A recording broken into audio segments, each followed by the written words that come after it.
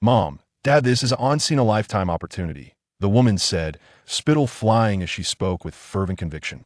"For just 500 yuan, we can secure Jiang Yang a permanent position at the machinery factory.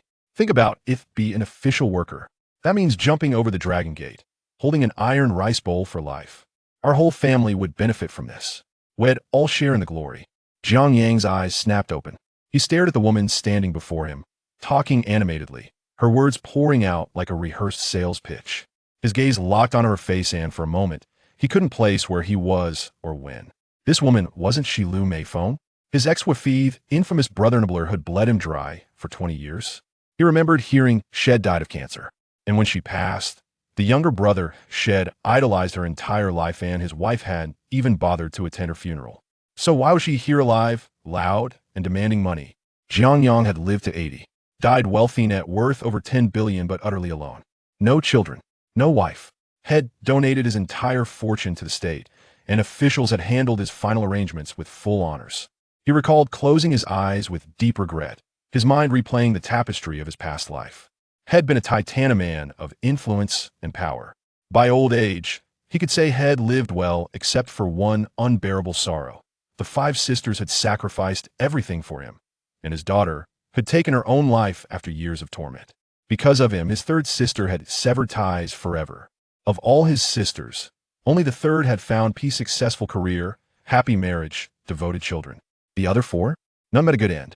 In the eyes of the world, he was the very definition of the spoiled younger brother, a man every brother-in-law dreamed of supporting. His daughter, Jiang Xiaoxiao, had suffered endlessly under Liu Meifeng's favoritism toward her nephews. At just 18, they tried to trade her hand in marriage for bride price to fund her cousin's wedding. Driven to despair, the girl jumped from a building. Had held a winning hand in life, but blinded by love, had chosen Liu Meifeng and ruined everything. Back then, had been a textbook case of love-struck fool hurting himself and everyone around him. And Liu Meifeng? She wasn't just any enabler, she was the elite tier, the F-22 Raptor of brother-enablers. She had clung to him like a parasite for 2 decades, sucking not only his blood, but also that of his parents and sisters. But if Head died at 80, why was he seeing Liu Meifeng now young, sharp-tongued, and scheming? Liu Meifeng had been talking for minutes, growing frustrated as her in-laws exchanged uneasy glances. She jabbed her elbow into her husband's side hard. Normally, Jiang Yang would instantly jump to her defense, parroting her arguments to persuade his parents. After all, had been hopelessly smitten since the day they met the village's most notorious henpecked husband. Liu Meifeng was stunning, renowned as the prettiest girl for miles around. Suitors lined up for her. Jiang Yang was handsome enough, but compared to her other admirers, he stood no chance. Yet she had chosen him, married him. Everyone said it was a flower stuck in cow dung.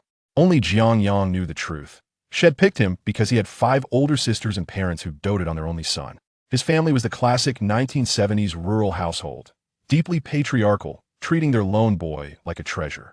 They were poor, yes, but they'd starved themselves before letting Jiang Yang go hungry. Other families wouldn't be so generous. Liu Meifeng knew exactly what she was getting. She elbowed him again, sharper this time. But Jiang Yang didn't speak, didn't move. Her expression darkened. She was used to total obedience. Whatever she said, Jiang Yang obeyed. Seeing her frown, his mother quickly intervened. "Meifeng, dear, let your father and I talk it over first. We simply don't have 500 yuan. That's no small sum." The old man puffed slowly on his pipe, brow furrowed. Their son's wedding had left them drowning in debt. Since then, Liu Meifeng had subtly then openly drained them of money and grain. And now, another 500? Even if it was for a good cause, they'd have to sell the roof over their heads to scrape it together. Liu Meifeng waved it off dismissively. Of course the sisters will help. Jiang Yang is the Jiang family's only heir. If he becomes a factory worker, it'll bring honor to our ancestors. Just imagine everyone in the village will look up to us. If each sister chips in 100, that's 500 right there. And once Jiang Yang starts earning a salary, he won't forget his sisters, will he? The old man took 2 long drags, exhaled a thick ring of smoke, and said carefully, "Well, discuss it with your mother and with your sisters." He didn't say yes. Failing to get immediate approval, Liu Meifeng's face twisted in irritation. In the Jiang household, she had always been treated like a temple idol-worshipped, never questioned. Any resistance, and she had taken it out on Jiang Yang. And once Jiang Yang suffered, his parents would panic and cave. Just like always. She stood abruptly, kicked Jiang Yang's leg, and snapped. Jiang Yang, this is your future we're talking about. What are you going to do? Stuck with a spineless coward like you, when will this misery ever end? I thought I'd marry into comfort, but instead I'm eating bran and swallowing bitterness every day. I should have married the workshop director from the waterworks plant. She was used to belittling him like this, what future generations would call emotional abuse, or PUA. His parents were stunned. They'd never heard her speak so cruelly in front of them. The old man opened his mouth to protest, but his wife yanked his sleeve hard. They knew how deeply their son adored her. They'd fought against this marriage, but lost. If they interfered now, Jiang Yang would suffer even more. As usual, but this time, Jiang Yang lifted his head. His eyes, once meek, now sharp as blades, locked onto Liu Meifeng. For the first time, she felt a chill. This man didn't feel like her husband anymore. If you think him such a useless coward, he said, voice low but firm, then get out. Go back to your parents' house and never come back. Chapter 2. Say that again. Jiang Yang, what did you just say? Liu Meifeng stared, incredulous. The timid, lovesick man who'd worshipped her every word. How could he speak to her like this? Was this even the same Jiang Yang? If you want to stay and build a life together, then live like a proper wife, he said calmly, gazing at the woman who'd destroyed his family. But if you don't, then leave. Now, he remembered the last 20 years his parents worked to exhaustion, his sisters broken by endless demands, his daughter driven to suicide. Lives lost. No amount of wealth, hundreds of billions, could bring them back. Money he could earn again. But regret? That stayed forever. This life he wouldn't let history repeat itself. Not while he drew breath. Fine. Liu Meifeng hissed, stomping her foot. You got guts now, haven't you? He'll leave. I don't want him back. We're divorced. She turned sharply, expecting him to chase after Eros he always did. Every time she threatened divorce, he'd grovel, beg, promise anything. This dog of a husband feared nothing more than losing her. Divorce? Jiang Yang almost laughed. Good. The one who backs down is a damn grandson. He couldn't wait to be rid of her, the ultimate brother-enabler. Let someone else deal with her. Liu Meifeng glanced back, shocked to see no trace of pleading in his eyes. Her jaw tightened. Without another word, she stormed into their room, grabbed a bundle of clothes, and walked out. Jiang Yang, she shouted from the courtyard. If you got the guts, file for divorce. The one who chickens out is the grandson. Then she was gone.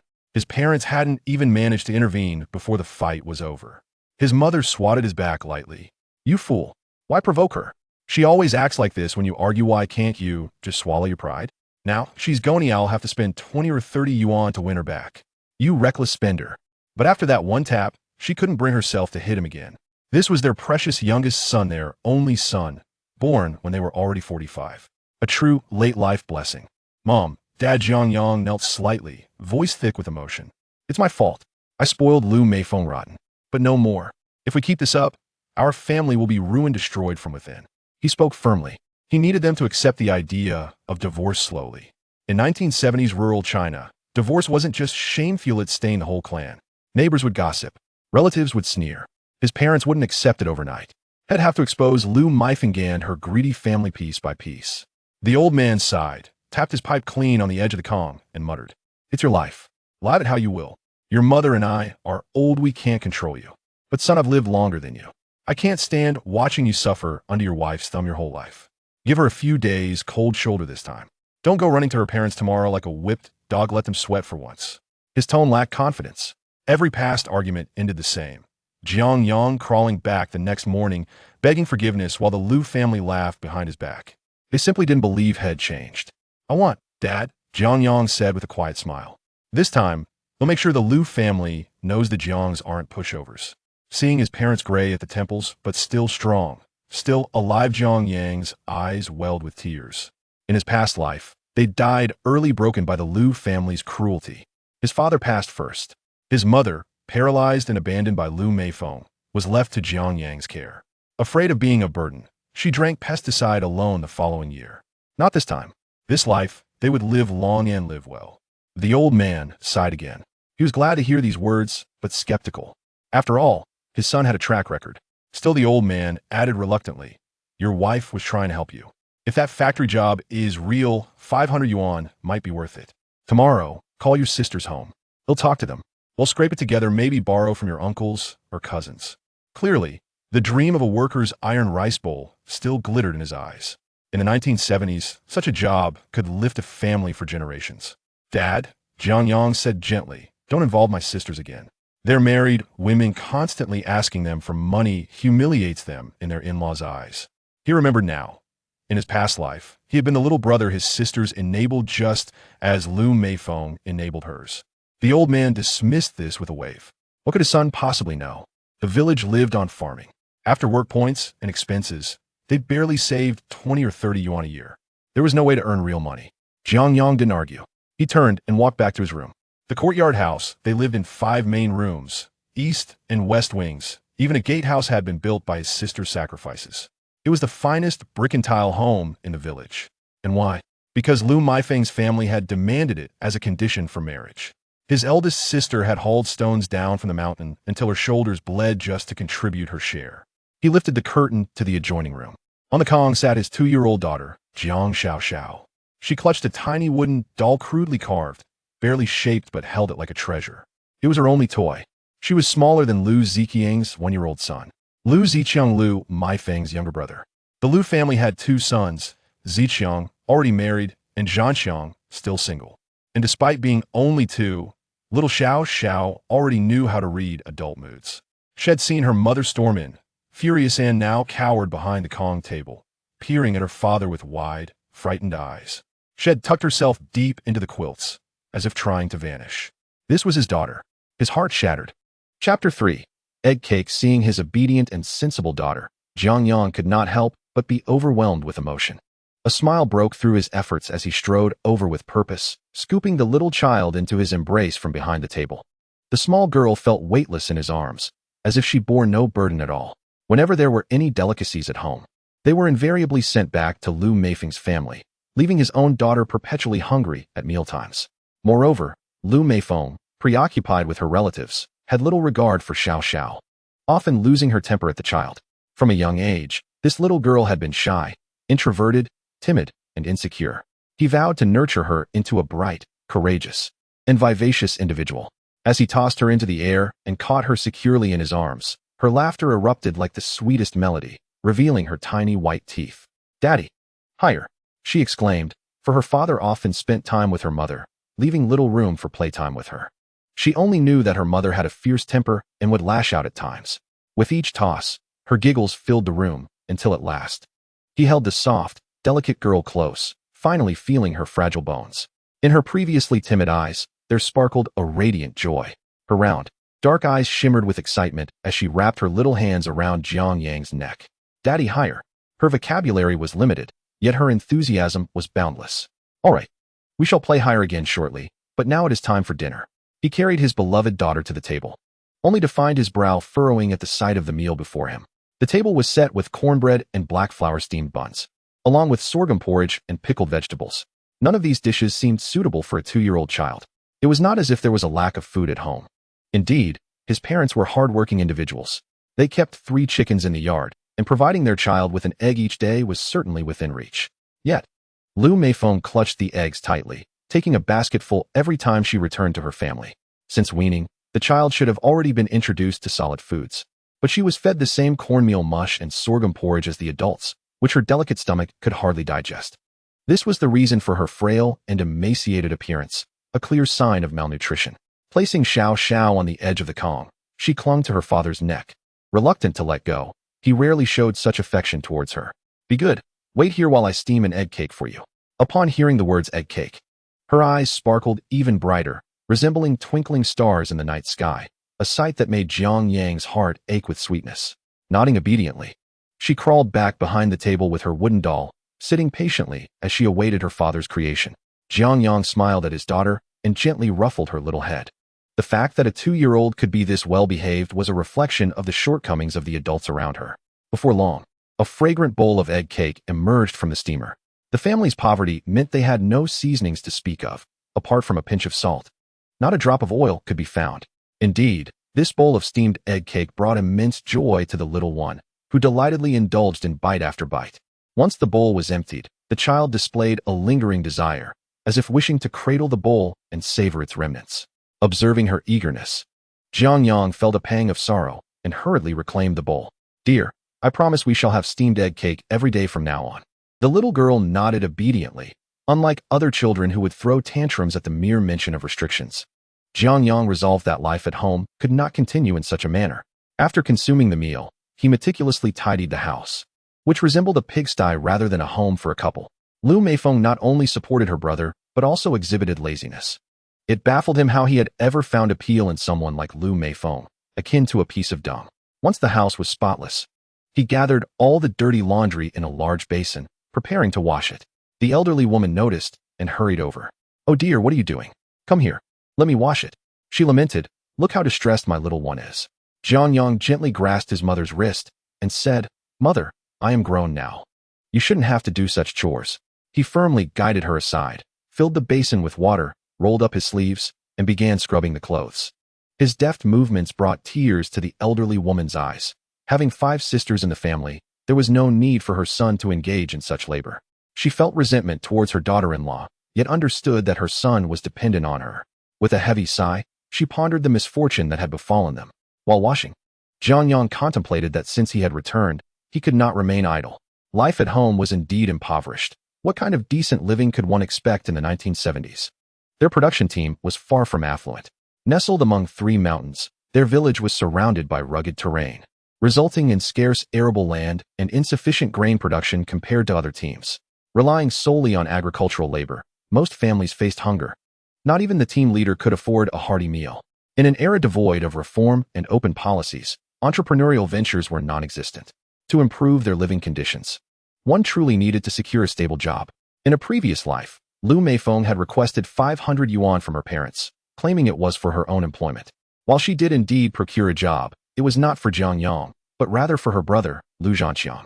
Effectively, the hard-earned money of 5 sisters and the entire family was used to pave the way for Liu's family. Liu Zhanxiang thrived in the steel factory, eventually rising to the position of workshop director. The couple from the Liu family boasted of their son's accomplishments. Jiang Yang reflected that the job was indeed real, and he too must find a way to secure such employment. However, the price for the job remained at 500 yuan, and according to his memories from a past life, he was determined to obtain it. However, one must never allow a recurrence of the previous life, where 5 sisters were subjected to the disdain of their in-laws due to a mere 500 yuan. How could one possibly acquire such an amount? Jiang Yang rubbed his temples, lamenting that in these times, engaging in business was nearly impossible, and finding any means of income seemed an insurmountable challenge. The sole recourse appeared to be laboring as a temporary worker in the county, where carrying heavy loads, though arduous, was the only available option for employment, especially for rural laborers. Jiang Yang gritted his teeth, contemplating a trip to the county the following day. Suddenly, he found himself reminiscing about the splendid villa, which not only housed a safe brimming with cash, jewelry, gold, silver, and diamonds, but also contained a plethora of valuable items.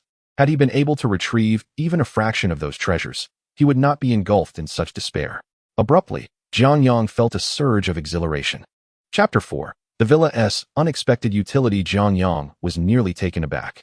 Fortunately, he managed to steady himself, for he considered himself a venerable elder who had lived through many experiences and retained a modicum of composure. This phenomenon resembled the fantastical elements depicted in the chaotic web novels and dramas of the future. Yet, a deeper concern arose. What if his mother witnessed his sudden disappearance in the courtyard, before he had the chance to explore his newfound space? He was returned to his original position. Turning to gaze at his mother, he found her looking at him with a tender expression. "My dear, let me wash you," she said. In that moment, Jiang Yang understood that he had merely entered a certain mental space rather than actually vanishing. Thank heavens for that. "Mother, please go check on Xiaoxiao in the house.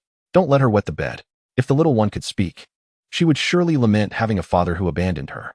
The elderly woman rose and entered the house. What a misfortune! What kind of heartless mother would leave her daughter behind in such a manner?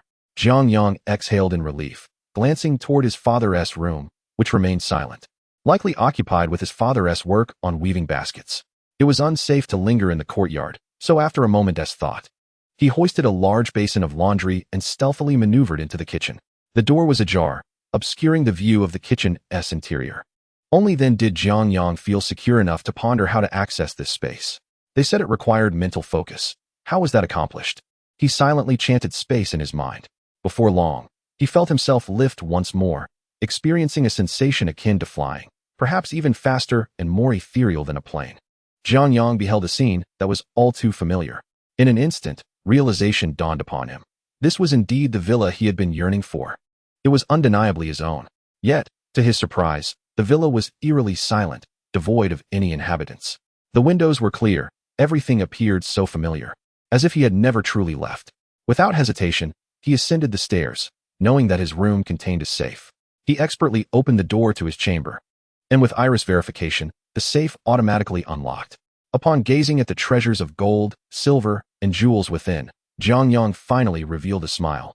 This time, fortune had indeed smiled upon him. There was no need for arduous toil. One could simply recline and bask in success.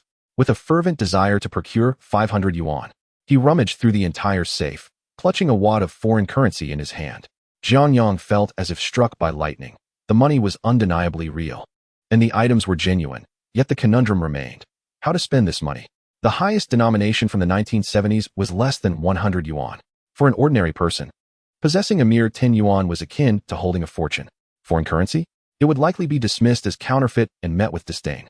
In the future, domestic currency would all morph into electronic form, residing within the confines of banks. Who, in this era, would casually possess a couple of banknotes? This was indeed a grave misfortune. Jiang Yang's thoughts then turned to the gold and jewels nestled within the safe. An entire box brimming with diamonds. Not to mention a plethora of other golden ornaments and jade bangles. However, in the context of the 1970s, parading such items would surely render him a target for envy and scorn. These possessions were harbingers of trouble. None could be taken out. Quietly, Jiang Yang closed the safe, bidding farewell to its contents. Here he was, surrounded by mountains of wealth yet unable to spend a single cent. He sat on the wooden floor for a while, regaining his composure. Well then, if the gold and jewels were of no use, perhaps he should seek something practical. He surveyed the room. There were indeed antique paintings and calligraphy, but in this era, they too were of no value. After much contemplation, he ultimately abandoned the idea. Everything seemed merely decorative, utterly incongruous with the present time. Then, he recalled his basement, which housed not only a wine cellar but also a cold storage and various food supplies, all epitomes of luxury. Resolutely, he decided to take a stroll through the storeroom to ascertain what could be of use. As he descended into the basement and passed by his luxury watch storage, his eyes brightened at the sight of rows upon rows of timepieces. Irrespective of their utility, watches remained relevant. Everyone in any era required a watch. In the 1970s, a watch was considered a luxury item, demanding a hefty price and often requiring a ticket for purchase.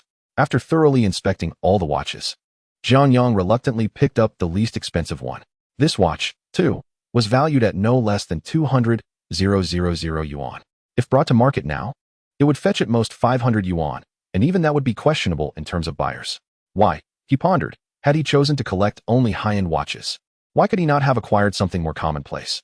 To sell a 200,000 yuan watch for a mere 500 was utterly absurd. It was as if prices had plummeted into oblivion. Quietly, he placed the watch back down, resolving not to resort to such a measure unless absolutely necessary. He continued to explore his storeroom.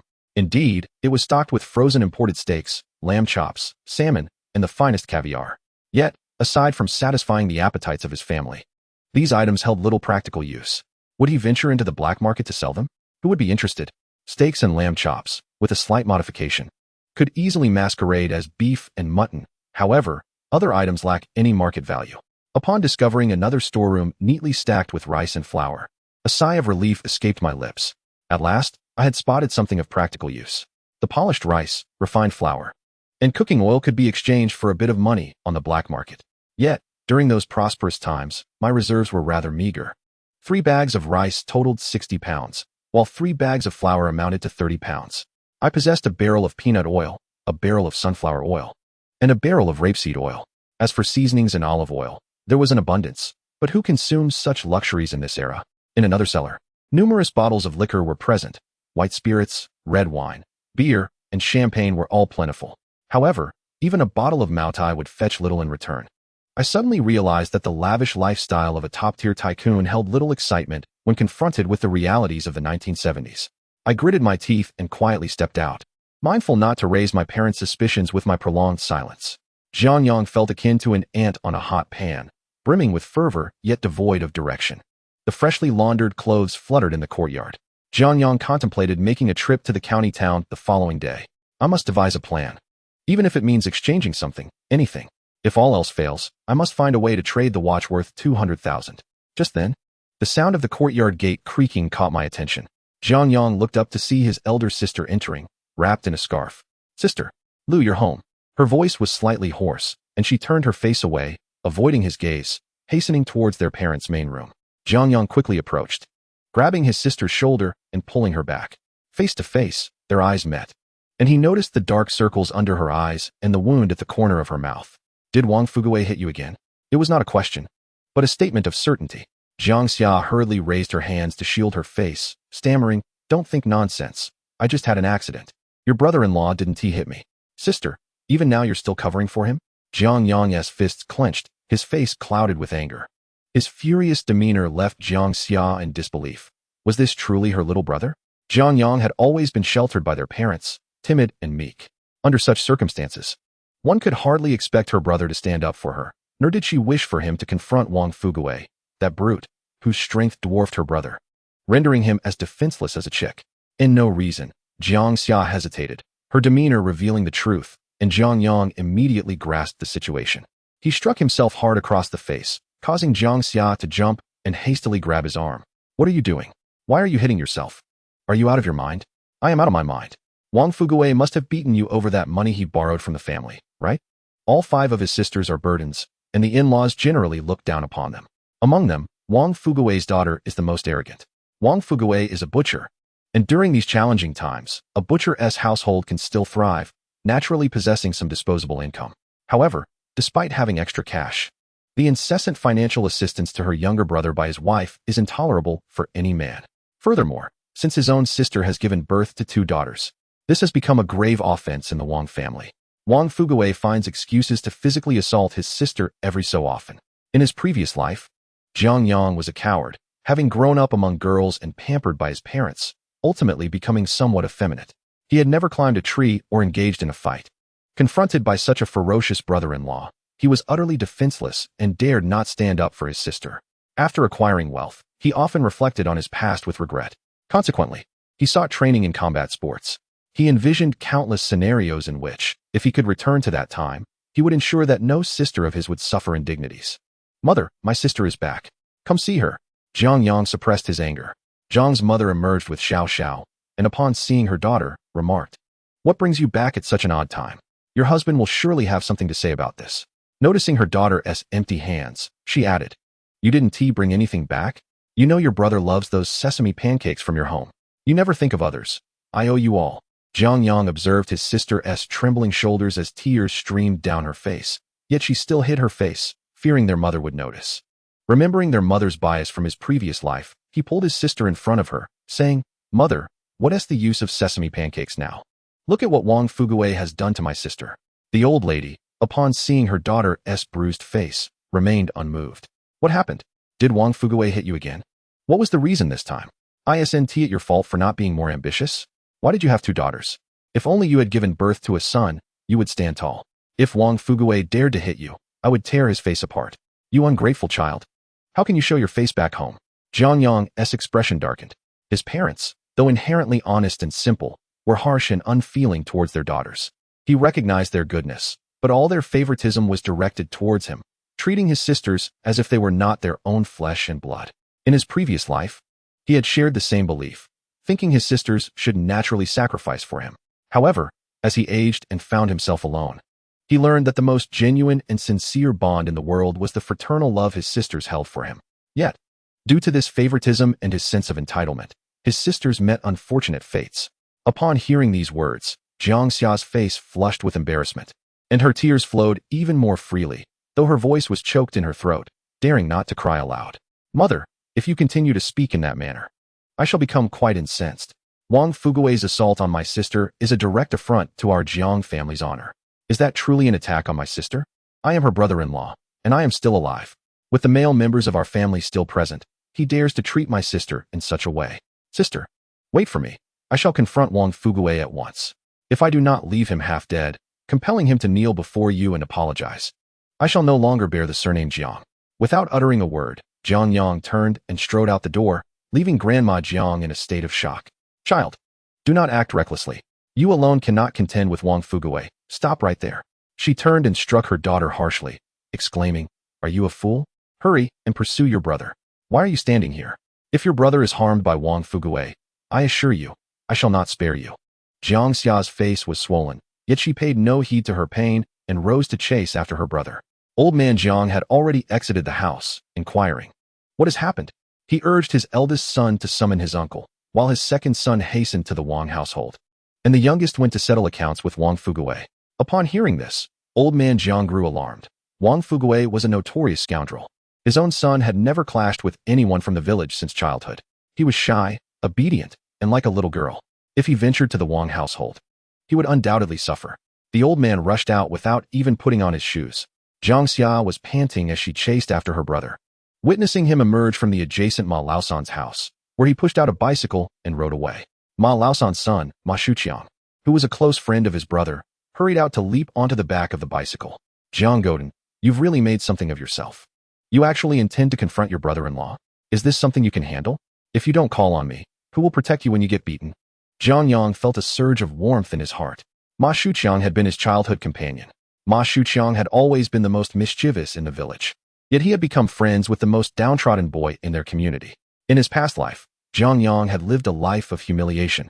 And it was only thanks to Ma Shuqiang selling his house to provide Liu's family with a sum of money that he managed to escape the abyss of despair. "All right, hold on tight. I shall rely on you for support." "Jiang Yang, Jiang Goden, why do you keep referring to me as old man? You have never used such language before. Today, I have come to a realization.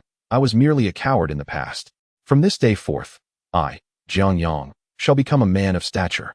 His powerful shouts startled the birds in the cornfield by the roadside. Chapter 6. In a frenzy, Wang Fuguwei sat in his courtyard, boasting with his two rascally companions. "Is it not merely a desire to embrace a little girl? My daughter is quite ready to be taken away." Upon hearing this, Wang Fuguwei's best friend, Zhang Dashan, quickly waved his hands, saying, "Fuguwei, do not be rash. After all, she is your own flesh and blood. If you give her away, you will never be able to retrieve her." The entire village was aware of how notorious Wang Fuguwei had become. The village girls were all unwilling to marry him. Alas, this unfortunate fellow possesses an unusual stroke of luck, having married the enchanting Jiang Xia. The Jiang family truly lacks discernment. Zhang Dashan feels sympathy for the pitiable woman who often endures beatings and wishes to spare Jiang Xia further indignities. However, his cousin Wu Guoji, upon hearing this, brightens up. "Brother, a little girl fetches 200 yuan. Brother Fuguwei, since she is considered a liability, why not simply trade her for 200 yuan? You could enjoy a few more drinks." Wang Fuguwei, taken aback by the notion that a daughter could be exchanged for 200 yuan, widens his eyes in astonishment. Such an amount is equivalent to several years of savings for a farmer. He cannot even find 2 coins in his own pocket. Really, if it's 200 yuan, then even the eldest can be included. "Oh, my daughter is quite lovely, and my eldest is only 6, hardly remembers anything." Wang Fuguwei's heart begins to waver. After all, both are seen as burdens. He has no hope of these 2 liabilities supporting him in his old age. His ultimate goal remains to bear a son. Before Zhang Dashan can interject, Wu Guoji smugly adds, "Brother Fuguwei, if you truly sell both daughters, I can negotiate with the family to get you an extra 50 yuan, making it 450 yuan, a princely sum. Sell, sell, sell. Today you shall take them. Big girl and little girl, come forth." Wang Fuguwei's eyes gleam with greed. At this moment, he is utterly captivated, disregarding any notions of kinship. The thought of exchanging his daughters for 450 yuan seems like a windfall. When Jiang Yang and Ma Shuqiang arrive, they are met with the heart-rending cries of 2 children. "Father, don't sell us. Don't sell me and my sister. I promise to work hard. I won't be lazy anymore. I'll eat only a little. Father, please don't sell us." Jiang Yang, upon hearing these pleas, feels a surge of fury. He kicks open the door, and all eyes in the yard turn toward him. His 2 nieces are being held by an unfamiliar man, crying desperately. Jiang Yang strides forward, shouting at the stranger, "Release my nieces. I command you to let them go, do you hear?" Wu Guoji, startled by Jiang Yang's fierce countenance, quickly releases his grip and turns to Wang Fuguwei, asking, "Brother Fuguwei, what is going on?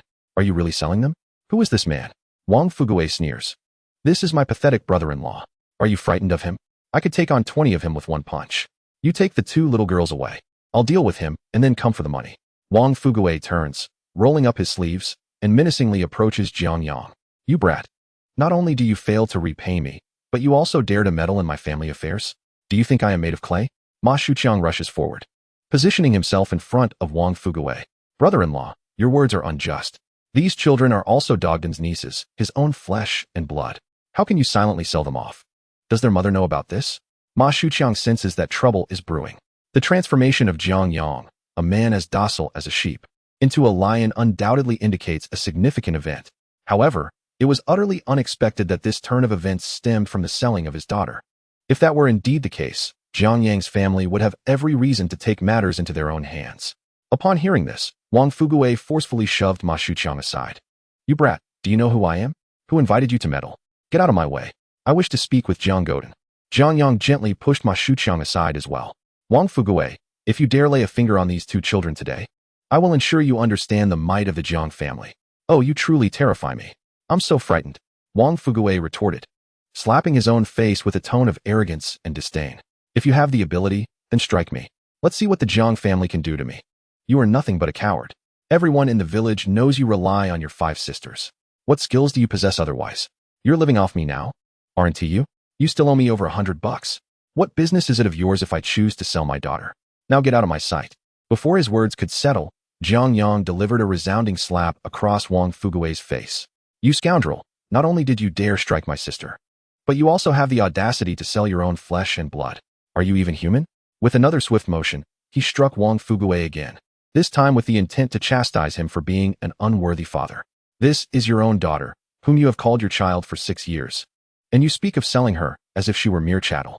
As Wang Fugui prepared to retaliate, Jiang Yang landed a fierce kick to his abdomen, sending him flying several meters to crash against the courtyard wall. Wu Guoji, who had been attempting to lead the children away, was so startled that he released his grip immediately. Hadn't they always said that Wang Fugui's brother-in-law was a pathetic coward? That kick appeared far too forceful for a coward to deliver. If it were aimed at him, would he even survive? Wu Guoji took a couple of steps back, seeking refuge behind his cousin, Zhang Dashan. Zhang Dashan cast a glance at Wu Guoji, choosing to observe the unfolding drama without involving himself. Jiang Xiaoxiao had often been subjected to severe beatings by Wang Fugui, and while Zhang Dashan sometimes intervened when he witnessed such acts, he was often oblivious to them when they occurred out of sight. Zhang Dashan had long harbored a disdain for Wang Fugui. After crashing into the wall, Wang Fugui felt pain in both his back and his pride. More importantly, to be so humiliated in front of his 2 brothers was intolerable. Wang Fugui quickly scrambled to his feet, seizing a shovel that leaned against the wall, and charged at Jiang Yang, swinging it violently. I'll bury you, you coward. How dare you lay hands on me? You've spent my money, and now you dare to strike me? What do you think you are? Ma Shuqiang gasped in alarm and rushed forward, intent on disarming Wang Fugui. While fists may injure without intent, weapons could result in grave harm or even death. In his rage, however, Wang Fugui was beyond reason, attacking anyone in his path. A shovel descended from above, striking Ma Shuqiang with an unexpected ferocity. He had presumed that Wang Fugui would not resort to violence against outsiders. However, he was utterly unprepared for the bloodlust that Wang Fugui now exhibited. There was no time to evade the blow. Chapter 7. The ineffectual one. Ma Shuqiang was acutely aware that if that shovel were to connect with his forehead, it might very well crush his skull. Yet retreat was not an option. Should he falter, Jiang Yang would follow closely behind, leading to either the demise of his brother or his own. With a resigned closure of his eyes and his hands raised high, he braced himself, deciding that losing both hands was preferable to having his head severed. A sudden crack echoed in his ears, and he felt a solid object collide with his grip. Hastily opening his eyes, he found himself clutching the handle of a shovel. Glancing toward Wang Fugui, he noticed the latter retreating to the wall, while the other end of the shovel head lay discarded on the ground, its sharp edge embedded in the earth, sending a chill down Ma Shuqiang's spine. Wang Fugui found himself questioning the very fabric of existence.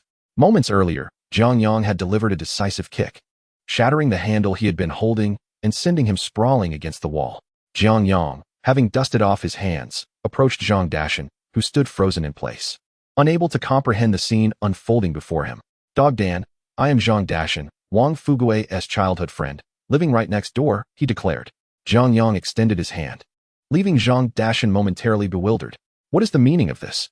He inquired. Your belt, Jiang Yang replied, gesturing toward the military green belt cinched around Zhang Dashan's waist. Having served in the military, Zhang Dashan did not hesitate to unfasten it and present it. At that moment, Wang Laoyuan and Wang Laonyang, alerted by the commotion, rushed out of their home. Earlier, when their child had been crying for them, they had seemed oblivious, but now, hearing their son's desperate pleas, they sprang into action. Jiang Dogdan, you scoundrel! What do you intend to do? The Wang family marrying into the Jiang family has been a stroke of misfortune. We can't even bear a son, and yet we are perpetually supporting your family. Now you dare to assault my son? Have we become so powerless? The elderly matriarch shouted, hands on her hips, sinking to the ground as her voice rose in desperation. Neighbors, come quickly. In broad daylight, my son is being attacked by your kin. Is there no justice left? This could lead to a fatal outcome. Jiang Xiaoxiao, why don't you just perish? You can't even produce a son. And now you allow your brother to assault my husband. A resounding crash abruptly silenced the elderly woman's words. Simultaneously, a piercing scream pierced the air. Upon opening her eyes, the old lady beheld her son trembling in the corner. Though she could not discern what had transpired, an instinctive awareness told her it was not a good omen. Wang Fugui, my sister did not marry you merely to serve as a vessel for childbirth. The national policy states that having a son or daughter is of equal value. Is it that your family's customs surpass those of the government? Or does your family possess a throne that requires an heir? By now, neighbors had gathered. Drawn by the commotion, the rooftops brimmed with onlookers, and even the trees at the entrance bore witness to the spectacle. Upon hearing her words, laughter erupted among the crowd. Wang Fugui, does your family truly have a throne to inherit? Directorly, you must summon our team leader. It seems our village harbors an emperor. Which emperor bears the surname Wang? The old lady, incensed by the mockery, was on the verge of a furious retort when she was restrained by her husband. This brother-in-law, who usually kept a low profile, surprised everyone with his eloquence. In just 2 sentences, he ensnared their family in a web of scrutiny. In this day and age, who would dare criticize government policies or claim to have a throne to pass on? Such accusations could bring calamity upon the entire family.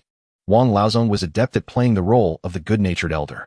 His visage exuded a facade of simplicity, yet beneath that exterior lay a shrewd mind.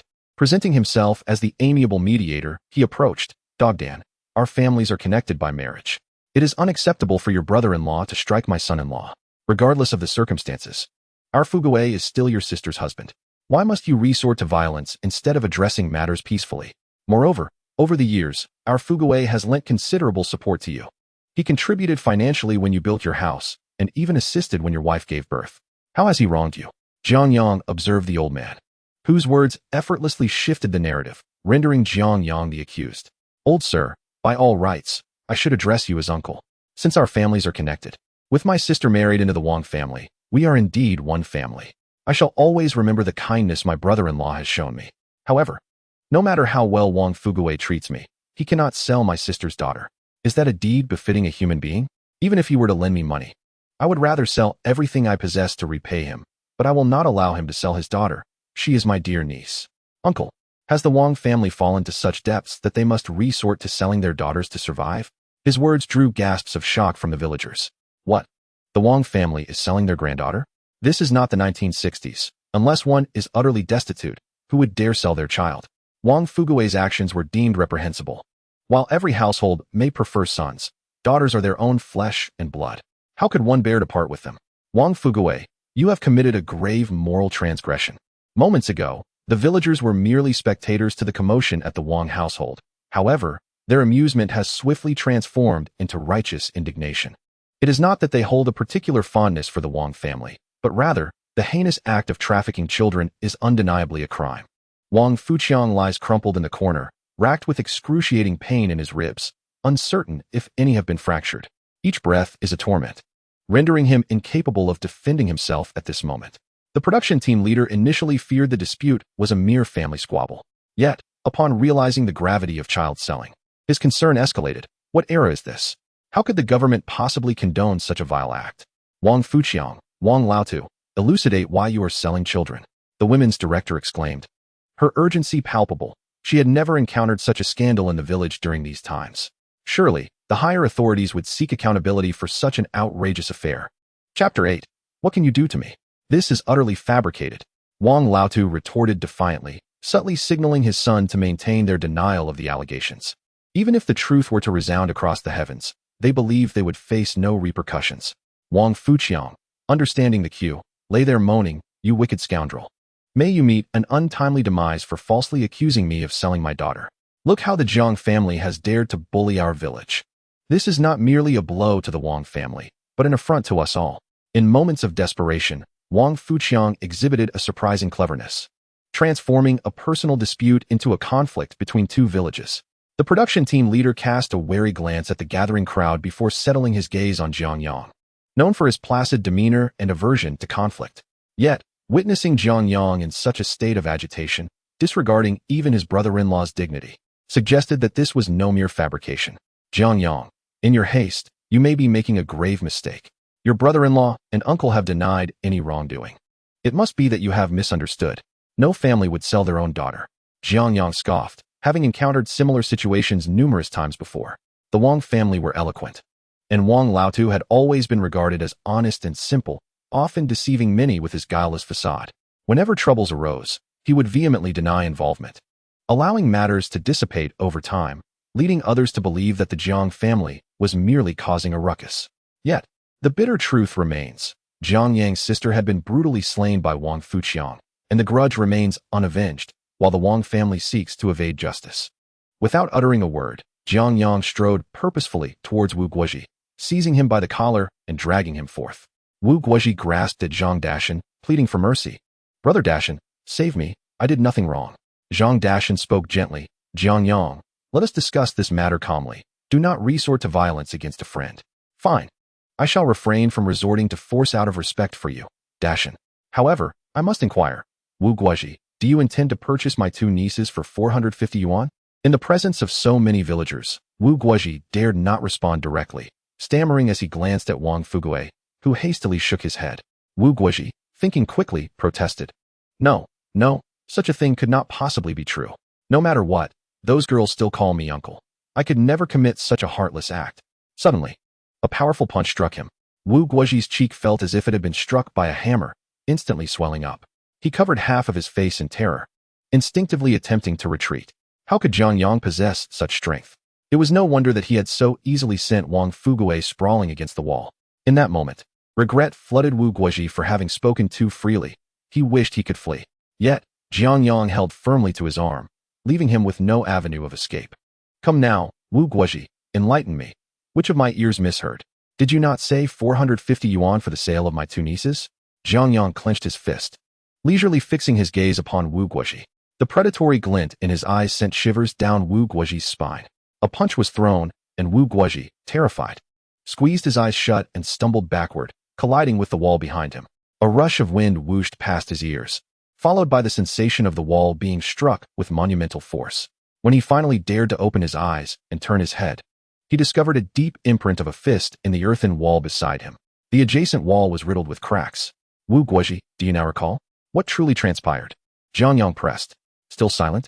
My good brother, for Wang Fugue, you would risk your life. I admire such steadfastness. I merely wish to ascertain whether my fist is harder than your bones.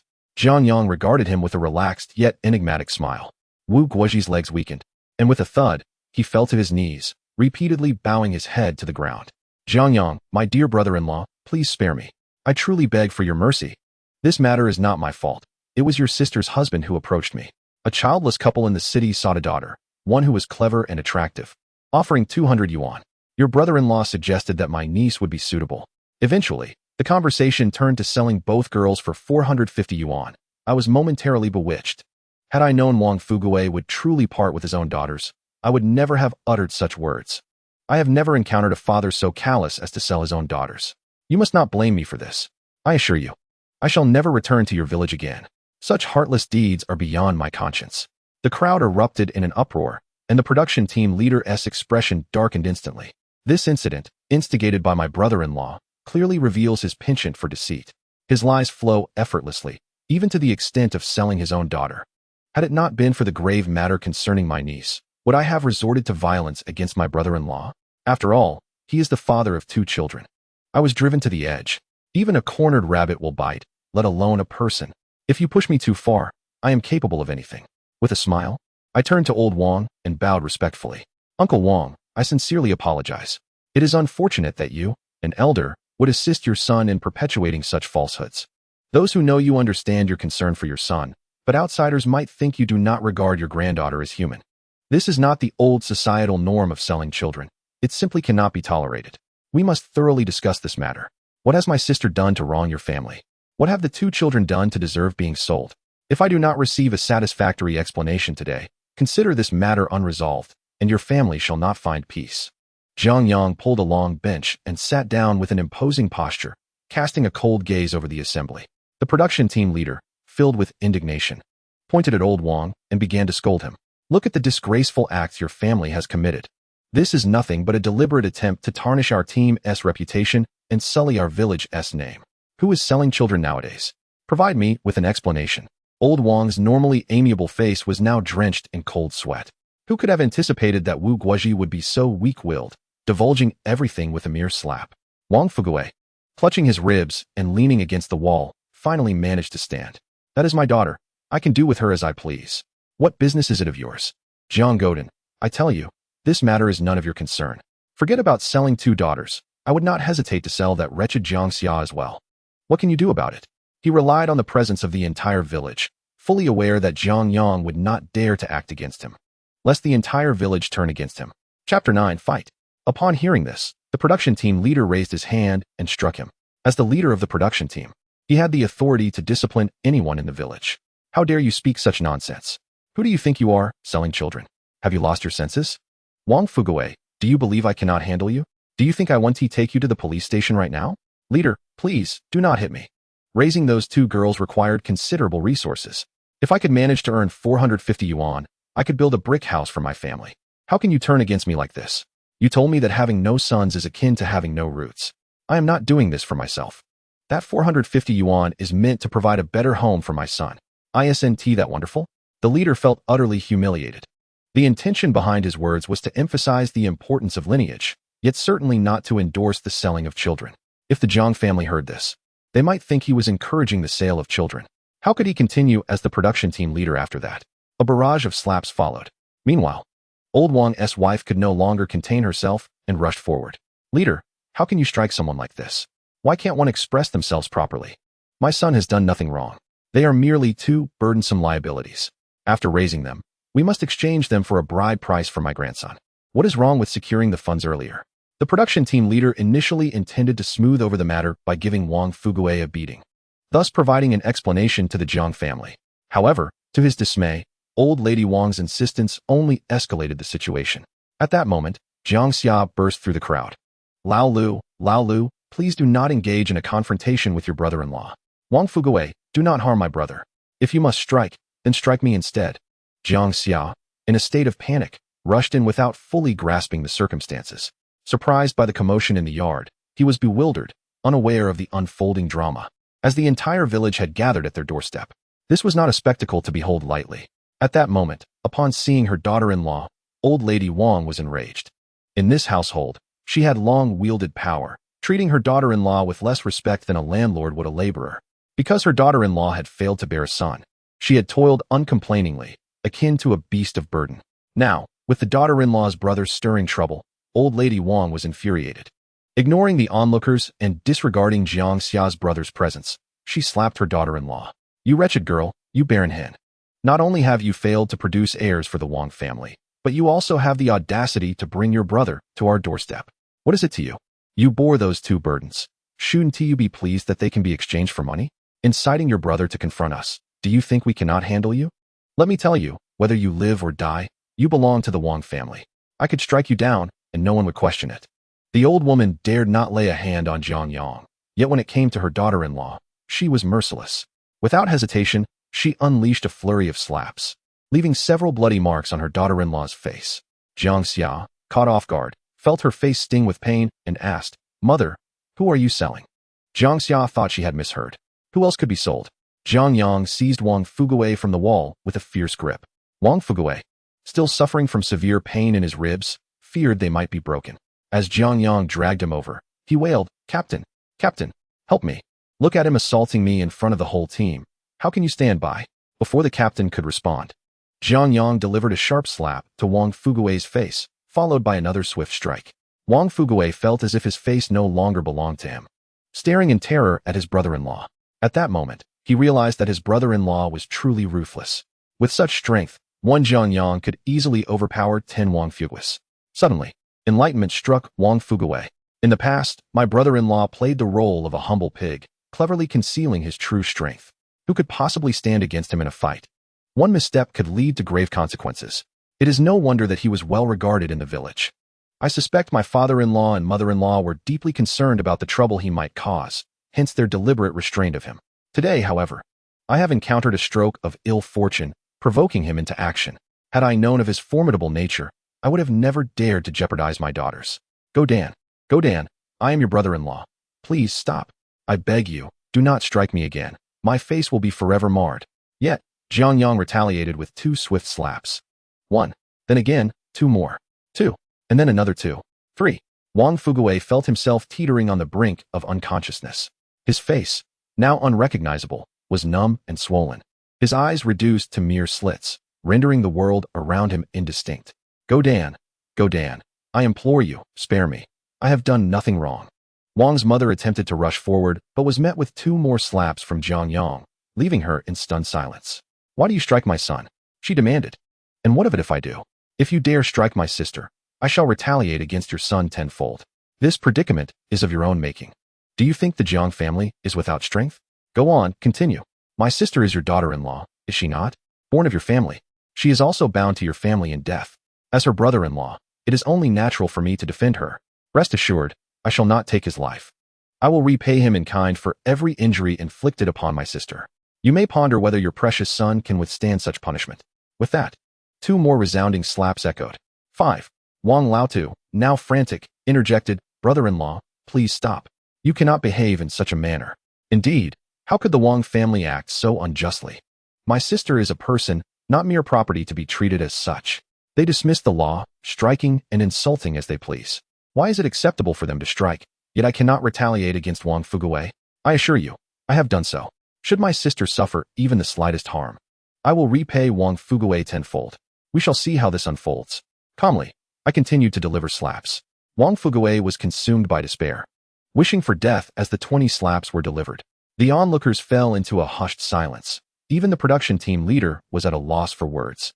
Any attempt to intervene was thwarted by the assertion that this was merely a family matter. If they held a grudge against our team, it would not be justified, for they had wronged my sister. How could they deny me the right to defend her? This was a situation without any rationale. Chapter 10. The impossibility of divorce. Wang Fuguwei was utterly speechless, consumed by regret. Had he known the prowess of Jiang Xiao's brother, he would never have dared to lay a finger on Jiang Xiao. Jiang Xiao, too, stood frozen in silence. The burning sensation on her face a stark reminder that this was far from a dream. The timid and cowardly younger brother, who would not dare utter a word on ordinary days, today stood with unexpected valor and stature. She had never hoped for support from her maternal family. Each time she endured a beating, she concealed her suffering, fully aware that returning to her parents would only invite their scorn and further punishment. Without offering any resolution to her plight, born into the Wang family, destined to remain bound to them in life and in death, as her in-laws had articulated. Her parents had often stated that a daughter married is akin to spilled water, irrevocably lost. Isolated and without recourse, she resigned herself to a life of dimness and despair. Countless times, Jiang Xiao contemplated leaping from the dam to end her suffering. Yet, thoughts of her 2 daughters compelled her to endure. Life was arduous. Yet losing her daughters would render existence even more unbearable. In a startling turn of events, the younger brother, who had always been indifferent to her struggles, suddenly emerged with a striking presence, parting the clouds as if struck by lightning. Meanwhile, her husband, Wang Fuguwei, who had always wielded power at home, was now reduced to kneeling like a dog, pleading for mercy from his brother-in-law. The pent-up frustrations of years seemed to dissipate with each resounding slap. No one from the Wang family dared to speak. The matriarch, Wang Laotai, was frozen in place, terrified that a single misstep would lead to further humiliation for her son, whose face was already beyond recognition. Wang Lazizi, too, was rendered powerless, his affable demeanor preventing him from taking any drastic action. Confronted by the formidable figure of his son-in-law, he found himself utterly helpless. The villagers were equally astonished, never having anticipated the latent strength of Jiang Xiao's brother. In the village, Jiang Xiao was perceived as a punching bag, universally acknowledged as living a life worse than that of pigs or dogs under the Wang roof. Not only did the Wang family mistreat her, but even the women of the village would bully her, offering nothing but scorn and derision, or outright ostracism and violence. Everyone understood that Jiang Xiao was no different from a woman without a family. Her brother was a spineless coward, good only for begging his sister for money and incapable of doing anything else. Was this truly a coward? Who dared to label him as such? Jiang Yang released Wang Fuguwei, who collapsed to the ground like a lifeless dog, unable to move or even groan. Sister, take the elder daughter and the younger daughter and come home with me. A family like this is not worth keeping. Having been reborn, Jiang Yang's singular desire was for his sister to never endure another day with Wang Fuguwei. In his previous life, he had often regretted not possessing the means to liberate her from this family, a household that devoured its members whole. Jiang Xiao was taken aback. The thought of divorce had never crossed her mind. In this era, divorce brought calamity upon the entire family. To be linked to such disgrace would even drag her daughters down with her. Upon hearing the word divorce, old lady Wang immediately sprang to her feet, exclaiming, "Very well. Let it be a divorce. You wretched woman who cannot bear sons, do you think our Wang family holds you in high regard? Jiang Dandan, if you truly possess any capability, repay the debts owed to our family instead of pretending to be grand. I assure you, without settling the debts, your words are utterly meaningless. Jiang Xia remains the daughter-in-law of our Wang family and will still be subject to our whims." The old lady wore a smug expression. Jiang Yang kicked a lifeless dog on the ground, which instantly elicited a wail from Wang Fuqiang. The old lady's face paled immediately. "Very well then, no divorce it is. This is splendid. My brother-in-law can beat my sister's husband, and what joy that brings.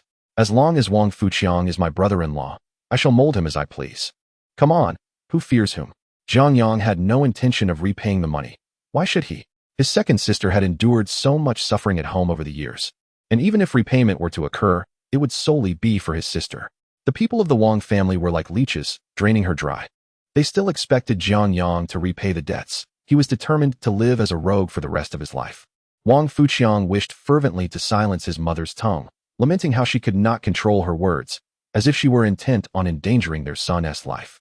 Old Wang's spirit seemed to drain away. His shoulders slumped as he solemnly remarked, "Brother-in-law, let us not take matters to extremes. After all, we are still family. If you truly wish for your sister to divorce, then let it be. Our Wang family will not obstruct it.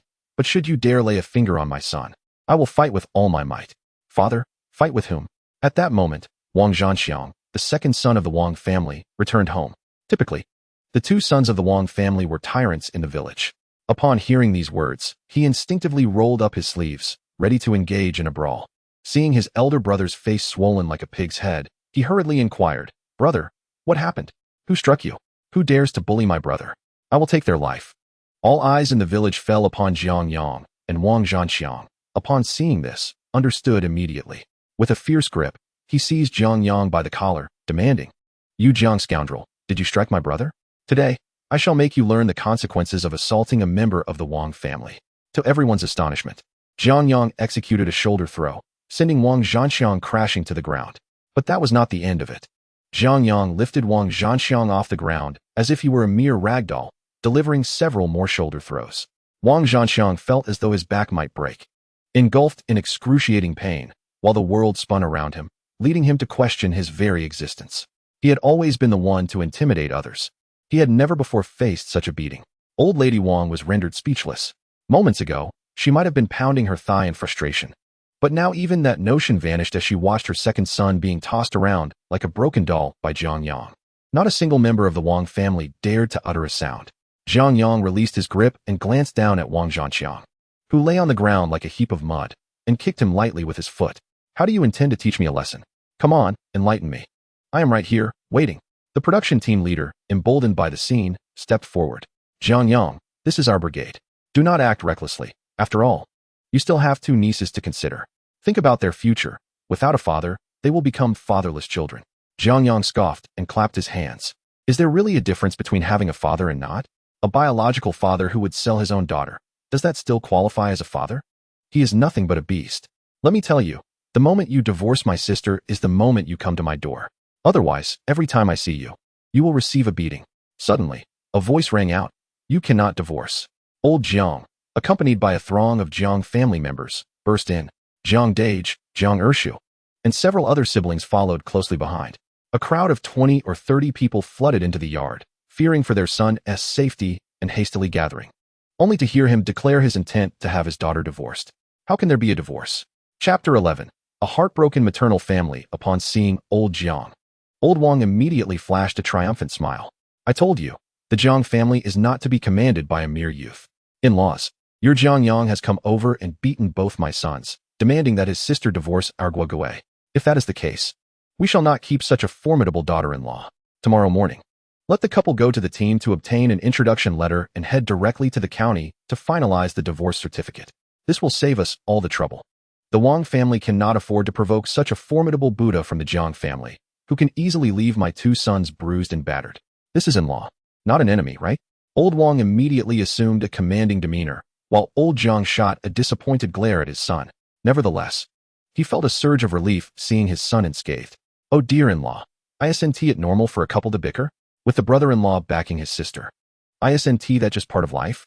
Every family has their squabbles. This is nothing to fret over, as divorce is a bitter pill to swallow. Naturally, old Jiang would not allow his daughter to divorce, and he was fortunate to have arrived in time. After a divorce, how could his son hold his head high in the village? What is so disgraceful about it? My son can still marry an 18-year-old maiden post-divorce. But your daughter, if she divorces with two dependents, I highly doubt she will find another suitor. Whoever divorces will continue to live.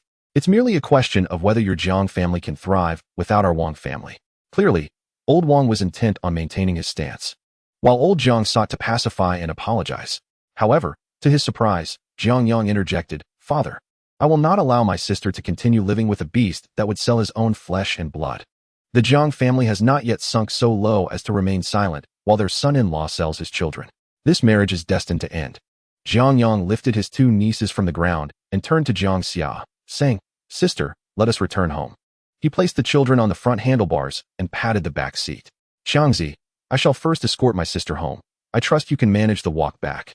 At that moment, Ma Shuqiang looked at Jiang Yang with profound admiration, having never witnessed such dexterity in a fight before. "All right, you take our sister and the children home first. I will come by later to retrieve the bicycle." Jiang Yang gestured for Jiang Xiao to hop onto the back seat. Jiang Xiao wrapped her arms around her brother's waist and sobbed uncontrollably against his back.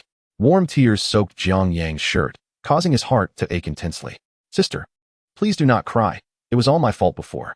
From this day forward, let us live well with the children." Such a simple statement made Jiang Xiao weep all the way home. As they neared their residence, she finally managed to stifle her tears. It suddenly struck Jiang Xiao with dread. What would she say to their mother? That she wished to divorce? Surely, their mother would chase her away with a stick. Gripping her brother's shirt tightly, she timidly inquired, "Lao Lu, are we really going back? Mother will undoubtedly refuse to let me stay at our family home. How about you drop me off at Lao San's place? I can stay with your third sister for a night and return home tomorrow. I cannot truly go through with the divorce." Jiang Yang replied solemnly, "Second sister, do not concern yourself. I will handle things at home. Father has already cleared a path for us. Rest assured, with me here, nothing will go awry." But, no buts. If today you return to the Wang family with the girls, it would be a travesty for you. I, Jiang Yang, am not your true brother. The bicycle sped swiftly, and they soon entered the village. Upon returning to their yard, Jiang Yang set the children down and began to adjust the bicycle. Hearing the commotion, Jiang Mu emerged from the kitchen with a dish, her brow furrowing upon seeing her daughter and two granddaughters. "Didn't you just return this afternoon? Why are you bringing the children back at mealtime? Are you not aware that we are low on provisions? You truly have some nerve, coming back to the family home in such a state." The two children cowered behind their mother, frightened. Jiang Yang, feeling somewhat helpless, led the children into the house. "Mother, you do not even ask what has occurred, yet you scold my sister so." Jiang Lao Tai placed the bowl on the table. "What could possibly have happened? Your father and your uncle have gone to resolve matters. Surely everything has been settled. The fact that you both returned unscathed proves that, does it not? If things were truly resolved, why would your sister return with the children? Are you attempting to defy the norm? Instead of attending to your husband and in-laws, you run back to your family home? What sort of behavior is this?" Jiang Lao Tai reprimanded them harshly. Jiang Yang could feel his nieces clutching his fingers tightly, and his heart ached for them. The fate of these two children in their past life had not been kind. Although there was no scene of Wang Fuguei selling his own daughter, these children ultimately faced the grim fate of being married off at a young age to men decades their senior. It is merely for the purpose of collecting the betrothal gifts. Do not be afraid. Come and sit on the Kong. You see, your sister is also seated there. You may sit beside her. The elder sister tightly grasped the younger sister and began to retreat. When dining at the Wang family, there was no place for them at the table. Feeling slightly anxious, she whispered, "Uncle, we shall not sit on the Kong. We will dine in the kitchen instead." The second sister caught a whiff of the delicious aroma. Her eyes filled with longing. yet she still sensibly shook her head. The youngest was slightly more lively, perhaps due to Liu Meifeng's absence. This child was nibbling on her own fingers, curiously gazing at the two young ladies on the ground. Enough. Dog meat cannot be served on a plate. If they choose not to partake, so be it. Let them eat in the kitchen. You should hurry and eat, as you have been hungry all day. Old Lady Jiang felt a pang of sympathy for her son, knowing the dangers he faced outside. Hence she had intentionally prepared 3 eggs for this meal. With her daughter-in-law absent, she could take charge for once. Come, elder sister, sit on the Kong. Without a word, Jiang Yang lifted the elder sister, placing her directly on the Kong and removing the child's shoes. Seeing the child's shoes exposing her big toes, he couldn't help but feel a tinge of sadness. Go sit with your sister. You can help uncle take care of her. As she spoke, he lifted the second sister as well. The 2 children dared not look at the food on the table, but hurriedly approached the youngest. This display of ingrained humility was vividly apparent.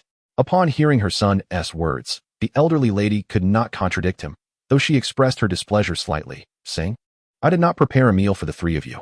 Jiang Xiaoxiao felt a pang in her heart, realizing that returning to her maternal home boded ill. She had already lost hope of staying there for the night. Mother, I will take the elder sister and the second sister back shortly. Do not worry. We are not hungry. We have already eaten. Upon hearing this, Jiang Yang turned and strode toward the kitchen. Chapter 12. A generous moment. Mother Jiang was unaware of her son's intentions, but began to scold her daughter within the house. Before long, commotion arose in the courtyard. Old man Jiang returned, panting, having sent the elder brother and the younger ones away. He felt too embarrassed to invite them in for a meal. Yet the situation had unfolded in a manner that left him utterly confounded. When departing from the Wang family, the couple had spoken as if they were at a dead end. Under such circumstances, the Jiang family could not afford to back down. With their son having escalated matters to this extent, the father could not undermine his own son's position. Thus, he had issued stern words to the Jiang clan before they returned home. However, on the way back, old man Jiang understood that, at most, they could only endure for a few days. Eventually, they would need to prompt their daughter to take the 2 granddaughters back home. What couple truly fights without the intent of living together? Yet, this matter could not be spoken of at present. He graciously expressed his gratitude to his brother and younger siblings. Having seen everyone off, it was customary for relatives to be treated to a meal. Yet given the family's modest means, he could not afford to feed so many able-bodied individuals. Jiang's father entered the courtyard, immediately greeted by the tantalizing aroma wafting from the kitchen. The scent bore a resemblance to meat, prompting him to glance around at the neighbors. In this day and age, the mere hint of meat consumption could be detected by the keenest of noses. Yet, where could his wife have procured such a delicacy? Their stock of cured meats had long been depleted, and fresh meat was a luxury beyond their reach, only available during the year-end pig slaughter. And they were not city dwellers to possess meat ration cards. The provisions enjoyed by city folks were indeed a source of envy, which explained why Jiang Fu was willing to spend 500 yuan to secure a position for his son. Securing a stable job meant prosperity for the entire family. Before Jiang's father could fully process these thoughts, Jiang Yang emerged, lifting the curtain with 2 plates in hand. Father, you're back. Where are uncle and second uncle? Jiang Yang had taken the opportunity to retrieve some items from the villa while in the kitchen. Regardless of the currency exchange, the immediate priority was to ensure the family was well fed. It was imperative to smooth over today's events and maintain the support of their uncles and cousins. One must not allow their goodwill to wane. Otherwise, when the next issue arose, assistance would be scarce. His paternal uncles were decent men, though the 2 aunts and the uncle's wife harbored their own minor ambitions. However, one cannot condemn human flaws entirely. Such a sprinkle of selfishness and personal agendas was commonplace in these times. Even his parents were not immune to calculating their own interests. It was evident when they sent people home after utilizing their assistance, offering mere verbal gratitude while failing to act on substantial deeds. Why would they come to our house for dinner? We hardly have enough food, Jiang's father grumbled. Yet his gaze was drawn irresistibly to the plates held by his son. One was heaped with scrambled eggs, while the other astonishingly contained meat. Father, don't be stingy. Second sister, hurry and go to uncle and second uncle's house. Bring back uncle, second uncle, and a few of our brothers and sisters. We must have a proper meal together as they have come to support us today. We cannot let them feel unappreciated. Upon hearing her brother's call, Jiang Xiao rushed out. Wiping the tears from her face, her eyes reddened. Just as Jiang's father intended to call her back, Jiang Yang intervened. Father, you must look to the future. We have many daughters and few sons. We must support one another. Uncle and second uncle are good men, and our brothers treat us well, always extending a helping hand when needed. We cannot afford to be stingy at this time and risk their goodwill. With the plates in hand, he urged his father inside. "Father, please trust me. I am grown now. Allow me to stand tall and be a man." Hearing these words filled Jiang's father with a sense of pride. His son, who once could not shoulder the responsibilities of the family, now demonstrated maturity and capability, making him feel that even if he were to close his eyes now, he could face his ancestors below with pride. But where did the meat come from? Simply requesting your uncle and second uncle to come over would amount to 2 or 3 dozen people. Our family cannot possibly sustain such a multitude. Father, please do not concern yourself with this. The meat was taken from my own home. What provisions do you possess? Father, it is merely that Liu Meifeng, being rather stingy, managed to acquire some fine goods through her connections. She wishes to benefit her parents at our expense. In her haste to leave after our quarrel, she forgot to take them with her. Such items should not be given to her family for free, as they are the fruits of our labor and resources. Jiang Yang struggled to find a valid excuse. Though Liu Meifeng had frequently engaged in such conduct, she often concealed her acquisitions, returning to her parental home with a bamboo basket brimming with goods. Her parents are well aware that these items are exchanged for our household's provisions and finances. Hearing that his son had revealed the hidden assets of his daughter-in-law brought a sense of comfort to the old man, who could not help but sigh at the sight of his son being dominated in such a manner by his wife. However, what good her sighs? His son was as helpless as a fallen hero. The thought of his daughter-in-law hoarding such fine goods incited his ire. Indeed, we have consumed these provisions, and our family has feasted upon them, while your uncles should share in this bounty to fortify our family's standing. Allowing Liu Meifeng to take these items back to her family would be akin to feeding a den of ingrates. Upon entering the house, he observed 3 young ones playing joyfully on the Kong. The old man suddenly felt that this day was exceptional, imbued with a sense of ease, despite certain troubling matters. Witnessing his son rise above them rendered any worries insignificant. His son's wife had gone to the shop to fetch a bottle of wine. "No, make it 2. Today we should be generous, given the number of guests." "Still drinking? You know our family situation, where even a single coin is hard to come by." The old lady nearly leapt in protest upon hearing this, her heart aching. "Very well, just put it on credit for now. We can repay them by the year's end. Today, the eldest brother and second brother are lending a hand. We cannot neglect to provide a meal." "Providing a meal? Are you unaware of our circumstances? If we cater to everyone, we shall be left to subsist on the wind." "Mother, this was my suggestion, so please do not argue with father. You must go now. I shall handle the matter of the wine, and I will take care of the food. I assure you that from this day forth, your son will not allow you both to go hungry." Jiang Yang set the table, smiling as he ushered his mother out the door, while she muttered complaints as she left. Chapter 13. United in purpose. Half an hour later, Zhang's uncle and second uncle arrived, accompanied by several sons from their households. They had not brought any women or children, primarily out of courtesy, allowing their daughters to extend the invitation. It would have been inappropriate for them to arrive uninvited, especially since the second brother had been generous for once. However, they could not truly descend upon another's home like scavengers. Having conveniently brought along some steamed buns from their household, Zhang's second uncle even carried a bottle of wine and a bag of peanuts. A lively group entered the house, where the tables in both rooms had already been set. Jiang Yang ushered 3 children into his room, anticipating a cheerful gathering with his sister, the children, and the women, while the men would naturally dine in the main room. The dishes had been meticulously prepared, freshly brought from the villa: marinated beef, braised pork knuckle, spicy stir-fried beef tripe, fried peanuts, smashed cucumbers, and tofu with scallions, alongside sliced century eggs. A large platter of stir-fried ham sausages with potato slices was also present. Furthermore, he had sautéed sour and spicy shredded potatoes, braised eggplant, and scrambled eggs with scallions. All the ingredients were conveniently sourced from his own garden. He cooked without restraint, knowing there was ample oil available, 30 pounds in 3 barrels. There would be time to consider future needs. For now, they could not afford to skimp on flavor, especially in these times when meat was scarce. Dishes fried with a generous amount of oil were always delectable. The table was abundantly laden, and since the women did not consume alcohol, no drinks were provided for them. However, 2 bottles of erguo were set for the men. Jiang Yang also prepared a large pot of white rice, which was manageable given that the bag contained only 20 pounds, making it easy to explain.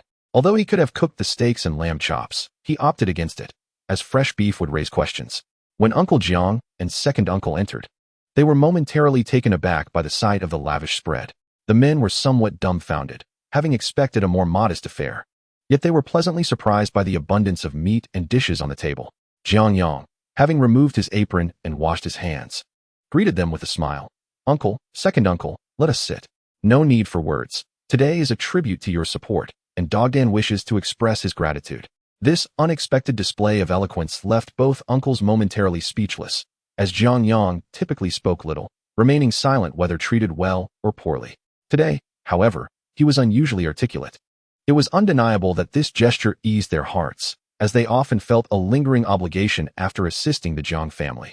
Everyone appreciates acknowledgement for their efforts, even if it is merely verbal. Yet, Jiang Yang had little presence in the village, and even less so in his own family, where his father handled all matters, rendering him almost invisible. Without hesitation, Uncle Jiang and second uncle joined him at the table. Jiang Yang inquired, "Where are my aunt and second aunt?" "Why Haven tea we called them over. I have prepared 2 tables of dishes." He had already resolved that, regardless of the circumstances, he must rely on his family's support. While it was possible to manage alone, in the year 70, such an approach was futile.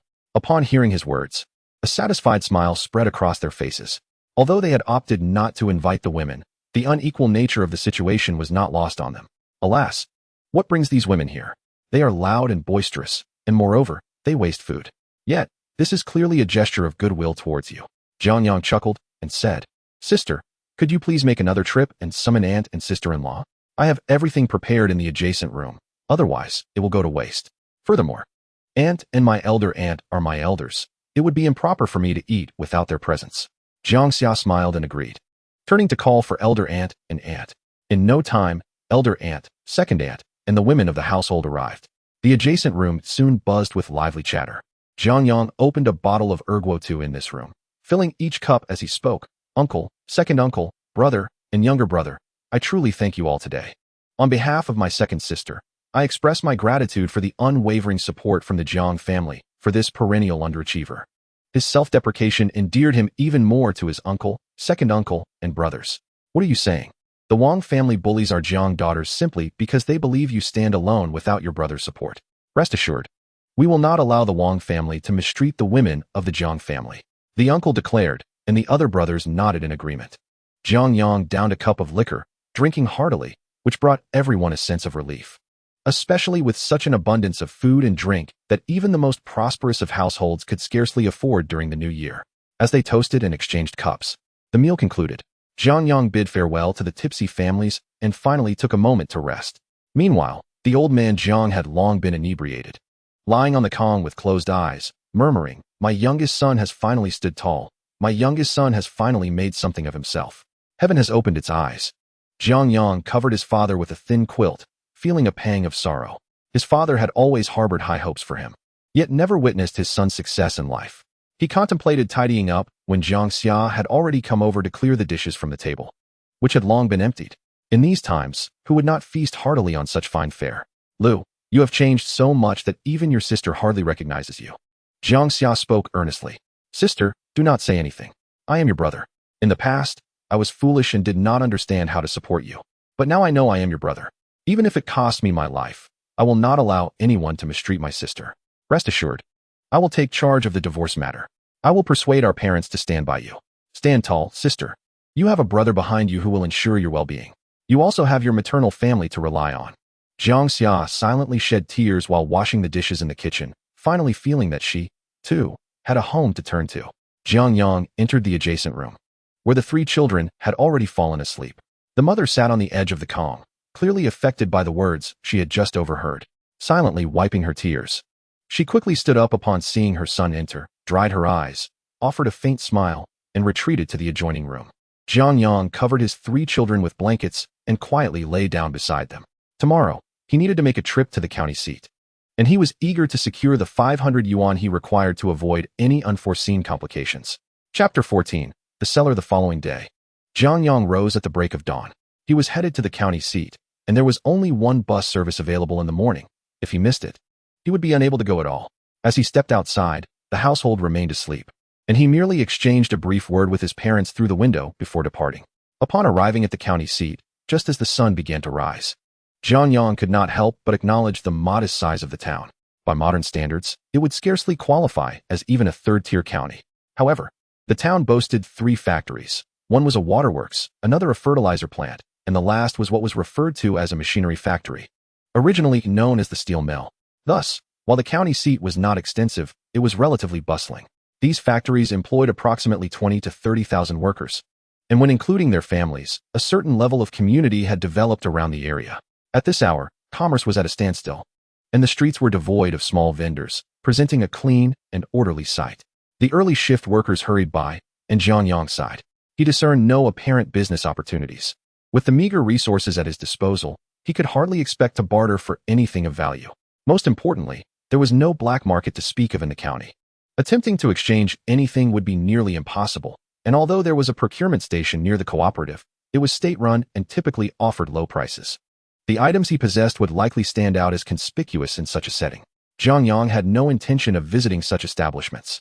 Prior to his arrival, he had resolved to seek out the person selling jobs, as he understood from his previous life that this individual must be in dire financial straits, facing significant troubles.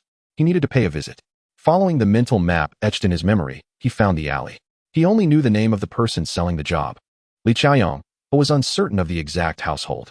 The alley was home to over 20 families, all bustling about in the morning, with parents either sending their children off to school or preparing for their own workdays. A multitude of people were entering and exiting. Jiang Yang seized the opportunity to approach an elderly gentleman brushing his teeth and inquired, "Excuse me, could you tell me where Liu Yang's residence is?" The old man spat out the foam, scrutinized Jiang Yang, and asked, "Who might you be?" Understanding that the elder recognized Liu Yang, Jiang Yang quickly responded with a smile.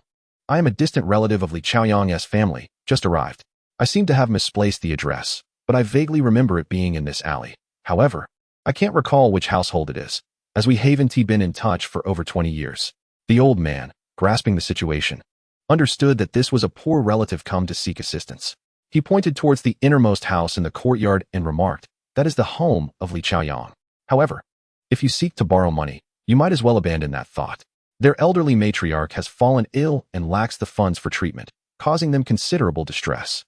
I hear that the cost of medication is quite substantial. The family is as anxious as ants on a hot pan.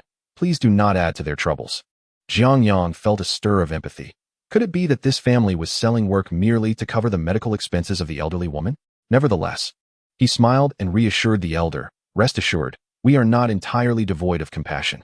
Should any genuine hardship arise, as a relative, I would certainly lend a hand." Jiang Yang approached and knocked on the door. A hoarse voice called from within, "Who is it at this early hour?" Li Dage discarded the water from the teapot, shaking his head. In recent years, relatives have spoken sweetly, yet when the subject of borrowing money arises, they scatter faster than anyone else. He was curious to see how long this young man would linger. Liu Yang had spent another sleepless night. News of the work for sale had spread. Several people had come to inquire, but upon hearing the price of 500 yuan, many had quickly backed out. The market rate for such work hovered around 400 yuan, and his asking price exceeded that by 100. Liu Yang was well aware that this would not be an easy sell.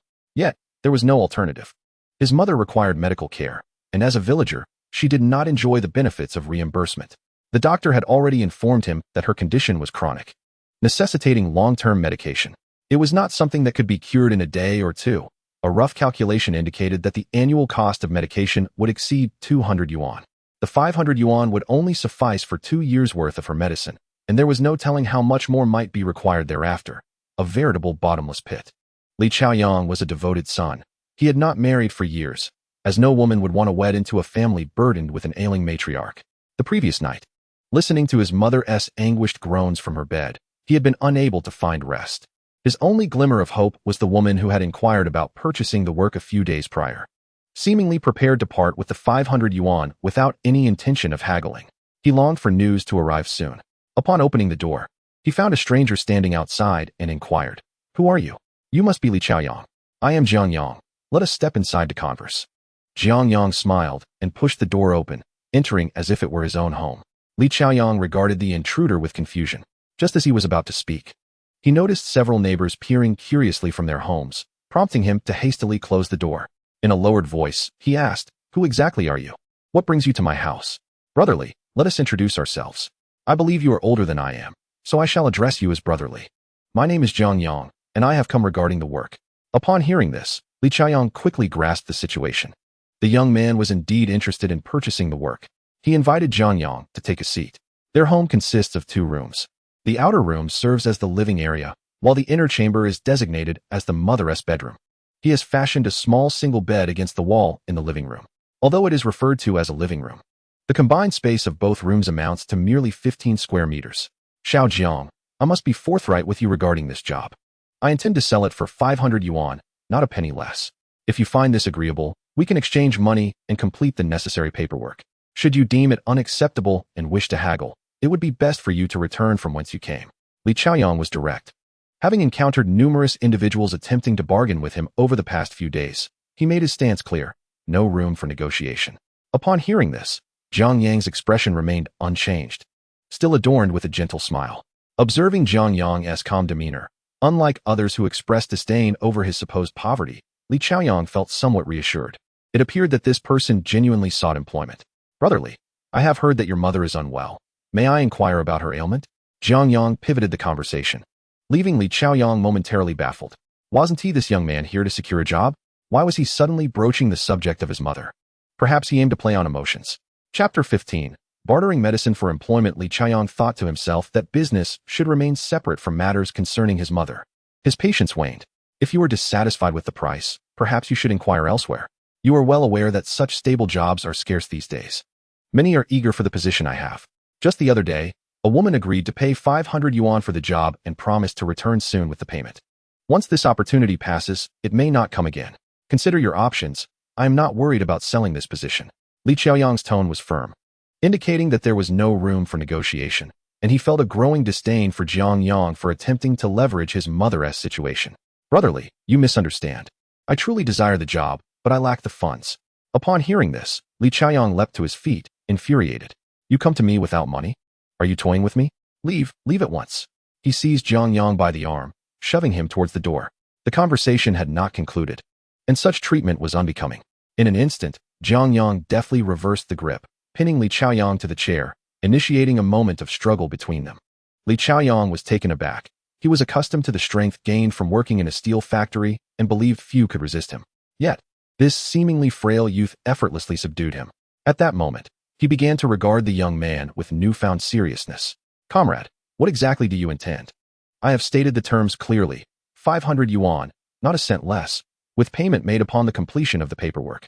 If you lack the funds, merely speaking will yield nothing. Li Chaoyang was not concerned about any treachery on Jiang Yang's part. The courtyard was bustling with people, and a mere shout would summon assistance. No one would be foolish enough to come knocking at the door, pressuring themselves to sell their labor. Work is something that, without Li Chaoyang's signature, cannot be granted. Brotherly, though I lack money, I possess a solution. From the moment Jiang Yang heard the elder's words, he had been contemplating the matter, as if a glimmer of hope had been bestowed upon him. He may lack in many respects, but within his villa, there existed a dedicated pharmacy. It housed a substantial stock of medicine, a necessity given the onslaught of various epidemics and pandemics over the past few years. Wealthy individuals, in their quest for survival, often hoarded supplies, and he was no exception. Thus, the pharmacy was brimming with a myriad of medications. Enough of your idle chatter. What I seek is money, nothing else, Li Chaoyang said, his impatience palpable, eager to cast the individual out if only he had the strength. I know people at the hospital. I presume your intention in selling work is to secure medicine for your ailing mother. If not, we could explore alternative avenues for collaboration. Upon hearing this, Li Chaoyang paused. He had inquired at the hospital about his mother's illness, and even acquiring medication was uncertain, as they were unlikely to have a stock. It seemed that procuring the necessary medication would require a trip to the provincial capital, where it was rumored to be quite difficult to obtain. Do you know individuals at the hospital? Do you possess a means? Li Chaoyang asked, half convinced. Brotherly, whether I can assist depends on your mother's specific ailment and the medication she requires. My ability to help is not merely a matter of desire, Jiang Yang replied, uncertain if the medications he had on hand would indeed be of use. Yet his pharmacy was replete with an assortment of supplies. Li Chaoyang immediately rose, retrieving a list from within the room and handing it to Jiang Yang. Upon glancing at it, Jiang Yang quickly understood that the elderly lady was afflicted with a so-called wealthy person's disease, namely diabetes. Her condition appeared to be serious, necessitating insulin injections, which required long-term usage. This was why Li Chaoyang had resorted to selling work to raise funds. The prescription indicated that the doctor had advised seeking the medication in the provincial capital, as it was not available locally. After all, where would one find insulin in a small town? Jiang Yang chuckled, flicking the prescription with his finger. Brotherly, you are indeed fortunate. A friend of mine can procure insulin for you. Li Chaoyang, overwhelmed with excitement, grasped Jiang Yang's arm, asking, really? If you can obtain insulin for me, 2 years' worth, then the job is yours. He had inquired at many places about this medication, and even reaching the provincial capital did not guarantee success, for it was a newly released drug, in high demand, and sourced from abroad. It was not something an ordinary person could easily acquire. Let us speak no further. Brotherly, since I have claimed I can secure it, I assure you I will. First, visit the hospital to ascertain how many vials of insulin your mother will require for 2 years. I will have my friend work on obtaining it for you. I estimate I can deliver the insulin within 2 days, and we can exchange the medication for the work, Jiang Yang stated calmly, leaving no room for doubt in Li Qiaoyang's mind. Very well, it is settled then, Li Qiaoyang replied, a sense of agreement sealing their pact. Jiang Yang left his address and the phone number of the village committee, instructing them to call him when the time came. As he was about to depart, Li Qiaoyang clasped Jiang Yang's hand, a broad smile illuminating his face. Their camaraderie resembled that of 2 brothers. From now on, you are my brother, Jiang Yang. Rest assured, once you arrive at the factory, no one will dare to trouble you. If they do, I'll deal with them myself. Jiang Yang chuckled, never having expected anyone to provide protection. As a manager of over 100,000 employees, if he couldn't handle these trivial matters, how could he aspire to reach the pinnacle of success? Not lingering on the streets, Jiang Yang returned to the village once his business was concluded.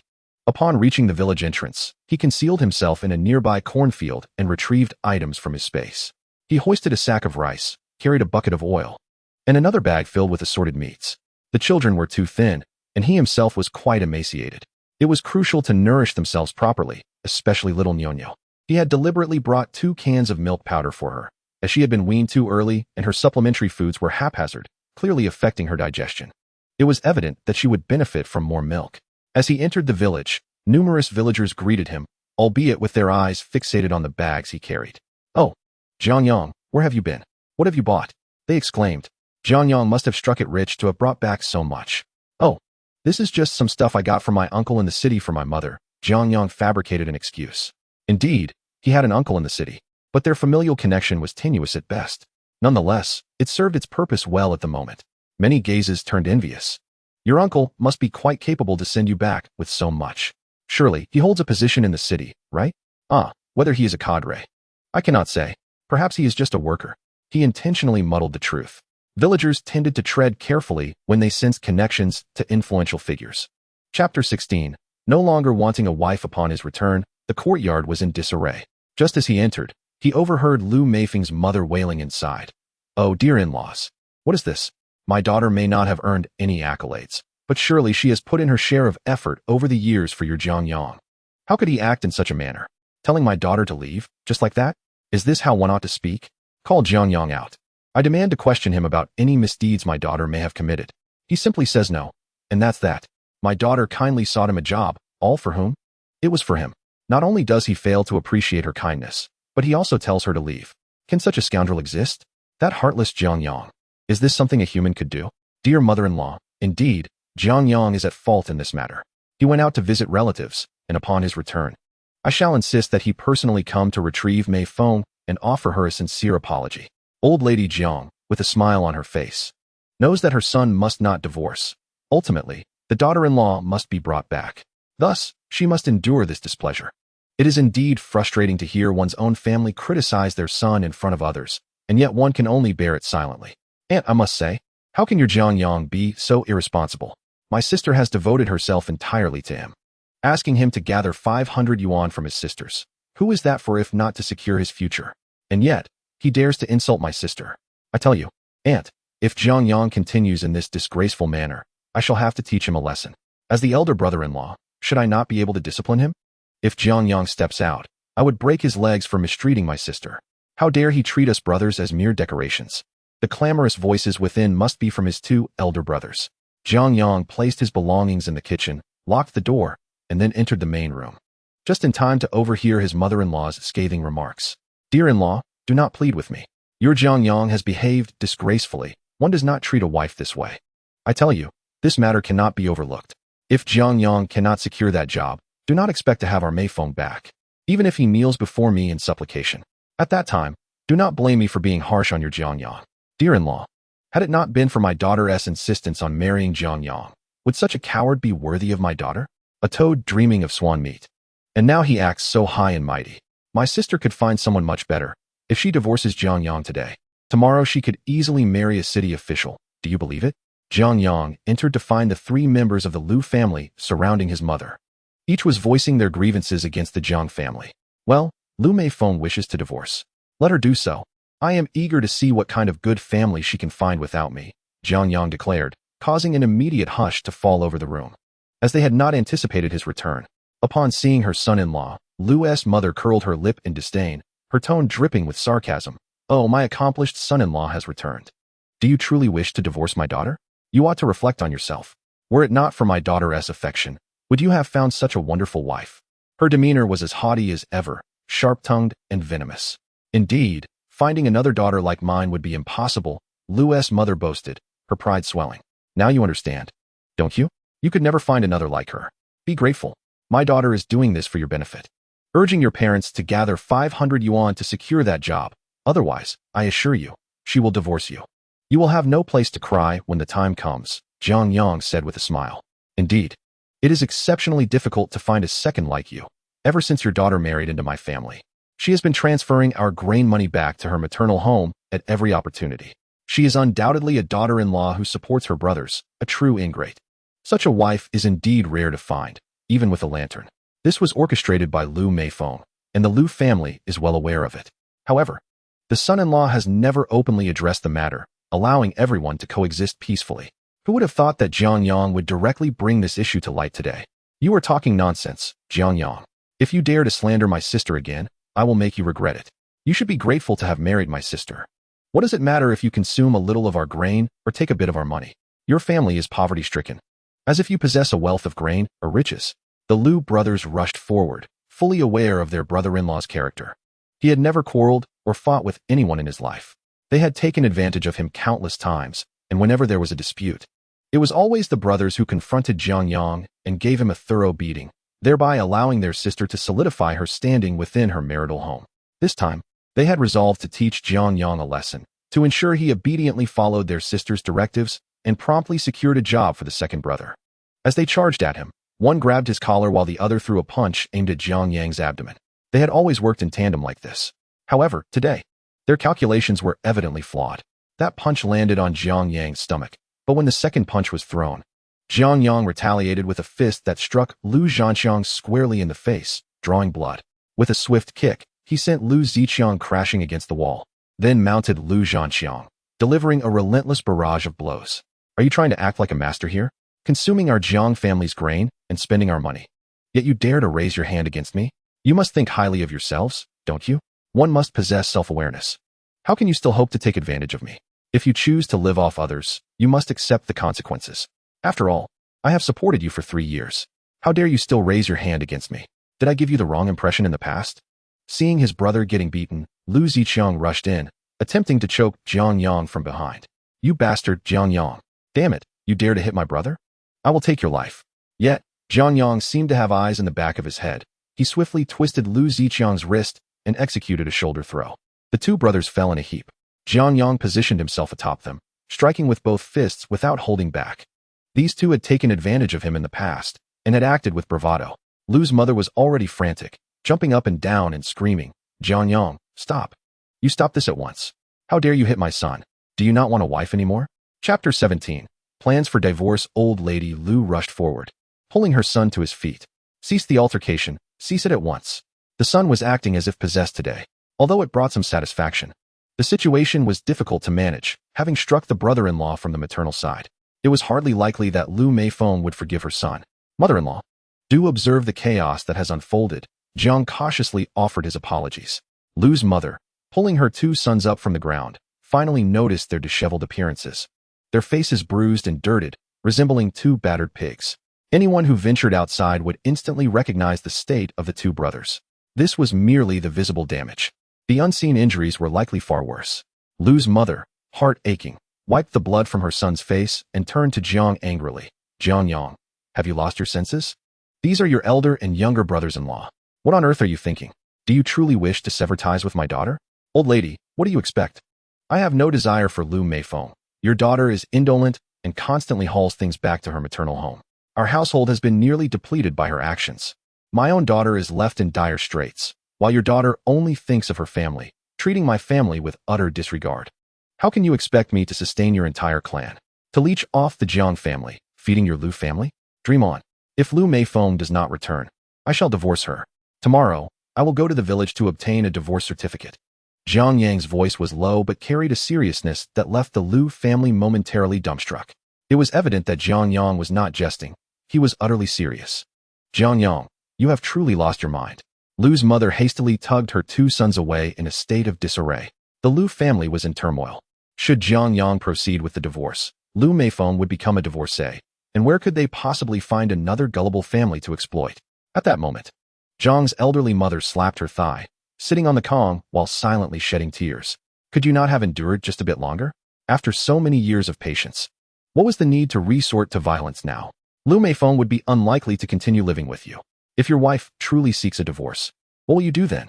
Jiang Yang stepped forward to block his mother, smiling as he said, Mother, do you think I would suffer a loss by divorcing Liu Meifeng? I am a handsome and charming young man. What sort of wife could I not attract? Rest assured, I will find you a kind and dutiful daughter-in-law in the future. His mother, amused by her son's brazen demeanor, wiped her tears away. Oh, when did you become such a rogue? You still possess that sharp tongue. While I may not hold Liu Meifeng in high regard, she is still your lawful wife. If you divorce her, who knows what rumors will circulate in the village? Mother, that Liu Meifeng, like a dog, cannot change her nature. She will always support her family. To speak frankly, the 500 yuan she seeks for work is not for our son, but rather for Liu Zhanxiang. In name, it is said to be for my benefit, but in reality, it is our family's resources being squandered for their advantage. What do you think of such a daughter-in-law? Upon hearing this, old lady Jiang immediately became incensed. What? That Liu Meifeng, with her wicked intentions, is capable of such malice. How long must we save to gather this 500 yuan? If it were not for the expectation of your sisters and brothers-in-law, where would this money come from? The heartlessness of this situation is solely for the Liu family. I have long seen through Liu Meifeng's character. The elderly woman was so furious she could hardly contain herself, clutching her chest in pain, while simultaneously feeling a deep sorrow. If the Liu family truly behaves this way, how on earth will my son continue his life? If we do not divorce, the daughter-in-law's family has already nearly struck us in the face with their calculations. Yet, if we were to separate, it would be the son who suffers the most. Soon the entire village would know he has become a second-time groom. What respectable young lady would ever wish to marry into such a family? Especially with a little girl in tow. Son, what are your thoughts on this? Is it to be endured or abandoned? If we were to divorce, having a child in tow would make it exceedingly difficult to find a suitable wife. Mother, this marriage must end. We cannot continue like this. You see for yourself. Liu Meifeng has no regard for either me or Xiaoxiao. Look at how thin Xiaoxiao has become. That cruel mother cut off her nursing before she was even a year old. The food she sent back to the Liu family could have nourished 10 children. Mother, I cannot allow Liu Meifeng to continue dragging our family down, nor burdening my sisters. You know, if it weren't for me, my 5 sisters wouldn't be struggling in our family's home. The chaos caused by the second sister today is all because of me. Old lady Jiang, growing anxious, rebutted, how can you say that? It is only right for the elder sisters to care for their younger brother. You are our family's only hope. If your sisters do not look after you, who will? You have not taken advantage of them. When trouble arises, it is the duty of a brother to step forward. Had you not gone to confront the Wang family, who knows what might have become of your sister? Perhaps both children would have been sold. It is all due to your efforts. Jiang Yang couldn't help but chuckle at his mother's fierce protectiveness. He earnestly reflected on how his parents had favored him in the past, a sentiment that had not changed in this lifetime. Yet, in the previous life, he had indeed not brought them any joy. The thought of this sharp-tongued, yet tender-hearted mother, who had feared being a burden and had tragically taken poison, left him feeling deeply pained. Perhaps in the eyes of his 5 sisters, their mother was biased, harsh, and unfeeling, but in his heart, she was the most cherished person in the world. Mother, such words are not fair. If it were not for my presence, could Wang Fuguwei and my sister have fallen into such a state? Each time, it is my demands that cause them to harm their own family, and eventually, no one can endure such a burden. They are merely fulfilling their roles as sisters. Mother, we must speak with reason. If you marry a daughter-in-law who constantly leans towards her maternal family, much like Liu Meifeng, who is preoccupied with her own kin, wouldn't that stirred discontent within you? The elderly lady fell silent, reluctantly acknowledging that her daughter-in-law's actions did indeed gnaw at her. Had it not been for her son's steadfast protection, she would have longed to chastise her daughter-in-law severely. Yet, The thought of a divorce plagued her. What would become of them then? Mother, if I were to divorce, rest assured, good fortune awaits our family. Jiang Yang did not articulate his intentions clearly, yet he had already begun preparing for separation. Regardless, this marriage was destined to end. Otherwise, Liu Meifeng would exploit his position at the factory, draining him of all he had. Chapter 18. The divorce when the old man Jiang returned. He finally grasped his son's true intentions. Initially opposed to the divorce, he ultimately acquiesced after weighing the pros and cons laid out by his son. At dawn the following day, Jiang Yang rode his bicycle to Liu's village alone. This matter needed to be resolved swiftly. He had grown weary of negotiating with Liu's family. Early in the morning, Liu Meifeng awoke to her mother's voice echoing in the yard, berating Jiang's family. Those scoundrels from the Jiang family dared to harm your two brothers. You must stand firm. I want to see if Jiang Yang dares to rise above his station. Without a wife, let him remain a bachelor. Mother, are you mistaken about Jiang Yang? How could that be? Even if he had the audacity, he wouldn't lay a finger on anyone. Liu Meifeng was well aware of her husband's character. That spineless man would never resort to violence. Though he might be on the receiving end. Be silent. I can see clearly. It was indeed Jiang Yang who harmed your brothers. They have endured so much for you. And you must repay them well. By the way, find a way to get that 500 yuan from him. You know how urgent the job is. Your second brother is counting on that position. With it, he wouldn't have to fret about marrying. Mother, I understand, but you keep telling me to hold off. Then urging me to hurry back for the 500 yuan. What exactly do you want me to do? Liu Meifeng, dissatisfied, slammed the door and retreated indoors. Life at her maternal home was far less liberating than at her in-laws. There, she held authority, while at her mother's, she faced constant reprimands. At that moment, Jiang Yang entered through the main door, locking his bicycle outside the courtyard to avoid the hassle of maneuvering it through the gate. The Liu family members resembled leeches, unwilling to relinquish what they had already claimed. Indeed, upon spotting Jiang Yang, her mother-in-law immediately scowled. What do you want? The Jiang family has harmed my sons. And now you seek to take my daughter? Dream on. Liu's mother, dusting herself off with a feather duster, displayed her disdain for Jiang Yang. I am here for Liu Meifeng. You harmed my sons and now wish to claim my daughter? Keep dreaming. My daughter is not someone you can simply pursue. You ought to reflect upon your disheveled appearance. Were it not for my daughter's insistence on marrying you, I would not have relished the idea of you becoming my son-in-law. I must inform you that Liu Meifeng intends to divorce you. Prepare the necessary paperwork and return to your village to obtain the introduction letter. The elderly lady relished the authority of her words, believing that only such declarations could truly sway Jiang Yang. The introduction letter is already prepared.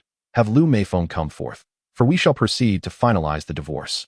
Jiang Yang's demeanor was remarkably serene, yet his words struck Liu Meifeng like thunder, leaving her momentarily stunned. She rushed out in haste, exclaiming, What did you say? Jiang Yang, what did you just utter? Did you not hear me clearly? You certainly understood your mother's earlier words. Jiang Yang replied. She stated that we should divorce. And I have prepared the introduction letter. Let us depart promptly and complete the proceedings. We cannot afford such a precious daughter-in-law as you. Jiang Yang raised the introduction letter, tucking it back into his pocket and fastening his coat. Jiang Yang, how can you be this way? The reason I wish to divorce you is precisely because you struck my two brothers. Go ask around the village. Who has ever laid hands on their own brothers-in-law? My mother merely spoke in the heat of the moment. She does not truly desire a divorce. All you need to do is apologize to my brothers, and this matter will be resolved. Liu Meifeng, naturally reluctant to sever ties, pondered where she could find another such fool or a family from which she could extract sustenance. Apologize? You mean, as before, kneeling and pleading for me to return? To apologize to your brothers and then endure another beating and mockery? The entire village would witness that I have a son-in-law who is inferior even to an ordinary husband. Is this what you desire? Liu Meifeng murmured. Didn't you manage it before? Why is it that this time you are so agitated? It's not as if you have never done it. Jiang Yang, please endure some humiliation for my sake. If only you would apologize to my two brothers, all of this would pass. I would return home with you, and we could live a good life together. I tell you, when I cherished you, you were a treasure. Now that I no longer desire you, your tactics hold no sway. Enough of this nonsense. Come with me now. We are going to divorce.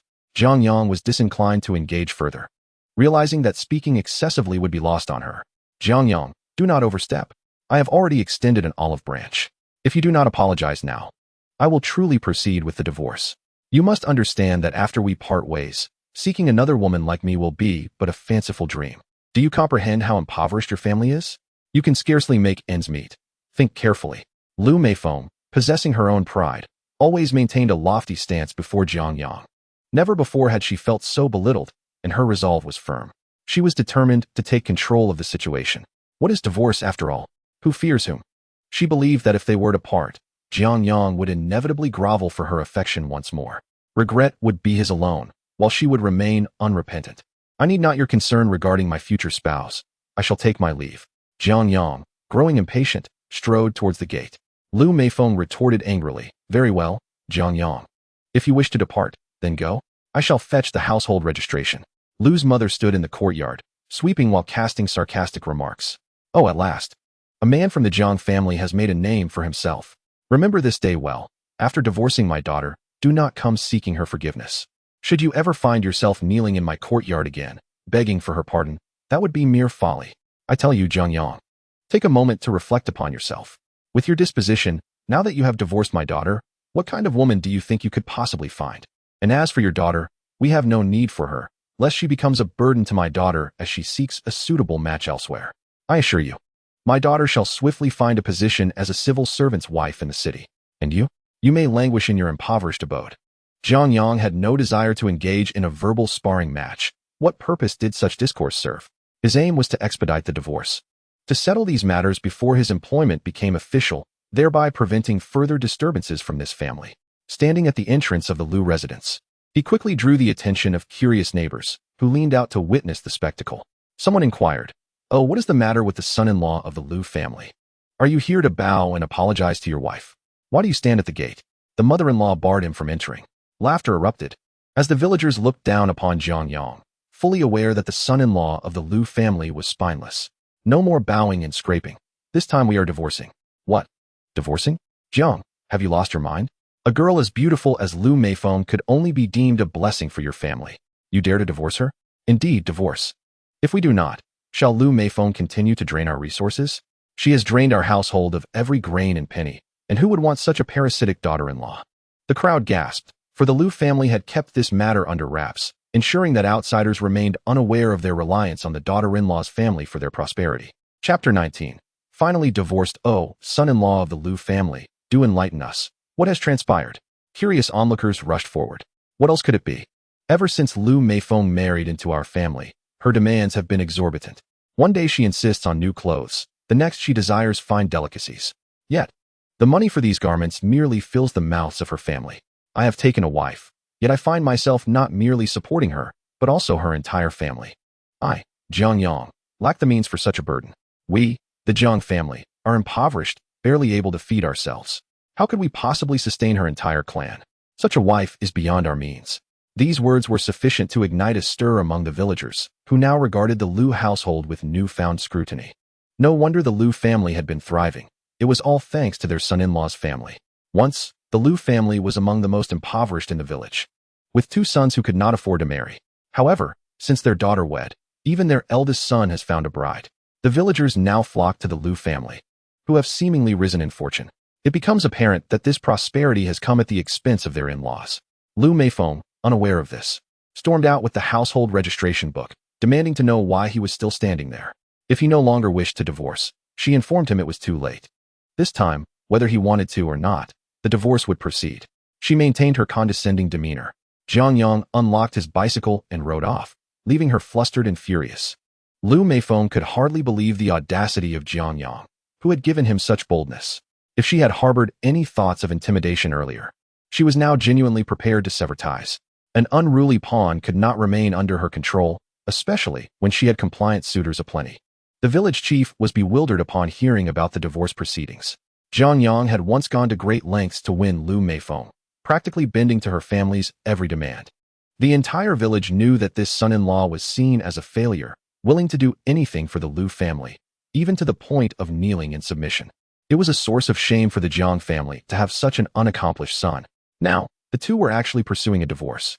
The chief cautioned them to consider their decision carefully, as the issuance of a divorce certificate was no trivial matter. I have made up my mind. I wish to divorce him, Liu Meifeng declared, pushing the household registration book toward the chief with a triumphant gaze fixed on Jiang Yang. Eager to see if he would show any signs of distress, believing he could use the threat of divorce against her. To her surprise, Jiang Yang remained calm and disinterested, not even glancing in her direction. Instead, He urged the village chief to expedite the process so they could head to the township soon. Seeing their resolute attitudes, the chief quickly issued the divorce certificate. Jiang Yang brought Liu Meifeng along on his bicycle, though she had initially tried to escape from the situation. Meanwhile, he was growing impatient. Liu Meifeng, reveling in her perceived superiority, took her time to approach the bicycle, relishing in the notion that Jiang Yang might be regretting his decisions. "Could you hurry up? I'm in a rush," she snapped, her earlier confidence swiftly evaporating as she clambered onto the back seat. Eager to rid herself of the vampire she felt tethered to. Upon arriving at the township, they swiftly completed the divorce formalities, which were processed without delay or any cooling-off period. With a snap, the paperwork was finalized, and they emerged holding the divorce certificate. Liu Meifeng was left bewildered, unable to comprehend the turn of events. Jiang Yang exhibited remarkable resolve from the moment he arrived to handle the formalities until he emerged clutching the divorce certificate. He showed not a hint of hesitation. "Jiang Yang, now that we are divorced, let us part ways amicably." Liu Meifeng attempted to deliver another biting remark, but to her astonishment, Jiang Yang mounted his bicycle and rode away. Flustered, Liu Meifeng shouted from behind, "What do you think you're doing? Jiang Yang, how can you leave me here? You've abandoned your wife. Are you even human?" Jiang Yang turned back with a smile and replied, "You are no longer my wife. Why should I take you with me? Walk back on your own. Don't you have legs, or are they broken?" With a dismissive wave, he pedaled away, leaving Liu Meifeng fuming, nearly beside herself with rage. In high spirits, Jiang Yang returned home, ringing his bicycle bell joyfully. He returned the bicycle to Ma Shuqiang's residence before rushing inside.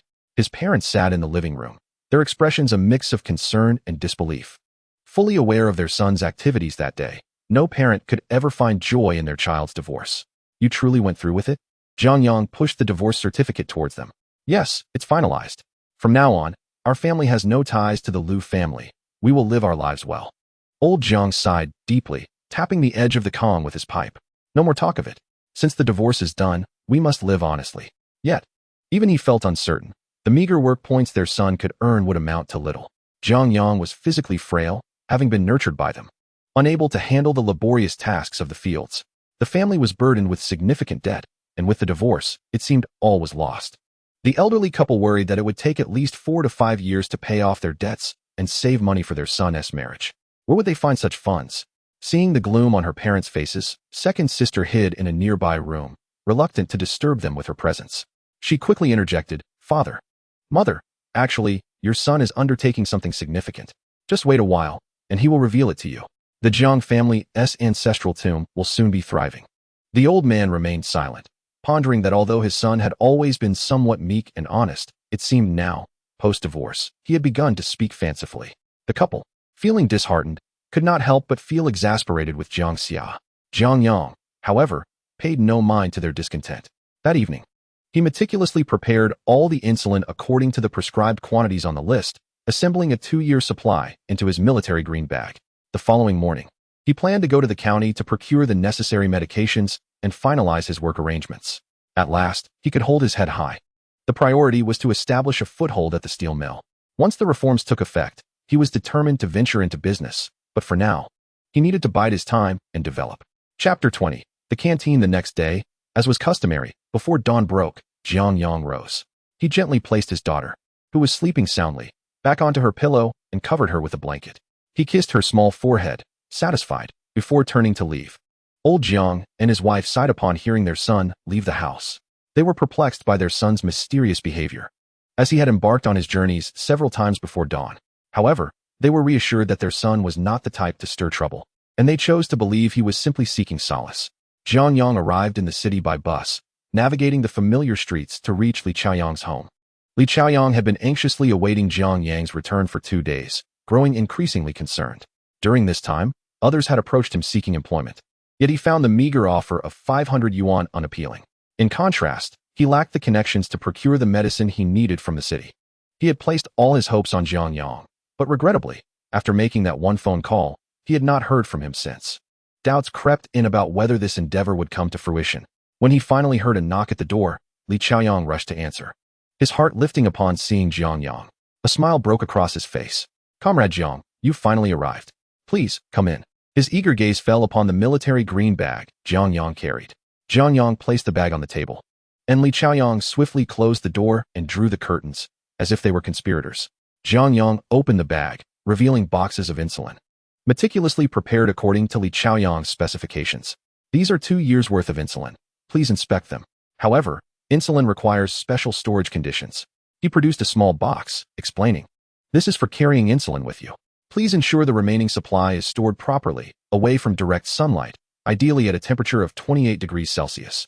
If you have a refrigerator, keep it there. Opened insulin should be used within 2 days." Jiang Yang succinctly outlined the usage and storage requirements. Concerned that Li Xiaoyang might be entirely unfamiliar with this matter and inadvertently waste the medication, Li Xiaoyang, feeling a tinge of worry, acknowledged that while he did have a refrigerator, it was not a luxury everyone possessed. Upon counting the insulin, he carefully packed it into a box and placed it in a dark corner of the room. "Thank you, Xiaojiang. I will take you to the factory to complete the paperwork right away." With these supplies, he had saved himself a trip to the provincial capital, not only saving money, but also securing a significant amount of insulin. He had inquired and learned that even if such insulin were available in the provincial capital, it would not come cheap. Li Xiaoyang was genuinely grateful to Jiang Yang, and he dedicated himself to assisting Jiang Yang with the paperwork. He led him to the personnel office and explained his situation. The job Li Xiaoyang was selling had belonged to his father, who had passed away 3 months prior due to heart disease, leaving the position vacant. Typically, such roles are inherited, but due to a twist of fate, Li Xiaoyang had secured employment at the steel mill years earlier, thus freeing him from taking over his father's position. The opportunity before us ignited envy among many, prompting Li Xiaoyang to contemplate selling job placements. Upon meeting Li Xiaoyang, it became evident that Jiang Yang, a spirited young man, completed the necessary paperwork with remarkable speed. Once all formalities were concluded, the personnel department handed a notice to Jiang Yang. "Comrade Xiaojiang, your employment procedures have been finalized. Take this notice to the cafeteria of the steel factory to report." Jiang Yang was momentarily taken aback. He had anticipated that his role at the steel factory would be in the workshop. As a worker, he had considered that if he were to enter the workshop, he would undoubtedly be unfamiliar with the machinery. He had even thought of maneuvering his way into the transportation department, as driving was a skill that was straightforward and easy to learn, yet undeniably a technical job in these times. However, he never expected to find himself assigned to the cafeteria. It was as if a pillow had been provided for his slumber. After all, his previous success stemmed from his culinary skills, which had allowed him to establish a chain of 1000 hotels. Such a stroke of fortune was indeed unexpected. His expression was one of astonishment, which Li Xiaoyang interpreted as shock. With a hint of embarrassment, he confessed, "I didn't mention it earlier, but my father used to be the head chef in the cafeteria. Naturally, you will be working there. Don't worry, you can manage a few months in the cafeteria. If it becomes unbearable, I will speak to our supervisor and arrange for you to transfer to the workshop." In these times, most people were reluctant to work in the cafeteria, primarily due to the limited prospects for advancement and the low wages. Who among the ambitious youth would wish to toil as a head chef in a cafeteria? Upon hearing this, Jiang Yang realized that Li Xiaoyang had misunderstood him, and he chuckled as he patted Li Xiaoyang on the shoulder, saying, "All right, the cafeteria is actually quite good. I quite like it." Instantly, Li Xiaoyang felt even more guilty, recognizing that Jiang Yang was merely trying to console him. "Xiaojiang, I will consider you a brother from now on. Your matters will be my matters. Rest assured, I will find a way to assist you." After finalizing his employment paperwork, Jiang Yang proceeded to the cafeteria with the notice. First, he needed a dormitory. For traveling back and forth from the county to the village daily would require several hours of cycling. Taking a bus would be too extravagant for anyone's family. The cafeteria's head, Wang Junzhai, a short, stout man in his 40s, regarded Jiang Yang with an air of disdain upon his arrival. "So Li Xiaoyang sold you this job? Quite the wealthy lad, buying a position for 500 yuan. There's potential, just work diligently in the cafeteria." Jiang Yang sensed a tone of derision in those words. Nevertheless, adhering to the age-old principle of humility under another's roof, he quickly retrieved a cigarette from his pocket and offered it to Wang. "Director Wang, would you like a smoke?" To his surprise, instead of accepting the first cigarette, Wang Junzhai casually took the entire pack from his hand, scrutinized it, and smirked. Well, Xiaojiang, you are indeed affluent. The cigarettes you smoke are all with filters, and this brand is unfamiliar to me." In the year 70, claiming someone is wealthy is certainly not a compliment. Jiang Yang felt a sudden jolt in his heart and quickly donned a smiling facade, saying, "Director Wang, if you fancy this box of cigarettes, please take it. I actually do not smoke." He sought to create the impression that he had purchased a box of cigarettes out of respect for his reporting to the factory. Wang Junkai nonchalantly tucked the cigarettes into his jacket pocket. "All right, you reported today. No need to work. Come in tomorrow morning, he instructed. For the dormitory matters. Consult Liu Meifeng from logistics. Chapter 21. White Rabbit Creamy Candy. Jiang Yang obtained the dormitory key from logistics. Following the room number, he arrived at the dormitory, which was a shared space for 8. The room was cramped with 2 sets of bunk beds, nearly filled to capacity, with perhaps 2 tables and a few stools. There were no lockers to store belongings, as everyone kept their items in the changing room's lockers. Noticing that most were at work, he found the only available bunk, which was an upper bed located by the entrance. While the living conditions were somewhat lacking, he was not particularly bothered. However, he did wish for some personal space and privacy. Once his work stabilized, he intended to rent a room outside and have his mother bring Xiaoxiao to live with him. His daughter would undoubtedly need to receive an education in the county, as there were no kindergartens in the village. With his child being so young, he could never bear to see her suffer. If possible, he would prefer to buy a house, but that was a matter for the future. Jiang Yang tidied his bunk and gave it a brief cleaning. By the time he returned home today with his bedding, it would be ready for habitation. Feeling exhilarated, he made his way back home. When he arrived, it was already late. Upon entering, he heard Xiaoxiao's tender voice chatting with her 2 sisters. Sister Nyo, when will my daddy come back? Uncle is coming back soon. No sooner had she spoken than a pair of large hands lifted Xiaoxiao off the ground, hoisting her onto his shoulders. Miss you, my little one. Initially startled, Xiaoxiao, upon hearing her father's voice, burst into laughter, releasing her hands from her mouth. Dad, you're back. She wrapped her arms around Jiang Yang's neck. Being perched on her father's shoulders allowed her to see higher and farther, a delight she had previously only witnessed in other children. Now, however, her father had placed her on his shoulders. Xiaoxiao was overjoyed, wriggling with excitement. Jiang Yang gently lifted her down into his embrace, playfully pinching her nose. Did you eat well today, my dear? Dad, I ate a lot. Grandma made me steamed egg cake. She said I'm a little money-wasting rascal. Xiaoxiao animatedly recounted her day, noting that while her grandmother may have scolded her, she still lovingly prepared the egg cake. In the future, do not heed your grandmother's nonsensical ramblings about being a burden. You are not a source of disappointment to your father, but rather his cherished little treasure. Xiaoxiao, with a semblance of understanding, pressed her round, glistening eyes against Jiang Yang's face. Father, I am your little treasure. Like a magician, Jiang Yang produced a big white rabbit milk candy from his pocket. This delightful treat, purchased from the supply and marketing cooperative at the steel factory, was far more splendid than what one might find elsewhere. Yet, he remained a pauper, with just enough money to procure a single big white rabbit candy. He generously divided 2 pieces for Xiaoxiao and bestowed 2 upon each of the older girls, Denyo and Ernyo. Upon receiving the candy, Denyo and Ernyo appeared momentarily stunned. They had only seen such a luxury when the son of the production team leader returned home from military service, bringing it as a gift for his younger brother, basking in the envy of the entire village. Now, their uncle had unexpectedly gifted them this precious treat. Realizing they were staying at their uncle's house, they instinctively pushed the candies back. Uncle, my sister and I do not like sweets. No sooner had the words left her mouth than Ernyo eagerly tore open the candy wrapper and popped the milk candy into her mouth. Denyo's expression turned pale with shock. At home, whenever there were good things, their father would either keep them for himself or give them to their second uncle. There was never any left for them. If they ever dared to indulge in such luxuries, they would surely face punishment. Denyo reached out, attempting to pry the candy from her sister's mouth. Ernyo, be obedient. This candy belongs to Xiaoxiao, not to us. We cannot eat it. Ernyo, listen to me, or you will be punished. When Ernyo saw her sister trying to take the candy from her, she burst into tears. Jiang Yang sighed deeply, swiftly separating the 2 girls, gathering Ernyo into his arms and brushing off the dirt from her clothes. He gently wiped her tears and soothingly said, Ernyo, do not cry. The candy is given by your uncle, and you can eat it without fear of punishment. With tears still glistening in her eyes, Ernyo beamed as she heard her uncle's words, revealing 2 adorable dimples that melted hearts. Jiang Yang affectionately patted her head and encouraged, go on, play with Xiaoxiao. Do not fight, and when you eat the candy, remember not to talk or cry, or you might choke. Turning his gaze to Denyo, who felt the weight of her uncle's attention and instinctively recoiled as if she had done something wrong, Jiang Yang embraced her warmly, causing her eyes to well up with tears. No one had ever held them like this, except for their mother. Silly girl, since you are here, do not be afraid. Your uncle will ensure you can enjoy it. Remember, whenever it is given by your uncle, eat freely and boldly. Do not be scared. If anyone dares to harm you, your uncle will take care of them. He playfully clenched his fist and waved it, instantly bringing a smile to the little girl's face. Uncle, can you really protect us?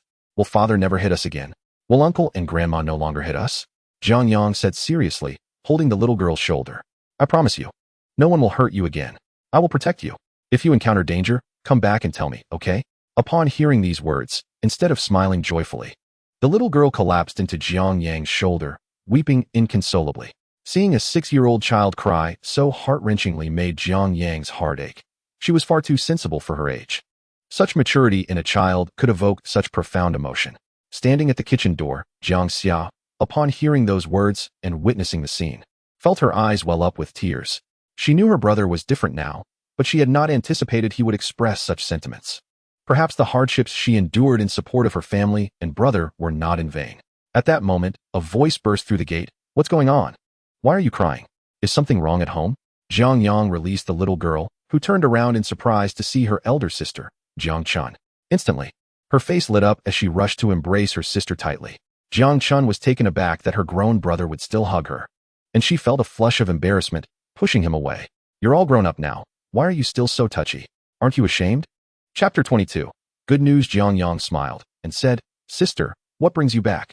His elder sister was someone who devoted herself entirely to the family, consistently caring for her younger siblings. This was characteristic of the era, embodying the responsibility of the eldest child, to avoid burdening her in-laws. She labored tirelessly to support her family. Though Jiang Chun was not very tall, standing at a mere 1.5 meters, her petite frame concealed immense strength. She had spent years carrying stones from the mountains, matching the strength of any man. Jiang Chun observed that her brother seemed different. Previously, he would not have spoken so freely or been so affectionate, often keeping his distance. Why do you ask what brings me back? Our mother sent word for me to return. I had no idea you had divorced. Jiang Chun's voice brimmed with anger as she spoke of the situation. Her brother had sacrificed so much for Liu Meifeng, not only building a house, but also providing a substantial bride price, making their wedding the most extravagant in the village. Liu Meifeng had wielded considerable influence within the community, and women in the village felt shame if they bore daughters, often subservient to their in-laws. Yet, her sister-in-law held her head high despite having a daughter, merely because she relied on her brother's affection. How could her brother have the audacity to divorce Liu Meifeng? Although such a decision was rare, what pained Jiang Chun more was the thought of her brother having expended such resources for a bride price, only to end up divorced. Without even a child. If he were to marry again, how much more would it cost? Sister, let us go inside and talk. Second sister is here too. Jiang Chun cast a glance at his sister. Upon noticing her bruised visage, with the darkened corners of her mouth still evident, he immediately grasped that she had once again fallen victim to that scoundrel, Wang Fuguwei. Witnessing this distressing scene, Jiang Chun found himself at a loss for words and could only turn away and enter the main room. Jiang Xiao soon prepared a meal, which consisted merely of a simple cornmeal porridge accompanied by black flatbreads. The porridge was thin and watery, and each of the 3 children received only half a flatbread. Jiang Yang, upon seeing the meager fare, furrowed his brow and inquired, Sister, did I not just bring home some grain for our family? Before Jiang Xiao could respond, the elderly matriarch interjected, I instructed your sister to be frugal. Life demands a measure of thrift. How long will that little grain last us? Now we have 3 more mouths to feed, and that Wang Fuguwei has yet to come and fetch your sister today. That wretched man expects me to support his wife and children. The mere mention of this incensed the old lady. With a loud thud, Jiang Yang slammed his bowl onto the table, drowning out the elder's words. This was largely due to the fact that the elderly couple tended to indulge Jiang Yang, who was accustomed to having his way in the household. Noticing her son's displeasure, the old lady immediately felt a pang of sympathy. All right. I understand that you find this unpalatable. I will ask your sister to make you some leavened flatbreads. You can have the white flour. Just as Jiang Xiao rose to her feet, Jiang Yang interjected, Sister, prepare some egg pancakes. If I recall correctly, we have eggs at home. Good heavens. Are we still living? Who is so wasteful as to desire egg pancakes? If you want them, let your sister make some just for you. Why should the entire family suffer? That would consume so much grain and so many eggs. You've lost your wife. And now you've also lost your sense of frugality. Do you intend to ruin this family? The old lady's voice rose in urgency at this remark. Every household strives to make ends meet. There is no room for such extravagance. Mother, sit quietly and listen to me. Our family will not go hungry. My son will be able to bring home a salary each month. This statement plunged the room into silence. As Jiang's father set down his chopsticks and fixed a serious gaze upon his son. Jiang Yang, what on earth are you up to? Be honest with me. You've been sneaking out for half the day these past few days. What exactly are you doing? Jiang's father suspected that his son might be involved in some dubious activities. The white flour and other items did not appear to have a legitimate source. Even if his daughter-in-law were resourceful, he, as a father, would certainly be aware. His daughter-in-law was merely extracting resources from their family, and they did not possess an abundance of money or grain to enable her to procure such luxuries as meat, chicken, or white rice. Instinctively, the old man felt that his son might have fallen in with unsavory company. "Father, I intended to discuss this with you today. Starting tomorrow, I will be working in the cafeteria of the steel mill as a formal employee." Upon uttering these words, the elderly lady sprang to her feet, exclaiming, "What? My dear child, do enlighten me on how you have become a worker. Our family does not possess 500 yuan. Jiang Yang concocted a simple tale, stating that he had rescued someone, who turned out to be the very individual that had once considered offering him employment. The person expressed that a life saved ought to be repaid with boundless gratitude, thus deciding to grant him the job. Naturally, this employment was not without its obligations, as he would need to repay a portion of his earnings each month, albeit gradually. He produced his work certificate, and both Jiang Laotu and Jiang Laotai were overcome with joy, tears in their eyes as they gazed at the certificate in their hands. Tracing the steel seal and their son's photograph, the elderly couple hurriedly lit 3 incense sticks before the ancestral tablets, fervently praying for their ancestors' blessings that had bestowed such good fortune upon their child. Jiang Yang quietly reveled in their delight, imagining that his parents might even believe their ancestral grave was emanating auspicious smoke. Jiang Chun, however, listened with a hint of skepticism. "Is this truly a job at the steel mill? Sister, can this even be forged? Just look at the steel seal. I must report to work tomorrow." After hearing this, Jiang Chun finally breathed a sigh of relief. If you indeed start at the steel mill, you must work diligently. Seizing this opportunity is indeed a once-in-a-lifetime chance. "Sister, I am well aware of that. Rest assured, I shall put forth my utmost effort." Jiang Chun could not help but feel that Liu Meifeng had been particularly unkind to her brother. When Liu Meifeng was around, the household was in disarray. Not only were they unable to lead a good life, but her brother also seemed to lack ambition. Just look, the moment Liu Meifeng departed, her brother secured a formal job, and with such extraordinary luck, he didn't even have to pay a dime up front. Although he would owe money later, the immediate burden was lifted. Had they been required to pay 500 yuan now, it would have driven the entire family to despair. As the saying goes, it was a windfall with no effort expended. The entire family was electrified by this news, for this indeed signified formal employment. Chapter 23. The report. After consuming a couple of drinks, the elder gentleman, somewhat tipsy, scrutinized his son closely, his eyes brimming with joy. "My dear child, you have finally made something of yourself. Your father feels his life has been worthwhile." The elderly lady patted her son's shoulder, exclaiming, "Of course, who is our son? He has been clever since childhood, and it is only natural that he would excel in whatever he pursues."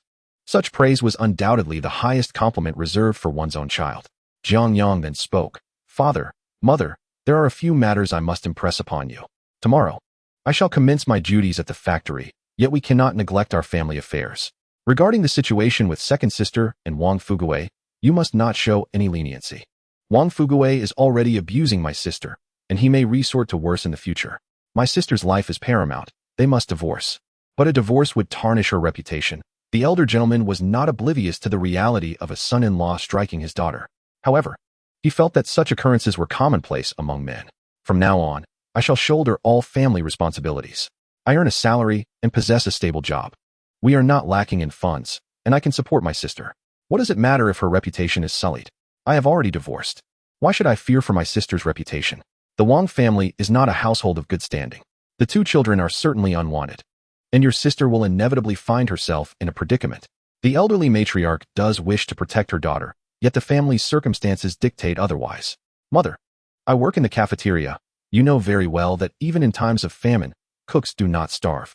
Our family's future looks promising, and we cannot allow my sister to suffer any longer.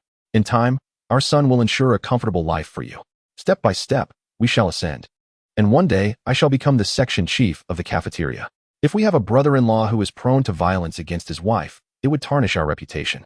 I shall take care of my 2 nieces. The old man and the old lady may be illiterate and uneducated, but upon hearing that their son aspires to become an official, they cannot let a son-in-law hinder his progress." This is indeed the truth. Just moments ago, there was a hint of hesitation, but upon hearing those words, they immediately resolved to part ways. A separation is essential. We must not allow our youngest son to be impeded, He is destined for greatness. Just days ago, my son was a divorced farmer, unwanted by anyone. And now he has transformed into a worker. He is still young, with a bright future ahead. Who knows, he might indeed become an official someday. The thought of my son bringing honor to our family renders my daughter's divorce a matter of little consequence. Jiang Chun, upon learning that her brother has secured a job, returned home with a smile. Previously, her husband would mock their family for producing a worthless brother, yet now, years of toil have finally borne fruit. The burdens they carried have not been in vain. That evening, Jiang Yang visited Jiang Xiao for a brief conversation, uttering not a word. He merely informed his second sister to rest easy at her family home, as he now has a job, with no one at home to care for the children. He requested her assistance in looking after them, while also asking that Denyo and Ernyo remain there as well. He could earn enough to provide for their needs. Jiang Xiao was initially reluctant to comply, fearing that the scoundrel Wang Fugawei might come to cause trouble. However, upon hearing her brother's plea, she could not bear to refuse, especially knowing that their parents were at home helping with the children. Her heart softened, and she agreed. It must be acknowledged that the past few days have been the most comfortable of her life. Even when she was at her family home before marriage, she never experienced such ease. After arranging everything, Jiang Yang held his little one, Xiaoxiao, close as he settled down. He playfully teased her, saying, "Xiaoxiao, tomorrow I shall leave for the city to earn some money." Xiaoxiao blinked her large eyes in confusion. Upon hearing her father's impending departure, tears filled her eyes. "Daddy, don't go." Jiang Yang comforted his daughter for quite some time, feeling a deep pang of sorrow. If only he could bring her to his side now. This child had grown timid and cowardly from always being by Liu Meifeng's side. "Be good, Xiaoxiao. You have your grandparents and aunt to keep you company at home. Daddy is going to earn money to buy you a beautiful floral dress and some white rabbit milk candy." Indeed, it is the white rabbit milk candy that can win a child's heart. Upon hearing about the famous white rabbit candy, the little one, who had just been sobbing and hiccuping, immediately perked up and nodded obediently, saying, "Daddy, I want white rabbit candy." The child could not articulate much, only managing to utter the name of the candy, which amused Jiang Yang. He playfully embraced the little girl, ruffling her hair for quite some time, and they frolicked together on the Kong until the child eventually succumbed to fatigue and drifted into slumber. The next day, even before dawn broke, Jiang Yang shouldered the luggage meticulously packed by his parents and set forth towards the county town, under the hopeful gazes of his family. Although he was expected to report by 8 o'clock, Jiang Yang had already arrived at the factory gate by 6. The security guard, wrapped in his coat, appeared somewhat bewildered at the sight of a worker arriving so early to his shift. "Which workshop are you from?" the guard inquired. "Sir, I'm from the cafeteria. I'm new here. My surname is Jiang, and you can call me Xiao Jiang," he replied. "Ah, you're from the cafeteria. Come, let me see your work permit. It's no wonder you're here so early."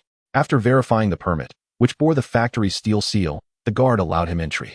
Jiang Yang made his way directly to the cafeteria, carrying his bedding roll, as he feared he would miss the cafeteria's opening hours if he stopped by the dormitory. The cafeteria commenced its operations earlier than other departments, and on his first day, he was determined not to be tardy, wanting to leave a favorable impression. Upon arriving at the cafeteria, he realized that the servers had yet to arrive, although he spotted 2 or 3 apprentices bustling about in the kitchen. The section chief, Wang Junkai, who had assisted him with paperwork yesterday, was nowhere to be seen. He greeted the 3 apprentices with a smile, saying, "Hello, comrades. My name is Jiang Yang, and I am the new addition to our cafeteria." The 3 apprentices, appearing to be of similar age to Jiang Yang, were engaged in tasks. 2 were kneading dough while another was slicing pickled vegetables. Initially taken aback by the sudden presence of a newcomer, they quickly grasped his intentions upon hearing his introduction. In the cafeteria, hierarchy was respected. Not everyone could be addressed as an apprentice, much like how a master would select disciples based on seniority.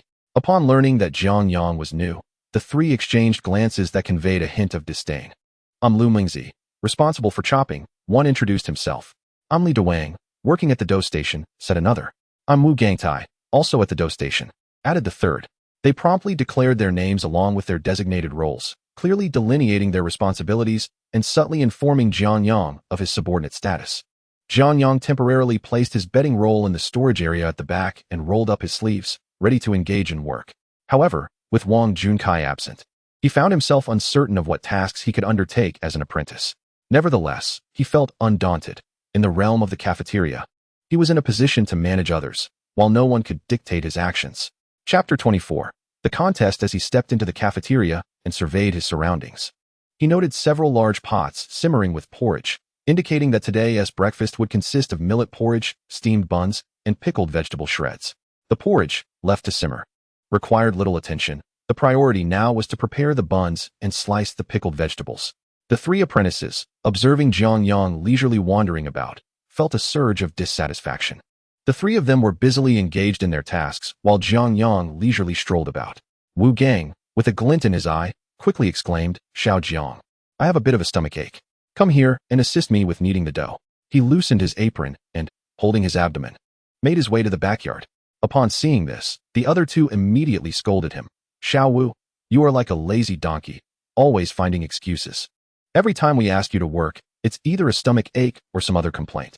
Wu Gang wore a broad smile and hurried away. Jiang Yang acknowledged him with a nod, donned an apron, washed his hands, and approached the dough station. Observing his hand-washing routine, Li Dewang nodded approvingly. Earlier, he and Lu Mengzi had deliberately remained silent, waiting to see how Jiang Yang would handle the situation. As seasoned chefs, they placed great importance on cleanliness. They had hoped to teach Jiang Yang a lesson should he neglect to wash his hands before diving into the dough. However, their plan did not unfold as expected. Jiang Yang approached the table, ready to knead 3 tubs of dough. The steamer already held buns, indicating that for every batch of buns prepared at the station, there would be an equal number emerging from the steamer. The table was quite large, crafted from fine wood, smooth and polished. Standing before it, Jiang Yang gazed at the mound of dough and immediately began kneading. This particular batch weighed approximately 80 pounds, intended to feed nearly 5,000 workers at the canteen. Thus, 80 pounds of dough was hardly excessive. Li Dewang held his breath, observing Jiang Yang's kneading technique, which was both precise and remarkably skilled. He exhibited none of the clumsiness expected from a novice. In fact, his technique surpassed Li Dewang's own. The sheer size of the dough, typically a challenge for 2 hands, seemed effortless for Jiang Yang. One hand kneaded while the other swiftly maneuvered the dough, achieving a remarkable speed and cleanliness, leaving no residue on the table. He truly exemplified the ideals of cleanliness in both the dough and the workspace. Once the dough was perfectly kneaded, Jiang Yang deftly portioned it into individual buns. Li Dewang considered stepping forward to critique Jiang Yang's work, but upon seeing the even texture of the cut buns, with hardly a bubble in sight, he found himself at a loss for words. In comparison, his own dough seemed inadequate, prompting him to grit his teeth in determination. Lu Mengzi, witnessing the last 2 tubs of dough transformed into neatly cut buns, couldn't he help but give a thumbs up. "Hey, Xiao Jiang, I'm truly impressed. You managed this all by yourself so efficiently. How about you help me chop some pickles?" Jiang Yang, however, shook his head. "Lu Gu, let me take a break." His refusal was not born of disdain for Lu Mengzi, but rather a desire to avoid being taken advantage of. It was evident that Lu Mengzi was somewhat crafty.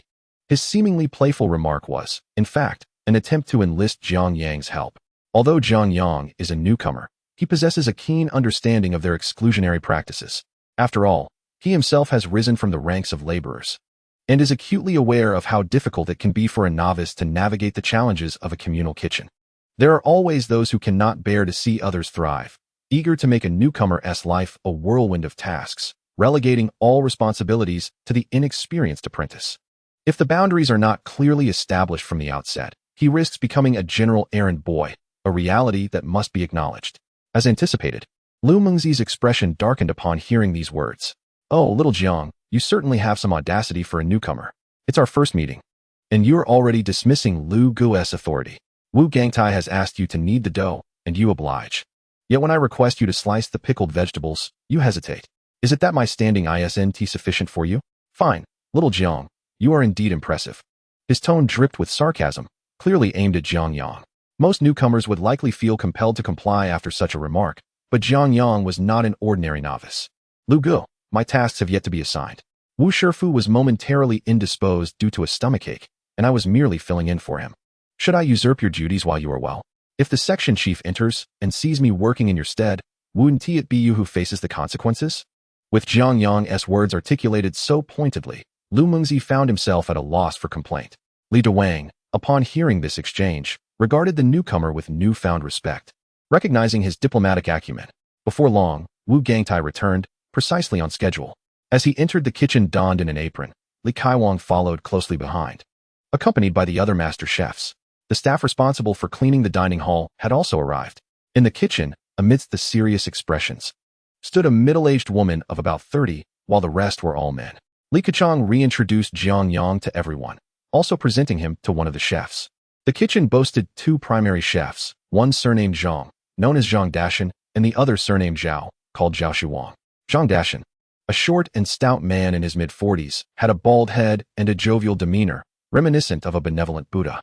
Accompanying him were three tall and imposing young men, clearly his apprentices, who regarded Jiang Yang with a predatory gaze, as if he threatened to usurp their positions.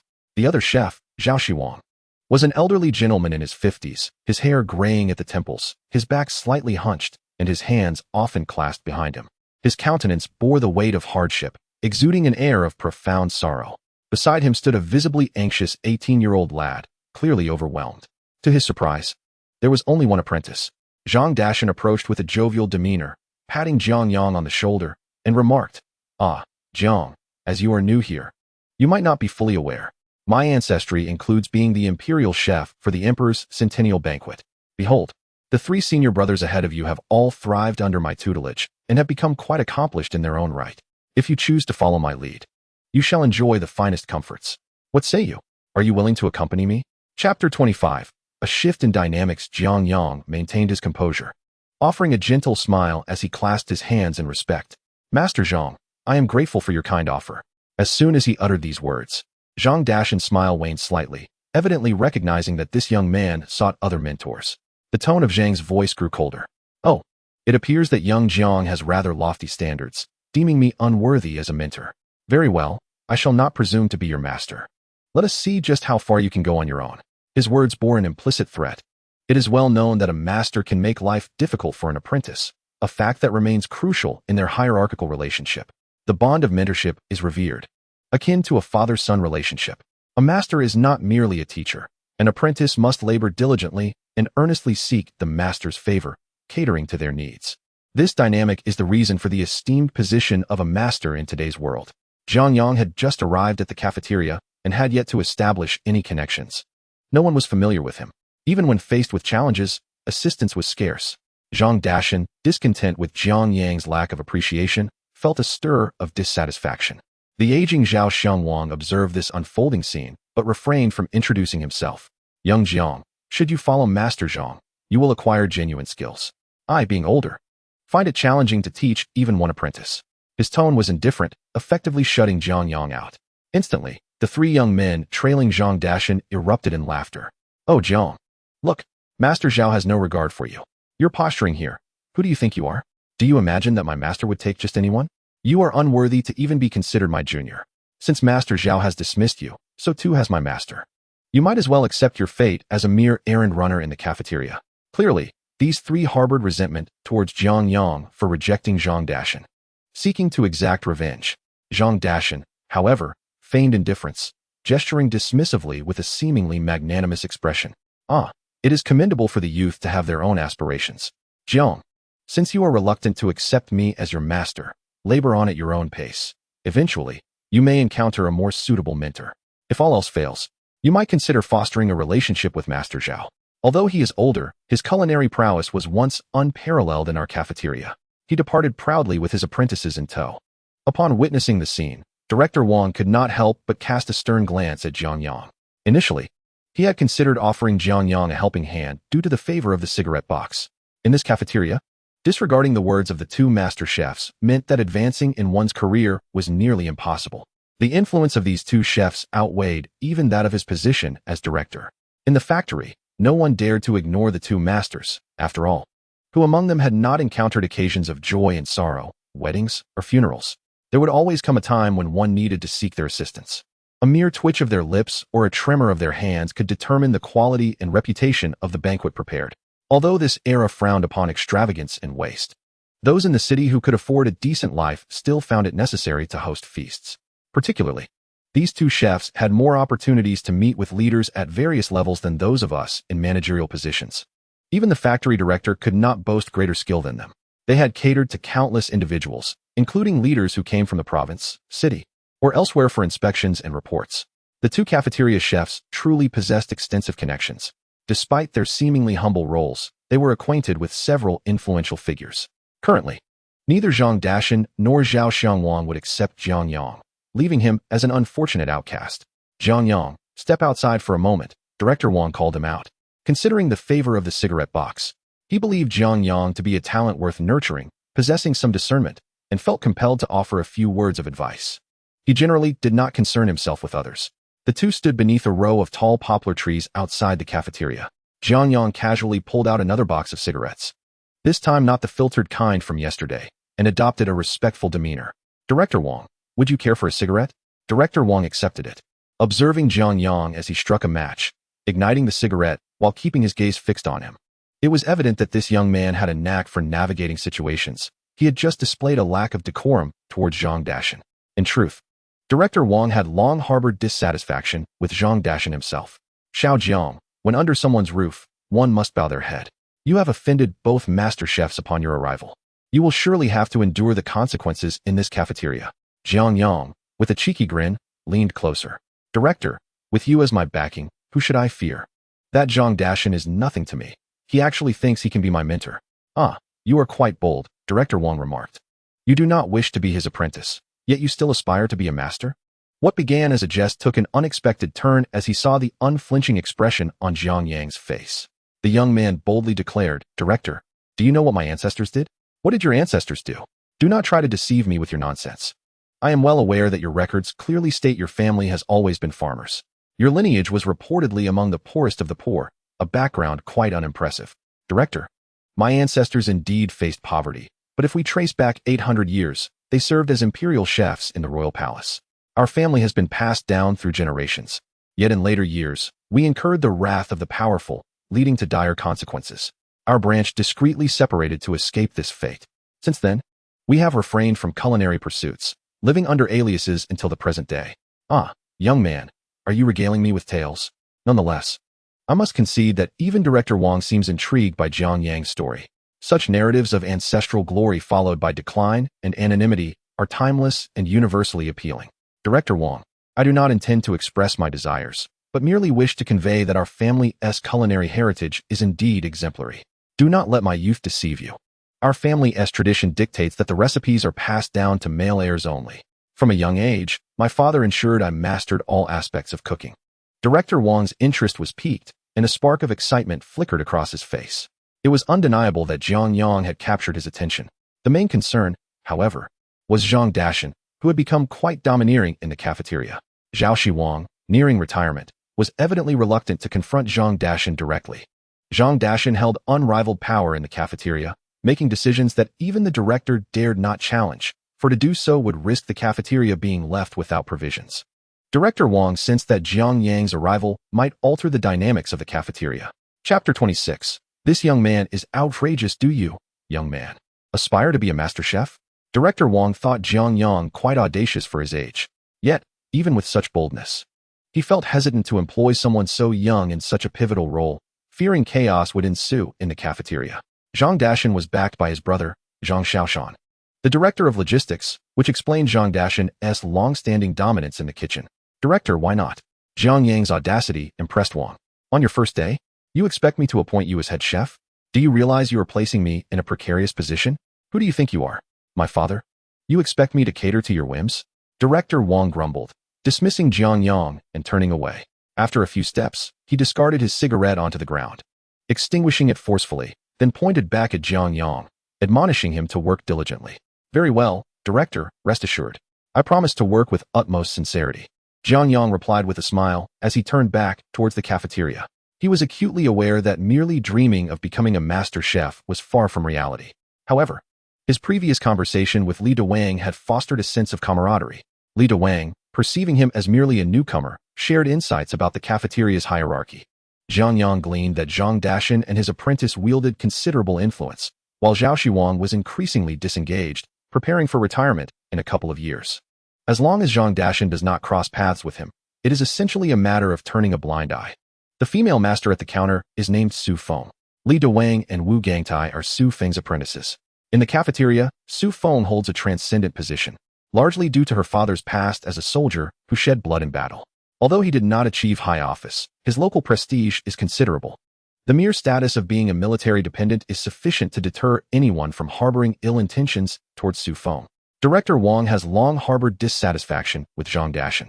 Yet he finds himself powerless to alter the situation, for Jiang Dashan's 3 apprentices dominate the entire cafeteria. Moreover, Jiang Dashan has a brother, Jiang Xiaoxiao, who serves as the head of the logistics department at the factory. A mere word or gesture from him can cause disruptions in the cafeteria. Naturally, the ordinary employees at the cafeteria have no desire to involve themselves in such celestial conflicts. Director Wang has suffered humiliation at the hands of Jiang Dashan on multiple occasions.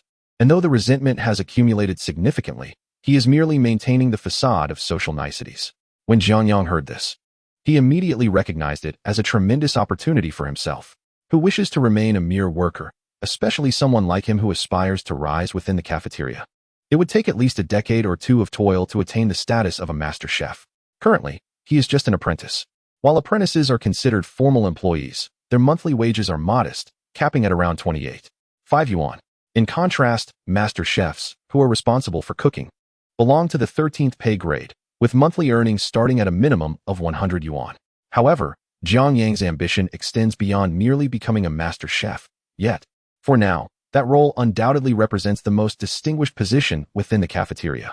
From his conversation with Director Wang today, it was evident that Wang would not recklessly elevate this young newcomer. Should he assist Jiang Yang in confronting Jiang Dashan and Jiang Yang ultimately fail, it would place Wang in a most embarrassing predicament. As Wang departed, he left a remark intended to assess Jiang Yang's capabilities. If Jiang Yang cannot even persevere as an apprentice in the cafeteria, Wang would certainly not regard him favorably. Without hesitation, Jiang Yang returned to the kitchen. Jiang Dashan and his 3 apprentices had already witnessed this exchange. Jiang Dashan, visibly displeased, remarked, "What connection does this lad have with old Wang? From the looks of it, he must be someone with ties to Wang. Otherwise, why would Wang have singled him out for a private conversation beneath the tree while they shared a smoke?" The eldest apprentice, Han Gang, aware of his master's disdain for Director Wang, quickly interjected, "Humph, Wang Caiji truly believes he possesses the ability to contend with me. He sends a mere youth, thinking I would have no means to handle him. Go and ensure that this newcomer is well attended to, so he realizes the breadth of our influence." Upon hearing this, Han Gang replied with a grin, "Rest assured, master. As long as you give the command, who among us would dare treat him differently? I guarantee that within 3 days, this lad will depart from our cafeteria on his own accord." Jiang Dashan leisurely sipped his tea and responded, "Do not merely speak. I wish to see results." Jiang Yang entered the room, and immediately Han Gang approached him. "Xiao Jiang, although you are a novice apprentice and may not recognize my master as your mentor, we still have work to do. The allocation of tasks is managed by Master Jiang. Each person in the cafeteria has their designated duties, and since you are new, you can start with some simple tasks that can be handled directly. You will follow Liu Meifeng to practice your knife skills." Han Gang smiled and exchanged a knowing glance with Liu Meifeng, who nodded in understanding. "Xiao Jiang, come here. It's quite tiring for me to chop alone, and now that you're here, we can assist each other. It's a relief to have another pair of hands. You have no idea how exhausting it is to chop every day. My wrists are about to give out." Jiang Yang walked over with a smile. "All right, Master Liu. Let us enjoy working together starting today." "Oh dear, Xiao Jiang, with your refined way of speaking, I can hardly keep up." Breakfast concluded swiftly, and the workers dispersed. Liu Meifeng pointed to 3 large basins in front of them. "Xiao Jiang, we need to prepare lunch. Today we are making spicy and sour shredded potatoes. Chopping is our responsibility. We have 500 jin of potatoes. You peel them and then cut them into shreds." Liu Meifeng felt a sense of pride, knowing that their meal would indeed require all 500 jin of potatoes. It was certainly a task that would push Jiang Yang to his limits, especially since he had been unwilling to help Wu Gangtai during the morning. Now that the workload had fallen to Liu Meifeng, he anticipated that Jiang Yang would find it challenging. However, Jiang Yang cheerfully inquired, "Master Liu, are we using all 500 jin of potatoes for lunch?" Liu Meifeng nodded vigorously. "Of course. We have thousands of workers in our factory. We definitely need all 500 jin." Jiang Yang replied, "All right then, since this chopping task is for both of us, that means 250 jin each. As you are the senior, I wouldn't want you to be overburdened. How about I take on 300 jin and you 200 jin?" Without hesitation, Jiang Yang dragged 2 sacks of potatoes towards Liu Meifeng. He then turned around, retrieved 2 large basins, and squatted down to begin peeling the potatoes. Chapter 27. 500 jin of potatoes. Liu Meifeng was momentarily stunned. By the time he regained his composure, Jiang Yang had already turned to leave. Furious, Liu Meifeng stormed over to Jiang Yang. "What on earth do you mean, Xiao Jiang?" Jiang Yang raised his head innocently, pulled up a small stool, and calmly replied, "Master Liu, I don't mean anything by it. Isn't chopping our task? Since it is our shared responsibility, wouldn't it be reasonable to divide it equally? He added, in fact, I've even taken on an extra 50 gene of work for you. Oh, Master Liu, I recognize you as a senior. If you feel uncomfortable, worried about being perceived as bullying a newcomer, how about you take 300 gene and I'll take 200 gene instead? You truly are a good person. As Jiang Yang spoke, his voice rose, ensuring that everyone in the cafeteria could hear him. Many covered their mouths and turned to glance at Liu Mingzi. Liu Mingzi should not be so oppressive in broad daylight. After all, Jiang Yang is but an apprentice, just as Liu Mingzi is. I certainly would not bully you. Xiao Jiang, I have been working in the cafeteria for 3 years. If you do not believe me, you may inquire with others. Am I truly that kind of person? Master Liu, I have unwavering faith in your character. With such noble integrity, how could you possibly engage in such acts of bullying against newcomers? It is precisely because I trust you that I speak this way. Your visit earlier was undoubtedly in this spirit. Master Liu, I genuinely thank you for your kindness towards me, a newcomer. Jiang Yang replied with a cheerful smile, yet his words served as a subtle rebuttal. Neither too soft nor too harsh, leaving Liu Mingzi at a loss for further arguments. This lad is indeed quite shrewd. Xiao Jiang, I did not expect you, despite being new, to be so meticulous. In our cafeteria, we must stand united. Constantly being so particular and small-minded will only lead to losing friends. Master Liu, what do you mean by being meticulous and small-minded? Do you think I should allow you to handle 300 gene when you ought to manage 400? That cannot be. Master Liu, I am not that kind of person. When I left home, my mother admonished me to be diligent and perceptive in my endeavors. After all, you are an experienced master. How could I dare to take advantage of you? In his previous life, Jiang Yang had led a rather unremarkable existence, failing to achieve much. However, in the latter half of his life, he gradually learned to navigate situations with finesse and ease, finally opening up new avenues for himself. He had long been acquainted with such scenarios. If Liu Mingzi intended to leverage his seniority to intimidate this newcomer, he must first ascertain whether Jiang Yang was willing to be intimidated. The onlookers heard the exchange, but refrained from intervening. After all, it was merely a matter between the two of them, unrelated to anyone else's work, since it did not involve the vested interests of others, who would step in to meddle in such trivial affairs. Frustrated, Liu Mingzi sought out Zhang Dashan. Master Zhang, you must see how outrageous that newcomer Jiang Yang is. As a novice, he shows no deference to authority. Not only does he refuse to carry out the tasks I assigned him, but he also speaks sarcastically about me. You expect me to mentor him? How can I manage when he acts like a thorn in my side? Liu Mingzi was well aware that the most authoritative voice in such matters was Zhang Dashan. He was eager to curry favor with him. Xiao Liu, that sentiment is misplaced. As a senior, it is your duty to guide the newcomers.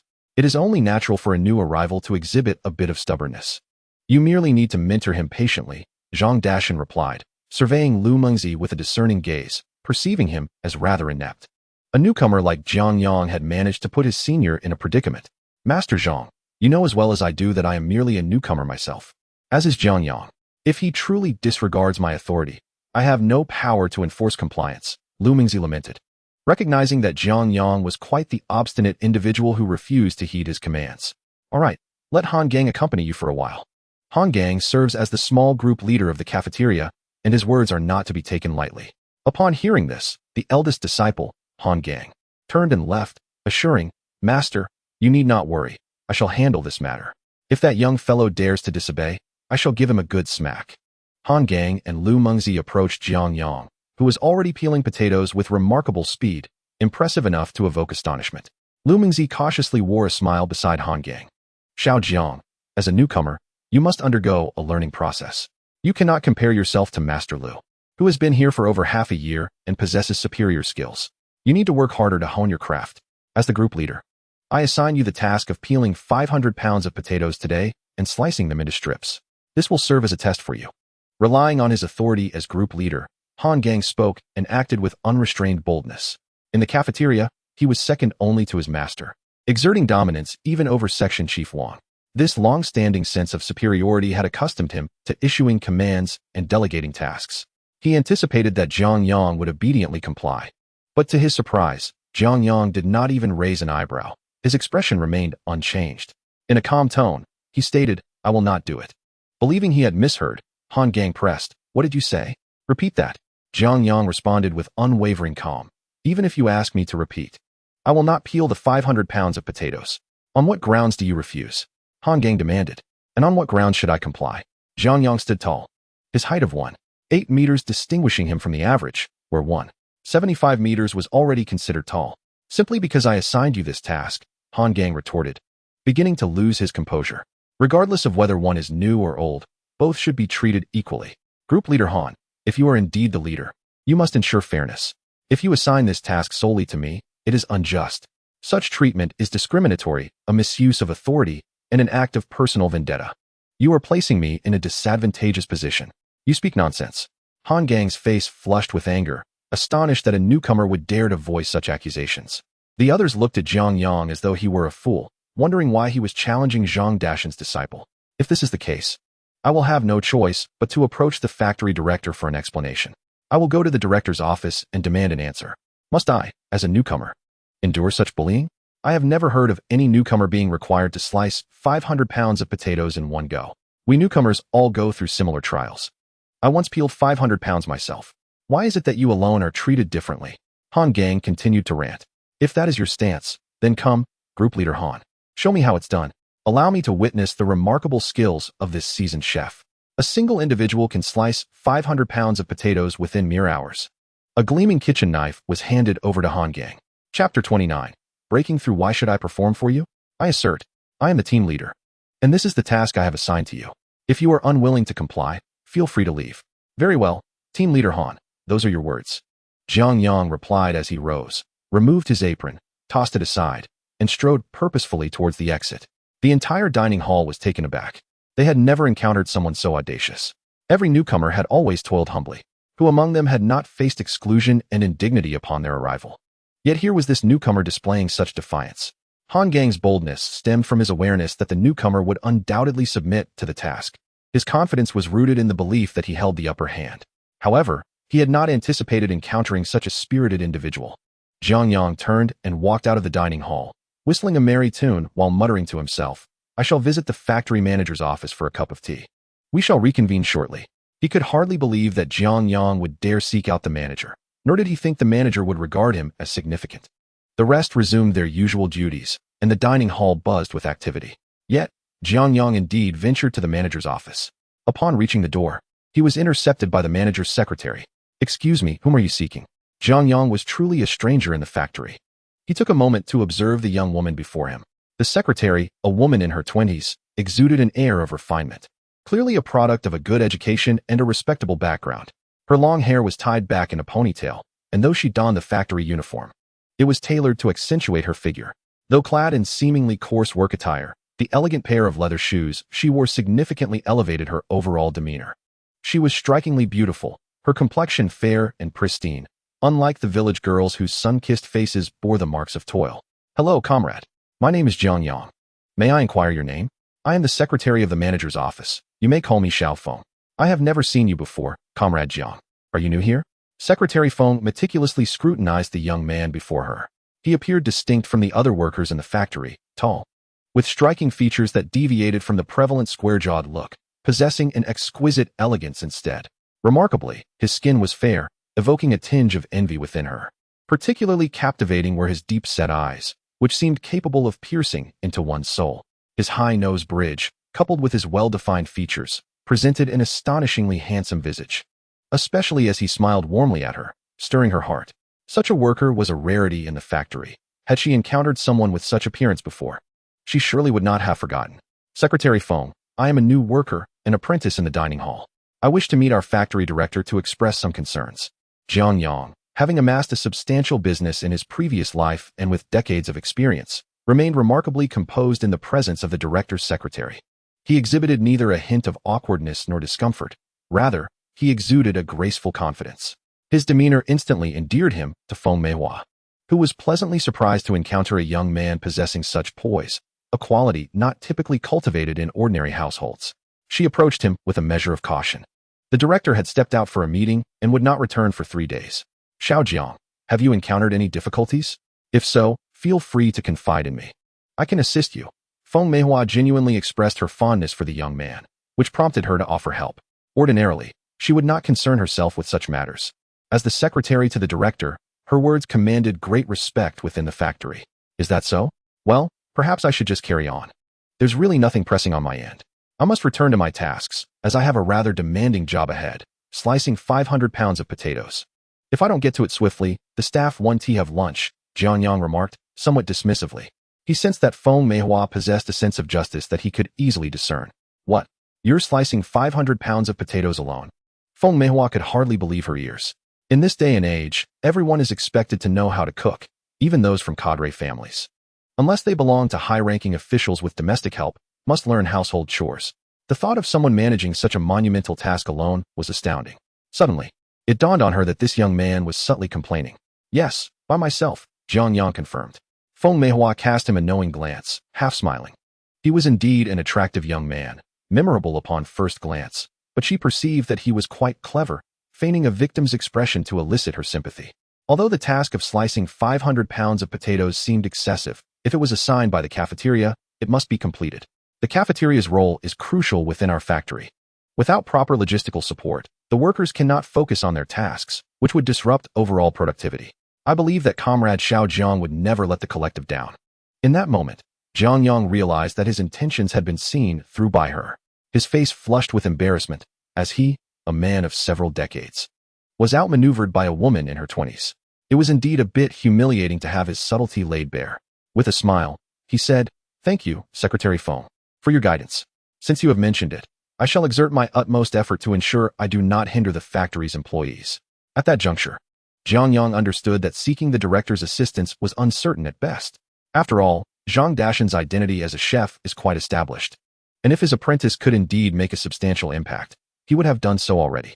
He simply seeks to escalate the matter, making it widely known, thus facilitating his future endeavors. Moreover, through such actions, he can create a name for himself in front of the factory director, becoming a familiar face.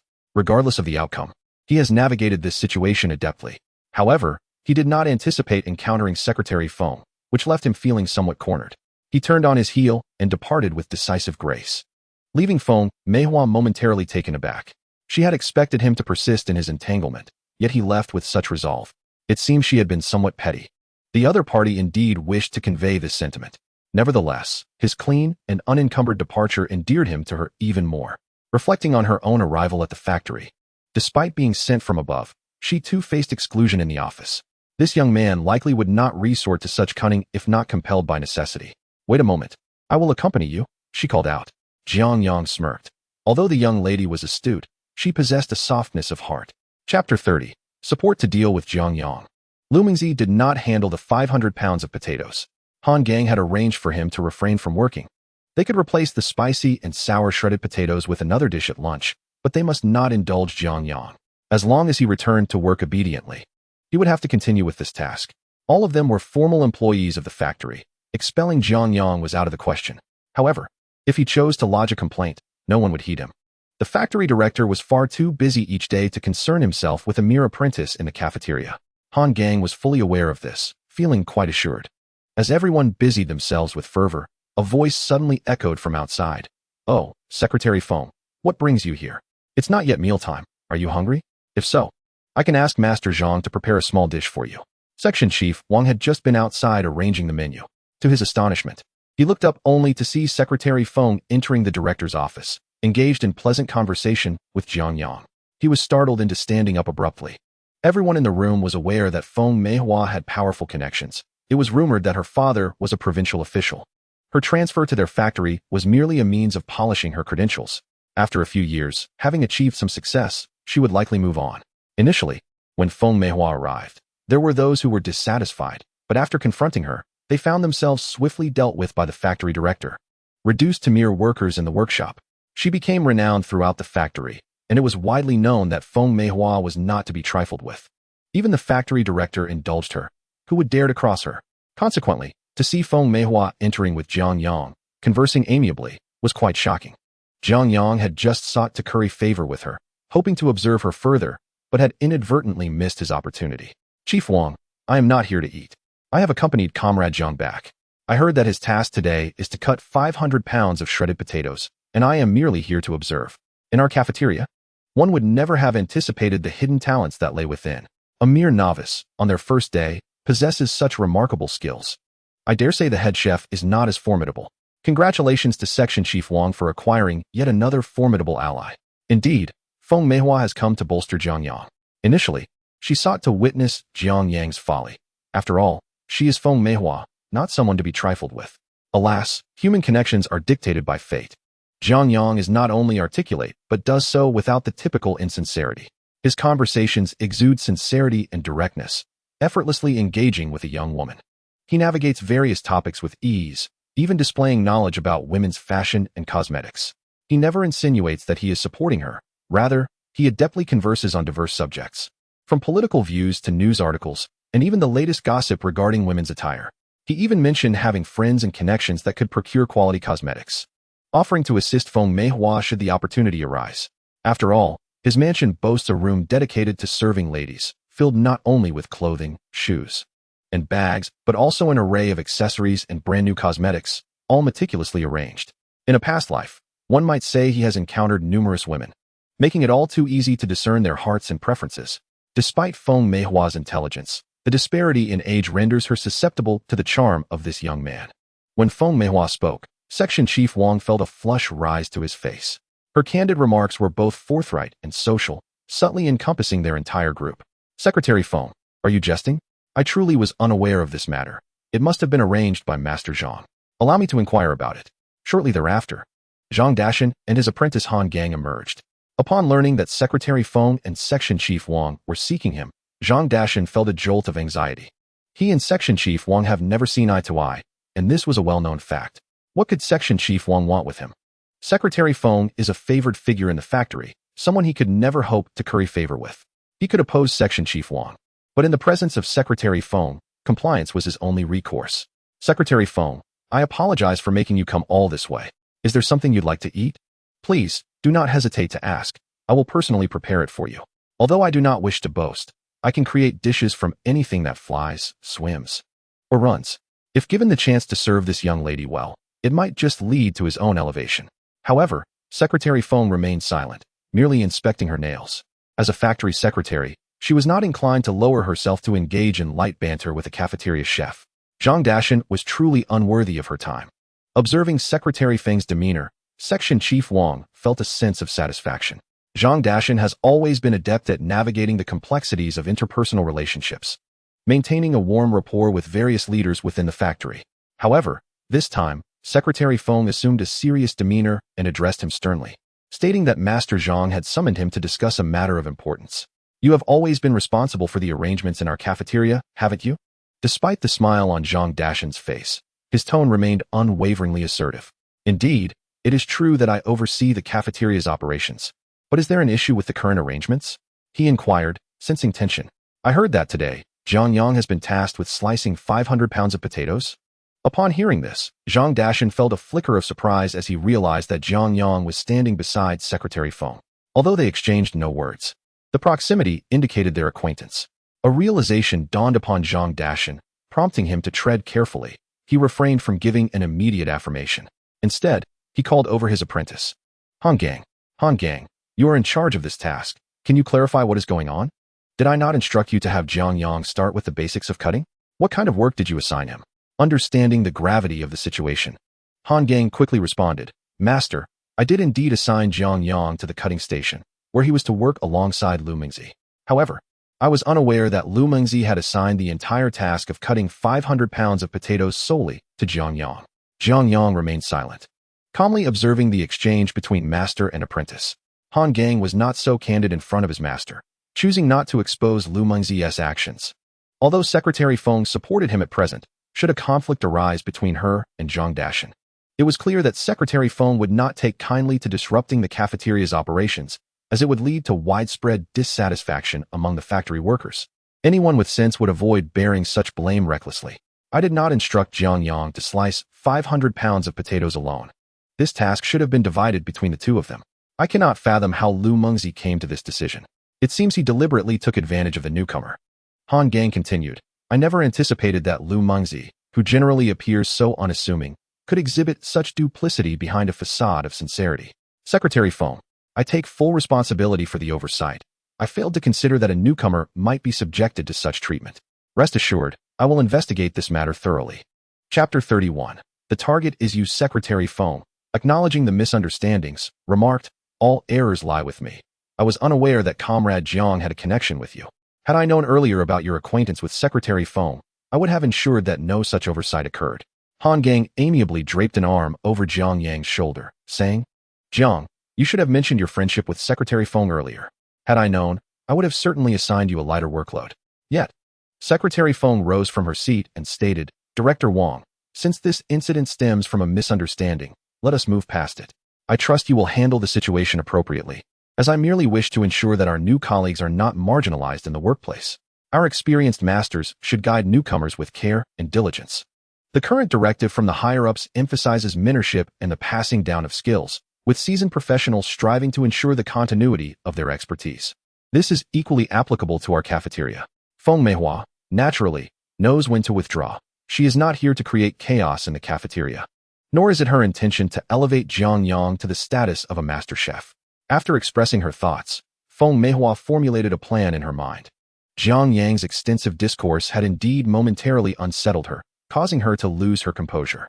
However, upon arriving here and exchanging just a few words, clarity returned to her. She realized that she should not have involved herself in this matter. Since she had, it would be prudent to extricate herself as soon as possible. Director Wang nodded affirmatively and assured her, Rest assured, Secretary Feng, we will handle this matter with utmost care. After bidding farewell to Feng Meihua, Director Wang returned to the cafeteria, his expression darkening immediately. Master Zhang, we both understand the essence of this situation. You must address Zhang's issue effectively, otherwise. You are well aware of who is backing Secretary Feng. Zhang Dashan felt a chill run down his spine. It seemed that this scoundrel might use this situation to entrap him. Director Wang, I acknowledge that Han Gang mishandled this matter. You can trust that I will provide you with a satisfactory explanation, as well as for Jiang. Zhang Dashan, accompanied by Han Gang, swaggered away. Director Wang then turned to Jiang Yang, remarking, I never anticipated you to be so enigmatic. Had you disclosed your acquaintance with Secretary Feng earlier, the matters we discussed today could have been resolved swiftly. Instead, we nearly encountered a catastrophe. Director, I truly do not know Secretary Feng. I only met her while reporting an issue to the factory manager. Jiang Yang skillfully played with the nuances of truth and deception. The more he distanced himself from Secretary Feng, the more firmly Director Wang seemed to believe there was a familial connection between them. You initially confided in me. Yet now it seems you harbor some grievances against your elder brother? Director Wang found this hard to believe. Patting Jiang Yang on the shoulder, he spoke earnestly, Rest assured. Your aspiration to become a chef is something I hold in high regard. As a newcomer, if you can endure for another 10 days to 2 weeks, I assure you that if all goes smoothly within a month, you will undoubtedly attain the position of head chef. Of course, you must deliver results. One cannot simply declare a desire to be a chef without merit. Zhang Dashan has yet to encounter a rival in culinary skills. Nevertheless, I have faith in you. You can count on my full support. This was a veiled promise, coupled with his own expectations. Director Wang, dear brother, I sincerely wish to carve out a career in our cafeteria. You can be assured that I will work diligently to earn your trust. The more Jiang Yang spoke in vague terms, the more Director Wang perceived him as an enigma, engaging in a psychological battle. Upon returning to the cafeteria, Jiang Yang noticed that everyone's gaze towards him had transformed. As he returned to the chopping area, he spotted Liu Meifeng, disheveled and sitting on a small stool, peeling potatoes. Upon seeing Jiang Yang return, a disdainful snort escaped my lips. Ah, a grown man living off others. It is solely my lack of capability that prevents me from becoming the secretary to the factory director. What a pretty boy he is. Has he truly captivated Secretary Feng? What is so exceptional about that? Liu Meifeng had just been mercilessly berated by Zhang Dashan and Han Gang, and his earlier pride had swiftly turned into profound embarrassment. What vexed Liu Meifeng the most was that he had initially received praise from Han Gang for his actions, which were intended to assert dominance over the newcomer. Yet, in an instant, he found himself the target of ridicule, bearing the brunt of all blame. Was it not simply because his status paled in comparison to theirs that he had caused difficulties for others, only to bear the consequences himself? Meanwhile, he seethed internally. For who in the factory was unaware of Secretary Feng? She was a flower among them. To think that Jiang Yang was said to have her backing. Liu Meifeng's first impression was that Jiang Yang was merely leveraging his looks. It was no wonder he sat there, dripping with sarcasm. Clearly, Liu Meifeng was not the sharpest tool in the shed. He knew full well that Jiang Yang had support, yet persisted in his scathing remarks. A normal individual, confronted with Liu Meifeng's words, would likely feel too ashamed to remain. Yet, he was up against Jiang Yang, a man with decades of experience. Such trivial taunts were beneath him. Suddenly, Jiang Yang stepped forward and delivered a resounding slap across Liu Mengzi's face. The potato and knife in Liu Mengzi's hands clattered to the ground, and had he not reacted swiftly, the knife would have struck his foot. Liu Mengzi sprang to his feet, exclaiming, "Jiang Yang, what on earth do you think you're doing? How dare you lay a hand on me? Don't you understand the principle of striking the body but not the face? What gives you the right to hit me? Is it because I exposed your little pretty boy secret that you're so enraged?" Liu Mengzi was utterly taken aback by the audacity of the newcomer to strike him. After decades in the cafeteria, no one had ever dared to slap him. "Who do you think you are, spewing nonsense?" Secretary Feng only learned of this incident because she went to see the factory director. She merely believed that this matter could tarnish the image of all the factory workers. If outsiders discover that we treat new employees and apprentices in such a manner, who would dare to come to our machinery factory in the future? Here is a young woman, standing tall and considering the honor of all the factory employees. Yet you have the gall to defame Secretary Feng and me. You spread rumors without a care. Do you even realize the impact your words can have on a young woman's reputation? You think you can just say whatever comes to mind without consequences. Today, I will strike you for your slanderous and defamatory tongue. If you dare to speak again, I will strike you once more. If you feel wronged, go report to the section chief or ask Master Zhang for their opinion. Am I not speaking the truth? Is my action not justified? The surrounding cafeteria staff could not help but applaud in approval. It was evident that Jiang Yang had elevated the matter to one of honor and reputation for all. They are indeed an exemplary collective, a leading steel factory. And such honor is not easily won. In this era, prestige surpasses all else. Jiang Yang effortlessly incited conflict between Liu Mengzi and the interests of the entire workforce, naturally causing everyone to rally behind Jiang Yang. Chapter 32. Turbulent waves amidst the chorus of approval, Liu Mengzi sat dejectedly, continuing to peel his potatoes. Zhang Dashan and Han Gang observed from the side with a cold gaze. Initially, it seemed as though Jiang Yang had seized this opportunity to suppress Liu Mengzi while simultaneously asserting his authority, likely leaving Liu Mengzi to handle the task alone. At that moment, Han Gang would have the chance to whisper in Liu Mengzi's ear, prompting him to confront Jiang Yang directly. After all, the tasks of chopping and cooking were entirely unrelated. Though Zhang Dashan could arrange the work, he could not genuinely complicate matters for Liu Mengzi.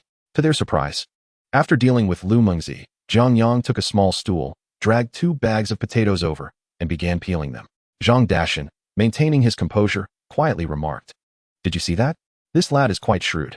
Han Gang, gritting his teeth, responded, "Master, what should we do?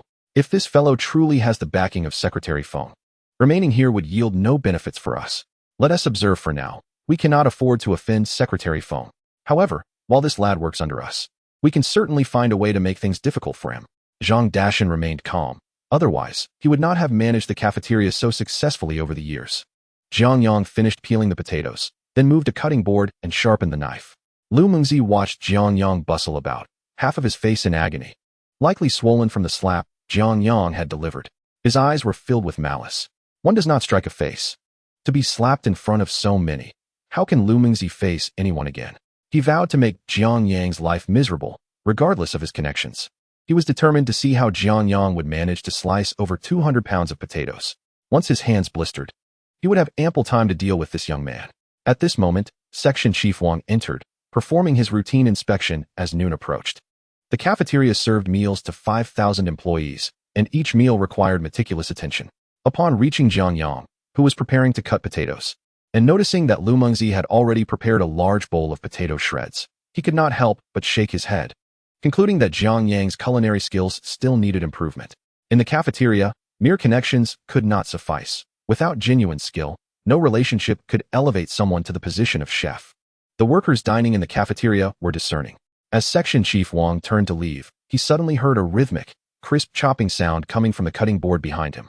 He quickly turned back to see Jiang Yang pressing the potato down with one hand while the other wielded the knife with precision and cleanliness. Each slice was remarkably fluid, with the potato pieces cut evenly, showing no hesitation or pause in his movements. In no time, an entire potato was transformed into thin slices, and with a gentle tap of his hand, the potato slices lay flat upon the cutting board. Jiang Yang's fingers pressed down on the potato slices, while another hand wielded the knife with rhythmic precision, producing a sound akin to a steady drumbeat. Uniformly sized potato shreds emerged, their dimensions so consistent that threading a needle would pose no challenge. Remarkably, the entire potato was sliced in under a minute. Jiang Yang casually tossed the potato shreds into a large basin filled with water, where they spread out like blossoms scattered by a celestial maiden. Director Wang was momentarily taken aback, his mouth agape in astonishment. The subsequent display of Jiang Yang's potato cutting skills left everyone in awe. Over 200 pounds of potatoes were completely sliced in less than an hour, each shred exhibiting impeccable uniformity. Director Wang personally fished out some shreds from the basin for inspection. They appeared as though measured with a ruler, each one identical, a sight almost beyond belief. Zhang Dashan, drawn by the crowd, also took a glance. Upon witnessing Jiang Yang's technique, his expression darkened, while others were merely spectators. He recognized at a glance that Jiang Yang's proficiency was that of a seasoned expert honed over decades. A feeling of unease settled within him as he instinctively glanced towards Director Wang, wondering if this young man was intentionally trying to undermine him. Where had he unearthed such a talent? Liu Meifeng's face flushed with embarrassment. He had commenced slicing before Jiang Yang. Yet here was Jiang Yang completing the task ahead of him. Having spent 6 months in the position of slicing potatoes, Liu Meifeng had garnered considerable experience. Yet in comparison to Jiang Yang's shreds, he fell well short. The surrounding onlookers highlighted the stark contrast between him and Jiang Yang, igniting a fire of frustration in Liu Meifeng's eyes. He was convinced that Jiang Yang was deliberately trying to make him look foolish. Once Jiang Yang finished slicing and tidying up, he removed his apron and looked up to see Director Wang smiling at him. "Director Wang, what brings you here?" he asked. "Impressive skills, Jiang. You must have honed them for quite some time," Wang replied. "You flatter me, Director. My skills are simply a family tradition. My ancestors were imperial chefs centuries ago." The truth, however, was that the ancestral cookbook had only been recovered years later from an auction. The current Jiang family was merely an ordinary household, devoid of any heirlooms. After a lengthy conversation encouraging him to continue his good work, Director Wang finally took his leave. Once the lunch service in the cafeteria was completed, the staff finally sat down to eat. Jiang Yang's meal consisted of 5 steamed buns, a portion of spicy and sour potato shreds, and a serving of stir-fried meat, essentially whatever remnants were left in the cafeteria. He carried his meal to a table outside the cafeteria, noting that everyone was seated in scattered groups. Jiang Yang approached Li Duwang with a food tray in hand. He was not well acquainted with many people here. He had already offended Liu Meifeng and saw no reason to seek further trouble. The others were strangers to him. Thus, he could only turn to Wu Jiefeng and Li Duwang. Upon noticing Jiang Yang sitting at their table, Wu Jiefeng instinctively shifted his position, seemingly attempting to create distance between them. In contrast, Li Duwang remained seated without making any effort to engage in conversation. Jiang Yang had no intention of speaking either. He simply focused on his meal. The cafeteria had the advantage of providing ample food. After consuming 5 large steamed buns and 2 servings of dishes, he finally felt revitalized. No matter how well he ate at home, it could not compare to this abundance. The routine in the cafeteria continued smoothly, appearing calm on the surface. Yet everyone knew that Zhang Dashan would not let the matter rest. Any discerning individual could sense the turbulent undercurrents beneath this tranquility, poised to erupt at any moment. Chapter 33. Selling cosmetics 1 day a week, Jiang Yang had a day off. Rather than returning home, he found himself anxious after a week of not seeing his daughter. However, considering the current situation at home, with his second sister and 2 nieces residing there, he realized that their food supply was far from sufficient. With him away, the household was down 1 farmer. Thus, he needed to devise a plan to bring some provisions home before returning. While his villa was filled with luxury items, he lacked any means to procure food. He pondered the idea of liquidating some possessions during his day off. However, he was unfamiliar with the black market. Having never spent time in the county before, he had no knowledge of where it might be located. Moreover, the items he possessed were generally too valuable for the average person to afford, even if someone could afford them. It would be foolish to trade a luxury watch for just a few hundred yuan. After some consideration, he selected several lipsticks, powder compacts, and a few basic skincare products. Hoping to maintain his connection with Secretary Feng, he had promised her a visit, but the past week had been consumed with cafeteria duties, leaving him no time to see her. Having packed the items into a small shoulder bag, he made his way to the factory director's office. As fate would have it, he encountered Secretary Feng in the corridor. She looked somewhat surprised to see him. Initially, she had thought Jiang Yang might use his connection with her to exert influence in the cafeteria, seeking personal gain. However, after sending someone to inquire, she discovered that Jiang Yang was quite different. He worked diligently in the cafeteria, without any ostentation or forming cliques. Secretary Feng began to reconsider her initial assumptions, especially since Jiang Yang had not appeared before her in the past week. While most would eagerly seek to curry favor with her after gaining her support, Jiang Yang had chosen a different path. At that moment, Secretary Feng felt that this was indeed the natural progression of events. How could a person possibly be devoid of desires? With a teasing smile on his face, he inquired, "Oh, Comrade Xiaojiang, what brings you to my humble abode?" "Secretary Feng, you jest, don't you? Our relationship is rather informal, isn't it? I've been swamped with work this past week, leaving me little time to spare. As soon as dawn breaks, I'm off to work, and by the time you finish your day, I'm still occupied with dinner preparations. The items I promised to bring you have arrived. Please take a look and see what you fancy." As a man, I admit I am quite clueless about these matters. He extended the handbag he was holding, causing Secretary Feng to pause momentarily. A smirk involuntarily tugged at Feng Meihua's lips as she thought to herself, "This Jiang Yang may be perceived as foolish, yet he possesses a certain astuteness, aware of how to leverage my support. However, to label him as clever would be somewhat misleading. He seems rather naive in believing that I would need him to procure cosmetics for me in this rural setting. Such offerings could hardly resonate with someone of my standing. It is not that Feng Meihua looks down upon rural folk. Rather, it is the limited selection available at the local department store. Moreover, those items are certainly inferior to what I can acquire in the capital. The products I use are specially brought to me by my parents. The last time was merely a jest. Did he take it to heart? How very courteous of him."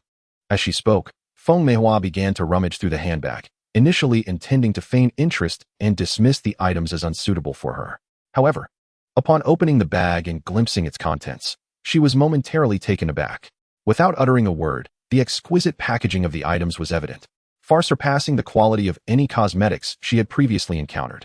The packaging bore a resemblance to those found in the friendship store, which left her feeling both astonished and delighted. Although their family had connections, the products from the friendship store were not readily accessible. Furthermore, the variety within the bag was truly impressive. Jiang Yang observed the transformation in Feng Meihua's expression and, with a smile, began to explain. "I'm not quite sure what you girls prefer, but these were brought to me by a friend. Feel free to keep any that catch your eye. These are foreign goods, reputedly hard to come by domestically." The mention of a non-existent friend immediately elevated Feng Meihua's impression of the items. She eagerly sifted through the offerings, particularly enamored by several lipsticks, each one more appealing than the last. Unable to part with any of them after a lengthy deliberation, she awkwardly inquired, "Xiaojiang, would it be possible for me to purchase all of these?" She felt a twinge of greed. It was clear that these items held considerable value, likely brought back by foreign personnel. "Purchase? Not at all. They are all yours," Jiang Yang replied, waving his hand dismissively, though internally he felt a pang of regret.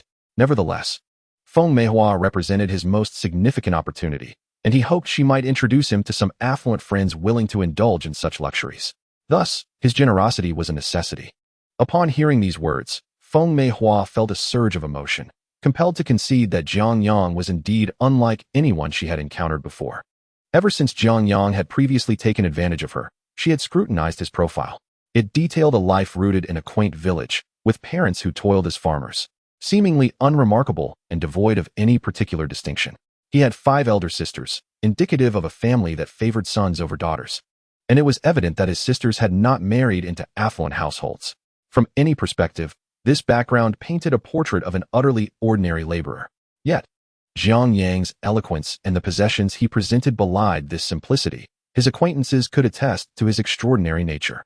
It was clear that few could procure such items, suggesting that Jiang Yang had extensive connections and perhaps facets of his life that remained unknown to her. How could someone of his stature seek to cling to her for support? The cosmetics he had offered were beyond what her own household could afford.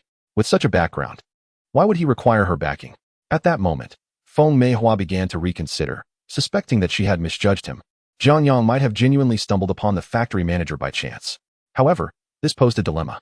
The items he had presented were quite costly at the friendship store, requiring foreign exchange vouchers for purchase.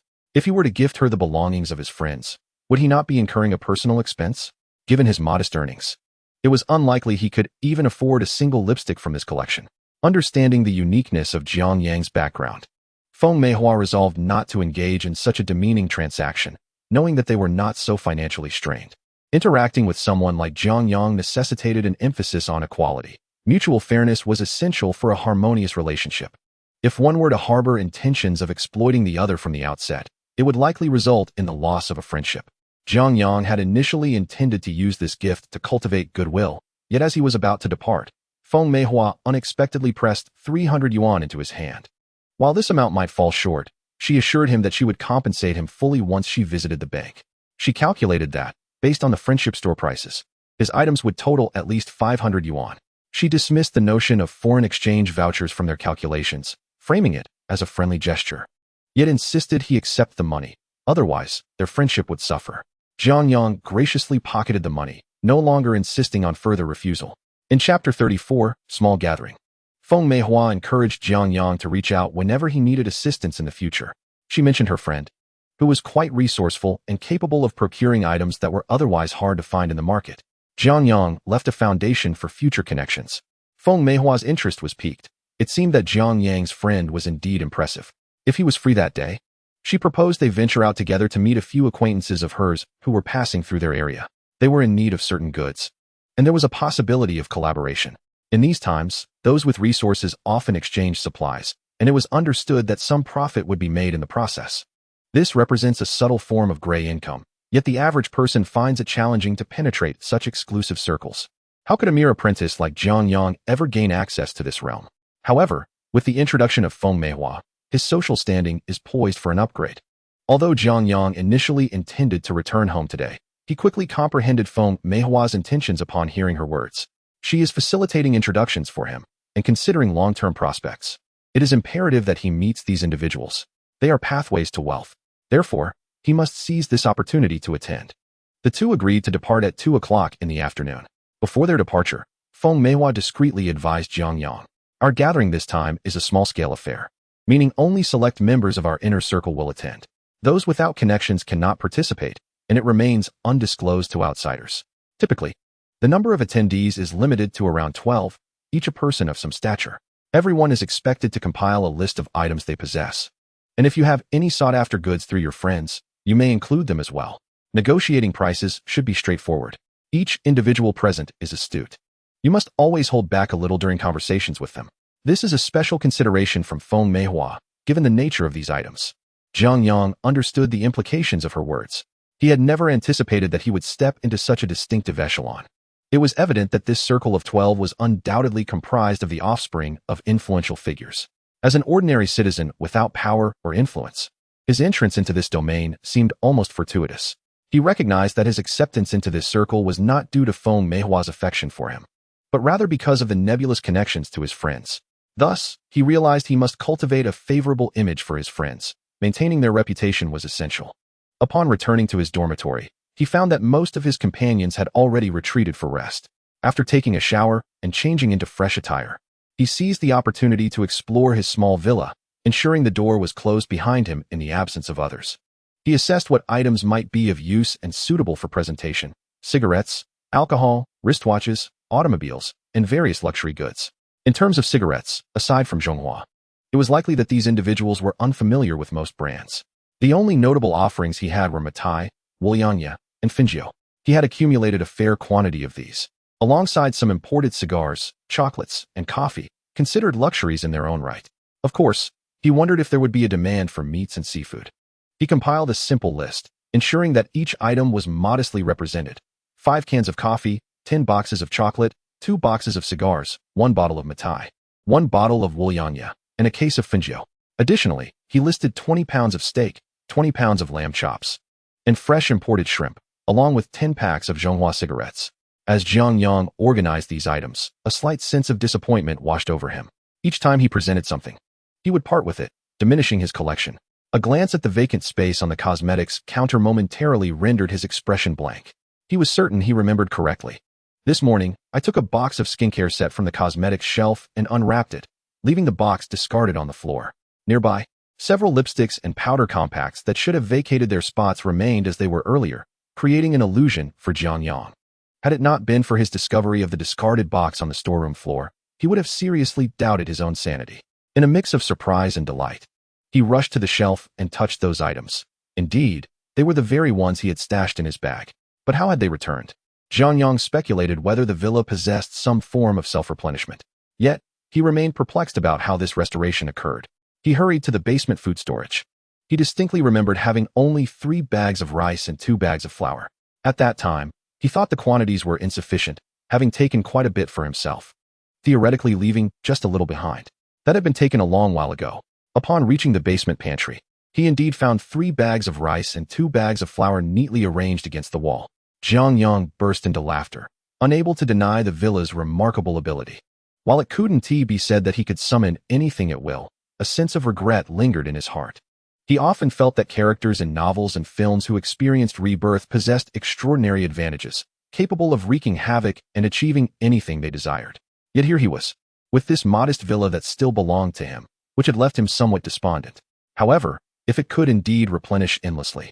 His long-standing concerns over food supplies seemed to be resolved instantly, filling him with newfound confidence. Even in the face of several years of natural disasters, he would fear nothing. Nonetheless, he had yet to grasp the mechanics behind this villa's restoration, whether it repaired itself upon his removal of items, or if there was a time constraint involved. The cosmetics he had stealthily taken last night had only been gone for about 7 or 8 hours, so if necessary, he could attempt to retrieve them again today. He grabbed 2 wool scarves from the shelf, packaging them back with their original boxes. After finishing his meal, he awaited Feng Meihua's arrival. She arrived riding a 26-inch women's bicycle, dressed in a lovely dress and adorned with high-heeled shoes. One could not deny Feng Meihua's striking beauty, fitting the archetype of fair skin, stunning features, and long legs. Due to her family background, her expression bore a hint of arrogance, exuding a regal aura. However, when she smiled, she radiated a captivating charm. It was undeniable that she was an exceptional beauty. Yet, Jiang Yang had long surpassed the stage of being rendered speechless by a beautiful woman. Having experienced so much in his past life, even after amassing wealth, he had been surrounded by various beauties, each more dazzling than the last. He had encountered women of every kind, and no matter how beautiful, they barely stirred his heart anymore. When Feng Meihua encountered Jiang Yang, she noticed that the young man greeted her with a calm and gentle gaze, devoid of any awe. His expression remained utterly unchanged, as though her presence was a commonplace occurrence. A twinge of disappointment crept into her heart. Was her charm waning? Yet, throughout her journey, every male employee who greeted her either flushed with embarrassment, unsure of where to place their limbs, or wore a lewd expression, clearly lost in inappropriate thoughts. Some even attempted to curry favor with her. Chapter 35, Spot Goods? Jiang Yang confidently approached and took the bicycle from Feng Meihua's hands. It seemed the distance was considerable. I will ride and take you. Lacking a bicycle of his own, he had electric scooters and motorcycles in his villa, but no bicycle. It appeared he would need to devise a way to acquire one for the sake of convenience in returning home. As Feng Meihua sat on the back seat, she gazed at the straight back before her and couldn't help but feel puzzled. Jiang Yang's ease in treating her was striking. His demeanor, his breadth of mind, and vision seemed uncharacteristic of a rural upbringing. Jiang Yang, am I beautiful? She inquired. A light chuckle came from ahead as Jiang Yang glanced back at her and responded. Secretary Feng, do you even need to ask? All the male employees in the factory are rendered speechless at the sight of you. Do you truly doubt your beauty? Humph. Do not dismiss me. You did not appear speechless when you saw me. I noticed that. Feng Meihua was a straightforward and fiery girl, which explained her directness. Secretary Feng, it is not that I can move freely in your presence. It is merely a matter of propriety. What is your status compared to mine? We exist in entirely different realms. For you to condescend to befriend me, it is imperative that we remain genuine friends. Should I, a mere frog, aspire to court a swan, it would surely ruin this friendship. Feng Meihua could not help but scoff. You are quite clear-headed. I must admit your words are grudgingly acceptable. Jiang Yang, you are not lacking in that regard, are you? Ah, Secretary Feng, you ought to maintain a sense of decorum as a lady. It is not appropriate to suggest such things before a man. Jiang Yang finally realized that Feng Meihua's personality starkly contrasted with his preconceived notion of a high-end, aloof woman. She was truly audacious. If you are not lacking, then why do you not show any inclination to flatter me? Secretary Feng, it is not that I do not wish to flatter you, but would you accept it if I were to do so? If you would accept, I assure you that from this day forth, I shall inquire about your well-being, fetch your meals from the cafeteria, and ensure your comfort during work hours. What would you like? Jiang Yang understood that Feng Meihua could never harbor feelings for him. The notion of love at first sight between men and women was utter nonsense. As a mere temporary worker in the cafeteria, how could she possibly fall for him? Although he was aware of his rebirth, he recognized that rebirth was not a panacea, allowing him to conquer all, nor did it guarantee that every woman would long to be with him. In his previous life, he had encountered numerous experiences that should have been his, which rendered him remarkably composed when it came to matters of romance. In this lifetime, if fate permits, He intends to seek out the woman he wronged the most in his past existence. This had been a vow he once made, though the timing was never right. He had experienced both the heights of success and the depths of failure, and he had made mistakes along the way. Wasn't rebirth merely an opportunity to rectify the regrets and voids of a former life? He harbored little interest in the concept of a harem.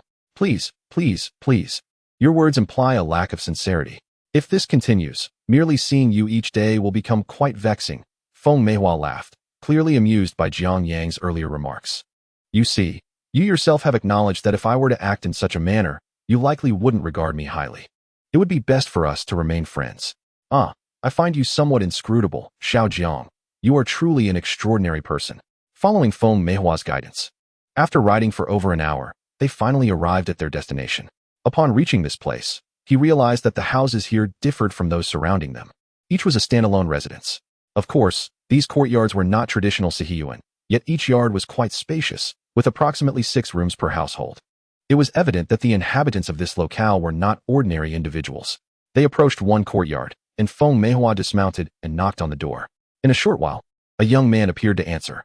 He appeared to be of a similar age to Feng Meihua, likely in his 20s, dressed in a Zhongshan suit, indicating his status as an official. With a pair of gold-rimmed glasses, he exuded an air of cultured sophistication, and he was not unpleasing to the eye. Upon seeing Feng Meihua, he greeted her with a warm smile, but his demeanor shifted to one of caution upon noticing Jiang Yang. Xiao Feng, you've arrived quite early today. Who is this? He inquired, having never seen Jiang Yang before. Indeed, this is a new friend of mine. His surname is Jiang, and he goes by Jiang Yang. You may call him Xiao Jiang, Feng Meihua replied, purposefully omitting Jiang Yang's background and occupation. She then turned to Jiang Yang with a smile. Xiao Jiang, this is my friend and the owner of this courtyard, Liu Wei. He is the secretary of our county committee office. You may refer to him as Secretary Liu. Jiang Yang extended his hand with a composed demeanor. Secretary Liu, a pleasure to make your acquaintance. The two clasped hands, and Liu Wei appraised Jiang Yang from head to toe. He could not deny that. Despite not knowing Jiang Yang's identity, the man's demeanor and manner of speaking suggested he had encountered significant situations before. Instantly, Liu Wei felt at ease. The fact that Jiang Yang displayed no particular reaction upon learning of his position as county committee secretary indicated that his status held no allure for him. Clearly, he was a person of substance. Please, come in. Since you are a friend of Xiao Feng, you are a friend to us all. Everyone is gathered inside. Liu Wei welcomed them, closing the courtyard door behind them and leading them directly to the main room. Feng Meihua appeared quite familiar with her surroundings. Upon opening the door to the main room, Jiang Yang realized that the 3 chambers had been seamlessly connected, transforming them into a vast hall. The living area was adorned with a sofa and a coffee table, while an elongated conference table occupied the remaining space, surrounded by an ample number of chairs, exactly 12, suggesting it served as their regular meeting place. The nature of their discussions remained known only to them. However, a row of cabinets brimming with various items caught the eye, hinting at the extraordinary nature of their contents, likely related to their transactions. Upon seeing these items, a jolt of realization struck Jiang Yang. Feng Meihua had not informed him of specifics, merely instructing him to bring a list. It appeared these individuals had come prepared with tangible goods. He glanced at the black tote bag he was holding, elegant yet understated, its contents known solely to him. Calmly, he clutched the bag, meeting the gazes of the other 10 individuals in the room. Chapter 36. An unwelcome arrival. This is my friend Jiang Yang. Feel free to call him Xiao Jiang. Feng Meihua introduced him to the group with poise, omitting individual introductions. Each person greeted Jiang Yang, albeit with varying degrees of warmth, maintaining a respectful distance. Liu Wei clapped his hands and addressed the assembly. Now that everyone is present and we have a new friend among us, let us return to the matter at hand. As we always do, since we are all here, let us reveal what we have brought. As soon as he finished speaking, the others busied themselves, clearly eager to retrieve their items from the shelves. Feng Meihua, however, arrived empty-handed, her curiosity piqued by the tote in Jiang Yang's possession. What treasures have you brought? I meant to ask, but I have been eyeing that bag since I saw it. I have brought a fair number of items, though I am uncertain of their utility. Jiang Yang replied, unfazed, as he began to extract various goods from the bag, though the weight exceeded his expectations for a mere paper tote. He pulled out a bottle of Matai, another of Wulianya, 2 packs of Zhonghua cigarettes, a box of lipstick, a complete skincare set, 2 woolen scarves, 2 boxes of chocolates, and 2 bottles of coffee. As he displayed these items on the table, all eyes were drawn to the array, particularly the 2 girls among the 12. who lit up with delight at the sight of the lipstick and cosmetics. Feng Meihua immediately gathered the chocolates and scarves to her chest. Xiao Jiang, how could you be so unkind? Why didn't you share these with me today? You know how much I adore chocolates, especially imported ones that are impossible to find. Not even available at the friendship store with foreign exchange vouchers, nor these woolen scarves. Jiang Yang gazed at the quick-witted Feng Meihua and couldn't help but chuckle. This was left by a friend of mine. I never anticipated you would take a liking to it. The wool scarf is a gift for you. Upon hearing this, Feng Meihua's face brightened with a smile as she gently patted Jiang Yang on the shoulder. You certainly know how to handle matters, with your resourcefulness. I shall look out for you from now on. At that moment, two young women squeezed through the crowd, rushing forward. They were captivated by the lipsticks and cosmetics, eagerly uncapping the bottles to savor the delicate fragrances within. I'm Xiao Jiang, and this is Xiao Meng. One of them exclaimed. I'm Xiaoxiao. Xiao Jiang. This cosmetic brand is foreign, isn't it? I've never seen it before. Indeed, it was brought back by a friend who attended an international event. This brand is not available domestically. This wool scarf is stunning, pure wool. The texture is far superior to what is commonly found in stores. It is 100% pure wool. Others around were taken aback, astonished by the unexpected generosity displayed. The items presented were indeed jaw-dropping. Liu Wei approached, picking up the Maotai and wool yangya, his expression darkening slightly. The wool yangya and Maotai before him were unlike anything found on the market. Merely the packaging indicated these were undoubtedly special supply products. Glancing at the Zhonghua cigarettes, he realized these were items even their elders seldom encountered. The caliber of a person who could procure such packaging was evident. The mere sight of it was impressive. As others joined in, they discovered that nearly every item was something they desired. The individuals who had previously kept their distance from Jiang Yang began to soften their demeanor. However, a young man approached with a dismissive expression, scoffing. Is this little collection really worthy of your astonishment? It seems you've never seen the world before. Kid, aren't these just things brought back from abroad? Fawning over foreign goods is unseemly. Do you have overseas connections? Feng Meihua subtly nudged Jiang Yang from behind. The implication clear. She was cautioning him to be mindful of his words. I have no relatives abroad. I'm merely a rural child. My family are humble farmers. At this moment, admitting his humble origins bore no shame. It was, in fact, a matter of pride. It was far more disgraceful to brag about having foreign relatives. Jiang Yang replied with calm assurance, further solidifying his reputation for steadiness among the others. No foreign relatives, yet you possess such items? How could a poor farmer's child like you have access to these special products? Are you engaged in something illicit? Perhaps you're a thief? Whose belongings have you pilfered? There are no families like that in our county. Did you acquire these from the provincial capital or even the capital city? Oh, so you've traveled outside your village? Impressive for a poor boy to have seen the world. Feng Meihua stepped forward, her demeanor as frosty as ice. Cheng Ziyuan, mind your words, this is my friend. Upon seeing Feng Meihua, Cheng Ziyuan's eyes flickered with astonishment, and his expression immediately softened. His demeanor was reminiscent of the arrogant attitude he displayed moments ago, a reflection of his true self. Meihua, I merely fear that you might be deceived by this young lad, who suddenly produces such a plethora of exclusive products. Do you not question their origins? We are all friends here, yet an outsider has inexplicably inserted himself into our midst. Naturally, I must exercise caution and ascertain his background. His tone carried an air of ingratiation. Jiang Yang discerned at once that this individual harbored affections for Feng Meihua. He was merely a sycophant, likely perturbed by the sight of Jiang Yang and Feng Meihua's discontent. Nevertheless, Jiang Yang calmly gathered the items from the table into his bag, reasoning that if my possessions are deemed suspicious, I shall take them away, as though I had never been here. I apologize for interrupting your refined gathering. Xiaoxiao and Xiao Meng grew anxious. Cheng Ziyuan, must you stir up trouble needlessly? Our matters are inherently delicate. Is it not true that the items you possess also have questionable origins? Xiao Meng retorted. No need for such accusations. We are all acquaintances here and know our own standings. But if an outsider were to divulge our affairs, we would all face dire consequences. Cheng Ziyuan, clearly reluctant to offend Xiao Meng, was met with a rebuke. Brother, do not mock him. What does it matter where he acquired these? The ability to procure such items is commendable in itself. Xiao Jiang, unfazed, continued. Are you not merely envious of his closeness to Meihua? With a cheerful demeanor, he added. Xiao Jiang, this item truly resonates with my tastes. Such treasures are utterly unattainable on the market. My discerning eye has led me to visit friendship stores in Beijing without ever encountering these. They are exquisite and remarkably flavorful. I shall take them all. How can you take them all? What about mine? Xiaoxiao protested, clutching her possessions tightly. All right, shall we split them evenly? Chapter 37.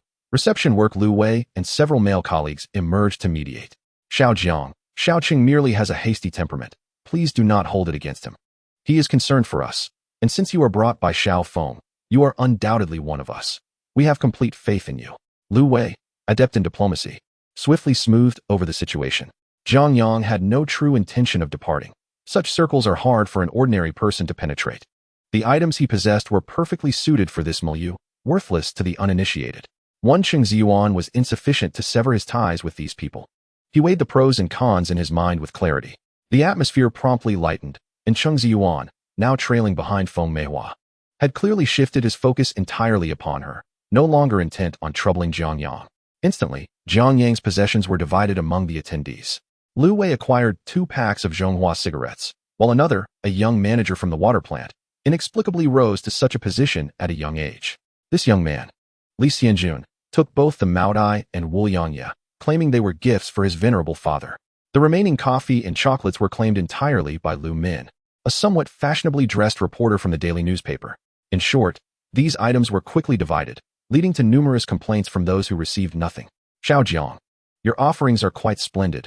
If such opportunities arise again, do procure more, especially the likes of Mutai and Wu Yangya, which are always in demand. Not only does my father require them, but they also serve as excellent gifts for family gatherings and social visits. And then there's Zhonghua. These are exclusive products that truly elevate one's standing when presented.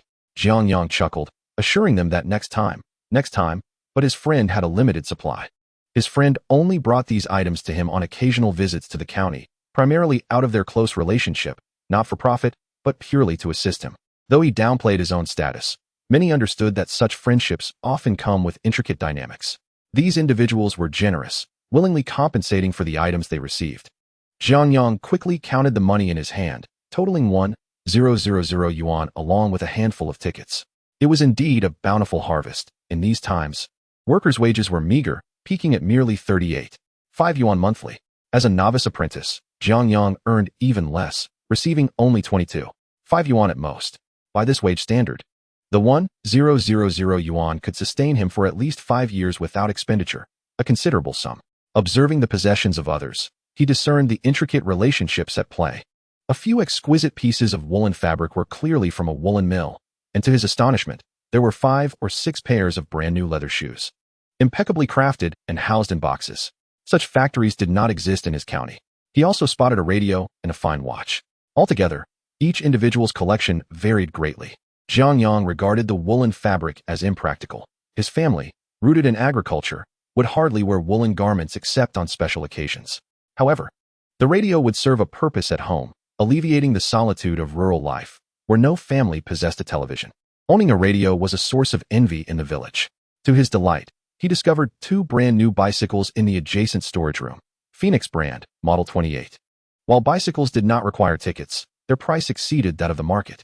In these times, such items were akin to owning a car. Jiang Yang extravagantly purchased the bicycle, the radio, and the fine watch, a collection that would surely incite pride. Upon witnessing Jiang Yang's generous acquisitions, Liu Wei realized that this gentleman was not financially constrained. Soon, the gathering dispersed. They arrived on a single 26-inch women's bicycle, but left riding side by side on 2. Cheng Ziyuan, initially adamant about escorting Feng Meihua home, was met with a cold rejection from her. Finally, she shot Jiang Yang a fierce glare before turning to leave. Observing the others departing on their bicycles, Jiang Yang realized that this must be their designated stronghold. Parting ways with Feng Meihua at the factory, he felt a twinge of envy as a new bicycle was ushered into the dormitory, inciting admiration from the onlookers. The following day at work, just as everyone settled in, Section Chief Wang appeared and gathered everyone for a meeting. He explained that the canteen was to host an important meeting the next day, with leaders from the city, province, and county in attendance. Not only would there be dignitaries from various levels of leadership, but also colleagues from neighboring factories visiting to observe. Recognized individuals and exemplary workers would also be present. Hence, the canteen would be of utmost importance. And he urged everyone to exert their utmost efforts to ensure the reception was executed flawlessly, emphasizing the need to uphold the factory's reputation and dignity. Upon hearing this, Jiang Yang understood that the next day would be pivotal. A glance at Zhang Dashan confirmed his suspicions. Zhang was visibly elated. sporting a proud smile as he sat with an air of superiority, a tea container in one hand and a cigarette perched behind his ear. Master Jiang, Wang inquired. As we host our esteemed leaders tomorrow, could you please provide a detailed menu for the canteen's arrangements? We anticipate approximately 80 individuals, including leaders and visitors, will dine around 11 o'clock. Consequently, the employees' meal time will be postponed to 12:30, allowing our leaders ample dining time. Please prepare the menu today and ensure the quality of the food for the staff is elevated as well. Wang, feeling the urgency, was aware that the procurement team awaited the menu to proceed with their purchases. Jiang Dashan, however, chuckled. Chief, such a significant matter cannot solely rest on my shoulders. This decision must be yours. Wang shot him a warning glance. At such a critical juncture, if you allow any lapse in the canteen's preparations, do not expect my leniency. Chief, your words are noted. My intentions are for the good of our work. However, drafting the menu is not within my purview. This task falls to you. By the way, I've noticed that Comrade Jiang has been here for a week and might benefit from a change in duties. He performs well at cutting vegetables. Perhaps we can assign him to assist with water and coal transport to support the canteen's logistical operations, which is also vital to our responsibilities. Chapter 38. The crab Jiang Yang realized Jiang Dashan was being cunning, having patiently awaited this opportunity to maneuver him into a corner. Wang, though aware of Jiang Yang's connection to Secretary Feng, prioritized the looming events of the next day. The stakes were high, and offending Jiang Dashan was not an option. Any lapse in the canteen's operations tomorrow would be unacceptable. At that moment, he would not only lose face before the factory leaders, but also before the leaders at the provincial, municipal, and county levels, making any advancement in his career a distant dream, as remarked by Section Chief Wang. Xiao Jiang, please assist with these tasks tomorrow. Jiang Yang smiled. No problem. I will handle the water and coal transport tomorrow. Of course, we cannot delay everyone's work. The greater good must take precedence. We should prioritize accommodating the provincial and municipal leaders along with the esteemed workers from all levels. I absolutely cannot bring disgrace to the steel plant. After enduring so many grievances in my previous life, what is this little sacrifice in comparison? Upon hearing this, Jiang Dashan felt a sense of triumph. Knowing that this would undoubtedly allow him to manipulate Section Chief Wang, Jiang Yang was determined to undermine him. Comrade Xiao Jiang possesses a remarkable sense of collective responsibility, willing to sacrifice personal interests for the honor of the group. He is truly our role model. Jiang Dashan feigned sincerity, plotting to keep Jiang Yang confined to logistical tasks for the rest of his life. Let him think that just because he can cook a few dishes, he can rise above. As long as I, Jiang Dashan, am in the cafeteria, he will never succeed. Once the meeting concluded, everyone dispersed. Section Chief Wang approached Jiang Yang and quietly said, Xiao Jiang, I apologize for today. There really was no alternative. You know Jiang Dashan is indispensable tomorrow. The cafeteria relies on him. In time, I will surely restore your position. Jiang Yang, displaying remarkable magnanimity, replied, Chief Wang, what are you saying? You are my superior. I will do whatever you ask. I am but a brick in our cafeteria, ready to be moved wherever needed. Work is work, so please do not say such things. It is not as if you intended this outcome. If blame is to be assigned, it cannot fall on you. I understand the complexities. Upon hearing this, Section Chief Wang felt a genuine pang of guilt. Previously, he had believed that Jiang Yang had someone backing him, compelling him to show Jiang Yang some respect. However, now he perceived Jiang Yang as a person of good character, someone who did not resort to confrontation in difficult times. Such composure and breadth of character were rare. He was undoubtedly superior to Jiang Dashan in this regard. The only regret was not knowing how well Jiang Yang could cook. If his culinary skills were up to par, perhaps he could eventually elevate Jiang Yang to stand against Jiang Dashan. Yet, for now, this was not the time for confrontation. As matters settled, the cafeteria staff began harboring new thoughts.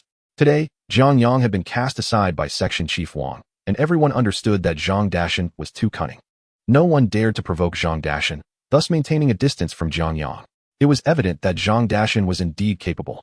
Consequently, the entire cafeteria began to ostracize Jiang Yang, with no one willing to sit near him during meals. Jiang Yang paid little mind to this minor exclusion. It was trivial compared to the storms he had weathered in his past life. As the day passed, Jiang Yang arrived at the cafeteria the following day. The canteen was already bustling with activity. The logistics team had delivered the purchased vegetables, meat, and eggs early in the morning. It was a hive of activity within the canteen. Jiang Yang was seen carrying a yoke and buckets to fetch water, as the canteen lacked a running water supply. The conditions here were relatively rudimentary. Although the water source was not far, located in a water room behind the canteen, It required effort to transport the water back. The coal storage was further away, necessitating the use of a cart to push through to the backyard behind the two workshops to retrieve the coal. Jiang Yang, without uttering a word, diligently filled all 8 water tanks, despite the sweat pouring down his brow. However, as he filled the tanks, the water was being used up in the canteen, especially with Han Gang intentionally making things difficult for Jiang Yang today, showing no restraint in their water consumption. Just as Jiang Yang filled one tank, another would be emptied, compelling him to refill it. Nevertheless, Han Gang's antics could only disrupt breakfast time, as after that, the canteen became busy preparing for the midday meal. Who had the time to pay attention to Jiang Yang? Once he had filled the tanks and transported the coal and firewood to the storeroom at the back of the canteen, he finally had a moment to catch his breath. Noticing the time was already 10:30, at that moment, Section Chief Wang and Director Chang hurriedly entered the canteen with 2 large baskets. Zhang Dashan was summoned to the front. When he opened the baskets, he was astonished to find them filled with lively, clawing crabs in one and a basket of flopping carp in the other. These items had been brought by the driver during a visit from provincial leaders, who were from the south and had a penchant for such delicacies. Although it had been stipulated that leaders should not cause inconvenience to the local populace during their visits, the officials had a standard for work meals. The crabs and carp were personally brought by the leaders, costing the canteen not a penny. They simply needed to be prepared. Upon seeing the crabs, Zhang Dashan's face paled slightly. Section Chief, I've never cooked crabs before. Zhang Dashan, you are a chef. You have claimed to master all 8 culinary traditions. How can you not know how to cook crabs? Even if he lacked experience with crabs, surely he could prepare the fish. Secretary Liu had informed him that the leaders had a preference for spicy dishes, and both items had to be prepared accordingly. I can cook fish, but I only know how to make braised carp and sweet and sour carp. How do I make it spicy? I've never done that before. Zhang Dashan had never felt so embarrassed in his life, having to admit he was unfamiliar with preparing a specific dish.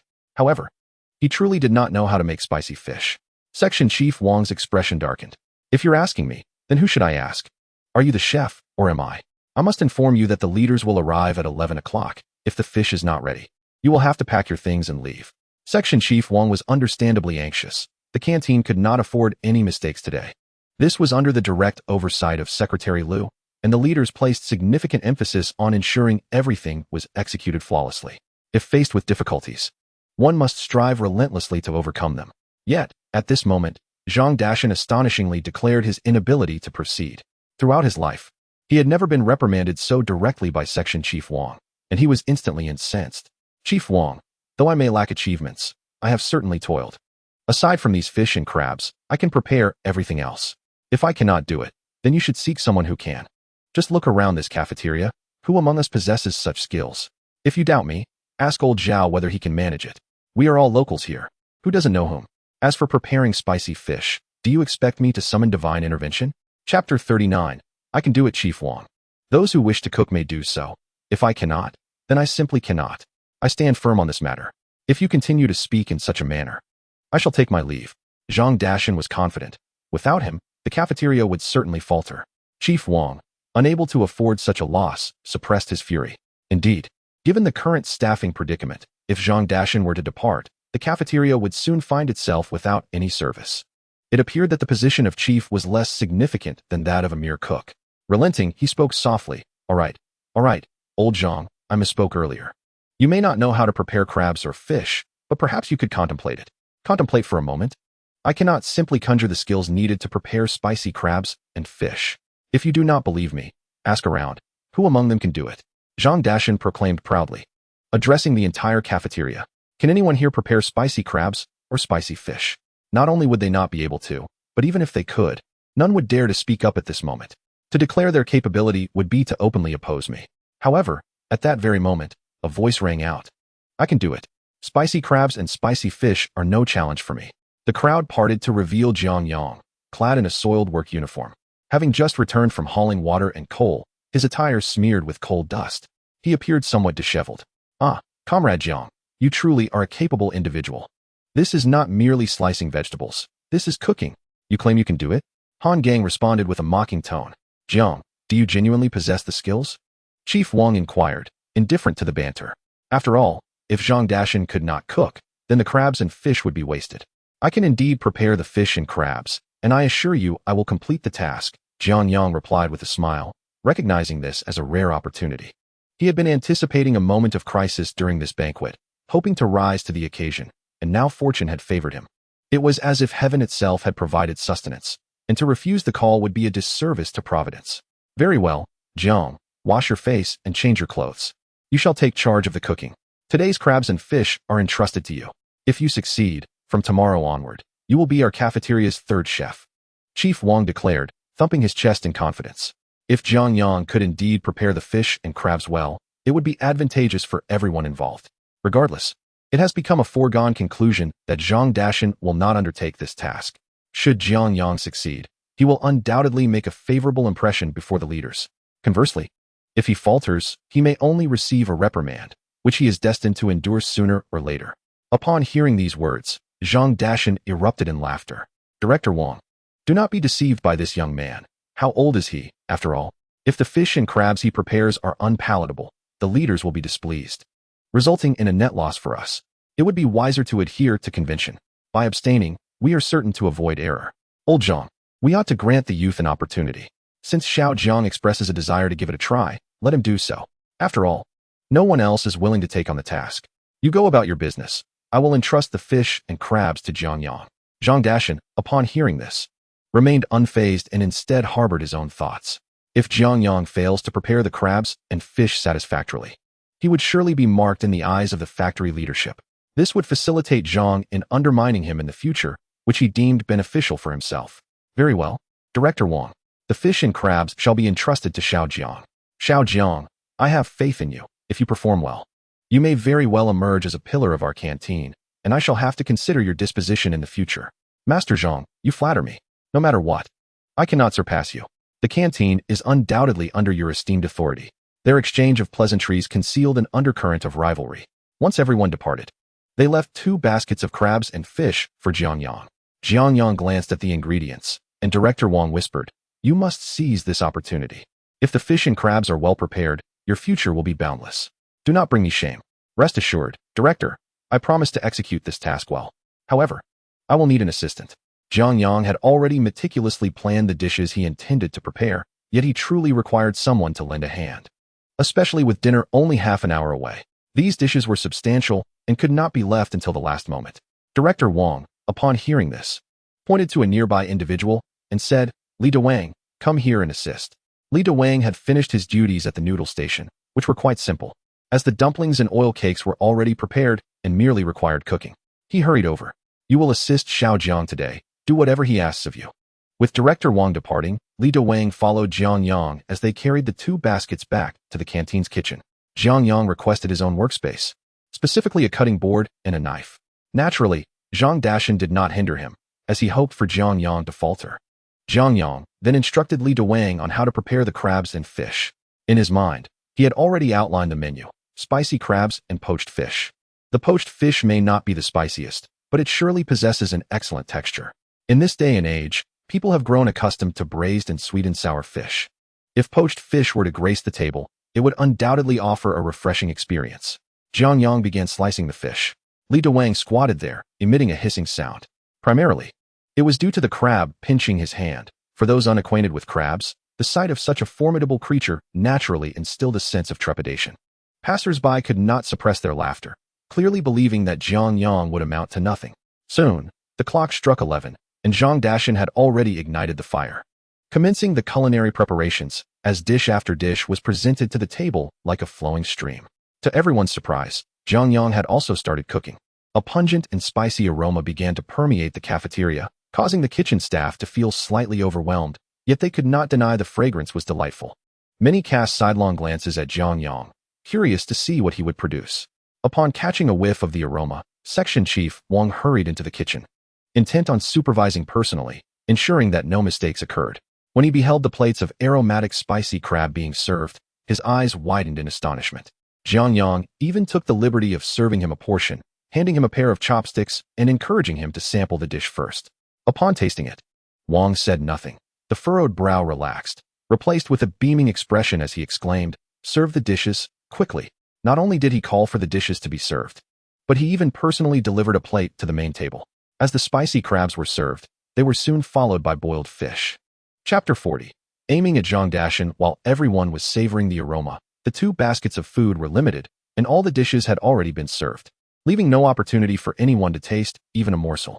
After Jiang Yang tidied up, he settled contentedly beside Li Wang, offering him a cigarette as they sat together.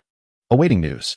Li Wang, having witnessed Jiang Yang's cooking prowess firsthand, especially his skill in filleting fish, could not help but feel profoundly impressed. Previously, he had perceived this young man as somewhat rebellious and lacking in understanding. After all, what apprentice dares to oppose their master? Yet, watching Jiang Yang's adeptness in filleting, with each slice uniform in thickness, transformed his view. Most importantly, the 2 dishes he crafted were indeed a feast for the senses. As a helper, he had the privilege of tasting them first. While others had yet to sample, he had already enjoyed a bite. Zhang Dashan, meanwhile, sat with his apprentice. The dishes fully arranged, now awaiting the staple foods and soup. Everyone was anticipating news. Zhang Dashan accepted the neatly rolled cigarette from his apprentice, puffing thoughtfully as he contemplated what to say should the leaders summon him. It is not unheard of for a chef to rise to prominence in a single leap. Before long, a server rushed in, a joyful expression on their face. Zhang Dashan immediately stood, slightly flustered, and inquired, "How did it go, Xiao Lu? Did the head chef get called out?"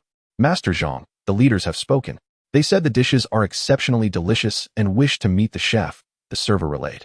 Upon hearing this, Zhang Dashan's heart swelled with pride as he adjusted his chef's hat and tidied his uniform. "How do I look? Is there anything amiss?" Han Gang hurriedly reassured him, "Master, you look perfect." As Zhang Dashan was about to step outside, the attendant before him froze in place. "Master Zhang, what are you planning to do?" "What do you mean? Isn't the leader here to meet the chef?" "Naturally, I must go out. I am indeed the chef responsible for the dishes. If I don't go, will you?" The attendant's expression turned slightly awkward, and he glanced nervously at Jiang Yang in the distance. "Master Zhang, the leader is specifically requesting to see the chef who prepares the boiled fish and spicy crab." Zhang Dashan felt a rush of heat engulf his face. "You must be mistaken. The leader has requested to see the chef by name for the boiled fish and spicy crab?" Han Gang could not help but inquire. His own master was typically revered in the cafeteria. Although Zhang Dashan was not particularly impressive, his culinary skills were undeniably commendable. There's no mistake.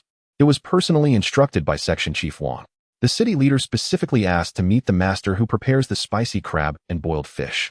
These 2 dishes are exceedingly popular, devoured completely, especially by the leader who brought the crab and fish. They said the flavors were absolutely exquisite. Xiao Lu, noticing the change in Zhang Dashan's expression, hurriedly retreated inside, fearing he might attract trouble. "Xiao Jiang, Jiang Yang, quickly tidy yourselves up and go meet the leader." Jiang Yang promptly extinguished the cigarette in his hand, patted Li Wang beside him, adjusted his attire, and turned to follow Xiao Lu outside. As he passed Zhang Dashan, Jiang Yang calmly greeted him, "Master Zhang, I'll step out for a moment." This infuriated Zhang Dashan, turning his face a deep shade of anger. While Han Gang pointed at the disappearing figures of Jiang Yang and Xiao Lu, exclaiming, "Master, look at his arrogant demeanor. He has only made 2 simple dishes." Zhang Dashan returned to his usual chair, his designated seat. Sitting there, with a tea container in hand filled with tea prepared by his apprentice, he felt as if the chair were pricking him with needles today. Although no one dared to openly stare at him, he sensed their furtive glances, especially as they whispered among themselves. Such pointed remarks and behind-the-back gossip were far more humiliating. Zhang Dashan had never experienced such disgrace in his life. He was always a respected master, a figure of authority in the cafeteria, where even Section Chief Wang treated him with utmost respect. Yet today, he found himself bullied by a young man who audaciously defied him. How could he allow this insolent youth to flaunt his arrogance here? Han Gang and the others felt a twinge of anxiety. They had always ruled the cafeteria alongside their master, relishing their esteemed status. The cafeteria had its own unwritten rules, and Jiang Yang's sudden rise was clearly unexpected. What is there to worry about? Let him bask in his moment of pride. Does he think he can easily become the head chef? This cafeteria is not dictated by his whims. Tomorrow, I will ensure he understands who truly holds authority here. Han Gang and the others exchanged knowing glances, eagerly preparing for what was to come. As long as the master is willing to take action, dealing with a single individual is certainly within his capabilities. The cries of despair from this young man indicate that Jiang Yang is not far from leaving the cafeteria. After stepping outside, Jiang Yang encountered various leaders. In the presence of his superiors, his demeanor remained neither servile nor arrogant. Infused with warmth, yet accompanied by a touch of familiarity, he displayed none of the obsequiousness typical of lesser figures. While those in power may relish flattery, They do not appreciate insincere praise from every individual. Rather, they favor a demeanor that exudes confidence without subservience. Such fortitude is universally admired by leaders. Indeed, when Jiang Yang responded, he spoke with eloquence. The two dishes, both in name and in the stories behind them, were recounted with such artistry that they delighted all who listened. The leaders and distinguished workers present were profoundly impressed by the chef's extensive cultural knowledge and classical charm. After Jiang Yang departed, one leader patted the factory director on the shoulder, expressing surprise at the hidden talents within their steel plant. Who would have thought that a mere cafeteria chef could possess such cultural depth? The director, the secretary, and section chief Wang all wore expressions of pride. Their steel plant had truly made a mark today. Once the meal concluded and the guests had departed, section chief Wang's face shone with excitement. That evening, he announced Jiang Yang's formal appointment as the third head chef of their cafeteria. He also revealed plans for reforms within the cafeteria's operations. The 12 service windows would be divided. 4 windows would be led by a head chef and their staff, while 3 would foster competition. An opinion board would be established for dining employees to vote for their favorite window and chef, with monthly evaluations determining the highest vote getter, who would be honored as an outstanding worker. At year's end, the most popular chef would assume overall responsibility for managing the cafeteria's kitchen. Section Chief Wang's initiative was clearly aimed at Zhang Dashan. Chapter 41. Welfare and Benefits. Section Chief Wang specifically patted Jiang Yang on the shoulder, saying, "Xiao Jiang, I have high hopes for you. Your 2 dishes have truly established our cafeteria's reputation and foundation within the county. Going forward, you must continue to strive and work even harder. I have great confidence in you. You will oversee the 4 windows, create the menus, and coordinate with logistics for food delivery. Additionally, you need to select your team wisely. One cannot lead alone, and others will certainly need to cooperate." Section Chief Wang winked at Jiang Yang, his final remark laden with significance. Zhang Dashan had frequently used his position to bring his own people into the cafeteria, claiming them as his apprentices to secure spots. However, there was little that Section Chief Wang could do to refuse a head chef's request for their apprentices to work in the cafeteria. This was precisely how Han Gang and his 2 associates had been directly allocated 3 positions by Zhang Dashan. If Jiang Yang wished to establish himself in the cafeteria, he would need to have his own team. It is evident that Director Wang's intention is to grant him a quota. However, upon hearing this, Jiang Yang's reaction was that while a quota was indeed available, it would certainly not be in abundance. The silver lining, however, was the unexpected opportunity to secure a job quota through this fortuitous circumstance. In these times, with only 70 years having passed, a job quota equates to a stable livelihood. Jiang Yang first sought out Li Dewang and Wu Jiefeng in the cafeteria. These 2 were the only acquaintances he had in the dining hall, both of whom were involved in the noodle-making business. Although he understood that training could be a gradual process, he genuinely needed assistance in preparing the ingredients. He realized that there was ample time for gradual development. Nevertheless, he had already contemplated another candidate. He required someone well-versed in kitchen operations. And the individual who immediately came to his mind was his brother-in-law, Zhao Deshang. His sister-in-law possessed a strong character and was the first among her siblings to awaken to reality, clearly delineating her boundaries with him.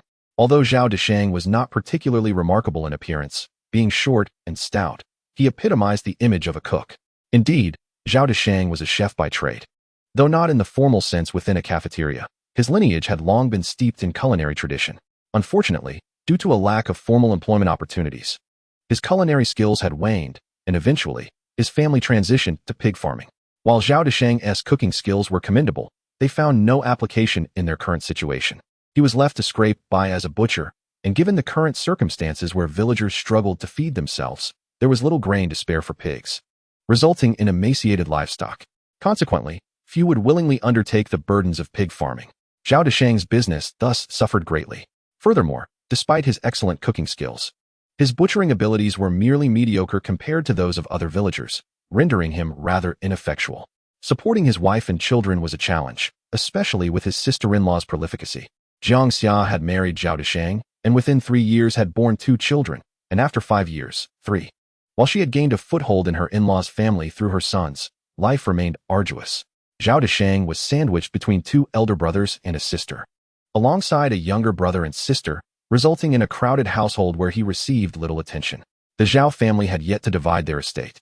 So though Zhao Deshang could contribute a portion of his butchering earnings, it primarily served to support his extended family. His sister-in-law continued to act as a benefactor to her brothers, which diminished her standing in her in-law's household. With the advent of the reform and opening up policies, the couple managed to save a modest sum, leading them to establish their own restaurant. After his sister-in-law distanced herself from him, he learned that she and her husband had also opened a restaurant, which thrived. He now sought to extend a helping hand to his brother-in-law for two reasons. First, Zhao Deshang possessed the necessary culinary skills, and second, their three children had reportedly suffered from malnutrition during their early years, affecting their health. Sister San and her husband earned some money, and in their quest to find doctors for their three children, they searched tirelessly. Now that he had returned and found this opportunity, he felt compelled to lend a helping hand. In a previous life, Sister San had severed ties with him, a decision driven by family pressures that he would have likely succumbed to as well. Jiang Yang held no resentment towards Sister San. Rather, he admired her fortitude. One must be resolute to establish stability. Moreover, reflecting on his past, he recognized that he had behaved like a vampire, draining the life from his five sisters to sustain himself. Liu Meifeng. In hindsight, he deemed his actions quite foolish. After work, Jiang Yang, pressed for time, skipped a meal. He hastily packed 2 lunchboxes of food, placed them in a net bag, and rode his bicycle straight to Sister San's village. The village where Sister San and her husband lived was quite close to the county town, much closer than his own home, named Qinjia Village. Although his brother-in-law bore the surname Zhao, they were considered part of a prominent family within the village.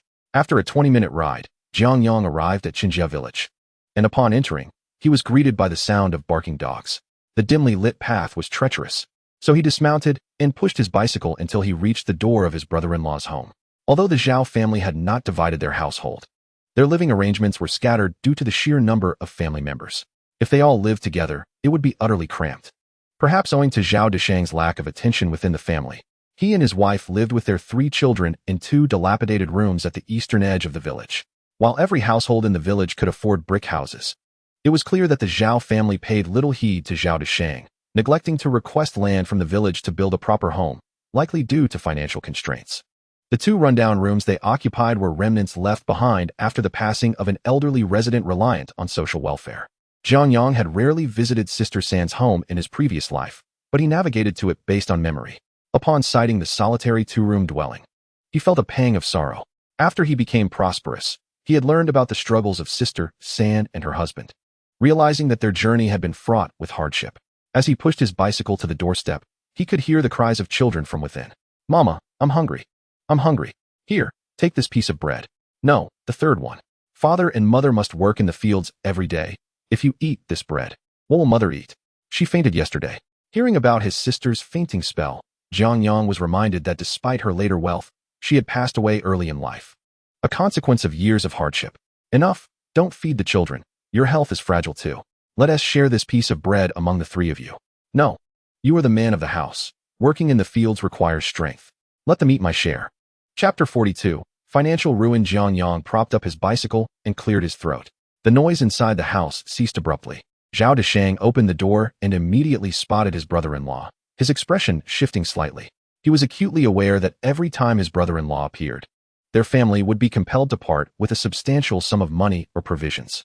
This was primarily due to the incessant demands for financial assistance and food from his brother-in-law, which had led to the family's growing disdain towards the couple, ultimately resulting in their expulsion to this place. Otherwise, it would not have come to the point where their 3 children had to endure hunger. In the Zhao family, while brothers and siblings remained united, only this particular family was segregated to live independently. Their parents, with a heartless resolve, had divided the household, believing that the brother-in-law's family was a burden. The mere sight of his brother-in-law filled him with trepidation. Yet, he could only muster a strained smile to greet him. "Oh, the 6th has arrived." Regrettably, this smile, in conjunction with his inner turmoil, rendered it somewhat distorted. Upon hearing this, Xiaoxiao hastily emerged from the room. She bore a tinge of resentment upon seeing her brother, but chose silence, instead inquiring with concern, "What is it? Is everything all right at home?" Since her marriage, her brother's visits had been infrequent, and each time he came, it signaled a significant event. Seeing him now stirred her own anxiety. "Sister, I have something important to discuss." "Brother-in-law, let us step inside first." Observing her brother pushing a brand new bicycle, Xiaoxiao felt a pang of sorrow. Where had their parents procured the funds to buy this new bicycle for him? To come visiting on a bicycle, yet they still owed them money? Were they aware that this act of borrowing had led to the separation of the couple and their 3 children from the family? They were capable of earning enough to support 3 children, yet they were burdened with the debts incurred from previous loans. The weight of raising 3 children while repaying such substantial debts left them feeling utterly trapped. The total amount borrowed over time was equivalent to at least a decade's worth of expenses for an average family. Xiaoxiao's smile faded. However, Zhao Deshang maintained his warmth, stating, "Since you're here, please bring the bicycle inside. Leaving it outside might result in its loss, which we cannot afford." Jiang Yang entered the house, only to find the living space rather cramped. The Kong occupied most of the area, and with the bicycle added, there was barely any room to move. The 3 children were huddled at the Kong table, which held a few bowls, but they contained only boiling water. The most prominent sight was a few pieces of dry flatbread, already broken into portions, presumably the remnants of what had been mentioned earlier. The children, dark and emaciated, cast angry glances at Jiang Yang, clutching the fragments of bread protectively, as if guarding their precious food.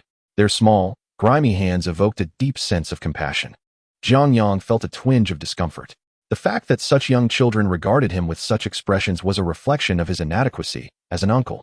Even the children understood that his presence was akin to a swarm of locusts descending upon their home. It was utterly disgraceful, and at this moment, Jiang Yang felt a profound shame for having been a mere enabler to his brother throughout his past life. With a smile, she placed the lunchboxes on the table, opened the mesh bag, and set 2 containers before the children. Lifting the lids of the boxes, she called out to her sister and brother-in-law. "Sister, brother-in-law, hurry. I just got off work and brought some food. The cafeteria meals are quite good today. Let us eat together." The 3 little ones were astonished by the contents of the lunch boxes. They had never encountered such delectable dishes in their lives. The braised pork glistened enticingly, and beside it lay what appeared to be chicken legs, large and succulent. To their surprise, there were 2 hefty drumsticks, the kind that resembled people legs. Accompanying this feast were shredded potatoes and scallion tofu. One box was filled to the brim with dishes, while the other was heaped with fragrant white rice. When Zhao Deshang and his wife approached and beheld the spread, they too were taken aback. Jiang Xiao hastily closed the lid of the lunchbox and pushed it toward Jiang Yang, her complexion unusually pale. "One cannot bite the hand that feeds, nor can one take without giving," she thought, feeling a surge of resentment toward her brother. He had never accepted anything when visiting them, and now he had the audacity to show up with such an extravagant offering. Jiang Xiao felt an overwhelming sense of dread, fearing that their family would be doomed. After being separated, their lives had become a relentless struggle, with the 3 children often going hungry. Jiang Xiao harbored deep grievances against her family and her brother, questioning the long-held belief instilled by their parents that they should care for him. This was the first time she doubted that her brother would be their support in times of need. Her tone turned sharp as she shoved the food into Jiang Yang's hands. "Lao Lu, you should leave at once. Our humble abode cannot accommodate such a grand presence. I implore you, as your elder sister, spare us this burden. If you continue to take from us, our family will surely be ruined. Do you not see that my husband and I can barely afford a single flatbread each day, while the children are starving? What more do you want? Our family is already burdened with debt because of you. Do you know we owe 300 yuan? We have been cast out by our in-laws, separated from our family. And now you still demand more? Or shall I offer you my life instead?" Jiang Yang listened to these familiar words, recalling how his 3rd sister had once addressed him in a similar manner, though that was not the case now, perhaps in his past life.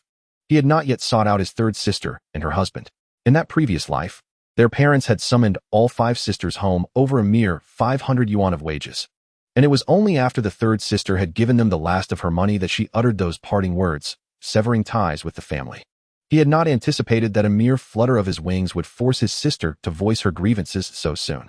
With a bitter smile, he placed the lunchbox on the table, while Zhao Deshang tugged at his wife's sleeve. No matter the circumstances, they could not truly humiliate their brother-in-law. After all, they were still relatives. Despite his inner discontent, he understood that tearing apart their relationship openly was not an option. "Brother-in-law, sister, I am aware that I was a scoundrel in the past. Each time I visited your home, I came empty-handed and borrowed money and items from you, never repaying a single penny." Zhao Deshang raised his eyebrows in astonishment, never expecting his brother-in-law to possess such self-awareness. The younger brother had always appeared so presumptuous in his presence. Was this a sign of the sun rising in the west, or was something amiss at home? Could it be that the elderly couple's health was failing? Was there some trouble in the Liu household? Are our parents in good health? One of Zhao Deshang's questions startled Jiang Xiao. Chapter 43. I am divorced, Liu. Is there something wrong with our parents? Please tell me. You still have the heart to bring food? Clearly, the sister was deeply concerned for their parents. In a past life, It was he and their parents who had forced the third sister into such a harsh severance of ties with them. Sister, brother-in-law, our parents are perfectly fine. I assure you there is nothing to worry about. Please enjoy your meal. He opened the lunchbox and placed it in the center of the table. Jiang Xiao looked at her brother in confusion. Is there truly nothing wrong? Don't deceive me. If something has happened, just say it. I'm not after your food. Jiang Yang urged his sister to sit on the edge of the Kong, removed her shoes, and gently pushed her into a more comfortable position. He then guided his brother-in-law, Zhao Deshang, to sit beside her, each taking a side of the Kong. He personally served the rice into their bowls. The lunchbox was packed tightly, and once the rice was dished out, each bowl contained a generous portion. He then evenly divided the dishes into 5 portions, ensuring that each child received 4 or 5 pieces of braised pork. He pushed the bowls in front of them, saying, Sister, brother-in-law, you haven't eaten yet. Hurry up. I've already had my meal in the cafeteria. This is specially for you. Zhao Deshang, somewhat surprised, inquired, What cafeteria? Where did you get this food? Brother-in-law, you eat while I speak. If you don't eat, I won't say a word. Jiang Xiao exchanged a glance with Jiang Yang. Reluctantly, she picked up her chopsticks. All right, fine, let us eat. Since he has brought it, we might as well enjoy it. After all, Jiang Yang had borrowed so much money from home. A meal from her brother was well-deserved. The moment the 3 children heard they could eat, they eagerly picked up their chopsticks, cradled their bowls, and began to devour the food. As the braised pork filled their bellies, smiles blossomed on their faces. Jiang Xiao, watching the children eat voraciously, felt compelled to share her own pieces of pork with them, only to be halted by Jiang Yang. Sister, you should eat too. Look at how thin you've become. Don't just focus on the children. If the adults are unwell, who will take care of them? Jiang Xiao felt a pang of emotion. It was the first time her brother had spoken with such thoughtfulness. As the braised pork entered her mouth, she suddenly realized it was the most delicious she had ever tasted. Zhao Deshang, while eating, cautiously asked, Liu, if there is something you need to share, please do. We have already begun our meal. You should speak up quickly, or my heart will remain uneasy, and I cannot truly savor the food. Brother-in-law, I have recently started working at the cafeteria of the steel mill, and beginning tomorrow, I will assume the role of the 3rd head chef. The department head informed me that I can recruit 2 assistants. However, since I am still finding my footing, 2 will not suffice. I believe it is essential to have someone I trust by my side, and that is why I am reaching out to you. Zhao Deshang, upon hearing this, found it hard to believe. When did my father-in-law become so well-connected as to secure a formal position for the 6th child? What can I do to help? I am merely a butcher. Brother-in-law, I am well aware of your culinary skills. Your ancestors were renowned imperial chefs. Zhao Deshang felt a sense of pride at the mention of this, yet he quickly glanced outside, realizing that the title of imperial chef is not held in high regard these days. He whispered, Please do not say such things, it could bring misfortune. Our family has been impoverished for generations. Brother-in-law, I implore you to assist me. The cafeteria position is a secure one. Initially, you would be a temporary worker, but there will be opportunities for you to transition into a permanent role later. I will not let you suffer, even as a temporary worker. You will receive a salary equivalent to that of a permanent employee. The monthly wage is 38.5 yuan, and the cafeteria provides 3 meals a day and accommodation. You will have 2 days off each month. Upon hearing this, Zhao Deshang's eyes glistened with envy. Who wouldn't covet such a stable position? In our village, everyone would scramble for such an opportunity, especially since other cafeterias do not offer meals. Is what you say true? Please do not deceive your brother-in-law. You and your sister are currently struggling. The meager work points from the village are hardly sufficient to sustain a family. Just look at our 3 children.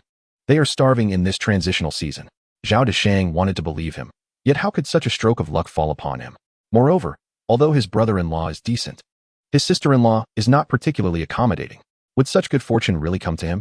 Surely, it would be snatched away by his sister-in-law's brother. Brother-in-law, I genuinely came to seek your help. I have yet to inform you, sister, that you have not returned home recently, right? I have divorced Liu Meifeng. What? You divorced Liu Meifeng? Why did you do that? Such a significant matter, and you did not send a message to inform me? Divorce is serious. Where will you find another wife now? And what about our parents? How much did our family spend to marry Liu Meifeng? Isn't that money gone to waste? Jiang Xiao became anxious, recalling the 300 yuan debt incurred due to her brother's actions. Sister, please do not fret. You know what kind of woman Liu Meifeng is. She expects everything from her family. Living with her would inevitably lead to our family's ruin. I cannot burden my sisters any longer, brother-in-law, so I resolutely decided to divorce. Otherwise, it would be an endless pit, a fire that could never be extinguished. Jiang Xiao was filled with a desire to strike her brother on the head. curious to uncover what thoughts resided within. However, upon hearing his words, she couldn't help but reflect. Though her brother's reputation was tarnished, their family would no longer need to beseech others for financial assistance due to this sister-in-law. If viewed from that perspective, perhaps the divorce was indeed a fortuitous decision. Yet, she cast a dubious glance at Jiang Yang and inquired, Lu, is there something you are still concealing from your sister? How could you so willingly part ways with Liu Meifeng, whom you cherished? Dear sister, I have long since come to terms with this. At last, your brother has gained some clarity. My sole focus now is to earn money to repay our family's debts and to honor our parents properly. I also intend to settle the debts of my sisters, as I am responsible for that sum, and I cannot allow each of you to suffer because of me. Besides, life with a little one by my side is quite pleasant. Upon hearing these words, Jiang Xiao felt a pang of sorrow. Her brother had indeed matured. Yet this growth came at a significant cost to their family. Zhao Deshang coughed softly, feeling it inappropriate to interject. To inquire about work would imply a lack of concern for the family's significant matters, instead appearing self-absorbed in his own employment. Dear sister, let us not dwell on this matter. I specifically came to discuss it with my brother-in-law. Brother-in-law, tomorrow you shall accompany me to the factory to handle the necessary paperwork, and subsequently, to the cafeteria for work.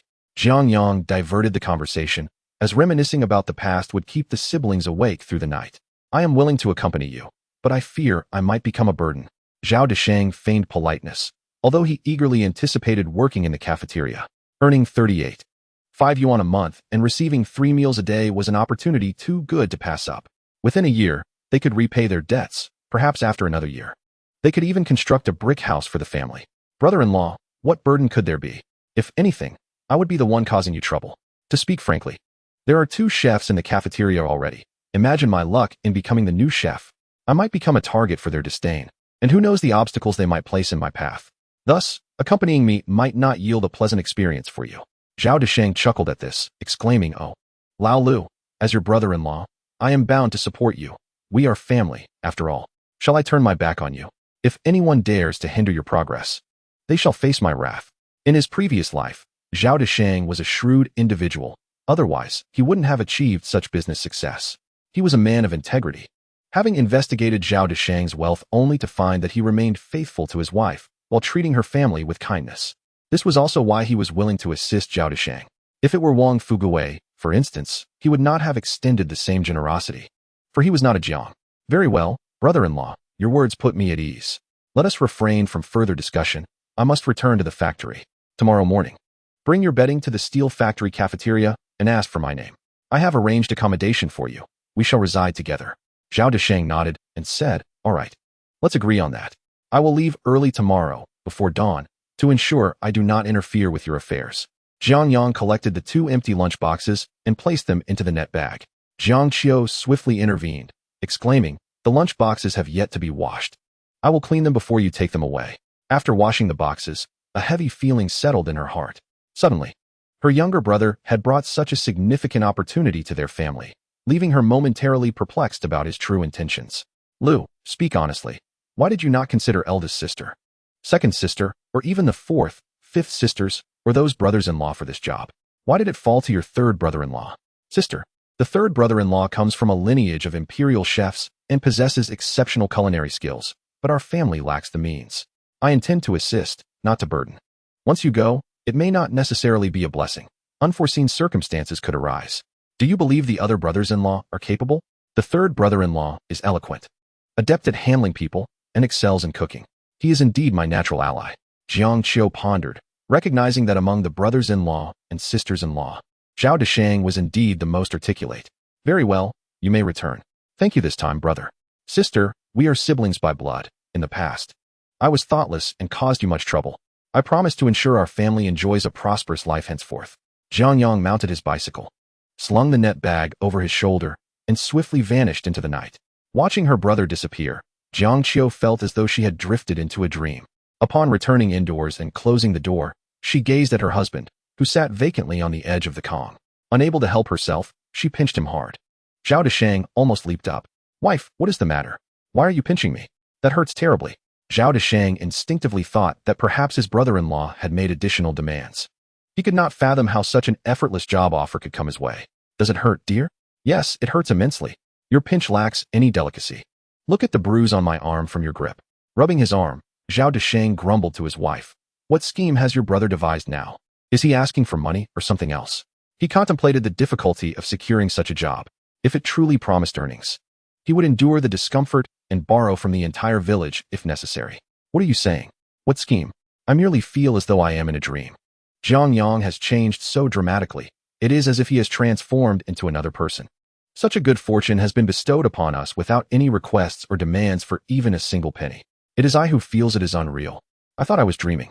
Zhao Desheng's earlier worries dissipated, replaced by a surge of excitement as he pulled his wife down to sit beside him. Is what you say true? Did your brother truly make no demands? No, he did not make any demands at all. Not only did he refrain from making demands, but when he left, my younger brother confidently patted his chest, promising that he would ensure all the sisters and brothers-in-law would live prosperous lives. My goodness, it felt like the sun had risen from the west. Well, considering that my brother-in-law has benefited me this time, let bygones be bygones. From now on, let us coexist harmoniously. The three children jumped on the Kong, eagerly asking, Father, does this mean we will have meat at every meal from now on? The eldest son, already 10 years old, could understand everything. Indeed, your uncle is quite capable. He has arranged for your father to work in the cafeteria, where he will be served 3 meals a day. It's quite close to home, just a 20-minute walk. I will bring back food every day, ensuring you feast on meat daily. Observing the 3 little ones, who looked so thin and hungry, Zhao Desheng suddenly felt an overwhelming sense of pride. Finally, he could confidently assure his children that they would be well fed. The 3 little ones cheered. Father, why has our uncle changed? He used to borrow money from us and never returned it. Why is he suddenly thinking of us now? Upon hearing this, Zhao Desheng quickly glanced at his wife, Jiang Xiao, whose expression darkened. Although he knew the children spoke the truth, it was still unpleasant to hear them voice such thoughts. If it weren't for Zhao Desheng's idle chatter in front of the children, they wouldn't have grasped these nuances. Zhao Desheng, are you feeling cheeky? Oh dear. My wife, they are just talking nonsense. It's not my mother who spreads gossip, leading the children to think this way. What does it have to do with me? I certainly cannot harbor such thoughts about our brother. In an instant, the house erupted into chaos, with Jiang Xiao chasing after them with a feather duster. The 3 little rascals could not help but laugh, and the atmosphere in the house became lively.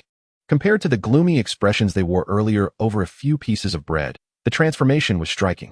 Chapter 45, Playing Tricks. Early the next morning, Jiang Yang rose to fetch water. Upon stepping outside the dormitory, he noticed a shadow squatting at their door beneath the large tree, with a bundle of bedding beside it. Brother-in-law, Zhao Desheng quickly stood up. I arrived a bit early. I told them I would wait here for you. If you haven't woken up yet, you can go back to sleep. No worries, brother-in-law. It's quite nice sitting here. Last night, Zhao Desheng had been too excited to sleep, fearing that this good fortune was merely a dream. So, as soon as dawn broke, he brought his bedding over. The night watchman hadn't even risen yet. He had to wake him. When he inquired whether someone named Jiang Yang was present in the cafeteria, he was pleasantly surprised to learn that indeed there was. At that moment, Zhao Desheng felt a sense of relief wash over him. Brother-in-law, wait for me. I'll wash my face, and then we can go. After Jiang Yang washed his face, he placed his brother-in-law's bedding in the dormitory, which still had an empty bed left from the previous day. He introduced Zhao Desheng to everyone in the dormitory before leading him directly to the cafeteria. As he entered with Zhao Desheng, he greeted everyone warmly. Upon realizing the somewhat awkward atmosphere in the canteen, where everyone merely nodded but no one took the initiative to greet him, Jiang Yang remained unfazed. With Zhang Dashan lurking nearby, who would dare to provoke him? Leading his brother-in-law into the kitchen, they immediately attracted the attention of everyone present, particularly Zhang Dashan and his 3 apprentices. Upon seeing Jiang Yang enter with someone, Zhang Dashan, with a grin devoid of warmth, inquired, Ah, Master Jiang, who might this be? A new face, perhaps? Could it be that we've gained another apprentice? I could certainly use an extra hand around here. Why not let the newcomer work with me? Master Zhang, what are you saying? Jiang Yang replied with a smile. This is Zhao Desheng, whom Section Chief Wang sent to assist us. Our canteen has now been divided into 3 sections for competition and skill demonstration. I need a couple of helpers, otherwise, as a lone commander, how can I manage all this work? Hearing this, Zhang Dashan scoffed. Young Master Jiang, you are quite impressive for your age. Just starting out, and already a head chef. And in just 2 days, you've captivated Section Chief Wang. Did you perhaps bring him a gift? Cigarettes or liquor, perhaps? I too would like to curry favor with him. But alas, he seems uninterested in me. What connections do I have? Jiang Yang responded. Section Chief Wang is known for his fairness and integrity. There's no way he would accept gifts. Besides, I'm merely an apprentice. I neither possess the means nor the energy for such things. Section Chief Wang has certainly been overly generous to you. When I first came to the canteen, I received no such treatment. As an apprentice, I toiled for 3 long years. Young Jiang, your skills are remarkable. Jiang Yang bowed slightly to Zhang Dashan, expressing, I must thank you, old mentor. If it weren't for that day when your crabs and fish lent me a significant hand, I would not be where I am today. I owe you my gratitude. Master Zhang. Zhang Dashan, irritated and refusing to engage further with Jiang Yang, found himself at a loss against this young man's sharp tongue. Jiang Yang then guided Zhao Deshang to their designated workspace. The work areas had been specifically allocated the previous day, with each person assigned their own section. Naturally, Jiang Yang was given the smallest and least favorable spot, situated in a corner with a large cutting board and a stove beside it. At that moment, Li Dawang and Wu Jianxi had already arrived. Upon seeing Jiang Yang, they hurriedly greeted him. Master Jiang, you're here? Please assign our tasks. Hold on. Let us first introduce Zhao Deshang, Jiang Yang interjected. He will be responsible for the red dishes, while the two of you will handle the cutting and preparation of other ingredients.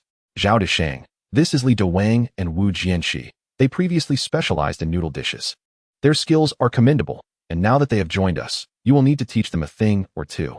Upon hearing this, Zhao Deshang understood that these two were likely well acquainted with his brother-in-law. Li, Wu, it seems we shall now be family, he said amicably. After exchanging pleasantries, Li Dawang handed Jiang Yang a notebook.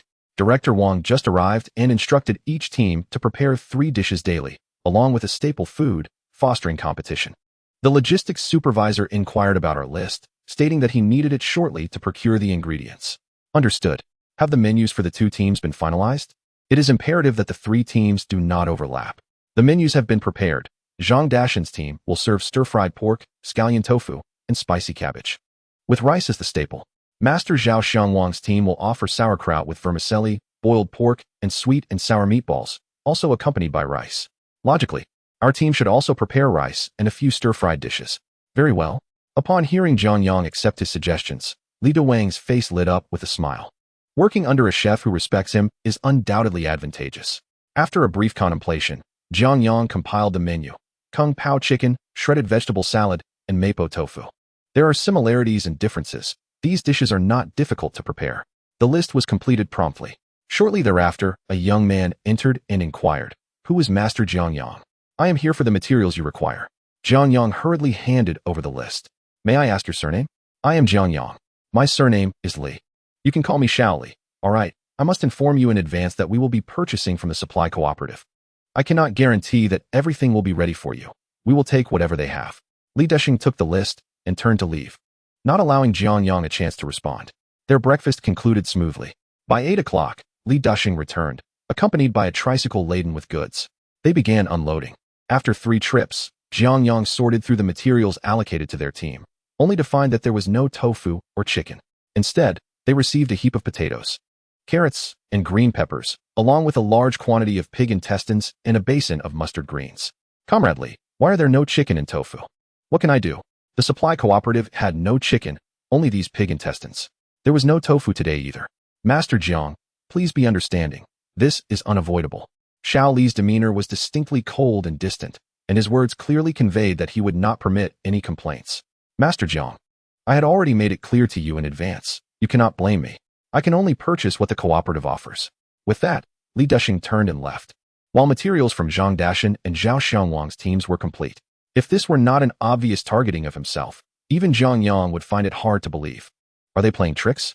Chapter 46. No payment for poor taste. Zhao Desheng and the others surveyed the heap of ingredients before them, feeling somewhat troubled. For what they received was far from what they had requested. The pig intestines arrived late, and even with urgent preparation, they might not turn out well. This ingredient is notoriously pungent. If the pig intestines are not prepared properly, they will inevitably face criticism. Although their ancestors possessed a family recipe, it seems the skill of handling pig intestines has been lost over time. After all, the craftsmanship of our ancestors, when neglected, inevitably results in a degree of unfilial behavior from descendants.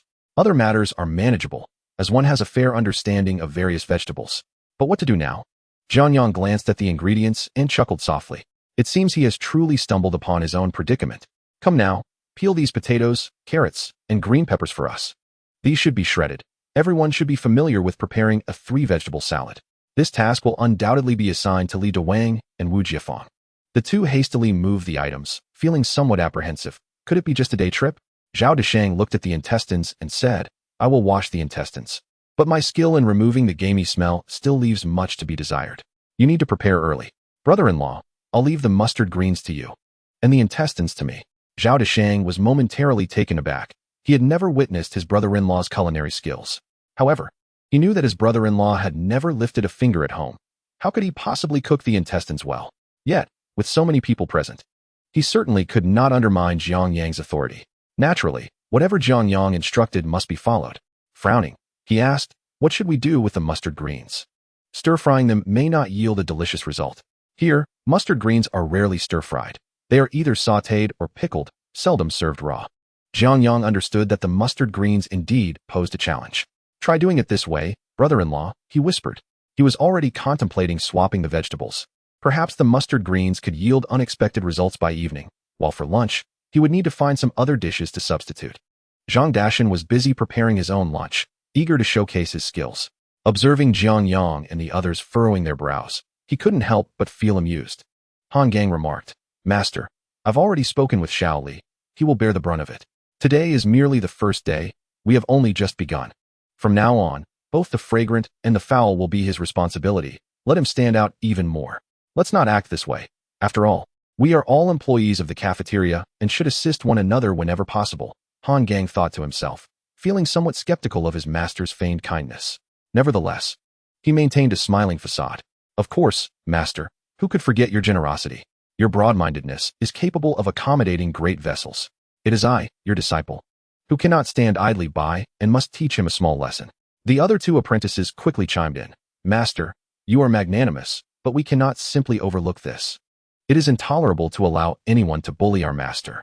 If we do not teach him a lesson, he may truly believe he can act with impunity in this cafeteria.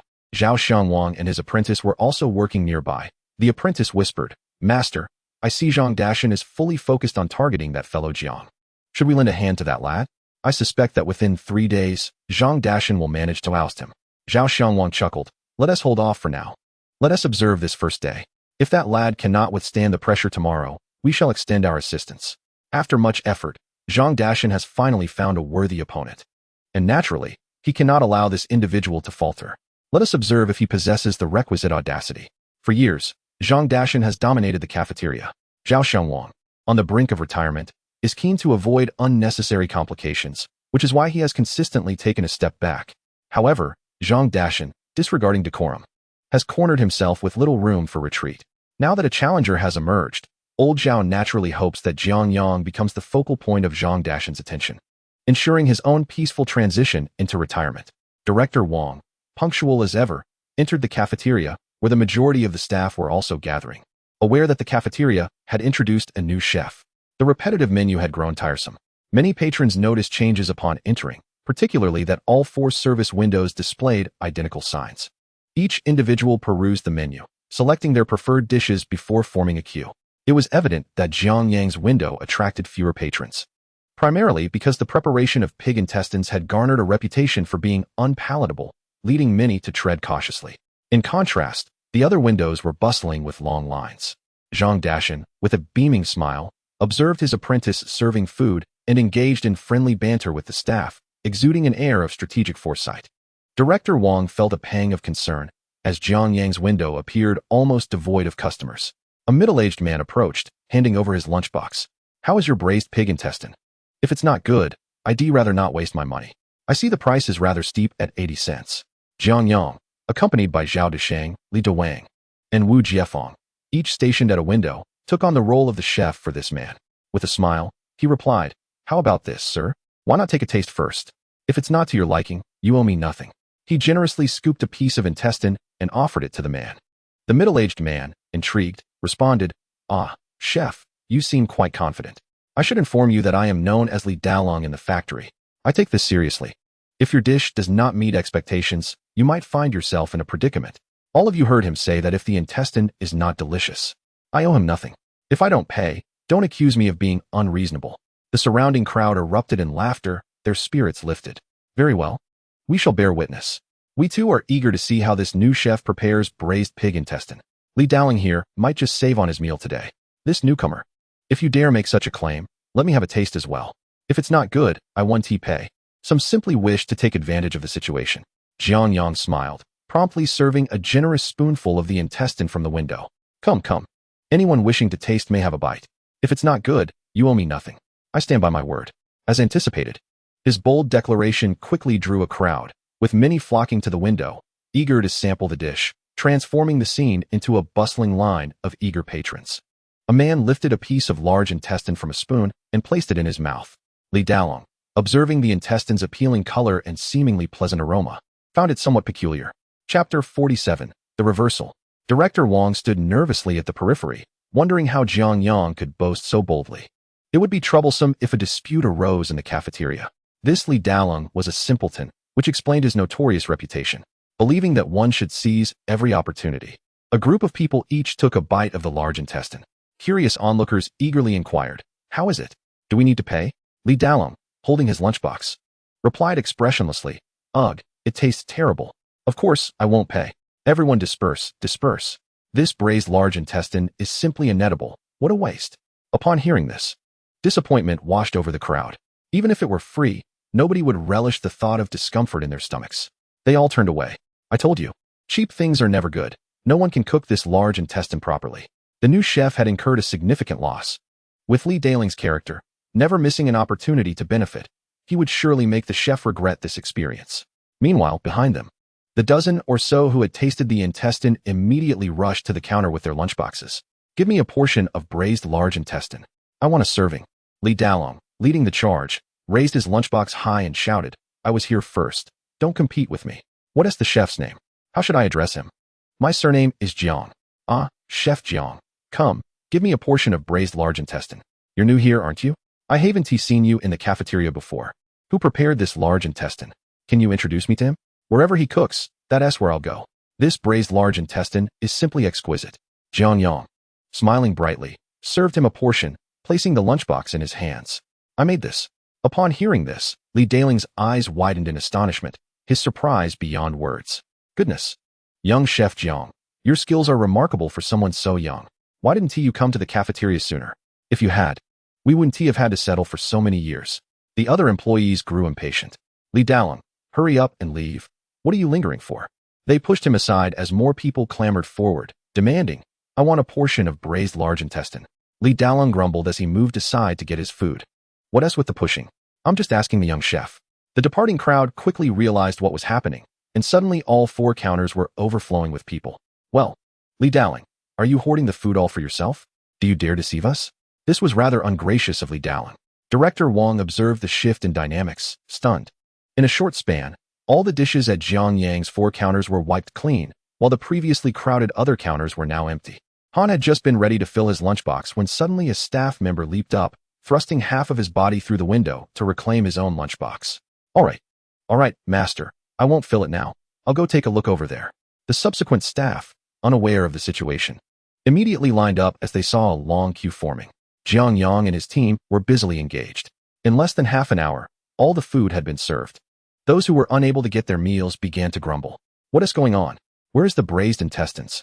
Just when it was my turn, it's suddenly gone. Isn't this unfair?" The master replied, "I sincerely apologize. Each window offers different dishes with limited quantities. It's first come, first served. Tomorrow, we will have other dishes available, all equally delicious as the braised intestines." Section Chief Wang stood aside, grinning from ear to ear. Observing the other staff flocking to different windows, he jested, "Oh, your business is thriving. Everything is sold out. What about me? Don't I get to taste the braised intestines?" Seeing others enjoying the dish, Wang was eager to discover its flavor. "Chief Wang, I specifically saved a pot for you in the kitchen. It wouldn't do for you to miss out," Jiang Yang whispered. Once the cafeteria was empty at noon, Wang took his meal and sat at a table. Jiang Yang and his three colleagues sat across from him. "Chief Wang, do give it a try." Wang devoured half of the lunchbox in one go, finally feeling satisfied. "Xiao Jiang, your culinary skills are surprisingly impressive. I underestimated you. Had I known earlier, I wouldn't have made you chop vegetables for so long." "Chief Wang, you flatter me." Zhang Dashan fumed, his face reddening with anger. A week passed, and Jiang Yang's serving window was continuously bustling, with the feedback overwhelmingly positive. Han and Zhang Dashan sat together dining quietly. "Master, This isn't looking good. What should we do? Xiaoli had already posed numerous challenges, yet Jiang Yang consistently crafted diverse dishes from the same ingredients. What can we do? Didn't you see Chief Wang grinning from ear to ear? It seems that soon enough, he'll elevate Jiang Yang to compete with us. Master, this cannot continue. You must devise a strategy, and of course, I will too. Otherwise, Chief Wang will undoubtedly elevate Jiang Yang at our expense. Zhang Dashan cast a cold glance at Jiang Yang and Zhao Desheng, who were laughing and chatting. His subordinate appeared to be his brother-in-law. Trying to figure out a way to assist him, Han immediately understood, smiling. All right, master, leave this to me. Zhao Desheng had been enjoying a comfortable week. He never anticipated that following his brother-in-law would be so pleasant. He had returned to his beloved profession, indulging in sumptuous meals every day. After work, he filled his lunchbox with braised pork ribs once more. He never dines in the cafeteria, opting instead to take his meal back home, conveniently improving the lives of the three boys. With a lunchbox in hand, he stepped outside, intending to borrow a bicycle from Jiang Yang. As he rode it home every evening, no sooner had he exited than he collided with someone, a clear act of intention. The force of the impact sent Zhao Desheng sprawling, his lunchbox crashing to the ground, scattering braised pork ribs everywhere. A crowd gathered around him. Comrade, I sincerely apologize for knocking you down. I'm truly sorry. Aren't you our kitchen's old Zhao? Exclaimed Han Gang, flanked by 7 or 8 young male workers from the factory. All in their prime. They encircled Zhao Desheng with ill intent. Zhao Desheng surveyed his surroundings. He found himself on the narrow path between the cafeteria and the dormitory, part of the tree-lined road. At this hour, most people were at work, leaving the area relatively empty. Chapter 48. An intercept along the way. Zhao Desheng hastily rose. Oh, it's you, Comrade Han. I'm fine, really. I wasn't hurt. He began to walk away, picking up his lunchbox, now filled with scattered ribs. Feeling a pang of regret, though there was little he could do about it. Han Gang, a lackey of Zhang Dashan, often sought to sabotage him and Jiang Yang. Are you really just going to leave like that? Zhao Desheng paused, puzzled. What did he mean by that? Was there something else? He wore a smile. Understanding the principle of not striking those who greet you with a smile, he couldn't cause trouble for Jiang Yang. Zhao Desheng, don't pretend to be naive. You knocked me down, and now you think you can just walk away? Dream on. I'm seriously injured. This warrants hospitalization and compensation, 200 yuan. Han Gang stood triumphantly in front of Zhao Desheng. For a week, he had devised various schemes to exploit Zhao Desheng, but the latter remained resolute, as they were relatives. Zhao Desheng staunchly supported Jiang Yang, leaving Han Gang unable to find an opening. Desperate, he resorted to this underhanded tactic, with only 3 individuals working under Jiang Yang. If he could incapacitate Zhao Desheng, no one would be left to work, and Wu Jiefeng had already taken their side. Li Dewang, a fence-sitter, would surely be dissuaded from coming to work, leaving Jiang Yang as a solitary commander. How would he manage then? Thus, the scene unfolded as it did today.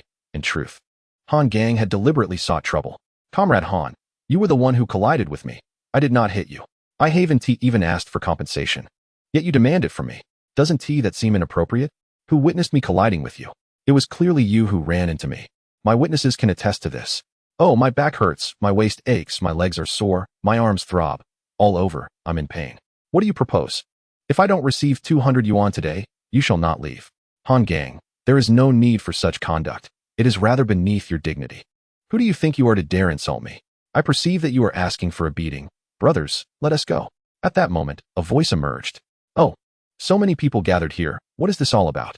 Han Gang turned abruptly to find Jiang Yang approaching, pushing a bicycle which he then leaned against a nearby spot and secured. As he walked closer, he rolled up his sleeves. Han Gang sneered. Ah, Jiang Yang, your brother-in-law Zhao Desheng just injured me. I'm demanding 200 yuan in compensation. Now that you're here, what do you think we should do about it? What to do? That's simple. 200 yuan is hardly sufficient. Including damages and lost wages, it should amount to at least 500 yuan. Han Gang regarded Jiang Yang with disdain, thinking him a fool, and retorted, fine, let us settle for 500 then. Jiang Yang stepped forward and slapped him across the face. Han Gang, who had been extending his hand expecting payment, was caught off guard as the slap sent his head askew. You dare lay a hand on me? Smack. I'll take your life. Smack. Are you all dead? Smack. 7 or 8 slaps later, Han Gang was bewildered, his face swelling with each strike. Jiang Yang was adeptly using both hands, causing both sides of Han Gang's face to swell painfully, clear imprints of fingers marking his skin. Still talking? I'll slap you for every word you utter. You're asking for it. Jiang Yang shook his hand, realizing it had been a while since he engaged in such activity. His skills, though slightly dulled, were still formidable. In his previous life, he was a billionaire CEO who had encountered kidnappers and learned a plethora of self-defense techniques, including boxing and military combat from seasoned veterans. This was precisely why he was unperturbed by Han Gang's presence. Han Gang, clutching his face, stumbled back, his mouth already swollen, mumbled, "You lot, come at me. Beat him to death. I'll take responsibility today." 7 young men surged forward. Zhao Deshang, seeing this, became frantic, brandishing his lunchbox as he charged. "You dare strike my brother-in-law? I'll fight you all." However, he was swiftly seized by the collar and tossed aside. "Brother-in-law, best you stay put. This isn't your forte." Jiang Yang dismissed him effortlessly, leaving Zhao Deshang dazed, still clutching his lunchbox, maintaining his stance. He watched as his brother-in-law seemed to embody a warrior. Though he had never seen a true warrior, he had witnessed the fighters in their village. Those men could easily handle 2 or 3 opponents, delivering precise and powerful blows. Yet Jiang Yang was different. The fluidity of his punches was almost mesmerizing, leaving onlookers captivated. How could it be so aesthetically pleasing? Each punch was delivered with a remarkable finesse. With a single punch, the opponent is left with dark circles under their eyes. With another, they tumble to the ground. A third punch elicits a grimace of pain. A swift kick sends a would-be attacker flying, while a well-executed shoulder throw incapacitates another assailant who attempted to strike with a blunt object. The movements flow seamlessly, exuding an air of effortless grace, resembling not a brawl, but rather a one-sided domination. 7 individuals now lie sprawled on the ground, contorted and groaning, their cries echoing in despair. The sole figure still standing is Han Gang, whose face is concealed in terror, trembling uncontrollably. He cannot fathom that Jiang Yang, who typically presents as a delicate and cultured scholar, possesses such ferocity in combat. Though adept at cooking, his physique appears somewhat frail, lacking the robust presence of a true warrior. To his astonishment, Jiang's fighting spirit is relentless. In a moment of panic, Han Gang bolts, only to be struck by an unidentified object that crashes onto his knee, causing him to collapse. Jiang Yang strides forward, seizing him by the collar and dragging him before the 7 fallen adversaries, unceremoniously tossing him onto the ground and dusting off his hands. He asserts, "You think you can just walk away after this? We must clarify matters today, only then may you leave. Brother-in-law, go alert the security department and report a robbery here." Zhao Deshang hesitates, recognizing the gravity of the situation. It is evident that Han Gang had orchestrated this confrontation against him. Reporting to security would escalate the matter significantly. If the situation were to blow up, Jiang Yang and his colleagues would find their work in the cafeteria increasingly difficult. "Go on, Jiang Yang. Do you truly believe you can wield such power? You claim robbery, but who is truly robbing whom? Go ahead and report it. We shall simply counter that you are the ones attempting to rob us." Han Gang grits his teeth, suddenly devising a plan. "Of course. It is you 8 who are robbing us," he retorts. "Any discerning eye can see that you are the aggressors, outnumbering us. Do you not understand the concept of overwhelming force?" Jiang Yang picks up a half-brick from the roadside, weighing it in his hand. Han Gang, terrified, instinctively retreats. "What are you doing? If you injure me, that constitutes a crime." "Nothing sinister," Jiang replies, grinning as he brandishes the brick near his own head. "If I were to strike myself and blood were to flow profusely, would that not serve as evidence that you 8 attempted to rob us?" With a playful demeanor, Jiang Yang mimics striking his own head with the brick, seeking the optimal spot. Han Gang and the remaining 7 can only curse silently, realizing the absurdity of the situation. "You are delusional. Why would we rob you?" Han Gang protests, attempting to maintain a facade of bravado. "Of course, there is a reason," Jiang retorts. "Look at my bicycle, brand new. You aim to steal it. Witnesses and physical evidence are all present, my brother-in-law, and I can testify. We are but 2 against your 8 hulking figures. In the course of the robbery, we were compelled to defend ourselves. I sustained injuries, and my brother-in-law was also significantly harmed." If they once believed victory was assured, Han Gang now finds himself at a loss for words. If Jiang Yang truly intends to frame them, they will undoubtedly face imprisonment.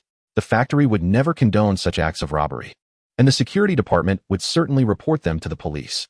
If the nature of this incident is firmly established, it could spell disaster. Han Gang, with a bitter smile, realized that he initially aimed to deal with Jiang Yang, but ended up hurting himself in the process. Should Jiang Yang persist in this turmoil, all 8 of them would face dire consequences. The remaining 7, upon hearing this, became agitated. "Han Gang, this is not what you promised us. You said we would merely teach him a lesson. How did we end up facing imprisonment? How did this escalate to robbery?" I still have a bright future ahead. What good is being imprisoned for robbery? If it were indeed robbery, we would be facing at least 3 to 5 years. Han Gang. You did not convey it this way. Angered, several of them encircled Han Gang. Silence. Is this the right moment for such discussions? Han Gang hurriedly scrambled to his feet. Smiling. Xiao Jiang. All the blame lies with me. I was blinded by foolishness. I apologize sincerely. We work together and see each other often. I implore you to show mercy and let us go. The other 7 quickly chimed in. This matter is not our fault. It was Han Gang who led us here. We had no intention of harming you. He only suggested confronting your brother-in-law and giving him a lesson. We never anticipated this outcome. This feud is between you and Zhang Dashan. Please do not involve us innocent ones. Innocent? What does that even mean? Had I not intervened, your 7 would have assaulted my brother-in-law. Do you comprehend the potential consequences for him? He could suffer minor injuries, or worse, it could result in loss of life. Would you be able to bear that responsibility? You would become complicit in a heinous act, and yet you dare claim innocence? Where is your innocence? Violence comes with consequences. Have you ever considered the ramifications of aiding someone in such a morally reprehensible action? Can Han Gang truly stand by you in times of trouble? Would he take your place in prison? The 7 felt utterly humiliated.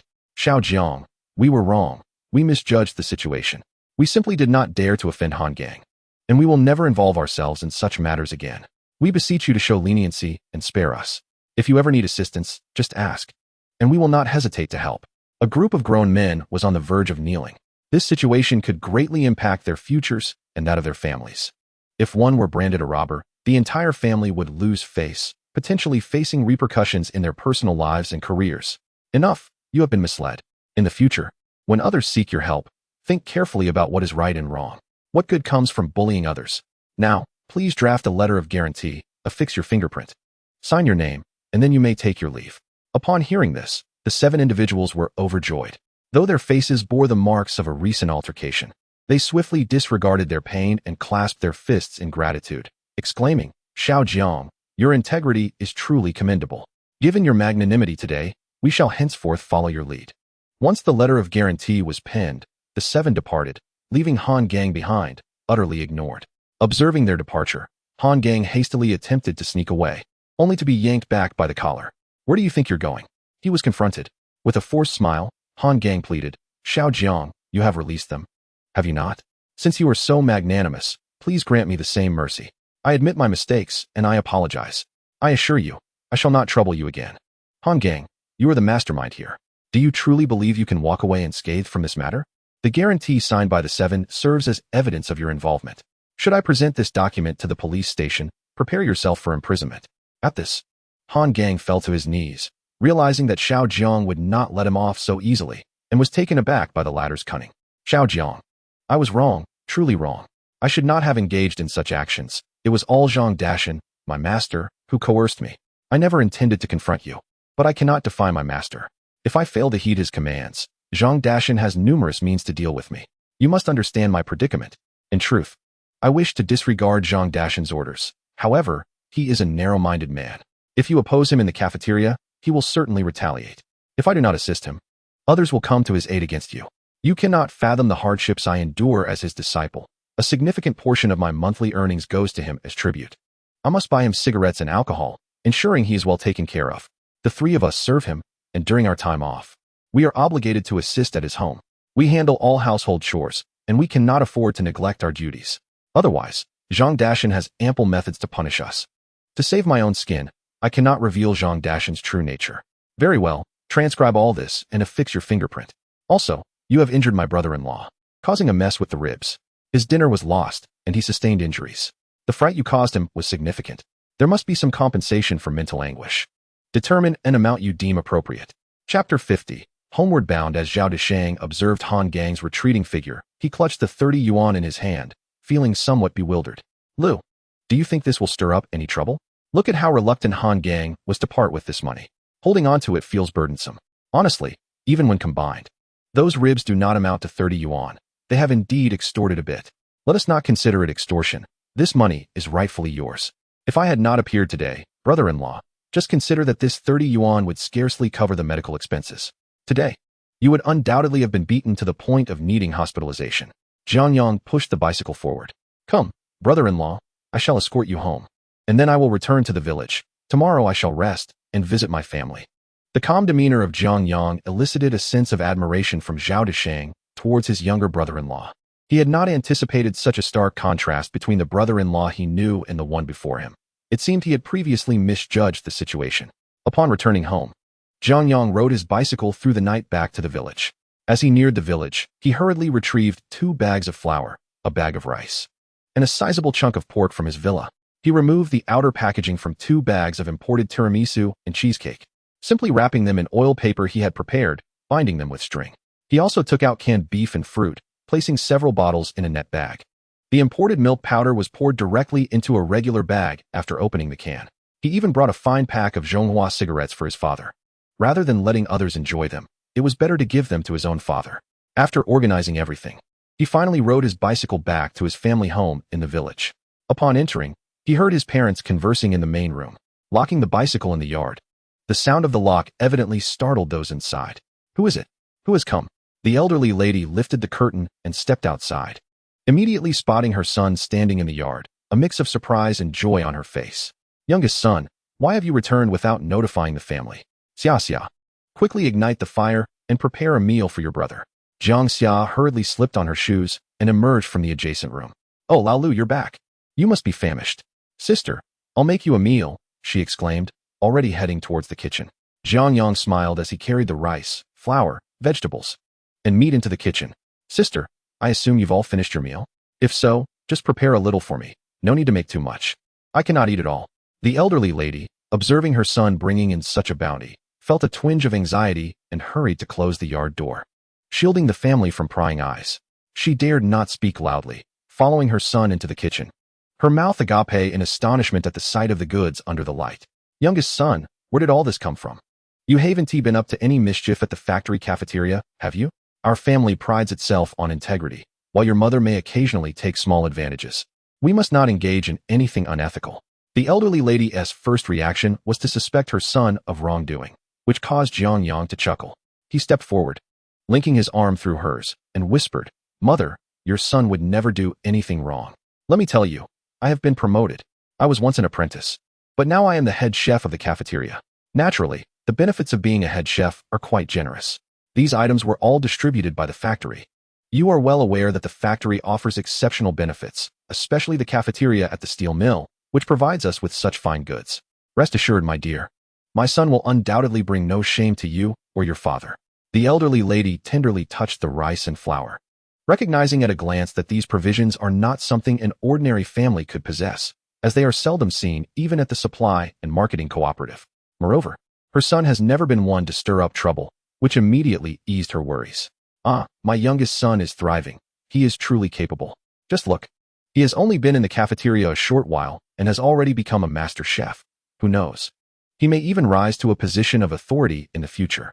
As Jiang Xia entered to stoke the fire, he couldn't help but feel a surge of joy upon seeing the items his brother had brought. He had to admit that his younger brother was indeed flourishing, a sensation that was particularly gratifying. It was as though he stood taller, with newfound confidence. It seemed that the tasks their mother had insisted he help with were not in vain, and the beatings he had endured were not without purpose. His brother was indeed talented and ambitious. Perhaps it was due to Liu Meifeng's suppression that he had not been able to shine before. Look at how different he has become since parting ways with her. Jiang Yang then took the net bag and led their mother into the main room. As soon as they stepped outside, the little one rushed forward, clinging to their father's leg. "Father, you're back." The sight of the tearful little one immediately tugged at Jiang Yang's heartstrings, prompting him to scoop his daughter up from the ground and embrace her. The little girl wrapped her arms around her father's neck and burst into joyful laughter. "Father, you're so tall. Let us go to Grandpa and Grandma's room. You've brought us delicious treats." Upon hearing this, her eyes sparkled with excitement. "Father, is there rabbit candy too?" The child innocently substituted the famous white rabbit milk candy for rabbit candy. Jiang Yang chuckled as he held his daughter. "Have you been brushing your teeth properly? The white rabbit candy can harm your teeth." "Yes, father, I have. You see, my aunt supervises me every day."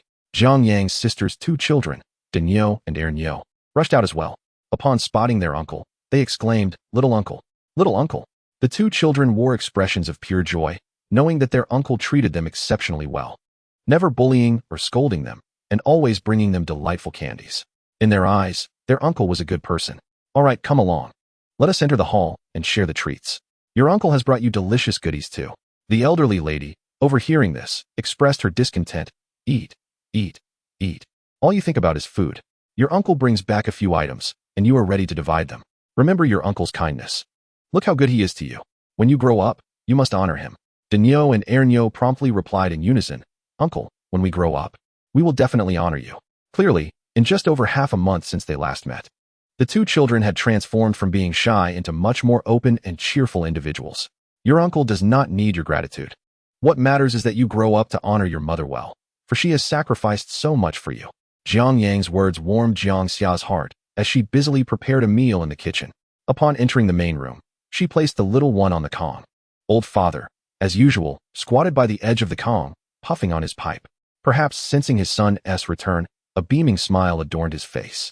Their son had never been away from them since childhood, and now, suddenly departing for the county town for over half a month, stirred deep concern within them. Father, I'm back. Chapter 51. A pill of assurance. Just returning is good. Just returning is good. Jiang Yang set the little one down on the Kong and placed a large net bag filled with items on the Kong table. Father, look at what I've brought for you. Upon hearing this, old Jiang felt immense joy. Why are you wasting money? You've only been gone for less than a month. You haven't even earned your wages yet. Spending so recklessly is unacceptable, though he scolded with his words. His body betrayed him as he eagerly approached the Kong table. Jiang Yang pulled out a pack of Zhonghua cigarettes and presented it to his father. Father, this is a cigarette given to me by city officials. Recently, provincial and municipal leaders came down, and after enjoying the meal I prepared, they specifically rewarded me for my cooking. Look, this is a cigarette that only city folks smoke. We don't even have it in our countryside. Not even in the county town. I've heard it's specially supplied and quite expensive. Oh my, this is a cigarette for city dwellers. The old man, holding the pack, was momentarily at a loss, but upon examining the quality, he realized it was of a much higher caliber than anything he had encountered before. He had only seen filtered cigarettes at the county supply store, and even those were too expensive for him to purchase. This cigarette was visibly superior, exuding a celebratory essence. Trembling, the old man held the pack as if it were a precious offering. Meanwhile, the three little ones had gathered around the table, their eyes sparkling with anticipation as they fixated on the cans within. They couldn't discern much, but the cans were unmistakable. Jiang Yang opened the net bag and took out the cans, followed by several parcels wrapped in oiled paper, slightly askew due to poor wrapping skills. He opened one of them and handed a piece of cheesecake to each child. Here, this is a cake that only city folks eat, and it's incredibly delicious. The three little ones stood there, each holding a sizable piece, momentarily stunned, which prompted the elderly woman to exclaim, You all give that to me. Just divide one piece among you. Look at you, you prodigal children. How can you each have one? Save some for later. Upon hearing this, Denyo and Nyonyo immediately attempted to return their pieces, only to be blocked by Jiang Yang. Mother, there will be plenty of opportunities to eat later. I'm working in the county town. Such chances will be abundant. Our family is not lacking in this regard, so don't hoard it. Don't listen to your grandmother. Enjoy it. Your uncle said you should eat. The old woman felt a swell of pride at her son's words. Yet her heart ached at the sight of the cake. It was clearly far superior to the usual offerings. Isn't this a waste? Yet, thinking of her son's success, she reluctantly conceded. All right, I cannot argue with you. You've grown capable, even disregarding your mother's words. Jiang Yang hastily retrieved a can of beef and a packet of milk powder from the net bag, pressing them into the old lady's arms. Mother, I've brought you some delightful provisions. Please put this away. This is a can of beef. And this, here, is milk powder. Look how thin and small the children are, Xiaoxiao and Denyo. They need nourishment. This milk powder is excellent. You should give them a bowl each day. You and father should have a bowl too. Our family can afford it, and your son has the means. The old lady, inhaling the fragrant aroma of the milk powder from the paper bag, retorted with irritation, You've only just started working. You think you can lavish such expensive things every day? Mother, I am now a chef in the canteen. The people I associate with are not the same as before, and I have various connections. You can rest assured and enjoy the benefits of having a son who is doing well. Upon hearing this, the old lady simply wiped her tears. Jiang Yang understood that she felt the hardships of their past, and now, at last, he was achieving success. After handing over the contents of the net bag, the old lady immediately locked everything away in the cupboard, just as she used to. Jiang Yang couldn't help but smile. It seemed that in these times, people tended to hoard any good things, locking them away for safekeeping. Before long, Jiang Xiao brought in dinner, a large bowl of handmade noodles. With no rich broth at home, They simply made a light sauce using eggs. Jiang Yang devoured the entire bowl while recounting to his parents how his brother-in-law was now working alongside him in the canteen. Jiang's father and mother chuckled, their brows knitting together in delight. The old lady immediately chimed in, "Look at you. I always said you were the most promising one in our family. Your sisters will depend on you in the future, and look, they are already doing so. They constantly talk about how our family relies on selling daughters to support a son. How can this be called selling daughters? Just look at them enjoying life alongside you now. I always knew my son had potential." Jiang Xiao felt a surge of happiness for his brother. "By the way, parents, during the past half-month I've been away from the village. Has Wang Fuguei come looking for us?" Jiang Yang thought it improbable. Wang Fuguei was lazy and gluttonous, doing no work at home, relying solely on his second sister. If she were to leave with the children, Wang Fuguei would surely be left to fend for himself. The old man, hearing this, took a puff from his pipe and replied, "He did come once, wanting to take your sister and the two girls back with him. I sent him away. When you left, you instructed your sister to help watch the children. Moreover, Wang Fuguei is unreasonable. He treated your sister so poorly, and yet still wishes to sell the children. It simply won't do to let him off without a proper reprimand." The old man recalled the worries of the past few days. Not long ago, his second son-in-law nearly caused a ruckus at home. If it weren't for the neighbors and brothers coming to help, who knows what Wang Fuguei would have done. However, he had been clamoring for a divorce from his daughter. The old couple had almost relented at that moment. However, the thought of his son's assurances kept him steadfast. Now, reflecting on the situation, if his daughter were to truly divorce Wang Fuguei, they would not be intimidated. Their son had achieved great success and was well-connected. If Wang Fuguei dared to sever ties with their second child, he would be blind to opportunity. Perhaps it was their son's accomplishments that fortified their confidence. Jiang Yang listened to these words and glanced back at his second sister. She had always been timid, which allowed Wang Fuguei to manipulate her. In a previous life, his second sister met a tragic fate, cruelly beaten to death by Wang Fuguei. In this life, he must ensure she does not follow that same path. Yet, he needed to provide her with reassurance. Otherwise, given her disposition, she might quietly take her daughter back home. "Sister, do not worry. I will stay in the county for a while longer. By then, I will find a way to bring you all to the county. I have some connections regarding employment. I have long planned to bring all 5 of my sisters to the city to work. From now on, you will all be workers with stable jobs. Our family will gain confidence, and we shall not fear anyone." Upon hearing this, Jiang Xiao was taken aback and hastily waved her hands, saying, No, I am not skilled at anything and do not understand much. What could I possibly do in the city? I can just wash clothes, cook, and tend to the fields." In her eyes, Jiang Xiao believed she was of little value. Chapter 52. Divorce is possible. Look at you, like a piece of mud that cannot be molded. Your brother will have the ability to support you in the future, and yet you utter such words. The old lady wore an expression of disappointment. Jiang Yang chuckled and said, "Mother, do not speak so of my sister. She has never left the village and has not seen the wider world. After some time, when I have a dormitory in the city, sister, you should bring Niu, and Xiaoxiao to settle in the county. Once you have seen the world, you will realize that nothing is truly daunting. You are capable of anything. Do not underestimate yourself." Hearing her brother's words, Jiang Xia felt a flicker of longing. Yet her heart was filled with fear. Having grown up in the village for so many years, she had never been to the county. Could she really become a worker? The family enjoyed a moment of happiness together. The following day, indeed, Wang Fuguei came knocking again. Jiang Yang was washing his face when he heard the sound of someone forcefully kicking open the yard door. He immediately turned to see Wang Fuguei entering with 2 of his brothers. Jiang Yang's expression darkened as he wrung out the towel in his hand, wiping his face while stepping forward to ask, "Wang Fuguei, what brings you here?" He secretly felt fortunate to be home. Otherwise, his sister would not have been able to withstand Wang Fuguei's imposing demeanor. Wang Fuguei, upon seeing Jiang Yang, felt a shiver run down his spine, recalling the day Jiang Yang had dealt with them. "Lao Lu, you are home. Why would I not come? I am here to take your sister back. How can she, as someone else's wife, continue to live in her parental home every day? If she persists in this manner, we shall divorce. What kind of man am I? Left alone at home with a cold stove?" The moment Wang Fuguei mentioned divorce, he regained his confidence, seizing the opportunity to control the Jiang family. No matter how formidable Jiang Yang was, he could not force himself to retract his words. Jiang Yang draped a towel over his shoulder and approached the 3 individuals. Wang Fuguei, startled, instinctively took 2 steps back, but still stood tall. "What are you doing? You can't resort to violence. There are so many people watching outside. I haven't provoked you or done anything to deserve this. If you dare to strike me, I won't let it go. I'm not going to hit you.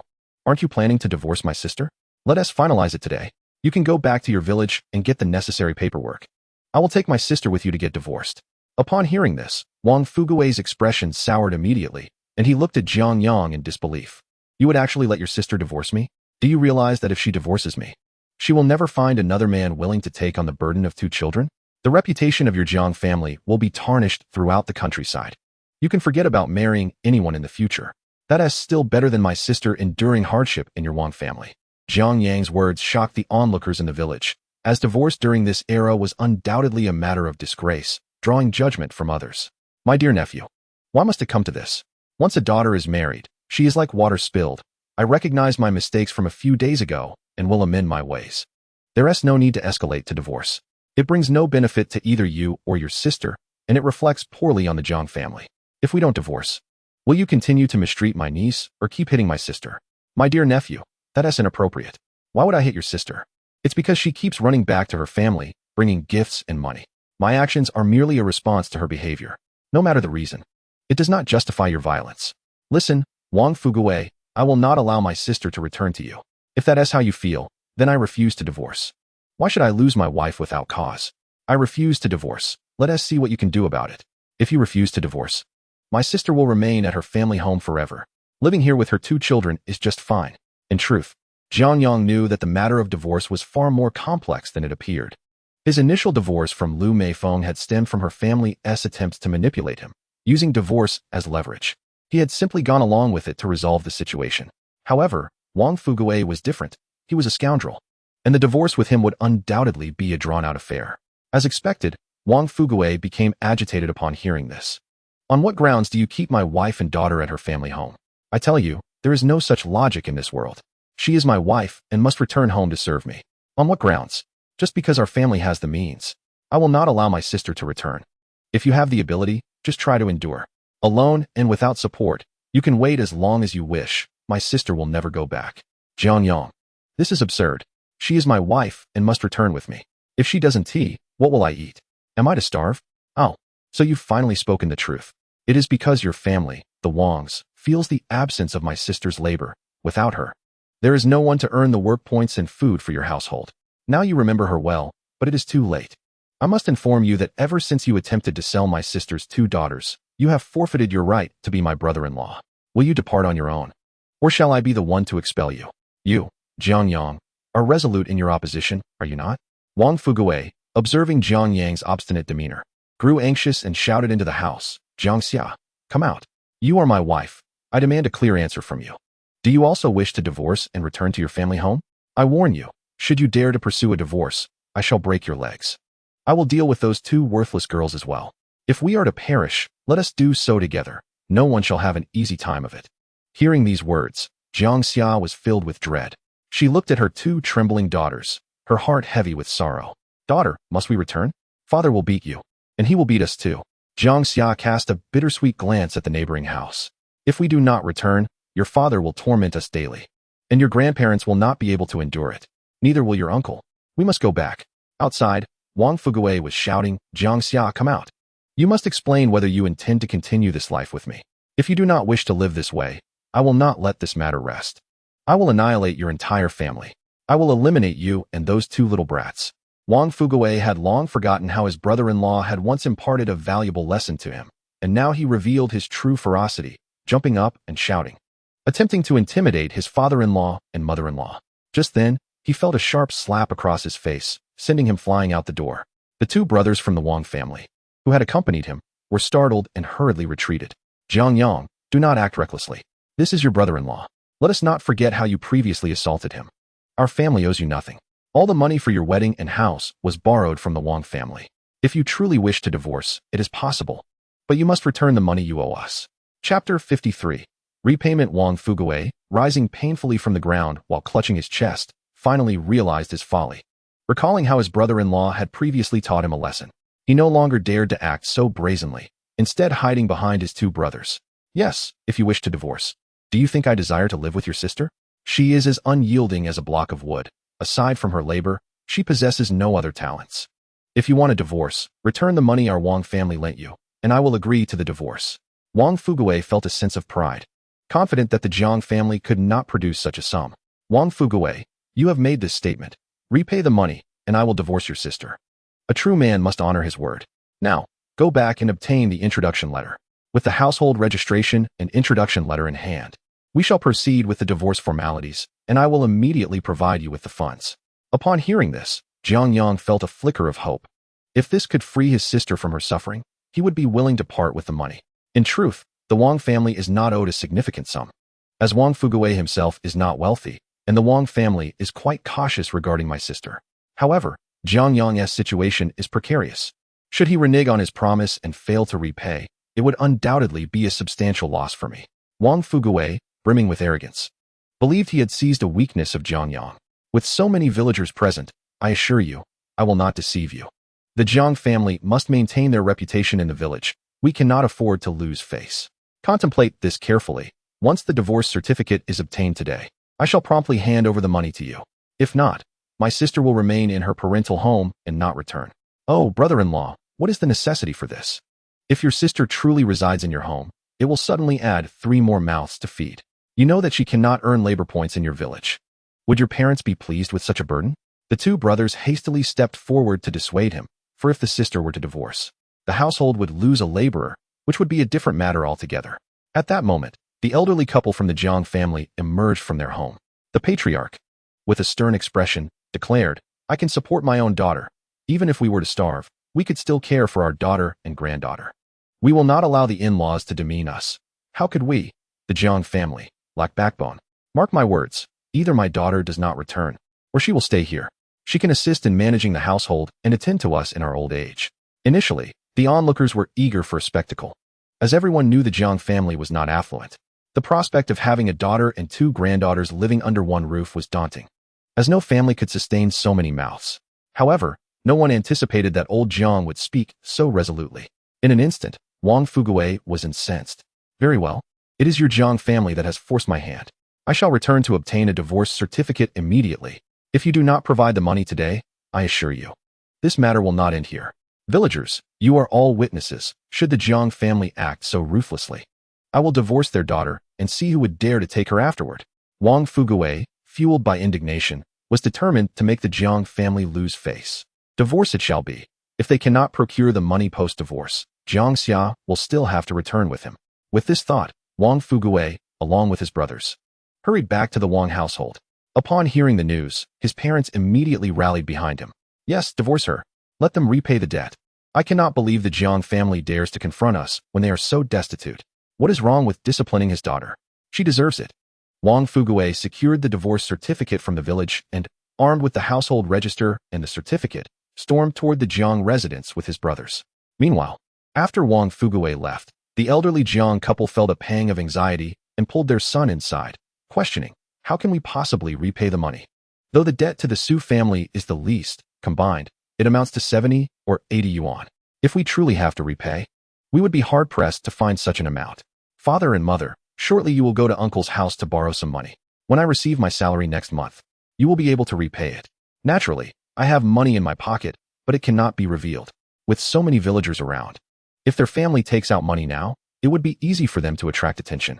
Especially since only the 2 elderly parents and my second sister with 3 children are at home.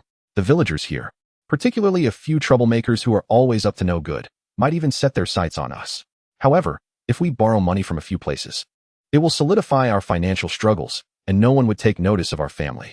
Upon hearing this, the old man sighed and lamented. How can I ask your Uncle Bo and your uncle for help again? We still haven't repaid the last time we borrowed from them. And now you want to ask again. You know well that whenever we open our mouths to ask for money, our relatives would rather flee to the ends of the earth.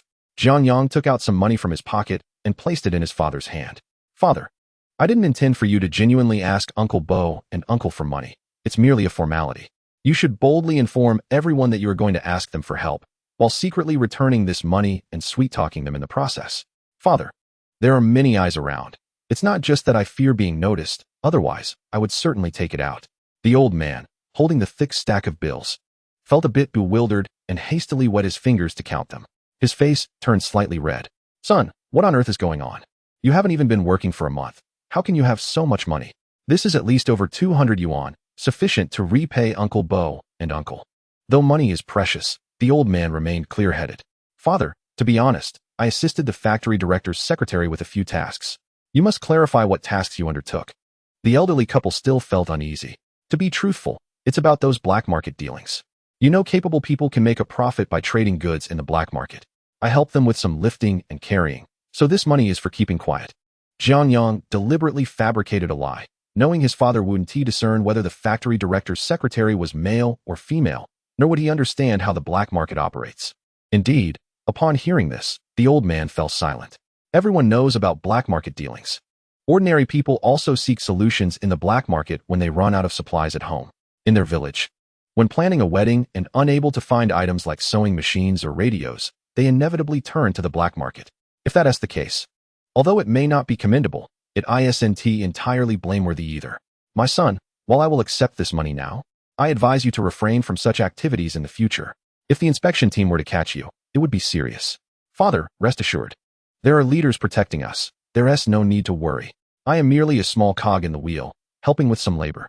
It's unlikely I would be involved in any major dealings. Chapter 54. A deceptive turn. The old man tucked the money into his vest pocket. At this moment, he stood tall, with a straight back and a spirited demeanor, turning to stride outside. As he reached the door, neighbors inquired, "Oh, old Jiang, is it true that your daughter is getting a divorce? How can you ignore this? Just look at my son-in-law's behavior. He seems intent on destroying our entire family. This is no longer a familial bond. It has nearly turned into enmity. If she divorces, both my daughter and granddaughter will return home, adding 3 more mouths to feed. You still owe money to the Wang family. Where will you procure such funds? Oh, Dafu, your words strike a chord, but I cannot bear to see my daughter suffer. Look at how Wang Fuguei has beaten her. There is not a single unbruised spot on her body. If it were your daughter being treated this way, would you not feel heartache? Indeed, Wang Fuguei is a disgrace. I have heard he gambles and resorts to violence. I have no choice. If this continues, my daughter may very well lose her life in that household. At least returning to her parental home offers her a chance to survive. That is true. Returning home provides a lifeline, but your son has just divorced, and now your daughter is doing the same. The fortunes of your family seem to be in disarray. Those who spoke these words did so with a sense of schadenfreude, relishing in the family's misfortunes. Old Jiang sighed deeply, then turned and said, "Dafu, could you lend me some money?" Upon hearing this, the elder known as Dafu quickly waved his hands. "Oh my goodness, brother! Who in the village is unaware of your situation? You still haven't repaid the money you borrowed before. I cannot afford to help you fill this hole." At the mention of borrowing money, the crowd began to disperse, clearly eager to avoid being entangled with old Jiang. In no time, the villagers surrounding his yard had all but vanished. Old Jiang sighed again, lamenting, "The hearts of people have changed. We are neighbors. Yet none are willing to lend a hand in my time of need. Is this what friendship has come to? I might as well ask my brother. After all, we are still family."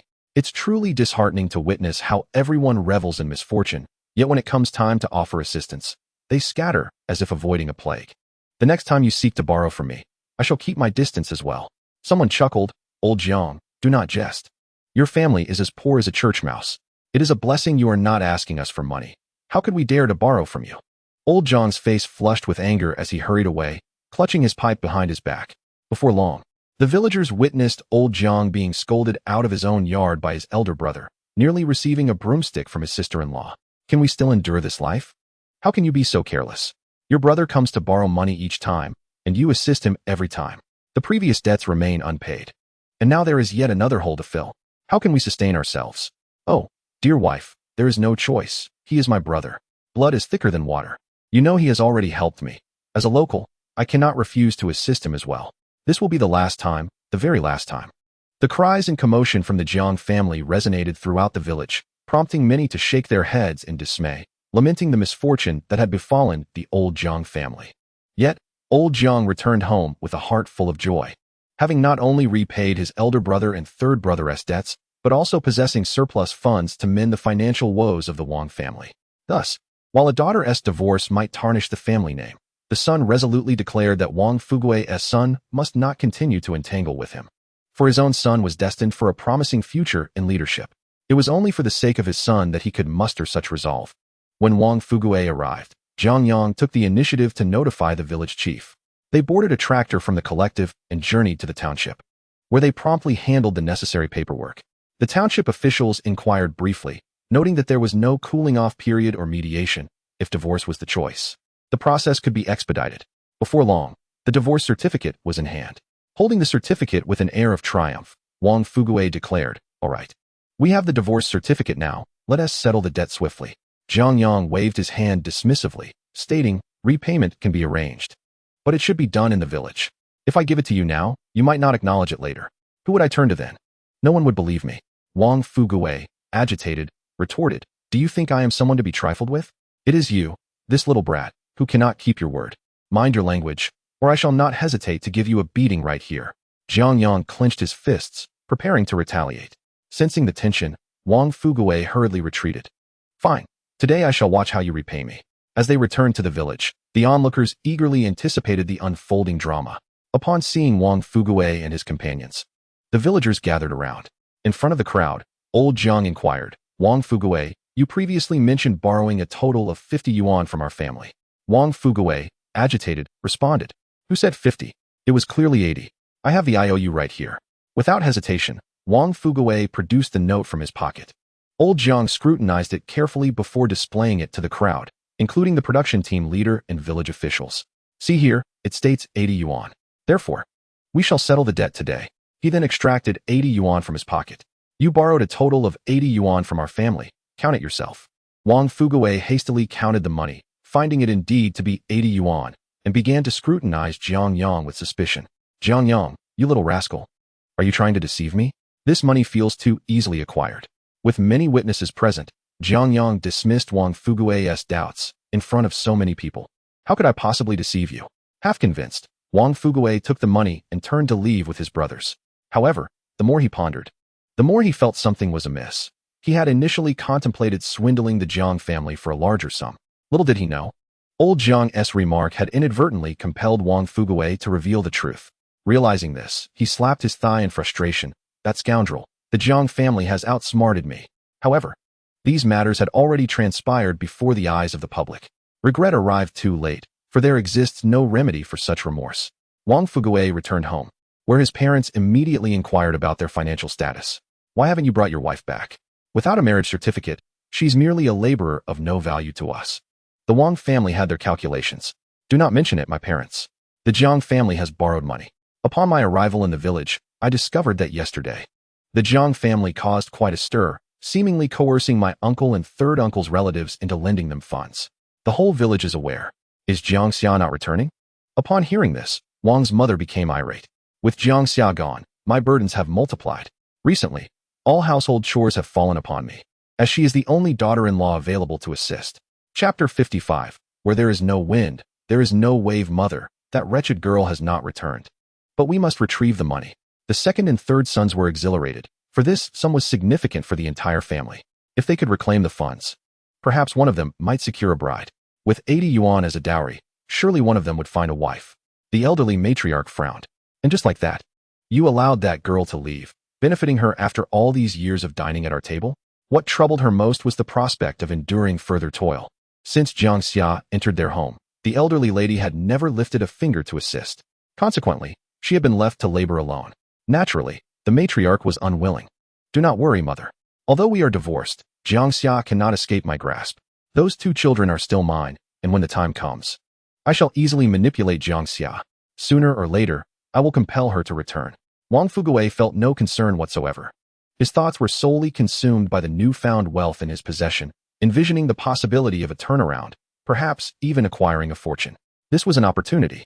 Upon hearing his words, the elderly lady was finally satisfied and nodded, knowing her son was resourceful. "Where is the money? You shall entrust it to your mother for safekeeping. In due time, we can arrange for your brothers to find brides." The elderly matriarch was singularly focused on securing the funds. Wang Fuguei, with a glint in his eye, replied, "Mother, I have a matter to attend to. I shall return shortly, and then give you the money." He turned and ran, not allowing his mother a chance to stop him. Meanwhile, the news of Jiang Xia's divorce reverberated throughout the village. Everyone learned that not only had the son divorced, but unexpectedly, the second daughter had also separated. Furthermore, she returned to her parental home with two dependents in tow. The Jiang family, traditionally favoring sons over daughters, unexpectedly rallied to protect their daughter in this instance, not only facilitating her divorce, but also allowing her and her two children to remain in the family home. This was indeed a rarity.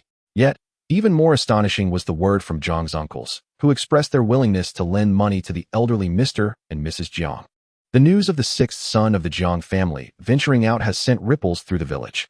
It is said he has secured a position as a master chef in the county's cafeteria, earning a monthly salary.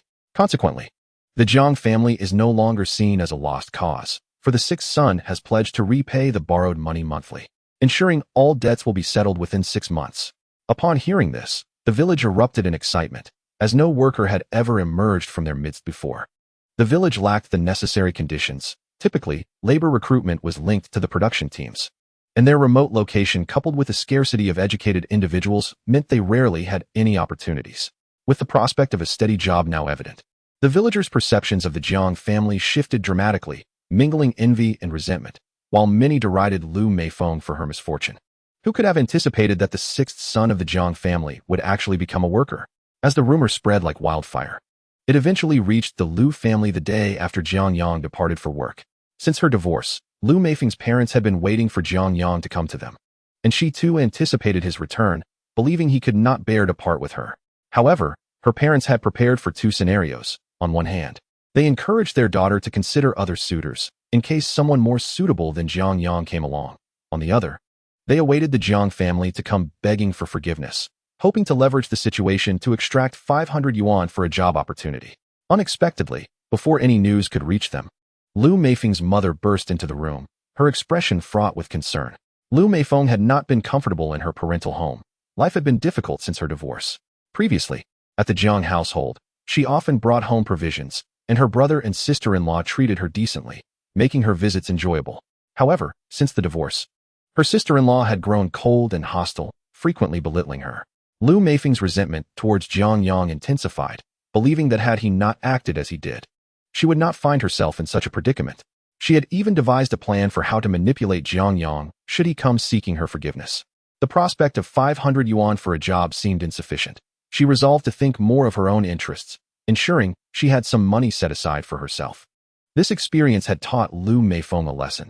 She felt her brother and sister-in-law were unreliable. Although she was willing to support them, she understood the need to secure her own future. She aimed to accumulate more funds for her own benefit. Just then, her mother stormed in, her face a mask of worry. What on earth is happening with Jiang Yang? Did you disclose the details of the job opportunity to him? Are you aware that he is now employed at the cafeteria of the county steel factory? This revelation shocked Liu Meifeng. It was implausible. Her brother had informed her about the job, and she had never disclosed to Jiang Yang the specifics of the opportunity, nor did he have the connections to know. I never told him where the job came from. Liu Meifeng protested, but her mother, with a stern expression, insisted. The whole village is buzzing about Jiang Yang working at the county steel factory's cafeteria. The rumors are spreading like wildfire. You should inquire about what is truly happening. We cannot afford a situation where everything falls apart. It's possible that Jiang Yang is intentionally seeking a divorce, wanting to abandon our family and indulge himself. Liu Meifeng laughed in disbelief upon hearing this. Mother, how could Jiang Yang be so clever? He is as foolish as a pig. He believes everything I say. Stop your nonsense. The entire village is buzzing with rumors. Surely, where there is smoke, there is fire. You and your brother should go to the county and find out if that job has indeed been sold. Liu's mother was distressed about the 500 yuan spent on the job. What if it vanished? Her son was engaged, and the other party must know he is on the verge of securing a stable position. This matter cannot be disrupted by the Jiang family. Liu Meifeng, though somewhat skeptical, accompanied her second brother to the county, taking familiar routes to reach their destination. Li Qiaoyang prepared a meal for his mother, watching her improve day by day, which brought him joy. The wisest decision he ever made was to secure a job for Jiang Yang. A knock on the door interrupted him, and upon opening it, he saw a man and a woman. Li Qiaoyang greeted them amiably. What can I do for you two? In a good mood, his demeanor was particularly pleasant. Liu Meifeng, feeling a rush of excitement, replied, Comrade, do you not remember our previous conversation regarding the job? It suddenly dawned on Li Qiaoyang that this was the same person who had enthusiastically agreed to the 500 yuan arrangement. That position has already been sold to someone else. You needn't come looking for me. It's no use, as that person has already started working. Upon hearing this, Liu Meifeng grew anxious. Comrade, we agreed on this. How could you sell the job to someone else? Li Qiaoyang, irritated, retorted, that job belongs to me. You agreed to pay 500 yuan, yet after you left, you vanished without a trace. How can I not sell it to someone else if they offered a better price? Growing impatient with the woman before him, he insisted, enough. The job is sold. and your protests are futile. Please leave. Liu Meifeng urgently inquired. Comrade, to whom did you sell the job? Can you tell me? Li Xiaoyang, increasingly annoyed, replied, why should I tell you? We're not acquainted. Are you planning to cause trouble for that person? I'll have you know. I sold it to my brother.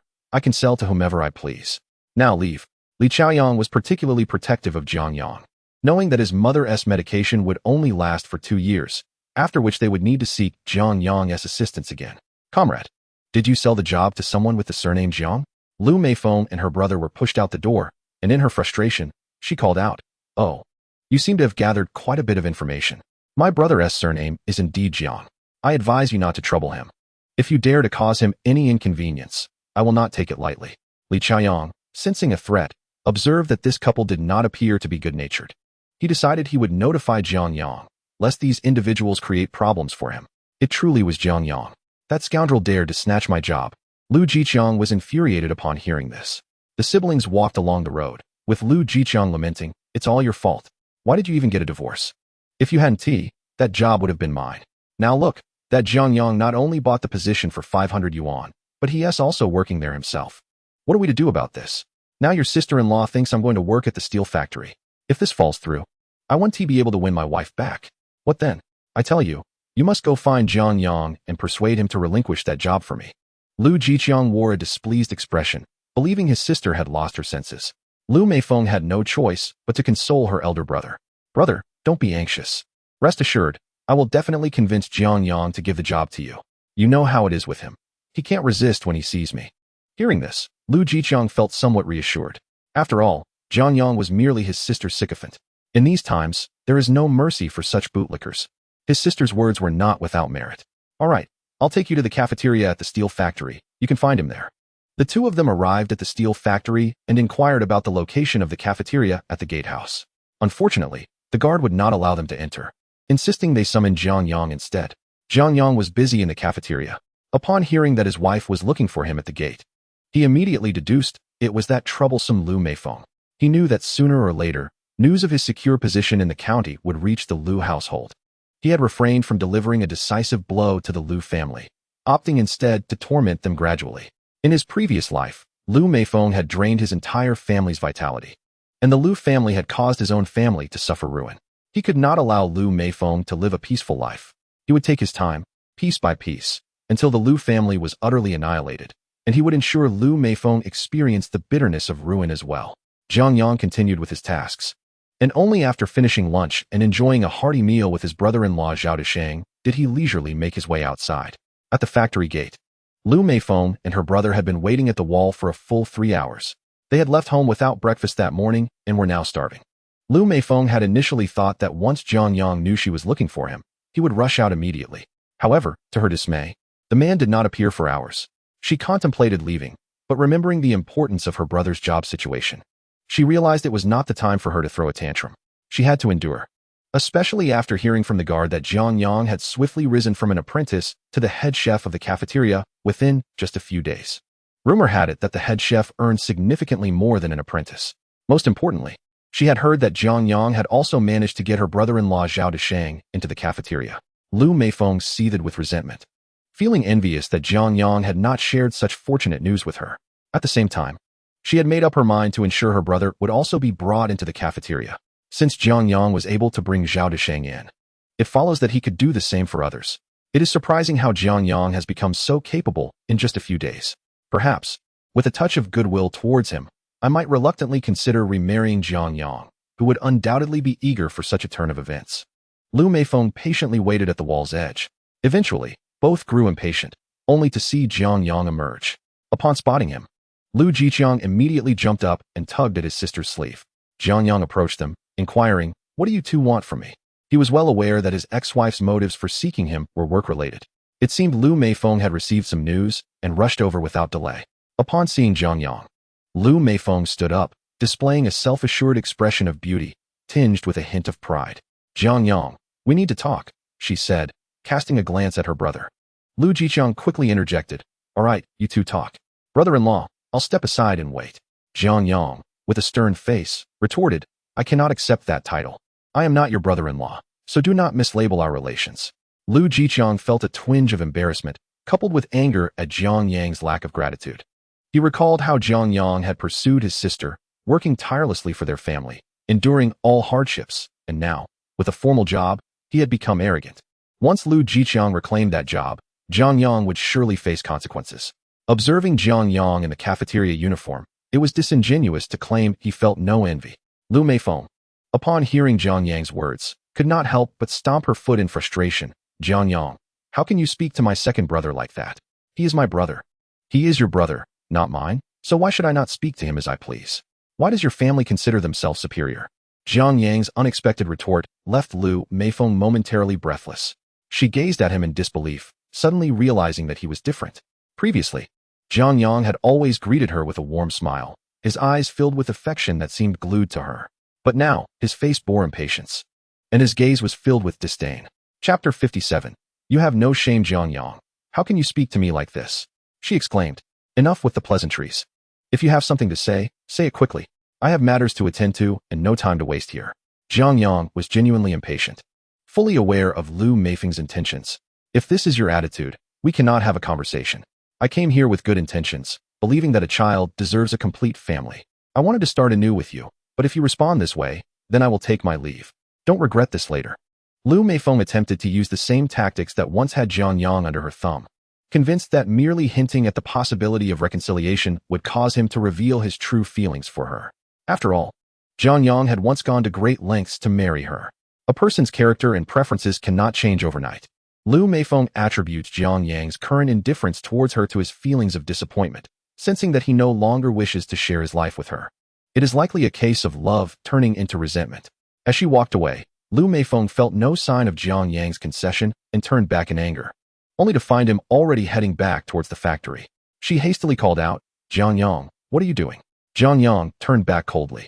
Did you not intend to leave? I am returning to work. Xiao Jiang, what are you up to? Feng Meihua emerged in her high heels and, upon seeing Jiang Yang, smiled and approached him. Jiang Yang also returned her smile. Secretary Feng, have you finished work? I still have some items. Would you like to take a look? It had been some time since the last gathering at the black market. Jiang Yang felt inclined to sell off some of his possessions, also intending to repay the debts owed to several brothers-in-law, a burden weighing heavily on his conscience. Upon hearing this, Feng Meihua's eyes lit up, her smile growing even more radiant. Her face was alight with joy, and she unconsciously moved closer to Jiang Yang, almost pressing against him. Really? What good items do you have this time? The last ones you gave me were incredibly useful. I've never seen anything like them on the market. My sisters also mentioned that if you have more, we would definitely want them all. At that moment, a figure rushed over and forcefully pulled Feng Meihua away, nearly causing her to stumble. Thankfully, Jiang Yang caught her around the waist, preventing her from falling in her high heels. His strong hands around her waist sent a wave of warmth through her, and she sensed the powerful presence Jiang Yang exuded. She couldn't help but think that despite his slender appearance, he possessed considerable strength. However, she had no time to ponder further as she focused on the woman in front of her. Feng Meihua regained her balance, dusted herself off, and calmly addressed the intruder. Comrade, what are you doing? Liu Meifeng pointed an accusing finger at Feng Meihua. Jiang Yang, who is she? How could you be involved with another woman behind my back? You truly have no shame. With an aggressive tone, she continued to confront Feng Meihua. Do you even know he is a married man? Don't you feel any shame in associating with him like this? What do you call such behavior? A homewrecker? Let me tell you. If you dare to have designs on my man again, I won't let this go. Before she could finish, Jiang Yang stepped protectively in front of Feng Meihua, his expression icy. Liu Meifeng, cease your nonsense. Who is your man? We divorced long ago. Upon hearing this, tears instantly welled up in Liu Meifeng's eyes. She never anticipated Jiang Yang would treat her so coldly. The man who once cherished her as if she were fragile had transformed into someone so unfeeling. More importantly, she now felt a surge of anxiety. It was evident that Jiang Yang shared an extraordinary bond with the woman before her, who was not only far more fashionable, but also significantly more beautiful than herself. The confidence she once had in Jiang Yang's affection for her dissipated in an instant.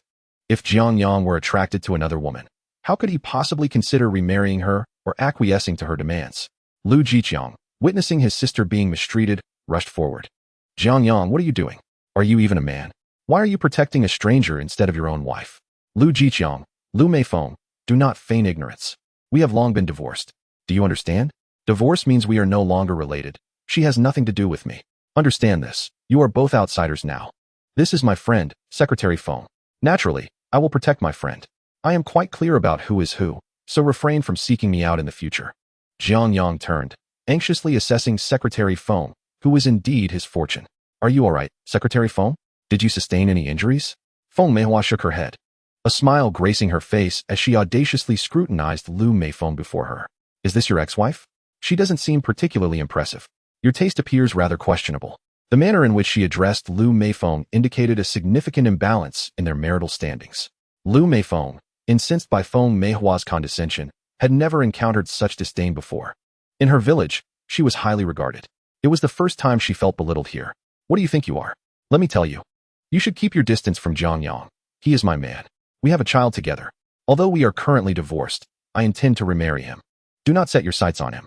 Liu Meifeng, have you lost your mind? Divorce means divorce. It signifies that we have no further connection. And how dare you even mention the child? How have you treated her throughout her life? You still have the audacity to bring up the child. Let me tell you. Liu Meifeng, I will never remarry you. Jiang Yang turned to leave, pulling Feng Meihua along. Secretary Feng, let's go. Liu Meifeng stood behind, incredulous and seething with rage. Jiang Yang, mark my words, you will regret this. Do you believe I won't marry someone else immediately, leaving no chance for you to win me back? You will regret this. As she watched Jiang Yang walk away without a backward glance, Liu Meifeng suddenly felt a sense of loss over something slipping from her grasp. Liu Jiqiang, observing Jiang Yang's departure, couldn't help but curse. That scoundrel found another woman immediately after our divorce. You should have been more conciliatory. Instead, you argued with him. Now look what happened. What will you tell mom and dad? At Liu Meifeng's ears, those words struck a chord of guilt. She had boasted to her parents that she could undoubtedly win Jiang Yang back. Chapter 58. New terminology. Feng Meihua walked closely beside Jiang Yang, scrutinizing his expression, which appeared to be rather grim. She had never witnessed Jiang Yang in a state of anger. Typically, he greeted her with a warm smile, suggesting an amiable disposition. Am I delaying your affairs? If you wish to return, you can certainly go back to your ex-wife. What is the harm in that? If you truly care for her, there is no shame in reconciling with an ex. Upon hearing this, Jiang Yang raised his head with a smile that was neither entirely genuine nor entirely mocking. Looking at Feng Meihua, who seemed to relish the unfolding drama, it appears you are quite eager for me to seek out my ex-wife. Why the excitement over my potential misfortune? Feng Meihua chuckled at Jiang Yang's response. It's not mere entertainment. We are friends, and I offer you heartfelt advice. Well then, I must respectfully decline your suggestion. My ex-wife is quite the financial drain. What do you mean by financial drain? One cannot simply label her as such. It would be more accurate to call her a brother supporter, given she has 2 older brothers. She did not marry me for love or admiration, but merely because she perceived my family, with its 5 sisters, as advantageous. My parents favored sons over daughters, placing great expectations upon me, making me manageable among her many admirers. I was the most compliant and eager to please, which led her to choose me. My goodness, what extraordinary terms you use. What exactly does brother supporter entail? And what is a licking dog? A brother supporter is one who, for the sake of her brothers, would relocate resources from our household. After the birth of our daughter, we struggled to even afford eggs. Due to her relentless prioritization of her family, all our eggs were sent back to her parents, leaving my daughter without even a shell to eat. So that's what a brother supporter is, a financial burden on the family. And what of the licking dog? A licking dog is one who endures countless hardships, yet still wags its tail in eager submission. You have seen a lapdog, haven't you? Wagging its tail with delight, longing to be near its master. I am that dog. Feng Meihua burst into laughter. You seem quite masculine. I did not perceive you as a licking dog. You are mistaken. In my past dealings with my ex-wife, I was indeed exceedingly compliant. Whatever she desired, I provided, leading to our family's considerable distress. However, my ex-wife clearly does not regard me highly, believing that even after our divorce, I would still cater to her whims, wagging my tail in submission. Jiang Yang was unbothered by the revelation of his vulnerabilities. Given Liu Meifeng's nature, she would undoubtedly seek him out again and likely cause a commotion at the factory. He was not concerned about losing face. In this day and age, a divorced woman's reputation often suffers, whereas men are less affected. As long as Jiang Yang maintained his dignity, others could not impose moral judgment upon him, not even Liu Meifeng. Feng Meihua remarked, I sense your ex-wife harbors ill intentions. You must be prepared. Do not worry. Having learned from one misstep, I am not foolish enough to fall for the same trap again. By the way, when shall we go to the small courtyard? Perhaps after work tonight? You are unaware. They have called me several times already. I wish to contact you.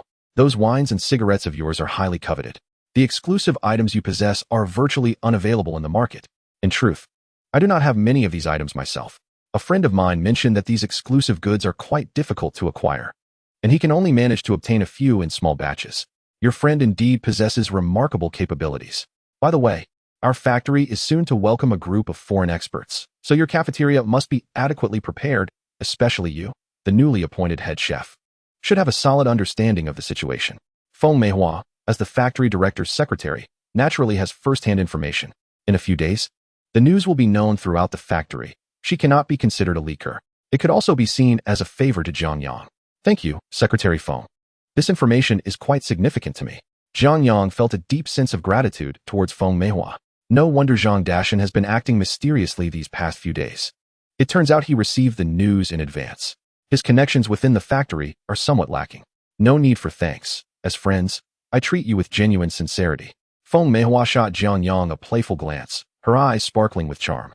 One must admit that Jiang Yang is quite handsome, especially when he protected her earlier, exuding a remarkable masculinity. The memory of his strong arms around her waist still sends shivers down her spine. Of course, if Jiang Yang were not divorced, the prospect might not be entirely out of reach. She finds him somewhat appealing, but at present, any romantic involvement seems utterly impossible. Jiang Yang was momentarily taken aback by Feng Meihua's flirtatious glance, yet he quickly regained his composure. As a man, it is undeniably pleasurable to receive such attention from a beautiful, warm-hearted young woman. However, he is no fool.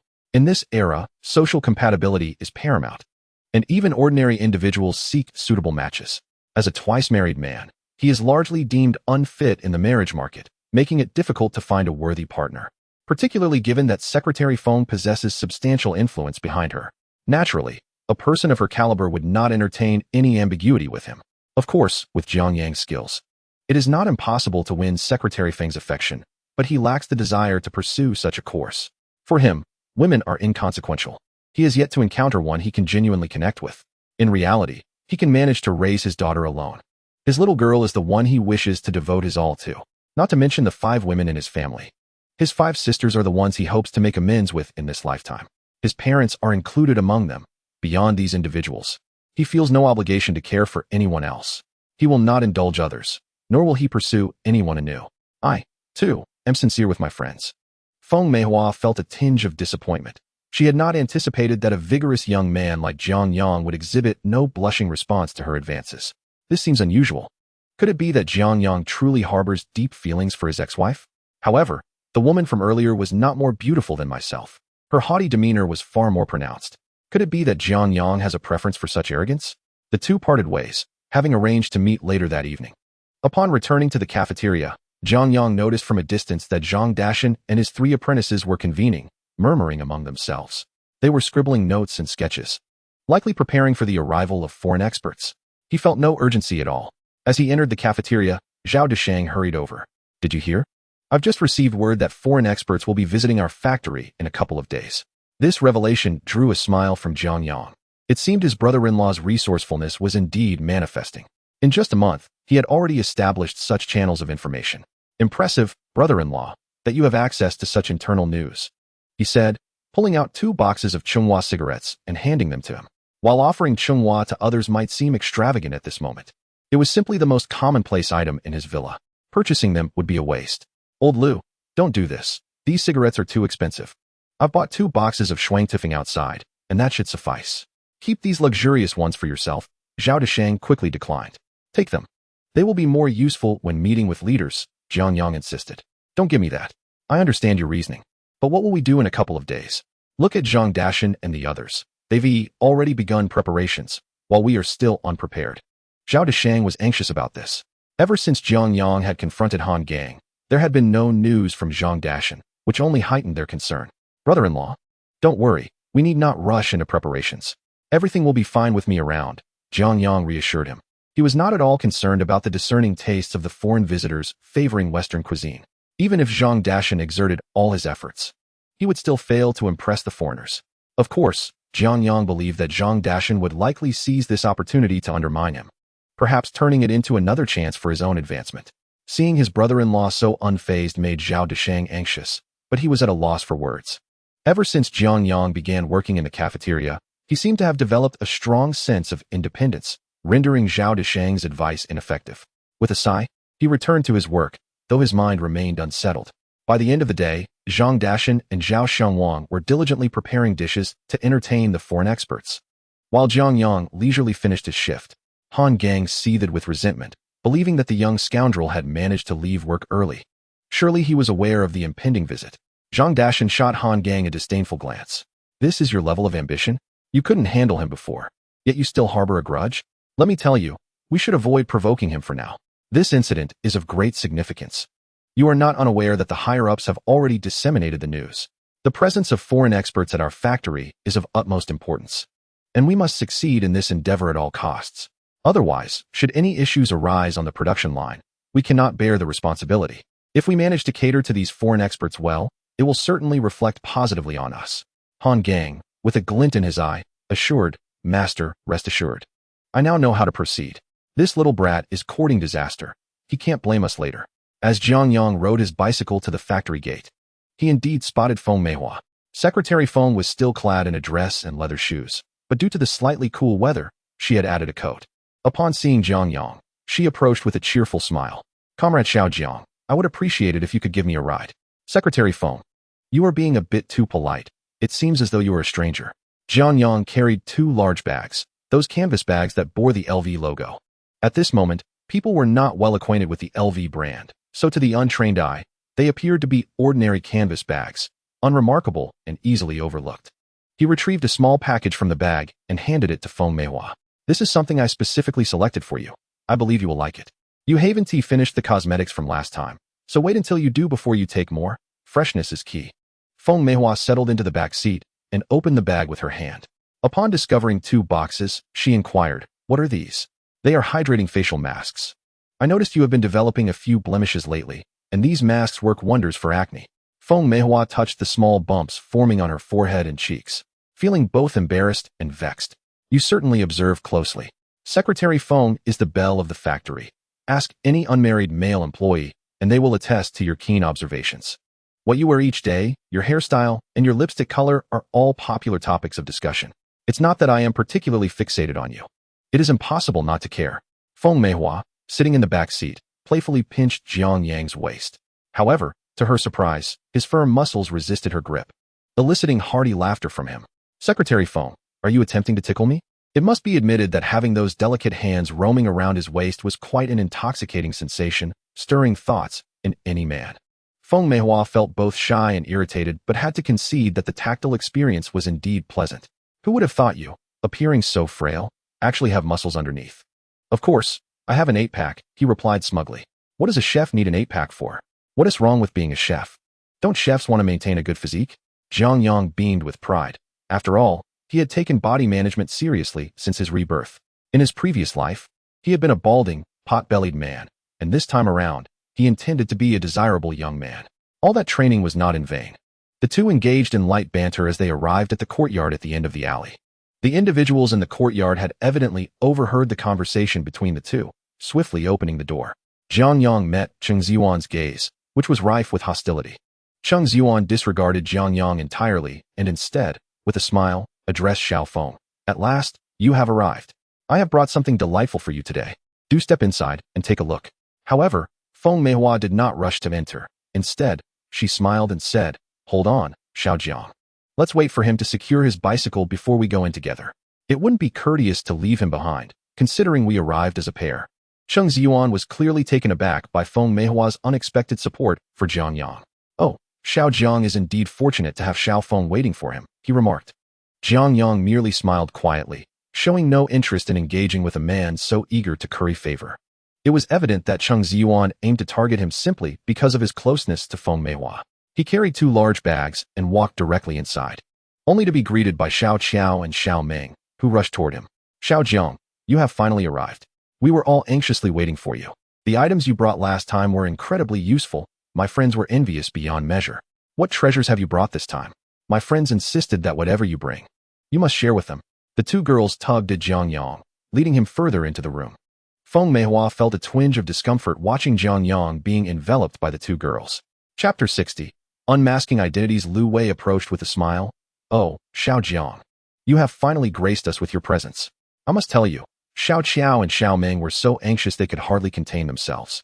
You have certainly stolen the spotlight and become the most popular among the girls. Secretary Liu, I have brought quite a few delightful items this time. Perhaps there is something you might desire," Jiang Yang responded. He had meticulously reorganized the items he had previously brought, this time excluding tobacco and alcohol, opting instead for a selection of different goods. He had exchanged for 3 wristwatches, knowing that every man has an affection for timepieces. As for the girls, instead of cosmetics, he had brought several articles of clothing. Jiang Yang had previously observed that Feng Meihua, Xiaoxiao, and Xiaoming were all remarkably well-proportioned and exceptional in appearance. Given their figures, the luxury dresses he had in his collection would undoubtedly be fitting. However, some haute couture pieces were designed for formal occasions and would not be suitable for the present moment. Nonetheless, the girls were likely to feel somewhat disillusioned regarding inner beauty. Most women nowadays favored athletic, practical innerwear, leaving little room for choice. Yet, he possessed exquisite lace and seamless materials that would surely enchant these young ladies, albeit at the risk of tarnishing his reputation as a rogue. Nonetheless, they would undoubtedly scold him as a scoundrel while secretly reveling in the treasures he offered. Their presence indeed invigorated the atmosphere, although many still maintained a respectful distance from Jiang Yang, engaging in minimal conversation. Xiaoming and Xiaoxiao, however, pulled Jiang Yang aside, asking, "Do you still have the items from last time? Your friend possesses whatever is available, and we desire as much as you have, rest assured. The price is of no concern." The 2 young ladies have come at the behest of their sister, bearing a significant mission. Jiang Yang displayed an expression of difficulty. "Those items are not easily acquired. If you have inquired, you should be aware that they are not sold in the market. They are exclusively brought back from abroad. My friend mentioned that he would bring some next time he travels abroad, and of course, his friends can also assist in transporting them when they go overseas. Exceptional items should not be frequently available, otherwise, they lose their value. He associates with these individuals merely to initially accumulate funds while simultaneously expanding his network. This cannot be considered a path to wealth. If too many items are produced, it will be perceived that one is in dire need of money. Instead, it is wiser to present a few exquisite items that others urgently require." As expected, the moment this was stated, the 2 young ladies instantaneously appeared disheartened. "So, what do you have this time? Is there anything we can use?"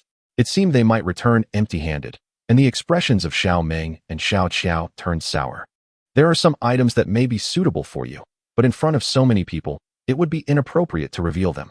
Perhaps you could find me privately?" He certainly could not unveil his inner treasures before so many men's eyes. It would likely lead him to be branded a lecher. With Cheng Ziyuan's character, he might even find himself in trouble. The 2 young ladies could only nod in disappointment. It was then that Feng Meihua suddenly emerged from behind, asking, "What secret conversation are you having? What good things are you hiding from me?"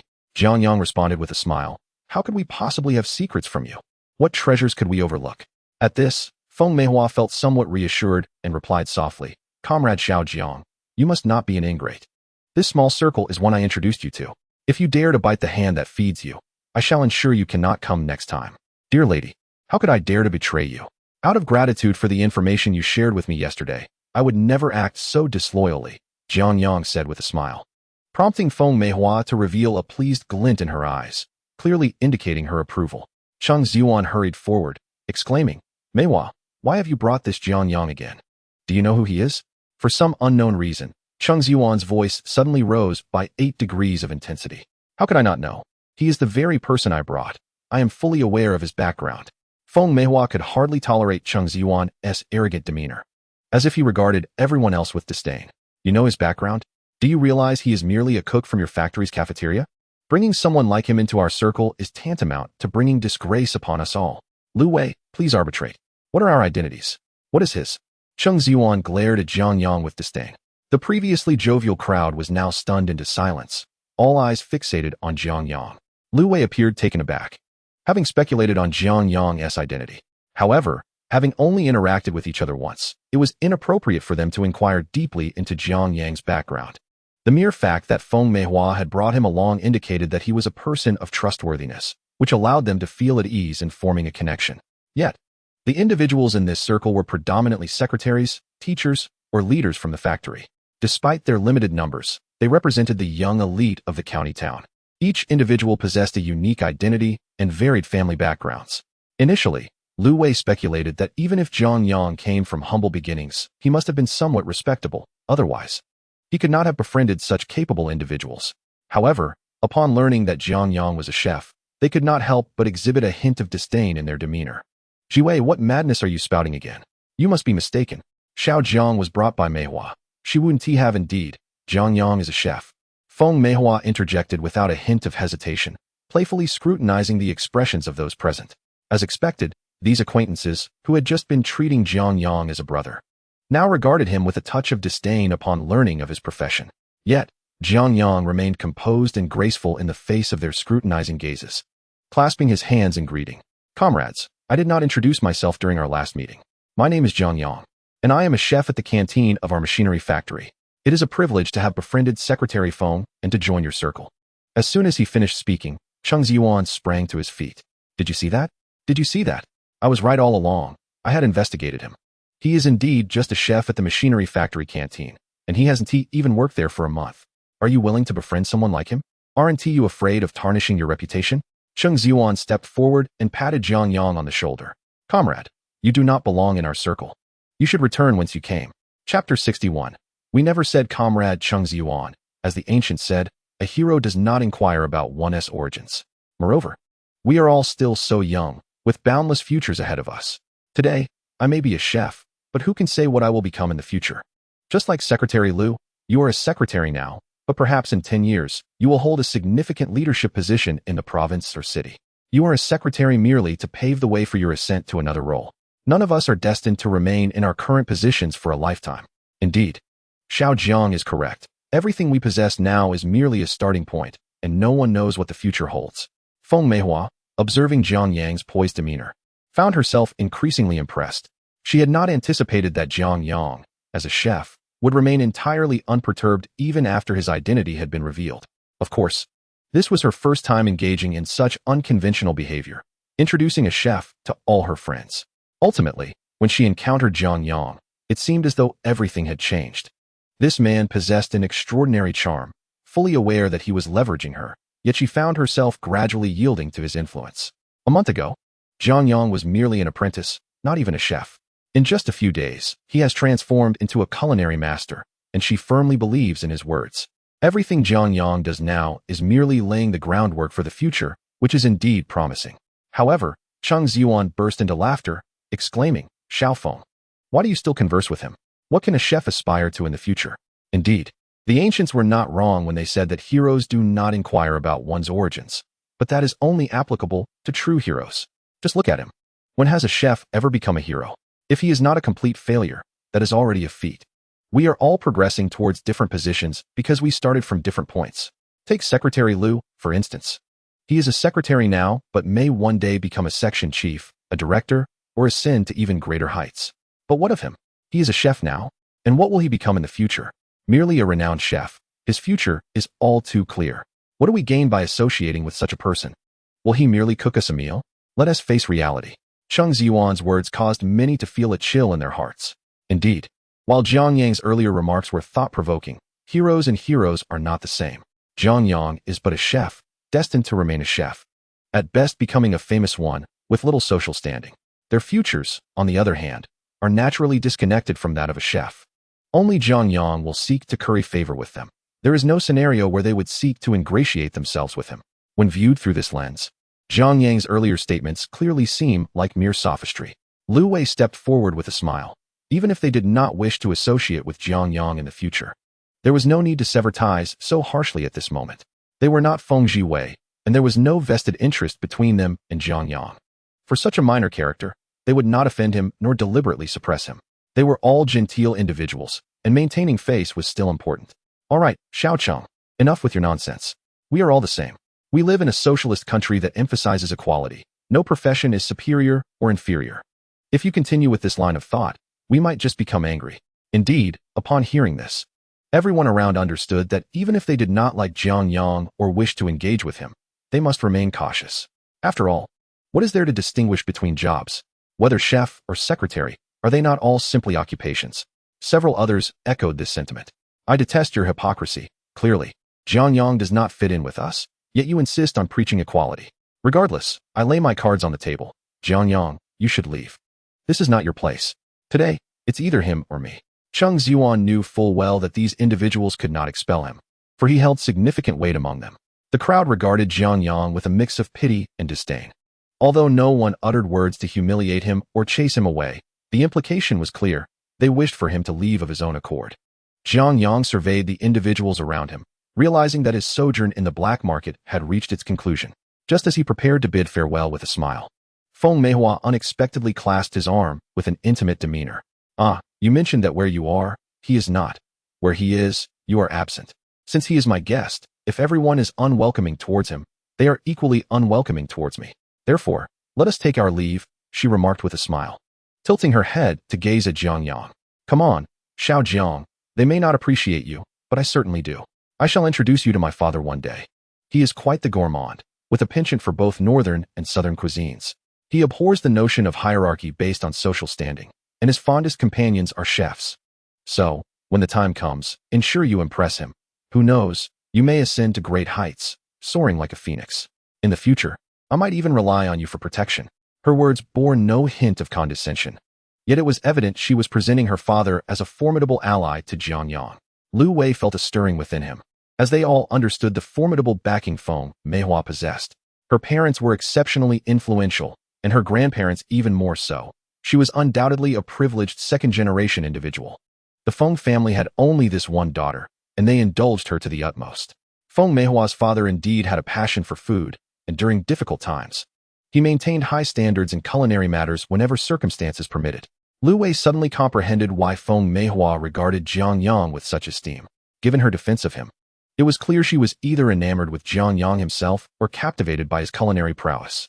He discerned that Jiang Yang was destined to shine within the Feng household.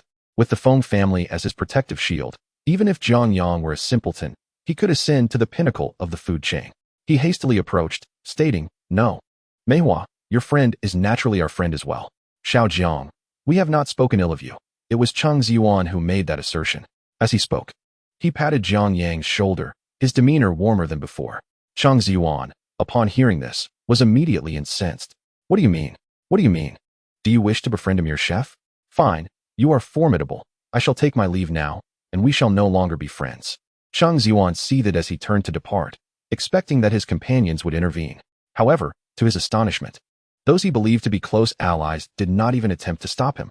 Unable to swallow his pride, he exited the small courtyard. Chapter 62. The understanding one. With Cheng Xuan's abrupt exit, the atmosphere momentarily grew tense.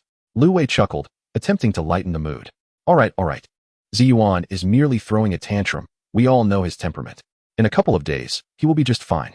Let us proceed with our business, and afterwards, we shall each return to our respective homes."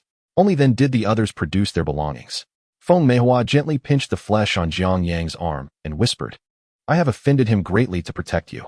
How will you repay me?" Jiang Yang's lips curled into a charming smile, imbued with a hint of mischief that rendered Feng Meihua's heart fluttering with an unfamiliar sensation. She could not help but acknowledge the striking handsomeness of Jiang Yang. Had he not been a chef, she would have likely succumbed to the impulse of pursuing him. After all, her father had no expectations for her to forge a marriage alliance. Even if she were to bring home a simple farmer from the countryside, her parents would find a way to transform that rustic individual into a gem. Yet, it was abundantly clear that Jiang Yang was indeed a chef. The notion of assigning a chef to roles such as a driver or a secretary, or leading him down an alternate path, was utterly preposterous, so much so that even contemplating it seemed ludicrous. Nevertheless, this did not deter her from teasing Jiang Yang. She promised him a delightful surprise shortly, ensuring he would not regret it. The two engaged in a playful conversation, leaving others in a state of bewilderment. When had Feng Meihua ever treated a chef with such distinction? Many speculated that there must be more to Jiang Yang than met the eye. If he were merely an ordinary chef, Feng Meihua would not be so willing to lower herself to engage with him in such a flirtatious manner. Their assumptions, however, were misguided. Liu Wei and his companions exchanged glances, feigning indifference as they inquired, "Xiao Jiang, what treasures do you bring this time after the last delightful haul?"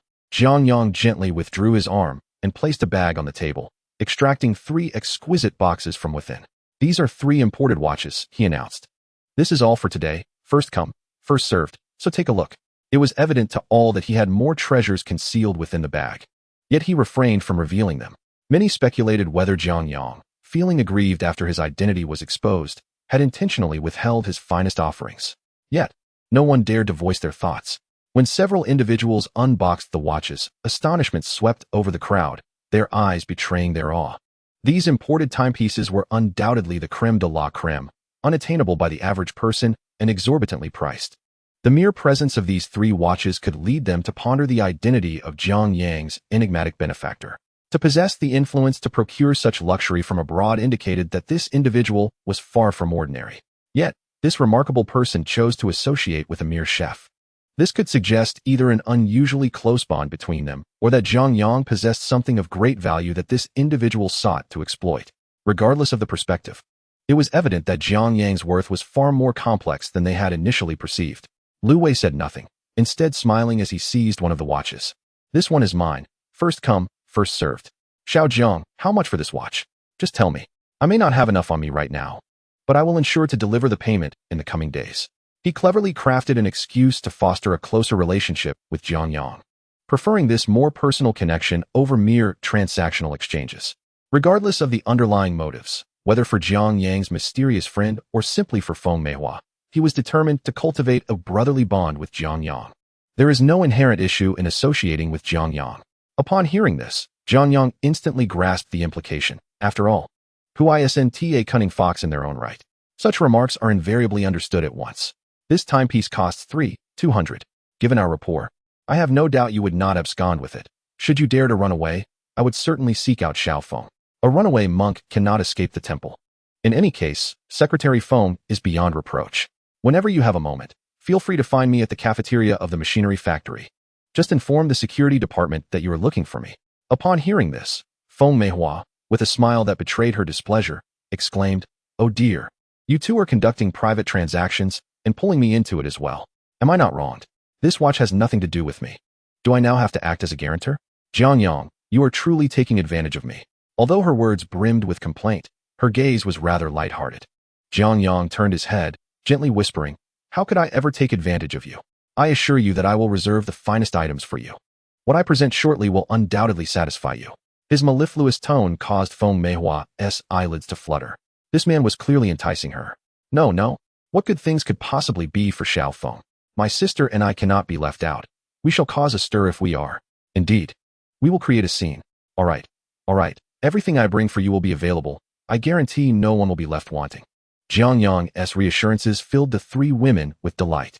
Feng Meihua then playfully hooked her arm through his and remarked, "If what you give me is the same as what they receive, you shall not escape my wrath. Rest assured, my dear, what I provide you will be distinctly different from theirs. Do not express disdain later. I would never." Soon enough, the remaining two watches were claimed by others. However, none could afford the price. Primarily, no one anticipated such exorbitance for these timepieces, nor did they foresee the financial demands of such a trading venue. With Feng Meihua present, Jiang Yang was naturally generous, allowing them to complete their transactions before settling their dues. Jiang Yang himself did not procure anything today, as he found little worth acquiring. Once most transactions were finalized, Jiang Yang turned to Feng Meihua, saying, "Consult with Secretary Liu about borrowing the adjacent room. The items I've brought cannot be exposed to everyone." Humph, what an air of mystery. One wonders what unsavory goods you have brought. Despite her words, Feng Meihua nonetheless engaged in a brief tete-a-tete with Liu Wei. Before long, Feng Meihua, accompanied by Xiaoxiao and Xiaoming, led Jiang Yang to the next room. As the four departed, the remaining individuals began to whisper amongst themselves. Who exactly is Jiang Yang? I suspect he possesses significant connections. Look at these timepieces. One can discern their rarity, as such watches are surely unattainable in the market. Liu Wei expressed his conjecture, and the other two buyers nodded in agreement. You are absolutely correct. I once laid eyes on a similar watch at the Friendship store in the capital, and it was quite costly, likely not even purchasable with 8,000 foreign exchange certificates. Yet Jiang Yang is selling it to us at such a low price. I have examined this watch, and the craftsmanship and materials are of the highest quality. I have certainly never seen anything like it available in the market. A few individuals exchanged knowing glances, uttering not a word, for they all understood one another. Chapter 63. Teasing. As Jiang Yang entered the room, he placed the bag he was carrying directly onto the table. You may examine the contents, he remarked. I shall step outside for a smoke. Upon closing the door, he wandered into the courtyard, only to be met with a woman's startled exclamation from within. Ah, Jiang Yang, you are nothing but a scoundrel. Keep it down." This utterance of scoundrel prompted everyone from the adjacent room to emerge, feeling a touch of embarrassment upon spotting Jiang Yang standing at the courtyard entrance, smoking. He retrieved a Chinese cigarette from his pocket and offered one to each person present. The woman was making quite a fuss, despite bringing them gifts. They still branded him a scoundrel. It was truly an unreasonable situation. Liu Wei accepted the cigarette, glancing at the one Jiang Yang held. The last time he had taken 2 packs of these cigarettes, Jiang Yang was known to smoke them regularly.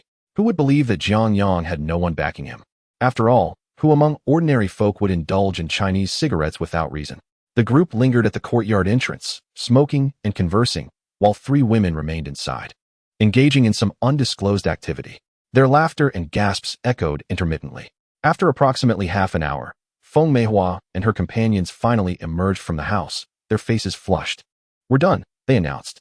Xiaoxiao and Xiao Ming dared not meet Jiang Yang's gaze. Instead, they clutched their chests and hurried away. "Jiang Yang, how much is it?" "Inform Xiao Feng, and we shall settle the payment with her," one of them said hastily. The 2 women dashed away as if being pursued, leaving everyone a bit astonished. Feng Meihua shot Jiang Yang an annoyed look. "Why are you still here? Don't you intend to leave?" Jiang Yang rose, chuckling. "Since Miss Feng has issued her command, I shall naturally comply." He waved goodbye to Liu Wei and the others. "Secretary Liu, I shall take my leave." As Jiang Yang rode away on his bicycle, Feng Meihua hopped onto the back seat, instinctively resting her hand on his waist. Exchanging glances, the onlookers murmured among themselves, "He-s quite remarkable. Not many can win over Secretary Feng so thoroughly." As Jiang Yang pedaled along, whistling a tune, he suddenly felt a sharp twist at his waist, nearly causing him to tumble from the bicycle. "What sort of grip is that? It hurts like a pair of pliers," he complained, grimacing as he rubbed his sore side. Women seemed to adore such antics, relishing in pinching others. "How dare you complain? Pliers indeed? You, the scoundrel, have the audacity to produce such items. Are you secretly cavorting with those women? Where else would you acquire such things?" Feng Meihua, seated behind him, lowered her voice in reprimand. Upon opening the cloth bag and discovering its alluring contents, she nearly lost her composure. Her immediate thought was that she had misjudged him. Clearly, Jiang Yang was indeed a rogue. However, upon witnessing the items within, her immediate reaction was one of infatuation. They were simply exquisite. The packaging was so elaborate, with each piece individually encased in a plastic bag. The contents were undeniably beautiful, adorned with delicate lace trimmings and possessing a luxuriously smooth texture. The 3 young women, unashamed, drew the curtains and spent considerable time trying on the pieces, selecting those that suited them best. In stark contrast to the athletic undergarments they wore, these pieces felt like a celestial experience. Once they donned the items, the 3 women blushed at their reflections in the mirror. Particularly striking was the black lace piece, which accentuated Feng Meihua's fair complexion, creating an irresistible allure. They divided the items among themselves, yet a sense of indignation brewed within her. How could Jiang Yang present such items? She felt both embarrassed and angry, considering that he might suspect they would try them on. Merely envisioning that scenario kept her awake at night. "Do you truly think too much of it? Who would I be gallivanting with?" These pieces were brought back by a friend from abroad, who claimed that women there are quite open about such things. He was unaware of her divorce, and they were originally intended for his family. Now, it seemed they had inadvertently benefited her and her friends, only for him to turn around and label her a lewd rogue. Yet, she could not deny the delight she felt when those delicate hands rested on her waist. "Then you should keep them. Having these seen by others would be far from pleasant." At that moment, Feng Meihua truly felt shy, her voice softening. "Everyone has an appreciation for beauty, and besides, my friend mentioned that women abroad display such items openly on counters for sale. Do you not like them? If you do not, then give them to me. I shall keep them for my future wife." "Jiang Yang, are you speaking sensibly? Dream on.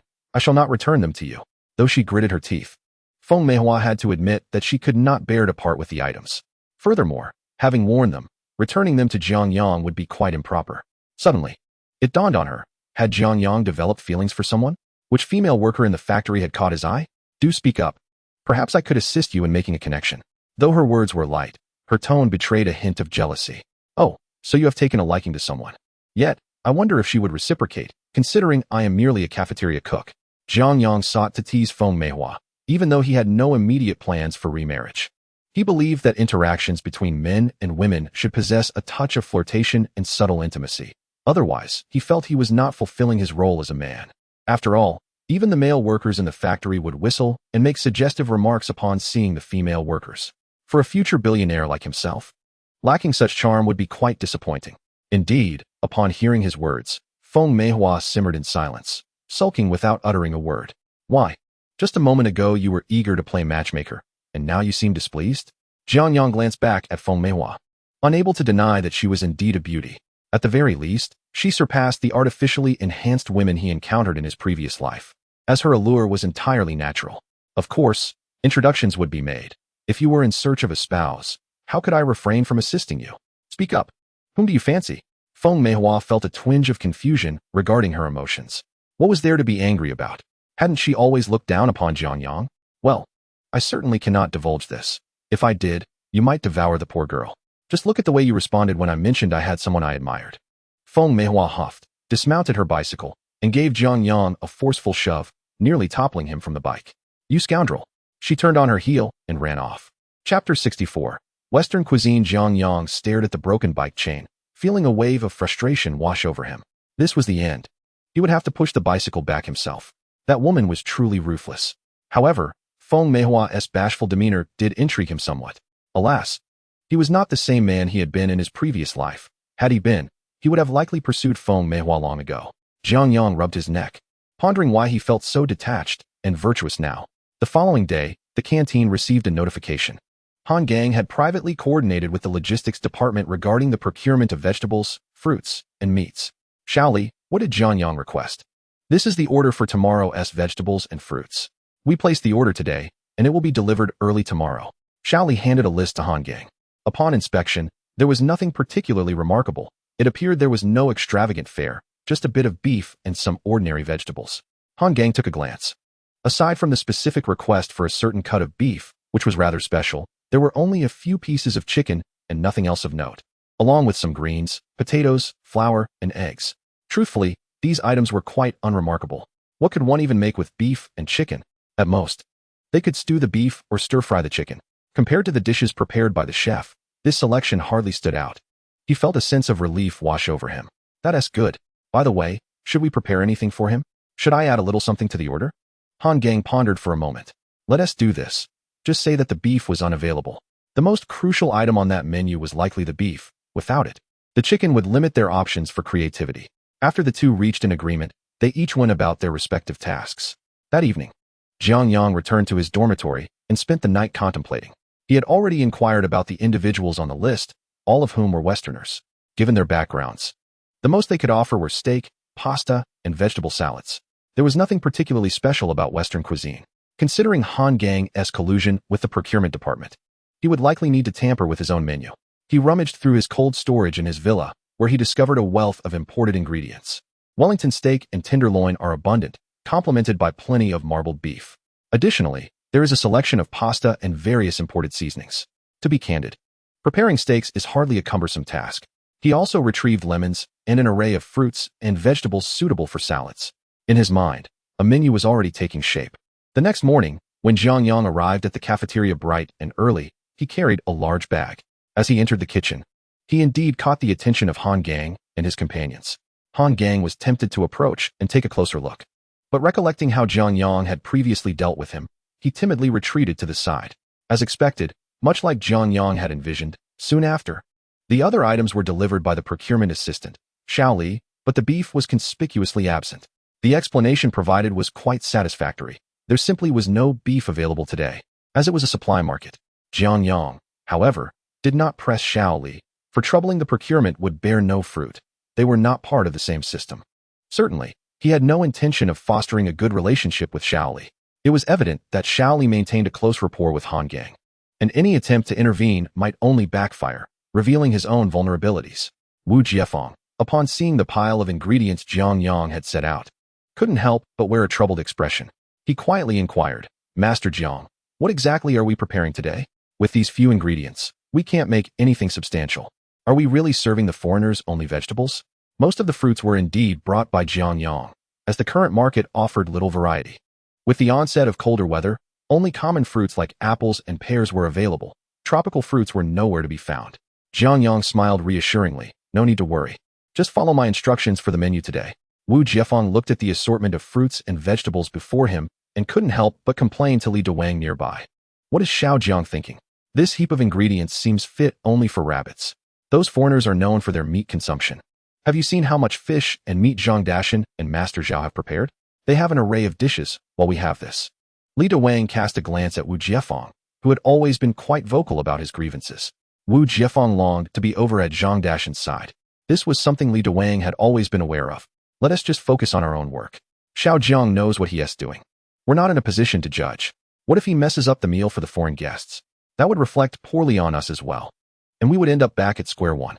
Moreover, we can't just revert to our previous positions. What then? Wu Jiefeng was clearly preoccupied with these thoughts. Even if we can't go back, we won't be missing a meal in this cafeteria. We are formal employees, after all. The director will surely make arrangements for us. Li Dawang replied, maintaining a more optimistic outlook, especially since he had learned quite a bit while working alongside Jiang Yang recently. Jiang Yang was quite generous with his culinary skills, unlike Zhang Dashan, who tended to keep everything to himself. Li Dawang had become remarkably adept at his chopping techniques. However, it was evident that Wu Jiefeng's mind was elsewhere, distracted from the task at hand. He frequently wandered over to Jiang Yang's cooking station, observing his techniques. Clearly eager to learn. You lack ambition, destined to remain just a mere cutting board for the rest of your life, Li Dawang remarked. Leaving Wu Jiefeng to sulk as he returned to his own work, Zhao Deshang, accompanying his brother-in-law, inquired, "What are we preparing today, brother-in-law?" "Today I shall teach you something new. This is Western cuisine. We will be making steak, pasta, salad, and various other Western delicacies." Zhao Deshang was taken aback. He had never heard of this culinary genre. He was familiar with the 8 major Chinese cuisines, but Western cuisine? You can cook this? Of course. Just follow my instructions. His brother-in-law replied. As they busied themselves, Director Li entered to survey the preparations. He was the first to receive notification and was eager to see what the 3 chefs had prepared. Upon examining the menus presented by Zhang Dashan and Zhao Shuang, Director Li noted that the foreign experts consisted of a party of 6, along with accompanying translators and leaders, which would perfectly fill a table. Both chefs had prepared their menus according to the standard for formal banquets, featuring a respectable array of 6 cold dishes and 12 hot dishes. Along with 2 staple items, a lavish spread indeed, showcasing an abundance of chicken, duck, fish, and meat. However, upon glancing at Jiang Yang's menu, Director Li was at a loss for words. Jiang Yang usually appeared quite reliable. Why did he falter at such a critical moment? The menu was simply unacceptable. Aside from a steak, which could be identified as beef, the vegetable and fruit salad was alarmingly mundane. There were also items like French fries, chicken wings, pasta, and pizza, none of which he comprehended fully. Merely counting the dishes, there were at most 6, and it was evident that the pasta was a staple. At least there was soup, cream of mushroom, and tomato soup, but he could not ascertain their substance. This meager menu left Director Li utterly speechless. Nevertheless, it would ultimately be the translators who determined which table the foreign experts would dine at, as they would translate the menus for them, allowing the experts to choose their preferred dishes. Shaking his head, Director Li took the 3 menus and headed to the factory manager's office, where the manager was currently accompanying the foreign experts on a tour of the workshop, awaiting the return of the translators. It was said that 2 translators accompanied them. One had already left, while the other went to fetch materials and would return shortly. After patiently waiting for a considerable time, a young woman eventually entered, her extraordinary attire immediately indicating her exceptional status. Accompanying her was Secretary Feng, and their demeanor was notably warm. "Meihua, I have heard that you have specially applied to assist here this time. I was utterly thrilled to learn that your name was on the translation list. We must truly catch up this time. By the way, how is the foreign expert faring?" "Oh dear, what can I say? These foreigners are rather difficult to please. Just look at their demeanor. They barely acknowledge our presence. You wouldn't believe the lengths I've gone to keep up with them.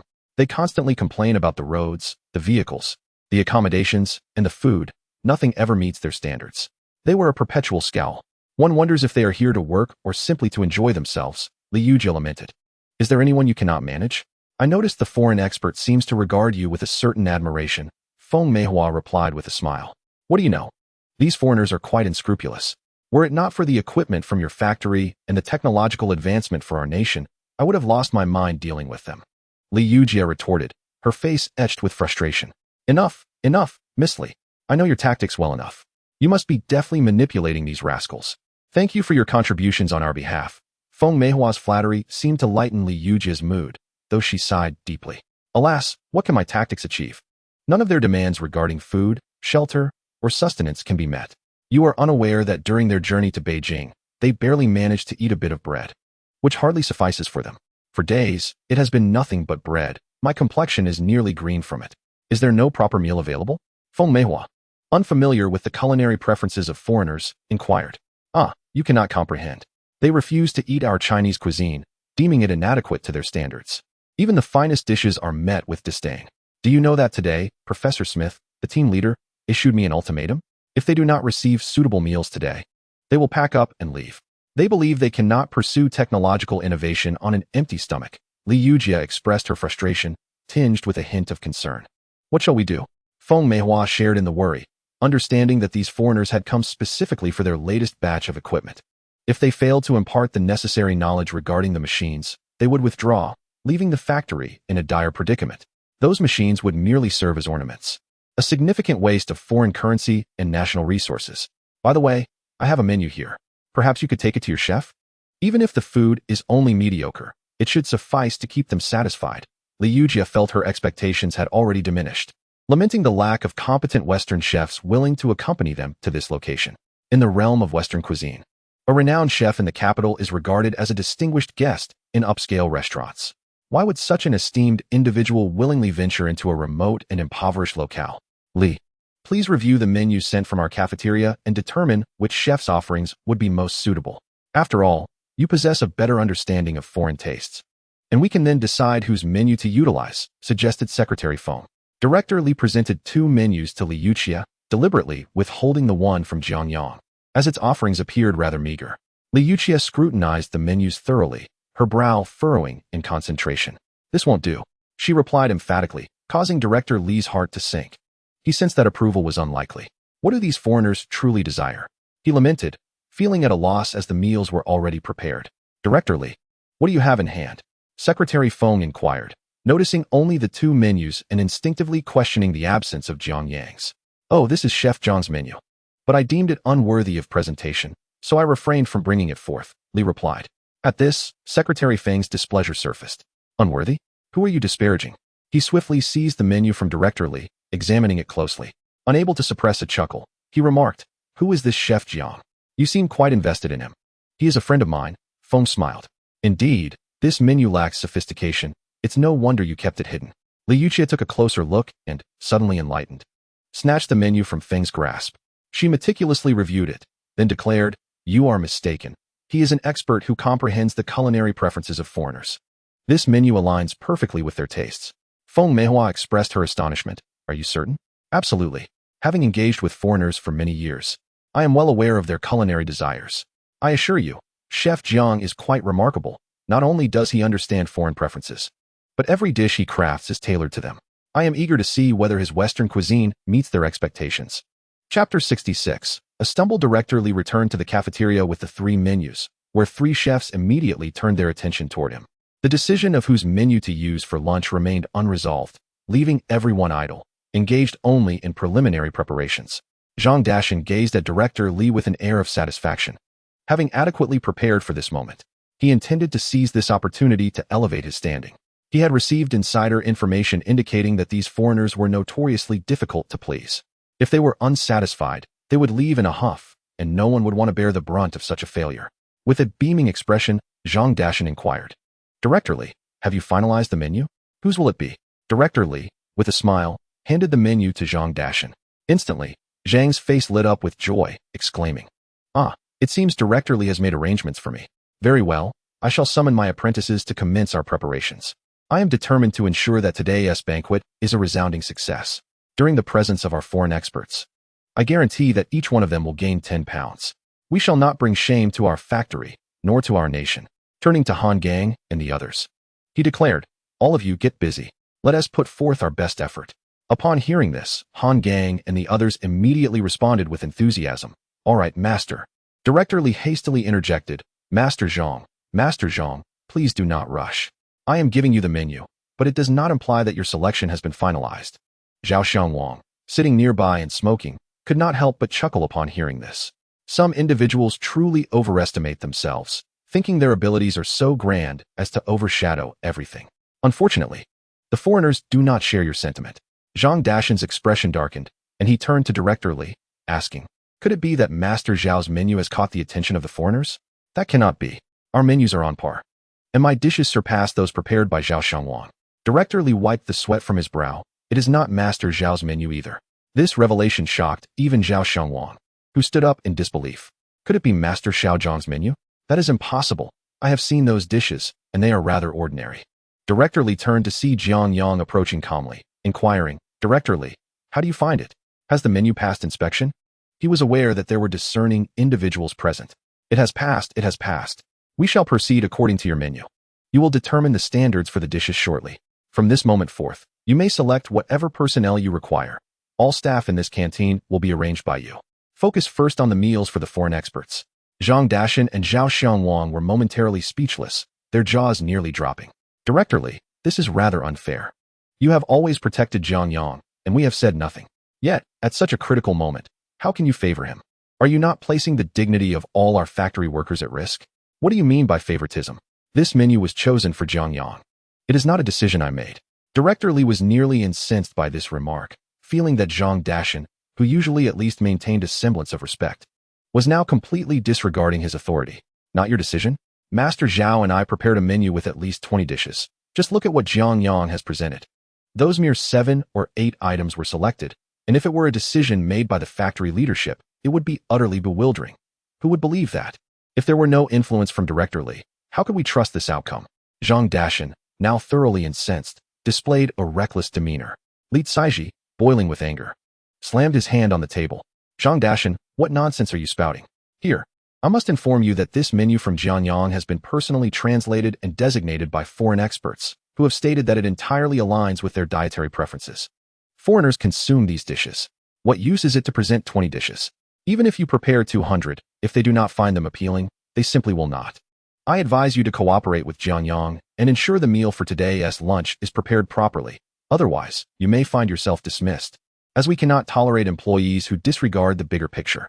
This marks the first confrontation in the cafeteria between two individuals who have never seen eye to eye. Li Caiji, known for his affable demeanor and warm smiles, is expressing anger for the very first time. Zhang Daxian, who has always held a dominant position in the cafeteria, is now visibly unsettled. Despite not being the actual leader, his authority rivals that of the one in charge, commanding respect from all who call him Master Zhang. Upon hearing Li's words, Zhang Daxian removed his apron and tossed it onto the table. Ah, Li, if that is your stance, I shall leave at once. From now on, the cafeteria is yours to manage. He turned to Zhao. Why are you still here? Are you intent on embarrassing yourself in front of others? We are both employees who disregard the greater good. Do you intend to serve as little Zhang's assistant? As Zhang departed, he took the opportunity to undermine Zhao Xiaoxiao. However, Zhao shook his head, asserting, not at all. There remains much work to be done in the cafeteria. Besides catering to foreign experts, we have many workers to feed. Little Zhang, do not act impulsively. We must continue to work with Li Caiji. We cannot simply abandon our duties. Old Zhao, a shrewd individual, seized this moment to jab at Zhang Daxian. Ah, you old Zhao, are indeed clever. It is I, Zhang Daxian, who lacks understanding. My heart condition is acting up. I must go home and rest. My apologies, Li Caiji, but I must attend to my health. With that, Zhang turned to leave, prompting his 3 apprentices, Han Gang and the others, to quickly intervene. Li Caiji, our master is unwell. We must take him to the hospital and request a day off. Before Li could respond, the 3 slipped away. Enraged, Li kicked a chair in the cafeteria. Fine. Let him think he can spend his life in the hospital. Li approached Jiang Yang, patting him on the shoulder. Little Jiang, the responsibility of the foreign experts rests with you. This time, I am placing everything on the line. You must ensure I maintain my dignity. Calmly, Jiang Yang replied, rest assured, Director, I will dedicate myself to the culinary preparations, striving to meet the expectations of the foreign experts. He had been contemplating how to advance his career further, realizing that attaining the position of chef would be the pinnacle in the cafeteria. The next step would only be to ascend to Li Caiji's position. Yet, it would be inappropriate to usurp Li's place directly. However, an unprecedented opportunity now lay before him. Jiang Yang felt that since his rebirth, fortune had favored him remarkably. In Chapter 67, Fluent English, Zhao Xiangwang, observing the departure of Director Li, whispered to Jiang Yang, Little Jiang, one must leave a thread for future encounters. Offending Zhang Daxian is not a trivial matter. You have been rather too forward. Master Zhao, ever since my first day in the cafeteria, I have had a contentious relationship with Zhang Daxian. Even if I had not been so assertive, he would not have spared me. Our conflict has merely escalated during this incident. Jiang Yang smiled as he departed, fully aware that Zhao's advice was a time-honored counsel from the older generation. However, he did not intend to remain in the cafeteria for a lifetime. How could a small county possibly retain him? To reach a broader stage, one's culinary skills must be known to all. Although a chef may seem an ordinary individual, they can certainly partake in the prosperity brought by the tide of reform and economic development. Jiang Yang had never contemplated taking the conventional path, nor did he aspire to become an official or pursue academia to ascend the social ladder. People tend to navigate their familiar industries. He merely hoped to move to the provincial capital. Presently, conditions did not permit a journey to the capital, but being transferred to a large city would be vastly different. Relying solely on his abilities to reach the provincial capital was implausible, as he lacked connections. Thus, he could only expand his network through this method. Foreign experts held significant importance in the eyes of provincial and municipal leaders, and the specialized personnel would certainly pay attention to them. As a chef capable of preparing foreign cuisine, he would naturally become a sought-after asset. It is important to note that foreign experts are not a fleeting phenomenon. Factories with imported equipment require foreign specialists, and, consequently, chefs who can accommodate their needs. With a smile, Jiang Yang returned to his duties. When lunchtime arrived, Smith and his party of 6 entered the cafeteria, accompanied by 2 translators and 8 leaders. The 6 foreigners had little hope for the meal. They could already envision that the dishes served would likely be barely edible, prompting them to take only a few symbolic bites before abandoning the effort. They brought along homemade sandwiches, which they had nearly grown weary of. Smith was in a foul mood. As the team leader, he felt obliged to fully support the Chinese who purchased their equipment, as per professional ethics. However, the poor quality of food, restless nights, and general discomfort had left everyone in a gloomy state, leading to irritability. He had little inclination to engage with the technical personnel. More importantly, prior to their arrival, higher-ups had instructed him to withhold all technical knowledge. Core technology was strictly off-limits for sharing. At that moment, he was even reluctant to teach any basic peripheral techniques. The 6 foreign experts sat at the table with stern expressions, disdainfully regarding the simplicity of the cafeteria. 2 translators sat awkwardly beside them, while 2 leaders from the provincial and municipal levels, specifically responsible for this visit, occupied another table. The atmosphere was somewhat strained. The translators wished to lighten it with a few words, but they were met with the 6 glum faces of Zhang Jia, as if the sky were about to pour. At that moment, any attempt at conversation seemed futile. Liu Jia felt a twinge of anxiety, uncertain whether Jiang Yang's menu would align with her expectations. It was truly a case of hoping for a miracle, as during the morning's translation process, she sensed that the other party was completely disengaged, sidestepping many important matters. These foreign experts were spending the nation's foreign exchange every day. The trip was meant to last 7 days, yet at this rate, even 10 days might not suffice to complete the tasks at hand. The longer the delays, the more foreign exchange the nation would expend. Liu Jia and her colleague Zhao Jia communicated privately, both feeling a sense of urgency. They had encountered numerous foreign experts who seemed intent on dragging out the process. They exchanged glances, resigned to doing their utmost in communicating with the foreign specialists. The factory director was sweating profusely, clearly anxious. Just then, a young man clad in a white chef's uniform approached, smiling as he reached the table of foreign experts. With remarkable composure, he inquired, "Ladies and gentlemen, how would you like your steak cooked today? Do you prefer black pepper, herbal, or garlic sauce?" The flawless English took even Liu Jia by surprise.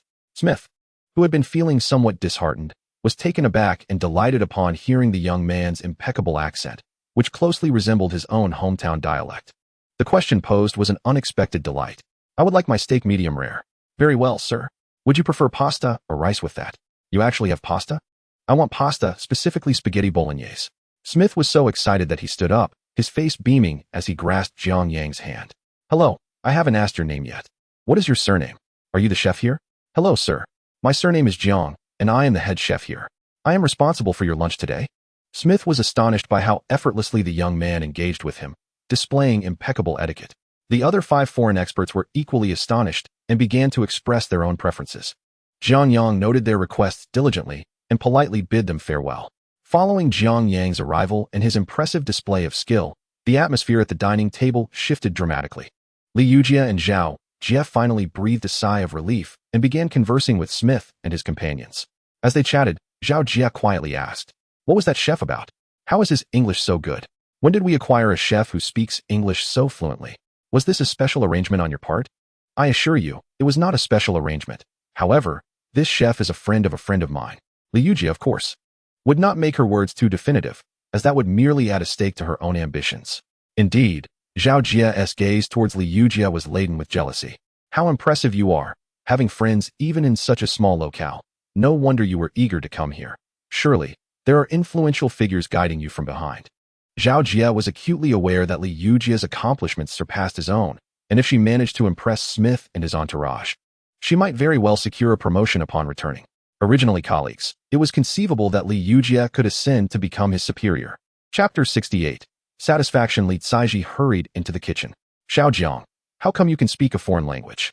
Upon hearing this, everyone in the kitchen turned to stare at Jiang Yang. Oh, we once had an old professor come to our village. I learned from him. Zhao Deshang looked at his brother-in-law, filled with admiration. Goodness, someone who can even speak a foreign language must be exceptionally talented. Nevertheless, he did not stop his work. Following his brother-in-law, he had acquired many culinary skills. Just moments ago, he had learned how to make cream and butter, as well as how to marinate steaks and prepare French fries. Astonishingly, he had even mastered the art of making pasta.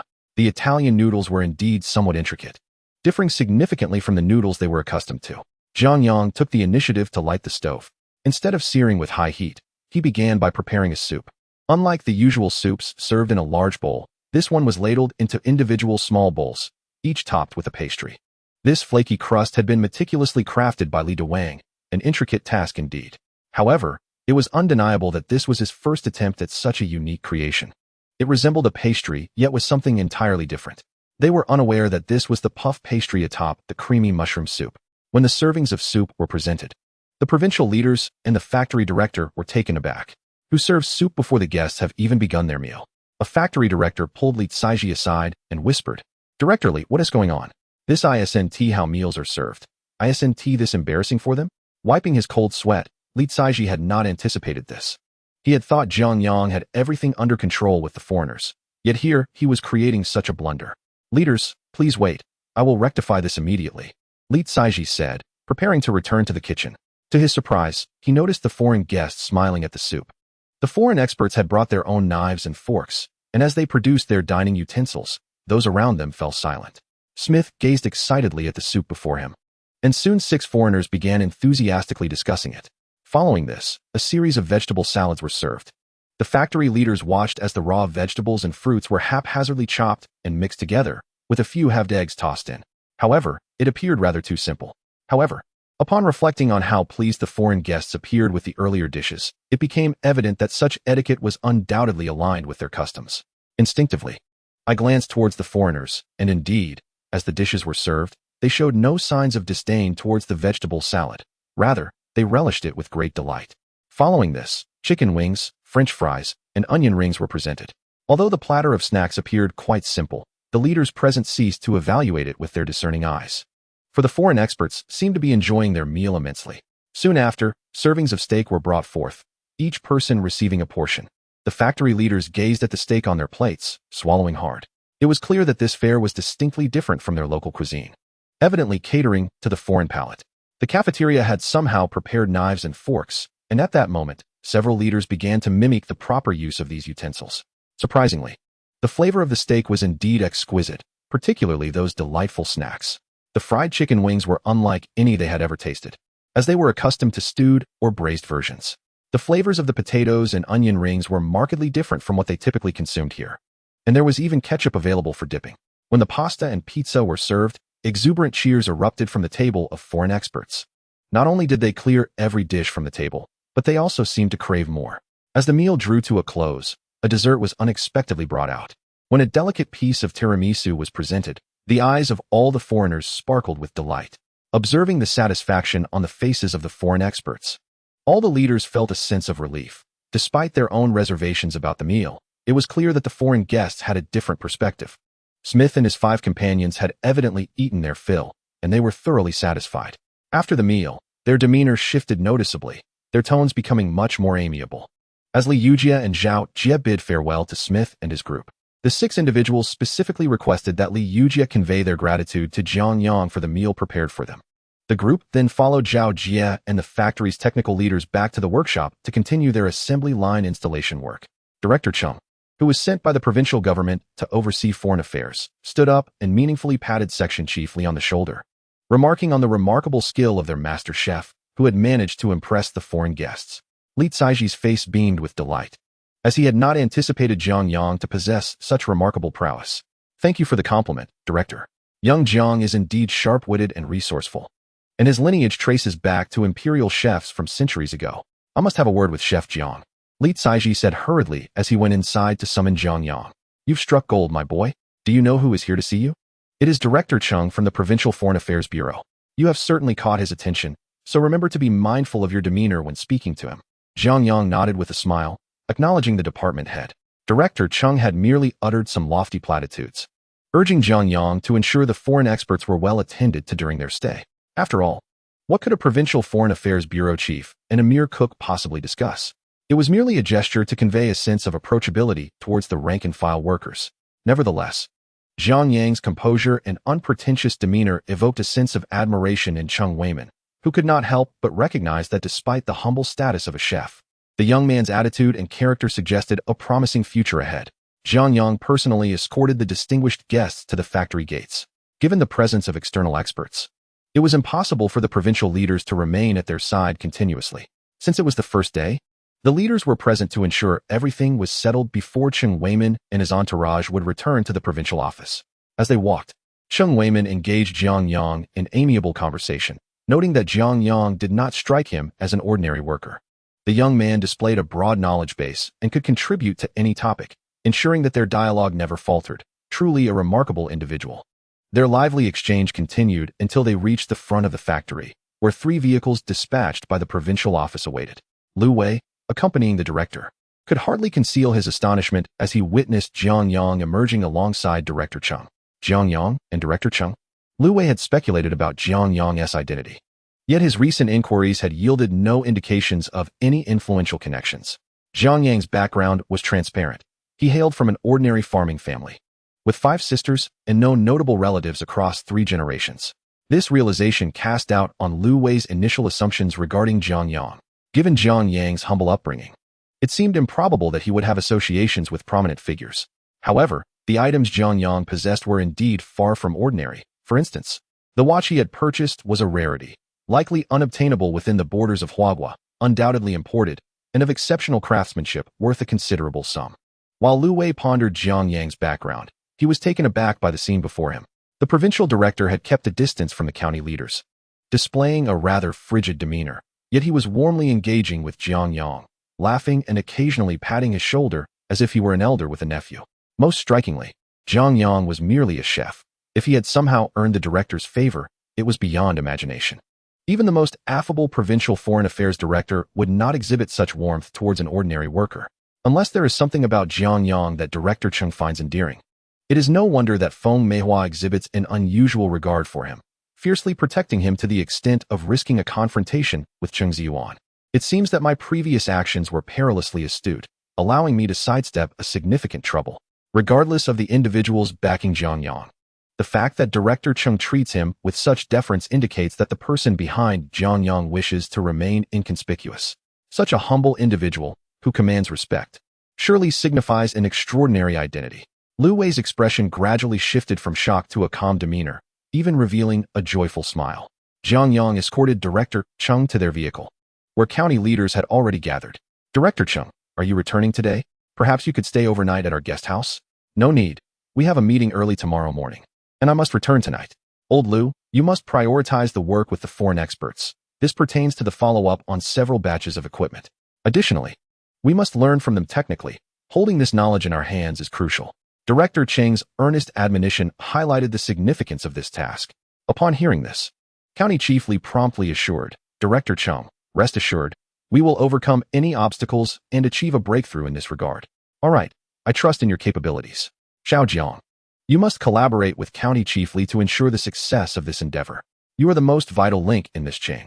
Director Cheng gently patted Jiang Yang's shoulder, emphasizing that if the foreign guests were pleased with the meals Jiang Yang prepared, their attitudes would naturally improve. Jiang Yang smiled and assured him, Director Cheng, you can rest easy. I will fulfill the tasks you have entrusted to me. Cheng Weiming chuckled, appreciating the young man's straightforwardness. As Director Cheng departed in the car, leaving behind County Chief Li, Liu Wei, and 2 other county leaders, along with Li Caiji, who had accompanied them thus far, County Chief Li regarded Jiang Yang with a knowing look, his smile warm and approachable. Comrade Xiaojiang, since Director Cheng has entrusted you to us, we can coordinate effectively from now on. Feel free to communicate any matters in advance. County Chief Li was still uncertain about Jiang Yang's true identity. But given Director Cheng's instructions, establishing a good rapport with him seemed imperative. Rest assured, I, a humble chef from a machinery factory, will certainly collaborate well with your work. While many would feign superiority in such contexts, Jiang Yang candidly revealed his background. Upon hearing this, County Chief Li was even more convinced that Jiang Yang was likely a favored protege of Director Cheng, sent to the machinery factory for training. Xiaojiang, you are destined for great success. Enduring hardship is the path to greatness. Do not disappoint Director Cheng's expectations of you. Jiang Yang instantly realized that Director Cheng's earlier remarks had inadvertently misled County Chief Li. At that moment, Liu Wei approached and warmly placed his arm around Jiang Yang's shoulder. Xiaojiang, I never expected to see you here. I was just saying that I would visit you at the mechanical factory cafeteria in a couple of days, and here we are meeting now. Secretary Li, what brings you here? I didn't even notice you earlier. I truly apologize. What are you saying? You're busy with work. There is no need for apologies on my part. Hosting foreign experts is a significant matter. All right. I'll make a point to come and share a drink with you another day. I'll get the last matter sorted out for you within these days. Jiang Yang smiled as he bid farewell to County Head Li and his group. Li Caiji stood beside Jiang Yang, scrutinizing him from head to toe, leaving Jiang Yang somewhat bewildered. Director Li, what are you doing? Your gaze is rather unsettling. I never realized, Xiaojiang, you're quite impressive. Well connected with so many prominent figures, and you never mentioned it to me. Director Li, I don't know any prominent figures. You must be mistaken. Oh, come on. Are you pretending with me? Let us not discuss anything else. What is the deal with Secretary Liu? Who doesn't he know that he is a favored aide to the county head? In a few years, he will undoubtedly be a candidate for leadership. I'm just friends with Secretary Liu. It's really nothing significant. Moreover, we've only met twice in less than a month. Our relationship is quite ordinary. Jiang Yang responded earnestly, but to Li Caiji, it sounded like he was unwilling to disclose the truth. All right, you maintain that your relationship is ordinary. I want to press further. Just make sure you do well. Simultaneously, the county head, sitting in the car with his eyes closed for a brief moment, suddenly opened them and inquired, Xiao Lu, what is the story with that Xiaojiang? Liu Wei realized that when he greeted Jiang Yang, the county head must have formed an impression. Leader, Xiaojiang is quite low-key and very loyal. Whenever there is something going on, we occasionally meet privately for a meal. His vague words still failed to clarify Jiang Yang's true background. Chapter 70. Illness Jiang? Which leader in the province has the surname Jiang? No. It seems there are no leaders in the province with that surname. The county head mentally reviewed the provincial leaders one by one. Those under them knew every detail about the provincial leaders. No. It seems the commander of the provincial military district has the surname Jiang. County head Li's eyes widened in astonishment. Liu Wei felt a tumult within. How had he not thought of this? It was true that he had not memorized all the names of provincial and city leaders. Indeed, he had heard that our military district's Commander Jiang hails from our area. Liu Wei recalled having seen this information in a resume. At that time, he felt fortunate that Commander Jiang from the province actually came from a village in their nearby small county. It truly was a notable place. Yet he had not considered what connection Jiang Yang might have with this Commander Jiang. However, now that he thought about it, what if Jiang Yang were indeed a relative of this Commander Jiang? If that is the case, then Director Cheng's attitude towards Jiang Yang, as well as the enigmatic friend known to Jiang Yang, becomes comprehensible. Could it be? County Mayor Li harbored some doubts. Liu Wei hastily remarked, I too find it hard to believe. However, we must scrutinize this matter thoroughly. What if? County Mayor Li nodded, acknowledging, you are correct. This Jiang Yang does not appear to be an ordinary individual.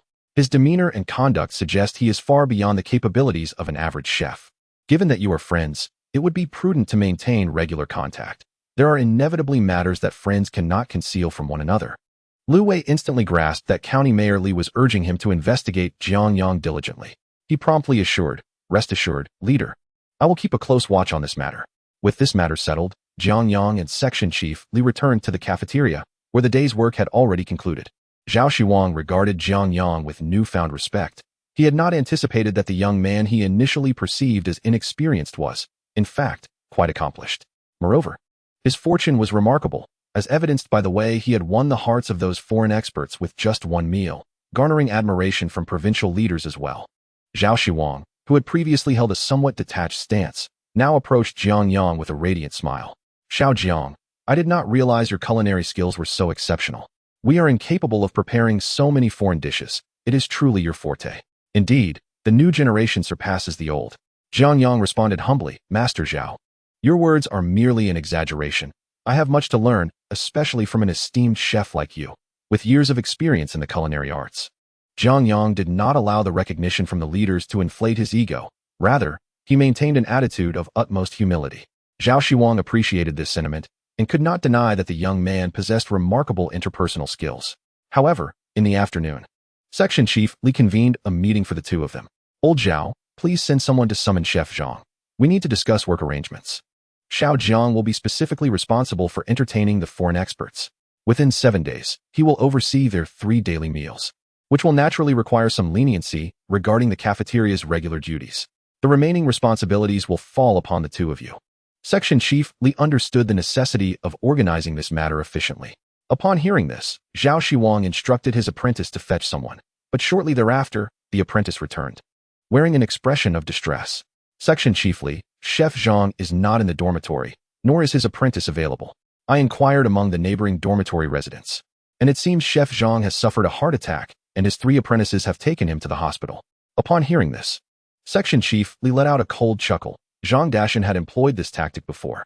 Whenever he found himself at odds with Li, he would feign illness, removing both himself and his apprentices, leaving the cafeteria in disarray, compelling Li to concede. Nevertheless, despite his sardonic laughter, he recognized that he truly lacked available personnel at this moment. Alas, old Zhang is indeed a small-minded person. It seems he is ill once more. Zhao Xiaoxiao smiled and said, Director Li, I must trouble you with this matter.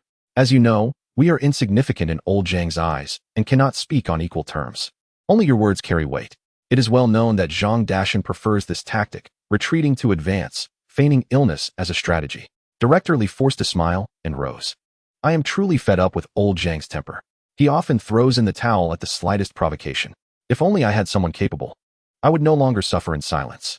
Alas, if only I could train 2 more chefs, I'd show Zhang Dashan my prowess. Despite these words, Director Li's body was quite honest, as he rode his bicycle straight to the hospital. Upon entering the county hospital ward, he found Zhang Dashan sitting on the bed, clad in a patient gown, savoring an apple with great delight. His rosy complexion belied any signs of illness. Oh, old Zhang, enjoying an apple, are we? Come.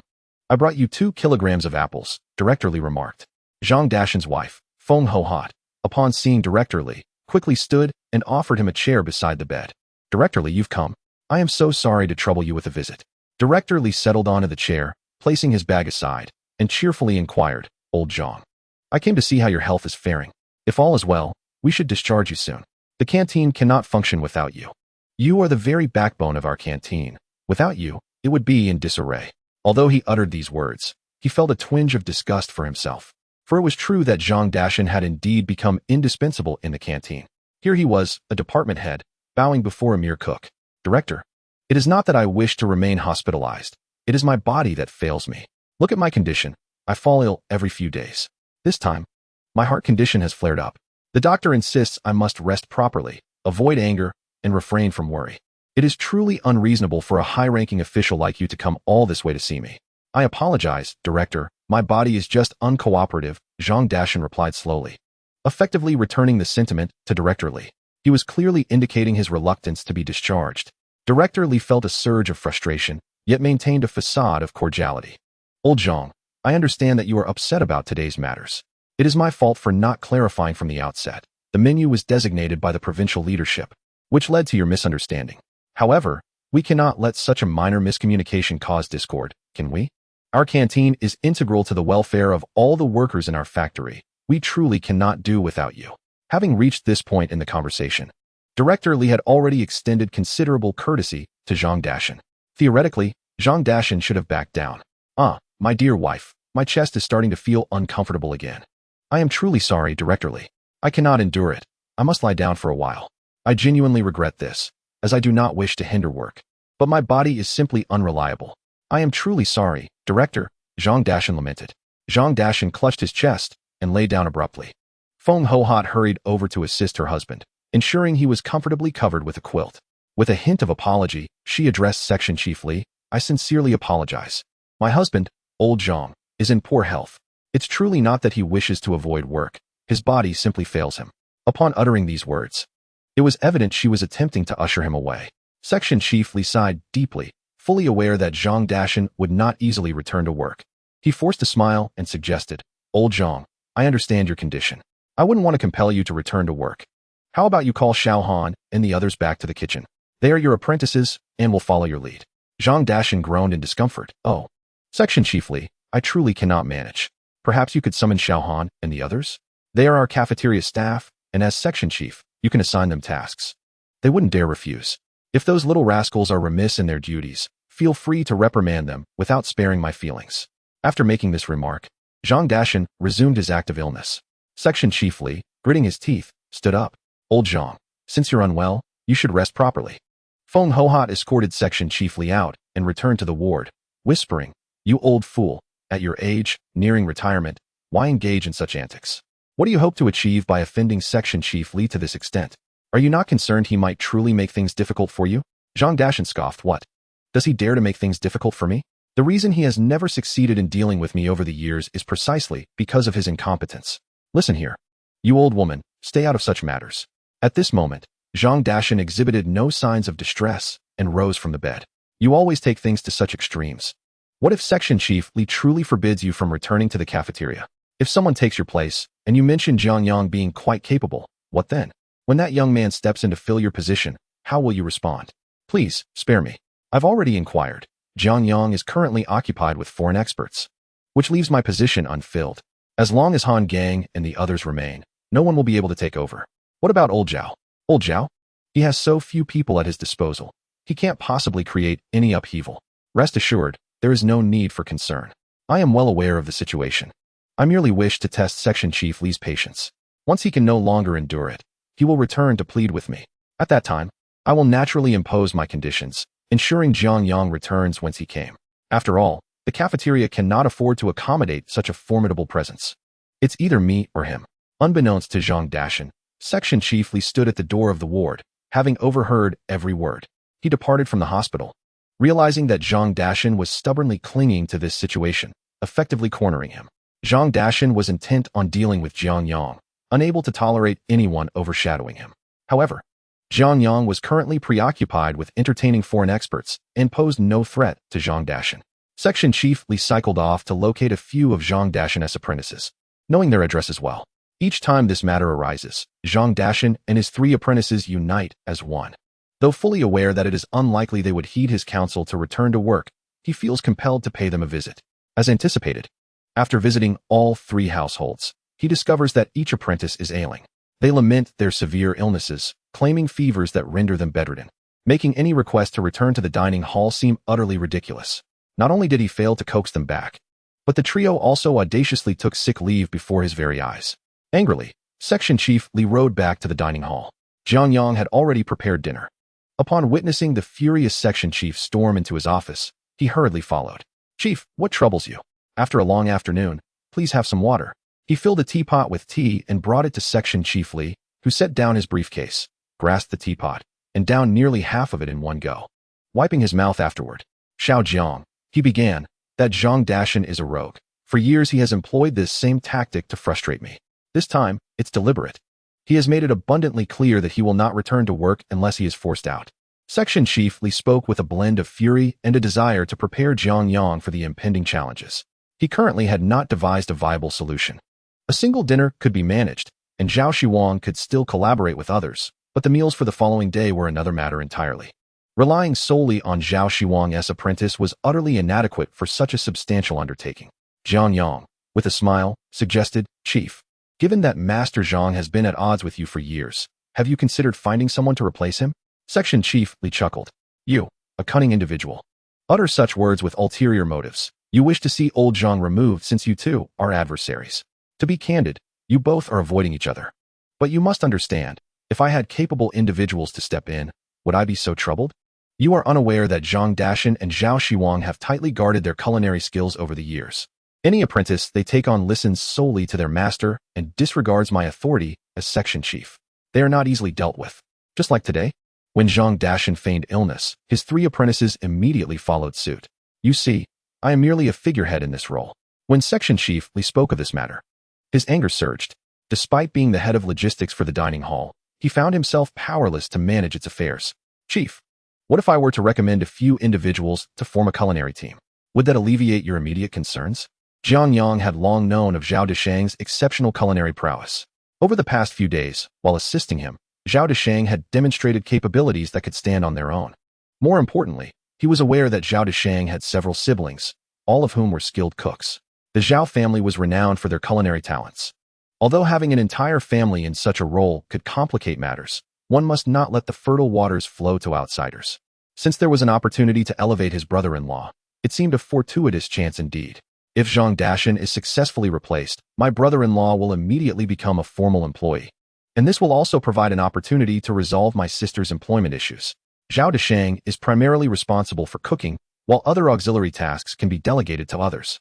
Jiang Yang had long been contemplating ways to help his family escape poverty. In this day and age, engaging in business ventures seemed out of the question. However, securing a formal job is not something one can simply talk into existence.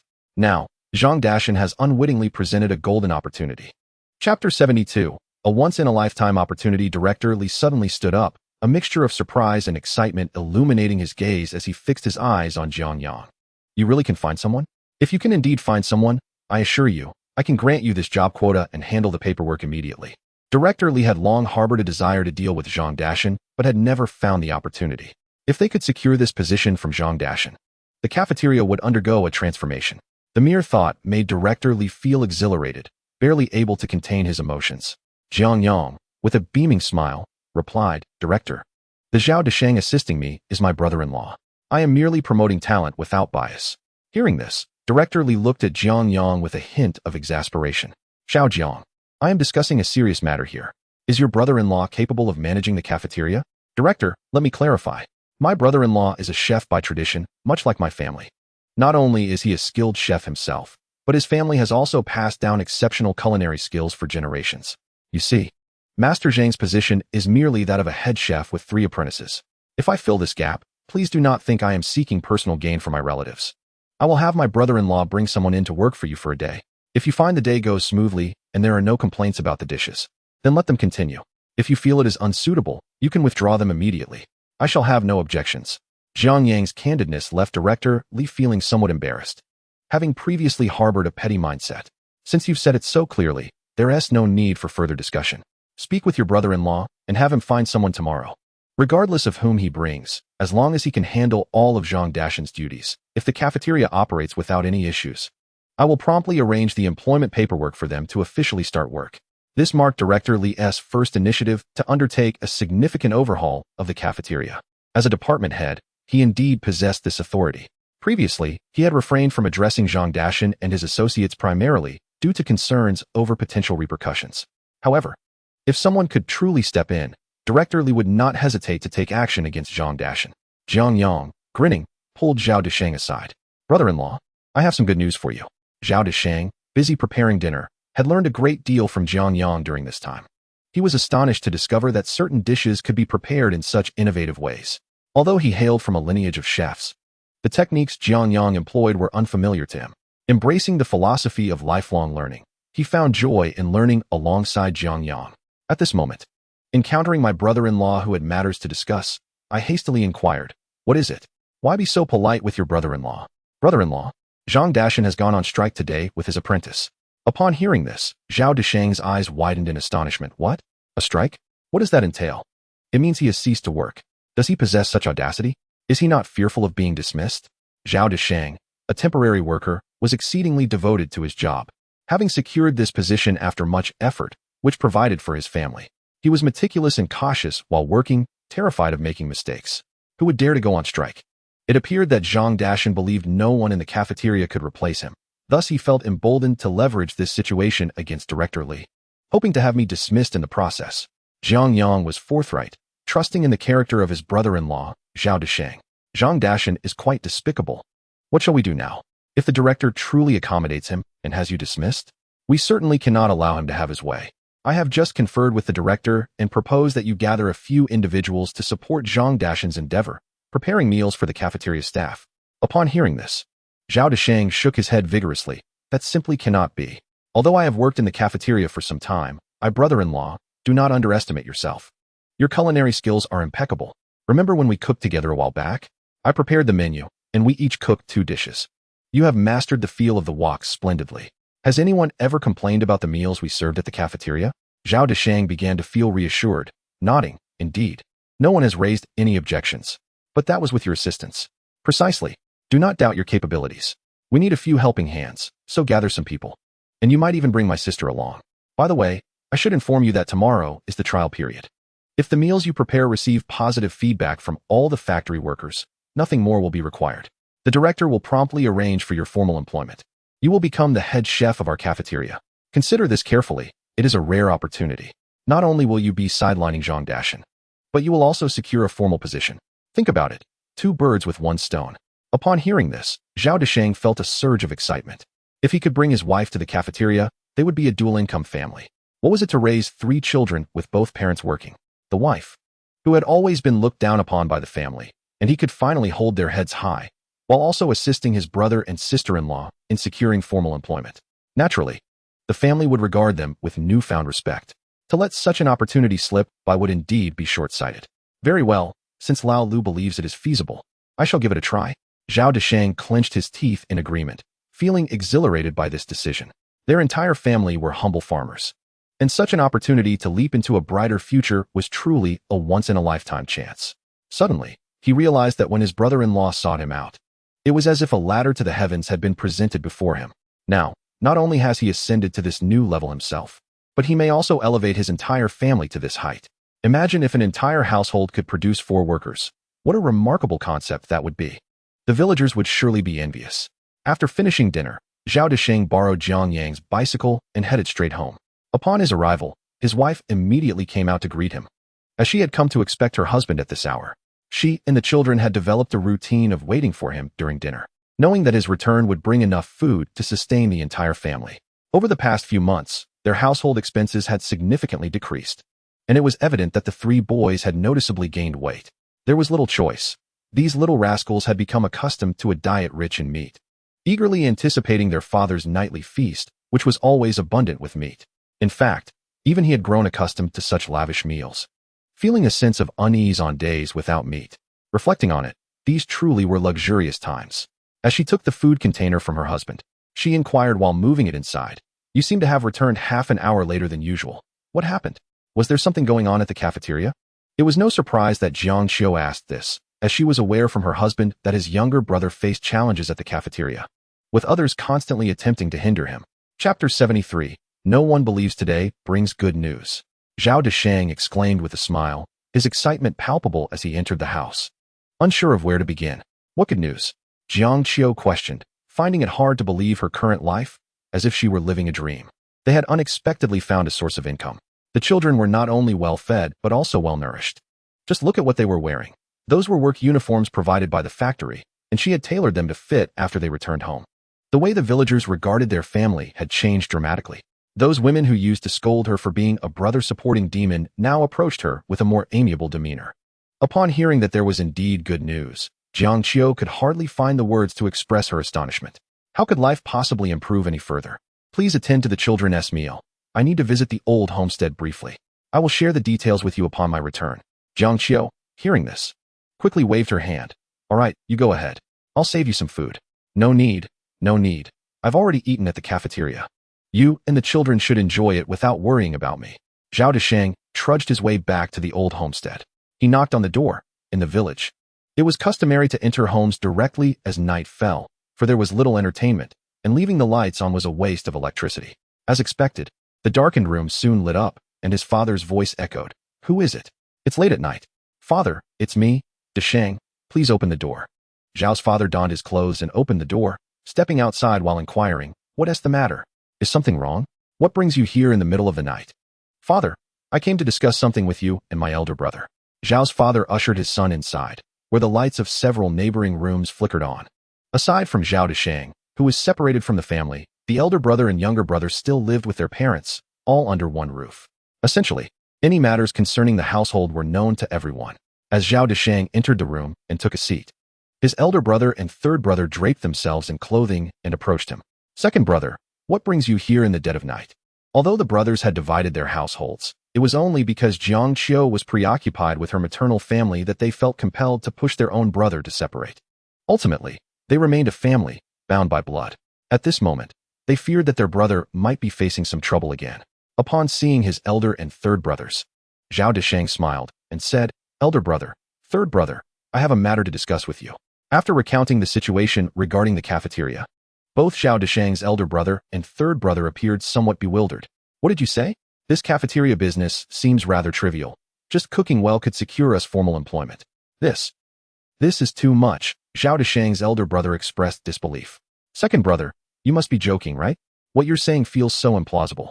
They can't possibly want us to toil away only to use us as scapegoats in the end, can they?" Zhao Laosan, being rather astute, immediately grasped the crux of the issue upon hearing this.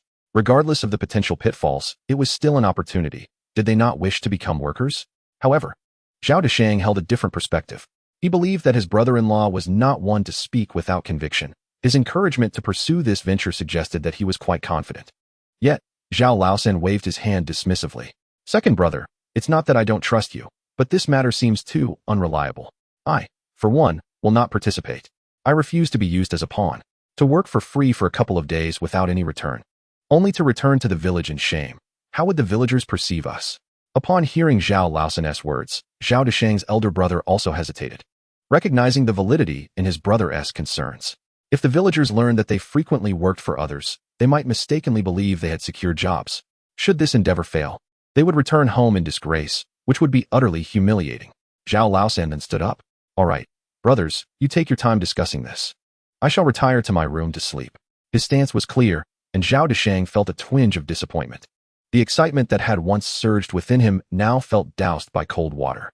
He was convinced that this matter could indeed come to fruition. Yet it was evident that his brothers did not share his faith. He could only glance at his elder brother and inquire, "Elder brother, do you share this sentiment?" Sighing, he added, "What will everyone think if we return in disgrace? They might perceive our family as unreliable, and we certainly cannot allow the Zhao family to lose face." Zhao Laotu silently tapped his pipe. "Elder brother, regardless of the shame, your brother has initiated this. You must lend a hand, even without formal employment. How can you turn a blind eye to your own brothers?" Upon hearing their father's words, Zhao Deshang's elder brother found himself wavering. "Father, how can a grown man like me go out to work like this?" Upon conversing with the individuals involved, I mentioned my intention for a day trip to the city, to which the response was one of disdain, deeming it utterly shameful. "What, then, shall become of the construction efforts for our nation?" Upon hearing this, Zhao Deshang, without hesitation, rose to his feet. "Understood, brother. However, allow me to express my sentiments. My intentions are rooted in goodwill, wishing to ensure that our resources benefit our own. If you choose not to partake in this endeavor, and should it succeed, it will bear no relation to our family. Afterward, there will be no need for you to seek me out, for it would be of no avail." There was a hint of frustration in his words. Yet Zhao Deshang was genuinely agitated. Just as he was about to exit, his sister-in-law, Su Shuhui, intercepted him. "Do not be upset, Deshang. Your brother has always been one to weigh his options, much like the third. If your elder brother does not assist you, I shall. As a woman, I fear not the loss of face. I have always maintained a close rapport with your wife, and I am certain that I will aid you. I shall accompany Jiang Wo to lend you a hand." Upon hearing these words from his sister-in-law, Zhao Deshang's eyes glistened with emotion within this household. His sister-in-law displayed more kindness than his own elder brother. It was evident that she and his wife shared a profound bond. "Sister-in-law, do not feel pressured. If my elder brother disapproves, I can seek assistance elsewhere." "Oh, come now. Who else would you find?" The villagers would hardly be sincere in their support. Merely refraining from hindering your efforts would be a blessing. I understand that you seek help for the dual purpose of benefiting your own and ensuring reliability. You are well aware of Jiang Wo's skills, honed under the tutelage of the elder, and he is undoubtedly your equal, Zhao Deshang murmured. "Sister-in-law, I am grateful." "Grateful for what?" "I am simply delighted to see you thriving. Your brother-in-law, once unreliable, has truly become a remarkable individual. You have reaped the rewards of your past efforts. You have not sown them in vain." Chapter 74. Each with their own thoughts, Zhao Deshang and his sister-in-law agreed to set off early the following morning before he took his leave. Upon returning home, Zhao Laodao expressed his grievances to his wife. "Why did you take it upon yourself to involve us in this matter? It is clearly a thankless endeavor. Imagine when the entire village witnesses us returning in disgrace. How shall I maintain my dignity? Regardless, I am resolute in assisting the second. If you fear embarrassment, then do not speak of it to anyone. Tomorrow, the two of us shall request leave to lend a hand. If it fails, it fails. What of it? Should it succeed, it would be a great fortune. Why must you be so obstinate? He is your own brother. You would rather preserve your pride than his. He has made the effort to come to us. Is the second one to beg? Moreover, the second has made it clear the resources should benefit our own kin. And this is an expression of brotherly affection. What manner of reasoning do you and the third possess? Very well, you are the virtuous one. Go ahead. I shall await your tears. The couple parted on discordant terms. Meanwhile, Zhao Laosan and his wife were also engaged in hushed discussions. Are you truly not going? Inquired Zhao Laosan's wife, who was adept at calculating her own interests. Zhao Laosan cast a glance at his wife and thought to himself, what are you thinking? Am I not aware? Do you think I don't wish to go? If it were truly a secure job, would it even come to us? You merely fail to contemplate whether Zhao Deshang is a temporary worker or if his brother-in-law arranged this. We are still in the dark about how this temporary position came to be. Yet, how many temporary workers can transition to permanent status in just a month? What are you imagining? I am merely concerned that we might miss a golden opportunity. A stable job is exceedingly rare. You know the saying about long hair and short sight. Do engage your mind. If such a favorable situation truly existed, would his brother-in-law extend a hand to our family? Think about it. Good fortune seldom falls to outsiders. Why do the daughters of the Jiang family refrain from pursuing this? If we ponder this, it indeed seems suspicious. Yes, just regarding this matter, I am certain there is some hidden agenda. It's likely they want us to labor for them, merely to bolster their own image. While we end up with nothing but grievances. I refuse to be the scapegoat. The entire village would know, and what shame would that bring us? Laosan, your mind is truly sharp. But consider the source. It was I who suggested to our parents that urge should split off. Right? Laosan, I heed your words. There is truth in what you say. The couple felt a sense of contentment. Meanwhile, old Master Zhao and his wife found sleep elusive. Is Urge's side dependable?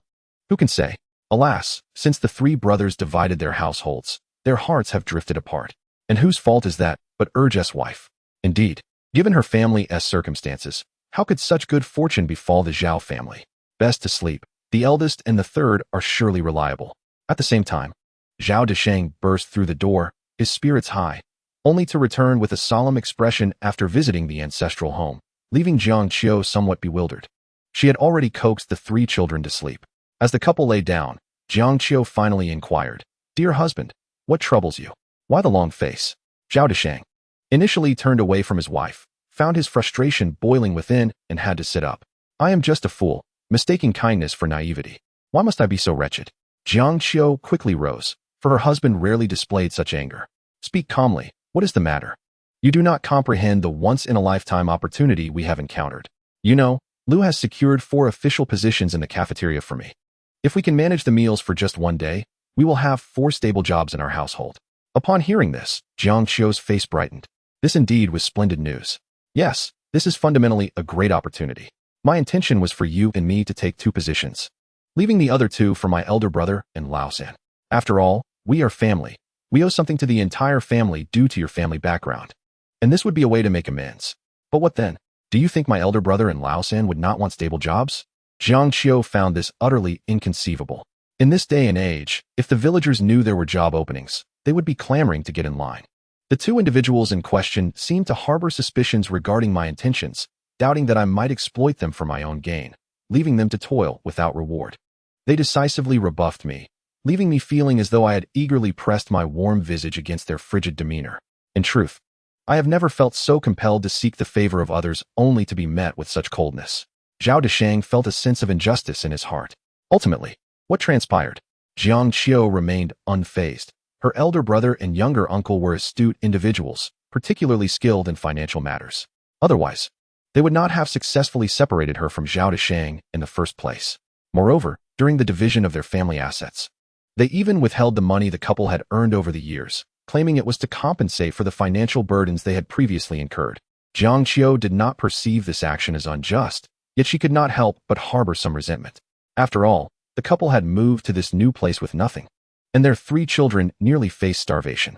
Were it not for the timely assistance from her brother, one can only speculate how dire their situation might have become. It is only natural that a degree of grievance lingered in her heart. Both the eldest brother and the third brother had declined, yet the sister-in-law nobly stepped forward. promising to bring Jiang Wo to assist the following day. Jiang Xiao's spirits lifted immediately. This was indeed a fortuitous turn of events. She was pleased that her sister-in-law and Jiang Wo would have this opportunity for work. The sister-in-law, as one well aware, had always been supportive of them, while Jiang Wo was a young man of commendable character.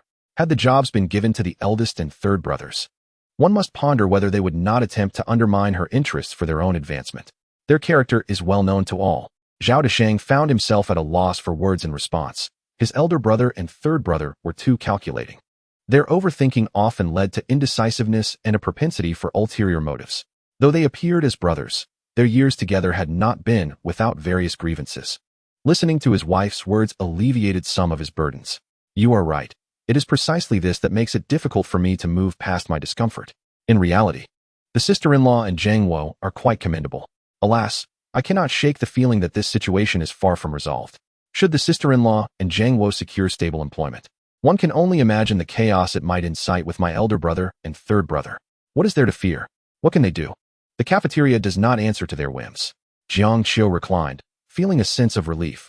Her brother had undoubtedly brought her pride.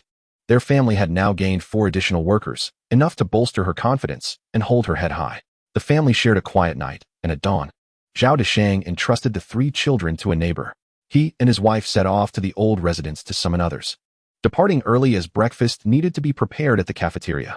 The sky had not yet brightened, and the old house stood with its doors firmly shut, forcing the couple to call out softly, "Sister-in-law, Jiang Wo." Chapter 75. Establishing authority. Su Shuhui, hearing the commotion outside, hurriedly rose. Her husband, still in bed, grumbled in discontent. What a futile endeavor this is. Su Shuhui ignored her husband and called her son from the adjacent room, hurriedly wiping her face before stepping out. Zhao Desheng borrowed a bicycle from a neighbor. The 4 of them paired up on 2 bicycles and finally made their way to the county town. The gatekeeper at the machinery factory did not stop them, and when they entered the canteen, they instantly became the center of attention. Jiang Xiao, Su Shuhui, and Zhao Jiangwo felt somewhat out of place. The staff regarded them with newfound respect, all aware that the canteen would be unusually empty today. They were keenly observing how Director Li would handle the situation. Over the years, the intellectual duels between Director Li and Zhang Dashan had always ended with Li's defeat and concession, but unexpectedly, this time there was a twist. After all, Zhao Desheng was familiar, while the other 3 were strangers, rendering the trio from the Zhao family rather awkward. They were at a loss for where to place their hands and feet. Fortunately, they soon encountered Jiang Yang. When Jiang Yang saw the 3 newcomers, he was momentarily taken aback. Naturally, he recognized his 3 sisters, as he had previously instructed his brother-in-law about them. He had provided them with benefits, hoping his sister would gain a share of the opportunities. However, he had never anticipated that Zhao's family would send the eldest daughter-in-law and grandson instead of the 3 sons to secure stable employment. Jiang Yang was unaware of the underlying circumstances, but did not dwell on them. What mattered was executing the task at hand effectively. "Sister, you've arrived.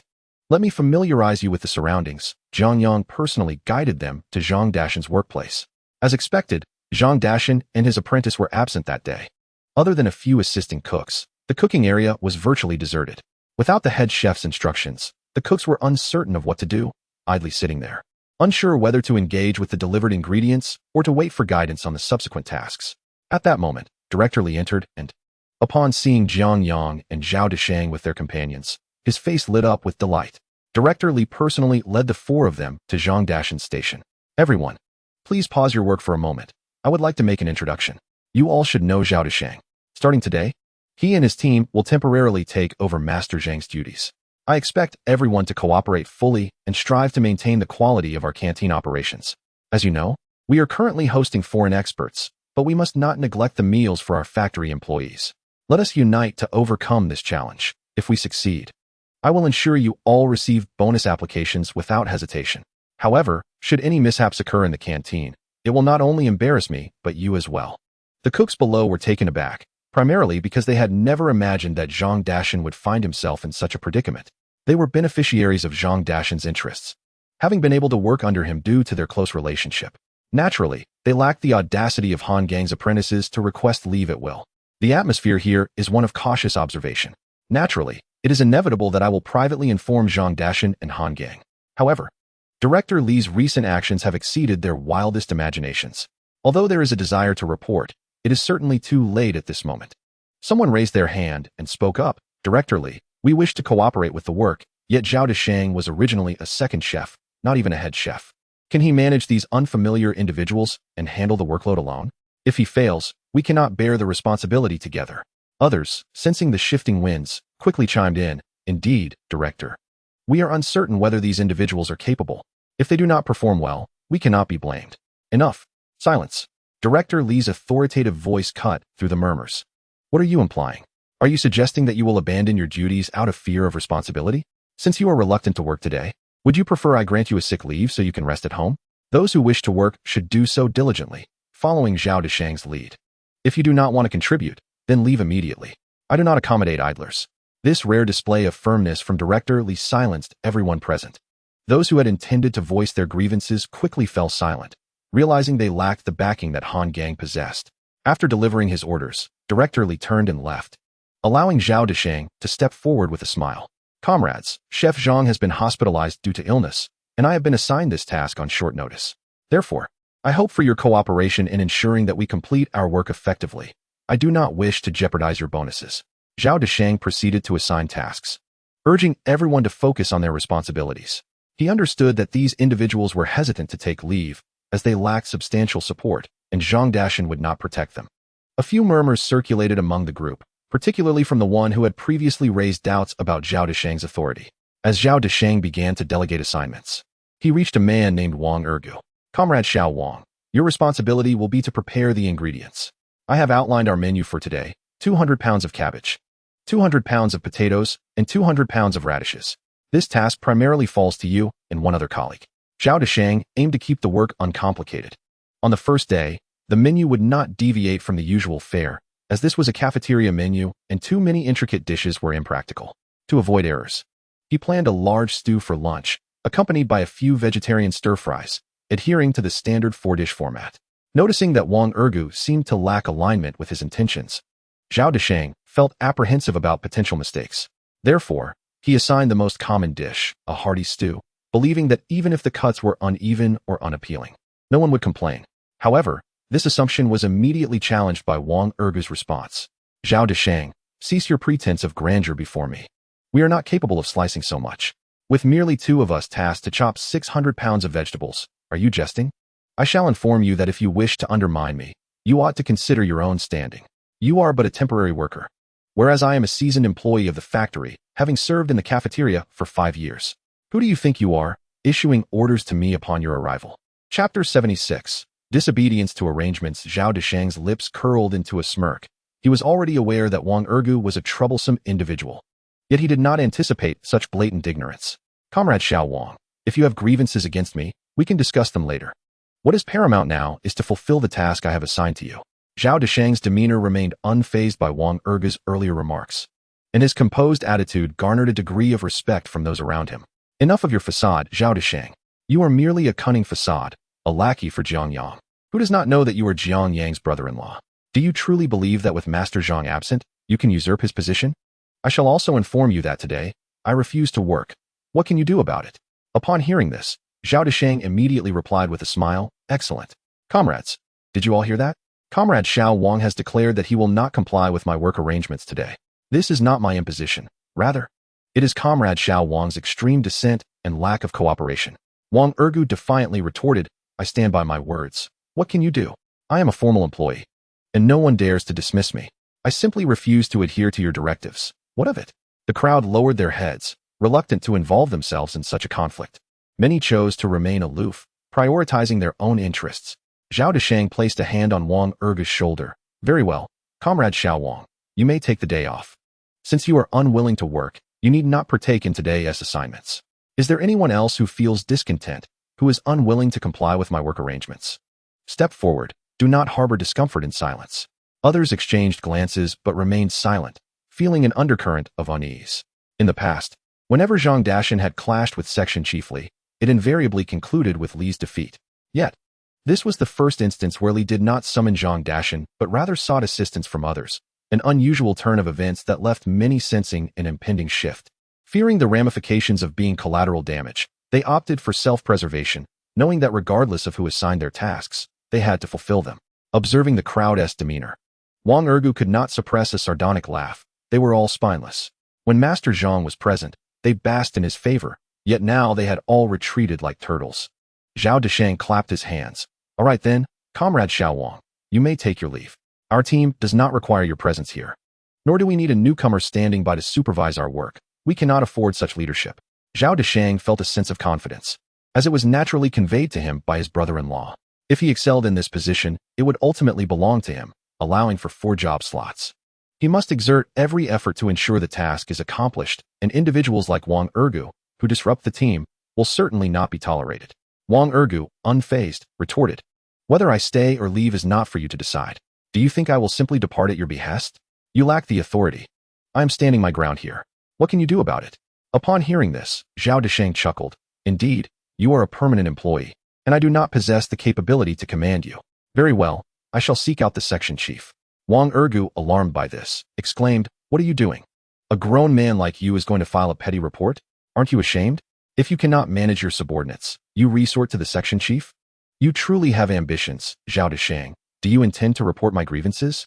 Zhao Deshang maintained a serene demeanor, smiling as he replied, "Comrade Wang, this is hardly a report. You are a permanent employee, and I am merely a temporary worker. I have no authority over you. It is imperative to consult the section chief for work assignments. Otherwise, if any mistakes arise today, who will be held accountable? Everyone will be affected, and I am acting for the greater good, as there is no alternative." Wang Ergu, witnessing Zhao Deshang genuinely head towards the section chief's office, became frantic, fearing that Zhao Deshang would misrepresent him. He followed Zhao Deshang directly into Section Chief Li's office. Section Chief Li was on a call, and, upon noticing the two entering, furrowed his brow. Once he hung up, he inquired, "What are you two doing? Shouldn't you be attending to your own tasks? Why is there no lunch service today?" Li's mind was in turmoil, uncertain how the day would conclude. This was the first time he had failed to lower his head like Zhang Dashan. Due to this uncertainty, he felt even more apprehensive. His earlier phone call was to report to the factory director. Given the gravity of the situation, he was concerned about being implicated and needed to lay the groundwork with the director. To his surprise, the diligent Zhao Deshang had appeared in his office. Suddenly, Li began to view Zhao Deshang as somewhat unreliable. "Chief, you must not take Zhao Deshang's word at face value. I do not refuse to follow his work arrangements. I simply find it unjust. Why should a temporary worker like him supervise as permanent employees? Moreover, he is not even a chef. If he is now assigned as one and today's meal turns out poorly, who will be responsible? This could affect everyone in the cafeteria. I merely cannot stand idly by." Wang Ergu quickly took the initiative to voice his grievances, simultaneously establishing his stance. After all, he had been an employee for 5 years and still held a degree of respect in the chief's eyes. The disparity between temporary and permanent workers was significant. Typically, in matters of principle, the factory would protect permanent employees while holding temporary workers to a higher standard. In many factories, temporary workers often defer to their permanent counterparts. Section Chief Li turned his head to look at Zhao Deshang and inquired, "What is the matter?" Zhao Deshang clarified, "Chief Li, I just assigned a task to Comrade Xiao Wang, but he was utterly unwilling, claiming that as a permanent employee, he cannot adhere to my directives. I am striving to ensure that our work proceeds smoothly. If everyone behaves like Comrade Xiao Wang, refusing to follow instructions and believing that permanent staff should not take orders from temporary workers, our subsequent tasks will be rendered impossible. Therefore, I propose that Comrade Xiao Wang be granted a day off to avoid hindering our progress." Upon hearing this, Section Chief Li quickly understood that this was a disturbance created by someone close to Zhang Dashan. Already perturbed, he was further incensed by the audacity of Wang Ergu. "Zhao Deshang cannot command you, but does that mean I cannot?" He retorted, "Let me make myself clear. You are on leave from this moment. The canteen does not require your services, so be gone." Wang Ergu was taken aback by the blatant favoritism displayed by Section Chief Li. Chapter 77. Of little use, Zhao Deshang returned to the canteen with a sense of pride and determination. Upon meeting Jiang Yang's gaze, Jiang Yang gave a thumbs up, confident that his brother-in-law would manage the situation without issue. It was precisely because he recognized Zhao Deshang's adeptness in handling matters that he believed it was only a matter of time before Zhao Deshang resolved the discord among the group. Jiang Yang diligently continued his work, serving 6 foreign experts and 2 translators, with relatively light duties as the meal portions were minimal, requiring little effort. The menu consisted of just a few foreign dishes. Today he prepared a salad alongside roasted meat, complemented by the baguettes he had instructed the baker to create, hard, crusty loaves resembling sticks. The bakers were somewhat astonished, unsure of how Jiang Yang managed to produce such items. However, ever since Jiang Yang garnered the appreciation of the foreign experts the previous day, everyone understood that it was best to ask fewer questions and focus on their work. When the foreign experts tasted today's meal, their eyes widened in surprise. The flavor of the salad was strikingly similar to what they were accustomed to at home, as if it had been prepared by their own families. This was no coincidence. The salad merely included some commonly used foreign spices, along with white vinegar, olive oil, sugar, and a hint of salt. Yet, the taste was extraordinary. The seasonings were sourced from Jiang Yang's villa pantry, a testament to his meticulous preparations. As for the roasted meat, Jiang Yang had marinated lamb overnight, and today he skewered it with onions and green peppers, crafting beautifully arranged kebabs that were then roasted in the oven. When he brought the oven into the kitchen, everyone was momentarily stunned, as no one had ever seen such equipment in their canteen before. Whether it be toasted bread or grilled meat, certain essentials are required. Jiang Yang concocted an excuse, claiming they were borrowed. As the enticing aroma of grilled meat wafted through the cafeteria, even the employees lining up for their meals could not help but cast curious glances in that direction. Jiang Yang skillfully prepared the items, slicing the baguette diagonally and placing the pieces in a small bamboo basket lined with oil paper, exuding a distinctly Western flair. He instructed his subordinates to deliver the dishes and utilized a large tray to carry an abundant assortment of grilled meat. Upon witnessing this, the foreign expert's eyes sparkled with anticipation, resembling famished wolves. However, Jiang Yang soon caught sight of Secretary Feng, unexpectedly accompanied by the factory director. A table of 10 foreigners, entirely disregarding the 2 translators nearby, engaged in pure and fluent exchanges in their native language. After introducing them, several foreign guests began to feast heartily. The factory director nodded in satisfaction at the scene, having come merely to oversee the proceedings. He, of course, was unaccustomed to foreign cuisine and opted to pat Secretary Feng on the shoulder, signaling her to keep the 2 translators company while he retreated to the director's office. He thought it more gratifying to enjoy a humble boxed meal. Secretary Feng Meihua remarked to Jiang Yang in a hushed tone, expressing her surprise at his hidden talents. "I had no idea you were so adept at this. I have tasted these dishes. They are even more authentic than those served in the fine dining establishments of the capital." Jiang Yang responded, "I am not as concealed as you think. I merely applied some knowledge gleaned from books about foreign cuisine and followed the recipes accordingly." Naturally, Jiang Yang had to fabricate a tale. Feng Meihua shot him a glance that seemed to flirt. "You are merely putting on a facade in front of me, surely. Your well-traveled friend must have assisted you. A friend well-versed in Western cuisine would undoubtedly be a great help." Jiang Yang smiled, maintaining an air of nonchalance. He was already quite handsome, and upon his return, he exuded an aura reminiscent of a successful individual from a past life, radiating unparalleled confidence and charm. As long as one is not unpleasant to behold, coupled with an enhanced demeanor, one's presence is greatly elevated.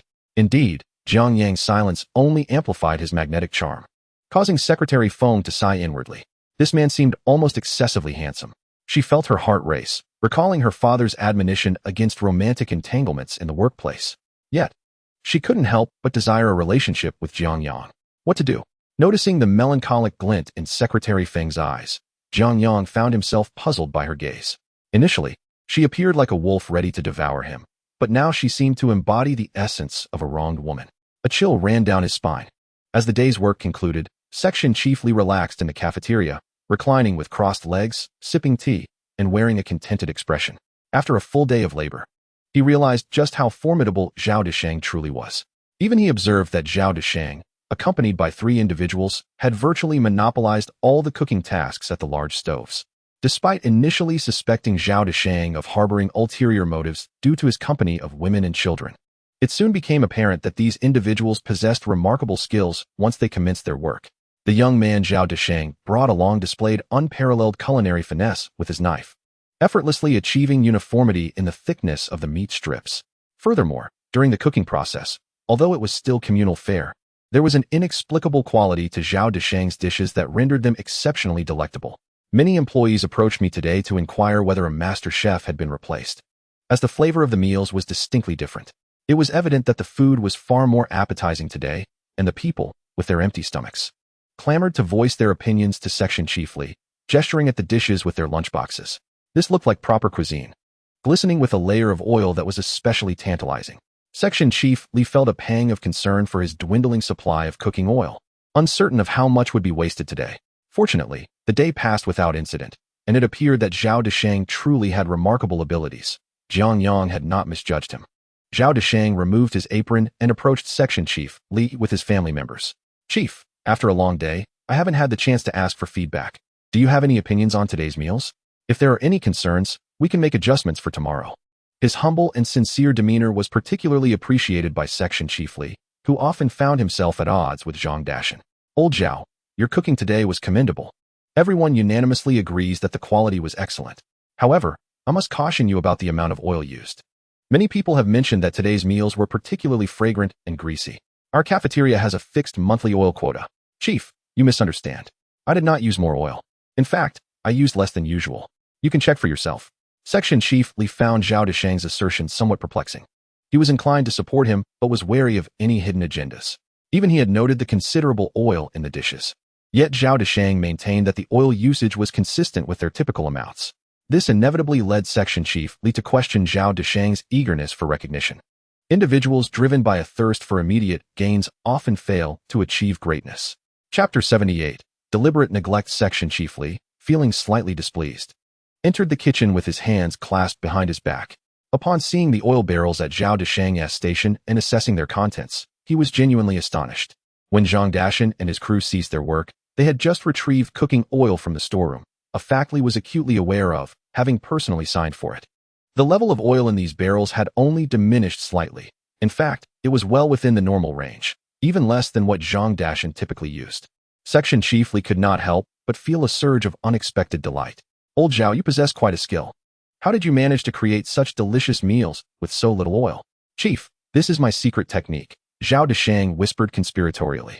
Upon hearing this, Section Chief Li raised an eyebrow in curiosity.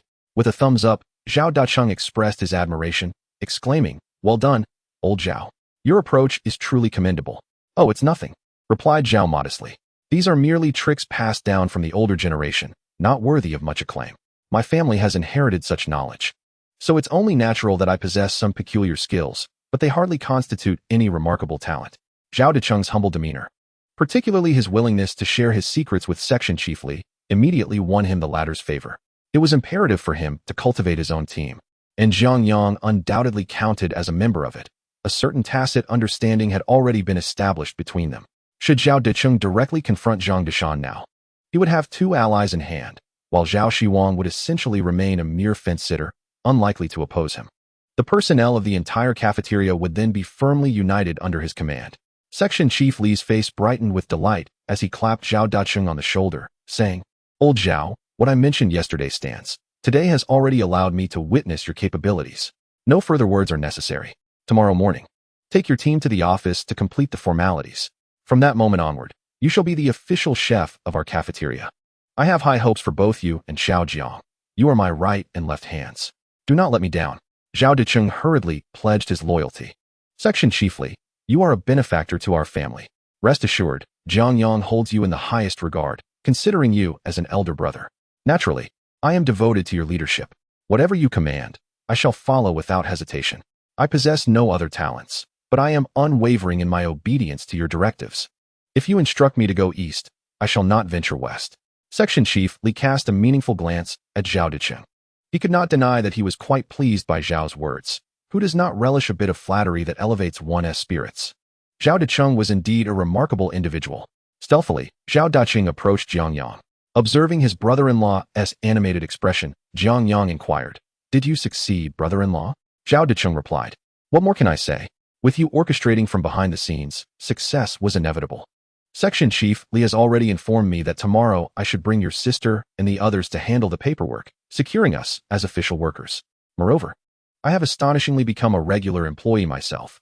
I've heard that others toil for 3 years before achieving such status. Yet, I have only been here for less than 2 months and have already attained it. Old Liu, you truly are impressive." Jiang Yang smiled, knowing well his brother-in-law's capabilities. Zhao Decheng's talents rivaled his own. Otherwise, he would not have been able to thrive in business with Sanjia. He had merely seized the favorable winds, while Zhang Deshan had ultimately sealed his own fate. With both brothers-in-law joining forces in the cafeteria, they were well positioned to establish a solid foothold. "Congratulations on finally becoming a regular employee, brother-in-law." Zhao Decheng patted his brother-in-law's shoulder. "Do not say it that way. Without you, would I be where I am today? Come, old Liu, let us head home after work. Tonight, let us enjoy a drink together. I'm so happy that I can hardly find anyone to confide in. Without uttering a word, Jiang Yang, after finishing work, retrieved 2 bottles of wine from his personal space. Ever since he discovered the unique feature of his grand villa, which replenishes all consumed provisions from the previous day in exact quantities, he has not hesitated to indulge himself. Items such as mitai and cigarettes are, after all, consumables, and he has no intention of depriving himself, or his brother-in-law, of 2 packs of zhonghua and 2 bottles of mitai. He also packed some beef, roasted chicken, and cured sausages in another bag, all of which are renowned brands with centuries of history. Initially, he considered bringing along raw beef, chicken, and pork, but he thought it might make his brother-in-law uncomfortable to carry so much. The 5 of them did not ride bicycles, primarily because Jiang Yang lacked one. Thus, they chatted and laughed as they returned to the village. Su Shuhui and her son Zhang Wo returned the bicycles to a neighbor's house before heading straight home. When they entered, the house was already cloaked in darkness. The mother and son pushed against the door, only to find that Zhao Laoda had locked it from the inside. After knocking for a while, they heard the disgruntled voice of the neighbor. "Sister-in-law, why are you knocking at this late hour? We've worked all day and deserve some rest." Su Shuhui had no choice but to relent, knowing that her husband was deliberately giving her a hard time. Zhao Zhangwo took his mother to their brother's room. After all, they all slept on a large kong, so they could squeeze in and make space for their mother. On the contrary, the younger brother and sister, upon hearing the return of their elder brother and mother, hurriedly got up. Jianhua quickly dressed and exclaimed, "Mother, elder brother, you're back. Let me stoke the fire in the kitchen and prepare something for you to eat. You must be hungry." This girl, only 13, was already adept at all household chores. "We are not hungry. What did you eat for dinner?" Su Shuhui gazed at her daughter's withered yellow hair. Feeling a pang of sorrow, the elderly couple favored the third son's family. It was not fair to blame the old man or the old lady for their partiality. After all, elders tend to dote on their youngest. This is a time-honored truth. Thus, it was inevitable that they were somewhat neglectful in terms of provisions for this family. Jianhua's stomach growled audibly. Jianjia rose, saying, "Mother, please don't ask. You know how father reacted when he found out you and elder brother went out. He was in a foul mood all day at home. When mealtime arrived, their grandparents naturally served them thin broth. My sister and I saved some dry rations for you and elder brother. Otherwise, grandmother would have locked everything away. It seems she is intentionally withholding food from you too." Jianjia retrieved a bowl from their cupboard, which contained 2 dry cakes. "Mother, elder brother, you haven't eaten yet, have you? Hurry and eat." Zhao Zhangwo cheerfully produced 2 lunchboxes from behind him. These lunchboxes had been personally brought back by their second uncle that day, who mentioned that their factory cafeteria distributed lunchboxes to everyone. With a beaming smile, he placed the boxes before them and opened the lids, filling the room with a delightful aroma. Jianhua Construction left the 2 siblings utterly astonished, for within the container lay a sumptuous medley of braised vegetables, glistening with oil. Despite being merely a stew, it was adorned with an abundance of succulent meat slices. The siblings, having gone without meat for an extended period, swallowed hard at the sight. A glance at another lunchbox revealed 4 fluffy steamed buns, pure and white. Chapter 79. Confronting new challenges. The matters concerning the Zhao family were no longer broached. Jiang Yang, along with his brother-in-law and sister, returned home, having collected the 3 little ones from the neighbor's abode. The 3 children were already drowsy, and they gently placed them upon the kong to slumber. Jiang Yang and his brother-in-law took to the kitchen, where they prepared several dishes. Both were culinary maestros, and their individual contributions lent an extraordinary flair to the meal. As the 2 men clinked their glasses, they indulged in a spirited revelry, becoming quite intoxicated. In a tipsy haze, Jiang Yang gazed at his sister, Jiang Xiao, and declared, "Sister, in the past, I lacked ambition and have wronged both you and our other sisters. From this day forward, I shall endeavor to provide you with a better life. Trust in me." Jiang Xiao, observing her brother's inebriated state, felt a surge of emotion, her eyes glistening with unshed tears. She had never envisioned a day when her brother would find himself in such a position. Yet, the transformations within their family were indeed as he had described. Everything had changed, and even the couple had secured stable employment. This was a prospect they had once deemed unattainable. It seemed their parents' words rang true. Their brother was the family's hope. The notion that their brother was the sole expectation for family honor had previously felt unjust and irksome, yet in hindsight, their parents appeared remarkably prescient. The lingering grievances in her heart dissipated in an instant. The following day at work, Zhao Deshang returned the bicycle to Jiang Yang. as their family of four could no longer rely on borrowing from the neighbors. Rather than have two ride, it was more sensible for all four to walk together. Moreover, he felt a tinge of embarrassment, as the brother-in-law who should be cared for was instead being looked after by his younger sibling. The Zhao family, evidently, had not fully grasped the situation as they arrived at work the next day. Not only did no one rise to bid them farewell or prepare breakfast, but their morning stirrings also irritated others. After breakfast, Zhao Deshang seized a moment of leisure to seek out Director Li, who escorted them to the Human Resources office to finalize the employment paperwork for the four of them. This matter had received approval from the factory manager, who noted that Zhang Dashan was aging and in poor health, often requiring hospitalization. Such circumstances were not unusual for the elderly. However, the well-being of the entire workforce could not be compromised. Thus, with a decisive stroke of his pen, the manager authorized the proceedings. This situation was undeniable, and even an investigation would clarify matters.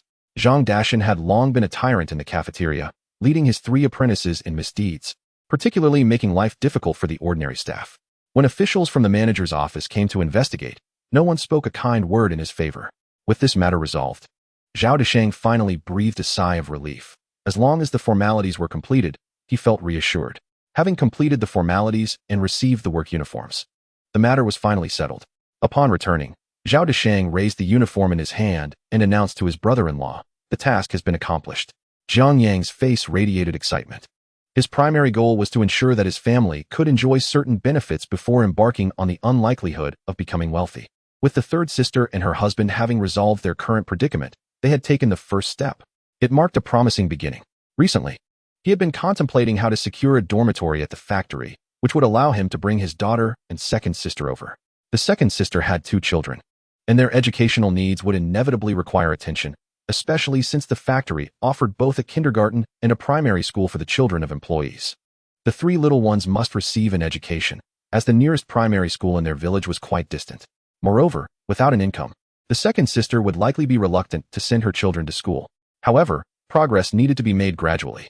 He wondered when he could assist his sister in securing a job.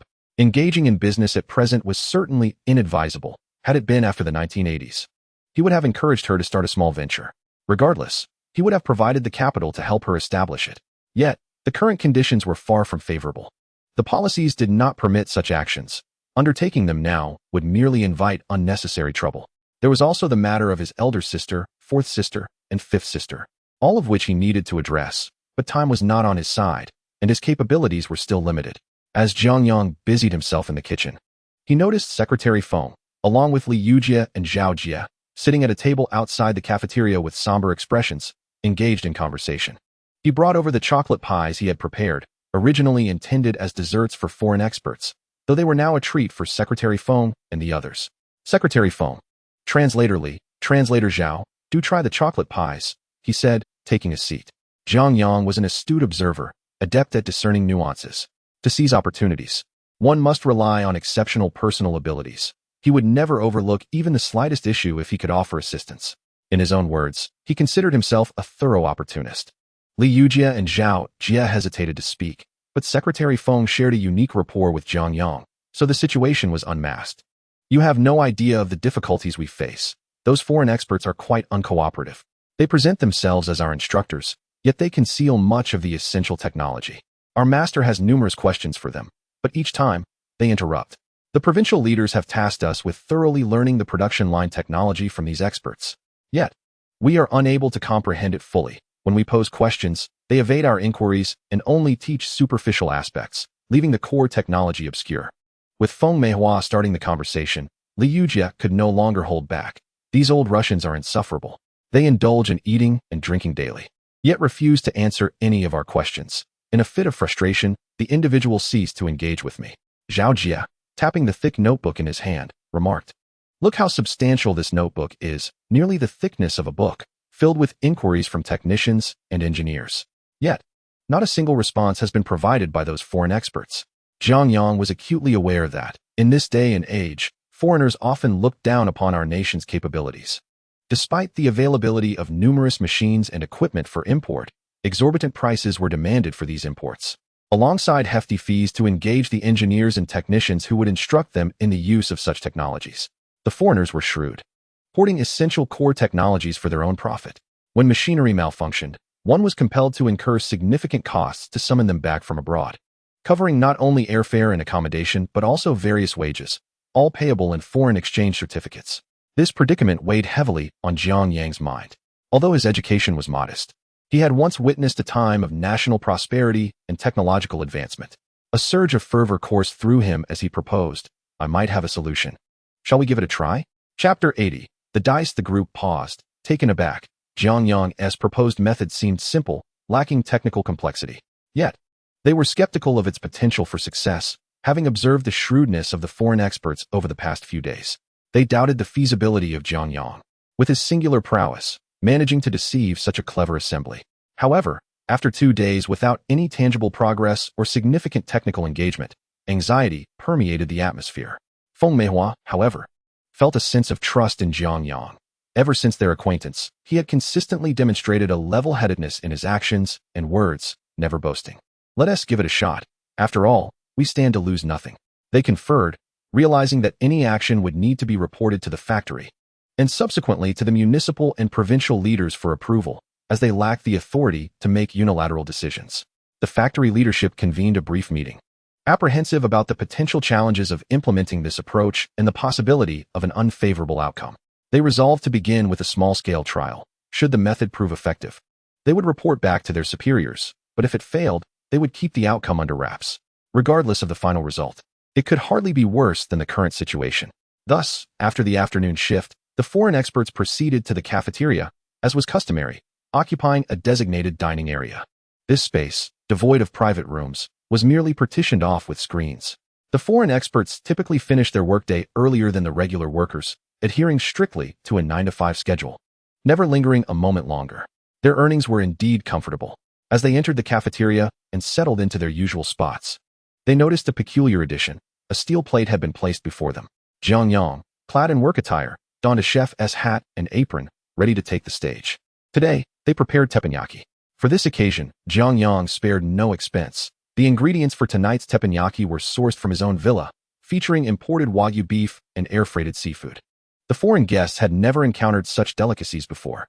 Most notably, the wines served were renowned labels from their own country, as the domestic baijiu was unpalatable to these foreigners. Moreover, pairing baijiu with steak and seafood might suffice for locals, but it would not meet the approval of international palates.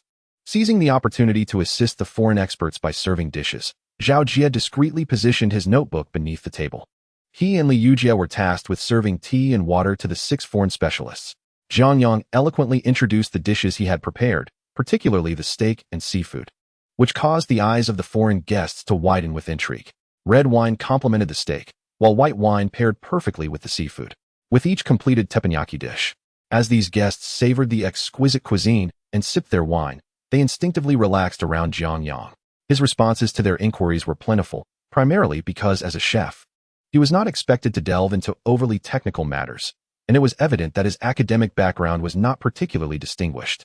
However, Jiang Yang displayed remarkable intelligence, skillfully crafting culinary delights while also sharing anecdotes about his upbringing and family. He recounted his humble beginnings in an ordinary farming family, where his parents relied solely on agriculture for their livelihood, and how he, the youngest of 5 sisters, was nurtured with care. Simply securing a position as a chef in a mechanical factory's canteen was already a significant achievement for his family. This revelation elicited hearty laughter from the foreign guests, not as a mockery, but as an acknowledgement that Jiang Yang's journey from such modest roots to his current standing was indeed a remarkable feat. As the evening progressed with fine wines and delectable dishes, Jiang Yang's cleverness shone through. After the teppanyaki, he seamlessly introduced a bar segment to the evening's festivities. The dining area was partitioned off, and the staff had adjusted their meal times to ensure a tranquil atmosphere for the evening's endeavors. Engaging the guests in games of dice while sharing drinks, red wine, white wine, whiskey, and beer, he also provided exquisite fruit platters and snacks suitable for beer. Most crucially, Jiang Yang participated in the dice games, which appeared to be the foreign guests' current favorite pastime. Despite their advanced development, the foreigners were still enchanted by the simplicity and entertainment value of dice games. Naturally, there were winners and losers, and Jiang Yang skillfully maintained a rhythm of winning 2 rounds and losing 1. The foreigners, having indulged in ample libations, were now pleasantly inebriated and somewhat euphoric. Each time he lost, his inquiries mirrored the questions noted in his notebook, as the atmosphere was filled with joy and merriment. The foreigner, draping an arm around Jiang Yang's shoulders, responded with remarkable detail. However, the disdain in his eyes was unmistakable, clearly believing that Jiang Yang would not comprehend their discourse. Naturally, Jiang Yang, wary of their perception, employed a tactful approach in his inquiries. Initially, he posed a series of seemingly trivial questions, interspersed with more technical ones, presenting himself as an uneducated individual striving to project an air of sophistication. The foreigners, inebriated and reveling in their merriment, welcomed his participation, and Jiang Yang even took the lead in playing truth or dare with them. His drinking capacity seemed honed from a previous life. He could outdrink 2 tables of people for the sake of business.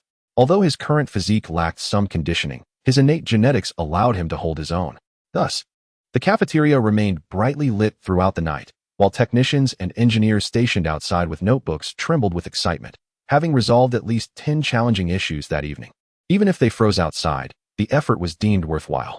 Ultimately, the foreigners succumbed to inebriation and were carried off to the guest house, while Jiang Yang, slightly tipsy, returned to his dormitory. The following day, as the foreigners regained consciousness, it was evident that the previous night's events had slipped from their memory. They had consumed far too much alcohol, leading to lapses in recollection. However, they genuinely took a liking to Jiang Yang, and from that day forth, the cafeteria transformed into a nightly revelry. Jiang Yang kept them entertained for a full week, never pausing for respite. He answered every query in the notebook with remarkable accuracy, displaying keen intelligence by cleverly mixing topics. This strategy ensured that any abrupt questions would catch them off guard, rendering them unprepared. Throughout these 7 days, not only did the foreign experts develop pronounced dark circles under their eyes and exhibit signs of fatigue, but so too did all the technicians and engineers, who were equally drained. With no respite, they attended classes during the day and worked overtime at night. The most pressing concern was that, after long hours of work, their eagerness to tackle existing equipment challenges left little room for sleep. Finally, the moment arrived to see the foreign experts off on their return journey to the provincial capital. Jiang Yang waved goodbye, and a few foreigners appeared somewhat reluctant to part ways, primarily due to Jiang Yang's exceptional ability to entertain. He too felt utterly exhausted. With daytime work and evening companionship, his engagement required intense mental focus, constantly strategizing to resolve issues. The 7 days had been arduous. As he turned around, he was met by the factory director, the party secretary, and all the workshop supervisors, accompanied by technicians and engineers, who stood behind him. At the moment Jiang Yang turned, they erupted into enthusiastic applause. They rushed towards him, offering no opportunity for him to react, and tossed him into the air. Laughing heartily, Jiang Yang fell into their arms, only to be thrown aloft once more. The nation's thirst for advanced technology was palpable, and he had contributed only a modicum of effort, yet received such immense appreciation and honor in return. It was the first time he realized that even a chef could make a significant contribution to his country. For the first time, Jiang Yang felt a profound sense of pride in himself. In the factory director's office, the director patted Jiang Yang on the shoulder, exclaiming, "Xiao Jiang, you are truly remarkable. This success is largely attributed to you. Had it been someone else, the outcome may not have been as favorable." Jiang Yang remained silent, aware that he had already reported this significant achievement to the leaders at both the provincial and municipal levels. The leaders acknowledged the immense contribution he made and assured him of a proper reward. They encouraged him to express his desires. An award certificate from the province would be conferred soon, and there might even be an opportunity for him to present a report at the provincial and municipal meetings. In the eyes of the director, Jiang Yang had become a prized asset. The once inconspicuous chef had demonstrated remarkable ingenuity, devising a solution that had eluded many brilliant minds at the provincial and municipal levels. Although the approach seemed trivial and lacked immediate feasibility, the ability to turn leisure into a means of resolving substantial issues was indeed impressive. Jiang Yang was undoubtedly a person who climbed the ladder of success with ease. The resources Jiang Yang procured were unparalleled in the market, and it was evident how much effort and connections he had invested. Director, first and foremost, these ingredients and the tobacco and alcohol expenses need to be reimbursed. After all, these items were provided by my friends, and I cannot let them go uncompensated. If it were solely for our country and factory, I would gladly offer them without hesitation, but there are personal connections involved here. Upon hearing this, the director waved his hand dismissively. What does that matter? Secretary Feng has already informed me of the considerable influence your friend exerted to assist us. The effort they invested is far from trivial. These are specially supplied products. Rest assured, the factory will cover the costs. Just prepare a list for me. And once I sign it, you can directly claim reimbursement from the finance department. The director's readiness to expedite the reimbursement was undoubtedly due to the fact that the amount involved was negligible compared to the foreign currency expenses incurred by the foreign experts. Resolving this matter with a modest sum of money was far more beneficial than depleting foreign reserves. You must not only think of others. Consider what tangible rewards might come your way. I recognize that you are selfless, having considered the collective good since the moment you entered the cafeteria. However, it is also essential to contemplate your own family's financial difficulties. For instance, are your parents interested in joining our factory? I have heard you have 5 sisters. Do your sisters and brothers-in-law have any inclination to work here? If others cannot arrange it, I assure you we can. Jiang Yang felt a surge of joy at the prospect of arranging positions for his sisters and brothers-in-law. It would indeed be a fortunate development. However, he soon recalled that the machinery factory was on the brink of restructuring and potential bankruptcy in a few years. If all his family members ended up working in the same factory, it would become a precarious situation. Moreover, while the director could make such promises, he himself could not facilitate the hiring of 10 family members at once, as he could only imagine the gossip and scrutiny that would ensue from outsiders. The sheer volume of criticism could be overwhelming. I have encountered a personal dilemma. Director, I truly find myself in a bit of a predicament. Might you be able to assist me? Speak, Xiao Jiang, the director replied. Director, I have been residing in the single dormitory. Yet I have a daughter who is now of kindergarten age. As you are aware, there is little to be learned in the village. I am contemplating enrolling my daughter in our factory's kindergarten, with hopes she may subsequently attend our elementary school. I would also appreciate it if you could allocate me a private dormitory, as I, a single man, am unable to care for a child alone. I wish for my sister to come and assist me in looking after her. Would you be willing to speak to the kindergarten on my sister's behalf, so she may secure a position there? This would facilitate her helping with the child, while also providing her with formal employment. The director initially anticipated that Jiang Yang might make extravagant demands and prepared himself for a potentially exorbitant request. Indeed, were Jiang Yang to ask for positions for all 5 of his sisters and brothers-in-law, the factory could accommodate such arrangements, as even tasks like boiler maintenance or gatekeeping are considered work. However, the director felt no psychological burden regarding Jiang Yang's request, as provincial and municipal rewards were unrelated to him. To his surprise, the young man proved to be quite astute, making modest requests, merely a separate dormitory, which was not unreasonable. It is quite feasible for those who have contributed to the factory or possess seniority to be assigned a couple of single rooms. Furthermore, he was simply asking for his sister to be granted a position at the kindergarten, which is under the factory's jurisdiction, with all salaries managed by the factory. This request was entirely reasonable, aimed at ensuring childcare while simultaneously providing his sister with employment. After all, it would be impractical for her to assist while lacking any means of support. From every conceivable angle, his request was both logical and fair. And the role of a kindergarten teacher is not particularly demanding. It would only take a word from the director, as it involves no technical complexities. The director found himself regarding this young man with newfound respect. It was clear why he was capable of achieving such matters. His clarity of thought and measured requests were commendable. At his age, the director himself had not possessed such composure. There is no need for further discussion. You must be weary after a week of work. Go home and rest, then bring your sister and child. I shall grant you 3 days off, and by the time you return, everything will be arranged for you, the director declared. Upon hearing this, Jiang Yang hurriedly expressed his gratitude. Such a humble, disciplined, and unpretentious young man immediately earned the director's favor. As Jiang Yang exited the office, he exhaled in relief, having resolved yet another matter. It was indeed best to have his little girl by his side. He could finally return to see her. Chapter 82. A bountiful return after taking a few steps. He noticed Feng Meihua standing at the secretary's office door, beckoning him. Jiang Yang entered the secretary's office, and before he could utter a word, Feng Meihua pulled him inside and swiftly closed the door, appearing somewhat furtive. Secretary Feng, what troubles you? Have you stolen something? Who is stealing anything? Feng Meihua cast a glance at her and, with evident curiosity, inquired, what reward did you ask the factory director for just now? Nothing much, came the reply. I simply wish for a single dormitory to bring my daughter over and, in addition, to secure a job for my sister so that my second sister can help look after the child. Jiang Yang held a favorable view of Feng Meihua, treating her as a genuine friend, and their bond had grown into a true camaraderie. Did he harbor any particular feelings for her? Truth be told, he did not. Feng Meihua was indeed strikingly beautiful, with an alluring figure. However, a woman of her caliber, with connections and beauty, was not someone he could easily provoke. As a twice-married man with a child, He understood all too well that a connection with Feng Meihua was utterly implausible. He had long surpassed the age of being enamored by mere beauty and was now more focused on his future. While there were many women he could encounter, few possessed the capabilities, background, and beauty that Feng Meihua did. You're quite foolish for asking for so little. Do you not realize that the provincial authorities are particularly pleased with your completion of the task this time? The leaders from the province even commended you specifically. With the recognition you have received, you could directly take over the position of section chiefly. Did you not know this? You have been easily swayed by such trifling benefits. Feng Meihua felt a sense of frustration, having just learned that Jiang Yang had entered the factory director's office when she had been setting up in the conference room.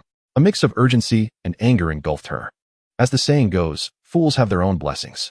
Jiang Yang sensed Feng Meihua drawing near.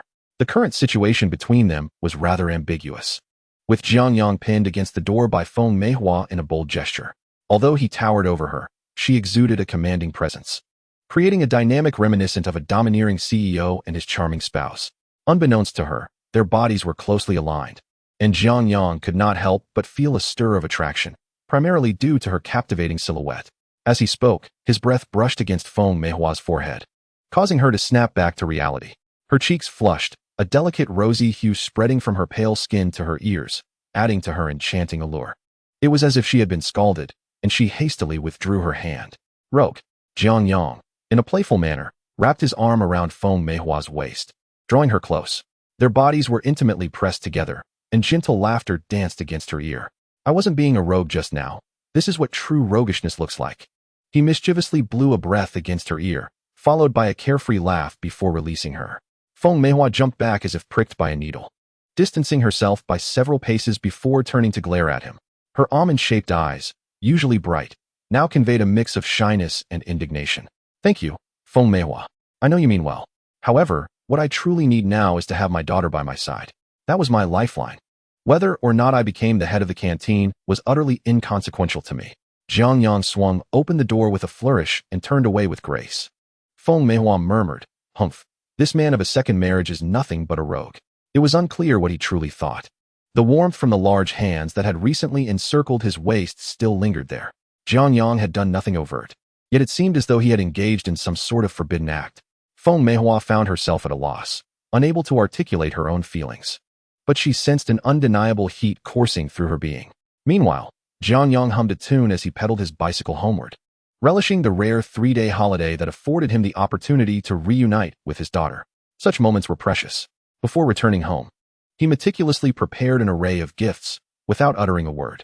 60 pounds of rice and 40 pounds of flour were neatly packed into cloth bags, placed directly on the back seat. A barrel of peanut oil occupied the front basket. He also retrieved beef, pork, and 2 chickens for his mother.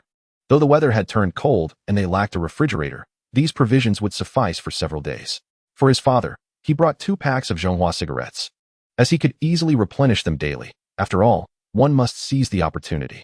His father's dry tobacco could never compare to the smoothness of Zhonghua. Adding to the bounty, he procured 2 bottles of Matai. Even if they were not consumed, their mere presence in the home exuded an air of sophistication. For his dear mother, he selected a gold bracelet. Though such styles were now rare, the essence of gold was certain to bring her joy. With gifts for his parents secured, he turned his attention to his daughter, his second sister, and the little ones, Daniu and Nyonyo. The only regret lingered in the realization that his villa was filled solely with items meant for adults, lacking any clothing for children. Otherwise, he would have dressed his little girl like a princess. However, this was of little concern, as he had money in hand. He promptly headed to the supply and marketing cooperative. Though the current styles did not appeal to him, he resolved to make do with what was available. He procured 3 sets of clothing and 3 pairs of shoes for the 3 little girls, much to the astonishment of the sales clerk. While the dresses may have been modest in design, they evoked a sense of nostalgia that nearly brought tears to one's eyes. Yet, the shoes were of a different caliber. Crafted from sheepskin, they felt incredibly soft and would surely be comfortable to wear. He also acquired 2 pieces of fabric for his second sister and parents. In these times, the practice of making one's own clothes had returned, so obtaining fabric was akin to buying them garments. As for snacks, he deemed them unnecessary. His villa already brimmed with chocolates, milk candies, and an assortment of rare treats. However, he first needed to remove the packaging, wrapping everything in oil paper and binding it with string to evoke a sense of vintage charm. Once he had finished organizing the myriad of packages adorning his bicycle, he pedaled excitedly towards the village. Arriving at his doorstep, he was unexpectedly confronted by Liu Meifeng and his mother. The buoyant expression he had worn moments before vanished in an instant, replaced by a countenance as dark as the bottom of a pot. Liu's mother gazed in astonishment at the bicycle laden with an abundance of goods, her eyes widening in surprise. Simultaneously, a greedy glint swept across her gaze as she surveyed the items. "Ah, my son-in-law has returned. Just in time. As we are out of grains at home, I shall not be polite. I'll take these home, and you can come back to fetch Meifeng when you have the time." She spoke while reaching for the 2 bags on the rear seat, discovering they contained grains, and fine ones at that. Instinctively, Jiang Yang took a couple of steps back to avoid her touch, his expression cold as he replied, "Auntie, Meifeng and I are already divorced. You should have some dignity and leave promptly." Liu's mother, displeased by his words, retorted, "Jiang Yang, how can you be so ungrateful? You took our family's second son's job, and I haven't said a word about it. Yet you have the audacity to confront me. I'll remind you, these are rightfully ours. It's only natural for me to take back what belongs to us." With an audacious demeanor, she lunged forward to seize the bags. Jiang Yang raised his voice, escalating an already tense situation. He did not wish to resort to such measures, but he had no choice. This woman was determined to create a scene. He could not simply abandon the bicycle, nor could he engage in a physical struggle with her. After all, the fallout would reflect poorly on the Jiang family. "Auntie, these are our family's belongings. If you lay a hand on them again, it would be considered theft. Do you believe I want to shout for help? The neighbors would be out here in a heartbeat, ready to drown you in their disdain." His loud proclamation drew the attention of the neighbors across the street, who opened their door. Upon seeing Jiang Yang and the multitude of goods on his bicycle, they were taken aback. With a friendly smile, one called out, "Ah, Lulu, you're back. What is going on? Is there a problem?" The entire village was aware that Jiang Yang had secured a stable job in the county, rumored to be in the mechanical factory as cafeteria. No matter where one worked, becoming a laborer was a noteworthy achievement, and the whole village envied the Jiang family. The once seemingly unambitious Jiang offspring had now become a worker. Who could say who would need whom in the future? Naturally, everyone was courteous when encountering Jiang Yang. Noticing his evident predicament, the neighbors stepped forward. Meanwhile, Jiang's mother and father, alerted by their son's voice, rushed out. Upon seeing Liu's mother obstructing their son's bicycle, they understood that this troublesome woman was once again causing distress for Jiang Yang. Make way, make way. How shameless can you be, blocking someone's door? We hardly consider you a guest." With determination, Jiang's mother pushed Liu's mother aside, clearing a path for her son. Jiang Yang observed as his parents smiled and guided the bicycle towards the yard. Just then, Liu Meifeng, who had remained silent until now, suddenly rushed out and firmly grasped Jiang Yang's bicycle handle. Her eyes widened in disbelief at the sight of so many items, a mixture of envy and resentment swirling within her. "Jiang Yang, how can you do this to me? You secretly took the job without my knowledge. How have you transformed into this? Are you still the Jiang Yang I once knew?" With an assertive demeanor, she instead reproached Jiang Yang. He coldly pulled her hand away from the handlebars. "Liu Meifeng, do you not find it amusing to pose such a question? Who is it that claimed a mere 500 yuan from the family would secure me a job? Why is it now that our family spends 500 yuan to procure a job, and you seem displeased? Can you enlighten everyone as to why?" The neighbors, drawn by the commotion, had gathered around. Some even perched atop the courtyard wall, while others climbed the nearby poplar tree. In a village with few forms of entertainment, such disputes and scuffles served as the local pastime, and the onlookers only multiplied. Liu Meifeng, upon hearing these words, found herself at a loss for a response. Could she admit to deceiving Jiang Yang? With so many neighbors present, having lived here for years, she could not afford to lose face. Someone in the crowd jeered, "Oh, Liu Meifeng, what on earth is going on? Do enlighten us, we are all ears. Jiang Yang, you possess such a beautiful wife, yet you have the audacity to declare divorce so callously. Who would have thought you could transform from a dog into a wolf?" The remarks came from the village's bachelors. Undeterred by Liu Meifeng's divorce, still eager for a chance, undoubtedly drawn by her captivating beauty, Jiang Yang smiled at the bachelors perched on the wall, retorting, "When was I ever a dog?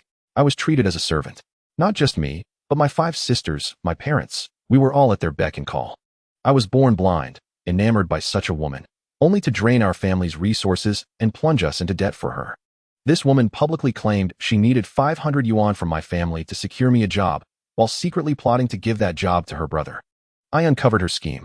I refused to be her fool. Liu Meifeng and your family must never show their faces here again. Our families are no longer connected." Jiang Yang's revelations took Liu Meifeng by surprise. Even though he had endured immense grievances in silence, he had built a reputation as a docile dog in the eyes of others. Liu Meifeng had grown accustomed to treating him as such. Yet his recent demeanor had taken her completely aback. Exposed before the crowd, her face flushed crimson as the onlookers began to whistle.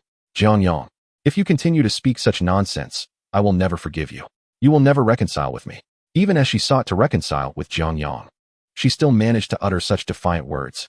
Jiang Yang, upon hearing her, found amusement in his anger, and with a smile, declared, "Neighbors, you are all witnesses to this. I have divorced Liu Meifeng, and from this day forth, I shall never reconcile with her.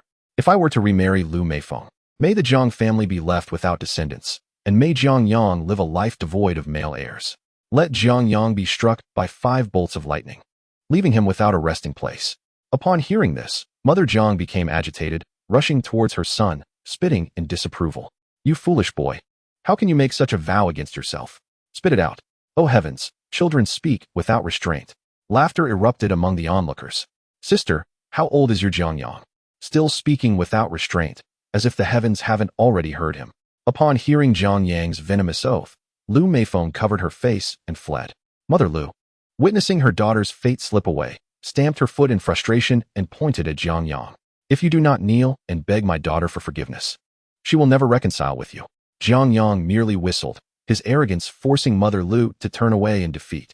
The village bachelors raised their thumbs in admiration. "Lao Liu, you are truly impressive." Chapter 84. Boasting as the villagers dispersed, Jiang Yang pushed his bicycle into the courtyard. His sister and the children eagerly awaited him. And at that moment, his little girl rushed towards him, tears welling in her eyes. "Daddy, Mommy was so scary just now. She wanted to take me away." Jiang Yang scooped her up in his arms, only to notice 5 distinct fingerprints on her small face, igniting his anger. He turned to his second sister, demanding, "What happened? Who did this?" Jiang Xiao glanced outside the courtyard, her expression a mix of emotions. "Who do you think? It was your wife. I've never seen a mother treat her daughter so harshly." Cradling his daughter gently, Jiang Yang tenderly caressed her cheek. "Does it still hurt? Daddy will make you 2 boiled eggs. It will feel better." The little girl clung tightly to her father's neck, resting her head on his shoulder. "Daddy, don't go. I'm scared. Hold me." Feeling her tiny body tremble in his embrace, Jiang Yang's heart ached. He held her close, softly patting her back, his voice soothing. "Daddy, 1T leave. From today onward, we will never be apart again. Daddy will protect you, okay?" Hearing this, her eyes widened with surprise and joy, resembling 2 glistening black grapes as she gazed up at Jiang Yang, instantly softening his heart. "Daddy, will you really never leave me again?" "Indeed, Xiaoxiao. Daddy will take you to the county to live with me. You will stay with me and your second aunt." As he spoke these words, Xiaoxiao seemed to radiate with the warmth of the sun, sparkling with excitement. She threw her arms around Jiang Yang, planting fervent kisses on his cheeks. "Daddy, you're the best. I won't have to be apart from you anymore." Observing her eagerness as she squirmed to get down, Jiang Yang hurriedly set her down. Amused internally at how quickly she shifted from wanting to be held to a desire for independence, knowing he would take her to the county. However, the delicate and soft daughter departed from her embrace, leaving a lingering sense of reluctance. In the courtyard, the little one cheered, leaping and bounding about like a spirited wild horse. "Big sister, my father said I can go to the county town with him. Little sister, we are off to the county town." Though the 2 children did not fully grasp the significance of the county town, they shared in the joy of the little one. And soon all 3 were playing merrily in the yard. Upon hearing this, Jiang Xiao felt a twinge of sorrow. "How can you speak so foolishly? You have barely settled in the county town and now wish to take Xiaoxiao away. Do you not realize that leaving like this will hurt the child's feelings?" Jiang Xia had been caring for her niece, naturally forming a unique bond with the child. "Who is being foolish? Do you not trust your brother? I have never been one to boast. The factory has already approved for Xiaoxiao to attend the kindergarten there, and by the end of the year, she can enroll in the primary school. They even assigned me a single dormitory," Jiang Yang stated earnestly. Hearing this, Jiang Xia's eyes sparkled with joy, for she understood that a child following her father to kindergarten and primary school was a privilege reserved for urban children. In the village, such educational opportunities were non-existent. After caring for this child for several months, she felt a pang of reluctance. Yet, it was far better for her niece to enjoy such a life than to remain with them in the village. "That is wonderful. If you can indeed take this child away, it would be a blessing. But you must take good care of her. You are a grown man. But I wonder if you can manage that." Jiang Xia pondered heavily, turning to the kitchen, for her brother had returned, and it was time to prepare a meal. Jiang Yang observed his sister hastily leaving without hearing him finish his words and could not help but shake his head. He truly understood the weight of his sisters' hearts. In his previous life, his 4 sisters sacrificed everything for him. He felt a tinge of guilt, for he had yet to repay the sacrifices made by his 4 sisters. While the 3rd sister and her husband, who had severed ties with the family yet thrived, seemed to benefit from his presence. In his heart, he did not differentiate among his 5 sisters. Despite the 3rd sister's estrangement, her actions during that era required immense courage. Yet, the sacrifices of his 4 sisters weighed heavily upon him. As he unloaded items from his bicycle, he called out to Lu Mu and Lu Fu, "Mother, come quickly. There are many things here that belong to you and father." The elderly lady's face, filled with joy, wrinkled with delight, yet she scolded, "You waste money so recklessly. How long have you been working? Instead of saving your earnings, you buy things without thought. We have everything we need. Do you really need to spend this money? You spendthrift?" Though she spoke thus, her hands did not hesitate to take the items. Jiang Yang, playfully slapped by his mother, grinned and replied, "Mother, money is endless. My son will only do better in the future. Having earned a modest sum, it is only natural to show filial piety towards one's parents. As the old adage wisely states, respect for one's elders should be practiced early on. Henceforth, you and your father shall relish the blessings of a devoted son." The elderly lady was instantly moved to tears. Her heart had always belonged to this eldest son. Now that he had found success and demonstrated such devotion, it felt as if the years had passed like a dream. The son, who had never previously held his parents in high regard, astonishingly chose to refuse his wife in favor of honoring his parents, a notion they could scarcely have imagined. It was as if they were experiencing a long-awaited reward after enduring hardship. The old gentleman came over to assist, despite being referred to as the old man. He possessed remarkable strength. He worked in the fields with vigor, surpassing even the most robust laborers. Upon unloading the sacks of rice and flour from the back seat, he could immediately discern their contents. He recalled that their household had just finished the last of the rice and flour, and now his son had brought more. Initially, he had contemplated the need to ration their consumption with coarse grains, but seeing his son's demeanor, it appeared there was no longer a need for such caution. The old man said nothing, simply shouldering the 2 bags and carrying them directly into the kitchen. Jiang Yang presented the fresh chicken, duck, fish, and meat to his mother, along with a large bucket of peanut oil. Jiang Mu gazed at these items, feeling as though it were the new year, for even during the festivities, their family had never possessed such abundance. Once the items were placed in the kitchen, the remaining 2 mesh bags were brought into the main room. Jiang Fu and Jiang Mu sat on the Kong, watching their son as he stood at the Kong table, methodically distributing the contents of the bags. One mesh bag was pushed towards the old man. "Father, this is for you. Cigarettes and alcohol. Please refrain from smoking that inferior brand. It is detrimental to your health, and the flavor cannot compare to this. Rest assured, I shall take care of your tobacco and spirits from now on." The old man observed his son's exuberance and lightly tapped his hand with the smoking pipe. "Young man, exercise some restraint. You've only just begun to prosper. Do not let a bit of money cloud your judgment." Chapter 85. Truly successful. Jiang Yang, with a playful grin, approached his father, opened a box of Zhonghua cigarettes, and lit one for him. The old man took a puff, a look of contentment crossing his face. He had always enjoyed this particular indulgence. "I can only do this for family. Otherwise, I would not dare. Father, you and mother have worried about me your entire lives. Now it is time for you to rest. From this day forward, you need not worry. Eat and drink as you please. I will send provisions home every month. As for the grain distributed by our team, feel free to sell it if you wish, or keep it at home. Either way, we shall not suffer loss." The old man regarded his son, sensing sincerity in his words, and inquired with curiosity, "What exactly are you doing in the county? How can you afford all these items? Do not deceive me. These goods do not seem affordable for a common family. Can you truly manage such generosity month after month without trouble? Father, you may not realize that I have been quite industrious these past few months, accomplishing significant matters at the factory. Your son is indeed thriving now. I have garnered the attention of the factory leaders, county officials, city dignitaries, and provincial authorities. Soon, I shall venture to the province to deliver a report. These accolades are rewards bestowed upon me by the factory, which has also granted me a monetary bonus." Jiang Yang extracted a sum of 2,000 yuan from his pocket, which he had meticulously prepared, placing it upon the table, leaving both the elderly gentleman and lady utterly astonished. "What? Why so much money?" The elderly lady trembled, hesitant to reach for it, for in their lifetime, they had never encountered such a vast amount. The old gentleman's expression grew grave. What exactly have you done? The last time you brought money, it was to settle those debts, which unsettled me. How have you come by such wealth again? We must approach our work with diligence and integrity, avoiding any dubious dealings. Father, how can you think so lowly of your son? After all, it is you who raised me. Do you not know what kind of person I am? Am I the sort to cause trouble? This time, the sum is even greater than before. Can you blame us for being concerned? They had never seen such wealth collectively, even when considering their ancestors. The old gentleman spoke the truth. They simultaneously wished for their son's success, while fearing that such success might stem from questionable means. Father, you are focused solely on the money, neglecting what I just shared. I mentioned that I have accomplished significant tasks for the factory, which has garnered the attention of provincial leaders. This is the source of my rewards. Rest assured, all of this is entirely legitimate. You could boldly proclaim to the entire village that you now possess 2,000 yuan without fear of scrutiny. This recognition comes not only from the factory, but is acknowledged by the provincial authorities as well.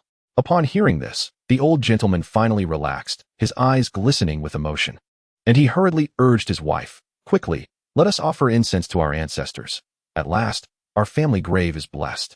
The elderly couple reverently prepared the offerings.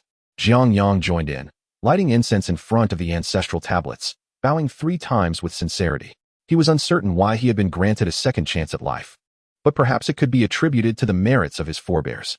Before long, Jiang Xia and Jiang's mother had prepared an elaborate feast, following Jiang Yang's requests, and had invited his uncle, third uncle, and several brothers to join them. Jiang Yang contemplated bringing his sister to the county, having recently divorced. She had returned to the village with her 2 children. Relying solely on agricultural labor to support them would undoubtedly lead to hardship. Moreover, if she were to encounter that scoundrel Wang Fugue again in the village, it could spell trouble, especially with him absent to protect her. He recognized the need for assistance, as managing factory responsibilities while caring for children would indeed pose challenges. His thoughts were tinged with selfishness, yet he also considered his sister's well-being. He could not allow her to languish in rural life forever. Their sister had passed away too soon in the previous life, and in this one, he fervently wished for her to carve out her own path. However, with the departure of the second sister, the burden of supporting their parents in the village has increased. The elder uncle and the third uncle's sons have become his pillars of support.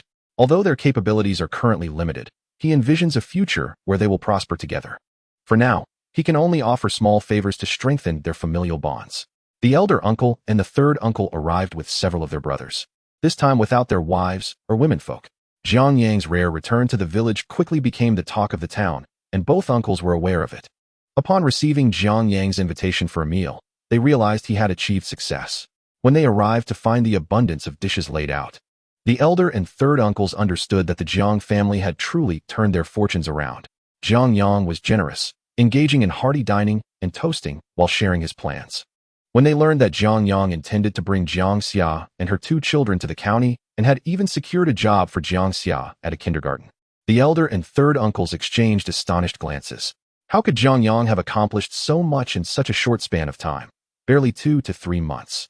This young man was indeed undertaking significant endeavors. He had even managed to arrange employment for his sister in the city, despite the village's disdain for Jiang Xiao, who, after her divorce with 2 children, seemed to have limited prospects. Many bachelors in the village had already resolved to propose to her after a couple of months. Unexpectedly, Jiang Xiao had leaped over the dragon gate, so to speak. Jiang Yang also mentioned the endeavors of his third sister and her husband, emphasizing the balance between modesty and transparency in familial relations. It is essential to clarify such matters, as relationships among relatives often hinge on mutual interests. The elder and third uncles had indeed been supportive during difficult times, but they must also recognize their own worth. When they value their contributions, they will cherish their relationship with the Jiang family even more. In familial interactions, while affection plays a significant role, having leverage is equally important.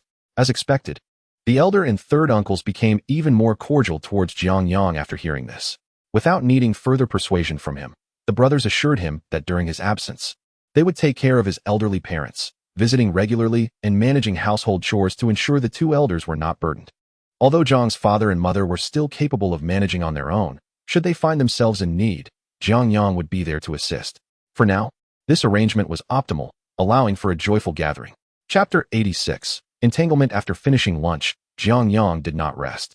He rode his bicycle to his eldest sister's home. With 3 days off, he planned to visit his eldest, fourth, and fifth sisters.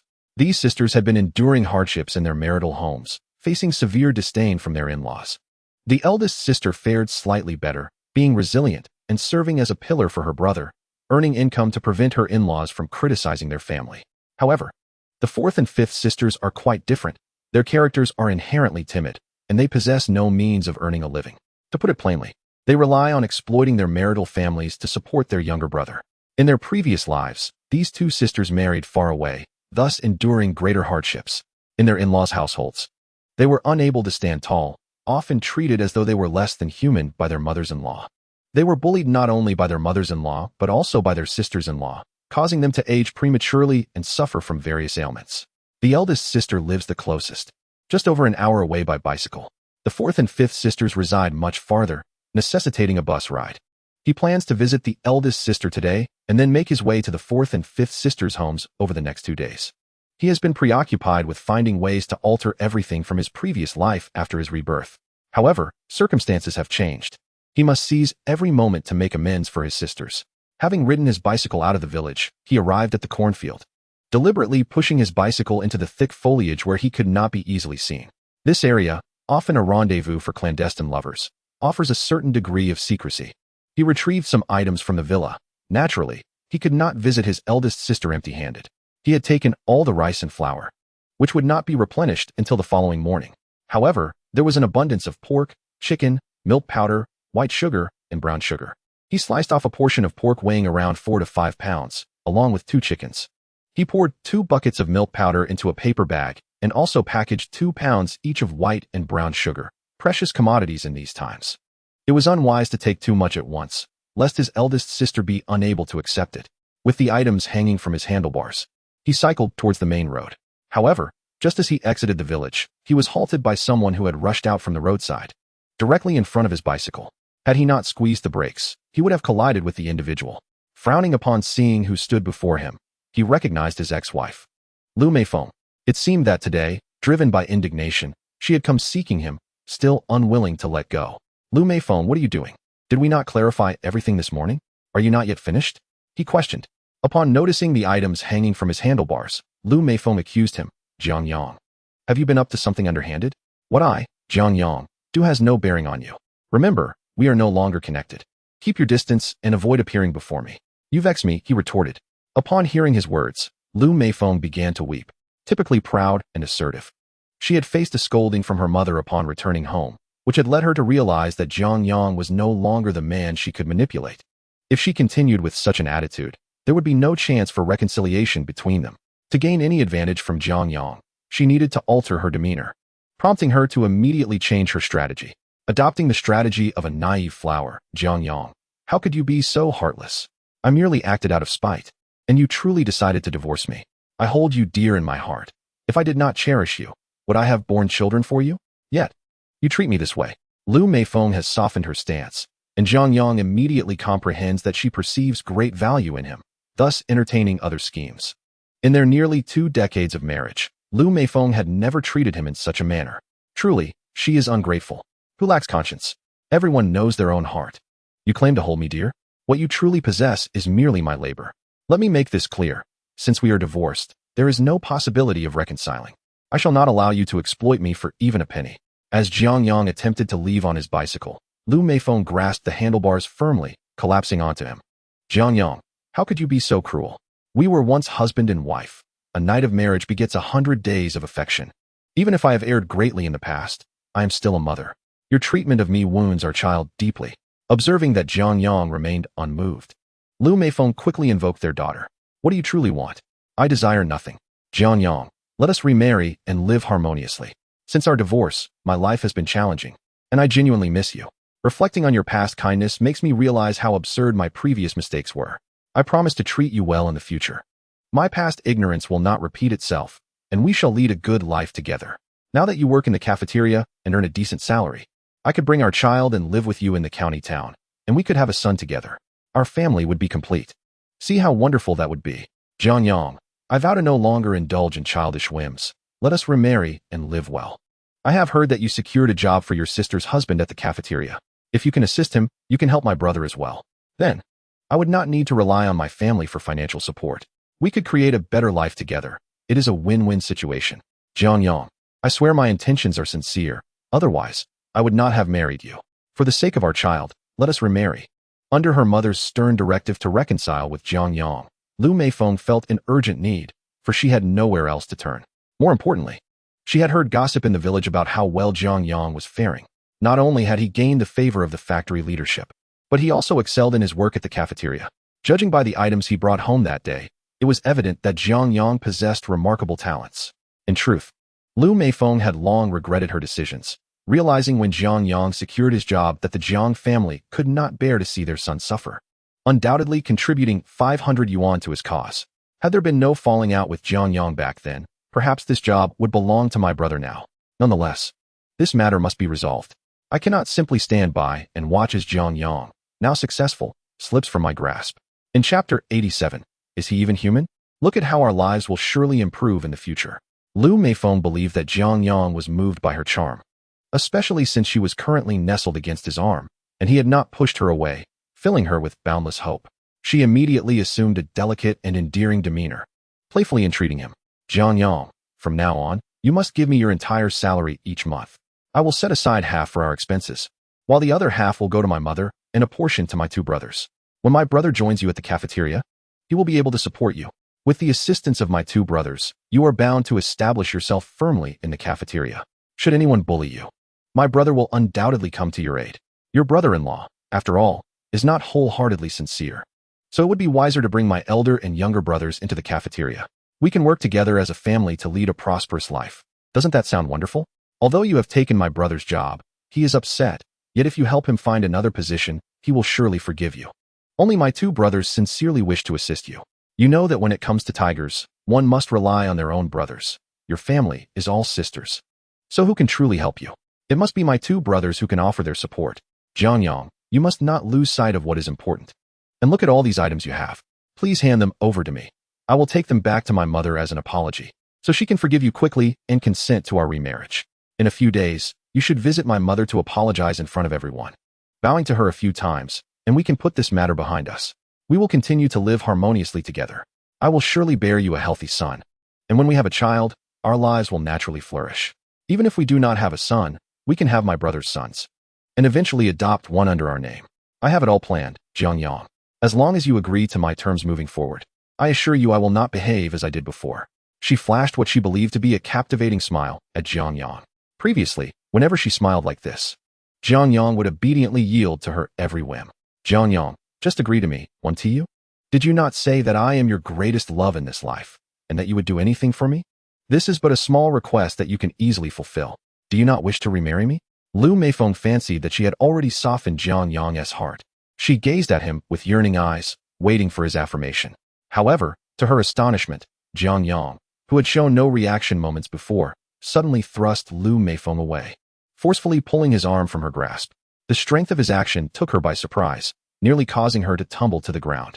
Jiang Yang let out a cold laugh. Liu Meifeng, you truly possess a remarkable talent for scheming. I suspected you would manage your temper well, only to find you waiting here for me.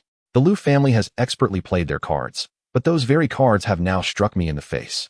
You have audaciously revealed your intentions to exploit us, squatting on my head like a tyrant. Let me make this clear, Liu Meifeng, you are merely an ordinary woman, perhaps a touch more beautiful than the rest. Do you genuinely believe that your beauty grants you the right to roam unchecked? I once admired you, yielding to your every whim, but now I have seen through the selfish facade you wear. For the sake of your family, you would eagerly drain the marrow from the bones of my entire Jiang family. I urge you to keep your distance.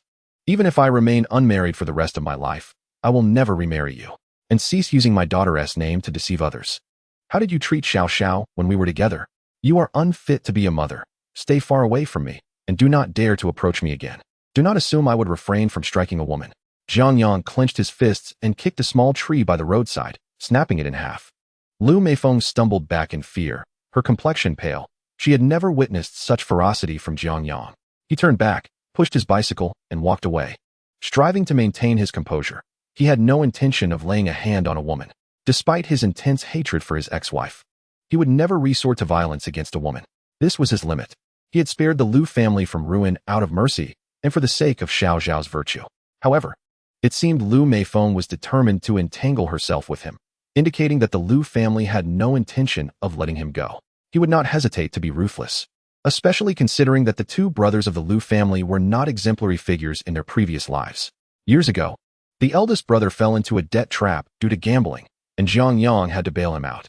As for the second brother, he had gotten a woman pregnant, leading to a demand for a substantial bride price, lest he be charged with indecency. Jiang Yang had also financed that situation. He could easily prepare for what lay ahead. He was eager to see how the Liu family would navigate this impending crisis. Jiang Yang rode his bicycle in silence until he arrived at his elder sister's village. Few households in the village owned bicycles, and upon seeing him pedal in, the villagers couldn't help but express their curiosity. The elderly men sitting at the village entrance called out to him, "Hey there, young man, who are you looking for?" Jiang Yang smiled and replied, "Elder, I'm searching for the Liu Jin's. I am Jiang Chun's brother-in-law, Jiang Yang." Upon hearing this, the expressions of the elders instantly changed. "You are Jiang Chun's brother? You must hurry. Your sister is in trouble, didn't you know?" Jiang Yang was taken aback and quickly dismounted from his bicycle, pulling out cigarettes from his pocket to offer the elderly men before him. "Elder, what has happened to my sister? You should hurry and see for yourself. She has been injured by a falling stone while carrying rocks up the mountain. It is said that her condition is dire. Those two boys from her household have gone to the ancestral home to seek help from our grandparents, but it seems the Liu family is unable to assist, lacking the necessary funds. If you delay any longer, you may not have the chance to see your sister one last time.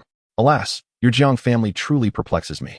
Your sister has encountered such a grave misfortune, yet no one from your family has come to check in, despite being informed. How has she treated you? She suffered this injury solely to earn money for you, her brother, by carrying stones up the mountain. At this juncture, how can the Jiang family remain indifferent? Are you not human?" Several elderly gentlemen have failed to extend a helping hand, instead directing their reproaches at Jiang Yang. With a countenance filled with shame, Jiang Yang pondered the peculiarities of the situation, noting that his parents had not mentioned this matter to him. "Esteemed elders, our family has not received this news. Had we been informed, how could I, as her brother, possibly refrain from coming? I will first go and ascertain the truth of the matter." Jiang Yang turned, pushing his bicycle, laden with numerous items. The elderly gentlemen and ladies immediately felt a sense of relief.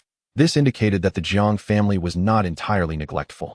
If they were truly indifferent, they would not bring such belongings to the door. Chapter 88.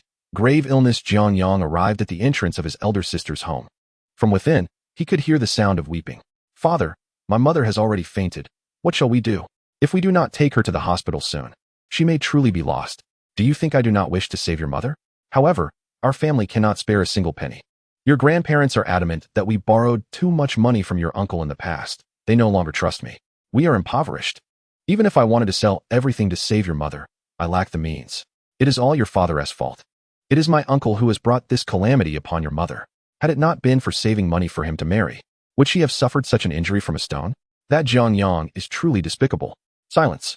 If your mother were to hear such words, it would only trouble her further. "I truly do not understand what your mother has devoted her life to. She has sacrificed everything for Jiang Yang, even her own life. It is all Jiang Yang's fault. Had it not been for him, I would not have lost my mother." The cries from within the house continued. Jiang Yang realized the truth in those words. The grievances expressed by his brother-in-law and the children were indeed burdens he should bear.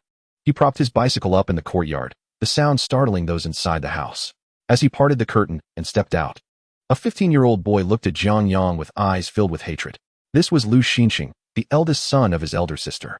She had 3 children in total, 2 sons and a daughter, and by all accounts, their family should be thriving. The sons had ceased their studies and were now considered strong laborers, able to earn work points. Yet, the state of his elder sister's home revealed that even with work points, they could barely sustain themselves throughout the year in this village. Liu Meifeng glared fiercely at Jiang Yang, seething with anger. "What do you want? Are you dissatisfied that my mother is dying slowly and now you come to ask for money? Let me tell you to get lost. We have no money left. My mother is on the verge of death and doesn't even have money for medical treatment. You must be pleased. Once my mother dies, there will be no one left to earn money for you." Like a young bull in a rage, Liu Meifeng nearly charged at Jiang Yang. Upon hearing the commotion, Liu Jinhui, the brother-in-law, hurried out to intervene, frowning as he looked at Jiang Yang. "Old Liu, what brings you here? Is there something you need? My sister is gravely ill. If there's anything urgent, we cannot be of assistance. Please don't take the child's words to heart. You should leave quickly." With a sigh, Jiang Yang reflected on how his brother-in-law's kind nature had allowed him to endure the mistreatment from his sister over the years. Brother-in-law, I heard about my sister's illness, and I want to go in and see her. After uttering these words, he lifted the curtain and stepped inside. Liu Xinxing was about to rush forward. What right do you have to see my mother? She is in this state because of you, and you still have the audacity to visit her. Why don't you just die? My mother has suffered because of you all these years. And I tell you to get lost. We don't want to see you. Lu Jinhui shot a stern look at his son. Close your mouth, after all. That is an elder. Is this how you speak? Go to the side. Liu Xinxing, fuming, squatted in the corner of the room, tears streaming down his face. As Jiang Yang entered the room, a foul odor struck him. He frowned, noticing his sister's youngest daughter sitting beside her. Using a damp towel to wipe her forehead and body, the curtains were drawn tightly, clearly preventing any ventilation, which explained the peculiar smell in the room. Jiang Yang approached the bed where his sister lay, covered with a quilt, her eyes tightly shut, her complexion pale and waxen. He felt her pulse, which was alarmingly weak, and it was evident that she had truly lost consciousness. Recalling a method taught by an old Chinese medicine practitioner, he turned to the indifferent little girl. Xinhua, please find me a knitting needle. The little girl remained unresponsive, coldly retorting, You are a bad person. I don't want to talk to you. My brother said you are the one who harmed my mother. If you wish for your mother to awaken, hurry and find a knitting needle. I would never harm your mother, Jiang Yang said, feeling a sense of helplessness. It was no wonder he found himself so utterly alone. The consequences of his past actions had led to his current state. After a few moments of hesitation, the little girl climbed up to search through a cabinet at the edge of the bed. Jiang Yang pulled back the quilt and was horrified to find that his sister's leg had been broken. There had been no treatment for the injury, and the wound had festered and become infected, oozing yellow pus and emitting a repulsive stench. No wonder the room reeked so strangely. It was likely due to this wound. A simple treatment should be administered to the wound, applying some herbs gathered from home, which merely seems like an exercise in futility. It is likely that my sister's coma and shock are related to this. Immediate medical attention is imperative, as the preservation of her leg hangs in the balance. In my previous life, my elder sister met an untimely end, seemingly passing away suddenly, with only the news of her demise reaching their family. At that time, I was entangled in a dispute with Liu Meifeng, completely overwhelmed and unable to attend to my sister. By the time her family arrived, she had already been buried, and they could not even partake in her funeral. Judging by the timeline, it is conceivable that her death stemmed from this grievous injury. I have no recollection of it. Had I remembered, I would have taken precautions to prevent my sister from following the tragic path of our past. I truly wish to slap myself, to put it bluntly. In my previous life, I was a wretched ingrate. Liu Jinhua entered and was taken aback to find his brother-in-law wielding a knitting needle, seemingly having jabbed it several times into his wife's arm.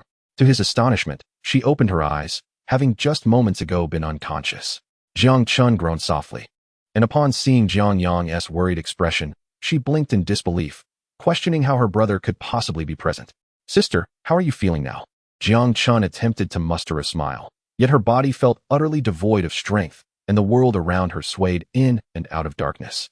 Merely uttering a word drained her of considerable energy. Jiang Yang felt her forehead, neck, and body burning with fever. This must be due to the wound becoming infected. He turned to his brother-in-law and said, Brother-in-law, my sister needs to be taken to the hospital. Hearing this, Liu Jinhua sighed deeply and replied, Lao Lu, you should go back. It is not that I am unwilling to treat your sister, but our entire family can barely scrape together a single piece of money. How can I afford to treat her? Such is the plight of the impoverished. Chapter 89. Sister, you have me know, there is no need for treatment. Lao Lu, I'll be fine with some rest. Despite having been unable to speak moments earlier, Jiang Chun now managed to piece together fragmented sentences upon hearing the mention of money. Liu Jinhua, witnessing his wife's state, felt a mix of frustration and helplessness. Enough, conserve your strength. Your brother does not require your pity at this moment. Focus on yourself. You cannot even produce the funds for your own treatment, waiting at home to face death. Regret washed over him as he lamented. If only I had been a man. Had I known that day I would carry stones up the mountain for you, perhaps this would not have happened. Even at this juncture, this earnest man bore no resentment towards his brother-in-law. Jiang Chun took a deep breath and smiled. You cannot blame yourself. That was my fate. Upon hearing this, Jiang Yang, filled with rage, declared, Brother-in-law, let us not dwell on that. Now, we must take my sister to the hospital. I will cover the medical expenses. This anger was directed at himself. Had he addressed this matter sooner, his sister would not have had to bear the burden of carrying stones up the mountain. He could only blame himself for his past indifference towards his family, having devoted all his attention to Liu Meifeng, which led him to completely forget about this matter. Had he shown even a modicum of concern, Jiang Chun would never have had to confront this issue again in this lifetime. If his elder sister were to succumb to complications this time, he would feel utterly ashamed to face anyone. Liu Jinhua sighed bitterly. Sixth brother, refrain from speaking such words of anger. We are all too aware of our family's circumstances. If we had any wealth, we could fill the gaps. Your sister wouldn't have to bear such burdens over the years. We accept our poverty. It is our fate. Suddenly, Liu Jinhua crouched down, a robust man with tears streaming down his face. I have failed your sister. As a man, I should have had the means to provide her with medical care. Jiang Yang retorted angrily. Brother-in-law, stop delaying. I have already mentioned it. I possess the funds for my sister's treatment. We must not tarry. If we delay any further, my sister may truly be in peril. Liu Jinhua abruptly lifted his gaze to see his brother-in-law's anxious countenance, stammering, Sixth brother, where did you acquire this money?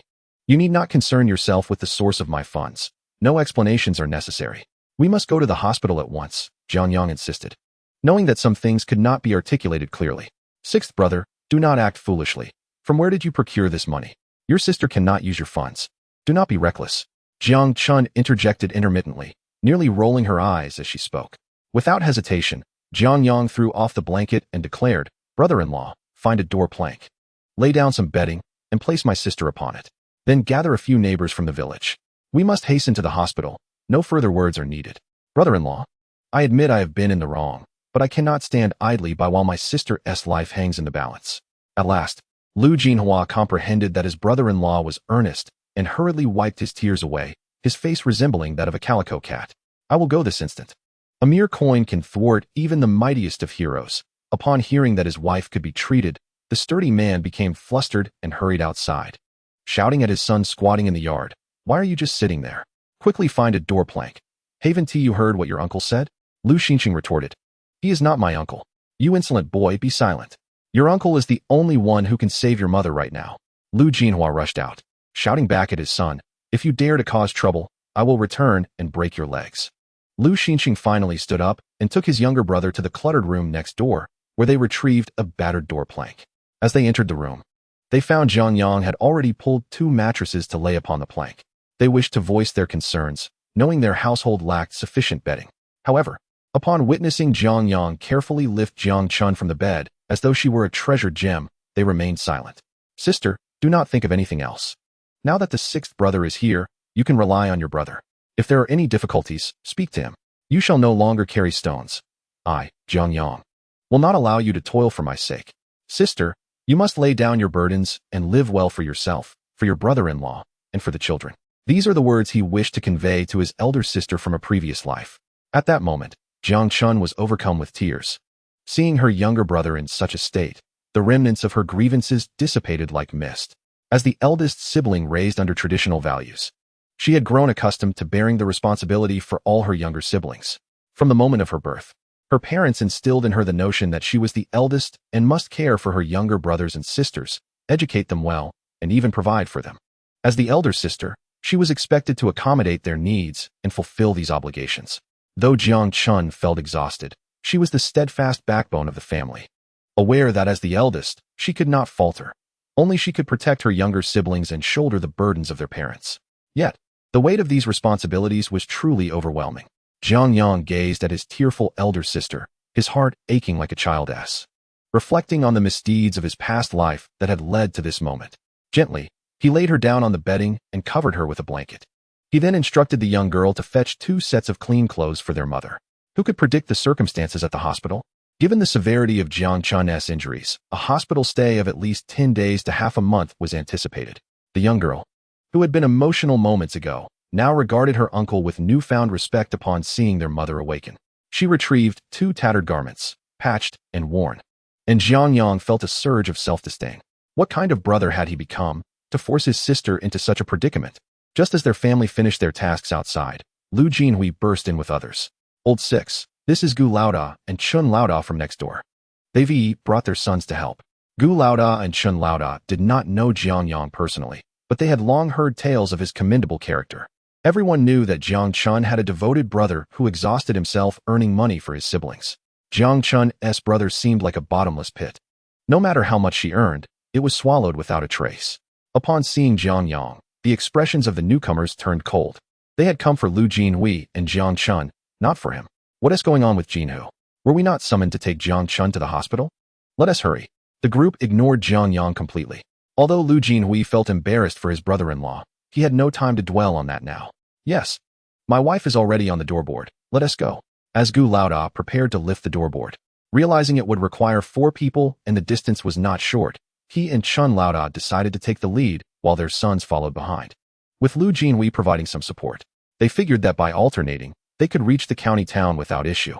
However, before Gu Laoda could step forward, Jiang Yang took the initiative, striding ahead to lift the doorboard himself.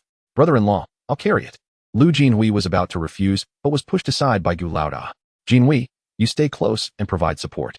I approached the front and, together with your uncle, lifted the wooden board, while Chun and you remained at the back. This way, we can take turns as we proceed. It was evident that Gu was deliberately trying to provoke Jiang Yang. Without a word, Jiang Yang hoisted the board onto his shoulders, and Gu followed suit. The 4 robust men carried the board atop their shoulders, making it easier to transport, despite the laborious effort involved. Upon exiting Liu's family gate, the group made their way toward the village outskirts, instantly attracting the attention of the villagers. Many elders inquired about Liu Jinhui's intentions. Jinhui, where are you heading? I am taking my wife to the hospital. To the hospital? But where will you obtain the money? Liu Jinhui cast a glance at Jiang Yang. He felt a twinge of guilt as he spoke, for he understood his uncle's true nature better than anyone. Yet, even with the faintest glimmer of hope, he felt compelled to try. He could not bear to watch his wife suffer. Yes, my uncle is providing the funds. One neighbor, familiar with the family's circumstances, interjected loudly. Oh, Jinhui, you must be cautious. Your uncle has never shown a propensity to part with his money. Has he actually given you any? What if he runs off once you reach the hospital? How will you manage then? Carrying her back would only be a further torment. Liu Jinhui felt a wave of embarrassment and quickly responded. Auntie, that one tea happened. My brother-in-law is not that kind of person. Oh, Jinhui. Knowing someone's face, but not their heart is perilous. What do you truly know about your uncle? If he were indeed a kind and decent man, would your family have endured such hardship all these years? Other villagers gathered around, their scrutinizing eyes fixed on Jiang Yang. There was no escaping the fact that Jiang Yang was a well-known figure in the village. As the crowd blocked their way, Jiang Yang swiftly produced a thick stack of cash from his pocket and handed it to his brother-in-law. Here, take the money. He adjusted the board on his shoulder and addressed the onlookers. Dear neighbors, I kindly ask you to clear the path and grant my sister a lifeline. We can discuss everything once she is saved. Liu Jinhui, astonished by the substantial amount of money in his hand, rendered the surrounding spectators momentarily speechless. They had never encountered such generosity. The stack appeared to contain at least 200 or 300 yuan. The crowd parted, and Jiang Yang, still carrying the board, spoke loudly. Thank you, Brother Gu and Brother Chun, for helping pave this critical path for my sister. Though others remained silent, they could not deny that Jiang Yang's display of generosity had undoubtedly endeared him to many. After all, there was a shared concern that the effort might be in vain. And who could say if a seriously ill person could endure such turmoil? The pace quickened as they took turns carrying the load. Yet, Jiang Yang never relinquished his burden, determined to grasp the arduousness his sister faced while laboring on the mountains. Even with 4 men sharing the weight of the board, the burden of his sister seemed light in comparison. However, the shoulder was raw and bloody, with blisters forming. The pain was unbearable, and he thought of his sister's frail figure, who toiled daily up the mountain to carry stones for a pittance. As Jiang Yang carried the burden, he berated himself for being worthless. He owed his sister a life. Liu Jinhui approached his brother-in-law and whispered, Old Six, take a break. Let me carry it for you. You cannot continue like this. Jiang Yang pushed his brother-in-law aside, declaring, You need not worry. This is my responsibility. My sister has cared for me my entire life. If I cannot even get her to the hospital now, am I still human? Lying on the wooden plank, Jiang Chun wept, feeling her brother's complex emotions. Jiang Yang, do not be foolish. Switch with your brother-in-law. If you continue like this, you will collapse. What good will that do? Sister, how could I possibly collapse? It is merely a few dozen miles. How exhausting can it be? You climb the mountain to carry stones, which is far heavier than this. If a woman like you can endure, how can I, a man, not manage? Rest assured, your brother will not falter. The 3 others who took turns carrying the plank felt their grievances dissolve in the face of Jiang Yang's determination. They hurried on, finally reaching the county hospital. The sight of them carrying the planks startled the medical staff, who swiftly transported the patient to the emergency room. After examining her, the doctor emerged with a grim expression, stating, "The patient has sustained severe injuries. You should have brought her in much earlier. Do you not realize that this could lead to death?"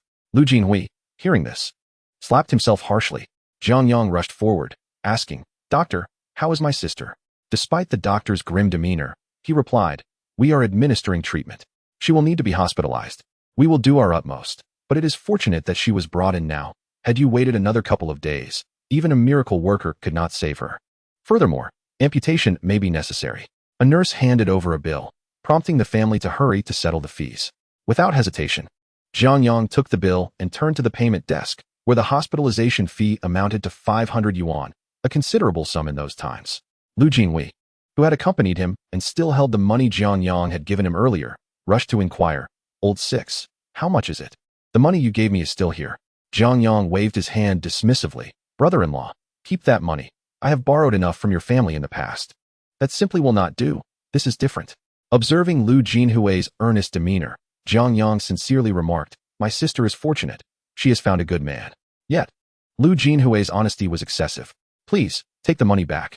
Lu Jinhui insisted on placing the money in Jiang Yang's hands, concerned that his wife would disapprove if she learned he accepted money from her brother, especially after the medical fees had been settled. "Brother-in-law, we are family. If you continue to be so courteous, it feels rather distant. If we are to speak of debts, I should have repaid you long ago. I have simply been preoccupied with work and had no time to resolve this. You should hold on to this money for now. My sister has undergone surgery and must take great care of her health. Every aspect requires financial support. Do you have any money?" Lu Jinhui instantly felt dejected. How could he have money? If he had funds, would he not use them to treat his wife? He had none. Chapter 91. No stone carrying. Watching his brother-in-law walk back to the operating room, Lu Jinhui sensed a change in him. The surgery had been remarkably successful. 2 hours later, Jiang Chun was transferred to a regular ward. In a room accommodating 10 patients, Jiang Chun's bed was positioned by the window. Jiang Yang observed as his sister was brought back. She was already quite alert. The operation had gone exceedingly well. She needed to recuperate properly. The doctor was pleased. After all, her leg had been saved. Lu Jinhui held his wife's hand, saying, "Chunner, did you hear? We saved your leg. Now you must take good care of yourself. Don't go carrying stones anymore." Jiang Chun pinched Lu Jinhui sharply. Her younger brother was still present. Wasn't such a comment a stab at his heart? Lu Jinhui quickly clarified, "I didn't mean it that way." Jiang Yang chuckled, waved his hand, and stepped out of the ward. The 4 men from the village remained seated on the chairs outside. Lu Jinhui was wholly focused on his sister, completely forgetting everything else. One could not help but acknowledge that Lu Jinhui was simple and honest, lacking in social grace. After Jiang Yang exited, he called to the 4 men, "Brother Gu, Brother Chen, let us go out for a meal. You should head back soon. Otherwise, it will be dark and the roads will be difficult to navigate. My sister will be hospitalized here. I sincerely appreciate your assistance today. Otherwise, I truly wouldn't know how to manage." The 4 men exchanged awkward glances upon seeing Jiang Yang, for his demeanor was markedly different from theirs, humble villagers.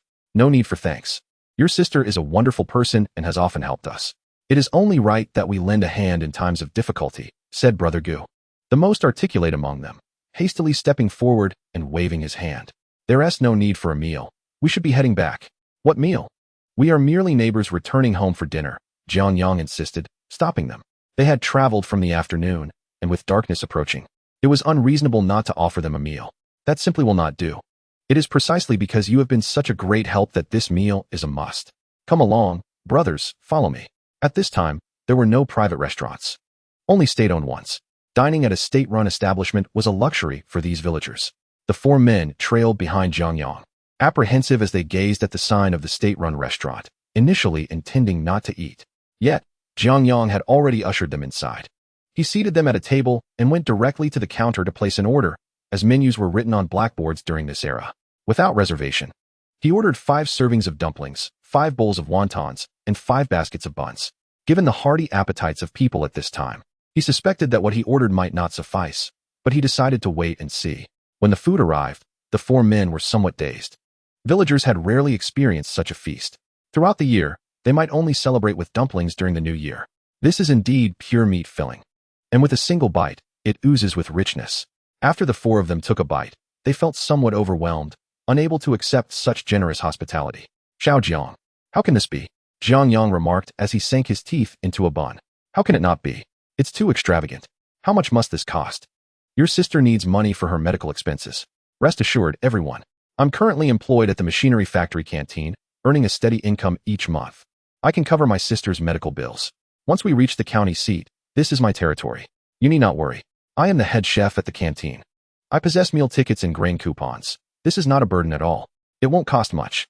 Upon hearing this, the four felt reassured, simultaneously harboring a sense of envy towards Jiang Yang. For in the eyes of the villagers, securing a stable job was a source of admiration. Jiang Yang watched as the buns, wontons, and dumplings disappeared, clearly noting that they were still eager for more, and without hesitation, they indulged in another round. The group felt a bit bashful, yet they could not restrain themselves, and soon they were thoroughly satisfied. After they finished, Jiang Yang inquired, "How was it? Are you full? If not, we can order more. We are all family here. There is no need for formality." The four hurriedly waved their hands, exclaiming, "We're full.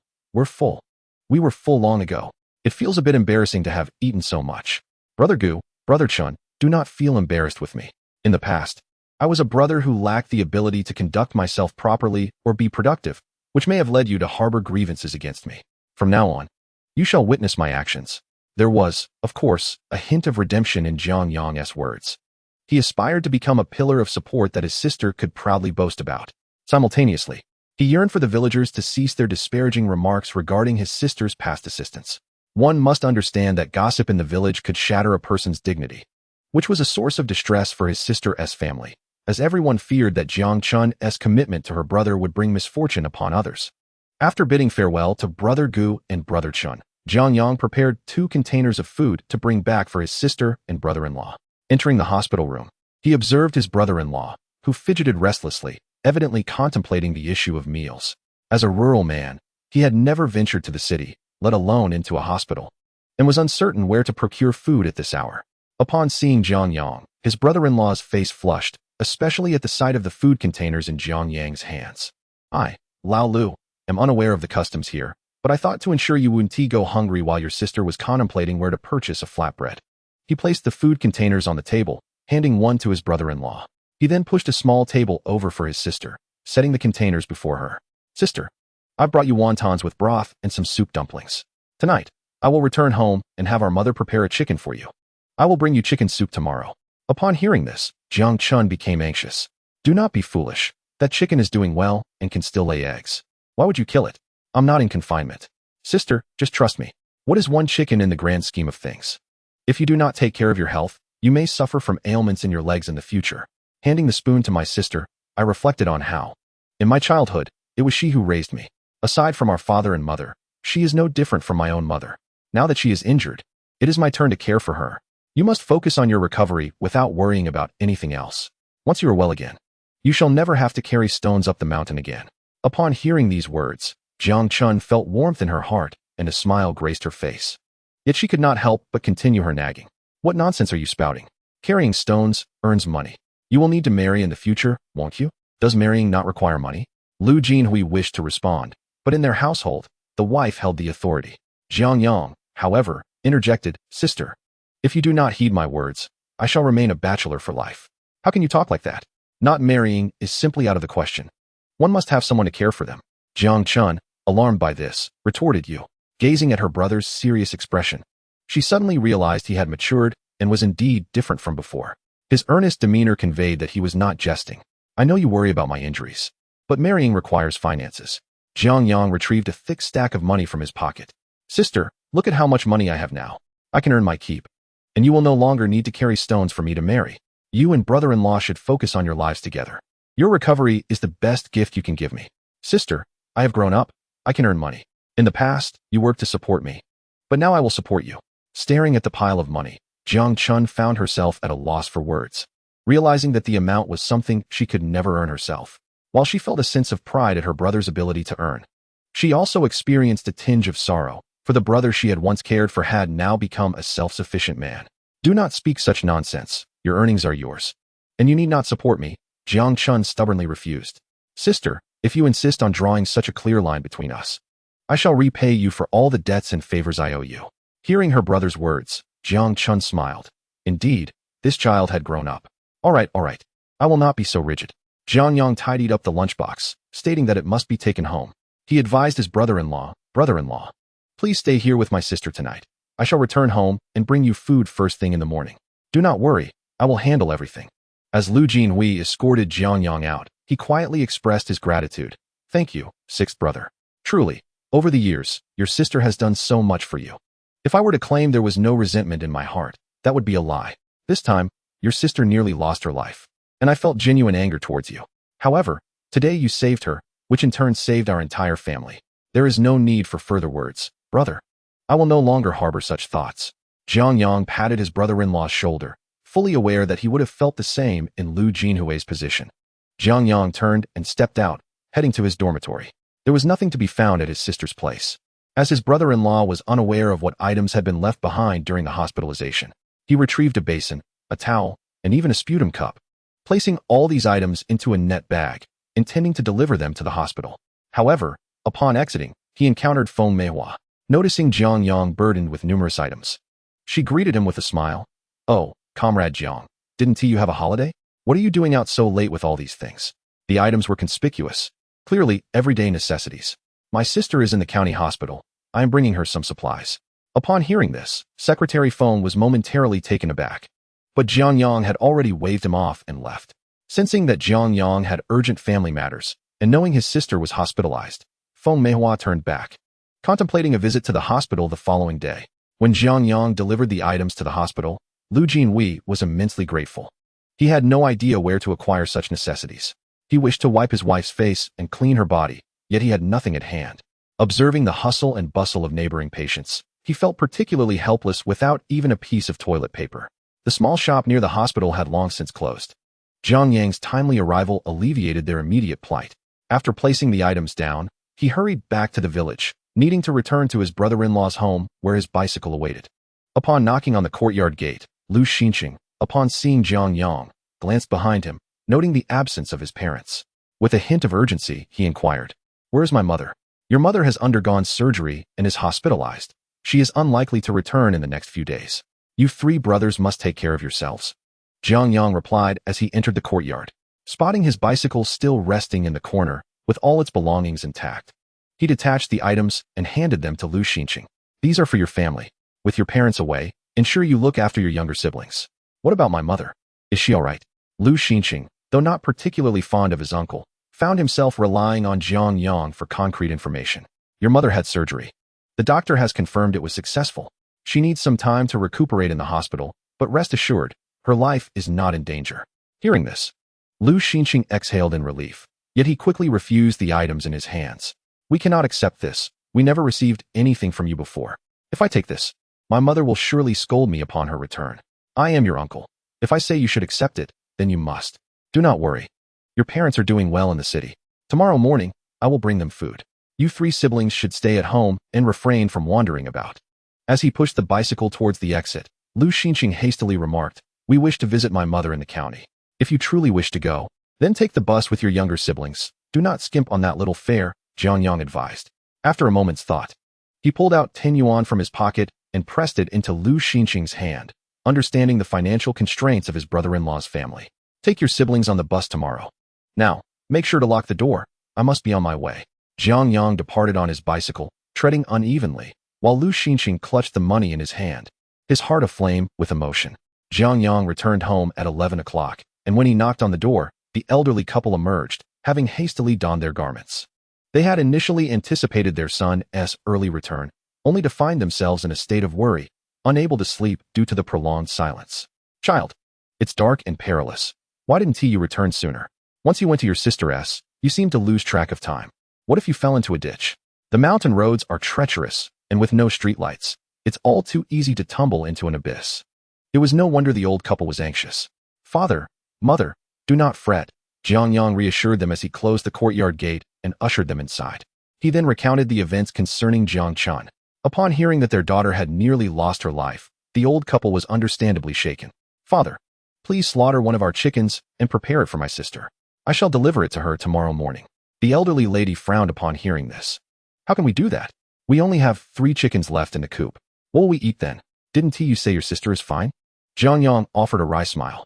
"Mother, when I said she was fine, It was because the doctor managed to save her life during the operation. However, my sister's health has suffered greatly from years of laboring on the mountains. You must understand that her body needs proper nourishment. After all these years, our family has treated her well. What is one chicken in the grand scheme of things? I brought back plenty of chicken and fish yesterday, and I have earned enough to support her. Let her enjoy the chicken without reservation. Chapter 93.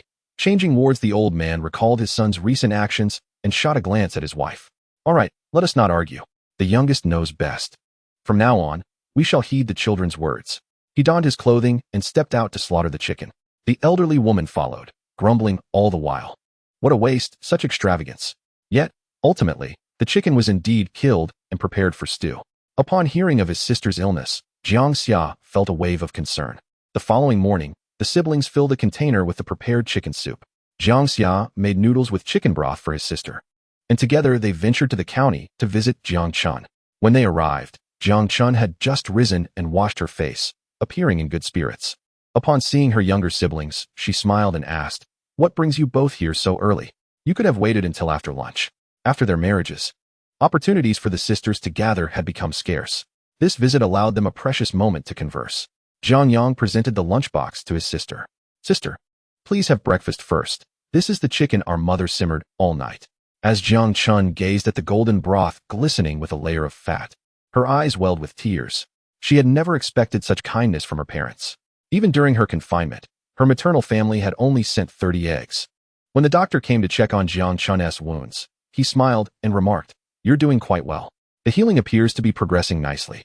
As it stands, in about a week, the stitches will be removed, and then I can be discharged to recuperate at home." Jiang Chun'er felt a twinge of anxiety. "Doctor, must I really wait another week to be discharged? Is there any chance I could leave sooner? Our family is financially strained. Each day in the hospital incurs costs." Jiang Yang chuckled and addressed the doctor. "Doctor, please disregard my sister's words. She has a penchant for frugality." The doctor laughed, responding, "You are fortunate to have such a caring brother. Just yesterday, he was nearly on his knees begging me to ensure your leg is preserved, regardless of the expense." After the doctor and nurse departed, Jiang Chun gazed at her brother with satisfaction. The family was engaged in conversation when a knock sounded at the door. Jiang Yang turned to find two unexpected visitors, Liu Wei and Feng Meihua, standing at the threshold. Their attire starkly contrasted with that of the other patients in the ward. Liu Wei donned a Zhongshan suit with 4 pockets, unmistakably an official, while Feng Meihua was elegantly dressed in a stylish dress. They entered with cheerful smiles, Liu Wei saying, "Xiao Jiang, had I not encountered Meihua, I would have remained unaware of your sister's hospitalization. Such a significant matter, and you did not inform me? Do you not consider me a friend?" Jiang Yang hurried to welcome them inside. "Secretary Liu, I was in quite a rush yesterday and simply did not have the time to inform everyone. By sheer coincidence, I ran into Secretary Feng, and that is when I mentioned it. You know how quickly news travels. I originally intended to keep it to myself." Feng Meihua shot Jiang Yang a glance. "Comrade Xiao Jiang, are you implying that I am too talkative?" "Not at all. I meant to say that Secretary Feng is a kind-hearted and beautiful individual."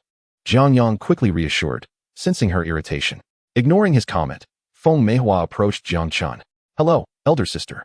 I am a colleague of Jiang Yang's at the machinery factory. I heard about your hospitalization, and we specifically came to visit you." Jiang Chun felt somewhat out of her depth upon encountering such fashionable city girls and struggled to find words. She could only offer a warm smile. "Please, have a seat." Jiang Yang hastily introduced, "This is my elder sister Jiang Chun. This is my second sister Jiang Xiao, and that is my brother-in-law Liu Jinhu. This is Secretary Feng Meihua, a compassionate and beautiful person who has been a great help to me. And this gentleman here is Liu Wei, secretary to County Head Li and one of my closest friends." Upon hearing their titles, Jiang Chun and Jiang Xiao immediately felt more constrained, understanding that they were in the presence of significant figures, far removed from their ordinary lives. After a brief conversation, noticing the sisters' discomfort, Feng Meihua and Liu Wei soon took their leave. Jiang Chun softly remarked to her brother, "They brought so many gifts, it feels quite awkward. Perhaps you should suggest they take the items back. We truly cannot accept such lavish offerings. We cannot allow you to owe such a great debt of gratitude. Sister, one must not act recklessly. It defies reason to reclaim something once given to another. Such conduct is frowned upon among our villagers." Jiang Yang sought to soothe his sister as they escorted the individual out. Liu Wei surveyed the disordered ward with a furrowed brow. The environment of this spacious ward was rather chaotic and not conducive to rest. "Your sister's recuperation may be hindered. How about this? I have a former classmate at the county hospital. Allow me to accompany you to seek his assistance in securing a different room. Initially, Jiang Yang intended to decline, but upon reflection, he recognized the folly in refusing such goodwill. Regardless of the underlying motives, it is always beneficial to expand one's circle. Moreover, since Liu Wei had made this offer, it was evident that his acquaintance held a respectable position at the county hospital, which would undoubtedly benefit both himself and his family in the future. Smiling, he responded, "Secretary Liu, I shall not be modest." "Why should you be? Did you not just refer to me as your good buddy? From now on, please refrain from calling me Secretary Liu. It feels too formal. You may call me Liu Wei or simply Xiao Liu." "Very well, Liu Gu. Ah, you. Such a smooth talker." Liu Wei felt a surge of happiness upon hearing Jiang Yang elevate his status.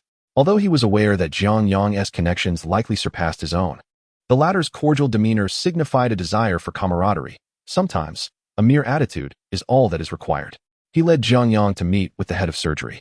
It was then that Jiang Yang discovered that Liu Wei's old classmate was none other than the director of surgery at the county hospital. The father-in-law of Li Meifeng happened to be the hospital's director. Upon learning that a former classmate was present and that he was accompanying Jiang Yang, the director understood that they were not ordinary individuals. Without further ado, within half an hour, the doctors and nurses arranged for Jiang Chun to be moved to a new room. This time, they were assigned to a double room, thanks to their influence. The other bed would remain unoccupied, allowing family members to rest comfortably at night, rendering it nearly indistinguishable from a private room. In fact, due to Li Meifeng's patronage, the medical staff's demeanor towards them was even more courteous. After escorting the two out, Jiang Yang returned to the ward. The newly assigned double room was situated at the end of the corridor, among 3 such rooms that were typically reserved for officials. As Jiang Chun was relocated, the family felt a sense of trepidation, primarily because the room appeared beyond their financial means. Little 6, how do you know so many influential figures? Jiang Chun could not restrain her curiosity, observing that those accompanying her brother were indeed formidable. "Rest easy, sister, your brother is no longer the same. And the people I know have changed as well. Just wait, and you shall enjoy the fruits of my connections," Jiang Yang replied with a carefree demeanor. By midday, the 3 children finally arrived, witnessing that their mother had returned to her usual self, save for her inability to rise from the bed. And she seemed even better than before. It was not until dusk that Jiang Yang returned home with Jiang Xiao, who sat on her brother's bicycle. Feeling a wave of nostalgia, it suddenly struck her that the events of the past 6 months felt surreal, as she had once been at the Wang household, enduring hardship and hunger, uncertain if she would survive to see another day. A lifetime devoid of hope, yet with a mere turn. One finds oneself living a life as splendid as this. Particularly, the brother who once seemed oppressed by his sister-in-law, eternally lacking ambition and hiding behind their parents, has astonishingly transformed into a man of stature. Lao Lu, could this truly be a dream? What dream is second sister having? You have indeed changed. Taking Xiaoxiao to the county to live. You must take good care of this child, do you hear me? Jiang Xiao genuinely rejoiced for her brother. "Sister, are you no longer concerned about me? You are quite grown now. How can I still manage your affairs? Besides, I have 2 children of my own to nurture, Niu Niu and Daniel. I can still tend to the fields at home." Jiang Xiao held no particular thoughts, her sole desire being that her brother would not require her care. Just focus on farming, even if it means tightening their belts, ensuring the children and parents are well fed. "Sister, oh, I forgot to tell you, I found you a job." Jiang Yang slapped his forehead, realizing he had neglected to mention this to his sister during their previous conversation. "A job for me? What can I possibly do? I can't even recognize a single character. I'm incapable of anything." Jiang Xia became anxious upon hearing this. How could she possibly manage the jobs in the city factories? "Sister, why do you underestimate yourself? Even if you cannot read, in my eyes, you are still the diligent, earnest, hard-working, and kind sister I cherish. Do not hastily dismiss yourself, believing you are incapable. You have no idea what job I have found for you. How can you assume you cannot do it?" Upon hearing these words, Jiang Xia suddenly realized she might have been overly agitated. Perhaps it stemmed from a lifetime of believing that anything good was out of reach for her. She had grown accustomed to belittling herself, feeling unworthy, so whenever something good was presented, her initial reaction was to assume it was not for her and to refuse it, as if it were undeserved. She gazed blankly at her brother's broad back. "So what can I do? I found you a position at the kindergarten for the children of our steel factory workers." "Kindergarten? What is that?" "Sister, kindergarten is where the children of factory workers stay before they turn 6 and begin school. With parents at work and no one to look after them, the children are sent directly to the kindergarten. Generally, There are classes for the little ones, middle ones, and big ones, as well as a tiny class, which usually consists of children under 3 years old, possibly just a few months, or a year or two. It's essentially a place dedicated to caring for children. Upon hearing this, Jiang Xiao felt a surge of happiness. Caring for children was something she excelled at. In her youth, she assisted her parents in looking after her younger siblings, and after marrying and having her own children, she had always taken care of them herself. If it's about caring for children, then I can certainly manage. Suddenly, Jiang Xiao, who had just claimed she was incapable of working, found newfound confidence in herself. You see, sister, it's not as difficult as you think, so don't dismiss yourself before even trying. Every encounter with challenges, even those of a positive nature, necessitates a determined effort to engage. If one truly lacks the capability to attain something, that becomes a personal shortcoming. However, to dismiss opportunities at the outset is akin to turning down a generous offer presented at one's doorstep. How could the heavens bestow further blessings upon you? Even if fortune grants you a chance, it is imperative that you strive for it yourself. Jiang Yang is acutely aware that his second sister has always been the overlooked child in their household, devoted solely to labor, yet receiving scant recognition. In a family that prioritizes sons over daughters, all resources and affection have been disproportionately allocated to him. The eldest sister, being the firstborn, has grown accustomed to a sense of responsibility, consistently considering the needs of her younger siblings. In contrast, the second sister has remained an invisible presence, devoid of parental affection while younger siblings divert any remaining attention. Such love is a rare stroke of fortune for her. Her timid disposition is intrinsically linked to a lifetime of neglect and indifference. Now, he aims to restore her self-confidence. This lifetime, the second sister has reclaimed her fate through her own efforts. Without Wang Fuguwei, she would not have endured such hardships. As long as she diligently cares for her child and nurtures her self-assurance, a brighter, more fulfilling life awaits her than what she previously experienced. He intends to elevate her beyond the confines of their rural origins, broadening her horizons and instilling robust confidence, rather than merely securing her a job. Upon hearing this, Jiang Xiao felt a sense of solace, akin to a thunderbolt awakening her. Indeed, everything must be fought for. Just as in their team, if rations are insufficient, one must advocate for their share, otherwise, one will receive nothing extra. Liu, thank you. I am at a loss for words. I have lived my life in a haze, merely existing. Sister, you must not thank me again.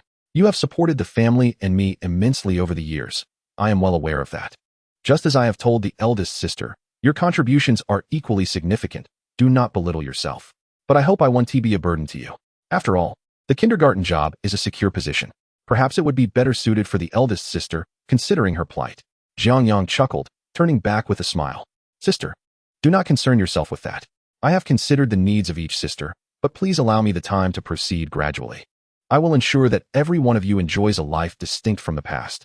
This job is most suitable for you, and I confess, I have a personal motive. I wish for you to assist me. Upon hearing this, Jiang Xiao responded, no worries, just tell me how I can help. There is no need for such formalities between us. Sister, once we arrive in the county, I will be busy with work daily. I wish to bring Xiaoxiao to the county so she can grow up there. However, as a man, I may not provide the care she needs. But with you, it would be different.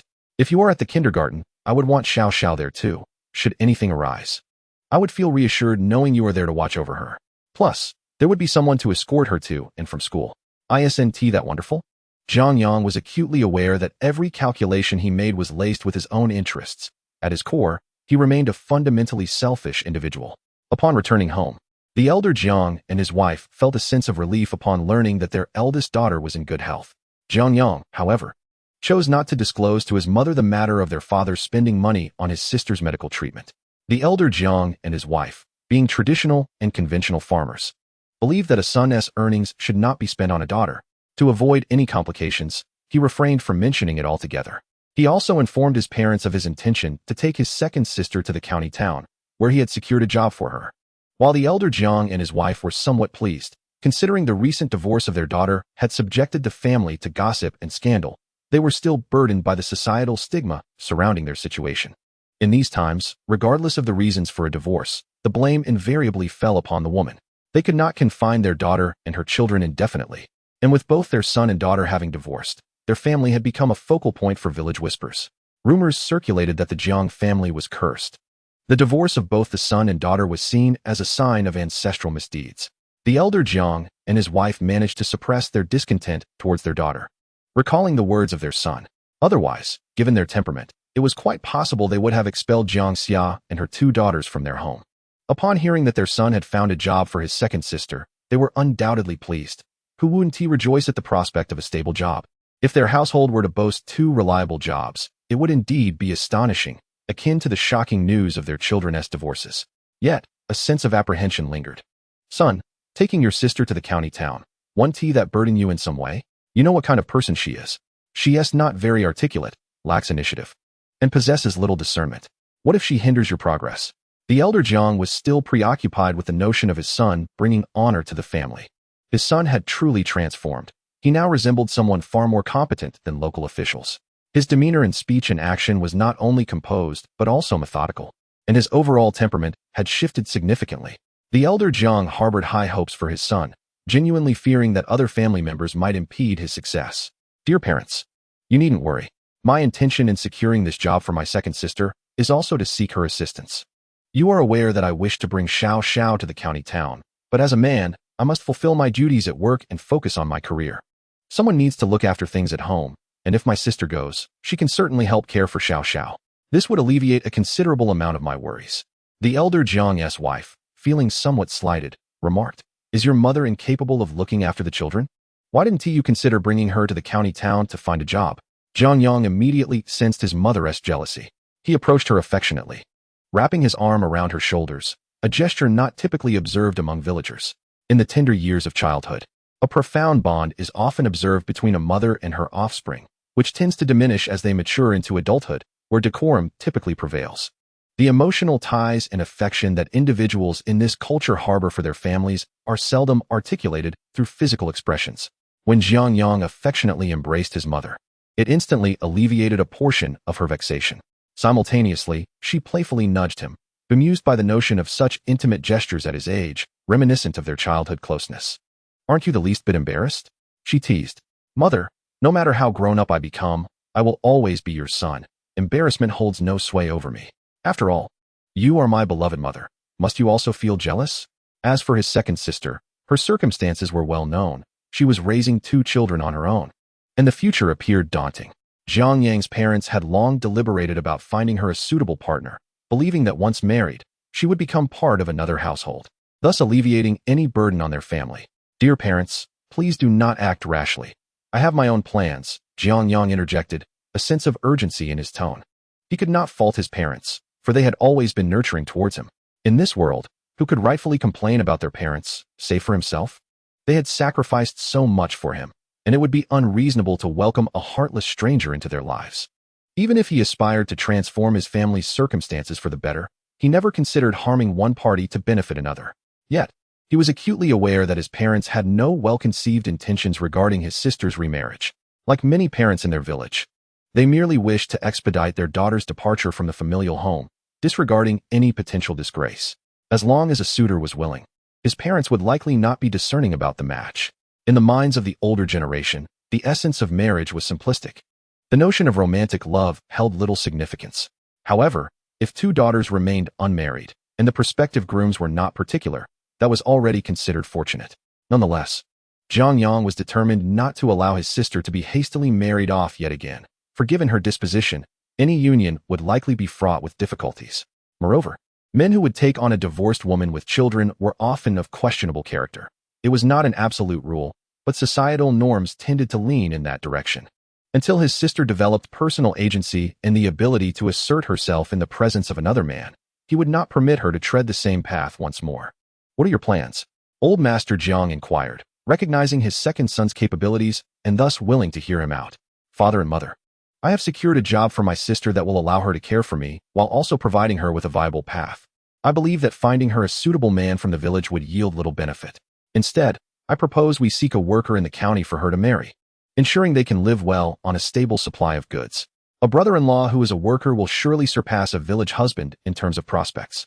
By placing the potential benefits before them, he believed his parents would easily agree with his perspective. As anticipated, upon hearing this, old Master Jiang fell into contemplation, though the matriarch remained somewhat hesitant. Given the demeanor of the second sister, accompanied by two daughters, which worker from the city would take notice of her? Mother, You need not concern yourself with this. I assure you that I will manage everything and spare you the worry. Jiang Yang promptly took charge. Also to prevent our parents from harboring any notions regarding my second sister. Upon hearing her son's words, the old matriarch readily acquiesced. Very well, you are now grown. You may handle matters as you see fit. I shall heed your counsel. The youngest sibling rightly remarked that if her future brother-in-law were indeed a worker, he could provide some support to her. What assistance could men from the village offer her? The old man, however, was quite at ease, primarily due to his son's remarkable conduct. With decisions firmly made, Jiang Xiaoxiao began to busily prepare for their relocation, packing their belongings. Chapter 96. A threat to the eldest sister. On the final day, Jiang Yang visited the hospital and found his sister able to walk along the corridor, supported by her husband, albeit with the aid of a cane. Nevertheless, she appeared to be recovering splendidly, radiating health, a stark contrast to her previous state. Jiang Chun, upon seeing her brother, playfully chided him. You finally had a few days off. You should return home and rest. Why do you keep coming to the hospital? Look at me. Thanks to you, I eat well and live comfortably, with doctors and nurses taking turns to check on me. Haven't you noticed how envious the relatives of other patients are? Why must you come all this way? Especially when it takes hours on a bicycle to travel back and forth. Jiang Chun felt a pang of concern for her brother, who had exerted himself so greatly for their family, making daily treks of such distance. Sister, I must return to work tomorrow, so of course, I had to come today. I also brought the second sister with me. She will be working at the kindergarten here and will help take care of Xiaoxiao. Jiang Yang did not conceal this matter, knowing full well that his eldest sister was not one to be petty about such things. She would never begrudge them in matters like this. The eldest sister spoke earnestly, embodying a self-sacrificial spirit, dedicating her life to family, parents, children, and siblings, without ever doing anything for herself. It would be beneficial for the second sister to join you in the county, sparing her from the village's gossip.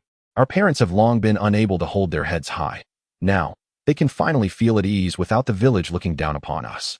Upon hearing that the second sister had secured a job, Jiang Chun felt genuine joy. Sister-in-law, please be patient. I will find a good opportunity and ensure you both receive formal employment. Liu Jinhu chuckled. Ah, little brother-in-law, so this good fortune extends to me as well? I shall have to curry your favor from now on. Jiang Yang smiled. Brother-in-law, that sentiment is misplaced. We are family.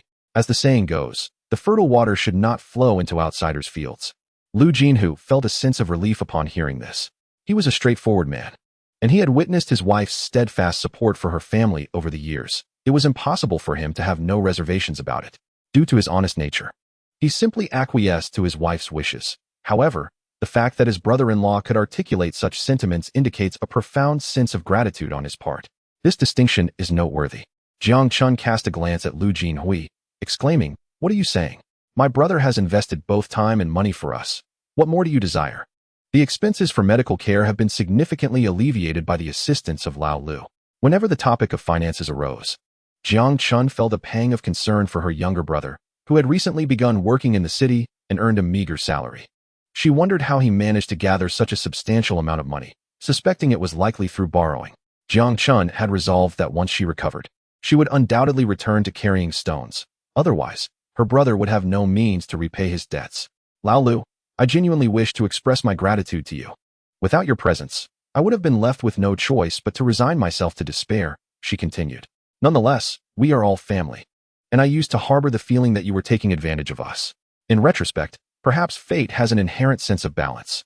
Your sister once made sacrifices for you, and now you are repaying us in kind. I am truly thankful for the sacrifices she made. Brother-in-law, refrain from such sentiments in the future. We are all family now, Liu Jinhui replied. Moreover, I must advise you to be less naive. Your disposition is easily manipulated by my sister. I have a task for you. Once you return home, ensure that my sister remains at rest and does not venture back to the mountains to carry stones. If she dares to defy this, come find me directly. I refuse to believe I cannot manage her.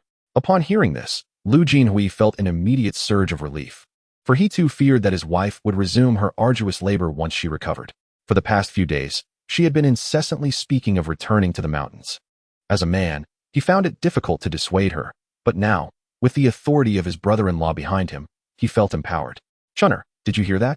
Your brother-in-law has instructed me to keep an eye on you. Jiang Chun rolled her eyes at him. Look at you, so self-important. She then glanced back at her younger brother, appreciating him more with each passing moment. Sister, I implore you not to go back to the mountains. If I catch you, I swear I will resign and return home to farm. Jiang Yang understood how to handle his elder sister, and sure enough, his words prompted an immediate promise from Jiang Chan.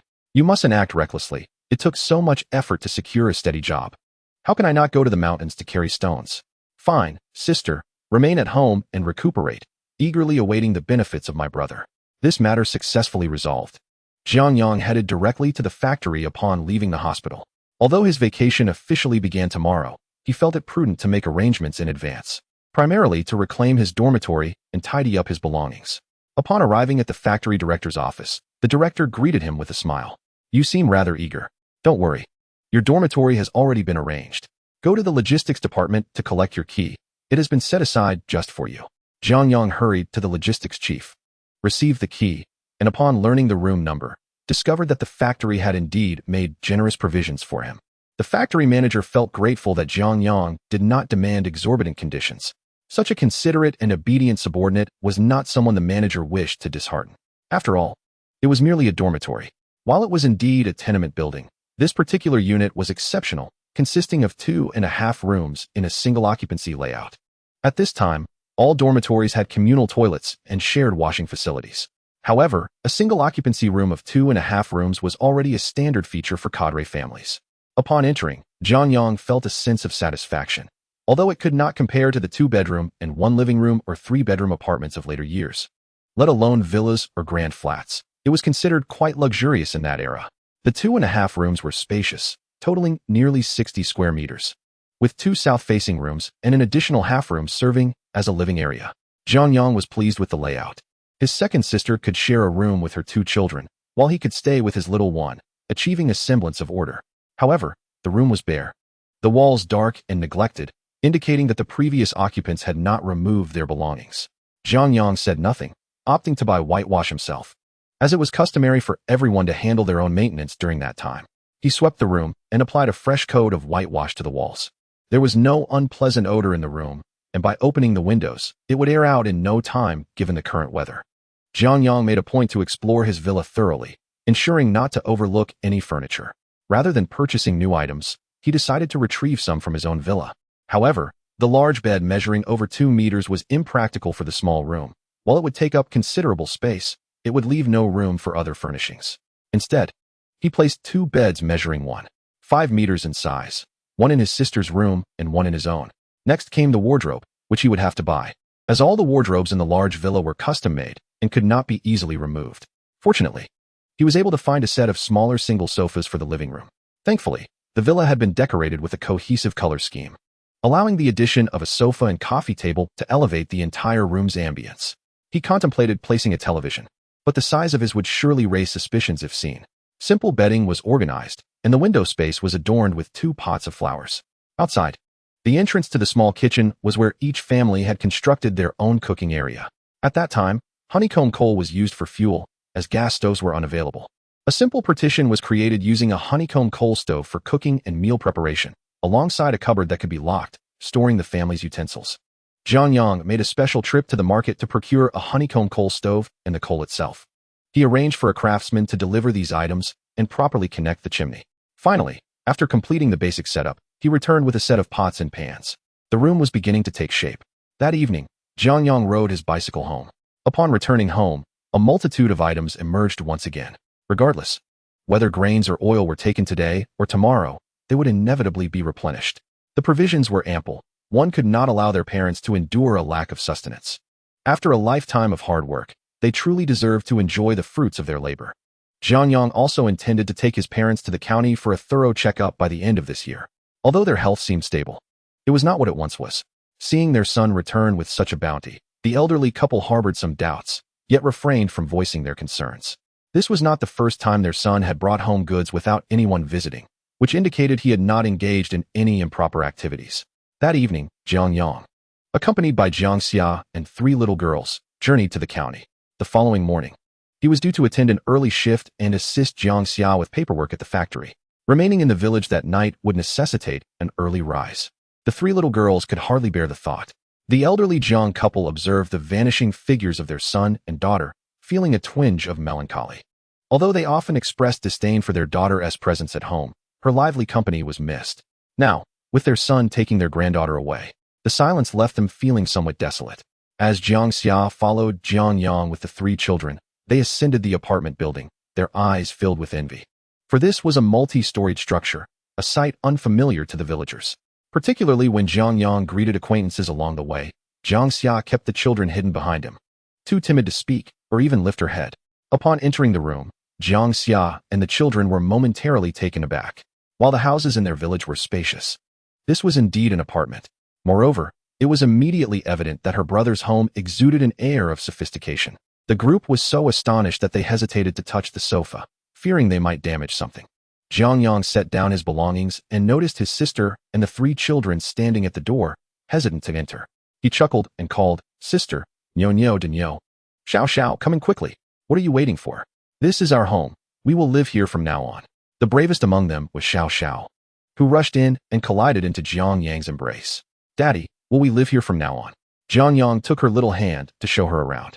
"Yes, we shall reside here. Let me show you our room. You can sleep with me or with your aunt." Upon seeing the splendid large bed, so different from their usual sleeping arrangements, Xiao gleefully leaped onto it. Jiang Yang removed her shoes and placed her on the bed. The little girl, having never experienced a soft mattress, rolled around with delight, exclaiming, "Daddy, this bed is so soft." De Niu and Niu, evidently bolder than Jiang Xiao, were intrigued by the softness of the bed. Upon seeing Xiao bouncing excitedly, they clapped their hands and called out, "Big sister, Niu, come quickly. This bed is perfect for jumping." In a short while, the 3 children were fully engrossed in their play, their favorite pastime being to leap joyfully upon the mattress. Meanwhile, Jiang Xiao, due to the presence of the children, finally felt free to close the door and meticulously inspect the room, as if in a dream. While tidying up, she cautiously inquired of Jiang Yang, "Is it inappropriate for me to stay here with you? I have heard that the factory provides dormitories. Could you perhaps apply for one for me? I could stay there with the children. Typically, I could help you by picking up and dropping off the kids. But if I live here, how will you ever find a wife? Who would want to live with someone who has their sister along?" "Dear sister, do not fret unnecessarily. The factory's single dormitories usually accommodate 8 people in a room. How would you manage living with 2 children? You would only end up being disliked by everyone." Jiang Yang replied, understanding his sister's concerns. However, he had no plans for marriage at present, so allowing his sister to reside in the room was perfectly acceptable. Besides, he did not intend to stay there for a lifetime. This room was merely a starting point. Upon hearing that the dormitory housed 8 individuals, Jiang Xiao promptly dismissed the idea, realizing the impracticality of her situation with the children. With deft hands, she tidied the room once more. Jiang Yang then took her to see the water room and the restroom, which were unlike anything Jiang Xiao had encountered in the countryside. It was a revelation to her that water could flow directly from the faucet, making it convenient for washing her face, feet, and clothes. The restroom was also vastly different from the primitive facilities at home. In essence, every corner of this place brimmed with wonder, starkly contrasting with village life. After a quiet night, the next morning, Jiang Yang first needed to report to the cafeteria before accompanying his sister to complete her paperwork at the factory, followed by dropping the 3 children off at kindergarten. The day was a whirlwind of activity. After her registration, Jiang Xiao was assigned to the kindergarten, and all 3 children were enrolled as well. However, they would not begin attending until the following day. Jiang Xiao was assigned to work in the kindergarten's cafeteria, primarily due to her lack of education and inability to read, which could pose challenges in caring for the children. Jiang Yang did not comment further on this matter. He recognized that his sister's limited education was a drawback, but he intended to devise a plan to help her. As there were no night schools available at that time, he resolved to teach her gradually at home, ensuring she would no longer bear the label of illiteracy. His aim was not for her to attain a high level of education, but to at least possess some competitive edge. Once Jiang Yang had settled everything, he returned to work in the cafeteria. Chapter 98. Holding One's Breath. Upon his return, Jiang Yang was greeted with joy by Zhao Desheng and Jiang Xiao. Zhao Desheng immediately grasped Jiang Yang's hand, exclaiming, "You rascal, you have finally returned. I trust you had a good rest? By the way, how have things been lately?" Jiang Yang was surprised to find that Zhang Dashan had yet to make an appearance in the cafeteria, despite a week having passed since the incident. Could it be that Zhang Dashan doesn't want to come back to work? Zhao Desheng chuckled at the thought. "Do not ask anything. Let's get to work first. After we finish for the day, I will return to your dormitory, and we shall share a drink," allowing me to elaborate slowly. Zhao Desheng is rather pleased with himself. Once their tasks were completed, Zhao Desheng and Jiang Xiao visited Jiang Yang's dormitory, while Su Shuhui and Zhao Jiangwo returned home. The mother and son were unlike their usual selves today, having brought back dinner. They had enjoyed braised pork ribs for lunch, hence they had filled a large container, leaving them with 2 boxes of food. It was a rare occasion for the family to indulge in meat. The atmosphere in the Zhao household had not been particularly harmonious lately. Both parents were away during the day, and upon their return at night, they initially left the door open for each other, but eventually, the door was locked tight. Were it not for Zhao Jianping and Zhao Jianhua, who opened the door daily upon hearing the calls, they might have found it challenging to enter. Su Shui intended to clarify matters with her husband, as they were now considered formal workers in the cafeteria. However, her husband, in his stubbornness, often ignored her, locking the door at night. The couple had not seen each other even once in 10 days. Upon their return home, they found the door once again securely locked. Familiar with their surroundings, they called out Zhao Jianping's name. He slipped out, opened the door, and whispered, "Mother, elder brother, you're back." Today, third uncle and father were inside, muttering about something. Father seemed quite angry, saying he would deal with you and elder brother. Please be cautious. Recently, mother and elder brother had been bringing delicious food back for them, and they felt their current lives were better than before. The entire family gathered for meals, yet their grandparents tended to favor third uncle more, leaving the siblings at a disadvantage. In terms of meals, they often found themselves shortchanged, as the portions served to them by their grandmother were noticeably less than those given to third uncle's children. However, it was unreasonable to quibble over mere food with their grandmother. Even if they did confront their grandparents, their father would invariably side with the grandmother, leaving them feeling wronged. Thus, although the siblings were older than third uncle's children, they appeared quite thin and small. Nonetheless, the past 10 days had instilled a sense of hope in them, as mother and elder brother returned each night with delightful treats. Not only did these provisions fulfill their nutritional needs for the following day, but sometimes they even felt no hunger at all, unlike their father, who seemed preoccupied with distributing good things solely to their grandparents and third uncle. Mother and elder brother showed a different consideration. The feeling of indulging in such delights was a source of joy for them. Psychologically, they felt a twinge of guilt. Yet emotionally, they found it immensely satisfying. Although they often faced their father's disdain, they remained protective of elder brother and mother, believing their father to be somewhat irrational. They immediately whispered the news. Su Shui glanced at their darkened home, where her husband had taken up a domineering stance. In the presence of his parents and third uncle, he was a model son and brother, showing little regard for the well-being of his wife and children. Su Shui initially desired to accompany her second son, fully aware of his character and that of his wife. Despite the fact that her daughter-in-law often leaned on her family, the couple's nature was not inherently malicious. Shui had hoped to repay a debt of gratitude, yet unexpectedly, her second son provided her with delightful news. Both of her eldest son's employment opportunities had been secured, with all necessary paperwork completed. They were now classified as formal workers within the factory. Working in the cafeteria not only offered financial remuneration, but also ensured they were well fed, allowing them to even provide some support for their children. With newfound confidence, Shui expressed that she felt resolute and empowered. These 10 days were ample time for her to chart her future course. She had already conferred with her eldest son, deciding they would align themselves with Zhao Desheng and firmly grasp Jiang Yang's coattails. Just look at Jiang Yang's remarkable success. Having only worked in the cafeteria for a couple of months, he had already established himself and even managed to bring his sister-in-law and sister into the fold. Such a feat is commendable, and his ability to navigate the complexities of foreign relations is noteworthy. Provincial and municipal leaders alike praised Jiang Yang. Who could rival such skill? Shui's previous grievances towards her second son's wife dissipated in an instant as she gained clarity. Jiang Xiao undoubtedly recognized her brother's worth, hence her diligent support for him. Witnessing her brother's benefits, she was generous towards her sister as well, allowing the entire family to bask in the glory. For this reason alone, Shui felt fortunate to have such a capable brother. Had she possessed one herself, she would eagerly reclaim all belongings from her in-laws.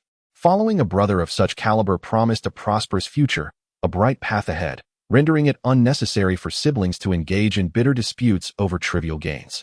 Having resolved her intentions, she set about her tasks with remarkable efficiency. Without a glance towards the neighboring room, she took her son and entered her daughter's quarters. In truth, Zhao Laoda was already awake, simmering with frustration and awaiting his wife's return to confront her. When he heard the knocking, he had been sitting there, preparing for a confrontation. To his surprise, his wife and son entered without the customary knocking or conversation, bypassing their usual pleasantries. Zhao Laoda's irritation mounted as he recalled the words of his third brother earlier that day.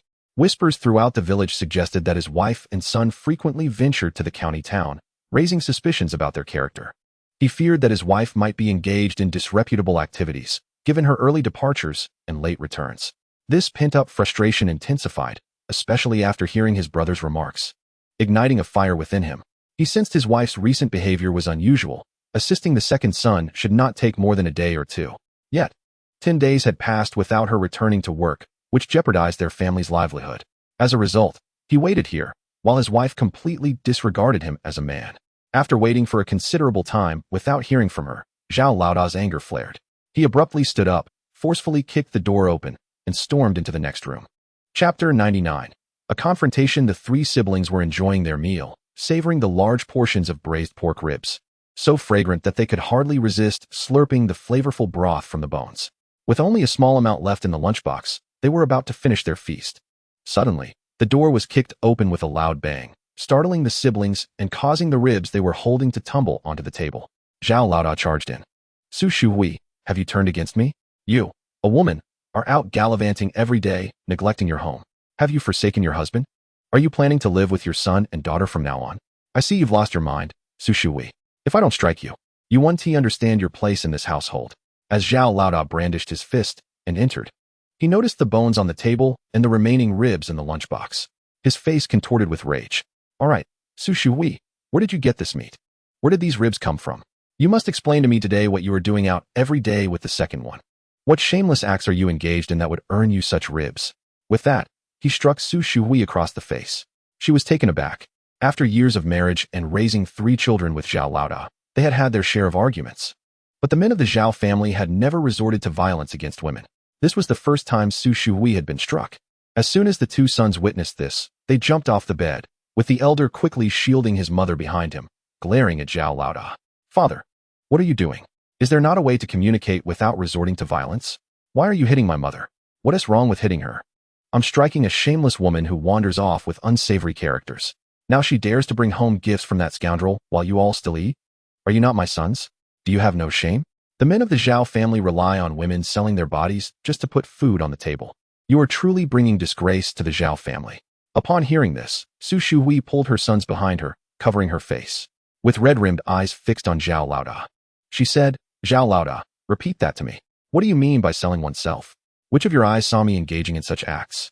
You leave the house at dawn and return in this state. Do you still have the audacity to claim it's not for selling? What kind of legitimate job demands such hours? Besides, while your own husband and children are here, you choose to serve outsiders. How can you say that? Zhao Laoda, stop spewing nonsense. I am working legitimately in the cafeteria. Working? Do you think I'm unaware? No respectable cafeteria would employ you. Just look at you two. What do you think you can deceive me with, second brother? I shall tell you, I am still going to find him. He is out there playing matchmaker for his sister-in-law, seeking clandestine affairs, and placing a proverbial green hat upon his elder brother's head. I will not rest until I confront him. Today, I shall end him. As soon as the words left his mouth, he received a resounding slap across the face. Zhao, the elder brother, had never anticipated that his wife, who, despite her fiery temperament, had never laid a hand on him, would strike him so fiercely. The blow was substantial, and with her long nails, it left 5 deep scratches upon his cheek. Before he could fully comprehend what had transpired, he was met with another slap on the opposite side of his face. Su Shuhui lunged at him, fully aware that she could not match her husband's strength. But her surprise attack was her advantage. You scoundrel! How dare you slander your wife and malign your own brother? Is your mouth filled with filth? If you cannot articulate, allow me to teach you how. Zhao was momentarily stunned by his wife's audacious actions as she clawed and scratched at his face. Anger surged through him. He had never been assaulted in such a manner. Recalling the words of his younger brother, he realized that if he did not rein in his wife, their household would be utterly ruined. The thought of her disgraceful actions ignited his fury further. He swung a fist towards her. You shameless woman! How dare you strike your husband? Do you believe I will not break your legs today to prevent your escapades? Had that punch landed on Su Shuhui, it would have surely left her bruised and bloodied. However, their eldest son, Zhao Jiangwo, could not stand idly by. Taller and sturdier than his father, built from years of labor, he rushed to defend his mother, seizing Zhao's fist. The pain etched across Zhao's face as Jiangwo tightened his grip. You insolent wretch! What do you think you are doing? Do you dare to raise a hand against your father? Jiangwo snorted and released his grip. Father, you are of an age to know better than to listen to idle gossip. My mother and I were merely heading to the county's canteen to work. Yet you insist on casting such aspersions upon her. How does that reflect upon your own dignity? It is the dead of night, and your shouting has awakened the neighbors. Is this how you seek to honor our family? At that moment, the elderly matriarch and Zhao's younger brother burst into the room. The matriarch, nearly thrown off balance by her son's forceful entrance, glared at Zhao Jiangwo. You rebellious child. How dare you lay hands on your father? On what grounds do you think you can challenge him? A disobedient son deserves nothing less than divine retribution. Is your father wrong? How can you still speak of your mother after her disgraceful actions? We, the Zhao family, will not tolerate such a shameless woman. Elder brother must divorce her. We cannot accept a woman of such low character. Zhao's younger brother's wife chimed in smugly. Sister-in-law, this is where you have gone awry, engaging in such shameless acts outside, and yet returning home to confront the elder brother. I've witnessed arrogance, but never one as audacious as yours. The sister-in-law was never like this before. It seems someone is emboldening her. Zhao Laosan sneered. Sister-in-law, do not take pride in this. Should you dare to lay a finger on my brother, I will not let this matter rest. Do not presume that the men of the Zhao family are easy to bully. Su Shuhui glared at the Zhao family as they cast aspersions upon her, unable to contain her fury. Zhao Laosan, Zhao Laoda, you must clarify this with me. Who has committed such disgraceful acts? Which of you witnessed it? What evidence do you possess? Zhao Laoda, it is truly remarkable how you can slander your wife. Zhao Laosan retorted defiantly, Sister-in-law, do not play the victim. My brother has not wronged you. What have you been doing up at dawn and toiling late into the night? Chapter 100. A good plan. Su Shuhui replied with a cold smile. I have reiterated several times that these past few days, both Laoda and I have been working at the county canteen. Sister-in-law, spare us your nonsense. We have already inquired. And the county's machinery factory canteen only employs full-time staff. There are not even 2 temporary positions available. Moreover, each position is assigned specifically. Liar claimed he would take you there to work as a chef, but I have learned otherwise. The canteen only has 2 chefs, one named Zhang Dashan and the other Zhao Shiwang, both of whom are training apprentices. There is no mention of a Zhao Dishang. It is evident that you are lying. Furthermore, the last time Liar visited us, he clearly stated it would only be for a week. Yet, how long has it been now? 10 days. Any work should have been completed by now. Sister-in-law, what exactly are you doing in the city? Only you know the truth. And returning home for extravagant meals, do not think we are oblivious. How can one working at the canteen enjoy such lavish feasts daily? It is simply implausible. Upon hearing this, Zhao Laoda felt bolstered by his brother's support and stated confidently, Indeed, you shameless wretch, what have you been up to these past few days? If you do not clarify this with me, I swear, you can return to your family. I no longer desire you. Cease your foul language, Laoda. Why do you join Laosan in humiliating your wife? I shall tell you this. Laoda and I are now official chefs at the machinery factory canteen. We earn a monthly salary of 38.5 yuan, and the canteen provides 3 meals a day. We have already been assigned dormitory accommodations, allowing us to rest during the day. The grain allocation was transferred from our village yesterday. The production team leader is aware. We are now city workers. You claim this is mere rumor. Have you not heard from others in the village? You only heed your brother's words. He twists the truth to his advantage. When he claims something foul is fragrant, do you partake in it as well? This declaration left Zhao Laoda stunned, for his wife's words contradicted everything he had imagined. And in disbelief, he asked, Su Shuhui, have you now learned the art of deception? Unable to find a more credible excuse, who would believe such a farcical one? You simply waltz into the cafeteria of the machinery factory, and because the second brother suggests you can become a permanent employee, you believe it? Whom are you deceiving? If it were that simple, the people in our village would have all secured jobs long ago. Zhao Jiangwo, overwhelmed with anger, abruptly pulled out his work permit from his pocket and slammed it down before his father. Father, if you do not believe me, take a look. This is the work permit from the machinery factory cafeteria. Su Shuhui also produced her work permit, tossing it in front of Zhao Laoda. Zhao Laoda eyed the 2 permits with a hint of trepidation, for they appeared far too authentic. Zhao Laosan stepped forward to retrieve the small booklet from the ground. The red booklet was encased in a plastic cover. Upon opening it, one could see the photographs of Su Shuhui and Zhao Jiangwo, along with their names and job titles. The work unit and position were also noted. Above the photographs, there were embossed stamps and the factory's prominent red seal. Zhao Laosan scrutinized it closely, momentarily dumbfounded. Jiangwo, is this real? He turned to his grandparents and uncle, recalling how the last time the second uncle sought assistance from his father and uncle, they were reluctant to go. My mother and I went instead. The second uncle is now a proper chef in the cafeteria. All 3 of us work as sous chefs under him.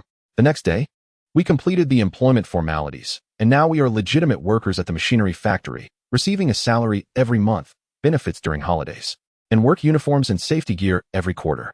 My mother and I are indeed bona fide workers. You need not harbor such petty suspicions." After uttering these words, Zhao Laosan smacked his thigh. "My goodness, how can this be true? Why didn't he, the second brother, clarify things? If it is genuine, why wouldn't he go? Being a worker at the machinery factory cafeteria is a golden opportunity. This matter has completely fallen apart." Zhao Laoda still struggled to believe it, repeatedly pressing for confirmation. "Really? You and your mother are workers now? Impossible. How could it be so easy? I heard it takes at least 2 or 3 years for temporary workers to become permanent employees. How could it be so straightforward? With my second uncle and my uncle Jiang there, of course, it's possible. Do you still think my second uncle is the same as before? He is a capable man. Everyone in the cafeteria respects him, and my uncle Jiang is a prominent figure, recognized by provincial and municipal leaders." Zhao Zhengwo felt a sense of pride, finally having the opportunity to showcase his accomplishments. He had long wished for his family to take pride in his success. But until now, he had lacked the chance. The old lady and the old man were utterly bewildered, as this matter reached an unexpected conclusion. In the main room, the elderly couple sat on the kong, burdened with thoughts. Zhao Laoda and Zhao Laosan sat on a long bench, both appearing somewhat dejected.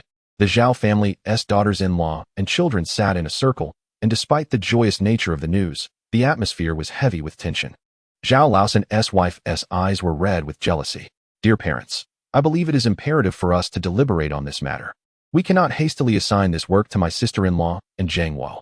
Regardless of the circumstances, such responsibilities ought to be undertaken by the men of the family. My elder brother and the third sibling are not laborers, after all. If we allow my sister-in-law and Jiang Wo to assume the role of workers, the villagers will undoubtedly ridicule our family for disregarding the order of seniority. What do you think, elder brother? This situation is compelling our family to cede the jobs to Zhao Laoda and Zhao Laosan." Zhao Laoda has always been concerned with appearances, and upon hearing this, he seemed somewhat swayed. "The mother of the children and Jiang Wo, you two should go to the cafeteria tomorrow and petition the leaders to allocate this work to me and the third sibling.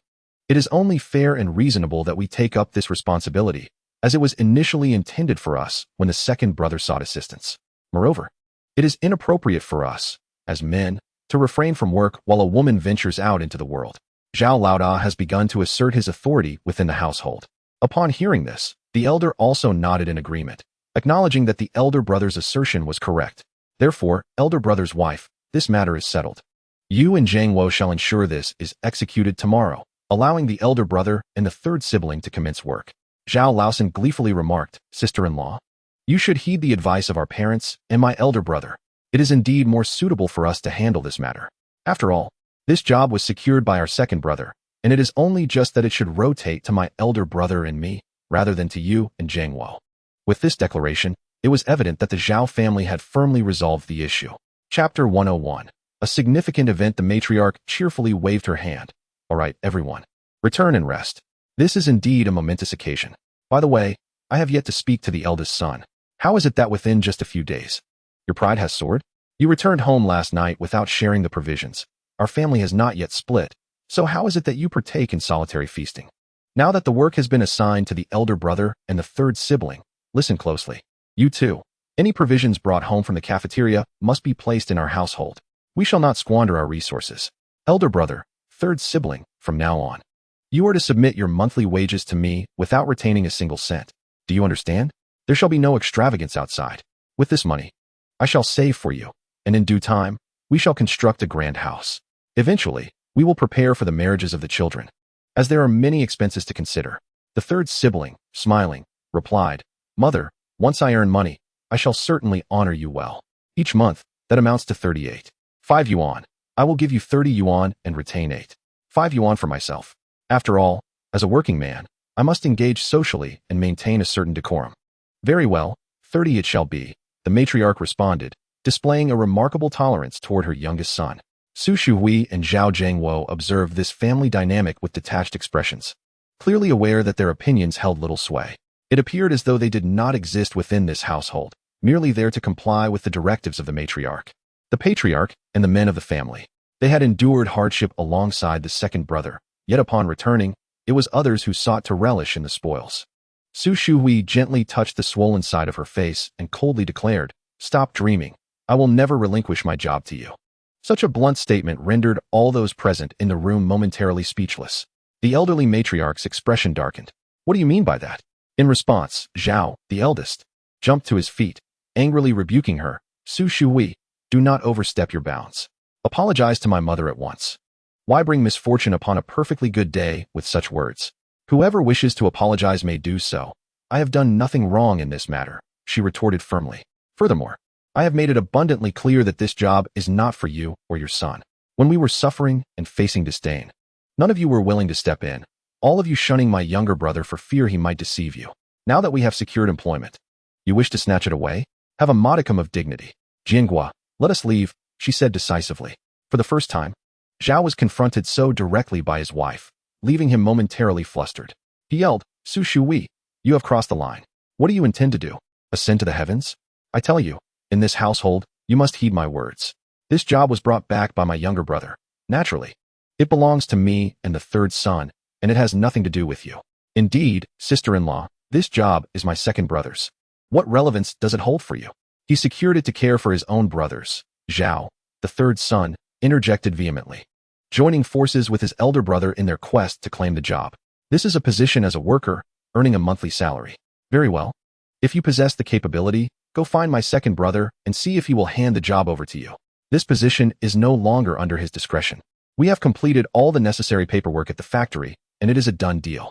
As long as Jiangua and I stand firm, you may as well relinquish any hopes." With her two sons and daughter in tow, Su Shui retreated to their room. Her earlier words were not an act of ingratitude, but rather an attempt to avoid causing trouble for her younger brother, fully aware that the entire family would soon descend upon him. Reflecting on her husband's actions and words filled her with sorrow. As anticipated, the elderly matriarch and patriarch, along with the eldest and third sons, made their way to the home of the second brother.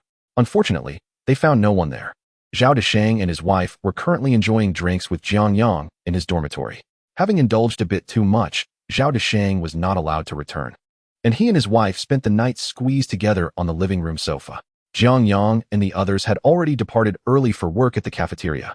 Upon entering the cafeteria, Zhao Deshang noticed the grim expressions on his sister-in-law and Jiangua's faces and inquired, "What is the matter?" Su Shui pulled Zhao Deshang aside, saying, "Prepare yourself mentally. Last night, our parents caused a stir, hoping that the eldest and third would take over our positions. They went looking for you at midnight, but could not find you. I suspect they will certainly seek you out today." Hearing this, Zhao Deshang smiled and reassured her sister-in-law, "Do not worry, focus on your work. I will handle everything. What can they do? Can they dictate the affairs of the steel plant?" With that, Su Shui and Jiangua felt a sense of relief settle in their hearts. Jiang Yang resumed his previous duties, yet he found himself solely responsible for 4 windows. After the departure of Zhao Deshang, he lacked capable personnel beneath him. Contemplating his predicament, he realized he might indeed need to take on a couple of apprentices. Otherwise, he would be left to fend for himself. Before he could finish his shift, the factory director hurriedly arrived with Secretary Feng in tow. Xiao Jiang, Jiang Yang, busy in the kitchen, heard the director's voice, set down his knife, and stepped out. "Director, what brings you here in such a rush? You're sweating profusely. Enough chatter. Take off your apron and come with me." "Where to, director?" "The cafeteria will be serving soon." The director grasped his wrist and pulled him outside. "The cafeteria can manage without you. This is urgent. The provincial leadership has called, and a new group of foreign experts requires your special attention. This was specifically instructed by Director Cheng, and your name was mentioned." Jiang Yang, feeling somewhat dazed, was ushered into a jeep. "Director, you must allow me to inform my family. How many days will I be at the provincial office? I promised my daughter I would pick her up from kindergarten today." The director waved his hand dismissively. "You needn't worry about that. I'll notify your sister shortly. By the way, Secretary Feng, from today on, you will be responsible for picking up Xiao Zhang's daughter. You must also ensure she is delivered home safely, understood?" Secretary Feng smiled and nodded. "Yes, Director." "Comrade Xiao Jiang, from this day forth, I shall exclusively attend to your daughter." Before Jiang Yang could respond, the vehicle sped away, leaving him to close the window to avoid a face full of dust. The director finally exhaled in relief. "Ah, Xiao Jiang, you may very well end up staying at the provincial office. It seems you have made quite an impression on Director Cheng. Xiao Jiang, you are truly fortunate. Mei Hua, don't you have any plans to help your brother win over Jiang Yang?" "I would like to, but you know how my brother is. His foul temper might provoke him to oppose me instead." Chapter 102. A dog's eye sees no gentleman. Jiang Yang was directly taken to the Provincial Foreign Affairs Bureau. As he disembarked from the vehicle, he felt somewhat bewildered. He had envisioned climbing the ranks, but only through his own efforts, aspiring to continue as a billionaire in this lifetime. Being allowed into the cafeteria was merely a means of survival for him. In just 2 months, he found himself standing at the entrance of the Provincial Foreign Affairs Bureau, which surprised him. It appeared that his rebirth had indeed set him on a path that seemed quite different. With a wry smile, he realized he hadn't brought anything with him, arriving almost empty-handed save for the clothes on his back. Walking toward the office building, he recalled the director's instruction to find Director Cheng. Upon entering the building, he was stopped at the entrance. "Comrade, whom are you looking for? You need to register here." It dawned on Jiang Yang that he had overlooked this detail. After registering in the lobby, he was not permitted inside but was instead asked to wait at the door while they called the offices upstairs. After waiting for nearly 2 hours, Jiang Yang found it increasingly difficult to remain standing. The primary reason for his discomfort was that he had not eaten or drunk anything during his long journey. The drive from their small county to this place had taken almost 10 hours. As evening descended, it was evident that people were preparing to leave work. Naturally, he understood that the director, being a person of considerable responsibilities, had many appointments. After all, he was merely a humble cook. However, enduring this prolonged wait without sustenance was undeniably trying his patience. The staff at the registration desk regarded him with a semblance of sympathy. At that moment, a young man appeared, carrying a briefcase and about to exit, when a colleague from the registration desk called out to him. "Secretary Liu, Oldly, you just started your shift. What brings you here?" Secretary Liu, in his 20s, clearly held a position of distinction. As Jiang Yang sized him up, Liu's gaze fell upon Jiang, and upon noticing his chef's attire, a flicker of disdain crossed his face. "Secretary Liu, this is Comrade Jiang, here to see Director Cheng. I called your office earlier and was informed by the director himself to have him come from the county. How shall we proceed?" Jiang Yang felt a wave of gratitude towards old Li, who, despite being a mere clerk, had taken the initiative to help. If not for the two of them having shared a significant number of cigarettes, old Li might not have dared to speak up. Upon hearing Jiang's words, Secretary Liu appeared to have a moment of realization, suddenly slapping his forehead. "Perhaps our team leader forgot about this. Yes, there is indeed such a matter. What is your name?" "My surname is Jiang, and my given name is Yang. The director has already left for the day. How about this? You can find a place to stay for the night, and tomorrow morning, I will inquire with the director about your arrangements." With that, he turned to leave. Jiang Yang hastily interjected, "Secretary Liu, I am not from this area, and I have brought nothing with me. Would it be possible for you to arrange a temporary place for me to stay, even if it's just in the dormitory?" Jiang Yang felt compelled to speak up. In these times, one could not simply roam the streets in search of a guest house or hotel without a letter of introduction. Lacking such documentation, he could easily be mistaken for a drifter. Thus, he had no choice but to make his request. Secretary Liu's demeanor grew somewhat impatient. "Comrade Jiang, we are still unclear about your situation, and the director has not given any instructions. I cannot just casually arrange for you to stay in the dormitory. You will need to find a way to resolve this predicament on your own." He waved dismissively at Old Li. "All right, Old Li, I'm off for the day." As Jiang Yang watched Secretary Liu depart, he realized that although Director Cheng had intended to bring him on board, this was a serious matter akin to meeting the King of Hell while dealing with troublesome spirits. He considered returning to his county in defiance, but he knew this was not the time for such bravado. In these times, a mere word from the director could just as easily send him back to where he came from. He was but a mere individual who could not afford to offend such powerful figures. Thus he endured the situation with patience. However, Secretary Liu's demeanor was indeed frustrating. Jiang Yang contemplated that one day he would have his revenge. Old Li felt a twinge of guilt. After all, Jiang Yang had just shared a half box of fine cigarettes with him. "Xiao Jiang, look at this predicament. Perhaps you should consider finding a temporary solution. If all else fails, you could spend the night at the train station on one of the reclining chairs. Just come early tomorrow morning, and before I finish work, I can call the secretary's office to sort this out for you." Jiang Yang, upon hearing this, could only nod, his face devoid of any signs of discontent. And he replied gently, "Comrade Old Li, thank you. I shall head to the train station now." As he waved goodbye to Old Li, the latter felt increasingly unsettled. The secretaries upstairs looked down upon others, taking advantage of their positions as the director's aides, showing blatant disregard for those below them, especially individuals from the county or rural areas. Yet, he too was merely a staff member at the registration office, unable to effect any change. Exiting the Foreign Affairs Bureau, Jiang Yang exhaled deeply, though he felt a heavy sense of frustration in his chest. What could he do? Such was life in these times. After some contemplation, it seemed he truly had to go to the train station, where the reclining chairs could suffice for a night's rest. But first, he needed something to eat. He checked the money in his pocket. Thankfully, he had a space. If only he could sleep there for the night. He would not have to endure the discomfort of the train station. But that was not an option, was it? Jiang Yang thought for a moment, noting that the buses were already halting early, so he decided to take a public bus to the train station.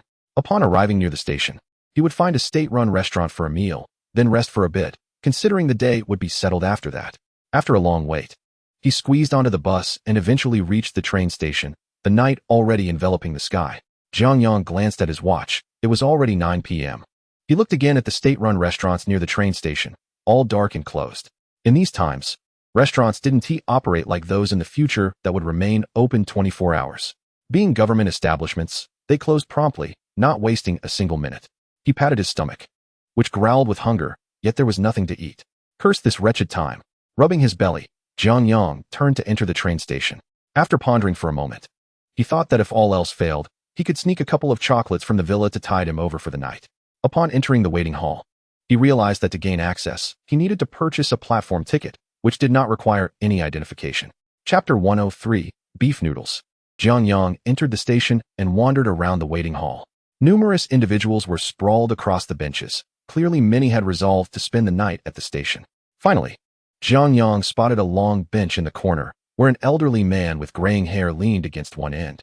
The other side was free, just enough for one person to sit. The other areas are now crowded with people. It seems I must wait until midnight when most commuters have departed before I can find some space. For now, I must make do. Jiang Yang has found a corner to sit beside an elderly man. He feels both hungry and thirsty, and the weather is quite unpleasant. It turns chilly at night, and there is no warmth in the hall at this hour. Jiang Yang touches his thin coat and inwardly curses his misfortune. Today, while working in the cafeteria, he had removed his coat to wear his work attire, only to be unexpectedly summoned by the factory manager, leaving all his belongings behind. Now he is nearly freezing. This situation is untenable. He was already shivering from the cold earlier on the road, his teeth chattering. After contemplating, he decided he must remain inconspicuous, and thus he headed straight for the restroom. Upon closing the stall door, Jiang Yang took a deep breath, then entered his own sanctuary. Rummaging through his belongings for quite some time, glancing at his wardrobe, he sighed heavily. Unfortunately, all his clothes are too extravagant and ill-suited for this era. People in this time are clad in cotton overcoats or military jackets, with styles that are, to put it mildly, quite dated. Even casually selecting an outfit would be conspicuous. However, it is cold. There is no room for hesitation. He first slipped into thermal underwear, then donned a woolen sweater and woolen trousers. His chef's attire had to be discarded. Once he had changed, Jiang Yang grabbed a backpack, the most unremarkable black one he could find. He stuffed his work clothes inside, then searched for a thermos, as hot water is essential in this weather. After a considerable search, he finally unearthed a down jacket. The black down jacket is a mystery as to when it was purchased. It looked rather unappealing when he first acquired it, prompting him to abandon it in a corner long ago. Fortunately, the storage room is filled with items he has bought, but never unwrapped. Sifting through these neglected belongings, he was able to find something of use, such as this down jacket. Initially deemed plain and even somewhat unattractive, it surprisingly looks quite fashionable now. Jiang Yang cannot help but admire his own resourcefulness. Once he donned the down jacket, warmth enveloped him instantly. Next, he needed to address his hunger and thirst. Jiang Yang made his way to the villa's kitchen. Typically, he would retrieve items directly from the villa, but today the cold at the station has been unbearable. After effectively freezing outside for an entire day, he is in desperate need of a warm meal. Jiang Yang contemplated testing the kitchen to see if he could prepare food. Surely a warm meal is preferable to mere chocolate. Had he not been this hungry, he wouldn't have considered this option. Jiang Yang knows how to cook. Being from this era, it is improbable that he would lack such a skill. As he ignited the kitchen's gas stove, a smile spread across his face. It seems the kitchen is indeed functional. Now he just needs to see if he can take the prepared food with him. There is no need for further words. Upon opening the double doors of the refrigerator, Jiang Yang couldn't help but smile, appreciating the meticulous organization maintained by the housekeeper he employed, alongside the professional chef preparing meals. The refrigerator was stocked with an array of neatly arranged items, including numerous semi-finished products, all conveniently accessible for Jiang Yang to enjoy during his late-night returns.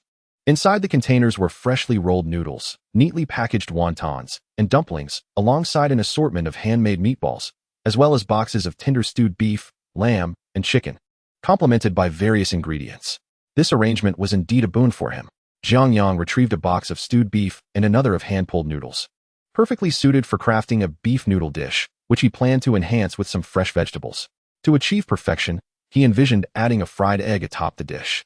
Without hesitation, he poured the beef broth into a pot, preparing to boil the noodles, while seeking out the largest stainless steel bowl in the kitchen. The combination of beef noodles was undeniably exquisite. He lifted the noodles from the pot, ladled the savory broth over them, and generously topped them with tender chunks of stewed beef.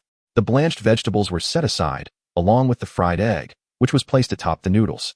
A sprinkle of chopped scallions and cilantro was added, followed by a generous drizzle of spicy chili oil. Perfection achieved. Jiang Yang, cradling the large bowl, seated himself at the kitchen table, ready to indulge. However, 5 minutes later, he gave up. The tantalizing meal lay before him, yet he could not manage a single bite.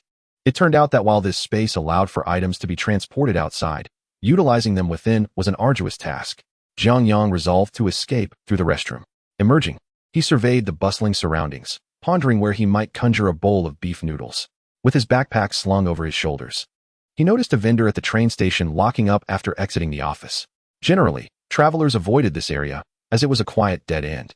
Leaning against the wall, Jiang Yang waited for the staff to leave before finally bringing forth that bowl of beef noodles.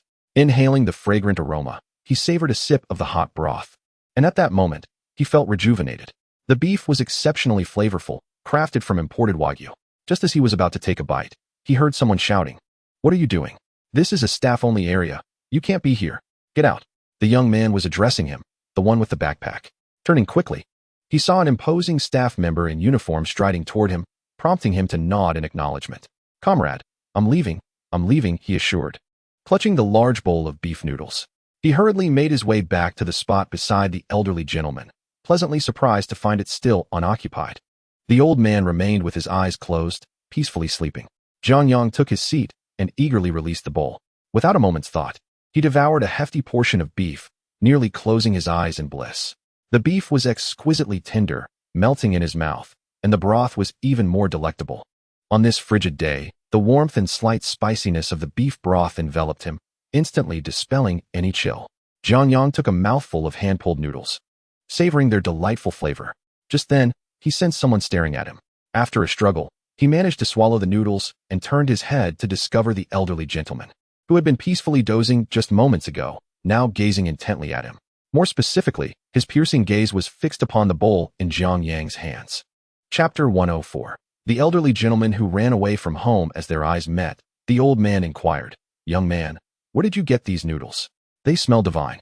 Jiang Yang hastily shifted to the side, aware that if the elder leaned in any closer, saliva might drip into his bowl.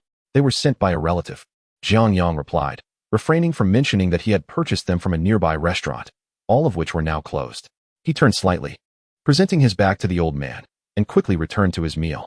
However, just as a piece of beef entered his mouth, he felt a gentle tap on his shoulder.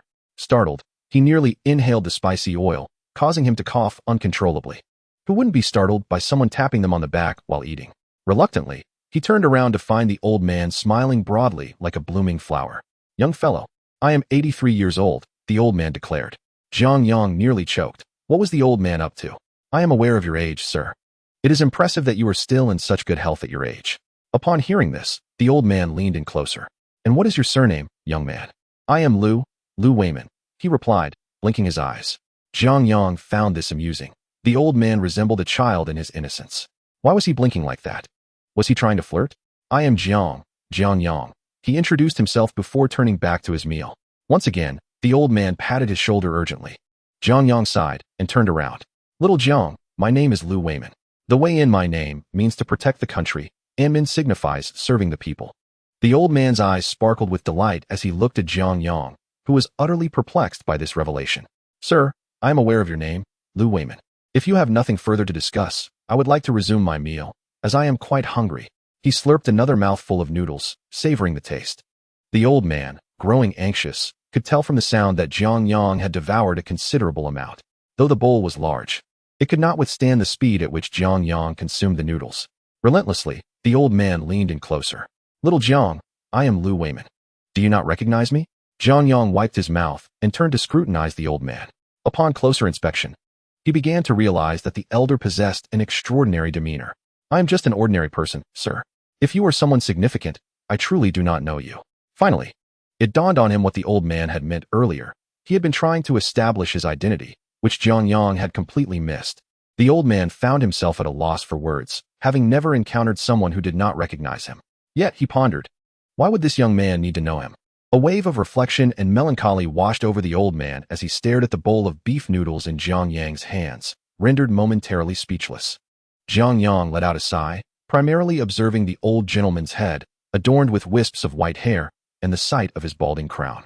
Recognizing the age of this venerable figure, it was evident that he must have been someone of significance, a person who had once risked life and limb, contributing to the foundation of the new society. The old gentleman's intentions were transparent. He had set his sights on Jiang Yang's bowl of beef noodles. Without further ado, Jiang Yang willingly extended the bowl towards him, saying, "Old sir, the beef noodles are still warm. Why not share a few bites? Let us not be picky. We can simply enjoy this bowl of noodles together."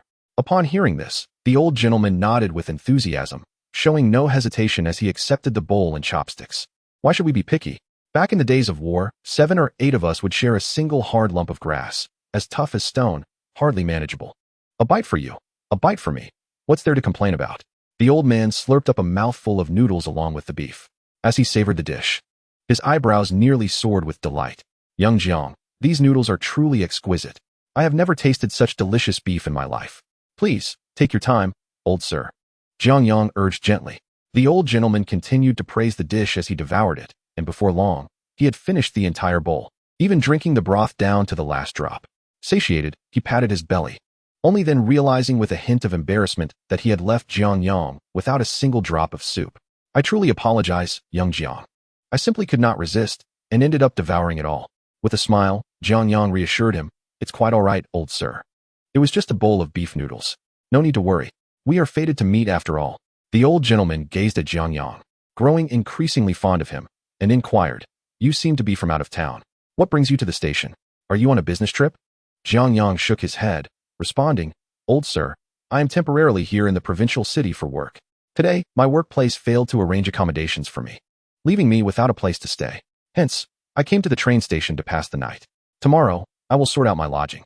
After all, the old gentleman did not know him, and what he said would unlikely reach the Foreign Affairs Bureau. Upon hearing this, the old man's expression turned sour with indignation. "How could they do this? They summoned you here, yet neglected to provide proper arrangements. You're a young man, unfamiliar with this place, forced to sleep at the train station. Their attitude is unacceptable. Old sir, while you speak of my plight, what about yours? From your accent, you seem to be a local. Why are you here at the train station, causing a stir? You could at least make room for us out-of-town visitors."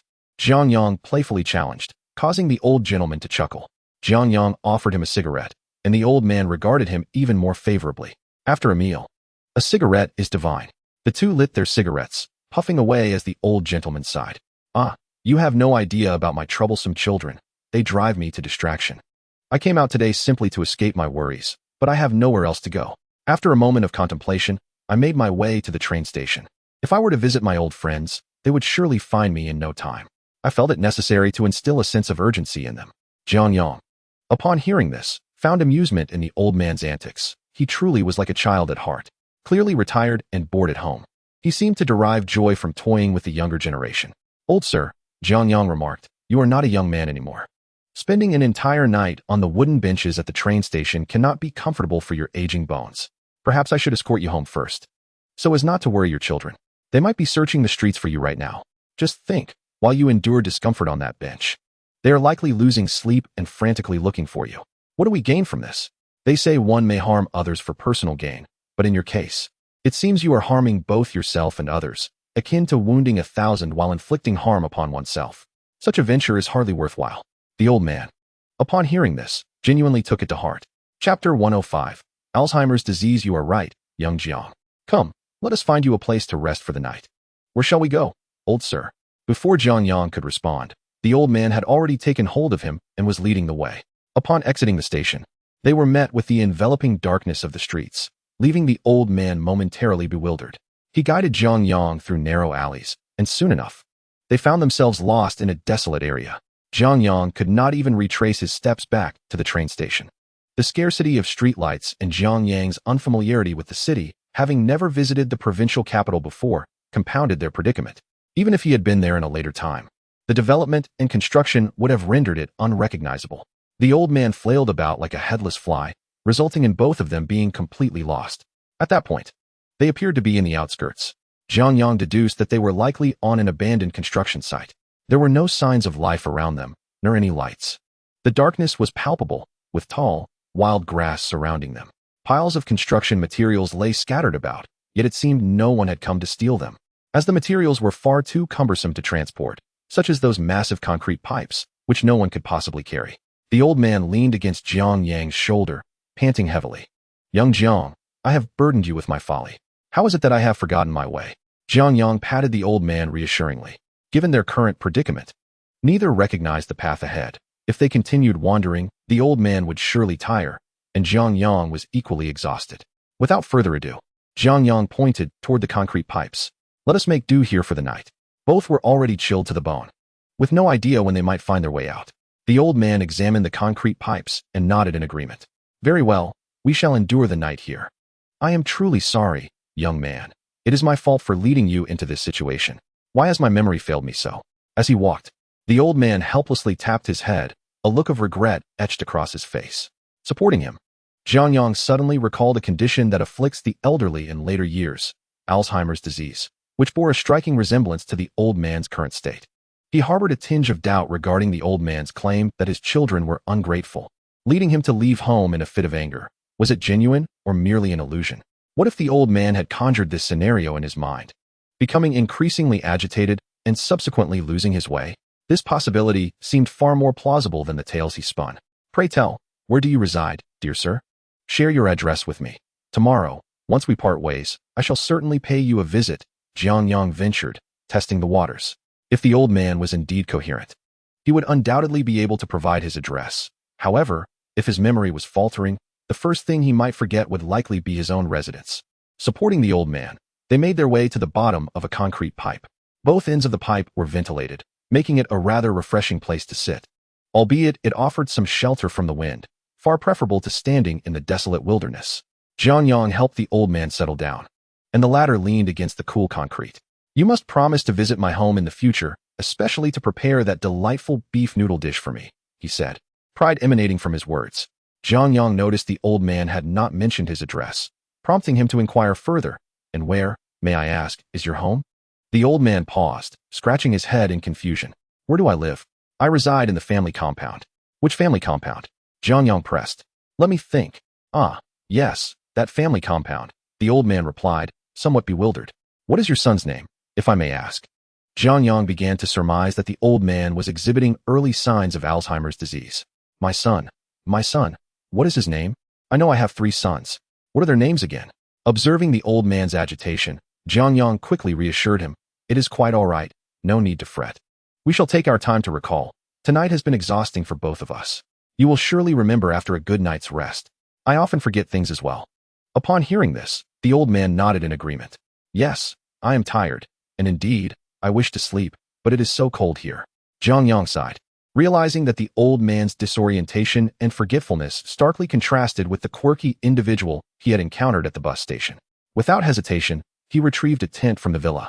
Given the old man's poor memory, even if they set up the tent and slept, he might very well forget everything come morning. In a twist of fortune, it was perhaps for the best, otherwise he would have hesitated to produce such items. After all, no one would notice a tent pitched within the concrete pipe in this secluded area, nor would anyone venture out in the dead of night to check for inhabitants. He simply erected the tent, laid out a sleeping bag for the old man, who then removed his coat and comfortably nestled within the sleeping bag. Within moments, he was sound asleep. Jiang Yang observed the old man drifting off and couldn't help but shake his head in resignation. What a situation. He truly benefited from the old gentleman's presence. Had it not been for their remote location, he would not have dared to act so boldly. This was certainly preferable to the wooden benches at the train station. After pitching the tent, he nestled into his sleeping bag. The gear they possessed was designed for high-altitude climbing, and the sleeping bag's ability to retain warmth was beyond imagination. Although the temperature outside was frigid, the interior of the tent remained comfortably warm, allowing both to drift into slumber. Jiang Yang could not shake off the concerns that lingered from the reports he had heard. Rising early, he stepped outside into the still dark morning. He set up a portable alcohol stove to heat water for washing his face and brushing his teeth, while also preparing a warm meal. The old gentleman, roused by the enticing aroma, opened his eyes. Forgetting about his morning routine, he hurriedly approached the food. What a delightful fragrance! Jiang Yang helped the old man wash his face and rinse his mouth before serving him a generous bowl of lean meat porridge. The old gentleman, with a hearty appetite, devoured not only 2 large bowls of porridge but also 4 egg pancakes. Jiang Yang had to intervene to prevent him from overindulging, fearing for his well-being. Once they packed up the tent and sleeping bags, the events of the previous night felt as if they had been a mere dream. The old gentleman seemed completely oblivious to what had transpired. Nevertheless, Jiang Yang felt a sense of responsibility for him and could not simply leave him alone while he went to work. He resolved to escort the old man back home, but he had no knowledge of his address. Facing the morning light, Jiang Yang led him to the nearest police station. Chapter 106. Director Chung attends a meeting. What he initially thought would be a straightforward matter turned complicated when the old gentleman was unable to articulate his home address. Yet, he insisted vehemently that Jiang Yang was his son. Jiang Yang provided the old man's name and clarified that he had no familial connection to him. However, the police were skeptical, suspecting that he had intentions of abandoning his somewhat senile father. Jiang Yang found himself lacking any substantial proof. He did not even possess a letter of introduction. In this day and age, merely presenting an identification card was insufficient to establish one's identity. What was required were household registration documents or letters of introduction. These served as accurate passes. Otherwise, a work ID would suffice. Unfortunately, he had none of these. It was only due to the old man's insistence that Jiang Yang was his son that he was not mistaken for a vagrant and detained at the station. Emerging from the police station, both men looked disheveled. An officer regarded Jiang Yang earnestly, stating, "Comrade Jiang, regardless of how your father may be afflicted, he is still your father, who has raised you. How could you treat him in such a manner? You must take good care of him. Should we find that you abandon him, I assure you, we will not let you off lightly." Jiang Yang managed a wry smile, taken aback by how the situation had escalated. He had unwittingly acquired a father, yet he found himself unable to prove his own identity. With a resigned expression, he decided to take the old gentleman to the Foreign Affairs Bureau to report their situation. As soon as Director Chung reports back and organizes everything, he will be able to issue a letter of introduction. This will enable him to take the old gentleman to the police station.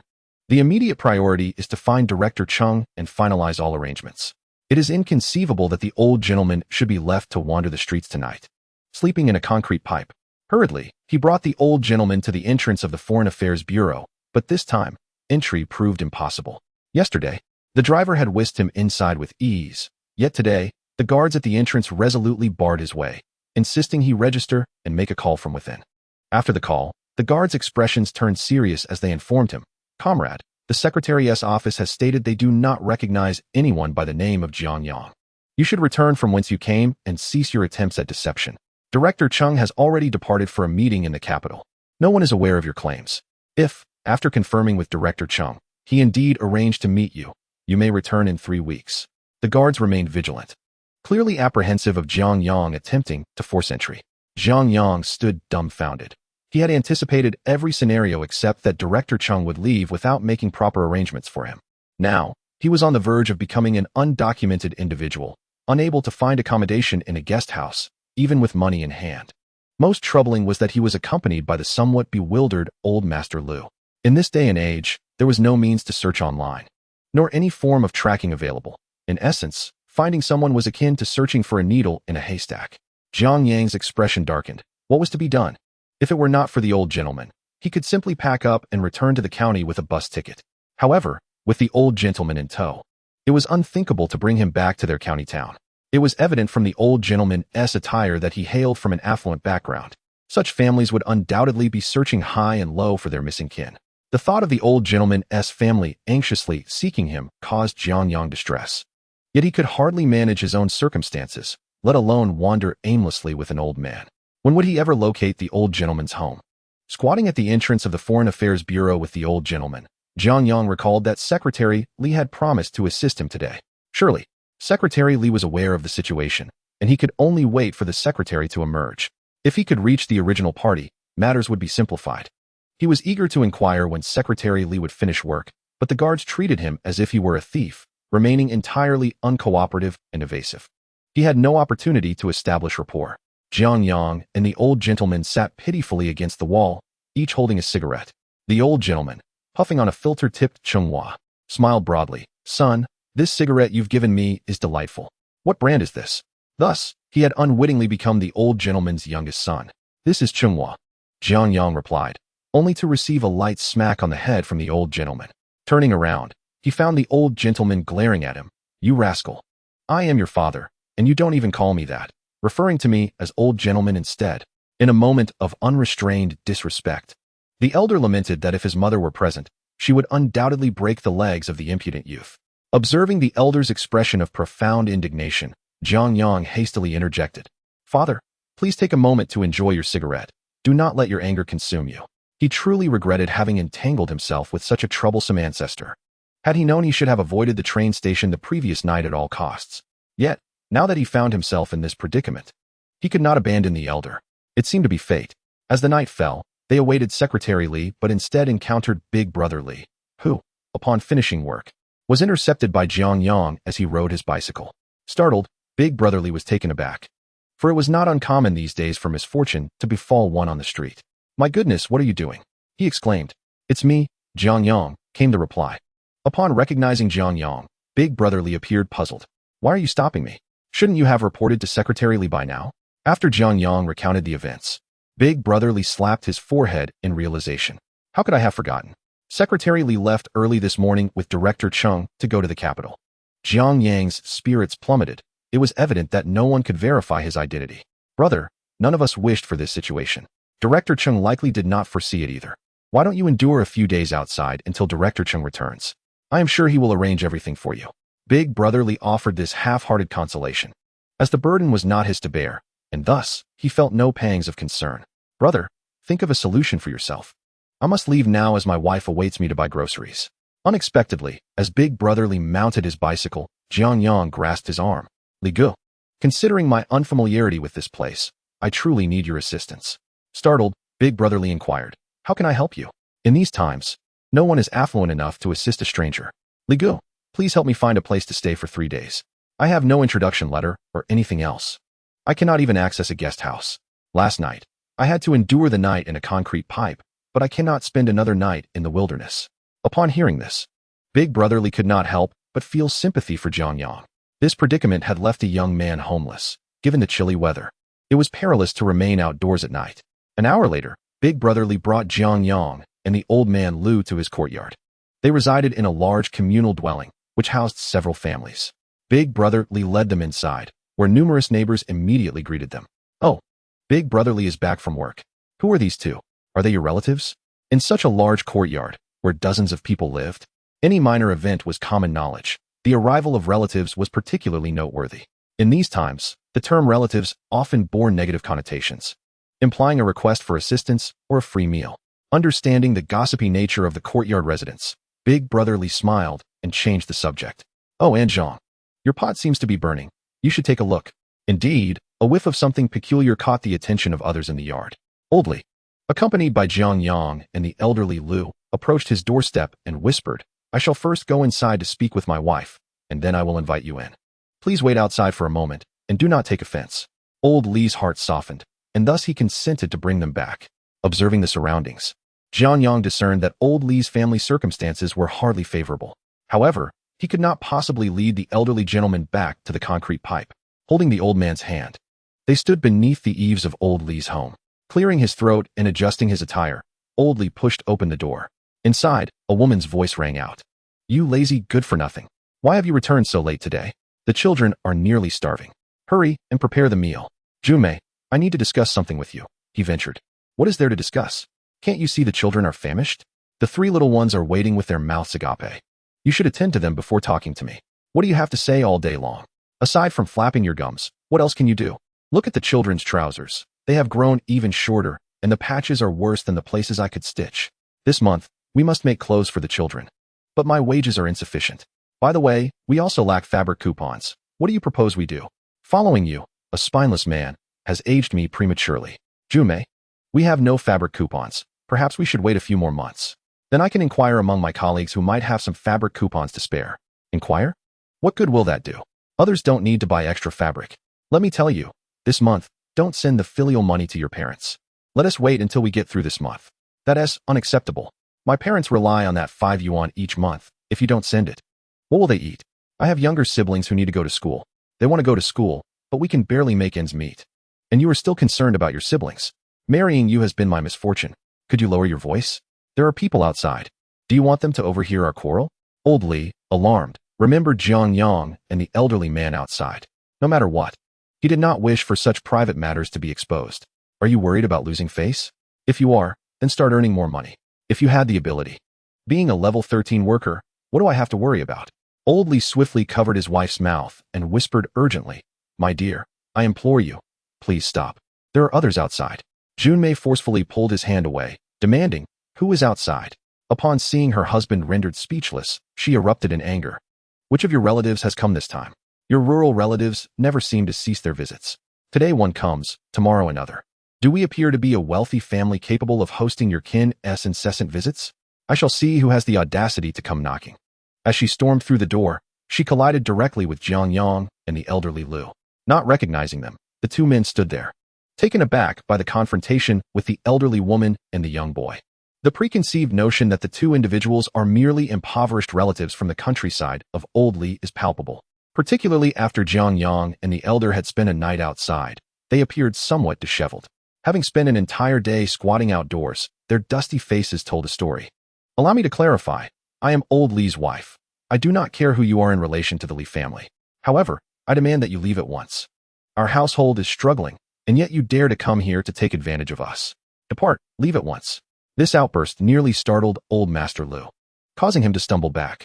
He muttered under his breath, Why is this woman so formidable?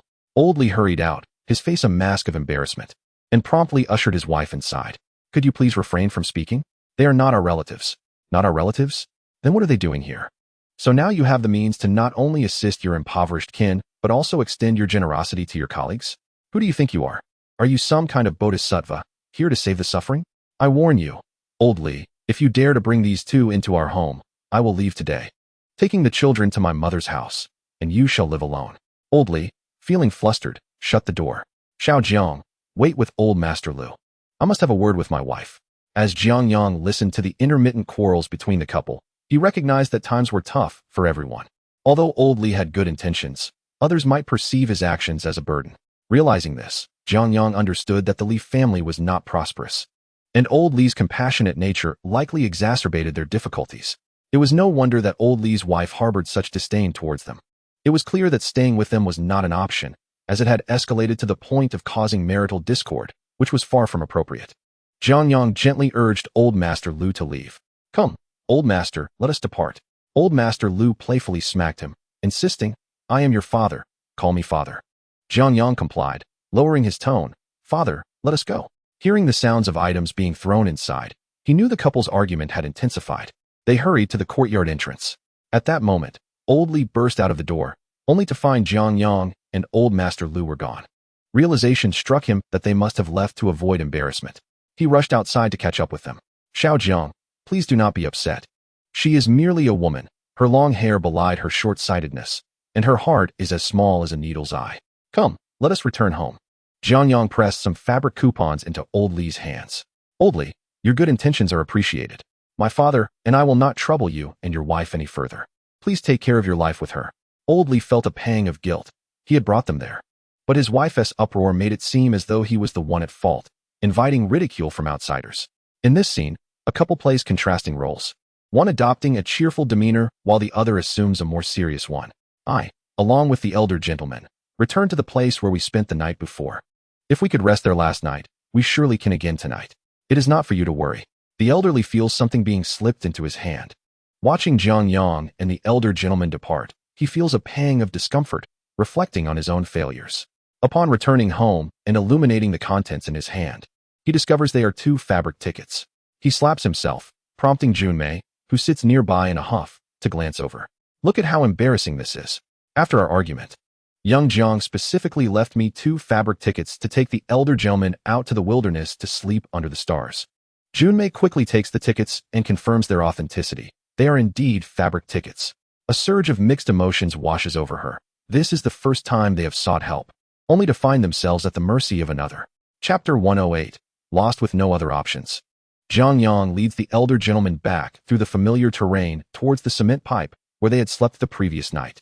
Fortunately, they are well acquainted with the route now. Though night has fallen, they board a bus and arrive at their destination after more than half an hour's journey. Steeling himself for the task ahead, Jiang Yang promptly gets to work upon arrival. For the next 3 days, they may have to sleep on the streets, and he is determined to spare himself any hardship. He sets up a tent and seals one end of the cement pipe with a plastic sheet to retain warmth. They gather firewood and light a bonfire in front of the pipe. Relying solely on a small alcohol stove would not suffice for a satisfying meal. Jiang Yang wraps the elder gentleman in his down jacket to warm by the fire, making an excuse to retrieve bedding from inside the pipe before sneaking into the villa to use the kitchen. Yesterday, they had beef noodles, but today, fearing he might miss Secretary Li, he had endured a long, cold day outside the Foreign Affairs Bureau without a meal. Now, both are cold and famished. Jiang Yang contemplates the alcohol stove and soon devises a plan for hot pot. Before long, the hot pot is set up. The elder gentleman enjoys spicy food, so they indulge in a numbing and spicy hot pot. The ingredients are simple yet of exceptional quality.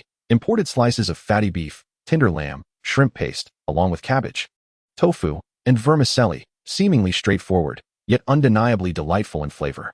In the pitch-black night, as the northern wind howls, the small alcohol stove is set up inside the cement pipe. The elder and the younger man huddle around the fire enjoying their hot pot. The elder gentleman devours his meal with great enthusiasm. Remarkably, despite his poor memory, he has an impressive appetite, consuming 2 pounds of beef and 2 pounds of lamb, all of which Jiang Yang struggles to keep up with. He pours the elder gentleman a glass of their homemade mitai. "Father, have a sip of mitai to warm yourself." Jiang Yang, after speaking, couldn't help but let out a wry smile. His own father had never experienced the fruits of his filial piety, and yet, unexpectedly, he found himself with an additional father figure. Here he was, dutifully honoring this newfound paternal bond. Resolutely, he vowed to bring his parents to the city upon his return. At worst, he would find a way to rent a place in the county town. Why should he enjoy a life of comfort while his parents continued to endure hardship in the village? He was determined that they too should partake in a life where they could feast on meat every day. After ensuring that his father was comfortably settled in his sleeping bag, Jiang Yang began to tidy up the items outside. He reflected on how fortuitous it was to have encountered his own father. If he had met a stranger, the situation would have been far more complicated. However, he reminded himself that they still had 3 days to endure. Perhaps he would inquire with his father the following day, hoping to glean some clues, even if it was merely the vicinity of their residence, which would allow him to inquire further in the area. Meanwhile, chaos had already erupted in the Liu family. Liu Xiangnan, with a countenance as dark as storm clouds, had just alighted from the train. His 2 younger brothers had called him, reporting that their father was missing, a claim he initially found incredulous. How could their father, such a robust individual, simply vanish?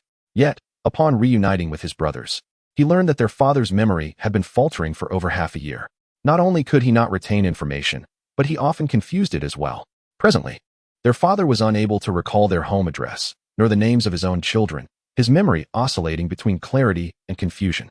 The 2 brothers lived with their father but had to attend work during the day, leaving him in the care of a housekeeper. 5 days prior, when they returned home, the housekeeper was in a state of panic, having discovered that their father was missing. She recounted that she had merely stepped out to buy groceries, locking the door behind her, completely unaware of how he had managed to leave. The 2 sons promptly contacted all their acquaintances and began a frantic search. They scoured every familiar spot in the vicinity and even consulted relatives, yet their father was nowhere to be found. After 2 arduous days of searching without success, desperation began to set in. Initially, they hesitated to inform their elder brother, who was working away from home on significant matters. They wished to avoid burdening him with trivial concerns. However, with their father still missing and their resources exhausted, they could no longer keep this from him. Their elder brother returned home by train that very night, joined by his wife and several nephews. The atmosphere in the living room was heavy with tension. "Brother, we are at a loss. Father can no longer remember anything. We had hoped that the housekeeper could manage his care, as long as he remained indoors. We thought all would be well, but who could have foreseen his escape?" Liu Xiangdong and Liu Xiangxi were nearly in tears, for their father was the treasure of their family. In his youth, he had rendered tremendous service to the nation, having fought in countless battles, his sacrifices paving the way for the family's current standing. Now, in his old age and with declining health, their father rarely ventured outside. There is an undeniable joy in gathering with old comrades, sharing leisurely moments over a game of chess or a cup of tea. Their children exhibit remarkable filial piety. Yet none could have anticipated the current predicament. Words seem futile now. The old gentleman is missing, and it is time to alert the authorities. At this juncture, relying solely on our limited resources appears inadequate. It is imperative to enlist the power of the government. Liu Xiaoxiao maintained a composed demeanor as he swiftly picked up the phone and dialed the chief of the police department. It was the dead of night when Chief Li Meifeng, weary from a demanding case, had finally settled down for a well-deserved rest, just as sleep enveloped him. The shrill ring of the phone shattered the tranquility. With irritation etched on his face, he answered the call. "Who is this? It's the middle of the night. Can't this wait until dawn?" "Chief Li Meifeng, this is Liu Xiaoxiao," came the response. There was a moment of pause as the name registered, and suddenly, Li Meifeng was wide awake. "Minister Liu, what instructions do you have?" The gravity in his voice reflected the respect and recognition associated with Liu's esteemed position. A figure well known throughout their province, albeit a stranger to Li in person. "Chief, I'm calling to report a missing person. My father, Liu Meifeng, has vanished." The revelation nearly caused Li Meifeng to drop the receiver. He was acutely aware of Liu Meifeng, a venerable general frequently visited by military leaders. Vanished? Chapter 109. A serious matter before dawn. The city police headquarters was abuzz with urgency as all precinct and criminal investigation team leaders convened for a meeting. Lao Ma emerged from the conference room, his expression markedly different from his colleagues, who were animated with excitement over the rare opportunity to achieve a significant breakthrough. The thought of locating General Liu Meifeng filled them with zeal. The honor associated with such an accomplishment was unparalleled. Each officer eagerly scurried back to their respective stations to orchestrate a search. The task was akin to finding a needle in a haystack. Yet they were determined to locate that needle. Lao Ma pedaled furiously on his bicycle, a tumult of emotions swirling within him. The face in the photograph was unmistakably that of the elderly man they had encountered at the precinct the previous day. Though the elder did not exude the same imposing presence as in the photograph, his features were undeniably recognizable. For law enforcement officers, identifying individuals was a familiar task. Once seen, they left an indelible impression, particularly given the recent discussions surrounding the shocking behavior of the son, who had callously contemplated abandoning his own father. A man afflicted by mental incapacity. To them, this was a grave moral issue. Never had they witnessed a son so willing to forsake his own father. Regardless, this son appears to be quite a remarkable individual. To disregard one's father is undeniably the epitome of filial ingratitude. Old Ma now recalls the words spoken to him by that young man yesterday. The young man candidly asserted, "Comrade, this is not my father. Please do not heed his nonsense. I am entirely unrelated to this elderly gentleman. We merely encountered each other at the train station. This elder cannot even recall where he resides. I simply wish for your assistance in locating his home. This elderly gentleman is named Liu Meifeng." A chill ran down Old Ma's spine as he remembered how he had admonished the young man just yesterday. "Young comrade, one must not forget one's roots. Your father has toiled tirelessly to raise you. Though he may be somewhat foolish, he has nonetheless nurtured you to adulthood. How can you abandon your own father? Is this the conduct of a human being? This is an act more befitting of a beast." Under their coercion and various forms of persuasion, the young man ultimately bowed his head and conceded, "Comrade, I was wrong. I should not have taken my father to the police station. Rest assured, I will return and care for him properly." Old Ma began to connect the events of today with those of yesterday. A well-meaning young man had encountered the elder, only to discover that the elder had forgotten his home and was taken to the police station. Because the elder had wept and insisted that this young man was his son, they concluded that the young man wished to abandon his feeble-minded father, thus fabricating a story to justify sending the elder to the police. In the end, the young man, out of sheer desperation, took the elder away. Yet, the young man was in no way related to the elder. Where, then, was the elder now? Just imagining the young man. If they had forcibly thrust the elder upon him yesterday, in a fit of rage, he might have cast the elder onto the street. In such frigid weather, with temperatures plummeting to nearly -30 degrees last night, the consequences of leaving the elderly man outside for an entire night are unimaginable. The mere thought that their negligence could have led to the demise of the old general sent a shiver down Old Ma's spine. He hurried back to the police station, where the deputy director and the team leader noticed Old Ma's pallor and inquired, "Team leader, what has happened? Why the urgency for a meeting? It's still dark, and we've had to drag everyone out of their homes. We assumed something significant had occurred at the provincial level, requiring urgent attention." Old Ma, having consumed a pot of hot tea, felt no warmth return to him. It seemed as though a serious crisis loomed. "Old Ma, your words are unclear. What indeed has happened? Speak up." Your expression suggests you are on the verge of a breakdown. The deputy director, Old Li, shared a camaraderie with Old Ma. Their bond forged through years of collaboration, leading to a more relaxed manner of speaking. Look at this photograph. As they both glanced at the image, realization struck them. This was none other than the elderly gentleman from yesterday, the foolish old man that the ungrateful son had intended to discard. Both men were taken aback, exclaiming, "Could it be? Could it be that the unfilial son returned the elderly man yesterday and unceremoniously discarded him by the roadside?" Upon hearing this, Old Li felt a surge of anxiety. Given the frigid conditions of yesterday, the elderly gentleman could very well perish if left outside overnight. Was it possible that a journalist stumbled upon this incident, prompting a serious response from the provincial leadership? This matter was handled by their police station, and should any misfortune befall the elderly man due to their failure in subsequent procedures, they would bear the blame. The primary issue lies in reconciling their actions with their own conscience. Old Ma let out a heavy sigh. "I have a meeting today regarding the disappearance of General Liu Meifeng." "What did you say? General Liu Meifeng is missing? How could General Liu Meifeng's disappearance possibly relate to this elderly gentleman?" Old Ma scrutinized the two individuals before him, who, in turn, regarded him with wide eyes, until suddenly the deputy director had a realization. "You don't mean to suggest that the elderly gentleman in the photograph is General Liu Meifeng, do you? That cannot be." Old Li was taken aback by this revelation, staring at the director without daring to blink. Old Ma solemnly nodded. "This elderly gentleman is indeed General Liu Meifeng, and his son is Liu Xiaonan." In that instant, both men felt their legs weaken, nearly collapsing to the ground. "Old Ma, do not frighten me. This situation is far too grave." Like Old Ma, they both immediately recalled the events of the previous day, during which they had earnestly advised that young man. Regret washed over everyone. Had they only believed the young man and kept the elderly gentleman at the station, they would now be heralded as heroes. However, if anything were to happen to the old general, they would be unable to absolve themselves of responsibility. Setting aside their official positions, they could not escape their own guilt. Furthermore, what weighed heavily on their minds was the fact that the young man had clearly articulated his concerns, yet not a single person had believed him. It was indeed true. Photographs from the provincial office had surfaced, confirming that the elderly gentleman was the old general. Moreover, Minister Liu had stated that the elderly man was suffering from a severe illness, resulting in confusion and an inability to recall his home address. No wonder the young man had claimed that the elderly gentleman did not know where he lived. It all made sense now. Old Li, in a fit of desperation, began to pound his thigh. What should we do? The young man mentioned he was from another province. What did he say his origin was? Although the incident had not been classified as a criminal case, they had made a brief record, albeit lacking in detail. The group quickly retrieved yesterday's records, which did include names. The young man was identified as Jiang Yang, and an address was noted, though it was from a small county below.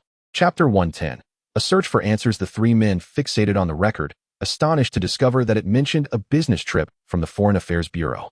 A mix of surprise and joy surged through them. It seemed they had found a lead, indicating that the young man had been temporarily assigned to the Foreign Affairs Bureau. Without a moment's hesitation, Old Ma seized his bicycle keys and headed outside. "Old Li, come with me. We must hurry to the Foreign Affairs Bureau. As long as we can locate him, we can resolve this matter." The two of them pedaled tirelessly to the Foreign Affairs Bureau, and upon arriving at the entrance, the security guard recognized their uniforms and sensed an issue. They presented their work identification, registered their visit, and proceeded directly to the personnel department. The personnel in the security department have been abuzz with speculation, uncertain about who in their bureau has encountered trouble. Upon learning that it pertains to a police officer, the staff from the Human Resources Department were equally taken aback. The Director of Human Resources, upon hearing that a police officer was seeking Jiang Yang, promptly requested access to all personnel files within their bureau and meticulously reviewed them. He discovered two individuals bearing the same name. Old Ma scrutinized the photographs attached to these two files and furrowed his brow in curiosity. "Director Li, are these the only two Jiang Yangs in your Foreign Affairs Bureau? Neither of them is the person we are looking for. Consider the young man who reported for duty just a couple of days ago. He should be in his early 20s, quite handsome with thick brows, bright eyes, and a square face. One of the files belonged to a man over 50, on the cusp of retirement, while the other, though also in his 20s, was distinctly different in appearance, short and stout. The Human Resources Director convened a meeting with all subordinate staff. Some personnel procedures had not passed through their hands, and if there had been any new arrivals in the past few days, they might have relevant information. "Has anyone reported for duty recently?" he inquired. "There is one named Jiang Yang, quite young, in his 20s, and rather good-looking. Everyone shook their heads. They had no records of such an individual. Director Ma, we have already checked. No young man named Jiang Yang has reported in the last few days. Are you certain there hasn't been a mistake? What trouble has this Jiang Yang gotten into? The director was equally anxious, desperate to unravel the mystery. It's not a grave matter. But if a young man named Jiang Yang arrives here in the next few days, you must ensure he is retained, no matter the circumstances. The Human Resources Director nodded solemnly, assuring, rest assured, if a Jiang Yang reports in, I will make certain to keep him and notify you promptly. Director Ma expressed his gratitude repeatedly as he and old Liu exited the Foreign Affairs Bureau, their spirits somewhat diminished. They had not anticipated that Jiang Yang was not present. If the information provided was fraudulent, the question remained, where was Jiang Yang now? Most importantly, the old gentleman and Jiang Yang were currently together, if they were not. Where was the old gentleman? Meanwhile, Jiang Yang and the old man were contentedly residing in a concrete pipe. Jiang Yang reflected that the bureau chief would return in 3 days, and yesterday was only the first day. Even if they ventured to the Human Resources Department, it would be futile. They could not prove their identities, and entry would be impossible. After a breakfast and a thorough wash, he took the old man for a stroll in the streets, hoping to discover familiar places that might lead to the old man's family. Jiang Yang clung to the hope that this desperate measure might yield results. Otherwise, what else could he do? Even if he reported to the Foreign Affairs Bureau in 3 days, he would still have to start working, and given the old man's condition, he could not simply abandon him on the streets. Leaving him out there could spell disaster. Yet, he needed to find a safe haven for the old man. The police station was out of the question. They would not believe them. Jiang Yang found himself confronted with a rather formidable dilemma. He was utterly unable to make arrangements for the elderly gentleman. The only course of action he could contemplate was to seize the opportunity over the next couple of days to locate the old man's family. Given the gentleman's attire, demeanor, and eloquence, Jiang Yang was convinced that he must have held a position of some authority, perhaps even a senior official. Surely, his children would be searching for him. Thus, he prepared a warm water bottle for the old man, ensuring he could sip on some hot water during their journey. The old man's cotton coat had seen better days. So Jiang Yang procured a down jacket for him. Clad in the black down jacket, the old man appeared quite spirited. Especially when complemented with a hat and scarf, he exuded a certain charm. Jiang Yang escorted the old man to the northern part of the city. Why the northern district? During their conversations, the elderly gentleman had mentioned the location of a cotton mill. The fact that he recalled the cotton mill and could recount his childhood experiences there suggested that he had indeed lived in the textile factory's vicinity. The old man still regarded Jiang Yang as his youngest son, following him closely wherever he went. With Jiang Yang supporting him, they traveled by vehicle to the northern district. Wandering about in search of clues, they inquired at the dormitory near the cotton mill, hoping to find someone who recognized the old man, but to no avail. As dusk approached, they returned empty-handed. Jiang Yang had no choice but to take the old man back to their makeshift home in the concrete pipe, realizing that they would need to spend the night there once again. The old man had grown accustomed to this arrangement. Wherever his son went, he followed without fail. They dined on beef noodles that evening, and to Jiang Yang's surprise, the old man devoured 2 bowls with an appetite that seemed insatiable. Jiang Yang couldn't help but chuckle. Who could afford to feed such a voracious elder? With a hunger like that, any family would likely send him packing. After ensuring that the old man was well fed and settled comfortably into his sleeping bag, Jiang Yang sat by, troubled. What would he do? Tomorrow was the last day. And if he failed to locate the old man's family, he certainly couldn't take him to the Foreign Affairs Bureau. It was a vexing predicament. The following day, when Jiang Yang suggested returning to the northern district, the old man stubbornly refused, insisting instead on a trip to the amusement park.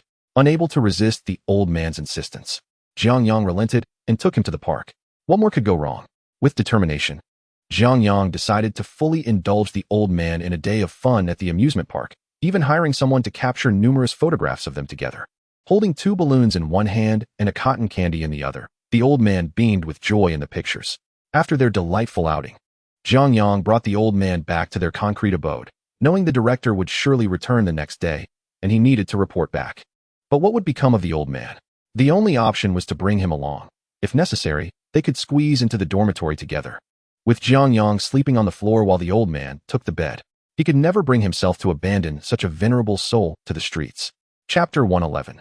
Found at the break of dawn, Jiang Yang ensured that the elderly gentleman was well fed and warmly dressed. After tidying himself up, he accompanied the old man directly to the entrance of the Foreign Affairs Bureau. There was no alternative. They could not possibly reside in a concrete pipe indefinitely. as such a situation would be intolerable for either of them over time. They waited at the entrance until the workday commenced. And Jiang Yang soon spotted the robust Lao Li, to whom he eagerly waved. Lao Li, having dismounted his bicycle, halted before them, a hint of apology clouding his expression as he regarded Jiang Yang. He felt remorse for not having been able to assist, despite Jiang Yang having gifted him several cloth tickets. Xiao Jiang, where have you been these past couple of days? I was hoping to find you. Lao Li, the old gentleman, and I have merely managed to stay at the same place we inhabited last time for another couple of days. Has the director returned today? If so, could you kindly inform Secretary Li on my behalf? I truly have nowhere to stay and cannot be wandering the streets every day. Lao Li, feeling a twinge of guilt, nodded affirmatively. Rest assured, I shall inquire immediately. He then pedaled into the office to hand over his work duties. At this moment, Director Li of the Human Resources Department was signing in on the attendance sheet. In this office, apart from the registration desk, everyone was required to sign in here. A small testament to the power of even the most unassuming individuals. Lao Li picked up the phone and dialed the secretary's office. Is this the director's secretary's office? Has Secretary Li and the director returned? Oh, they are back. They will be in shortly. Good, good. Is there anything pressing? A few days ago, a comrade named Jiang Yang was transferred here by our director to assist. However, the director left before he could be properly assigned. And now the young man is left to fend for himself on the streets daily. This is hardly acceptable.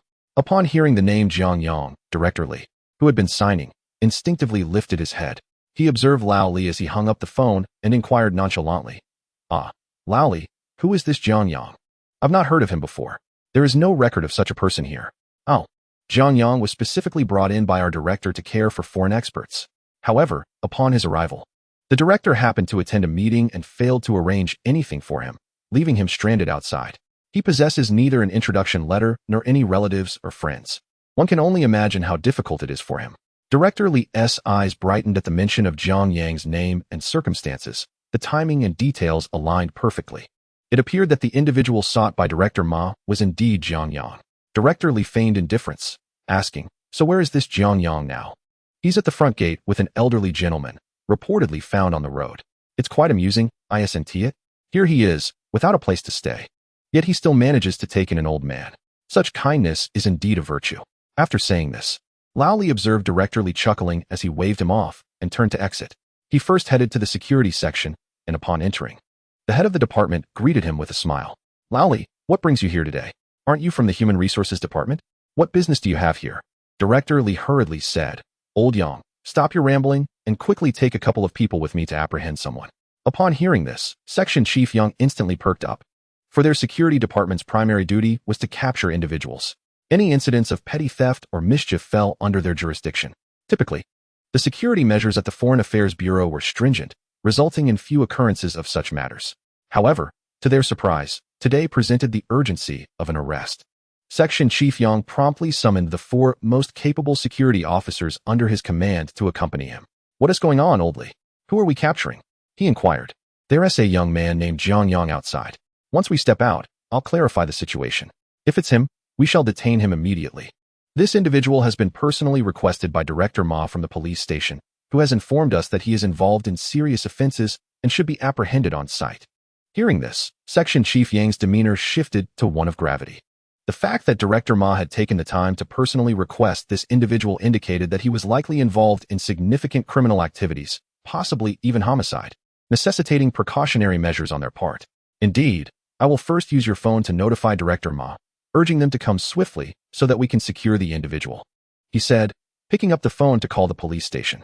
Meanwhile, at the police station, Chief Ma and his team were perplexed, having experienced another day of silence with no leads. Just as the group sat in the office brooding, the phone rang. Chief Ma answered, and upon hearing Director Li's voice, he immediately sprang to his feet. Excellent, I'm on my way. His colleagues looked at him with curiosity.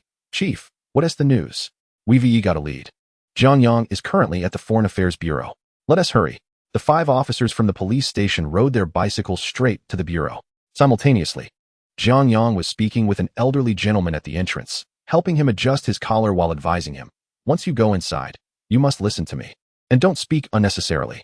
Just stay close behind me. I've arranged accommodation for you, and you must remain there quietly until I come for you after work. The elderly man, slightly impatient, replied, Son, I am your father. Why do you keep calling me old man? Jiang Yang sighed. All right, father, my dear progenitor. When we go in, you must do as I say. No talking, no causing trouble, understood?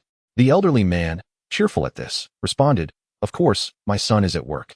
I certainly won't create any disturbances. You can count on me. Jiang Yang smiled wryly, and at that moment, he noticed 6 individuals emerging from within. Judging by their attire, they appeared to be officials from the Foreign Affairs Bureau, likely of a high rank. The leading figure wore a beaming smile, prompting Jiang Yang to speculate that someone of importance had been dispatched to welcome him. However, this seemed a bit excessive, surely. 6 individuals were not necessary to greet a mere kitchen hand. The situation remained unclear to him when 6 individuals swiftly approached, while the remaining 5 discreetly encircled the 2 of them. A sense of foreboding crept into Jiang Yang's mind, based on his experience. These individuals appeared to harbor ill intentions. Greetings, are you Comrade Jiang Yang? Director Li inquired with a smile, scrutinizing the man before him, his thoughts racing. Though he possessed an admirable appearance, why engage in nefarious deeds? Certainly, someone who had attracted the attention of the station chief must have committed a grave offense. It was indeed true that one should not judge by mere appearances, and the depths of the sea cannot be measured by a mere dip. Hello, I am Jiang Yang. May I ask who you are? I am Director Li from the Human Resources Department. Upon hearing this, Director Li felt reassured. It seemed he had not erred. However, confirmation was still necessary. You are the chef appointed by the bureau chief, correct? It must have been trying times with the chief away. Jiang Yang replied with a smile. Not at all. The chief's matters take precedence. I am merely awaiting his instructions. Director Li, you were sent by Chief Cheng, weren't you? By the way, Comrade Xiaoxiao, please come with me to the office to complete some formalities. Director Li motioned to Section Chief Yang beside him. First, coax this individual into the office. We can deal with him directly then. Jiang Yang nodded and led the elderly man away. Upon seeing the old gentleman, Director Li understood that this was the individual Jiang Yang had claimed to have found by the roadside. There was a possibility that this elderly man had been deceived by Jiang Yang. Bringing him along could inadvertently harm an innocent. Comrade Xiaoxiao, it would be inconvenient for the elderly gentleman to accompany us to the office. Why don't you let him wait here? Once you finish the formalities, you can attend to him afterward. Understanding the situation, Jiang Yang replied, Father, why don't you wait for me here for a moment? I will be out shortly once the paperwork is completed. Director Li was taken aback by this response. Goodness, this individual was engaging in wrongdoing while bringing along his father. What kind of son was this? Was this not a betrayal of paternal trust? The elderly man, upon hearing this, became incensed, gripping Jiang Yang's hand tightly. No. Wherever you go, I go. You cannot abandon me. I am your father. Both Section Chief Yang and Director Li had evidently not anticipated that the elderly man might be somewhat naive. They merely assumed that the old man and Jiang Yang were performing a comedic skit. Section Chief Yang immediately signaled to the others. The 5 of them formed a tight encirclement, stepping forward to confine the 2. Yang approached, forcibly prying the old man's hand away. Sir, allow your son to proceed inside to handle the formalities. It would be best for you to wait here. We are in a workplace, not a marketplace, and cannot allow just anyone to enter. Turning to signal the other 4, they lunged towards Jiang Yang, firmly grasping his arms. This sudden turn of events was clearly unexpected for everyone, including Jiang Yang, who found himself caught off guard. Although he possessed considerable abilities, he had not anticipated that the target of their intentions was himself. Fortunately, I had a lingering sense of unease about the situation, which heightened my vigilance. Thus, at the moment I was seized, I began to resist vehemently. What are you doing? What are you doing? Jiang Yang could not comprehend why these individuals were apprehending him. It defied all logic. For men grasped Jiang Yang's arms tightly, attempting to subdue his struggles. Yet, as he fought back, they found themselves somewhat unable to contain him. Clearly, they were not amateurs. Coupled with the remarks made by the director and the section chief earlier, they suspected that he might be a murderer. The 4 security officers exerted nearly all their strength, with 2 aiming kicks at Jiang Yang's knees while the other 2 held his arms firmly. Seeing this unfold, the old gentleman exclaimed urgently, Release my son. What are you doing? Section Chief Yang clamped his hands tightly around the old man's wrists, saying, Please remain calm, sir. Your son has committed an offense. We must take him in. Rest assured, we will not wrong an innocent person. Once the officers at the precinct resolve this matter, he will be released shortly. Kindly wait here for a moment. They sought to push the old man against the wall, making it easier for their men to escort Jiang Yang away. As the 4 men began to drag Jiang Yang inside, the old gentleman grew frantic. His panic resulted in Section Chief Yang being caught completely off guard, as he was suddenly hurled into the air. Indeed, the old man executed a perfect shoulder throw, sending him crashing to the ground. Simultaneously, a crack resounded as Yang's arm was dislocated. The old gentleman shook off the tension and charged at the four men holding Jiang Yang. Startled by the sudden turn of events, the four officers quickly realized the gravity of the situation when their leader was taken down in an instant. They hastily dispatched 2 of their number to intercept the old man, but little did they know, he seemed to possess extraordinary strength. With a swift kick, he dispatched both of them with ease. In a short span of time, Section Chief Yang and his 4 subordinates found themselves sprawled on the ground. The old gentleman helped Jiang Yang to his feet, anxiously inspecting him and brushing off the dirt from his clothes. "Are you hurt? Did they injure you?" Jiang Yang quickly reassured his father in a hushed tone. "I'm fine, Dad, really. They were just joking with me." He sensed that something was amiss and knew he had to uncover the truth. It was impossible for them to have come to apprehend him without cause. Shielding his father behind him, he turned to confront Director Li, fully aware that he possessed crucial knowledge about this incident. Otherwise, they would not have arrived in such numbers. Director Li was already terrified. He recognized that the man before him was the individual sought by the precinct, undoubtedly dangerous. Yet, he had not anticipated the formidable strength of both father and son. Particularly, they had grossly underestimated the old gentleman, who single-handedly subdued 5 men. Realizing his own slight stature was no match for this duo, he began to nervously retreat. "Don't come any closer. I warn you, there are security personnel outside. Be careful, or we will arrest you immediately." Upon uttering those words, he couldn't help but feel a sense of absurdity. 5 individuals were already sprawled on the ground, while the security room at the entrance housed at most 2 personnel. Could those 2 possibly overpower this father-son duo? Director Li managed a bitter smile, realizing he had begun to speak nonsensically. "Director Li, I merely wish to inquire about the situation at hand. Why on earth am I being apprehended?" As Jiang Yang voiced his confusion, Director Li found the scenario increasingly incredulous. This individual was oblivious to the gravity of his situation. What sort of person was this? How brazen could one be? Not even aware of his own transgressions? The police station had come to their doorstep, with officers personally informing them of his wrongdoing and instructing them to detain him. Now, if you comply willingly, it could be considered as a mitigating circumstance for your confession. Otherwise, let me be clear. If the police arrive, you will be seen as resisting arrest, and the consequences could be dire. Young man, you are still in the prime of your life. Do not jeopardize your future. Submit peacefully, and I may be able to negotiate on your behalf. Should you remain obstinate and pursue a reckless path, the only outcome left for you will be imprisonment or worse. As Director Li spoke, he cautiously stepped back, wary of Jiang Yang's potential fury leading to mutual destruction. Chapter 113. A beating. The police are looking for me? Jiang Yang was momentarily dazed. He hadn't committed any offense. Why would the police seek out the Foreign Affairs Bureau, specifically targeting him for detention? Not to mention, even those in positions of authority before him would surely suspect the other party of a serious crime. While he grappled with his bewilderment, a crowd began to gather. A brawl had erupted at the entrance of the Foreign Affairs Bureau, clearly involving the head of their security department being overwhelmed. The security guard hastily contacted the leadership upstairs for guidance. All personnel from the security department mobilized, and even some spirited young employees from the Foreign Affairs Bureau were enlisted for support, as the situation remained unclear. A throng encircled Jiang Yang and his father, and upon witnessing the sudden influx of onlookers, Director Li finally felt a sense of relief. He had been on the verge of collapse, and had it not been for his resolve, he might have fallen to the ground. With the crowd's backing, he regained his composure. "Comrade Jiang, you must urgently persuade your father to cease hostilities. Otherwise, this situation may spiral out of control. You must decide, will you resist arrest, or will you confess?" Director Li, now hidden behind the assembled crowd, finally regained his authority. Jiang Yang managed a wry smile. "Director Li, I believe there's been a misunderstanding. I do not concern myself with misunderstandings. Since the police chief has personally conveyed the intention to detain you, there is no escaping this. You will not be leaving today. You must surrender without resistance. We can negotiate the terms of this matter, but otherwise, we outnumber you and your father." Upon hearing this, the personnel from the security department, alongside the sight of their fallen leader, were enraged. Was this not an affront to their department's honor? The head of the security department found himself overpowered, leaving his subordinates questioning their purpose. How could they ensure the safety of the Foreign Affairs Bureau in such a humiliating moment? The atmosphere grew tense as all security personnel, armed with makeshift weapons, some wielding sticks, others brooms, and even a few brandishing dustpans, rushed to the scene.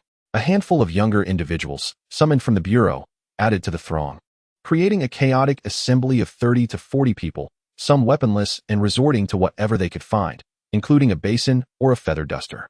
Submit quietly, or we shall not hold back, they warned. Just as Jiang Yang attempted to clarify the situation, an elder interjected, if we are to fight, let us do so without idle chatter. I detest those who talk big but lack the courage to act. Are you in or out? If you wish to engage, then let us see your true skills. With that, the elder rolled up his sleeves, prompting Jiang Yang's heart to sink. He turned to see the younger men, stirred by the elder's fervor, charging forward. Jiang Yang realized the elder, regardless of his resilience and combat experience, could not truly withstand the youth's onslaught. In a moment of urgency, he leapt forward, using both hands to block their strikes. Thankfully, his training and leveraging force allowed him to absorb the blows without sustaining injury. Otherwise, he would have faced serious harm. Frustration bubbled within him as he pondered why it had come to violence when a dialogue could have sufficed. Clearly, his attempt at explanation had been disregarded. To protect the elder, Jiang Yang had to act decisively. Employing techniques from modern martial arts, he engaged in close combat, targeting vulnerable points with precision, swiftly taking down the two assailants. As the commotion escalated, someone shouted for everyone to join the fray. The crowd surged forward, and Jiang Yang felt a wave of dread wash over him. He knew he was in for a beating. Shielding the elder behind him, he urged, Father, we must flee. Yet, the elder, deepening their bond, stood resolute, saying, Fear not, my son. I have faced gunfire on the battlefield and emerged unscathed. Do you think mere sticks can fell me? You shall witness the bravery I once displayed. Regret coursed through Jiang Yang as he realized the elder would not heed his advice. As an array of weapons descended upon them, all he could do was turn and protect the elder with his own body, prepared to endure the blows for the sake of his father's safety. Restoration posed no significant challenge, yet the old gentleman was a different matter. He was indeed a rather foolish elder. It was imperative that no harm befell him. Jiang Yang resolutely shielded the old gentleman beneath him, while simultaneously wielding a feather duster, a stick, and a basin against his assailants. He felt as though he might be beaten to death. Who could have anticipated that his aspirations of ascending to prominence in the provincial city would lead to such turmoil? It was likely that serious injuries would necessitate hospitalization. Jiang Yang clutched the old gentleman tightly, only to suddenly experience a sharp pain to his head. A warm stream cascading down. It was over. He was bleeding. Jiang Yang pressed his hand against his head, fervently hoping his appearance would remain unscathed. Although he was not a woman, he still had to consider his image. Just as his body grew numb from the pain, Director Li hurriedly pushed the crowd aside, shouting for them to cease their actions. What if he dies? Clearing the throng, he finally noticed Jiang Yang crouched on the ground, cradling the old gentleman. Jiang Yang was indeed a dutiful son, fiercely protecting the elder, yet he was in a dire state, with blood streaming from his head. Director Li felt a twinge of guilt. The police station had ordered arrests, but it had not sanctioned physical assault. Director, he knocked our section chief out. Isn't it justifiable to retaliate? Moreover, he is a criminal. Our actions are a service to the public. Jiang Yang lifted his head, blood obscuring his vision, rendering him unable to see clearly. All he could do was shout, I am not a criminal. I have done nothing wrong. You have not investigated properly. Yet you strike indiscriminately. You shall bear legal responsibility for this. Someone stepped forward and kicked Jiang Yang, sneering, What are you being so defiant about? The police station has been searching for you, and you dare claim you are not a criminal? You have come to our Foreign Affairs Bureau to swindle us. Chapter 114. Extrajudicial Punishment. Director Li, I reiterate, I am wrongfully accused. You cannot simply assault me without discerning right from wrong. You will be held legally accountable. Director Li felt overwhelmed, and others hastily silenced him. Jiang Yang was swiftly bound and gagged, rendered unable to speak. As the crowd prepared to take him away, the old gentleman steadfastly positioned himself in front of Jiang Yang. However, the elderly man's skills were of little use against such numbers. Reluctantly, they apprehended both men and transported them to the security department, where they were unceremoniously cast into a small room. The old gentleman grasped Jiang Yang's hand, observing the blood on his head. Those brutes have harmed you. Wait for your father to exact vengeance. Jiang Yang vigorously shook his head. The old gentleman removed the cloth from Jiang Yang's mouth, prompting him to urgently declare, Father, please do not act recklessly. There is a reason for their actions. They are not villains. Having already endured such violence, it would be a grave injustice for the old gentleman to suffer further harm at their hands. What mattered now was to unravel the truth of the situation. Surveying the small room, it was evident that it belonged to the security department. The interrogation chamber was bare, save for a row of tables at the front. Aside from the tables and chairs, there was nothing else in the place. Jiang Yang found himself utterly immobilized, tightly bound by ropes. Just as the elderly man was about to make a move, the door swung open. Chief Yang entered with his security officers, and upon noticing the elder's intent to free Jiang Yang, they swiftly intervened, dragging the elder aside. They then bound him with ropes. Remembering well that he had previously single-handedly confronted 5 of them, such a formidable individual could not be left unrestrained. Otherwise, trouble would surely ensue.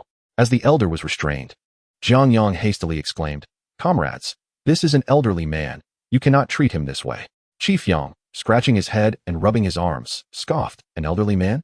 One who single-handedly fought against 5 of us. You regard him as an elder simply because he is your father.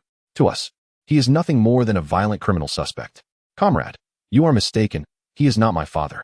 I merely encountered this elderly gentleman on the road," Jiang Yang insisted. The elder, hearing this, became agitated. "Lao San, why are you spinning tales again? I am your father." Jiang Yang quickly turned to reassure him. "Father, I understand. You are my father. Please wait while I clarify matters with this comrade, all right?" Chief Yang chuckled at this. "Ah, so now you acknowledge him as your father? One moment you claim him, the next you do not. What a disloyal son you are. You commit grave offenses and yet drag your father into it. What exactly do you intend to achieve? Comrade, please allow me to explain. You truly misunderstand. He is not my father. He merely mistakes me for his son. Enough with your nonsense. I have never heard of a father mistaking his son. Enough of your arguments. Bind him to the radiator," Chief Yang declared, sensing that Jiang Yang was uncooperative. As Jiang Yang attempted to resist, a swarm of officers surged forward, leaving him no opportunity to fight back. And he was swiftly secured to the radiator in a most uncomfortable position. Squatting was impossible, and standing straight was equally unfeasible. This was a cruel form of torment. Jiang Yang felt a mix of fury and helplessness. After all, this was the security department, and reason would not prevail here. His only hope was that the police would arrive soon. The elder was also bound nearby. Fortunately, considering his age, he was not tied as tightly as Jiang Yang, though both were firmly restrained. Chief Yang and his men shut the door, likely as an act of retaliation for the earlier confrontation. They opened the window, cutting off the heating. Before long, the cold wind seeping in from the window left both men shivering. Jiang Yang's face turned pale as he turned to the elder, observing him tremble from the cold, igniting a fire of rage within him. Did these scoundrels not have fathers of their own? How could they treat an elderly man in such a manner? Consumed by anger, Jiang Yang found himself unable to escape his bonds, which were secured tightly, fearing his flight. He continued to comfort the elder. "Father, are you cold?" The elder gazed at his son, similarly bound beside him, shaking his head. "I am not cold, my son. Are you cold?" Jiang Yang silently questioned the heavens, realizing that his father was convinced of his own identity as the son. "Father, I am not cold either. You can crouch down, just huddle by the wall, and don't let your head show. Otherwise, the wind from the window will cause you a headache." The elder nodded, observing his son struggling to stand upright or crouch down, his frustration boiling over. "What are they doing? Why have they captured you? I must call your elder brother. I will have him deal with them. How dare they bully you? Liu Xiangnan, where are you? Come out. You let them bully your younger brother like this? How have I raised you? You were supposed to take care of your brothers, and this is how you do it?" The elder fumed, thrashing against his bindings, causing the ropes to cut into his wrists and ankles, drawing blood. Jiang Yang, feeling a pang of sorrow, pleaded, "Father, please stop moving. I beg you, I am fine. It's just standing for a while. They will come soon and release us. They are just mistaken. Once they uncover the truth, they will surely let us go. Truly. Father, don't move. I am not in any discomfort." The elder gazed at his son with tear-filled eyes. "Do not deceive me. I know all too well that this binding is the most uncomfortable. I have tied captives like this before. How dare these scoundrels bully the son of Liu Meifeng?" Meanwhile, Director Li had met with Director Ma, who arrived with a panting entourage. With a forced smile, he said, "Director Ma, we have detained the person you wanted. This individual is truly heinous. We sustained injuries to secure him. Had you not warned us in advance, we would never have suspected him to be a criminal. And he has violent tendencies. Rest assured, we have apprehended him. He cannot escape." Throughout this ordeal, our security department's chief and all the warriors have made significant contributions. Director Ma, you must not be unaware that this Jiang Yang has an elderly father, just as obstinate and violent. One man managed to take down 5 or 6 of us. This father and son duo are indeed malevolent. Chapter 115, Ascending from the Ground. Upon hearing this, Director Ma felt a wave of darkness wash over him. Grabbing Director Li with fervor, he inquired with rising agitation, "What did you say?" "There is an old man with him. What have you done to that elder?" Director Li, mistaking Director Ma's agitation for excitement over their successful capture, hurriedly replied, Director Ma. Jiang Yang's father is as ferocious as he is a stubborn criminal. He single-handedly took down 5 or 6 of us. If it weren't for Jiang Yang protecting our people, that old man would have been injured long ago. Director Ma tightened his grip on Director Li's hand, nearly fracturing his wrist. Director Ma, it hurts. Please let go. What have you done to the elder? Rest assured, we maintain our composure, and at most, we may only injure Jiang Yang. However, despite being a wanted criminal, Jiang Yang possesses a semblance of conscience, as he still knows to protect his father at the last moment. Otherwise, the outcome could have been dire. With a sigh of relief, Director Ma quickened his pace towards the small room of the security department. The head of the security department hurriedly ran ahead to lead the way, assuring Director Ma, do not worry, he won't escape. We have tied him up securely. Upon opening the door and witnessing the scene inside, Director Ma's face darkened with shock. An elderly man and a young man were bound to the radiator, the window wide open, making the room resemble a frigid icehouse. Fortunately, the elder seemed to be in relatively good condition, at least able to squat beside the radiator, though his face had turned a shade of blue from the cold. The young man, however, was in a far worse state. His posture appeared stiff, and his face was almost pallid. Upon seeing the group enter, the young man exclaimed angrily, You can do whatever you want of me, but can't you spare my grandfather? He is of such advanced age. Don't you have parents of your own? Is this how you treat the elderly? Can you really live with yourselves after this? Even if I plead with you, it is fine if you punish me. I have always insisted that this is a misunderstanding. I have committed no criminal acts. If punishment is warranted, let it be upon me. Why treat the old man like this? If anything were to happen to him in this cold, wouldn't you feel a pang of conscience? Hearing these words, Section Chief Yang stepped forward and kicked Jiang Yang hard. Look at you, so self-righteous.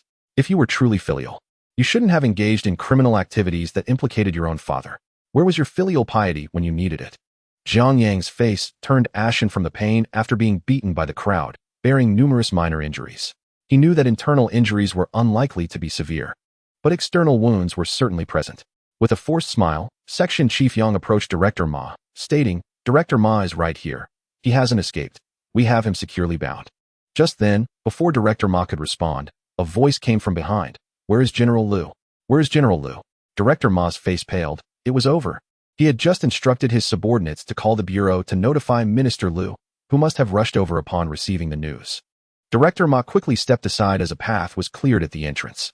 The directors from the Municipal Bureau, Provincial Department, along with the military district leaders and Minister Liu hurriedly entered.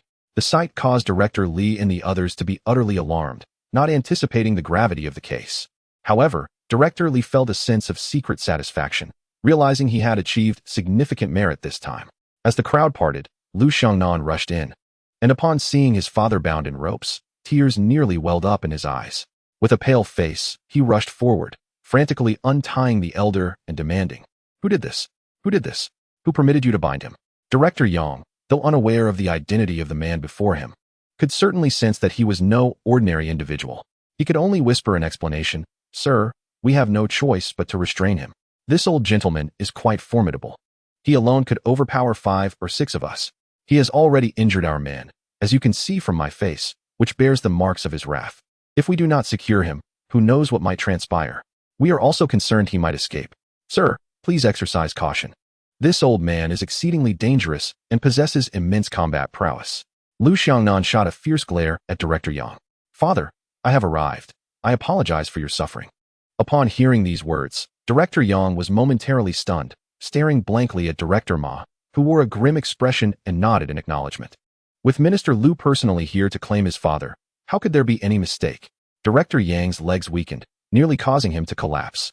Although he was unaware of the man's exact title, it was evident he was a high-ranking official. And now he was calling this mad old man father.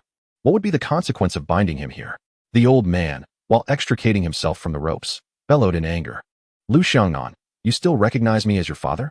Look at these audacious individuals. They dare to assault me and your brother. Just see what they've done to him. I have previously admonished you to take good care of your brother. Is this how you fulfill your duties as an older sibling? Liu Xiangnan raised his gaze to the rigid figure of Jiang Yang, bound nearby. Jiang Yang glanced at Liu Xiangnan, and their eyes met. He managed a feeble smile. Though his body trembled with cold and fatigue, his teeth chattered uncontrollably. He felt as if his body were no longer his own. and the thought of death crossed his mind. With everyone present, why was no one preparing to untie him? Was it only the old man who had to endure this suffering? Were these people truly blind? Liu Xiaonan spoke softly. Father, you are mistaken. This is not the third child. Jiang Yang felt a surge of frustration, thinking, you are the third child. Your entire family is comprised of third children. When did I become one? How absurd.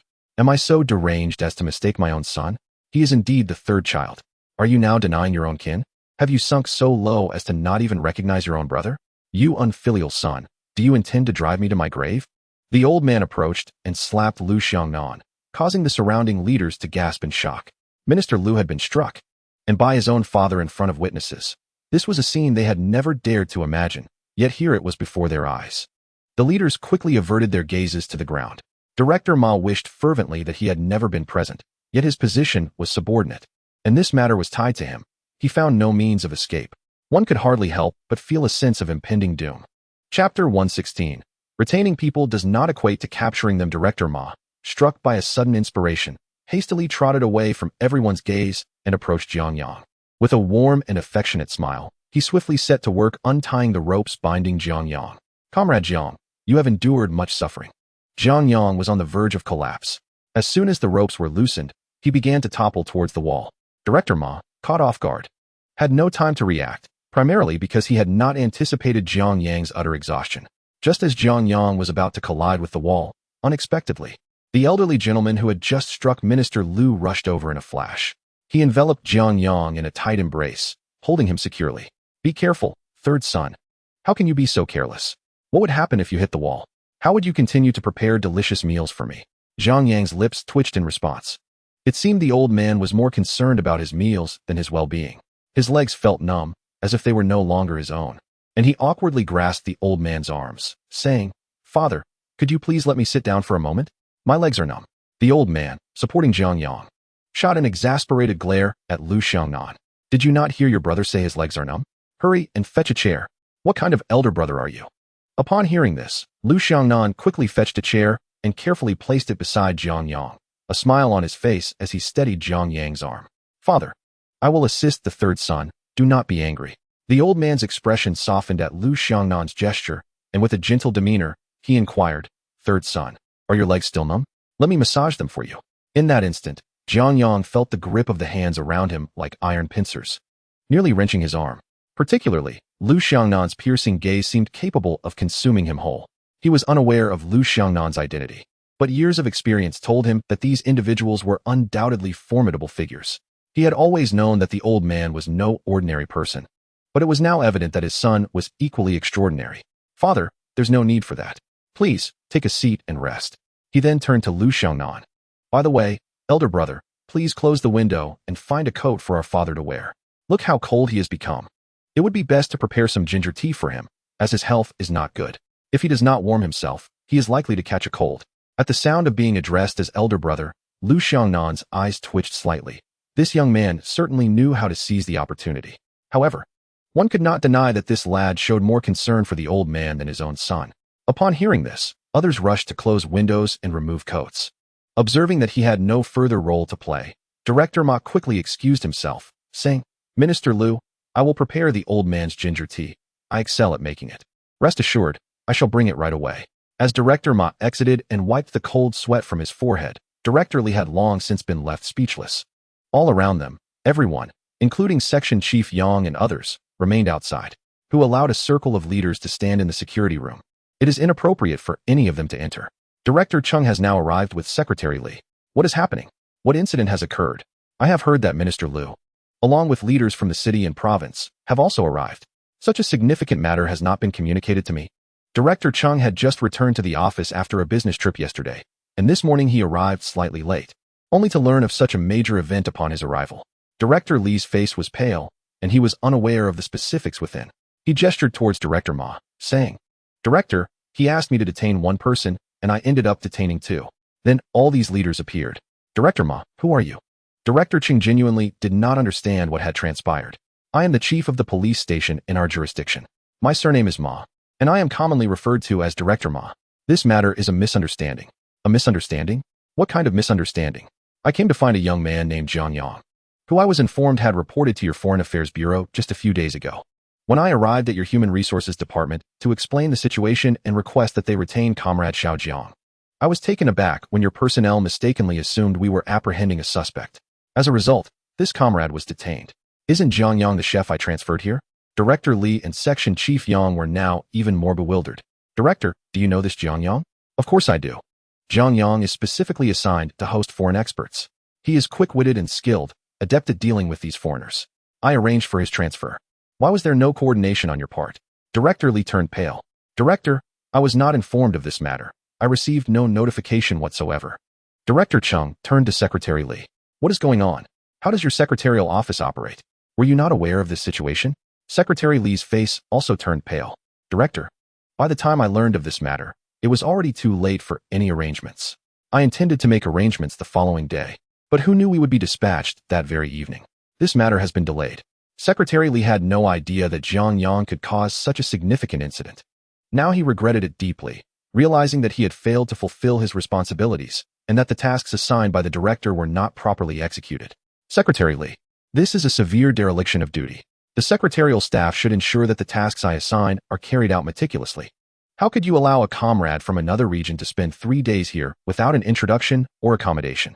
What do you expect him to do alone in this situation? This is a serious neglect of duty. Go back and write a self-reflection and truly contemplate your attitude. Secretary Li, disheveled and anxious, hurriedly agreed. Director Chung turned back to Director Ma. Director Ma, has this Jiang Yang committed any offense?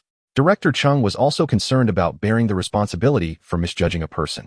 Director Li quickly interjected. Director Ma, that day you instructed me to ensure that Jiang Yang was retained at all costs. I acted according to your directive.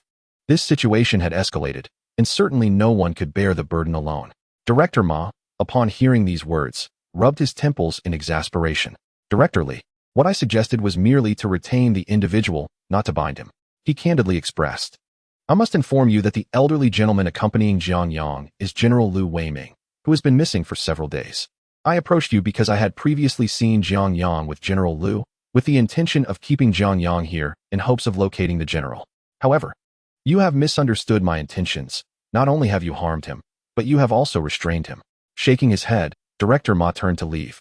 As he still needed to prepare his ginger soup, how could he seek atonement without it? Chapter 117. Not recognizing his son's section, Chief Yang collapsed onto the ground, trembling uncontrollably as if he were a leaf in a tempest. The memory of his recent actions flooded his mind, binding the old general to the radiator and striking Jiang Yang.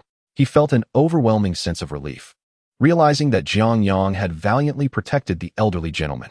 Had the general sustained severe injuries at their hands, they would be irreversibly doomed. Director Chung observed Section Chief Yang's pathetic demeanor.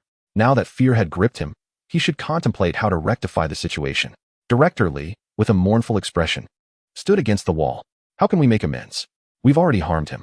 Suddenly, a light flickered in Director Li's eyes as he thought of Jiang Yang, the key figure in this predicament. After all, it was Jiang Yang who had been assaulted. Moreover, the elderly gentleman had repeatedly referred to Jiang Yang as the third, indicating that he was indeed his biological son. Otherwise, he would not have struck Minister Liu for neglecting his brother. Minister Liu had even personally assisted Jiang Yang, which further confirmed their fraternal bond. Yet, they were perplexed as to why the two bore different surnames. Jiang Yang appeared to be quite amiable, and being a chef, he would likely assist them in their bureau in the future. Perhaps this presented an opportunity. Director Li and Section Chief Yang engaged in hushed conversation. Before long, the ginger soup was brought in, with the elderly gentleman first serving a bowl to Jiang Yang. Third, you must drink this. Look at how cold you are. Jiang Yang accepted the bowl without hesitation and downed it in one gulp, wiping his mouth, finally feeling a sense of warmth envelop him. The flavor of the soup, however, was rather unremarkable, too pungent for comfort. As anticipated, the elderly gentleman grimaced at the sight of the soup, eyeing it as if it were poison. Beside him, Liu Xiangnan urged, Father, please drink it. You've been sneezing incessantly. This bowl of ginger soup will help alleviate the chill. I understand it doesn't taste good, but rest assured, I will concoct a better brew for you upon our return. We must make do for now. I refuse. It tastes dreadful, akin to herbal medicine. Father, for the sake of your health, you must drink it. Who are you to call me father? That is my true son. The elderly gentleman sprang up in alarm, retreating behind Jiang Yang and gripping his shoulder tightly. The sight of such dependence brought a sudden flush to Liu Xiangnan's eyes. Father, I am your son, Liu Xiaonan. Go away, go away. You are not my son. This is my son. The old man clutched Jiang Yang tightly, refusing to let go. Jiang Yang gently patted the old man's hand and winked at Liu Xiaonan. Father, please sit here and rest for a while. Let these comrades keep you company while you play chess. I know you enjoy chess the most. I will prepare some ginger soup for you, the kind you love. How does that sound? Upon hearing this, the old man seemed to relax instantly, nodding in satisfaction. All right, I trust you. Your cooking is the best. But I don't want ginger soup. I want beef noodles, with plenty of chili. Eating spicy beef noodles will make me sweat just the same. The old man made his request like a child. Jiang Yang responded gently. Sure, father, I will make you the beef noodles you love most. But you must behave and play chess while you wait for me, all right? Don't treat me like a child. I am your father. Just let me play chess. And hurry up. The old man tightened his coat and settled at the table. Immediately, leaders from the municipal bureau and provincial department exchanged glances, bringing over a chess set to sit with the old man. Come, old man, let us play chess. A few gathered around, discussing with the old man while starting the game, successfully diverting his attention. Jiang Yang walked towards the door, casting a knowing glance at Liu Xiaonan, who followed closely behind. Once outside the office, Director Cheng and a few others were about to greet Liu Xiaonan and Jiang Yang when Liu Xiaonan's expression darkened. Find us an empty room. We need to talk. Director Cheng hurriedly pointed to a nearby office. Minister Liu, this one will do. However, Jiang Yang shook his head. Minister Liu, let us not go to the office. Director Cheng, is there a cafeteria here? If possible, I would like to go there to prepare a meal for the old man. Could you allow me access to the cafeteria? Upon hearing this, Director Cheng replied, Of course, of course. Minister Liu glanced back at the security room where the old man was, understanding that he was behaving like a child, prone to tantrums. It seemed the bowl of beef noodles was essential. Silently, he followed Jiang Yang as they were personally escorted by Director Cheng to the cafeteria. The cafeteria director, seeing the esteemed director's presence, hurriedly came out. Director, are you hungry? I can have the chef prepare a meal for you right away. No, I am not here to eat. Lao Wei, don't we have a separate kitchen? Let Xiao Jiang prepare a meal. Gather all the ingredients, whatever is needed. Bring it out. Director Wei assessed Jiang Yang, having never seen this young man before, but the director's respectful demeanor indicated the youth's extraordinary status. His attitude immediately shifted to one of caution and respect. Certainly, I will show you the way. The small kitchen designated for exclusive culinary endeavors is distinctly different from the larger communal kitchens. It is an independent space.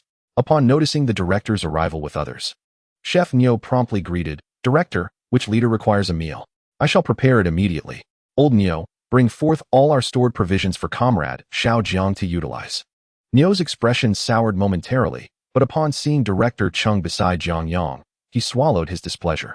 After all, with the director present, his own grievances seemed trivial. He composed himself and diligently prepared all the ingredients. Liu Xiaonan surveyed the cramped kitchen. The space, already limited, felt even more constricted with so many people present, making it difficult to converse privately with Jiang Yang.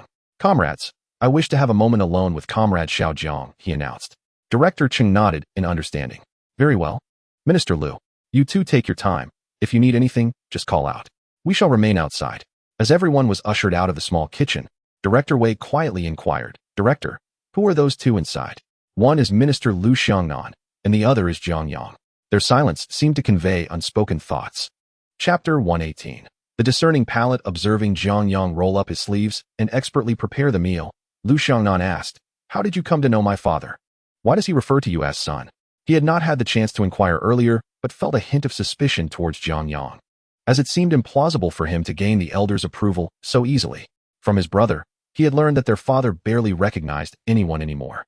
Even his biological son might not be recognized, sometimes lucid and other times confused, yet he consistently regarded Jiang Yang as his son. If Liu Xiangxi, were to discover that someone had usurped his place, he would surely be furious. That young man had a notoriously fiery temper. Jiang Yang recounted how he encountered their father and their subsequent days together. Liu Xiaonan's eyes genuinely reddened. He was taken aback by the realization that their father had lost his sense of family and had endured such hardship recently. Reflecting on the situation, he acknowledged that without Jiang Yang's assistance, their father might have faced unknown tribulations in unfamiliar surroundings. He could not deny the guilt he felt. Earlier, he had been quick to judge Jiang Yang with a petty mindset, suspecting ulterior motives. Yet, this young man exhibited no selfishness. caring deeply for their father despite his own precarious circumstances.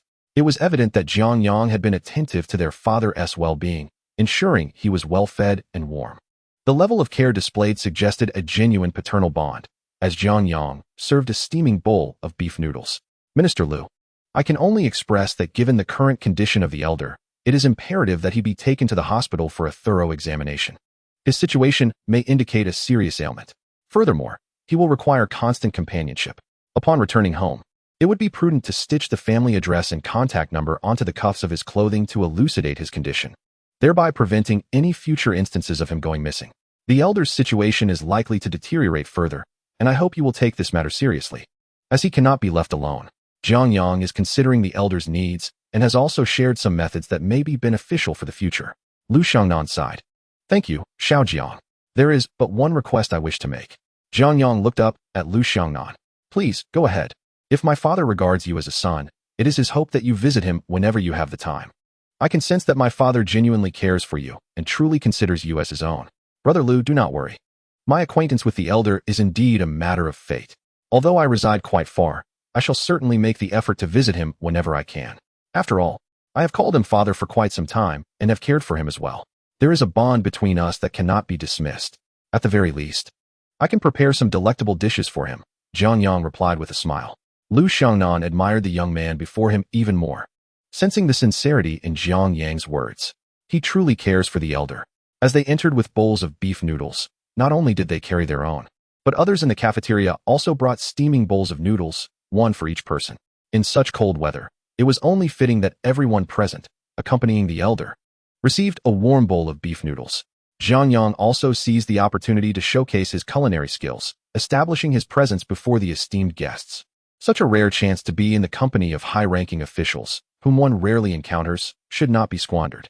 Despite his genuine concern for the elder, he was equally earnest about making his presence known. In recent days, all the officials had been deprived of rest due to the significant events that had transpired.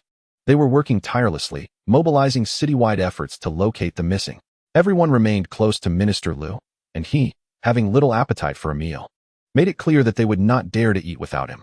Now, as the enticing aroma of beef noodles wafted through the air, expressions of delight appeared on their faces.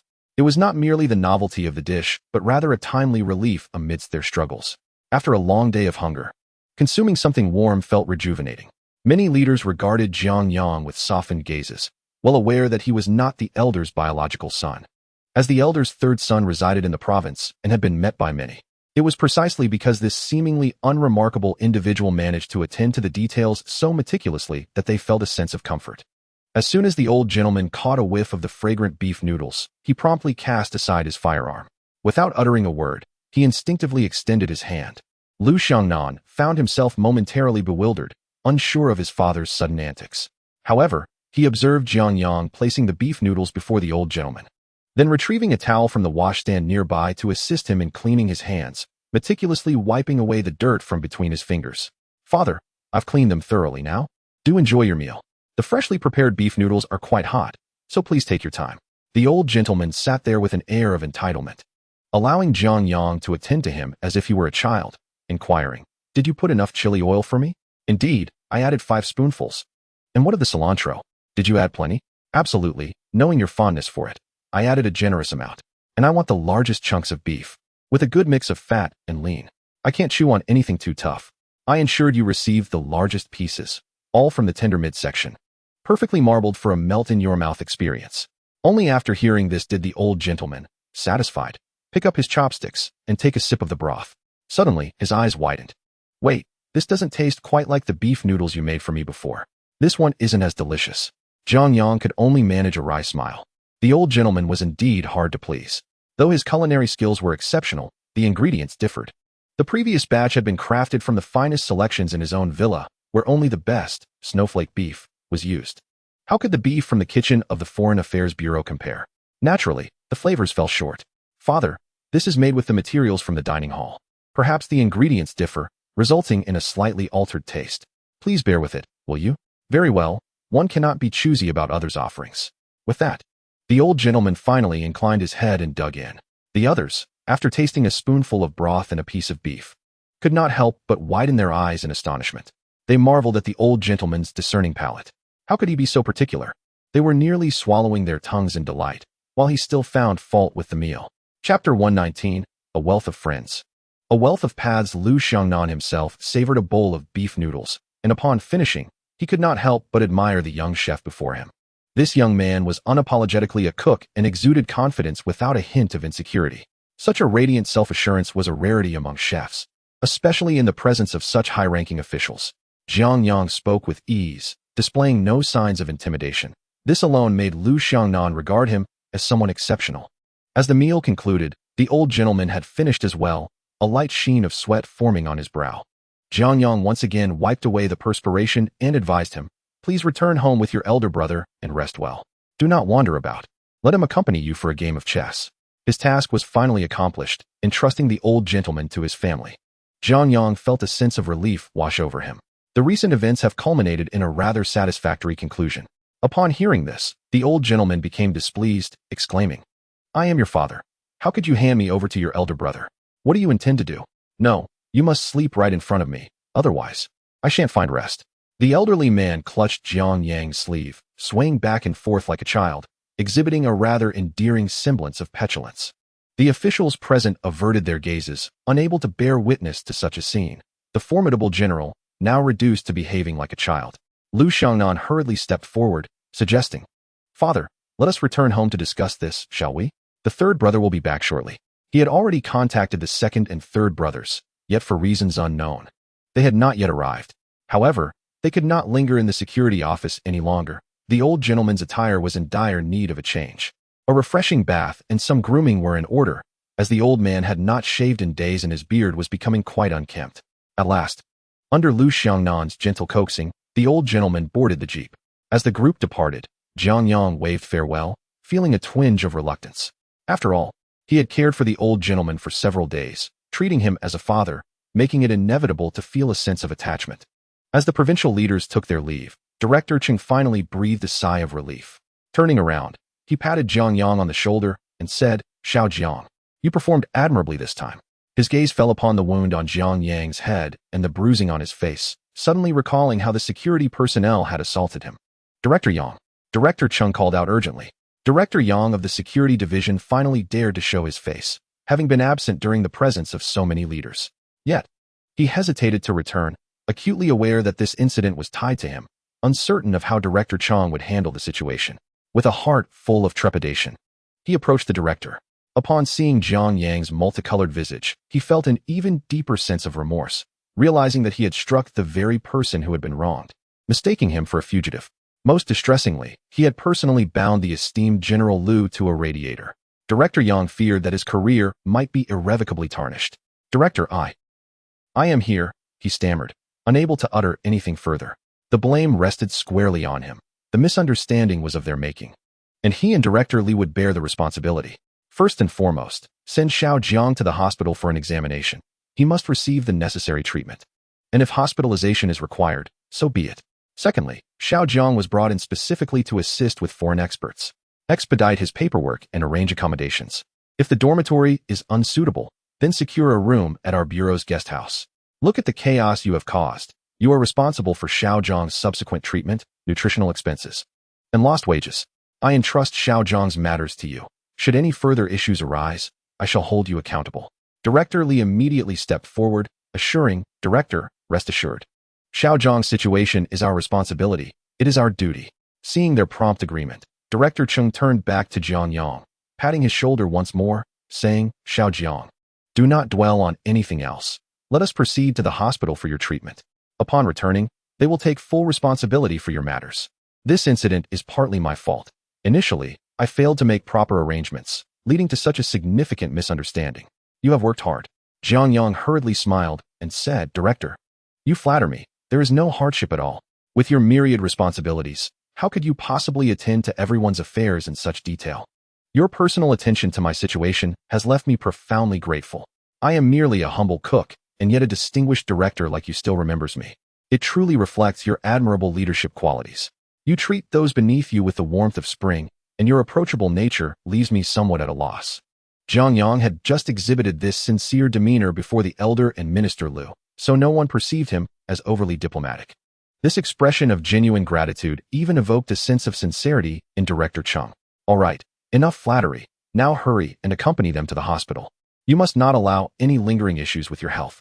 Although he spoke these words with a smile, it was evident that Director Chung was quite pleased with the flattery. Director, I assure you, I am not merely flattering you. I speak from the heart. In my eyes, you are a leader worthy of respect, Jiang Yang declared earnestly. The director chuckled and waved his hand, departing with his entourage. Jiang Yang waved goodbye, letting out a sigh of relief. Despite the twists and turns in the Foreign Affairs Bureau's report, the situation had ultimately changed. He had made a name for himself there. It was a pity he was not assigned to work in the Foreign Affairs Bureau. Otherwise, he could have thrived in that environment.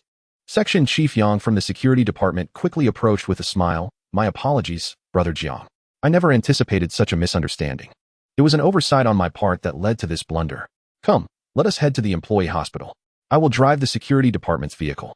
Jiang Yang chuckled and replied, Chief Yang, you mustn't say that. We are merely getting to know each other through this incident.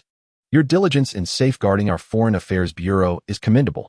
If there were any ill-intentioned individuals attempting to infiltrate, it could jeopardize our secrets. Your actions are justified. If I were in your position, I might have been even more stringent. Upon hearing this, Chief Yang greatly admired Jiang Yang, who demonstrated a deep understanding of social nuances. It was undeniable that Jiang Yang possessed the ability to communicate effectively and get things done, earning the respect of those around him. Director Li also hurriedly approached Xiao Jiang. This matter arose entirely from my misunderstanding of Director Ma's intentions. I sincerely apologize. Director Li, as I mentioned, we get to know each other through adversity. It seems we are fated to be friends. Now, I have gained 2 more friends. The more friends, the more pathways open. Suddenly, I have 2 additional avenues. Chapter 120. Finally, a dormitory. They truly escorted Jiang Yang to the employee hospital. After undergoing a complete examination, it turned out he had several superficial injuries. Particularly, the wound on his forehead, which had been caused by a sharp object, was simply treated and stitched, leaving little more to be done. There were no internal injuries nor fractures, which, in a sense, could be considered a stroke of luck amidst his misfortunes. Initially, Section Chief Yang hoped that Jiang Yang would stay in the hospital for a couple of days for observation. However, Jiang Yang adamantly refused, primarily because he was aware that foreign experts would be arriving imminently and felt it essential to familiarize himself with the environment and adapt accordingly. He needed to interact with the cafeteria staff, otherwise, making an unexpected appearance would not bode well for his work. Moreover, witnessing the hospital director personally accompanying him, he realized that should he be hospitalized, he might not be discharged for 10 days to half a month. Jiang Yang genuinely wished to avoid wasting resources. Section Chief Yang and Director Li had initially believed that Jiang Yang's hospitalization would express their sincerity. They planned to visit him daily and have family members assist in his care, which would naturally resolve the situation. However, to their surprise, Jiang Yang did not act pompously like those who revel in their newfound status. Instead, he was remarkably understanding, refusing even to stay in the hospital.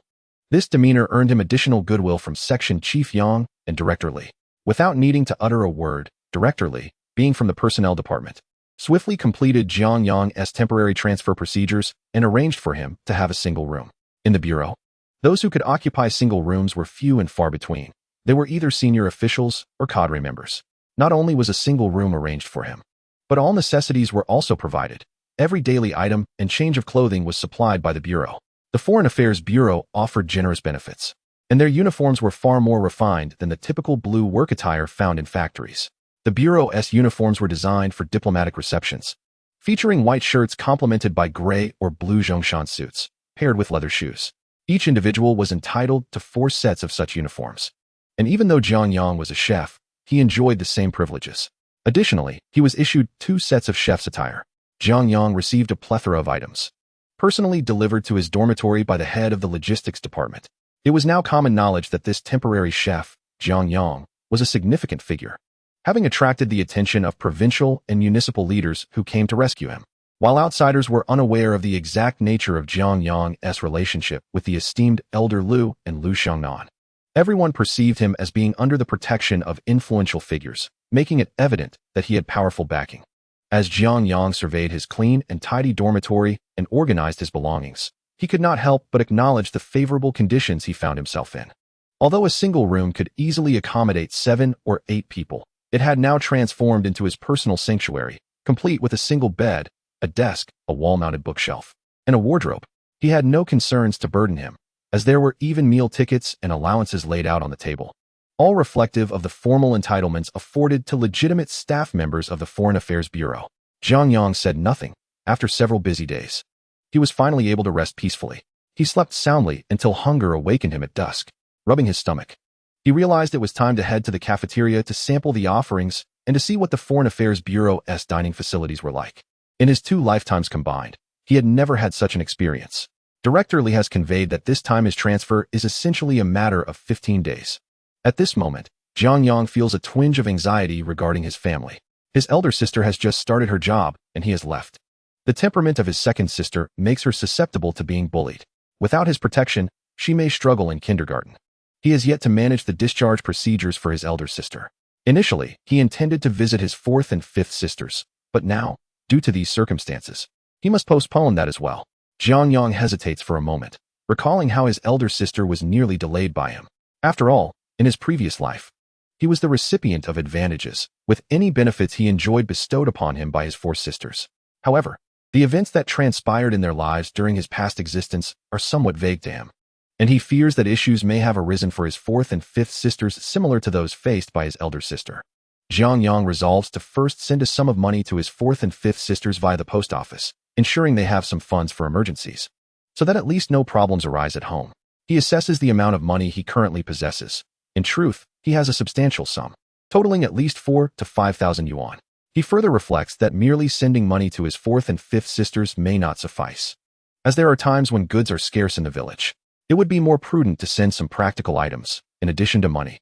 He ought to dispatch grains and food. The amount of money he can send cannot be excessive. The villagers are keenly aware of each other's affairs. If a household receives an unexpected large remittance, it could incite envy among the villagers. Nowadays, those with ill intentions may covet such sums, possibly leading to theft under cover of night. While he intends to send money, he must keep the amounts modest, perhaps 50 yuan per person, which would be sufficient for urgent needs without being a substantial sum. He retrieves rice and flour from the villa, noting that the current issue is that all items for mailing must be properly packaged by oneself. At the post office, the staff will inspect the contents and then stitch them up on site, making these parcels somewhat conspicuous. Thus, he decides that he cannot send them today. Instead, he will take a trip outside tomorrow, feigning a shopping excursion, and then send the items. He places the rice and flour in the cabinet for convenience in tomorrow's preparations. He also gathers some cured meats and sausages, which are inconspicuous and unlikely to attract attention, making them easier to preserve. Additionally, he includes white sugar and brown sugar, both of which are valued commodities in the village and are sometimes difficult to procure. While Jiang Yang is organizing these items, he hears a knock at the door. Hastily, he shoves the items into the cabinet and calls out, "Who is it?" A gentle voice replies, "Comrade Jiang Yang, this is Liu Meifeng from the Secretariat." At once, Jiang Yang thinks of Director Cheng's Secretariat's office. He closes the cabinet door and straightens his attire before opening the door, greeted by a girl who catches his eye. Standing at the threshold is Liu Mei, alone, likely no older than 24 or 25, with a strikingly delicate appearance and long hair. In this day and age, the trend of perming hair has faded. Instead, long, straight black hair is in vogue, often tied up in a ponytail. The young woman is adorned in a woolen dress, complemented by black leather shoes, and she drapes a wool coat over her attire. To be precise, she lacks striking features, possessing an unremarkable appearance that would likely blend into a crowd. Without her distinctive outfit, it would be quite challenging to capture anyone's attention. Her beauty is in stark contrast to the flamboyant allure of Feng Meihua, falling short of even being termed a modest beauty. Chapter 121. The Secretary's Office. You must be Jiang Yang. I am Liu Mei. Upon seeing Jiang Yang, Liu Mei's eyes sparkled with surprise, realizing that this Jiang Yang was unexpectedly handsome. Initially, she had assumed he was merely an ordinary cook, but her perception was delightfully challenged. Her mental image of cooks typically conjured those of short stature, portly build, and balding heads, with faces marked by excess flesh. Jiang Yang, however, was genuinely surprising. Liu Mei's initial reluctance was swiftly replaced by a different sentiment, her smile now tinged with sincerity. "Hello, Comrade Liu Mei. I am Jiang Yang. How may I assist you?" Jiang Yang replied, maintaining a facade of calm. He sensed that the way this young woman regarded him was peculiar, deviating from the norm. Typically, interactions involve a discerning gaze, laden with evaluation. However, Her eyes seemed to appraise him as one might scrutinize a piece of meat. This unsettling gaze reminded him of his ex-wife, Liu Meifeng, evoking a particularly unpleasant feeling that made him somewhat queasy. Comrade Xiaojiang, my name is Li Mei. My father is Deputy Director Li. Today, he learned about your situation and specifically sent me to extend his regards. She then revealed a net bag she had concealed behind her, filled with malted milk, powdered milk, and various canned goods. Jiang Yang's expression remained unchanged, exuding a calm demeanor, yet internally he harbored thoughts. This young woman was clearly not of noble intentions.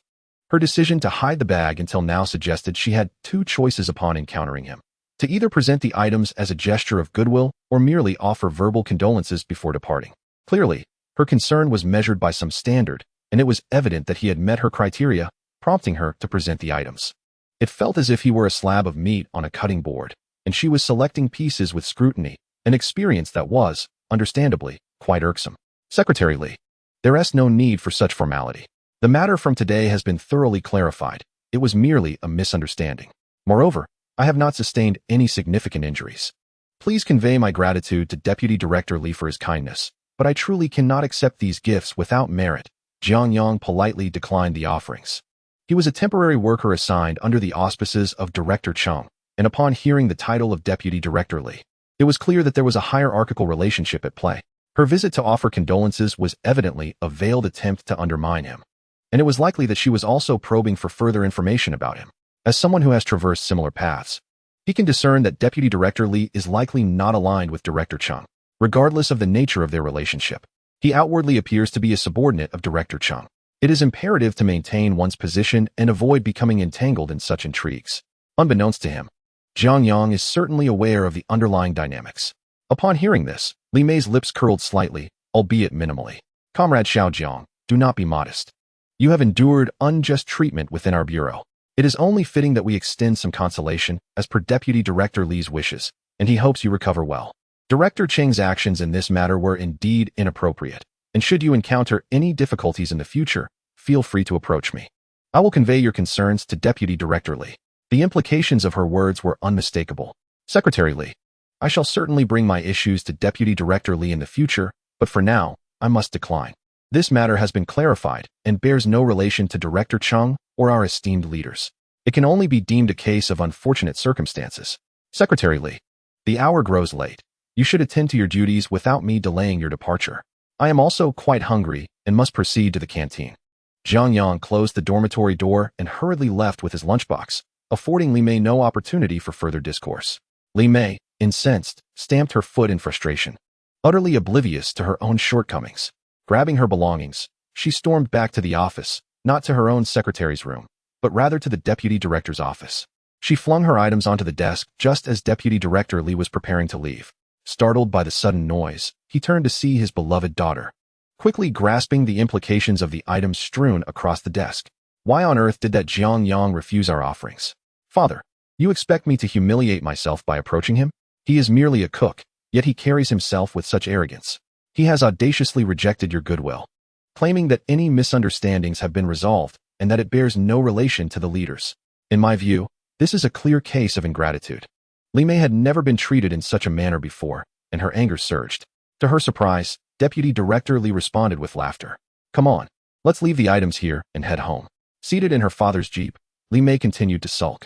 The journey home was swift, and upon arrival, Deputy Director Li kindly reminded the driver, Xiao Lu, to drive safely. Once they were inside their courtyard, a modest yet tranquil abode, they were greeted by Li Mei's mother, Fang Shui, who cheerfully served dinner. Why are you home so late today? Mother, you should ask father. He insisted I get acquainted with that Jiang Yang. He is just a cook. Why does he act so superior? I can hardly stand the sight of him. Li Mei tossed her bag onto the sofa, her face flushed with anger. Fang Shui took the bag from her husband's hands. Why are we being so kind to this chef? Who is he really? Deputy Director Li chuckled. My dear wife understands me well. This foolish girl knows nothing but to throw tantrums. The family gathered around the table, and Li Mei still simmered with indignation. They had 3 children, 2 sons and a daughter. So Li Mei's spoiled temperament had made her quite willful. Dad, why must you insist I do this? What do you know? You did not witness what transpired today, hence you remain unaware. Let me tell you, Jiang Yang is not an ordinary person. Do not mistake him for just a chef.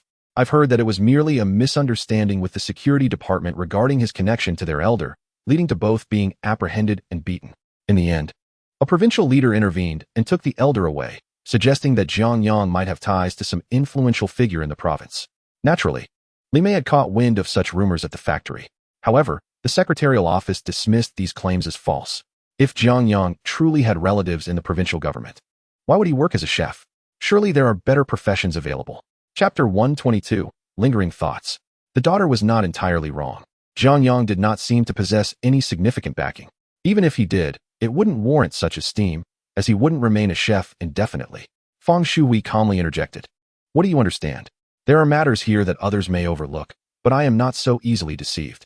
I saw quite clearly today. Do you know who that elder was? Deputy Director Li's words piqued the curiosity of his wife, daughter, and son. Stop keeping us in suspense, just tell us what happened. That elder was General Liu Meifeng. The family gasped in shock. What? General Liu? Does he have a connection to Jiang Yang? What that connection may be, I cannot say, but I did observe that elder defer to Jiang Yang with utmost respect. The atmosphere grew heavy as they contemplated the relationship between Jiang Yang and General Liu. Regardless of whether it was a close friendship or a familial bond, it was evident that General Liu held Jiang Yang in high regard. This inevitably indicated that Jiang Yang was no ordinary chef, and his tenure in that role would not be protracted. Dad, then why did you want me to meet Jiang Yang today? At last, Liu Mei grasped the situation and reacted. It would certainly be inappropriate for me, a deputy director, to seek out a mere chef. However, you are different. You are a secretary in the secretarial office. In the future, there may be opportunities for you to gradually engage with Jiang Yang. But Dad, how could a secretary like me have any professional dealings with a chef? Liu Mei felt this diminished her status. Why are you so naive?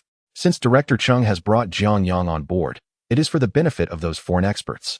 Arranging the essentials of life for foreign experts is a responsibility that you, as a secretary, must diligently attend to. Take the initiative to liaise with Jiang Yang. This presents an excellent opportunity for connection. Deputy Director Li is somewhat exasperated with his daughter's lack of insight, feeling a sense of frustration akin to that of a blacksmith who sees iron that cannot be forged. Even if I manage to engage with Jiang Yang, what is the ultimate purpose? Surely, you do not intend for me to marry him? I have inquired and discovered that he is merely a cook from a small rural county. If I were to marry him, I would be at a significant disadvantage, as I have no desire to endure life in a rural area.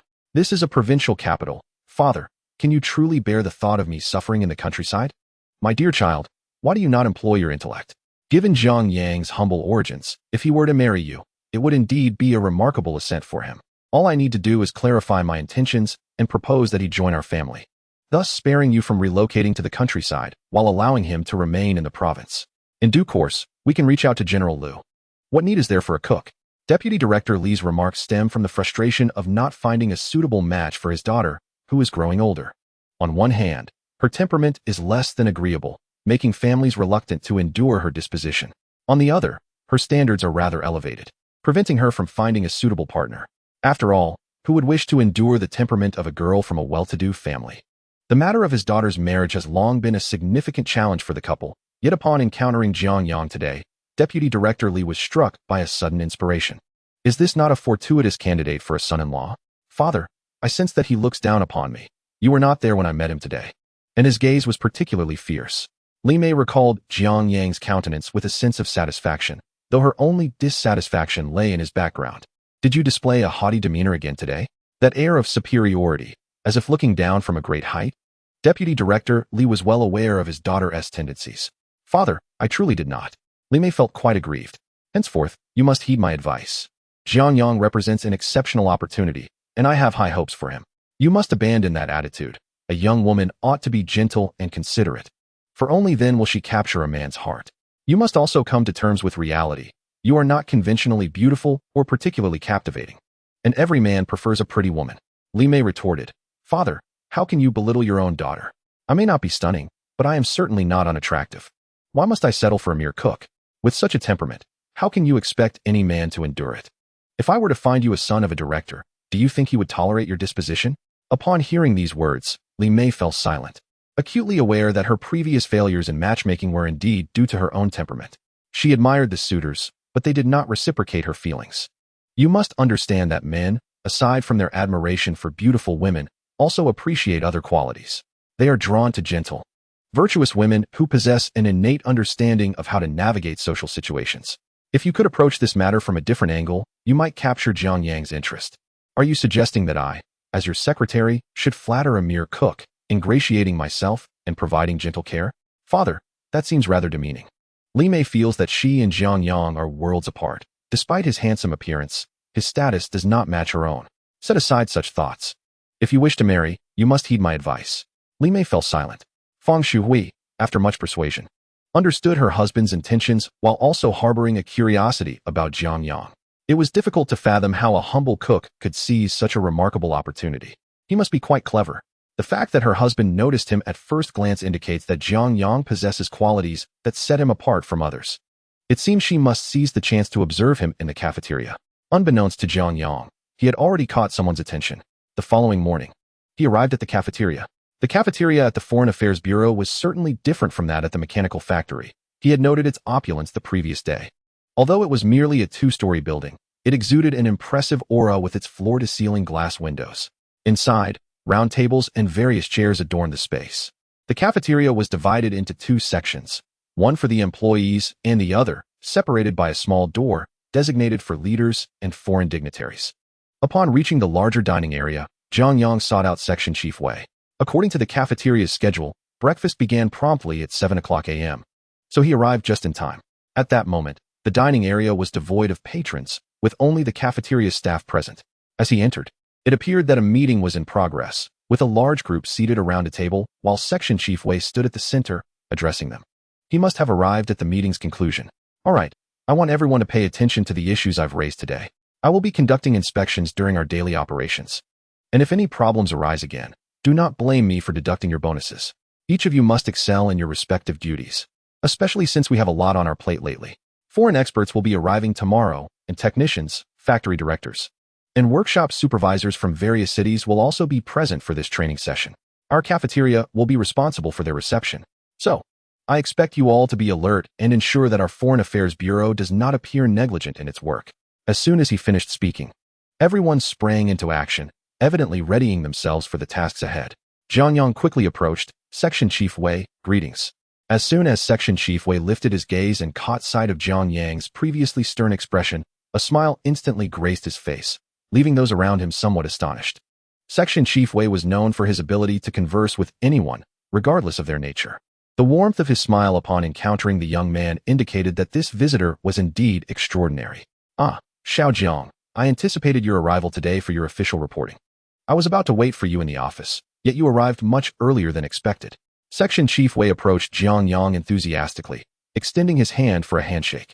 It was unnecessary for a section chief to adopt such an amiable demeanor towards someone temporarily assigned as a mere kitchen assistant. However, he had witnessed the camaraderie between Xiao Jiang and Minister Liu just the day before. Only a fool would truly consider Jiang Yang as simply a small kitchen cook. Section Chief Wei, you are too kind. Today marks my official reporting, and I wish to familiarize myself with our cafeteria environment and heed your work arrangements.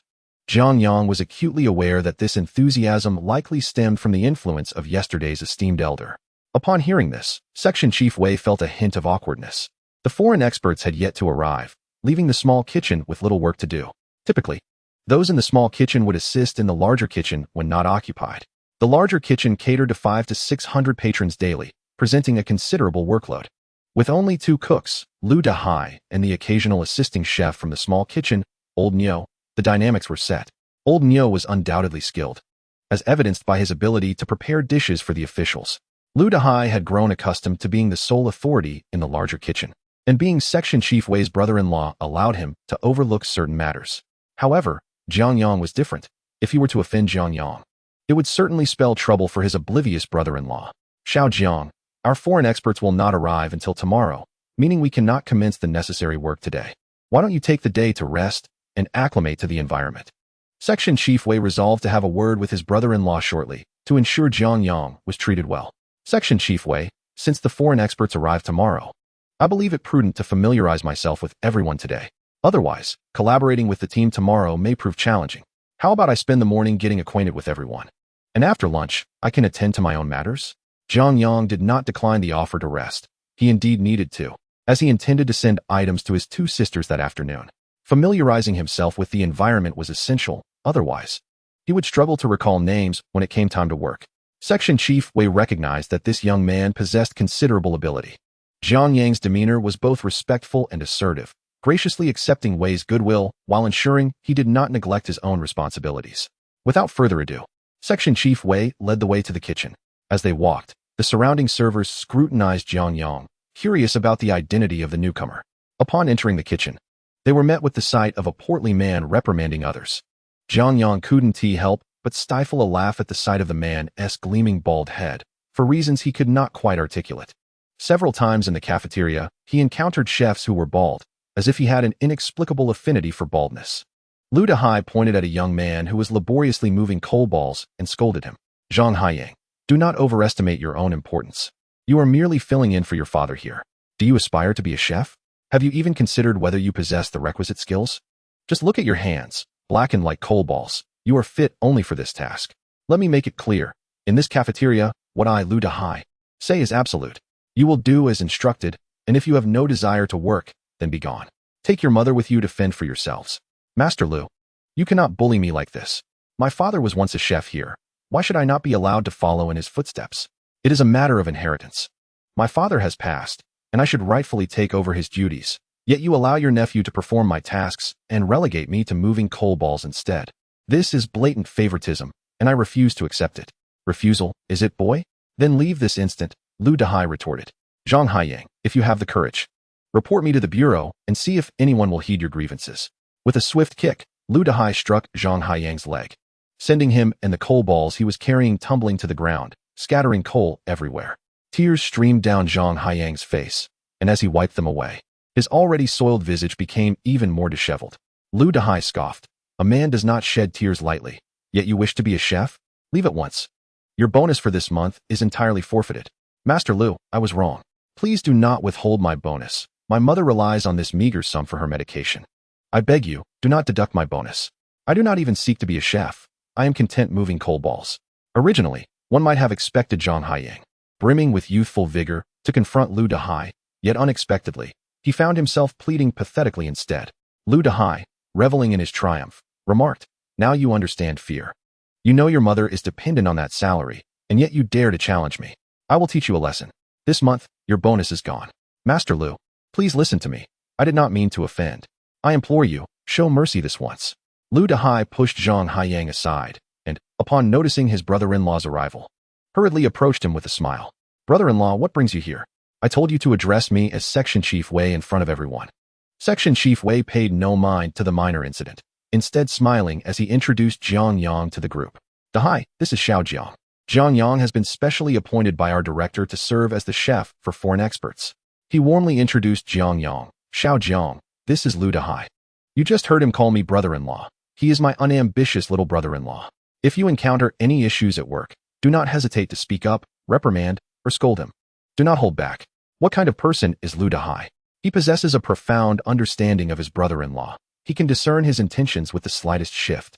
By placing himself in such a humble position, he demonstrates that the other party is not as simple as one might presume. I am Liu Dehai, and from now on, you may refer to me as Brother Liu. Should you require assistance in your future endeavors, do not hesitate to approach me. I have both personnel and resources at my disposal. Anything within my capacity to assist, you need not be courteous about. From this day forward, you are my brother. Liu Dehai's warmth pleased Section Chief Wei, clearly indicating that the young man had grasped his message. Very well, Dehai, I leave Xiao Jiang in your capable hands. The small kitchen will commence operations tomorrow. Today, let Xiao Jiang familiarize himself with everyone. For now, you shall help him with his tasks. If you dare to mistreat Xiao Jiang, I assure you, I will not spare you, even if we are relatives. Liu Dehai quickly responded with a smile. How could that be, brother-in-law? No, chief. I am not the type to bully others. I feel an immediate camaraderie with Xiao Jiang. I consider him my brother.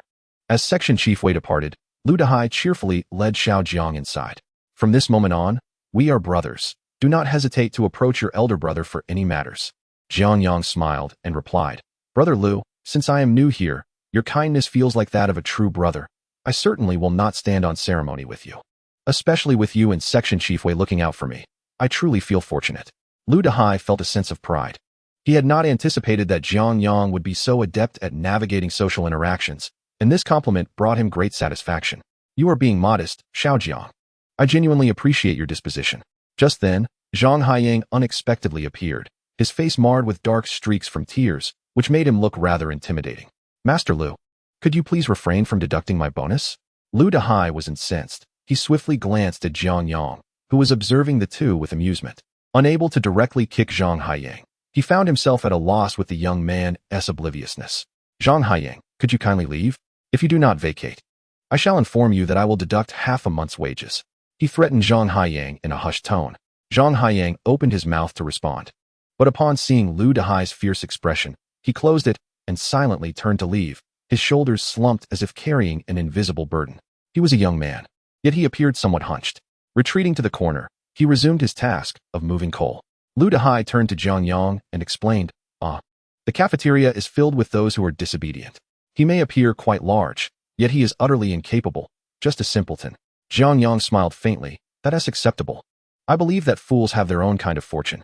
Sometimes, being a bit foolish can be advantageous, as it prevents errors in work. It is often the simple-minded who approach their tasks with diligence. Liu Dehai, upon hearing these words, fell into a moment of contemplation. Indeed, only a simpleton would wholeheartedly follow through with whatever tasks you assign, devoid of any ulterior motives. He led Jiang Yang into the kitchen, clapping his hands to draw everyone's attention. Comrades and my apprentices, this is Comrade Xiaojiang, who has come to assist us in our modest kitchen. He is here specifically to cater to foreign experts. From today onward, he will be working in our dining hall. Let us extend a warm welcome to Comrade Xiaojiang. With Liu Dehai's support, Jiang Yang quickly bonded with everyone. At that moment, the seasoned cook, Old Niu, arrived. Upon seeing Jiang Yang, his eyes sparkled with recognition. While he did not rush over exuberantly, his demeanor certainly differed from his usual aloofness. He approached Jiang Yang warmly, saying, Xiaojiang, I knew you would come to report for duty, but I didn't expect you to arrive today. I only caught a glimpse of you yesterday and didn't have the chance to greet you properly. Consider this our formal introduction. My surname is Niu. Jiang Yang understood that this individual would soon be his partner, and it was essential to foster a good relationship. Otherwise, mutual sabotage and discord would hinder their future endeavors. This environment was unlike that of the machinery factory's dining hall, where Zhang Dashan constantly undermined him. Here, the people at least currently embraced a spirit of friendliness and harmony. Jiang Yang took out a box of Zhonghua cigarettes, offering one to each person in the dining hall, until the entire box was emptied. When he approached Zhang Haiyang, he extended the last cigarette. Zhang Haiyang examined the filtered cigarette and shook his head. I'm merely a coal handler. There's no need to flatter me with cigarettes. Such attempts at ingratiation are futile. Jiang Yang chuckled, thinking, my naive apprentice. In his previous life, he was just as simple-minded. Little did he realize he would encounter this apprentice so early in this lifetime. Indeed, Zhang Haiyang was the eldest among the 4 apprentices he had taken in his past life, typically referred to as the senior brother. However, Zhang Haiyang was also the most sincere, guileless, and loyal of all his apprentices. During the numerous ups and downs of his previous life, it was these 4 apprentices who remained steadfastly by his side. After enduring many trials and tribulations, they emerged as the 4 shining pearls among countless stones. These apprentices regarded him with the utmost reverence, embodying the adage that once a teacher, always a father. In this era, being an apprentice meant holding their master in the same regard as their own father. Among them, Zhang Haiyang was the most straightforward. He lacked the finesse to navigate social interactions and had a knack for inadvertently offending others, even those with the kindest dispositions. Yet, Zhang Haiyang possessed an exceptional talent in the kitchen, capable of replicating any dish he had learned with remarkable precision. In his previous life, he often vexed his master, but he was also the one who would selflessly defend him and would go to great lengths for him. At that time, when confronted by adversaries who hired assassins to end his life, it was Zhang Haiyang who bravely shielded him from 3 fatal strikes. Initially, he believed that according to the timeline, he would not encounter Zhang Haiyang for another decade. Their meeting had occurred in the capital city, yet unexpectedly, he found himself encountering Zhang Haiyang a full 10 years earlier than anticipated, truly a twist of fate. In Chapter 125, A Demand for Assistance, Jiang Yang offered a cigarette, stating, if you wish to smoke, then do so. Why the excessive chatter? He handed the cigarette directly to Zhang Haiyang, who tucked it behind his ear. Zhang Haiyang touched the cigarette resting on his ear, but, with a sense of appreciation, chose not to remove it, continuing instead to bend down and work with his coal balls. Jiang Yang chuckled softly and turned to Liu Dehai and Old Niu. If his memory served him well, his disciple had once recounted Zhang Haiyang's life story. Jiang Yang had lost his father at a young age and took over his father's role as a worker in the cafeteria. Unfortunately, he was not favored by the head chef, compounded by his lack of social skills and inability to communicate effectively. In his youth, he failed to acquire any particular craft in the cafeteria. Instead, he was bullied by both the head chef and the chef's apprentices, leaving him with no refuge. Jiang Yang, once brimming with youthful vigor, endured this torment for 5 or 6 years for the sake of his ailing mother. Tragically, his mother passed away 6 years later. Subsequently, Jiang Yang was falsely accused by kitchen staff of stealing communal supplies. In a fit of rage, he stabbed the head chef and was sentenced to 5 years in prison. Upon his release, he found no one willing to employ him, leading him to venture alone into the capital city. Jiang Yang surmised that the head chef he had stabbed must indeed be Liu Meifeng, for the latter's demeanor revealed that he had likely bullied Jiang Yang on numerous occasions.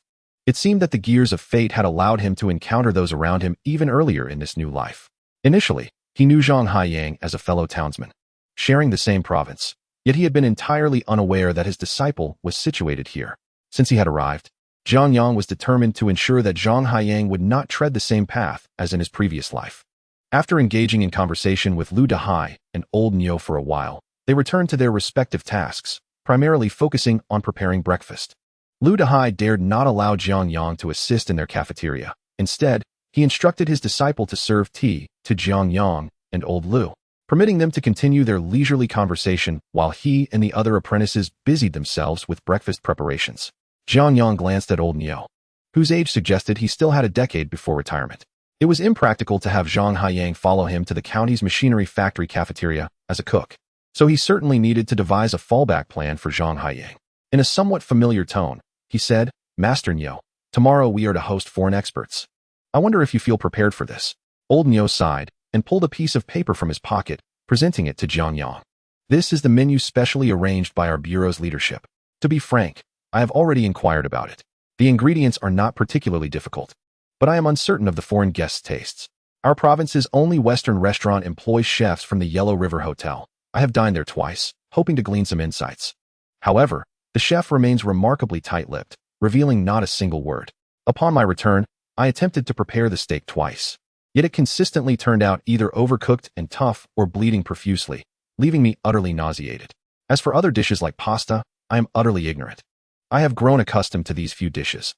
I cannot fathom why foreigners have such an affinity for pasta, steak, and hamburgers. Just how is a hamburger prepared?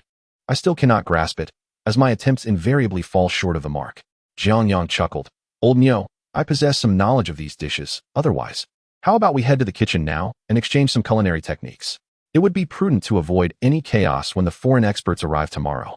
Upon hearing this, old Niu joyfully slapped his thigh, exclaiming, "Oh my goodness, I've been waiting for you to say that. Since the director has invited you back, you must possess considerable skill. I caught a whiff of the beef noodles you prepared yesterday, and it was simply exquisite." Old Niu's excitement stemmed from the assumption that Jiang Yang would be secretive like the chef from the Yellow River Grand Hotel, unwilling to reveal any of his culinary prowess. To his surprise, Jiang Yang was entirely open, willing to share and collaborate, akin to teaching himself. In this day and age, such generosity is rare. Old Niu immediately regarded Jiang Yang with newfound respect, his enthusiasm genuinely sincere. Jiang Yang hesitated for a moment. "Old Niu, if we are to prepare the new dishes on the menu, I will need some ingredients that I left in my dormitory.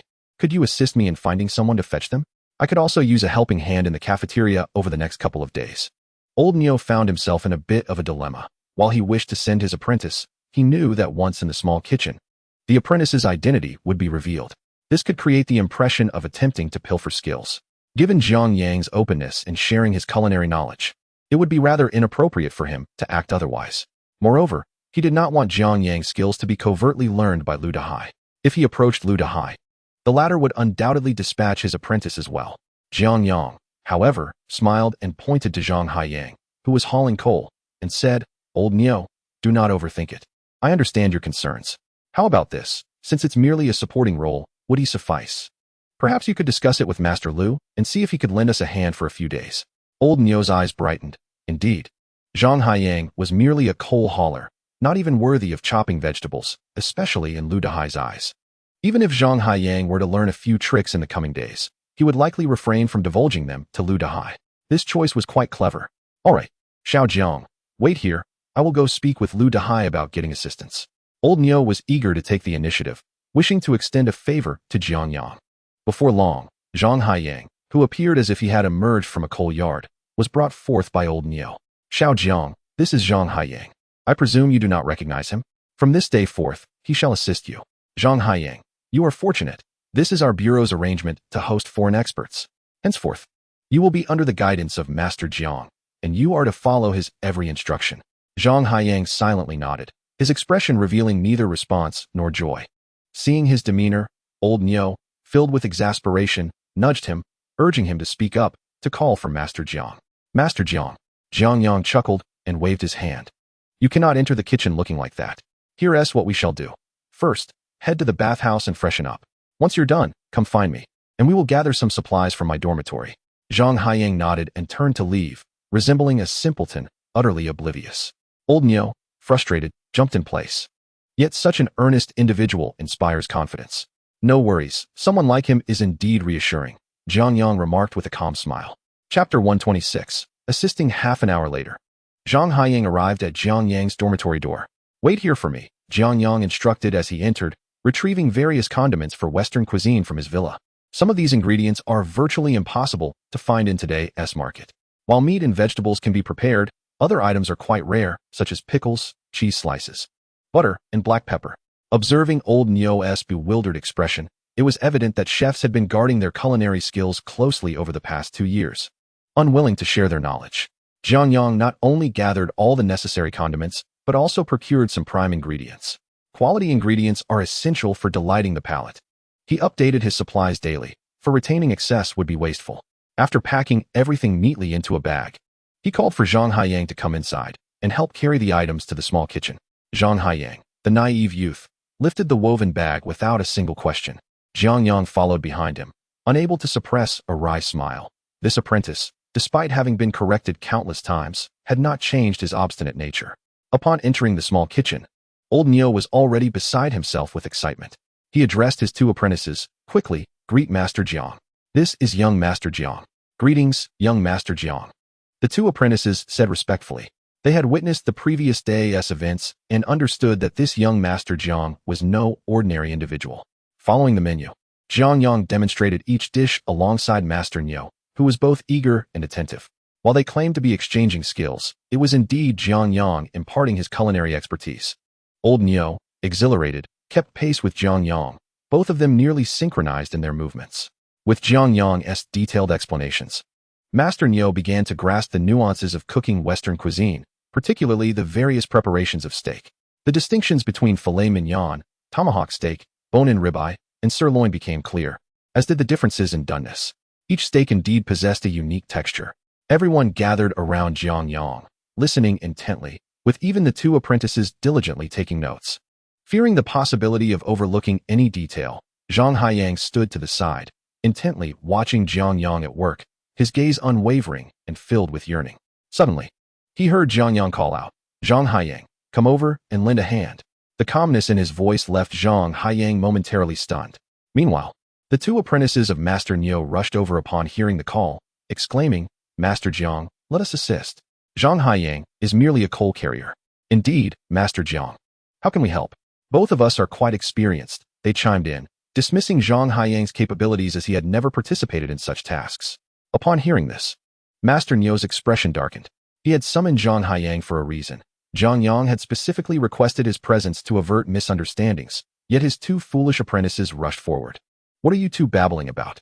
If Master Jiang has called for Jiang Yang, then it is Jiang Yang who shall come. Get over here. He kicked Jiang Yang lightly and urged, Yang, what are you doing? If Master Jiang has assigned you a task, then you must fulfill it.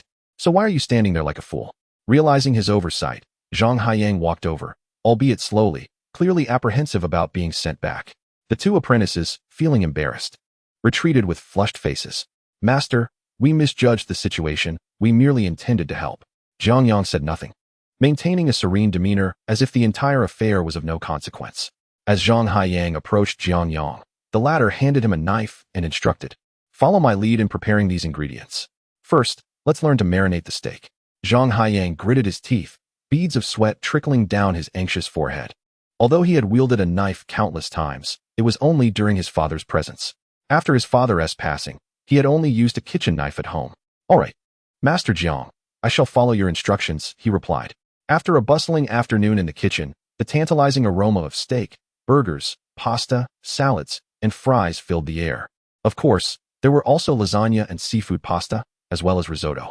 As these dishes were laid out on the table, Master Nyo nervously rubbed his hands together. He knew well the disparity between the flavors crafted by a professional chef in a Western restaurant and his own attempts. Today, however, he was uncertain whether he could replicate Jiang Yang's techniques, even if he could not surpass the original. Achieving a similar taste would at least instill some confidence in their ability to host foreign experts. At that moment, a voice rang out. "Oh, what are you all preparing? It smells delightful." Everyone turned to see Director Chung, accompanied by several officials and secretaries from the bureau, entering the dining area. Upon witnessing the lavish spread of dishes, Director Chung was momentarily taken aback. "Oh, I thought the foreign experts were not coming today. What is all this?" Jiang Yang smiled and replied, "Director Chung, you arrived just in time. Master Nyo was about to send his apprentices to invite you all to try today's dishes, specially prepared for the foreign experts. Please sample them and let us know how they taste." Upon hearing these words, Master Nyo's face blossomed with a smile akin to a radiant flower. One must concede that young Jiang possesses an exceptional talent for social finesse. He exhibited no sense of self-importance, instead graciously placing his esteemed mentor in the spotlight. "Director Chung, all credit goes to young Jiang. I am utterly ignorant when it comes to foreign cuisine. Without Jiang stepping in, we might still be at a loss." Jiang Yang, with a beaming smile, invited everyone to the table. Noticing Director Cheng's fleeting glance at the knife and fork, he understood that as the head of the Foreign Affairs Bureau, Chung had undoubtedly dined on Western cuisine before. However, the meticulous preparation and the striking resemblance to a fine Western restaurant were indeed remarkable. The dishes lay before them, and some guests exchanged uncertain glances. They were unfamiliar with using knives and forks. In contrast, Jiang Yang calmly began to carve the steak for everyone. Zhang Haiyang brought the dishes over, stating, "I've already cut these for you all. Just sample the flavors." This gesture alleviated the tension in the room, and smiles began to reappear on many faces. When Director Chung took a bite of the steak, he had anticipated it to be tough, yet to his surprise, it was tender and succulent, bearing an uncanny resemblance to the steaks he had savored during foreign diplomatic events. His brows unfurled in astonishment as he gazed at Master Nyo and Jiang Yang, exclaiming, "This steak is truly exquisite, indistinguishable from what I've had abroad." Upon hearing this, the others eagerly picked up their utensils. Contrary to their expectations of a rare, unappetizing steak, this one was surprisingly delightful, especially the pasta, fries, fried chicken, and chicken cutlets, which were immensely popular. Chapter 127. The debt collector Li Mei leisurely savored her meal, her eyes shimmering with intrigue. One could not deny that Jiang Yang radiated a certain brilliance at that moment, drawing one in effortlessly. He was indeed unlike any other man, as her father had remarked. How could someone like him remain merely a humble chef for life? Li Mei's gaze remained fixed on Jiang Yang, who remained blissfully unaware of her attention. Engrossed in his tasks, Director Chung's commendation marked the conclusion of the meal. He warmly praised Master Nyo and Jiang Yang, patting their shoulders and earnestly urging them to treat the foreign experts well. Once everyone had departed, Li Mei lingered behind, observing as Jiang Yang waved goodbye to Director Chung and the others. "Xiao Jiang, your Western cuisine is truly authentic. It surpasses any I've had in the capital," she remarked. Only then did Jiang Yang realize that this was the Secretary Li he had met the previous day. "Secretary Li, thank you for the kind words," he replied. A shy smile graced Li Mei's face as she continued, "Xiao Jiang, you are truly remarkable. I have never encountered a chef as skilled as you. I genuinely admire you." With those words, she turned and walked away. Jiang Yang watched her retreating figure, pondering her peculiar demeanor. Her behavior yesterday had been odd, and today was even more so. Was she seeking some advantage from him? Yesterday, she had appeared as proud as a peacock, yet today she seemed to embody the shyness of a young girl. Jiang Yang did not ponder for long and turned to leave. "Master Nyo, we have no pressing matters today. May I take Zhang Haiyang with me to attend to a few errands?" Master Nyo felt quite pleased with Jiang Yang's respectful demeanor. In truth, his culinary skills could not rival Jiang Yang's, as evidenced by the meal they had just shared.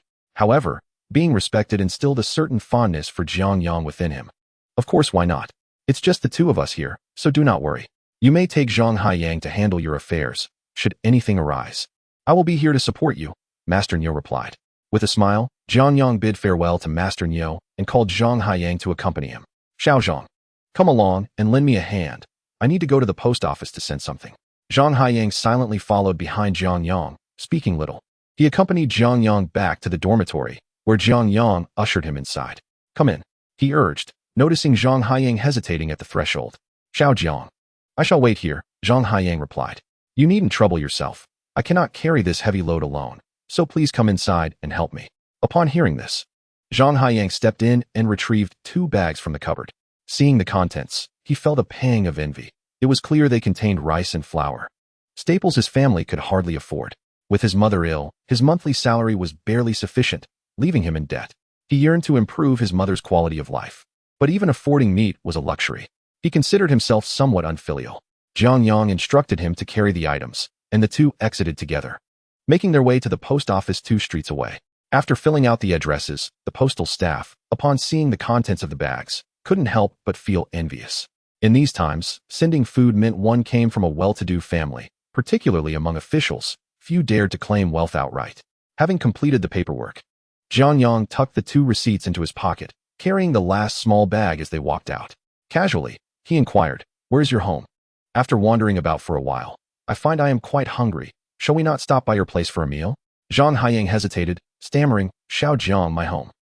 There is a sick person, and it would not be convenient to host you." In truth, his family was so impoverished that they could only afford cornmeal, consuming dark flour and sorghum rice, far too humble to entertain someone of Jiang Yang's standing. Jiang Yang was self-aware enough to recognize his situation. Feeling grateful to Jiang Yang, yet unable to reciprocate the kindness. A penny can thwart a hero, he thought, unwilling to reveal his family's dire circumstances to Jiang Yang. However, Jiang Yang dismissed his concerns, saying, "What is there to fear with a sick person at home? I have heard you care for your elderly mother. You are a devoted son. In that case, I must indeed pay her a visit.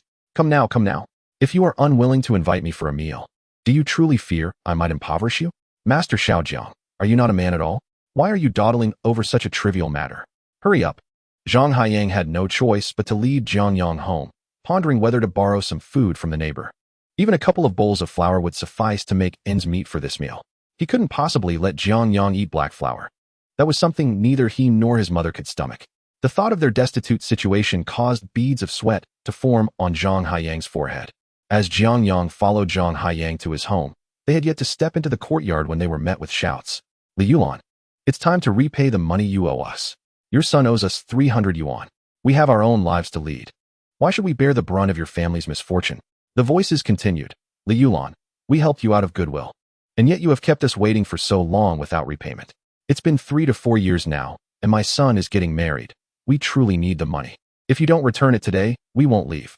Neighbors, I am genuinely at my wit's end. You see, there's nothing in our home. Even if I wanted to repay you, we simply cannot. Perhaps we could wait until he gets his salary and pay you back gradually. Don't try to fool us. Your son's meager earnings won't cover this debt. We've been buying you medicine every month. I have an idea. Your house still holds some value. Why not sell it? Use the proceeds to repay us. That way, we can all be free from this burden, and you won't have to face us repeatedly for money. Indeed, old Li is ready to buy your house. You wouldn't be losing out on that 300 yuan. No, absolutely not. This house was left by his father. We spent over 1,000 yuan to build it. How can it be sold for just 300 yuan? Why not? You've lived here for 7 or 8 years. The new house is long since aged, and it isn't worth much now. Besides, who would want to buy your house for 300 yuan? Only I would. If it weren't for your status as a widow with an orphan, I wouldn't even consider taking this dilapidated house off your hands. Please, don't do this. The house cannot be sold. It simply cannot. Liu, stop pretending. Are you about to faint again? What good will that do? Every household has to make a living. Repaying debts is a natural obligation. A gasp arose from the courtyard. Upon hearing this, Jiang Yang grew anxious and pushed the door open, rushing inside. Jiang Yang followed closely behind, finding a crowd surrounding a middle-aged woman. She was out of breath, her face pale, and her condition was clearly deteriorating. Jiang Yang hurriedly approached and supported the woman, exclaiming, "Mother, how are you feeling?" The moment Liu saw her son, she finally felt a wave of relief. Yet it was quickly overshadowed by her distress. She wished to shield her son from such burdens, but these creditors were inescapable. Liu clutched her chest, her complexion growing increasingly pale, on the verge of fainting. Jiang Yang stepped forward, assisting Jiang Yang in supporting Liu, urging, "Quickly, help your mother inside to rest. She is not well in this condition." Jiang Haiyang's mother suffered from severe heart disease, and it seemed likely that she was about to have an episode. Jiang Haiyang hurriedly assisted his mother into the house, retrieving her emergency heart medication and administering it to Li Yulan. Once she had taken the remedy, she lay there, grasping her son's hand and imploring, "Haiyang, we cannot sell our home. It is the only legacy your father toiled a lifetime to build. If we sell it, we will have nothing left, not even the last remnant of your father's aspirations." Jiang Haiyang gritted his teeth, reassuring her, "Mother, do not worry. I will never sell the house." As he stepped outside, the onlookers in the courtyard felt the gravity of the earlier scene, realizing it was rather excessive. No one truly wished to push a widow and her orphan to the brink of despair. If anything were to happen to Li Yulan, they would appear utterly heartless. "Dear uncles and aunts, I understand that we have wronged you. It is only right to repay our debts. I am aware that each of you has your own needs for this money, and I acknowledge that it has been far too long since this debt was incurred. Would you grant me 1 month? I assure you that within this time, I will repay the debt," he implored. The crowd shook their heads in response. Who among them was unaware of the Jiang family's plight? If the Jiangs were able to repay the debt, they would not have resorted to this coercion. The very reason they were here was the understanding that Jiang Haiyang could not afford to repay them. One man, who had just proposed buying the house, spoke with a sardonic tone, "Jiang Haiyang, do not blame us for pressing you. While the offer may seem low, who can afford to buy a house these days? Few can produce the necessary funds at once. Your house has been lived in for many years. Its value has depreciated significantly. Out of respect for your deceased father, I am willing to purchase your home. Otherwise, I would not be interested at all. Consider this carefully. We can give you a month. But if you cannot repay the debt within that time, you must sell the house." Li Jinhua had long coveted the Jiang family's property. The house was all that remained of the Jiang's valuable possessions and could fetch a considerable sum, even accounting for depreciation. However, Li Jinhua was intent on taking advantage of the situation, rallying the others to demand repayment. The crowd nodded in agreement. "Indeed, Haiyang, we are not forcing you. Each of us has our own struggles. If you cannot repay within a month, then it is only fair to sell the house to Uncle Li. We are not being unreasonable. We have been more than patient." Their concern was not whether the house was sold at a fair price. They simply desired to recover their money. Jiang Haiyang clenched his jaw, declaring, "Very well, I assure all uncles, aunts, and elder relatives that I will repay the debt within a month. Should I fail to do so, I will sell the house to settle the debts." Li Jinhui, upon hearing these words, spoke with a sense of pride. "Very well, my dear nephew, we shall await your good news." With that, the group departed. Jiang Haiyang, watching them leave, cast a glance at Jiang Yang, his expression tinged with disappointment. The sight of himself in such a pitiful state, seen by his mentor, filled him with profound shame and indignation. "Master Jiang, I truly apologize. Due to today's circumstances, I fear I cannot host you," he lamented. "My mother has fallen ill." Jiang Yang nodded in understanding. "I see. Very well, I shall return home for now, but you must be punctual for work tomorrow." Jiang Yang was able to produce the 300 yuan from his pocket. While not a substantial sum, it was intended to alleviate Jiang Haiyang's debts, a notion that Jiang Haiyang himself might struggle to accept. In the eyes of others, he risked being perceived as a fool, with suspicions surrounding his motives, as if a swarm of flies were drawn to him. The crux of the matter lay in the age-old adage, kindness begets enmity. The two had forged a deep bond through shared adversity in their previous lives, yet in this current existence, if he were to position himself as a benefactor, their relationship would undoubtedly lack the purity it once held. To maintain their camaraderie as it had been, such dynamics must be avoided, which explained Jiang Yang's reluctance to intervene in this matter. Jiang Haiyang, feeling a surge of gratitude, saw Jiang Yang to the door. "Master Jiang, I assure you I will be on time for work tomorrow morning." With a casual wave, Jiang Yang departed, leaving Jiang Haiyang to ponder his troubling predicament. He had spoken with such bravado moments ago, yet he was acutely aware of his inability to alter the grim reality before him. His mother's illness loomed large. Without medication, the only alternative was to await death. He could not allow his mother to perish, nor could he jeopardize the family home left by his father. This posed a dilemma of profound gravity. Upon entering, Jiang Haiyang discovered his mother already asleep. He quietly closed the door, steeling himself before turning away. He meandered through the corridors to the employee hospital, where he sought out a man. "Uncle, I implore you, please help me," he beseeched. The man regarded Jiang Haiyang and replied, "It is not that I am unwilling to assist you, my dear nephew. You are well aware of the substantial debt you owe. I cannot secure you a temporary position. However, as I mentioned previously, consider this. Our hospital's hematology department is in urgent need of blood, and they are offering a high price. If you are willing, I can make an introduction, though I am uncertain if your health can withstand it." Jiang Yang grasped this opportunity as if it were a lifeline, nodding vigorously. "Uncle, I can do it. I am capable." "Very well, then. I shall take you there. If I introduce you through a familiar contact, they may offer you a better rate." Following the man, Jiang Yang arrived at the hematology department. Half an hour later, he emerged, pale-faced, pressing a hand to the injection site on his arm. The world around him spun, and his body felt weak. A nearby nurse handed him a slip of paper.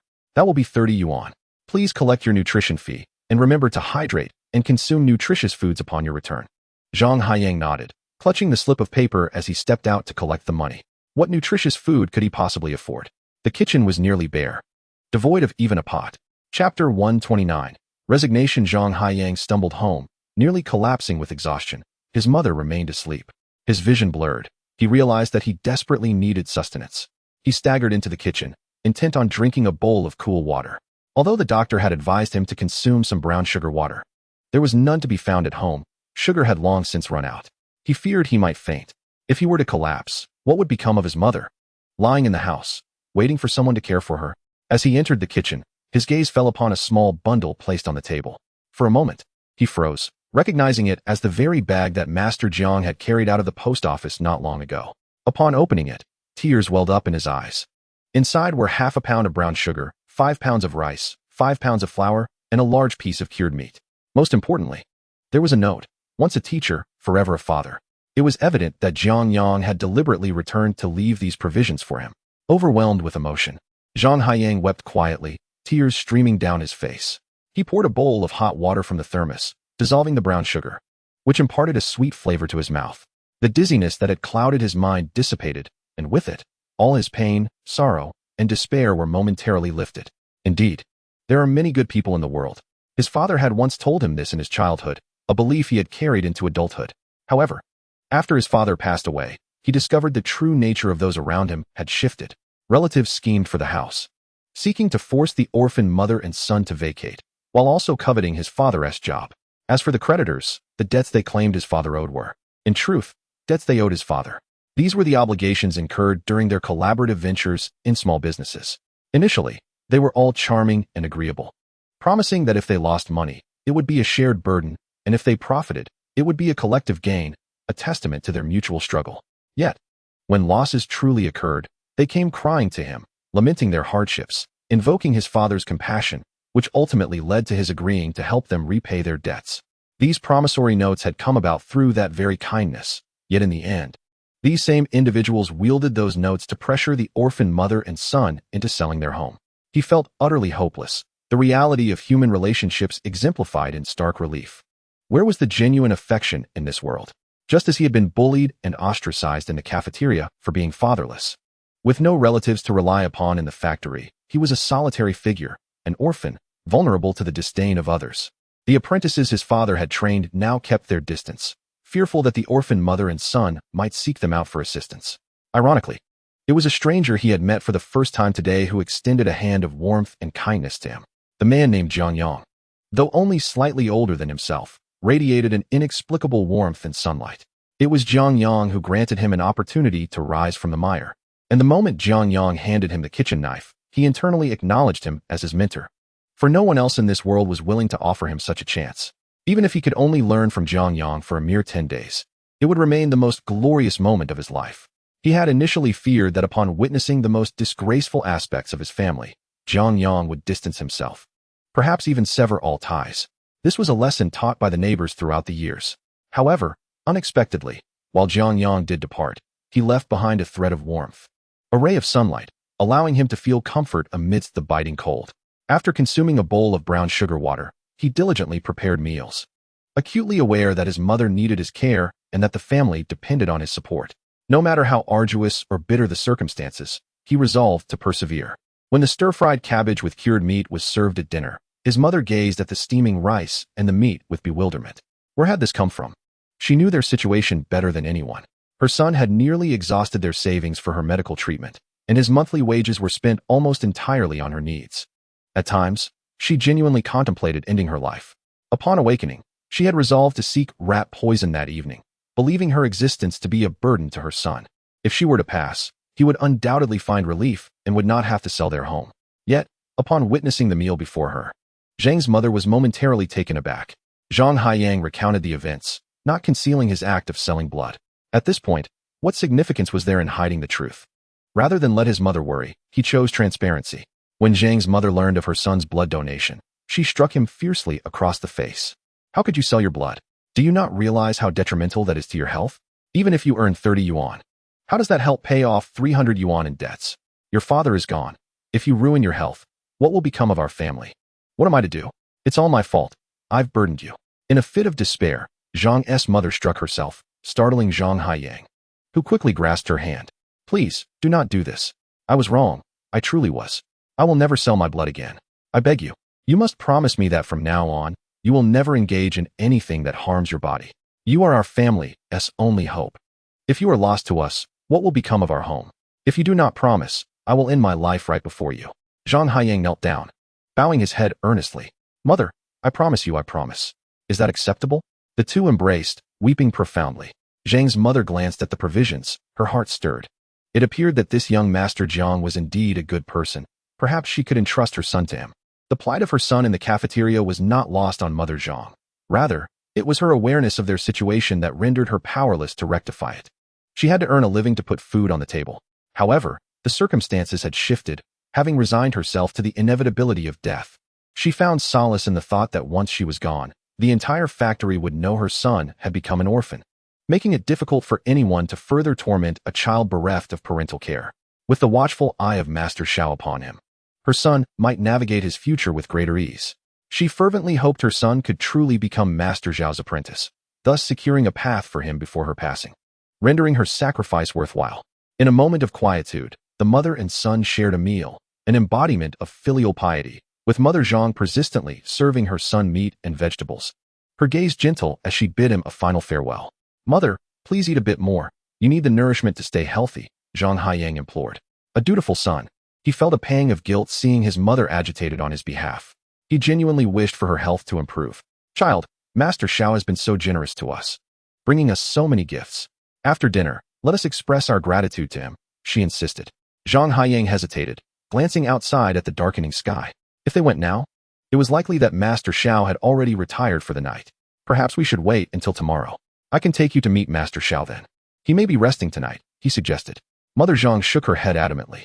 That is not possible. Master Xiao is a young man and surely does not retire early. I must see him today and speak with him. You must heed your mother. Very well, mother, I shall comply, Jiang Yang conceded, reluctant to defy her, fearing it might further upset her fragile health. Her well-being was paramount. Any distress could precipitate illness, and she had already suffered an episode earlier that day. Once they had finished their meal, the two made their way, stepping carefully toward Jiang Yang's dormitory. Jiang Yang had just completed his evening routine and was contemplating how to assist Jiang Yang with his predicament. It was not feasible to give Jiang Yang money openly. Thus, he needed to devise an indirect means to do so, a task that proved challenging. He considered using the pretext of engaging in business to persuade Jiang Yang to accompany him to the black market to sell some items, allowing Jiang to earn a small fee for his troubles. However, the notion of asking Jiang Yang to take him to the black market during their first encounter seemed implausible. Jiang would likely suspect ulterior motives. Having been accustomed to being bullied, Jiang Yang would probably interpret such a suggestion as a prelude to trouble. To mitigate risk, this well-meaning individual would likely keep his distance. In an age where self-preservation was paramount, few were willing to court controversy. The potential consequences of being caught could lead to job loss and implicate his entire family, including his ailing mother, making it impossible for him to consider such risks. Lost in thought, Jiang Yang was abruptly roused by a knock at the door. Master Xiaojiang, are you there? As Jiang Yang opened the door in response, he was taken aback to find Jiang Yang and his mother standing before him. The night had enveloped the world outside. At this time of year, the streets were shrouded in darkness with no streetlights illuminating the way. The journey they undertook was not an easy one, especially in such frigid weather. He noticed that both mother and son appeared to be frostbitten. He promptly ushered them inside. What on earth are you thinking, Yang? Your mother is unwell. And yet you brought her out on such a cold night? Jiang Yang's words struck a chord with Jiang Yang, who quickly began to complain. Master Xiaojiang, my mother insisted on coming to find you, and I couldn't stop her. He lowered his voice, pleading, if she says anything that displeases you, I beg you, just ignore it. Let it go in one ear and out the other, considering her poor health. Ah, I understand, Jiang Yang replied, realizing that Jiang's mother had a matter of importance to discuss with him. Having never encountered her in his previous life, he was unsure of her intentions. "Aunt, on such a cold day, please have some warm water." He poured 2 cups of water and set them before them. Jiang's mother quickly rose to speak. "Master Xiaojiang, please, there's no need for formality. I have come today specifically to express my gratitude. You have provided our family with so much, and I know you did so out of compassion for our plight. However, as we are not related, I truly feel uneasy accepting such kindness." At this, Haiyang knelt down, bowing his head. Zhang Haiyang was momentarily stunned. While it was true that Master Xiaojiang had been generous to their family, kneeling in such a manner felt excessive. Yet, he had always obeyed his mother, and without hesitation, he moved to kneel before Jiang Yang, who swiftly grasped him by the arm. "Aunt, what are you doing? Such a small act does not warrant kneeling. Everyone faces hardships at times. I merely could not stand by and watch. My family has endured difficulties too, and we have longed for assistance. While I am grateful, there is no need for such gestures. Master Xiaojiang, I know you are a kind-hearted person, a truly good man." Jiang Yang's lips twitched slightly. It was often said that when someone referred to another as a good person, it indicated a request was forthcoming. "I asked Haiyang to kneel because I have a favor to ask of you.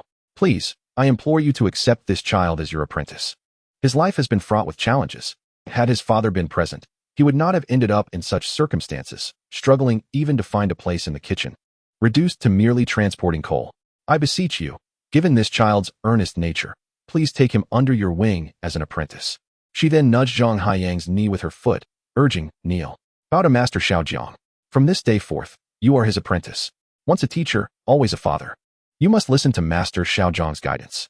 Master Xiaojiang instructs you to follow his orders. He is both your father and mother. If you fail to heed his words, you would be betraying both me and your father. You must bow to Master Xiaojiang."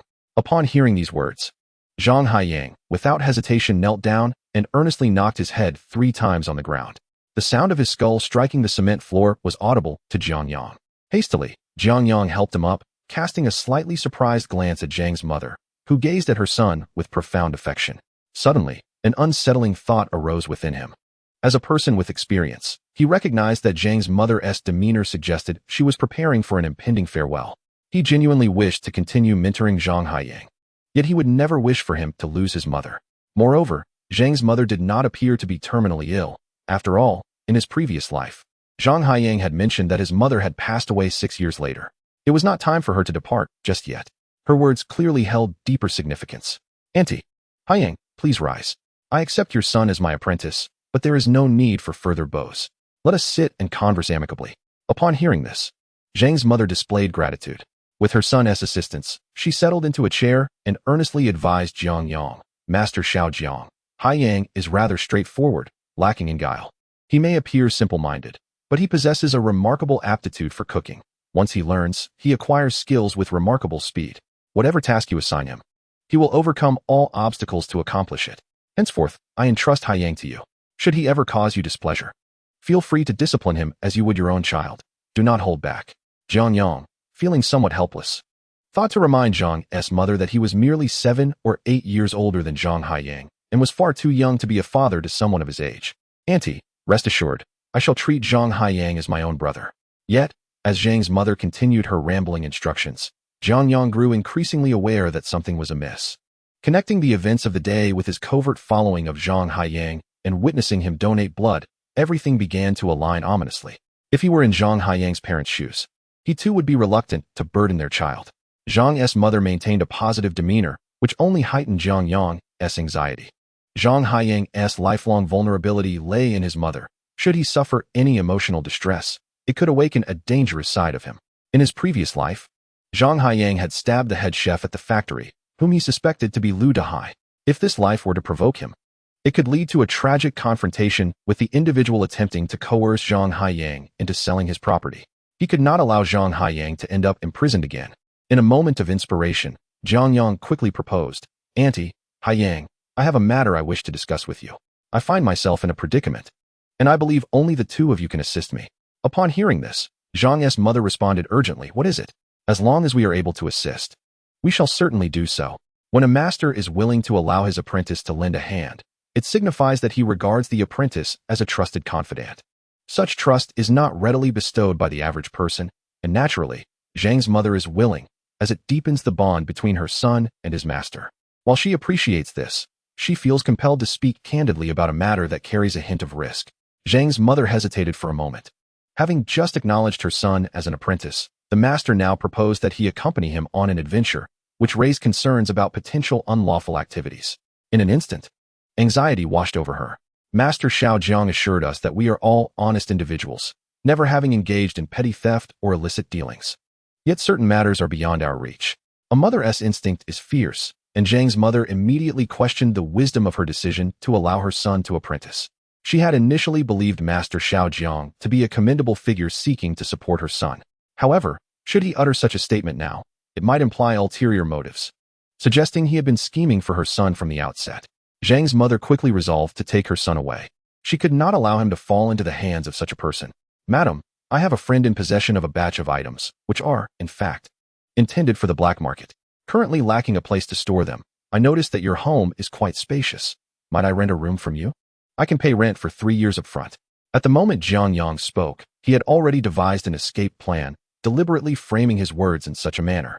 Whether or not these items were sold on the black market was of little consequence. It was essential that Jiang's mother be aware of their intended destination. Ordinary citizens would certainly shy away from such risks.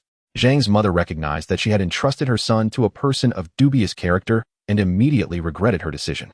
This also served as a reminder to her that no one could be more genuine in their intentions for her son than she, his mother. Furthermore, if Jiang Yang possessed any sense, he could use the 3 years' worth of rent to repay the debt of 300 yuan. Upon hearing these words, Jiang's mother's attitude toward Jiang Yang subtly shifted. The warmth and trust she had previously extended were now tinged with reservations. "Master Xiao Jiang, despite the size of our home, it is rather dilapidated. During heavy summer rains, it leaks indoors. If your items were stored in our house, they might very well become damp and spoiled." Jiang Yang smiled lightly and replied, "Madam, there is no need to rush into a decision. You and Jiang Yang should discuss it, and then inform me." After sending them off, Jiang Yang breathed a sigh of relief, confident that Jiang's mother was momentarily preoccupied with her apprehensions. She would likely need to confer with Jiang Yang on how to address him. Suddenly, Jiang Yang felt a wave of exhaustion wash over him. Every situation he encountered upon his return had been fraught with tension. He had managed to safeguard his apprentice's mother, but now he needed to rest soundly. Throughout their journey home, Jiang's mother remained silent, her pace brisk as if propelled by a whirlwind. Jiang Yang sensed his mother's discontent. Once they arrived home, Jiang's mother urged her son to sit opposite her in their room, the two of them facing one another. Jiang's mother was at a loss for words, and Jiang Yang cautiously inquired, "Mother, what troubles you? Are you upset because my master suggested we safeguard some items?" "Of course I am upset. How could I not be? I always believed your master Jiang was a good person, but it turns out he is more cunning than a sieve. You could never outsmart him. He has long viewed you as a pawn to exploit, while you naively believed he was here to help us." "Mother, please don't say that. Whether my master intends to use me or genuinely wishes to assist us, isn't what he is doing now helping to alleviate our urgent situation? We shouldn't let differing intentions blind us to our gratitude. At this juncture, who else would wish to exploit us? Uncle Li seeks to take advantage of us, wanting to acquire our house for a mere 300 yuan. I would rather be used by Master Jiang. At least he has offered us a glimmer of hope today. Others are waiting to seize our home in a month, yet Master Jiang is providing us with the means to secure 3 years of rent, which will relieve our immediate burden. Consider this. One room here costs 3 yuan a month, totaling 36 yuan a year, which amounts to 108 yuan over 3 years. The 30 yuan I currently possess brings me nearly halfway to 300 yuan. If I borrow a bit more, I might gather another few dozen yuan. I am contemplating discussing with Master Jiang the possibility of extending the rental period." Jiang Yang felt a surge of hope as he spoke, believing the prospect of repaying their debts was finally within reach. His mention of borrowing was, in truth, a self-deception. He planned to donate blood again in 10 days, aiming to contribute approximately 120 yuan monthly. Coupled with the 108 yuan from the rent, this would yield over 200 yuan. With a little more effort, they could surpass the daunting 300 yuan threshold. Jiang's mother, upon hearing this, sat in silence. On one hand, she thought her son naive. On the other, she recognized this was their only viable solution to their predicament. Just moments ago, she had contemplated poison, but now she feared for her life, worried that if she perished, her son would be left vulnerable to Jiang Yang's predation. She regretted telling her son that a day spent as a master equates to a lifetime as a father, urging him to honor Master Jiang and heed his every word. Now, Her foolish son would surely listen to her. If she didn't watch over him, he might very well be led into disaster by Jiang Yang.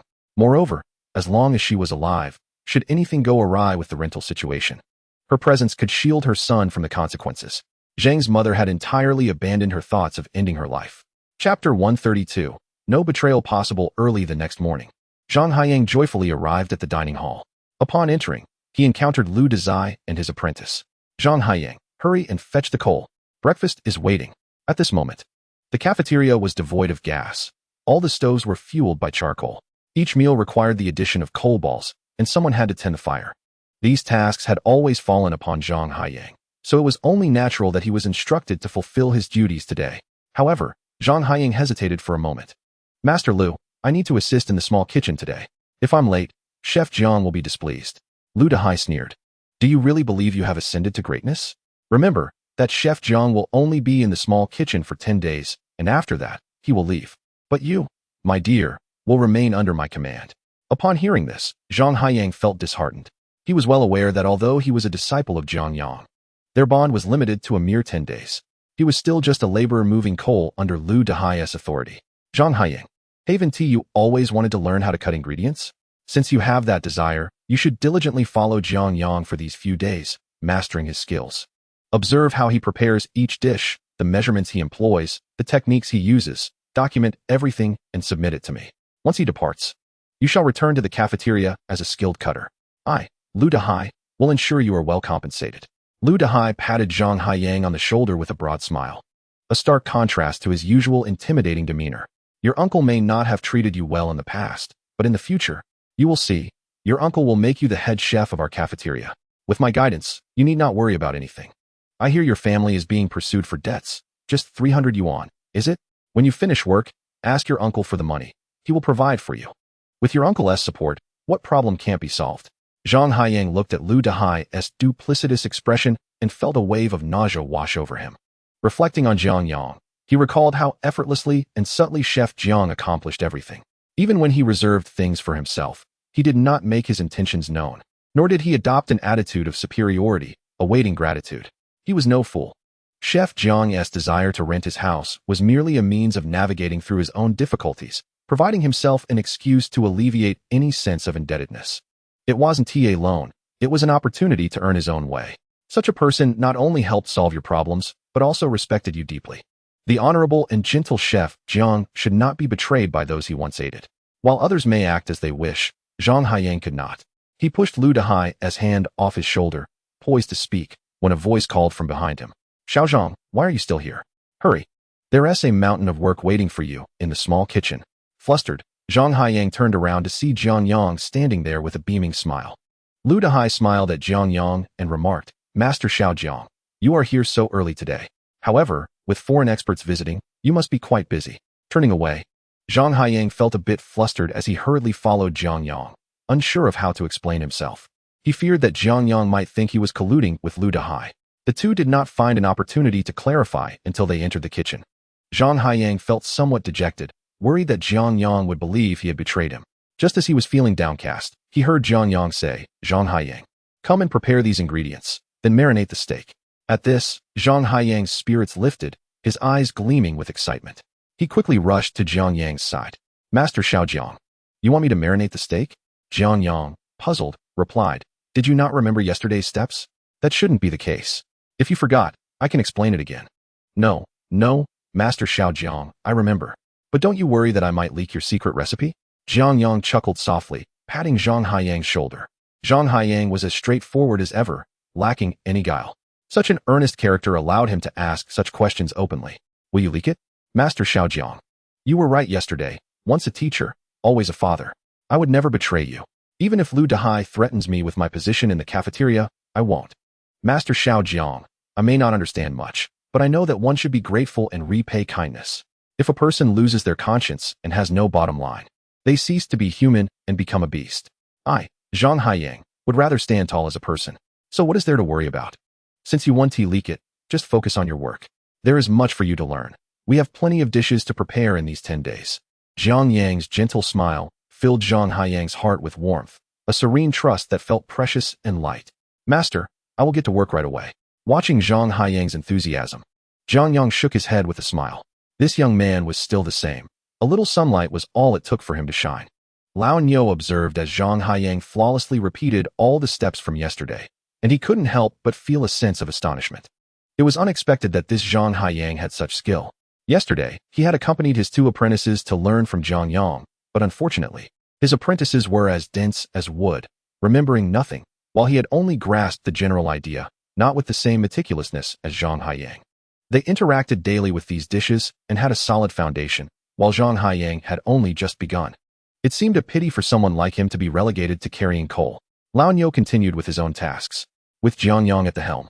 Their kitchen operated with remarkable efficiency. Though small in number, each dish was meticulously prepared and presented. By the time the foreign experts arrived, the culinary creations flowed forth like a river, garnering countless praises from outside. After all, the opportunity to savor authentic Western cuisine perfectly aligned with the desires of these foreign specialists. After an industrious day, the kitchen successfully accomplished its tasks. Chapter 133. Innate contempt. As the workday came to a close, Jiang Yang patiently awaited Jiang Yang, ensuring that everything in the kitchen was tidied up before departing together. Master, why not come and see my small courtyard today? You can pick the room you wish to rent, and I'll prepare it for you. What kind of standards do you prefer? Moisture-proof or fireproof? Jiang Yang smiled. All right, I was just thinking of visiting the house today, and lo and behold, you mentioned it first. Let us go.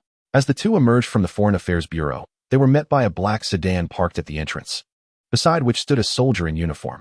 Upon spotting Jiang Yang, the soldier briskly approached. Comrade Jiang Yang, greetings. Director Liu sent me to escort you. Taken aback for a moment, Jiang Yang quickly regained his composure, realizing he was acquainted with 2 individuals bearing the surname Liu, the esteemed elder and Minister Liu. This Director Liu must be one of the elder's other sons.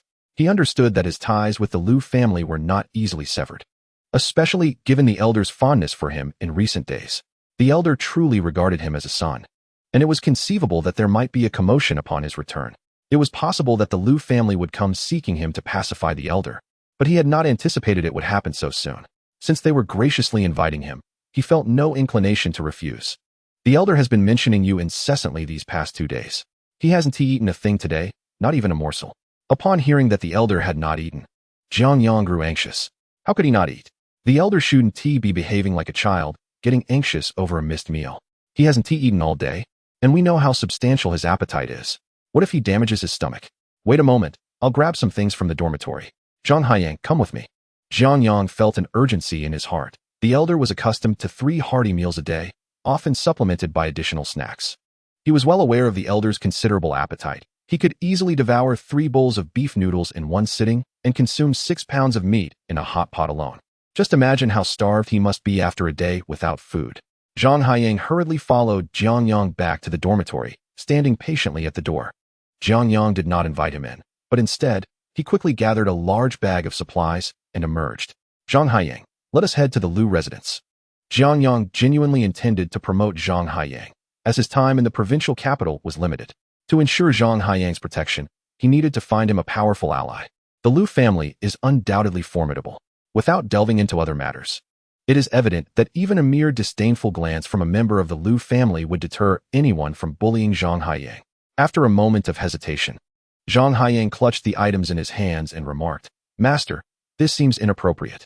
The Liu family has specifically invited you. My presence would resemble that of a sycophantic lackey. How is that inappropriate? Your master is going there to cook for the old man. Are you not willing to assist me? One must admit that Jiang Yang, much like in his previous life, is rather obstinate. Such a person would never stoop to ingratiating himself with others. Master, of course I am willing to assist you. I can learn so much by following you. I would be delighted if you took me wherever you go. Then that settles it. I require assistance. And if you wish to curry favor, let it be with your master. He admonished, stop overthinking trivial matters. Remember, while it is essential to maintain dignity, that dignity must be earned through one's own abilities and cannot merely be upheld by stubbornness. Mutual respect is key. Do you genuinely believe your master is intentionally trying to ingratiate himself with the old man?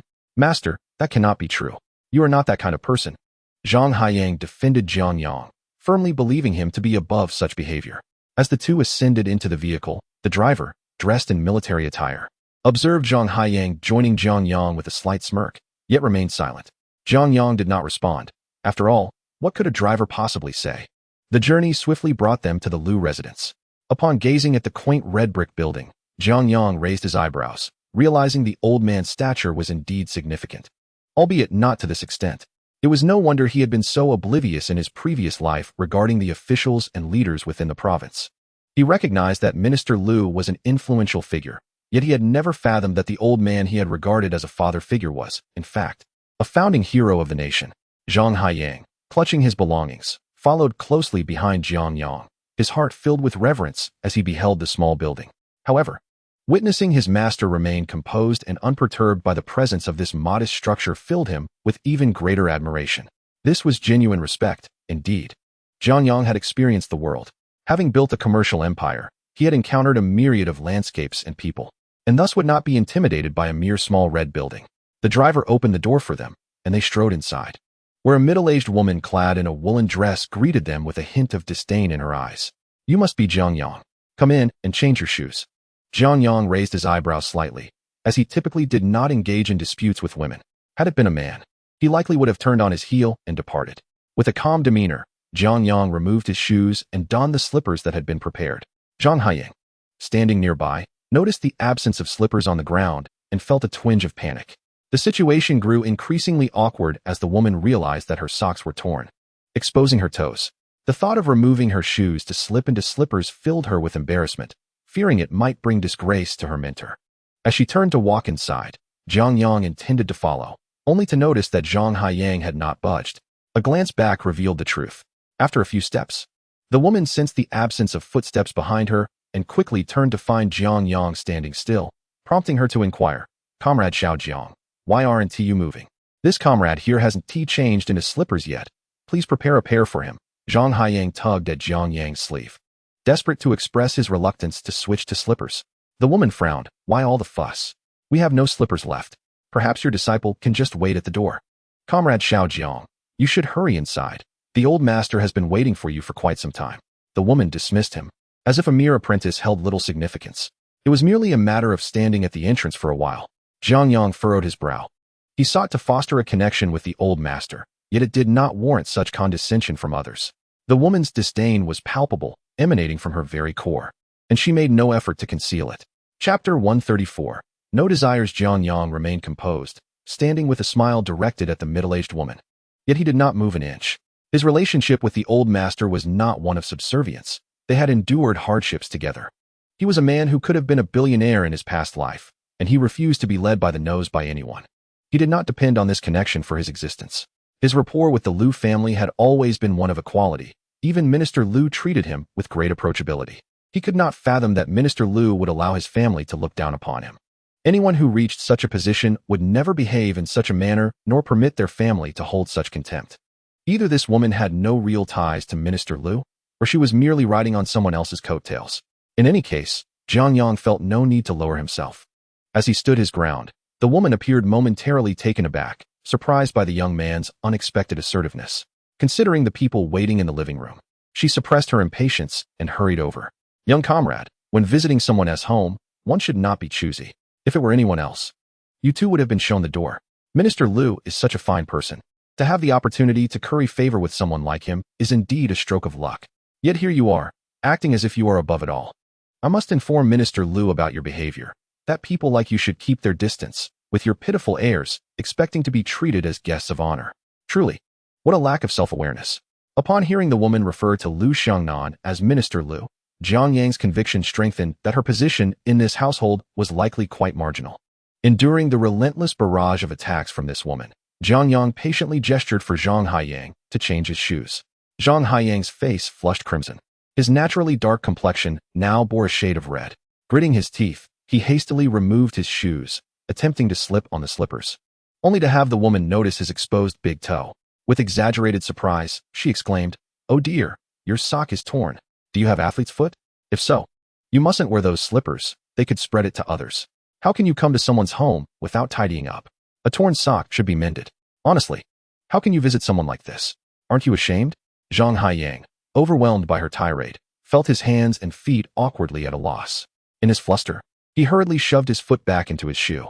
In his haste, his foot was improperly positioned, causing him to nearly stumble. A pair of hands swiftly grasped his arm, steadying him.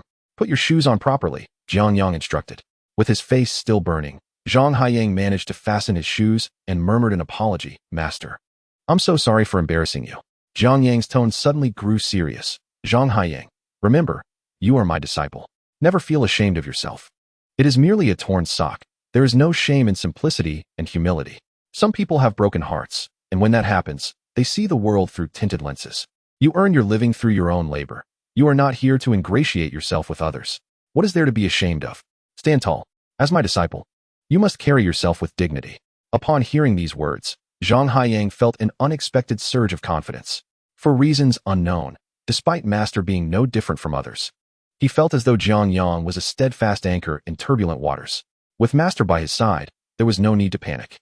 The woman, overhearing this exchange, could not suppress a derisive laugh. Do you really think so highly of yourself? Who do you think you are? You're just a cook. If it weren't for the old man taking a liking to you, you would never set foot in the Liu family's door.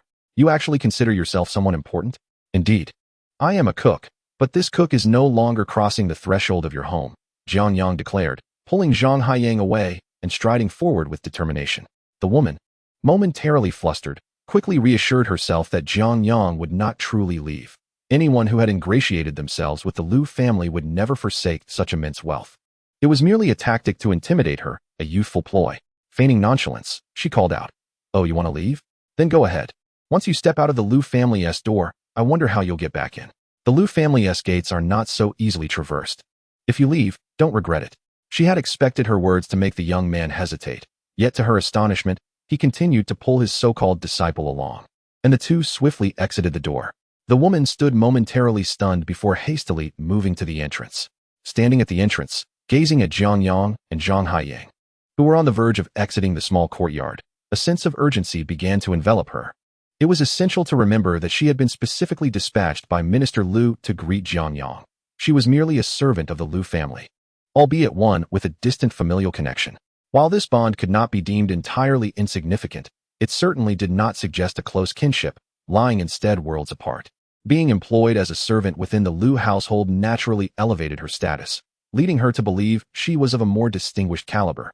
She had assumed that visitors to the Liu family would treat her with a modicum of respect, despite her role as a servant.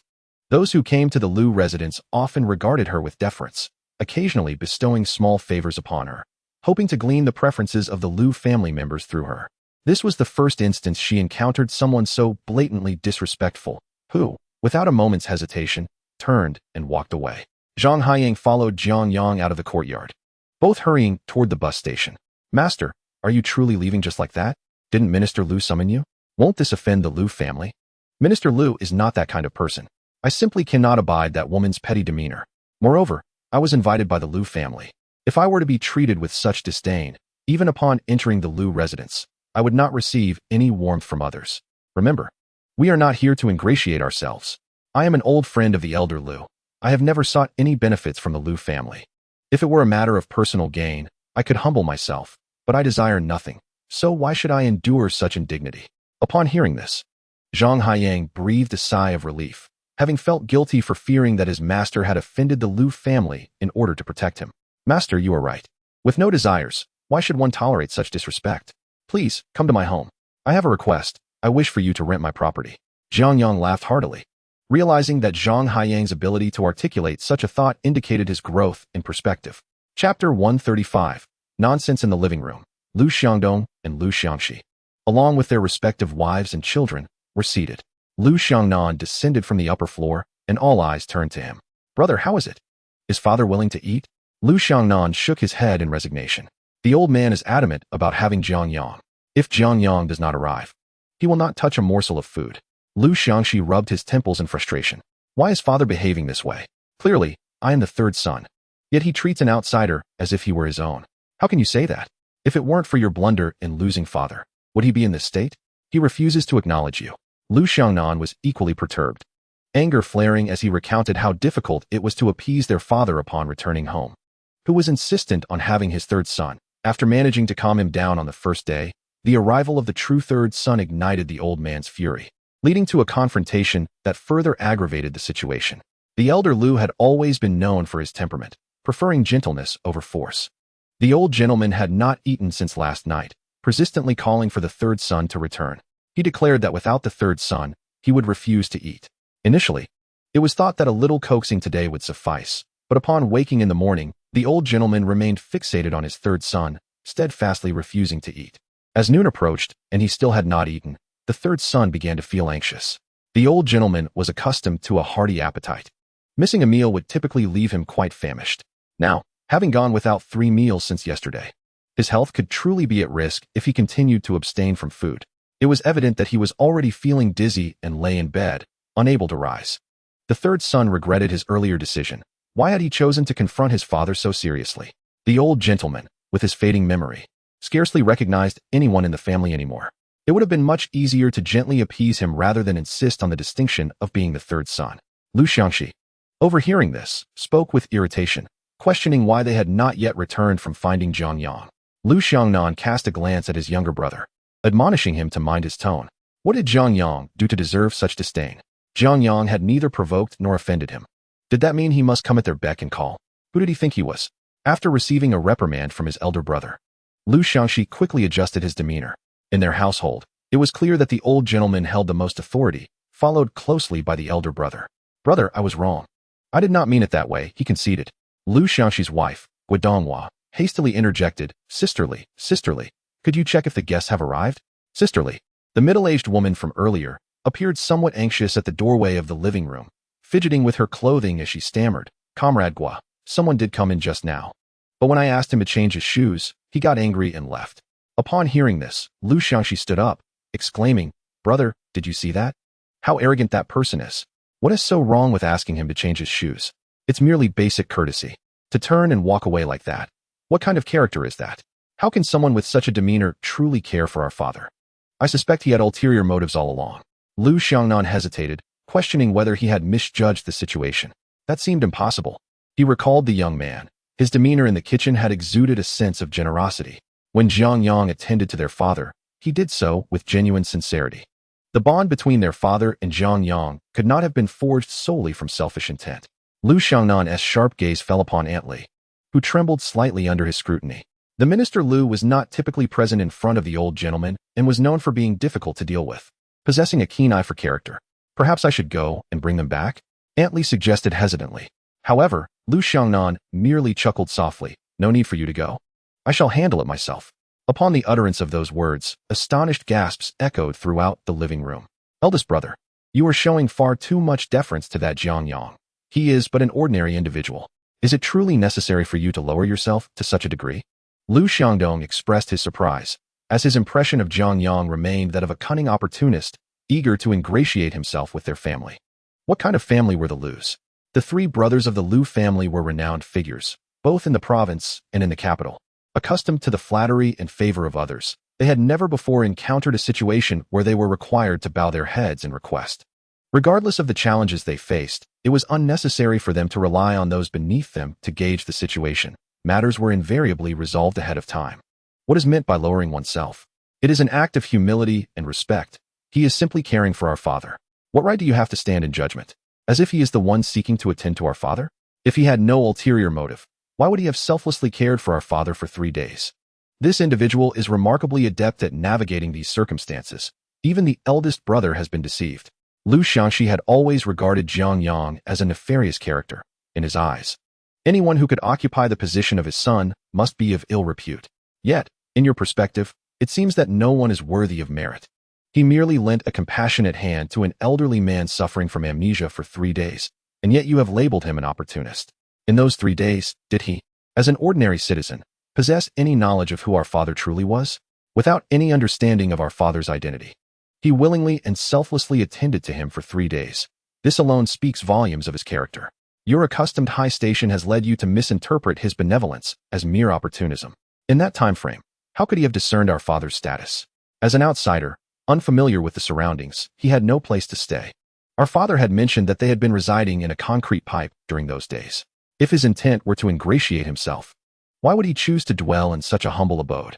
Even if he had to sacrifice everything, he should have sought a more comfortable and suitable place for our father. Have you ever encountered someone who would seek to curry favor by residing in a concrete pipe? The 2 brothers fell silent, suddenly at a loss for words. Their father had indeed stated that they had been living in a concrete pipe. And it was not an act of sycophancy. It is time for your mindset to evolve. You have been in this position for far too long, accustomed to the adulation of others, without ever considering their perspective. This young man is truly remarkable. It is imperative to recognize that we are the ones in need, and thus, we owe him our respect. Within this household, there exists only a father and his sons, devoid of hierarchies. Moreover, this young man deserves our utmost regard. Chapter 136. Interception. The two brothers felt a pang of shame and quickly rose to say, "Eldest brother, please do not go. Let us be the ones to attend. We have been somewhat narrow-minded." Gu Xiangnan smiled and said, "Then let us all go together. It shall be an act of humility and respect." Aunt Li stood at the doorway of the living room, trembling slightly, anxious and distressed. The two individuals have departed, and if they were to witness the consequences of their actions, it would undoubtedly expose the truth. How could one maintain this facade? How could one obscure their deeds? With no time to ponder further, the trio advanced towards the exit, with Aunt Li trailing behind. Upon reaching the entrance, they discovered the alley was utterly devoid of people. "Where's Aunt Li? I did not see her. I only noticed the two of them leaving the courtyard, presumably headed home." Aunt Li must fervently wish for them to venture as far away as possible, ideally evading Minister Lu's notice. Xiao Lu. The driver outside hurriedly approached. "What is it regarding Minister Lu?" "We need to drive to the Foreign Affairs Bureau to pick up Jiang Yang." Xiao Lu paused, bewildered. "Didn't we just collect him?" "Minister Lu, I thought we just picked up Jiang Yang. He should be on his way back now." "Minister Lu, if they just exited the courtyard, they must have taken the bus to return. I will check the bus station." Xiao Lu's suggestion sparked a realization in Liu Xiangnan. The three of them had left in the family car, thus they had not considered this possibility. "Let us head to the bus station and investigate." The three followed Xiao Lu towards the bus station. Jiang Yang and Jiang Yang were waiting for the bus, which was not arriving frequently. From a distance, a bus approached, and a throng surged towards the doors, disregarding any semblance of queuing. Typically, when a bus arrives, chaos ensues as people jostle to board, often resulting in many being unable to enter, forcibly pushed aside. Before Jiang Yang and Jiang Yang could react, a crowd rushed towards the entrance, leaving them at the back of the line. It had been many years since Jiang Yang had experienced such a crush on a bus, and he found himself momentarily disoriented. Observing his master's unhurried demeanor, Jiang Yang perceived it as a mark of true character and followed suit. He believed that such a person was indeed extraordinary, remaining calm in the face of turmoil and not succumbing to the pressures of others. Most importantly, his master was unfazed by ridicule, departing with grace. In Jiang Yang's eyes, his master was flawless. Fortunately, luck was on their side. A large group boarded the preceding bus, and as it departed, another bus soon arrived. Similarly designated, but with far fewer passengers due to the previous bus having taken most. Jiang Yang could not help but smile at Jiang Yang, remarking, "What do you call this? Effortless fortune." He found himself intrigued by the twists of fate in his life, which often seemed to surpass the luck of his past. Serendipitous encounters invariably brought unexpected joys. Just as they were about to board, a voice called out from behind, "Wait, wait. Comrade Jiang Yang, please hold on." Upon hearing this voice, Jiang Yang surmised it was undoubtedly someone from the Liu family attempting to intercept them. As he turned around, it became evident that Liu Xiangnan was rushing towards him, accompanied by a few others. Jiang Yang came to a halt. "Comrade Jiang Yang, please don't leave. The old gentleman is still waiting for you," Liu Xiangnan gasped, relieved to see that Jiang had not departed. Liu Xiangxi scrutinized the young man before him. Indeed, he was a few years younger, yet that youthful advantage should not compel his father to regard him as the third son. He had long felt a sense of discomfort.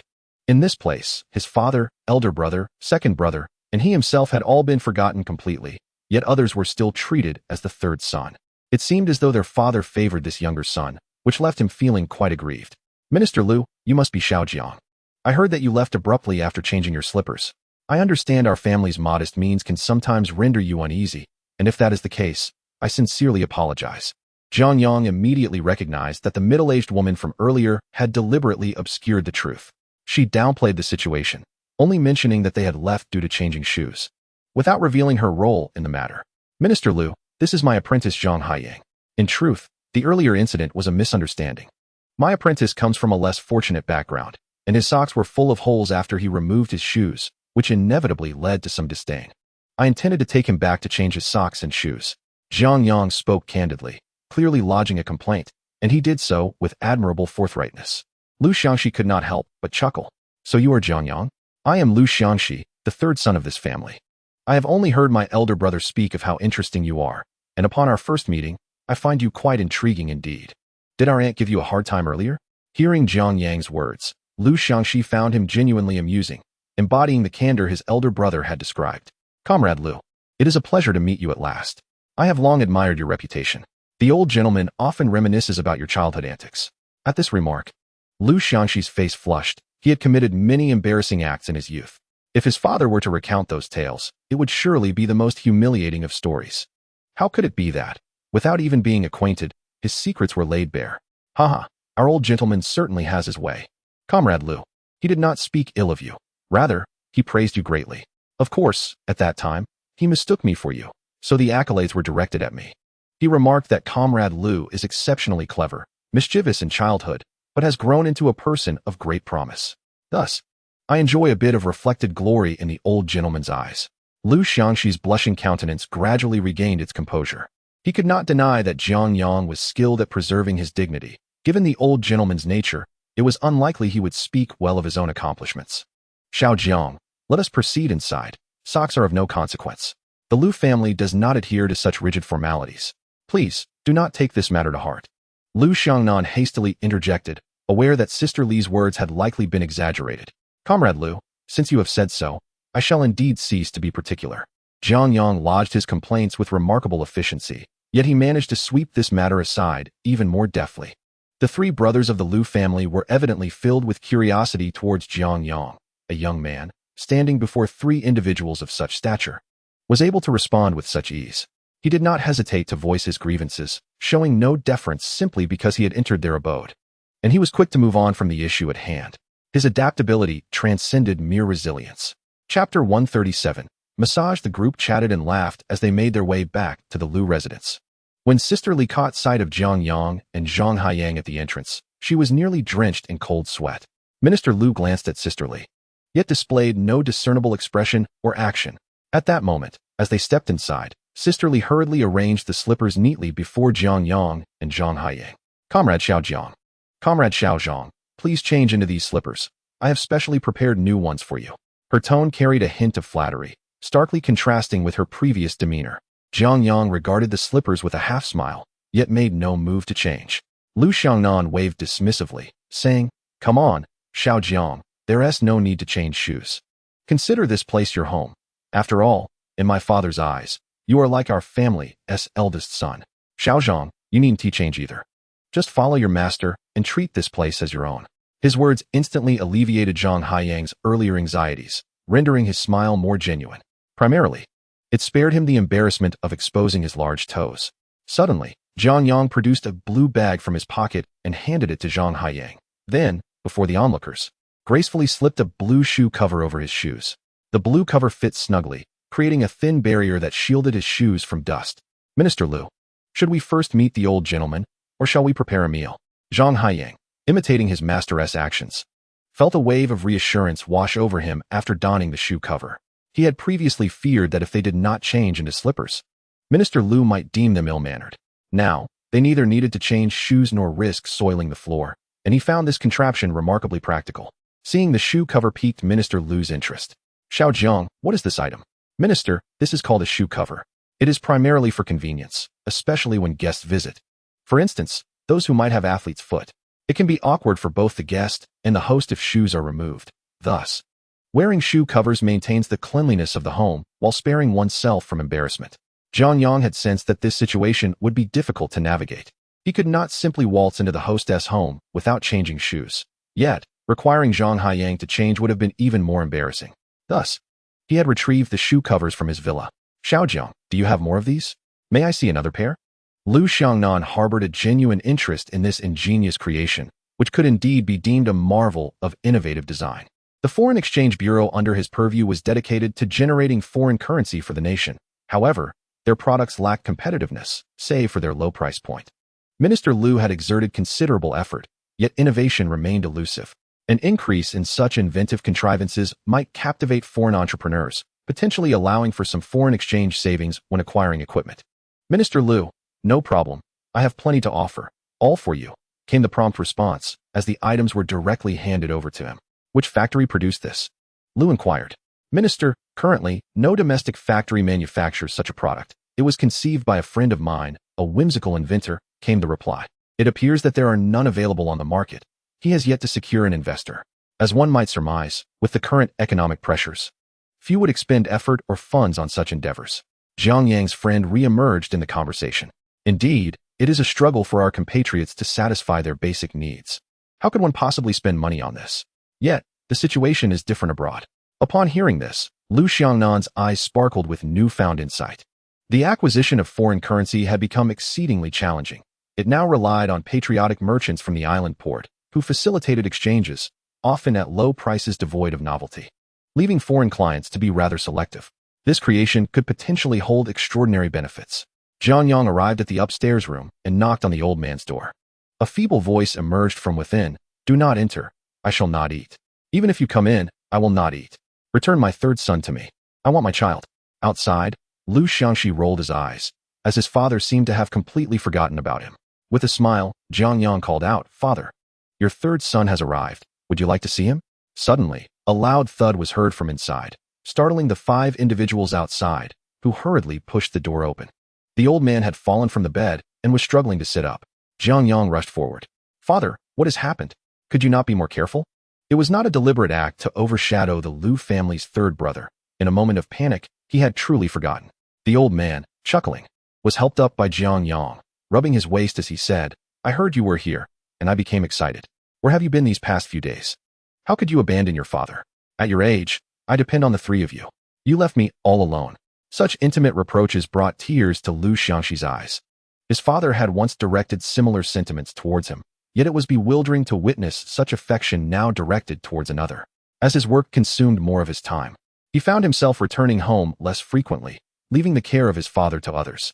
More often than not, when he spoke to the old man, their conversations devolved into disjointed exchanges, the dialogue becoming increasingly incoherent. Gradually, he became reluctant to converse with the elder. Jiang Yang assisted the elder onto the bed. Elder, lie down. I shall massage your back. Why do you keep calling me elder? I am your father. The elder glared at Jiang Yang with an expression akin to a child denied a treat.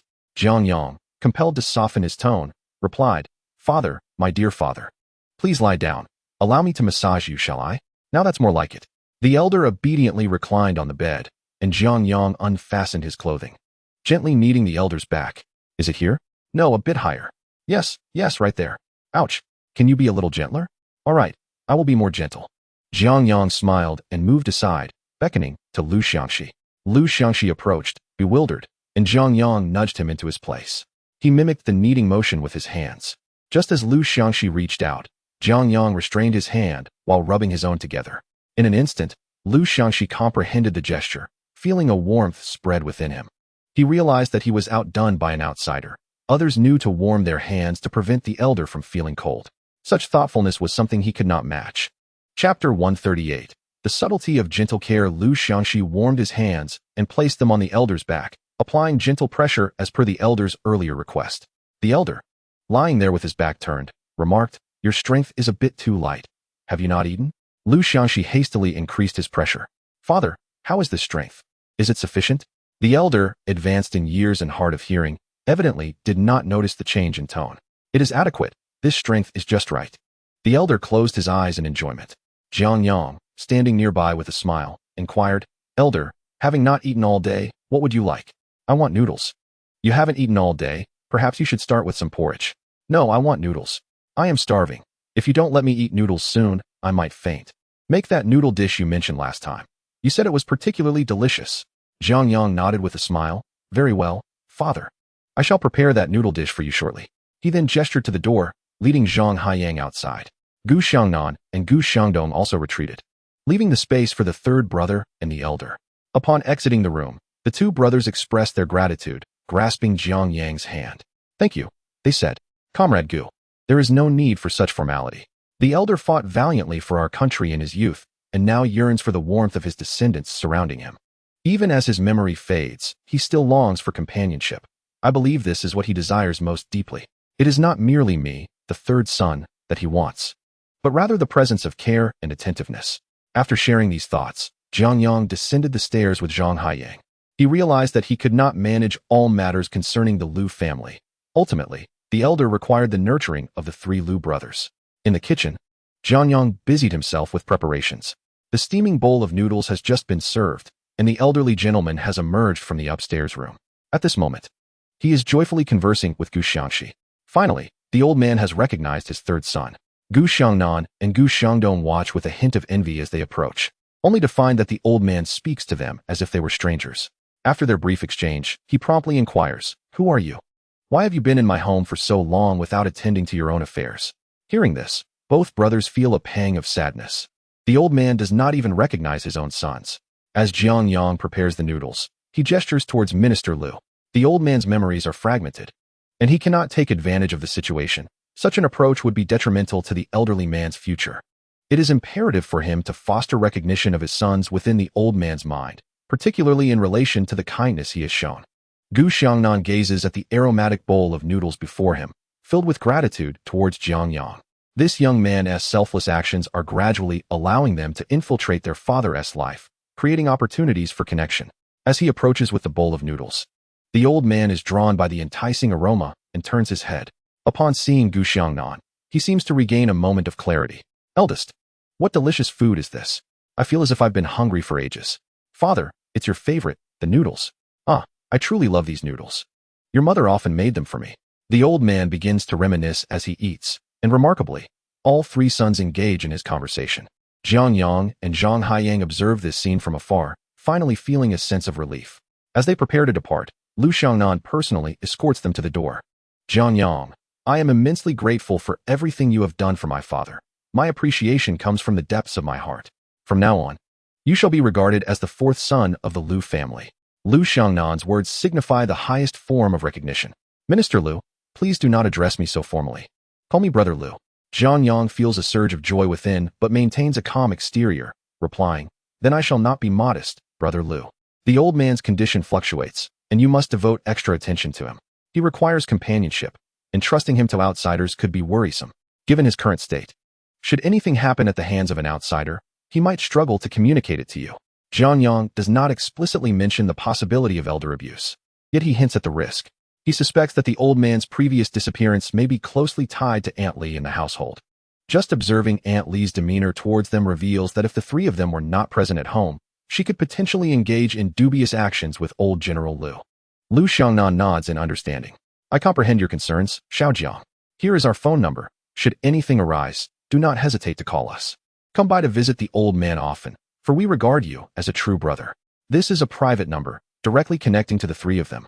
Unlike the external lines which require passing through a secretary, it can be considered a green light for Jiang Yang. "Brother Gu, I will ensure that Yang occasionally visits the old man to keep him company." Jiang Yang timely pushed Jiang Yang forward. Relying solely on oneself to maintain this relationship is evidently unrealistic, as he must return to the county town. Distant waters cannot quench immediate thirst. Even if he were to spare a day each month to travel to the provincial capital, one must acknowledge the considerable time spent on the journey, potentially taking up to half a year to extract just a single day. However, Jiang Yang is different. His nature dictates that he is an earnest individual. Once entrusted with a task, he will approach it with the same sincerity as if it were his own.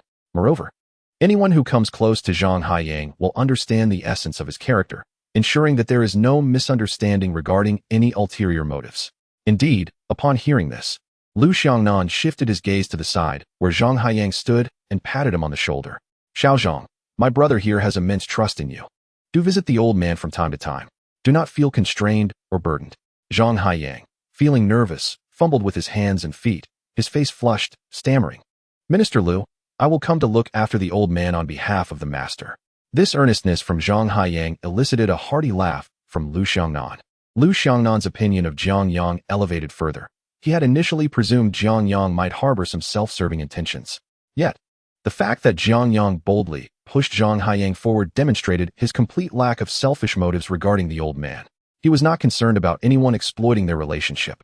This open and generous attitude, instead of revealing any darkness within, showcased a commendable selflessness.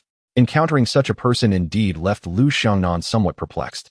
It was rare to find someone so genuinely devoted to the old man, and it struck him as a precious quality.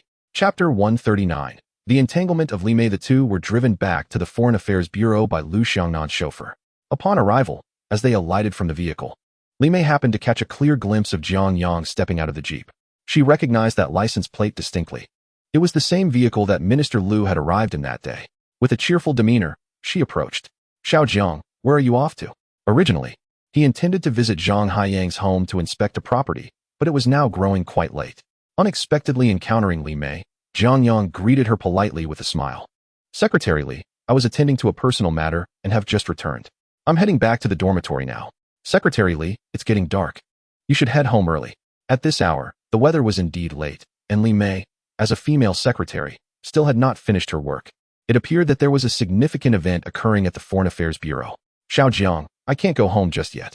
We have foreign experts here for specialized training activities, and we secretaries must remain on standby 24/7, so we've been living in the dormitory lately. Xiaojiang, it's quite late, and I'm feeling a bit hungry. Are you hungry as well? Shall we grab a bite to eat? Li Mei was undoubtedly eager to seize this opportunity while simultaneously trying to extract information from Jiang Yang. To this day, my father has yet to ascertain the true identity of the individuals behind Jiang Yang, whose connections appear to be rather intricate. The investigative findings from the county have left many perplexed, as Jiang Yang seems to be merely an ordinary country lad who fortuitously secured a job. Although the means by which he obtained this position remains shrouded in silence by the one who sold it, it is widely speculated that money exchanged hands, after all. In these times, securing a formal job for 500 or 600 yuan is quite feasible. The act of paying for a job is relatively straightforward, and it is not particularly challenging for Jiang Yang to work as a chef. Indeed, there are numerous individuals who engage in the sale of jobs nowadays. However, what is perplexing is how swiftly Jiang Yang established himself in the cafeteria, rising to prominence at an astonishing pace. Typically, new workers begin with menial tasks.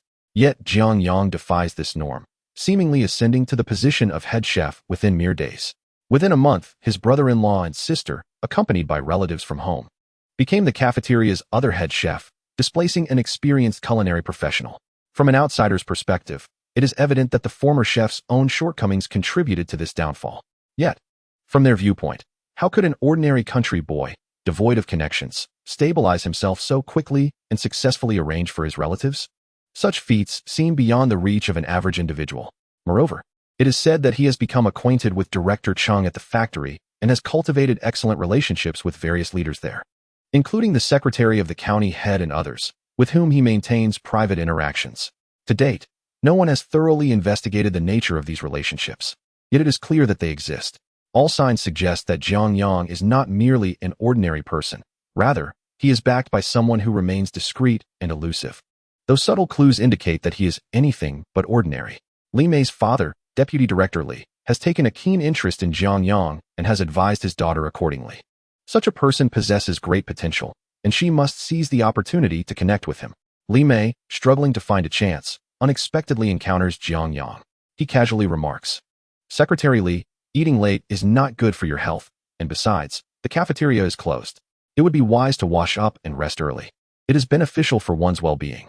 It is evident that Li Mei harbors ulterior motives towards him. Jiang Yang, not being naive, resolves to maintain a vigilant distance, avoiding any entanglements with her schemes. The woman before him is markedly different from Feng Meihua, who never exhibited any utilitarian intent toward him.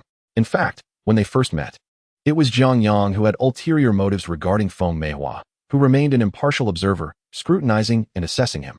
In contrast, Li Mei's intentions are conspicuously driven by a specific agenda as she approaches him. Jiang Yang is acutely aware of his own circumstances, understanding that his background could not withstand the scrutiny of a thorough investigation. His sole desire is to perform his duties diligently, without becoming embroiled in such chaotic affairs. Deputy Director Li might believe that there are influential figures behind him who wish to exploit his position.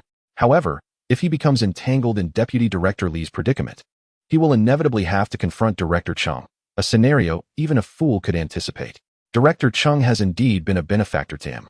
Without the olive branch extended by Director Chung, he would never have had the fortune to meet Elder Liu and Minister Liu. His connection with the Liu family was indeed a serendipitous twist of fate. Thus, there is no necessity for him to clash with Deputy Director Li and Director Chung. Such matters hold no relevance for someone of his humble stature. His current focus should be on quietly developing himself, gradually maturing. When the opportune moment arrives, he can rise directly to prominence. Moreover, individuals like him are ill-suited for a political career. He never harbored aspirations for ascension. He is merely a chef, content to be a businessman worth billions. He holds no other ambitions. Given his limited intellect, he would likely falter early in such an environment. It is wise to excel in familiar territory rather than venture into unfamiliar realms that could lead to his downfall. One must possess self-awareness, which is why Jiang Yang maintains his distance. Li Mei felt a tinge of displeasure. How could this man lack any sense of romance? She had clearly demonstrated her warm intentions, offering him an opportunity to connect. As a woman, her demeanor was unmistakably inviting, yet this man kept her at arm's length, seemingly unimpressed by her. This only ignited her competitive spirit. Little Chef Jiang, Director Chung, and the others are working late. No one has gone home. Director Chung sent me to the dormitory to find you, hoping you could prepare some late-night snacks. I didn't expect to run into you, she said. So, Little Chef Jiang, would you mind putting in some extra hours? Regardless of whether her connection to Director Chung was genuine or merely a facade, Jiang Yang, as a chef, found it hard to refuse. All right, Secretary Li, you may return to your duties. I will prepare the late-night snacks and have someone deliver them to you. He replied with a smile, turning towards the cafeteria. Preparing a late-night meal could serve as a gesture of gratitude towards Director Chung and also allow him to establish his presence among the officials of the Foreign Affairs Bureau. This was an opportunity he would not decline. Soon, footsteps echoed behind him, and Li Mei cheerfully caught up, her face alight with joy. Comrade Little Jiang, since you're cooking, I'll take it upon myself to deliver the food. She provided him no chance to decline. She was determined to stay close to him. Chapter 140. Unreasonable request. Little Chef Jiang, whose car did you take back earlier? She inquired. Noticing Jiang Yang had indeed entered the small cafeteria and changed into a white work uniform. Although she felt a slight disdain, she followed him into the kitchen.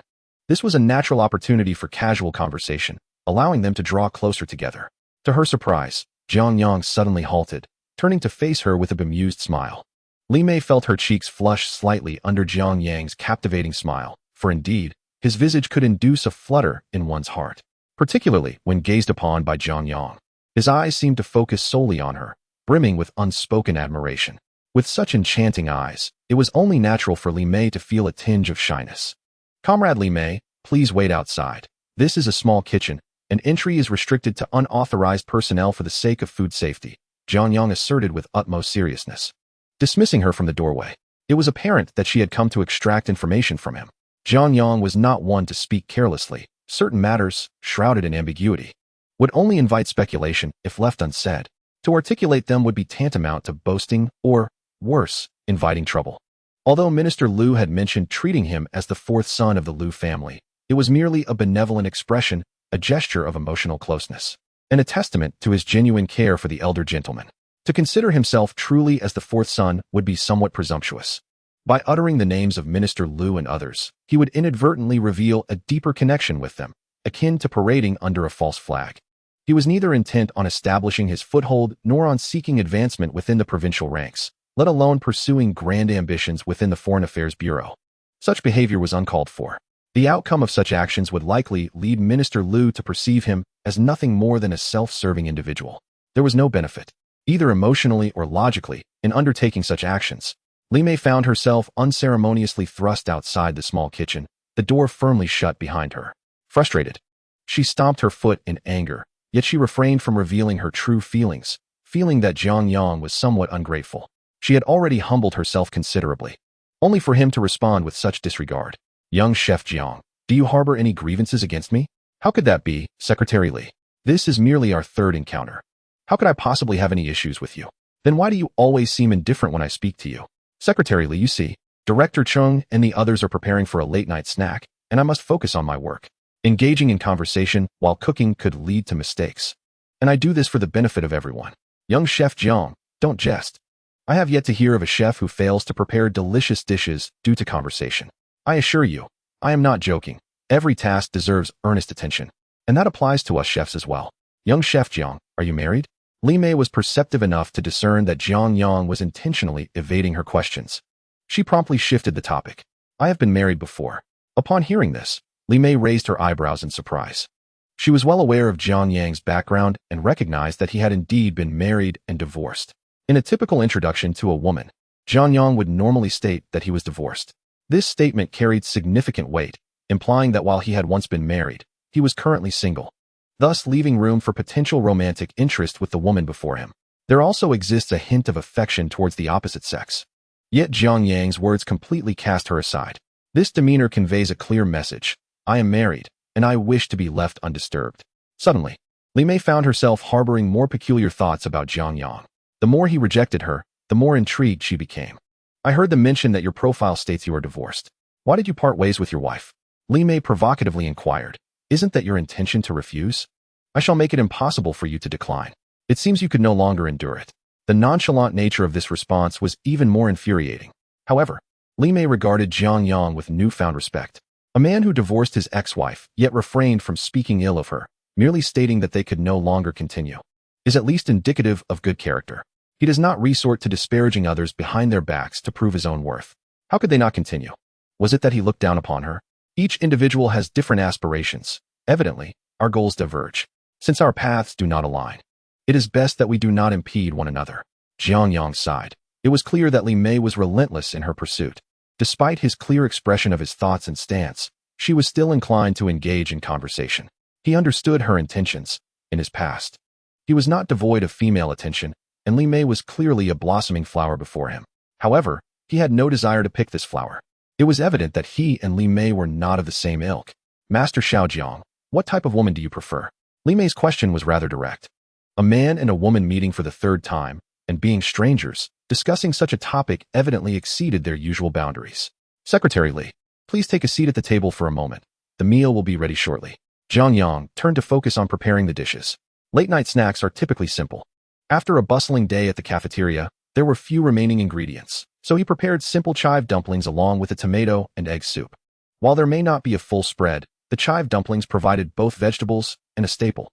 Generally, Northerners find it hard to refuse such delicacies. Yet, Li Mei sat in the chair closest to Jiang Yang, smiling as she remarked, Master Xiaojiang, you are quite the handsome and decent man. Given that, why don't you share your criteria? Perhaps I could assist in introducing you to someone. Secretary Li, I have not considered settling down at this moment. My current focus is on caring for my daughter and family, ensuring a stable work life, Jiang Yang expressed candidly, subtly refusing her proposition. Li Mei's words nearly amounted to self-recommendation. Master Xiaojiang, while work is paramount, establishing a family holds significance too. Isn't it said that one must settle down to achieve success?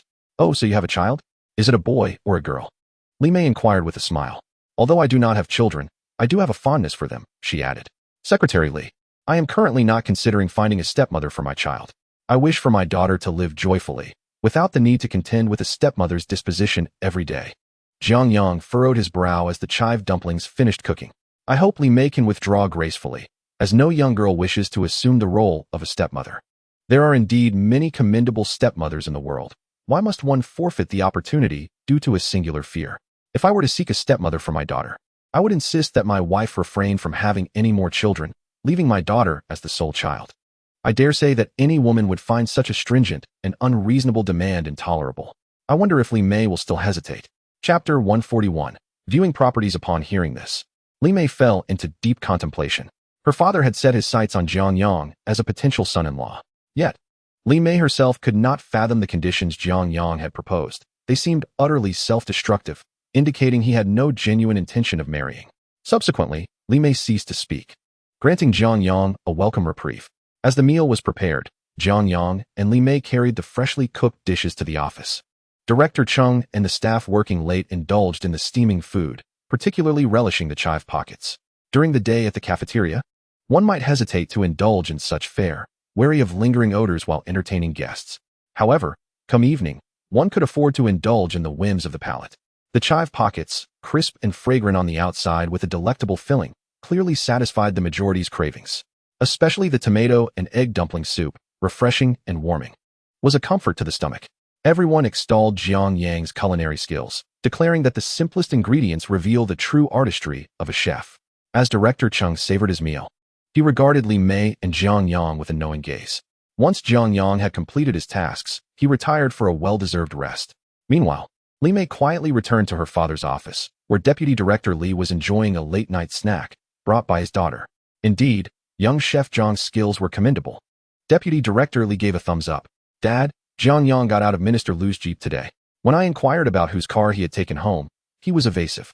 Evasive is prudent. Such discretion aligns with his connection to Minister Liu.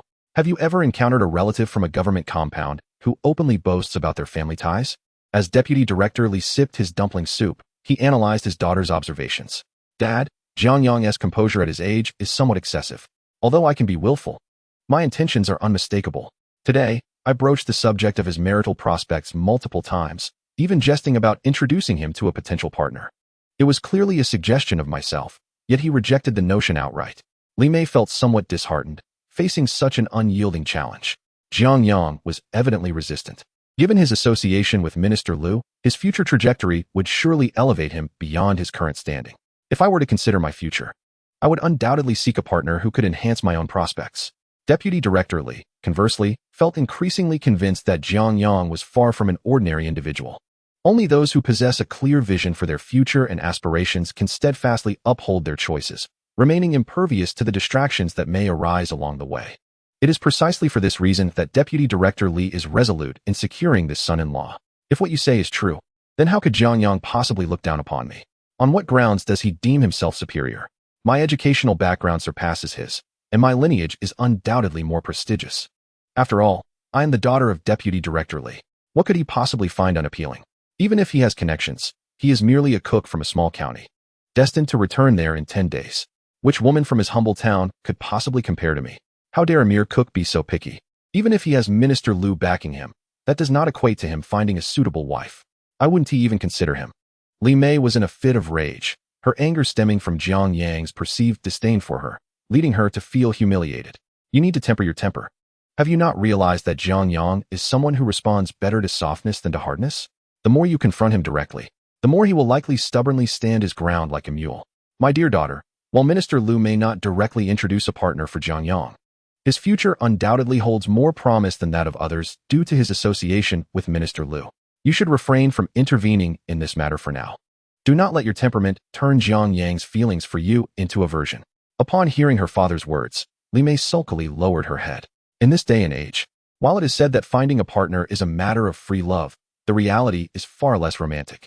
Most often, introductions are facilitated, and if the conditions are suitable, both parties assess each other and proceed directly to marriage registration.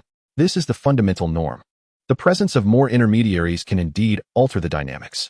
Deputy Director Li pondered and decided to consult with the head of the Women's Affairs Bureau in their Foreign Affairs Office. Wei Xiumin, the enthusiastic matchmaker, was responsible for facilitating relationships among the office's staff, particularly focusing more on women's matters. After a brief discussion with her, Deputy Director Li found that Wei Xiumin immediately grasped the situation.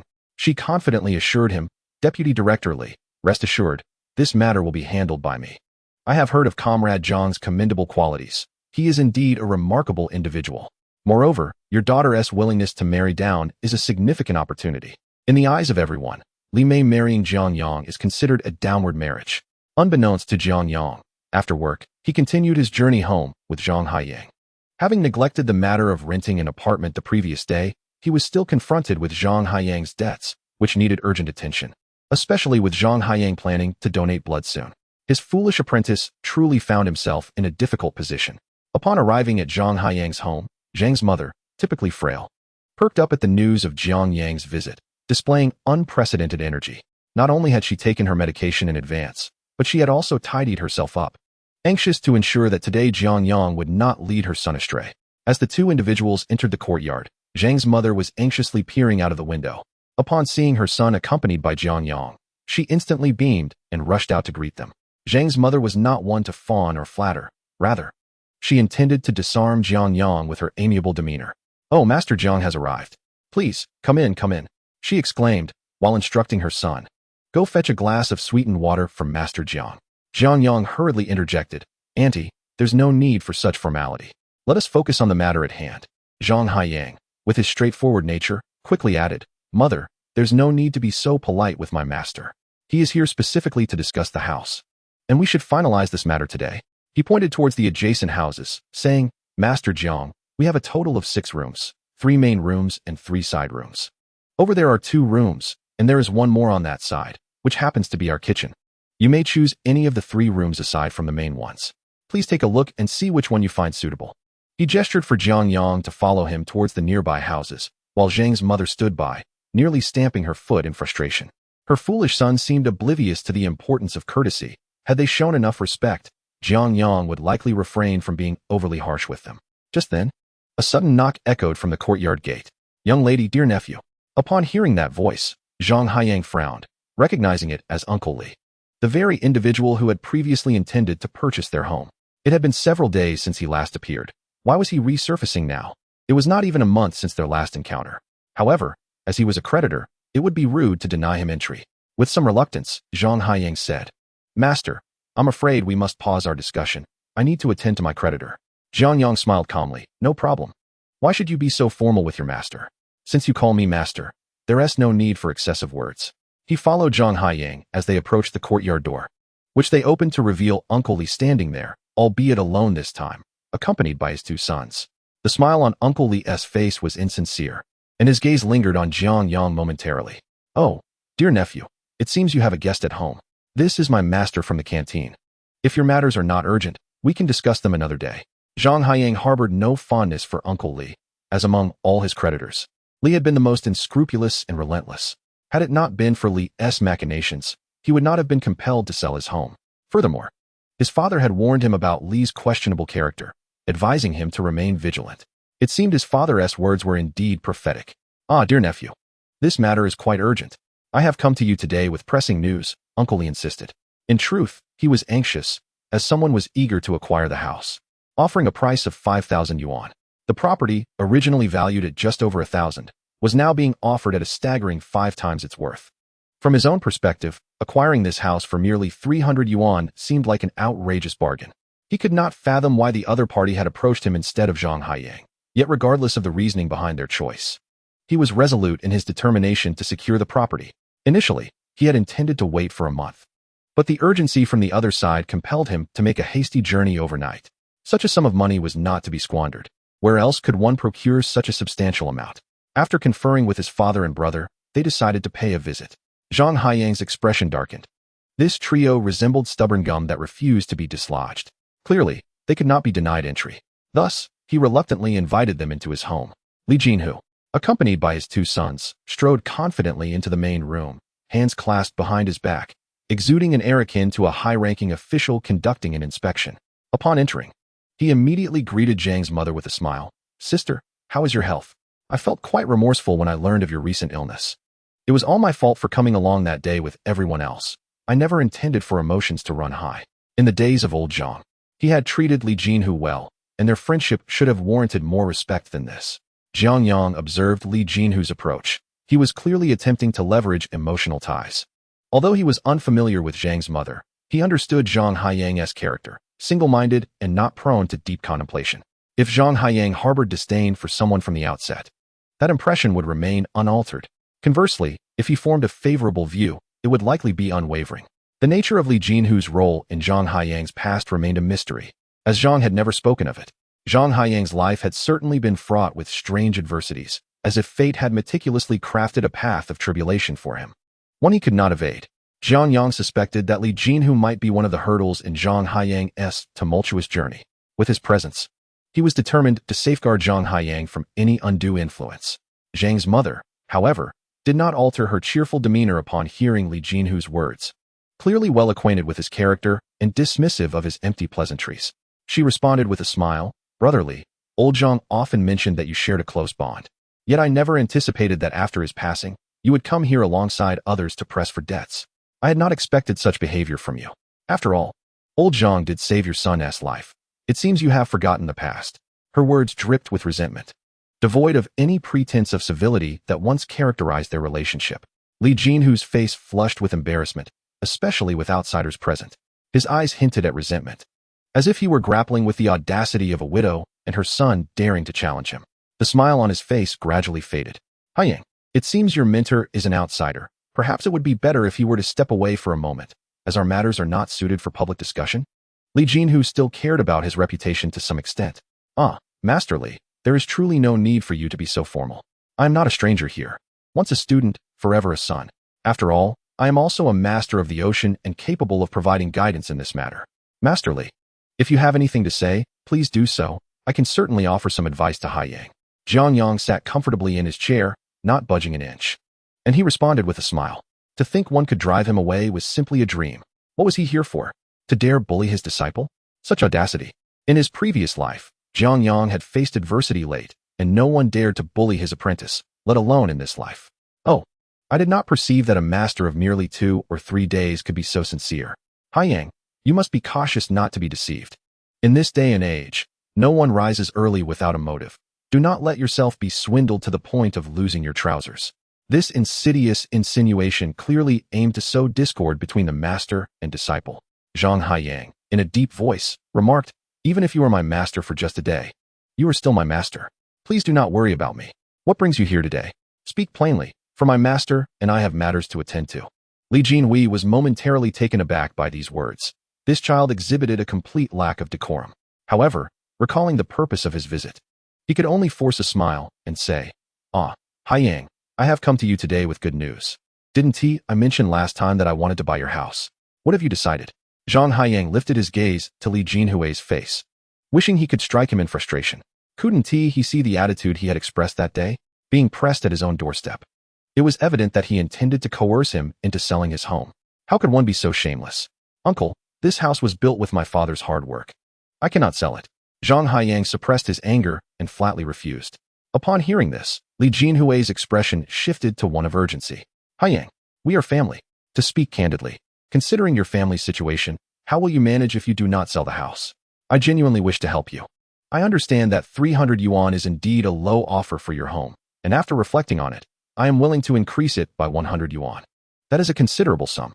Who among outsiders could provide you with 400 yuan in one go? If you settle this debt, you will still have some savings left. You can rent a place with your mother and live modestly on your salary. It won't be a problem and will ease your burdens significantly. I am here with sincere intentions, specifically for this matter. If you agree, we can exchange money for the house and sign the contract. You and your mother should quickly find a new place to move into." Chapter 143. Master Li is right. Li Jinhui's eldest son, Li Chenglong, also chimed in with a smile. "Yang, my father truly has your best interests at heart. We shall finalize this matter today, which will also alleviate your family's difficulties. Otherwise, with your income over a month, it is impossible to gather that 300 yuan. Why waste any more time? Moreover, my aunt's health is not well.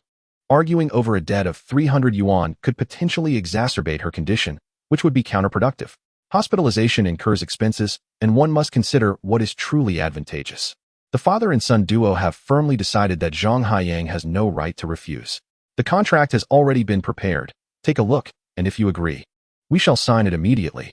At the same time, he pulled out a stack of cash and placed it on the table. 400 yuan, neither a cent more nor less. The father and son were nearly eager to press Jiang Yang's hand to sign. Jiang Yang's face flushed with a mix of anger and humiliation. It was distressing to realize that his master witnessed him being bullied to such an extent, which was deeply embarrassing. The thought of his master seeing him reduced to such a pitiful state was unbearable. "Uncle Li, I cannot agree to this." The smiling faces of the father and son instantly darkened, and Li Jinhui slammed his hand on the table, rising to his feet. "Jiang Yang, I am acting in the capacity of an elder, seeking to honor the bond between your father and me over the years by assisting you. Otherwise, if you delay and they come to collect the debt, what will you do if you cannot produce the money? You still intend to sell the house to me, do you not? Since it is inevitable that you must sell, why persist in this stance? I have already offered you an additional 100 yuan, which is quite generous under the circumstances. Indeed, Yang, if you find the price unsatisfactory, we can discuss it further. This additional 100 yuan is substantial. This is already within our means. Inquire outside, and you will see that similar properties in your area do not fetch such a price." Li Chenglong and his father exchanged roles, one wearing a red face, the other pale. "Uncle Li, let me make this clear. This house was left to me by my father, and we will not sell it. It is our family home." Jiang Yang's resolute stance immediately infuriated Li Jinhui. "Are you truly so ungrateful? Have you considered your family's situation? You are impoverished. And how much does your mother spend on medical expenses each month? When will you be able to repay your debts? My purchasing your house is a means of helping you, yet you do not appreciate it. Father, please do not be angry. Yang is young and still adjusting. Furthermore, having lived in this house for so many years, there are emotional ties. Yang, let me speak frankly. You cannot avoid this debt. They will inevitably come to collect by the end of the month. Can you gather 300 yuan within a month? If not, you will have to sell the house. By the end of the month, my father will not be able to offer you more money, which means you will lose an additional 100. It is wiser to accept the 100 extra now and sell the house. The remaining 100 could help your aunt's health. You see, this is a win-win situation. If you feel this price is inadequate, allow me to take charge on behalf of my father, and, in light of our long-standing relationship, I can offer you an additional 50 yuan. We cannot extend further, as our family cannot afford it. Even in helping others, we must remain within our means. Li Erlong hastily stepped forward. Brother Yang, my father and brother genuinely care for you. Please don't take offense at my father's blunt manner. He has a rather hasty temperament. The sum of 450 yuan is indeed substantial. Have you considered whether it is worth it? Our family sincerely wishes to assist you. Mother Jiang sat there, contemplating the debt her family bore upon hearing the figure of 450. For the past few days, she has been calculating. Even if Jiang Yang were to pay 3 years' worth of rent, they would still fall short of 300, necessitating further borrowing. The debts that she and her son have accumulated are already considerable, and they have exhausted all avenues with relatives and friends. Now, when people see their family, they avoid them. How could they possibly borrow more? The remaining sum of over 100 yuan poses a significant challenge. Her son has appeared much more cheerful lately, and she secretly observed him drawing in his room. He even plans to donate blood, who donates blood twice a month. He might even consider a third donation, which could be detrimental to his health. Mother Jiang truly feels for her son. Selling this house for 450 yuan, although a significant loss, could help them weather this storm. As Li Jinhui remarked, albeit with ulterior motives to benefit himself, he did have a point. Paying off 300 yuan would leave them with 150, allowing her son to live a bit more comfortably. If she were to depart, her son could use that 150 to marry, still having enough left over. This is far better than seeing her son deteriorate his health in his current predicament. With this in mind, Mother Jiang prepared to speak. Brotherly. Upon noticing the expression on Jiang's face, realized that she might be contemplating this decision. After all, one tends to weigh the pros and cons in times of hardship. If she truly sold the house, it would align with Li Jinhui's intentions. Wouldn't that mean that he, as the master, would have come in vain? He coughed lightly, interrupting Mother Jiang's thoughts. Yang, your uncle Li is right. He is sincerely considering your welfare, and I believe selling the house could be a beneficial course of action. This statement left Li Jinhui and his son momentarily stunned. Then, a smile broke across Li Jinhui's face. He had not anticipated that the master would advocate for their side. With an outsider supporting their case, the chances of success soared. Jiang Yang appeared momentarily dazed, puzzled by his master's apparent support for the Li family. Did he not realize their ill intentions? What was the master implying? Was he turning against him? After all, he regarded his master as a father figure. Surely he wouldn't betray his own disciple. This did not align with his understanding of his master, who he believed to be a man of integrity, devoid of any sordid thoughts. Could it be that the master truly had his best interests at heart? Jiang Yang gazed at Jiang Yang, his expression a complex mixture of emotions. Look, Yang, your master is indeed your master. He is an outsider, and this matter does not concern him directly. Even an observer can see clearly that this is for your benefit. Selling the house is the only viable path and the best solution for you. Your uncle is not seeking to take advantage of you. At the same time, he gave Jiang Yang a thumbs up. Master Yang, you are truly remarkable. Your insight is exceptional. Our Yang needs someone as perceptive and discerning as you to guide him. At this moment, he was eager to extol Jiang Yang's virtues. Jiang Yang, with a smiling demeanor, responded, "Thank you for the compliment, Comrade Li. Yang, consider this. If you sell your house, it would be a wise decision. I believe the house is quite sturdy and relatively new. It would also resolve your current predicament, 2 birds with 1 stone." Chapter 144, High Price for a House.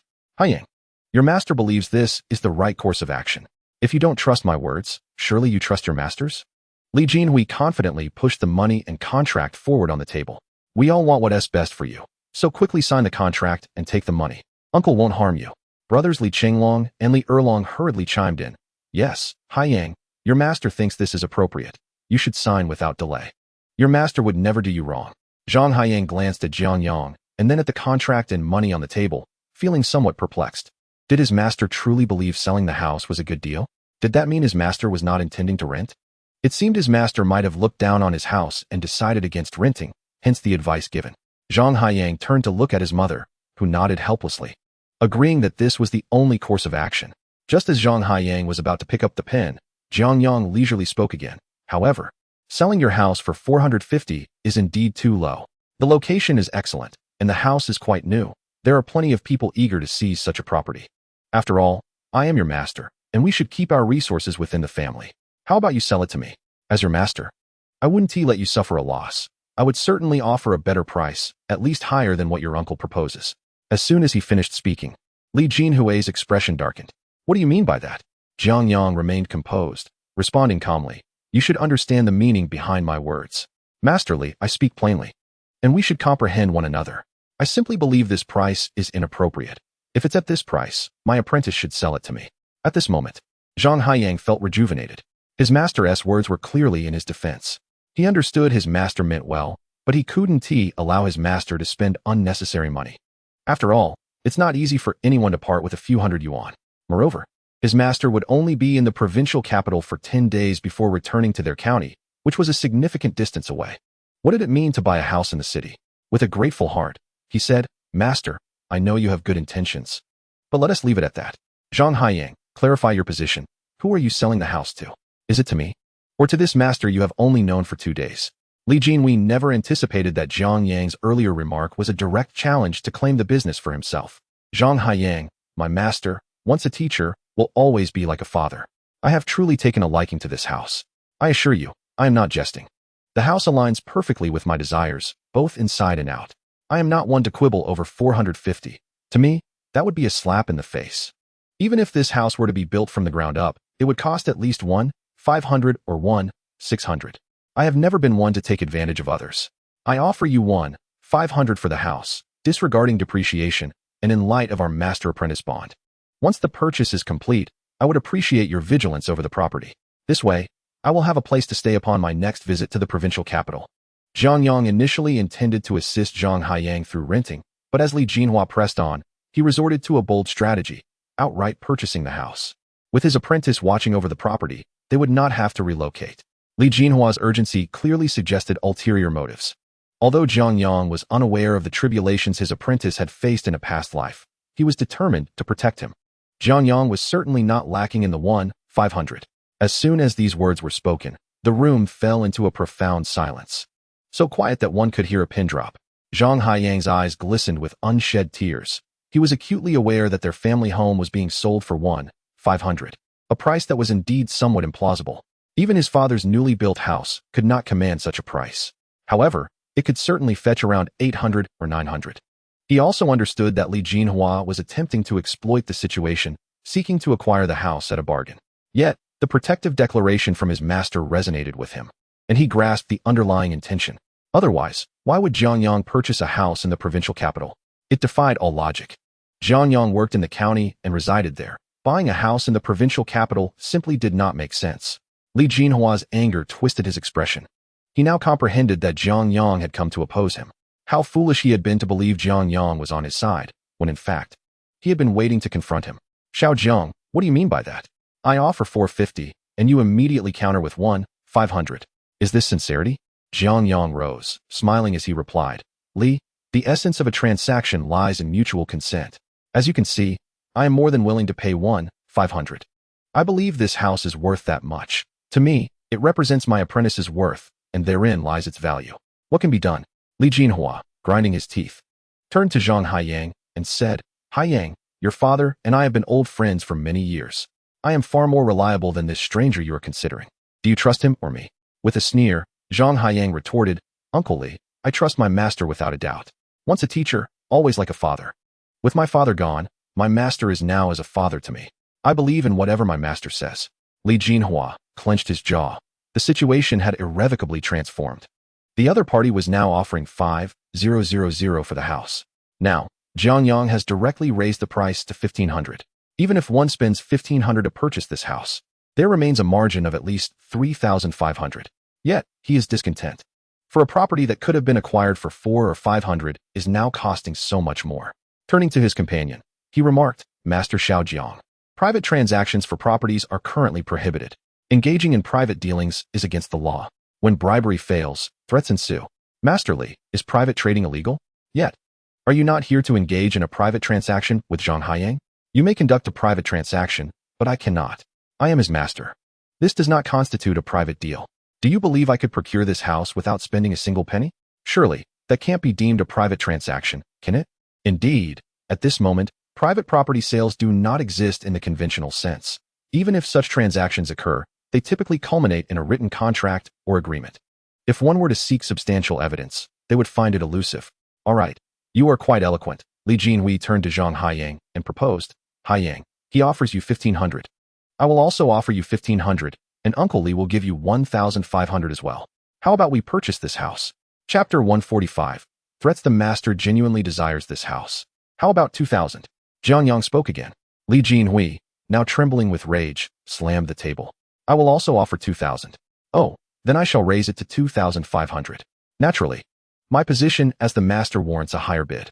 Jiang Yang continued to raise the price, having discerned that Li Jinhui was clearly agitated.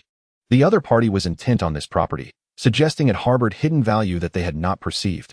Li Jinhui growled menacingly. Fine, you are deliberately opposing me. Very well, I cannot afford to provoke you. I shall withdraw from this deal. He turned to leave with his two sons, but paused to address Jiang Yang. Yang, I am your uncle. As your elder, I must express my concerns. Today, Jiang Yang is merely creating chaos here. He has no genuine intent to purchase your house. And frankly, he is an outsider who will only remain for a brief time. He will go wherever he pleases, and this has no bearing on you. You must continue to live here. In various aspects, you will need assistance from others. Do not be deceived and end up aiding someone else while alienating your father's old friends. In the future, if you encounter difficulties, who will be there to lend a hand? As the saying goes, distant relatives are not as beneficial as close neighbors. I fear you may be tricked. So consider this carefully. After delivering this insincere admonition, Li Jinhui departed the courtyard with his sons. Jiang Yang closed the courtyard gate and returned indoors, somewhat bashfully saying, Master, thank you for earlier. Do not be so formal. What is there to thank me for? What I said was sincere. I genuinely wish to purchase this courtyard. Jiang Yang's words left both mother and son stunned. You truly intend to buy it? Master, you plan to stay at the Foreign Affairs Bureau for about 10 days. But I know you will soon return to the county. The county town is quite distant from here. Why engage in such thankless endeavors when acquiring this house would serve no purpose for you? If you truly wish to store your belongings, I can offer you a rental. Indeed, Xiaojiang, there is no need for you to purchase it. This house belonged to your father, and parting with it would be difficult for me. Zhang's mother promptly interjected, apprehensive that Jiang Yang might have ulterior motives for her son. Regardless, whatever Jiang Yang intends to pursue, it is best to decline. Auntie, my desire to purchase a house is not primarily for residence. I simply believe it would facilitate my future visits to the provincial city, where I aim to establish my career. Having a house would provide me with a stable base, whether I rent or buy. Furthermore, acquiring this property would eliminate future complications for you. Zhang's mother gasped. Eliminate our future complications? Why would you do that? Li Jinhui has been overly solicitous, insisting on raising the price to acquire the house from you. Is there not something suspicious about this? After a moment's contemplation, Zhang's mother replied, I too have noticed that Li Jinhui seems excessively interested in our home. It is not particularly remarkable. It is not an old property. Originally, it was a dilapidated house purchased by his father from an elderly gentleman. It was so decrepit that it had partially collapsed. Eventually, it was demolished and rebuilt, resulting in the current structure. I cannot discern what makes it so desirable. It is precisely because it appears unremarkable that Li Jinhui's obsession with your property strikes me as odd. I fear he might cause you trouble in the future due to this house. If it remains in your possession, you and your son will continuously face difficulties. However, if it falls into the hands of an outsider, what leverage would Li Jinhui have over me? Jiang Yang hastily remarked, Master, we cannot do this. We cannot pass our troubles on to you. This situation is of our own making. You need not express such sentiments. I believe that selling the house is indeed a prudent course of action given your current circumstances, since I won't be residing in the provincial city for the time being. Consider this house as a rental for you and your son. This way, we can promptly address current pressing issues and resolve your debts, while also allowing you to set aside some funds for your mother's medical treatment. Whatever ailment your mother suffers from, I am confident there is a remedy. The ongoing delays suggest financial constraints, so perhaps it would be best to sell me the house and resolve your immediate concerns. This is merely my suggestion. The specifics of how to proceed should be a matter for you and your son to discuss. However, I sense that the situation with Li Jinhui may not reach a resolution anytime soon. After sending Jiang Yang on his way, Jiang Yang sat in the room with his mother, both of them silent and facing one another. Mother, I believe what the master said holds merit. The last time we visited the doctor, he also conveyed the same sentiment. The cost of the surgery amounts to 1,000 yuan, a sum that my son cannot possibly provide. However, should we sell the house, this amount would be readily available. Mother Zhang sighed, expressing her concerns, yet, I fear that Jiang Yang has ulterior motives in purchasing our home. What if something were to happen to you? Mother, how could anyone harbor such malice? Would someone intent on harm offer over 1,000 yuan? Moreover, why would he pay such a high price for our house? If my master were truly like Li Jinhui, he would only need to offer 500 yuan at most. What justifies such an exorbitant sum? My master is genuinely attempting to assist us. We must not overlook the kindness of good people. I know my master better than you do. Do not paint him in a negative light. Shall we wait a little longer? I cannot shake this feeling of unease, as if something ominous is about to unfold. Very well, mother, we shall reconsider this matter. There is no rush, after all. We still have over 20 days until the deadline. Perhaps influenced by Jiang Yang's earlier remarks, Jiang Yang slept particularly soundly that night, devoid of his usual anxious thoughts. Meanwhile, within their home, Li Jinhui and his two sons sat, simmering with frustration. A plate of peanuts, a dish of scrambled eggs, and a bottle of liquor accompanied their drinks. Jiang Yang is utterly ungrateful. Father, why not reach out to that person? What is his true intention with the house? Jiang Yang is resolutely opposed to selling to us. You must see that we could have all the money in the world, yet with that master meddling, the house will remain beyond our grasp. Li Qinglong filled his father's glass. The man only left a phone number. We usually communicate via calls. I cannot discern the exact nature of this situation, but acquiring that house seems increasingly elusive. Jiang Yang is no fool. I have gathered information indicating that he will only remain at the Foreign Affairs Bureau's cafeteria for 10 days before departing. Once he is gone, we can deal with Jiang Yang. Chapter 146. The trap. Do you think I wish to wait? When I spoke with him the other day, he made it clear that I must finalize this matter within 10 days. Are we to wait anxiously for Jiang Yang to leave? Li Jinhui was consumed with the thought of the money slipping through his fingers. Father, if that is the case, then we should take decisive action. What do you mean? Li Jinhui gazed at his eldest son, Li Qinglong. Father, ask him if he desires the house or merely the land on which it stands. Li Jinhui paused, suddenly comprehending the implication. What do you mean? Father, we have two potential strategies. One involves setting fire to half of the house. If the house is destroyed, it becomes worthless. I doubt Jiang Yang would still want to purchase it then. This would leave us as the sole contenders, and we wouldn't need to spend even 300 yuan. And the alternative? The alternative would be to refrain from burning the house, but instead create some trouble for Jiang Yang. If he were to find himself in legal trouble, do you think his mother would hesitate to sell the house to secure his release? Li Jinhui slapped his thigh in approval. Excellent. We shall explore both options. I will make a call to inquire further. If one can acquire the house without spending a single cent, that indeed demonstrates true skill. Li Jinhui immediately became invigorated once more. Both options presented were undeniably more cost-effective than the initial expenditure of 300 yuan. Li Jinhui hurried to the factory office to make a call, as it was customary for calls to be answered there. Anyone familiar would find it difficult to decline such a request. Upon his return from the call, he inquired, "How is it, father?" The response was that the house could not be burned. It must be a complete and intact property handed over to him. Thus, they decided to proceed with the second option. Li Qinglong whispered to his father for quite some time, and the trio indulged in drinks until dawn before dispersing. The following day, Jiang Yang resumed his usual work routine. The foreign expert's task was not particularly challenging. To be precise, his recipe was rather unremarkable. After 2 or 3 days, everyone could grasp it. Although the flavors varied slightly, they were not significantly different. As the workday concluded, Jiang Yang intended to discuss the matter with Jiang Yang. However, just before leaving, a middle-aged woman in official attire intercepted him. Jiang Yang bid farewell to his mentor and rode his bicycle home. Upon reaching the alley's entrance, he spotted Li Qinglong. He harbored no fondness for Li Jinhui's family and had already made arrangements to sell the house to his mentor, thus he was reluctant to engage with the Li family. "Brotherly, is there something you need?" Even though he was disinclined to interact, maintaining a facade of politeness was necessary. It was clear to him that the other party was waiting for him. "Come with me home," Li Qinglong insisted. "What is it that you need, brotherly? I still have to rush back to care for my mother." "Oh, your aunt is at my place as well. Let us go?" "After yesterday's incident, my father felt uneasy. He believes he may have pressured you too much and didn't handle the situation well. He is an elder, after all, and has shared many years of friendship with Uncle Jiang. After Uncle Zhang's passing, he meant to look after you and your mother. But his temperament can be hasty and rough, leading to a lack of finesse in his actions. Although he did not intend to convey such sentiments, the words spoken and actions taken may have seemed as though he wished to take advantage of your family. My father genuinely wishes to apologize to you and your mother. Hence he has asked me to invite your mother over first, and then you."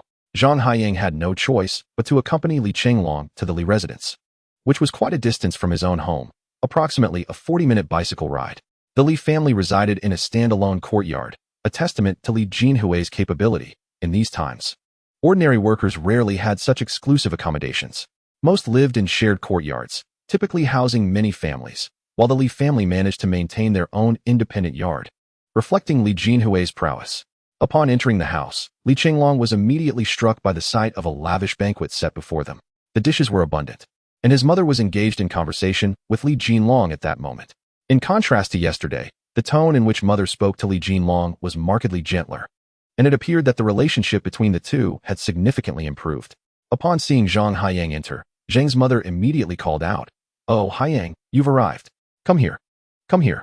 Look at your uncle Li. He is indeed quite courteous, insisting on apologizing for that trivial matter from yesterday. He adamantly summoned me here." As soon as Li Jinhui spotted Zhang Haiyang, the usually aloof Li Jinhui stood up and warmly remarked, "Haiyang, my uncle's attitude yesterday was indeed inappropriate. Here, I sincerely apologize to you. You mustn't let this incident create distance between us." "How could that be, uncle?" "Certainly not. You are my elder. Come, come. Today I have earnestly prepared a feast for you, simply to express my apologies." As the meal concluded, both Zhang Haiyang and Li Jinhui had to concede that the duo, Li Jinlong and Li Jinhui, were indeed quite adept at ingratiating themselves with others. Even though Zhang Haiyang harbored some reservations towards them, he could not deny that his lingering resentment had dissipated considerably. Li Jinlong, pulling the somewhat inebriated Zhang Haiyang aside, said, "Come, brother. I'll take you to experience something." Zhang Haiyang, feeling a bit dizzy, followed Li Jinlong outside. Given his poor tolerance for alcohol, he had consumed quite a bit due to the persistent urging of the Li father and son. At that moment, he was oblivious to what Li Jinlong was saying as he was assisted out the door. In the pitch darkness, they stumbled their way to a nearby residence. Li Jinlong, carrying the heavily intoxicated Zhang Haiyang, knocked on the door. "Hey, why did you take so long to arrive? I brought him to you." "Oh dear. He is quite handsome. Enough with the idle chatter. Refrain from harboring any ulterior motives. Just bring him here, and by morning, you'll raise a commotion to summon everyone. I will then storm in with the person and directly accuse him of lewd behavior, sending him straight to the police station." "Oh my, such a beautiful young man. And you intend to send him to the police station? You truly have a heart of stone." A sultry voice from a woman accompanied Li Jinlong as he guided Zhang Haiyang into the adjacent room. Observing the thoroughly intoxicated Zhang Haiyang, Li Jinlong stripped him of his clothing, tossed it aside, covered him with a blanket, and remarked, "He has a low tolerance for alcohol and is utterly incapacitated. Keep your nefarious thoughts in check. Once this is accomplished, you will certainly reap the benefits." The woman pushed Li Jinlong out, saying, all right, I understand. Every time such unsavory business arises, it always falls upon me. My reputation is in tatters." Chapter 147. High above, Jiang Yang observed the middle-aged woman before him with a hint of confusion, as he had no acquaintances in this vicinity. Naturally, aside from the Liu family members, yet none of them would seek him out. The woman before him was clearly of a high-ranking official status. Dressed in work attire characterized by 4 pockets, a hallmark of her position, her polished shoes, permed hair, and a black handbag slung over her arm further attested to her prominent status. "Are you Jiang Yang?" Even with a calm demeanor, Jiang Yang couldn't help but feel a twinge of irritation. The way this individual articulated her words carried an unmistakable air of condescension, as if looking down her nose at him. Her tone and attitude left no room for subtlety, clearly designed to assert her superiority. The smile that once graced Jiang Yang's face gradually faded. He typically refrained from displaying emotions, but encountering someone of this nature provoked an undeniable aversion. Who would wish to wear a smile in the presence of someone so loathsome? "I am Jiang Yang, but I do not know you," he stated, feeling the weight of formality slipping away. Although he ought to have addressed her with respect, he found himself unwilling to indulge this woman any further. Courtesy is contingent upon the character of the recipient, and she was undeniably lacking in civility. He had no desire to engage in pleasantries. "Let us find somewhere to converse. Preferably a quieter location, as I have matters to discuss with you." Feng Shui harbored a deep-seated disdain for this young man. She had thoroughly reviewed all of Jiang Yang's records. Her husband held him in high regard, yet she found his credentials utterly unimpressive. How could such a person possibly be deemed worthy of her daughter? Nevertheless, her husband's unwavering determination left her feeling somewhat disgruntled. Hailing from a rural background, with 3 generations of farmers preceding him, he possessed no notable lineage. It was sheer happenstance that led him to work as a cook in a county cafeteria. His proficiency in languages caught the attention of foreign experts, earning him the favor of Director Chang, who subsequently transferred him and, through a stroke of luck, introduced him to the esteemed elder Liu. This seemingly fortuitous connection to the Liu family was hardly enough to warrant their admiration. Even Minister Liu himself could hardly hold any genuine affection for such an individual. At best, he might offer a helping hand if solicited, but that would be the extent of their bond. Yet, her husband remained resolute in his desire for Jiang Yang to become their son-in-law. His steadfastness, coupled with the impression that Jiang Yang treated their daughter with indifference, left her feeling compelled to meet this young man, not to engage in pleasantries, but to diminish his arrogant demeanor. Jiang Yang had the audacity to look down upon their daughter, Liu Mei. Did he not consider his own origins? A mere country bumpkin, once married and now divorced, burdened with a child. Seeking to court her daughter was a profound misjudgment on his part. Fang Shuhui's disdain for such a phoenix man living off the fruits of others' labor was palpable, and this was precisely why she found herself here. Comrade, first and foremost, I do not know you, and secondly, I see no necessity for us to engage in conversation. Please make way. I am off duty. Do not assume that Jiang Yang's temperament had softened since his rebirth. He was still capable of anger, remaining unperturbed, as an individual of high standing. He has cultivated a disposition of self-mastery over the decades, allowing him to view people and events through a lens of detached contemplation. The petty squabbles and various machinations that unfold before him merely constitute trivial antics, to be met with a serene smile and dismissed as fleeting clouds, evoking no trace of anger within him. However, this does not imply that he must endure the provocations of this woman without retort. He reminds himself not to engage in disputes with her. He is no benevolent savior. Had he truly desired to employ underhanded tactics, he could have rendered her family destitute. His reluctance to resort to such measures stems from an aversion to stirring turbulence in this era, which would only lead to unnecessary challenges and enmities. At times, when one reaches such a juncture, the past grievances seem less like hatred and more like stepping stones to personal achievement. His aspiration is for his family to attain a peaceful resolution and to enjoy a life of utmost fulfillment, with others remaining irrelevant to his pursuits. Jiang Yang, how can you be so discourteous and uncultured? Fang Shuhui exclaimed, incensed by his words. She considered him a rustic who was utterly unaware of his place, unfit to address her in such a manner. Comrade, you lack civility. You haven't even introduced yourself upon encountering others. I do not know you, so why should I extend you any courtesy? If you wish to act mad in the streets, feel free, but do not bring your madness here. With that, Jiang Yang turned to leave. Fang Shuhui, in a fit of anger, stepped in front of him. Jiang Yang, I am Liu Mei's mother, and the wife of Deputy Director Li, Fang Shuhui. Am I now qualified to speak with you? Comrade Fang Shuhui, I have only met Deputy Director Li once, and that was merely a matter of courtesy. I have seen your daughter, Liu Mei, thrice, yet we share no personal connection. If you have come on her behalf, let me be clear. I harbor no interest in Liu Mei, nor do I wish to ascend the social ladder through her family. If this is your purpose, please return to your daughter for further discussion. After delivering this statement, Fang Shuhui's face turned ashen with rage. This young man was not only obstinate, but had also unmistakably demeaned her daughter. The intent to engage him in a quiet conversation had clearly evaporated. Fortunately, the cafeteria entrance was devoid of onlookers. Otherwise, the sight of her being so incensed would have left Fang Shuhui at a loss for how to extricate herself from the situation. Lowering her voice, she endeavored to suppress her fury, reminding herself that she should not stoop to quarreling with such a minor figure. Jiang Yang, why must you be so aggressive? Do not presume that your acquaintance with Minister Liu grants you significant backing. You must recognize that it is only due to his illness that you have found an opportunity. Without Liu, the Liu family will not regard you with any esteem. If you think to rise through their ranks, you are utterly deluded.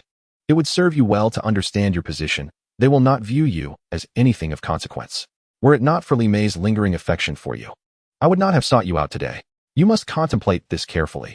Marrying our Liu Mei would be akin to inheriting the virtues of your ancestors for 8 generations. With a mere word from our esteemed Mr. Li, you could easily be transferred from the county to the province, or even be arranged to work in another capacity, perhaps as a driver. Gradually, you might ascend to the position of a secretary or similar roles, with your upward trajectory imminent. I hope you can rectify your attitude and treat our family with the respect it deserves. Otherwise, I shall not hesitate to show you my displeasure. You, a mere rustic chef. It would be no more challenging to crush you than to squash an ant. Jiang Yang laughed heartily.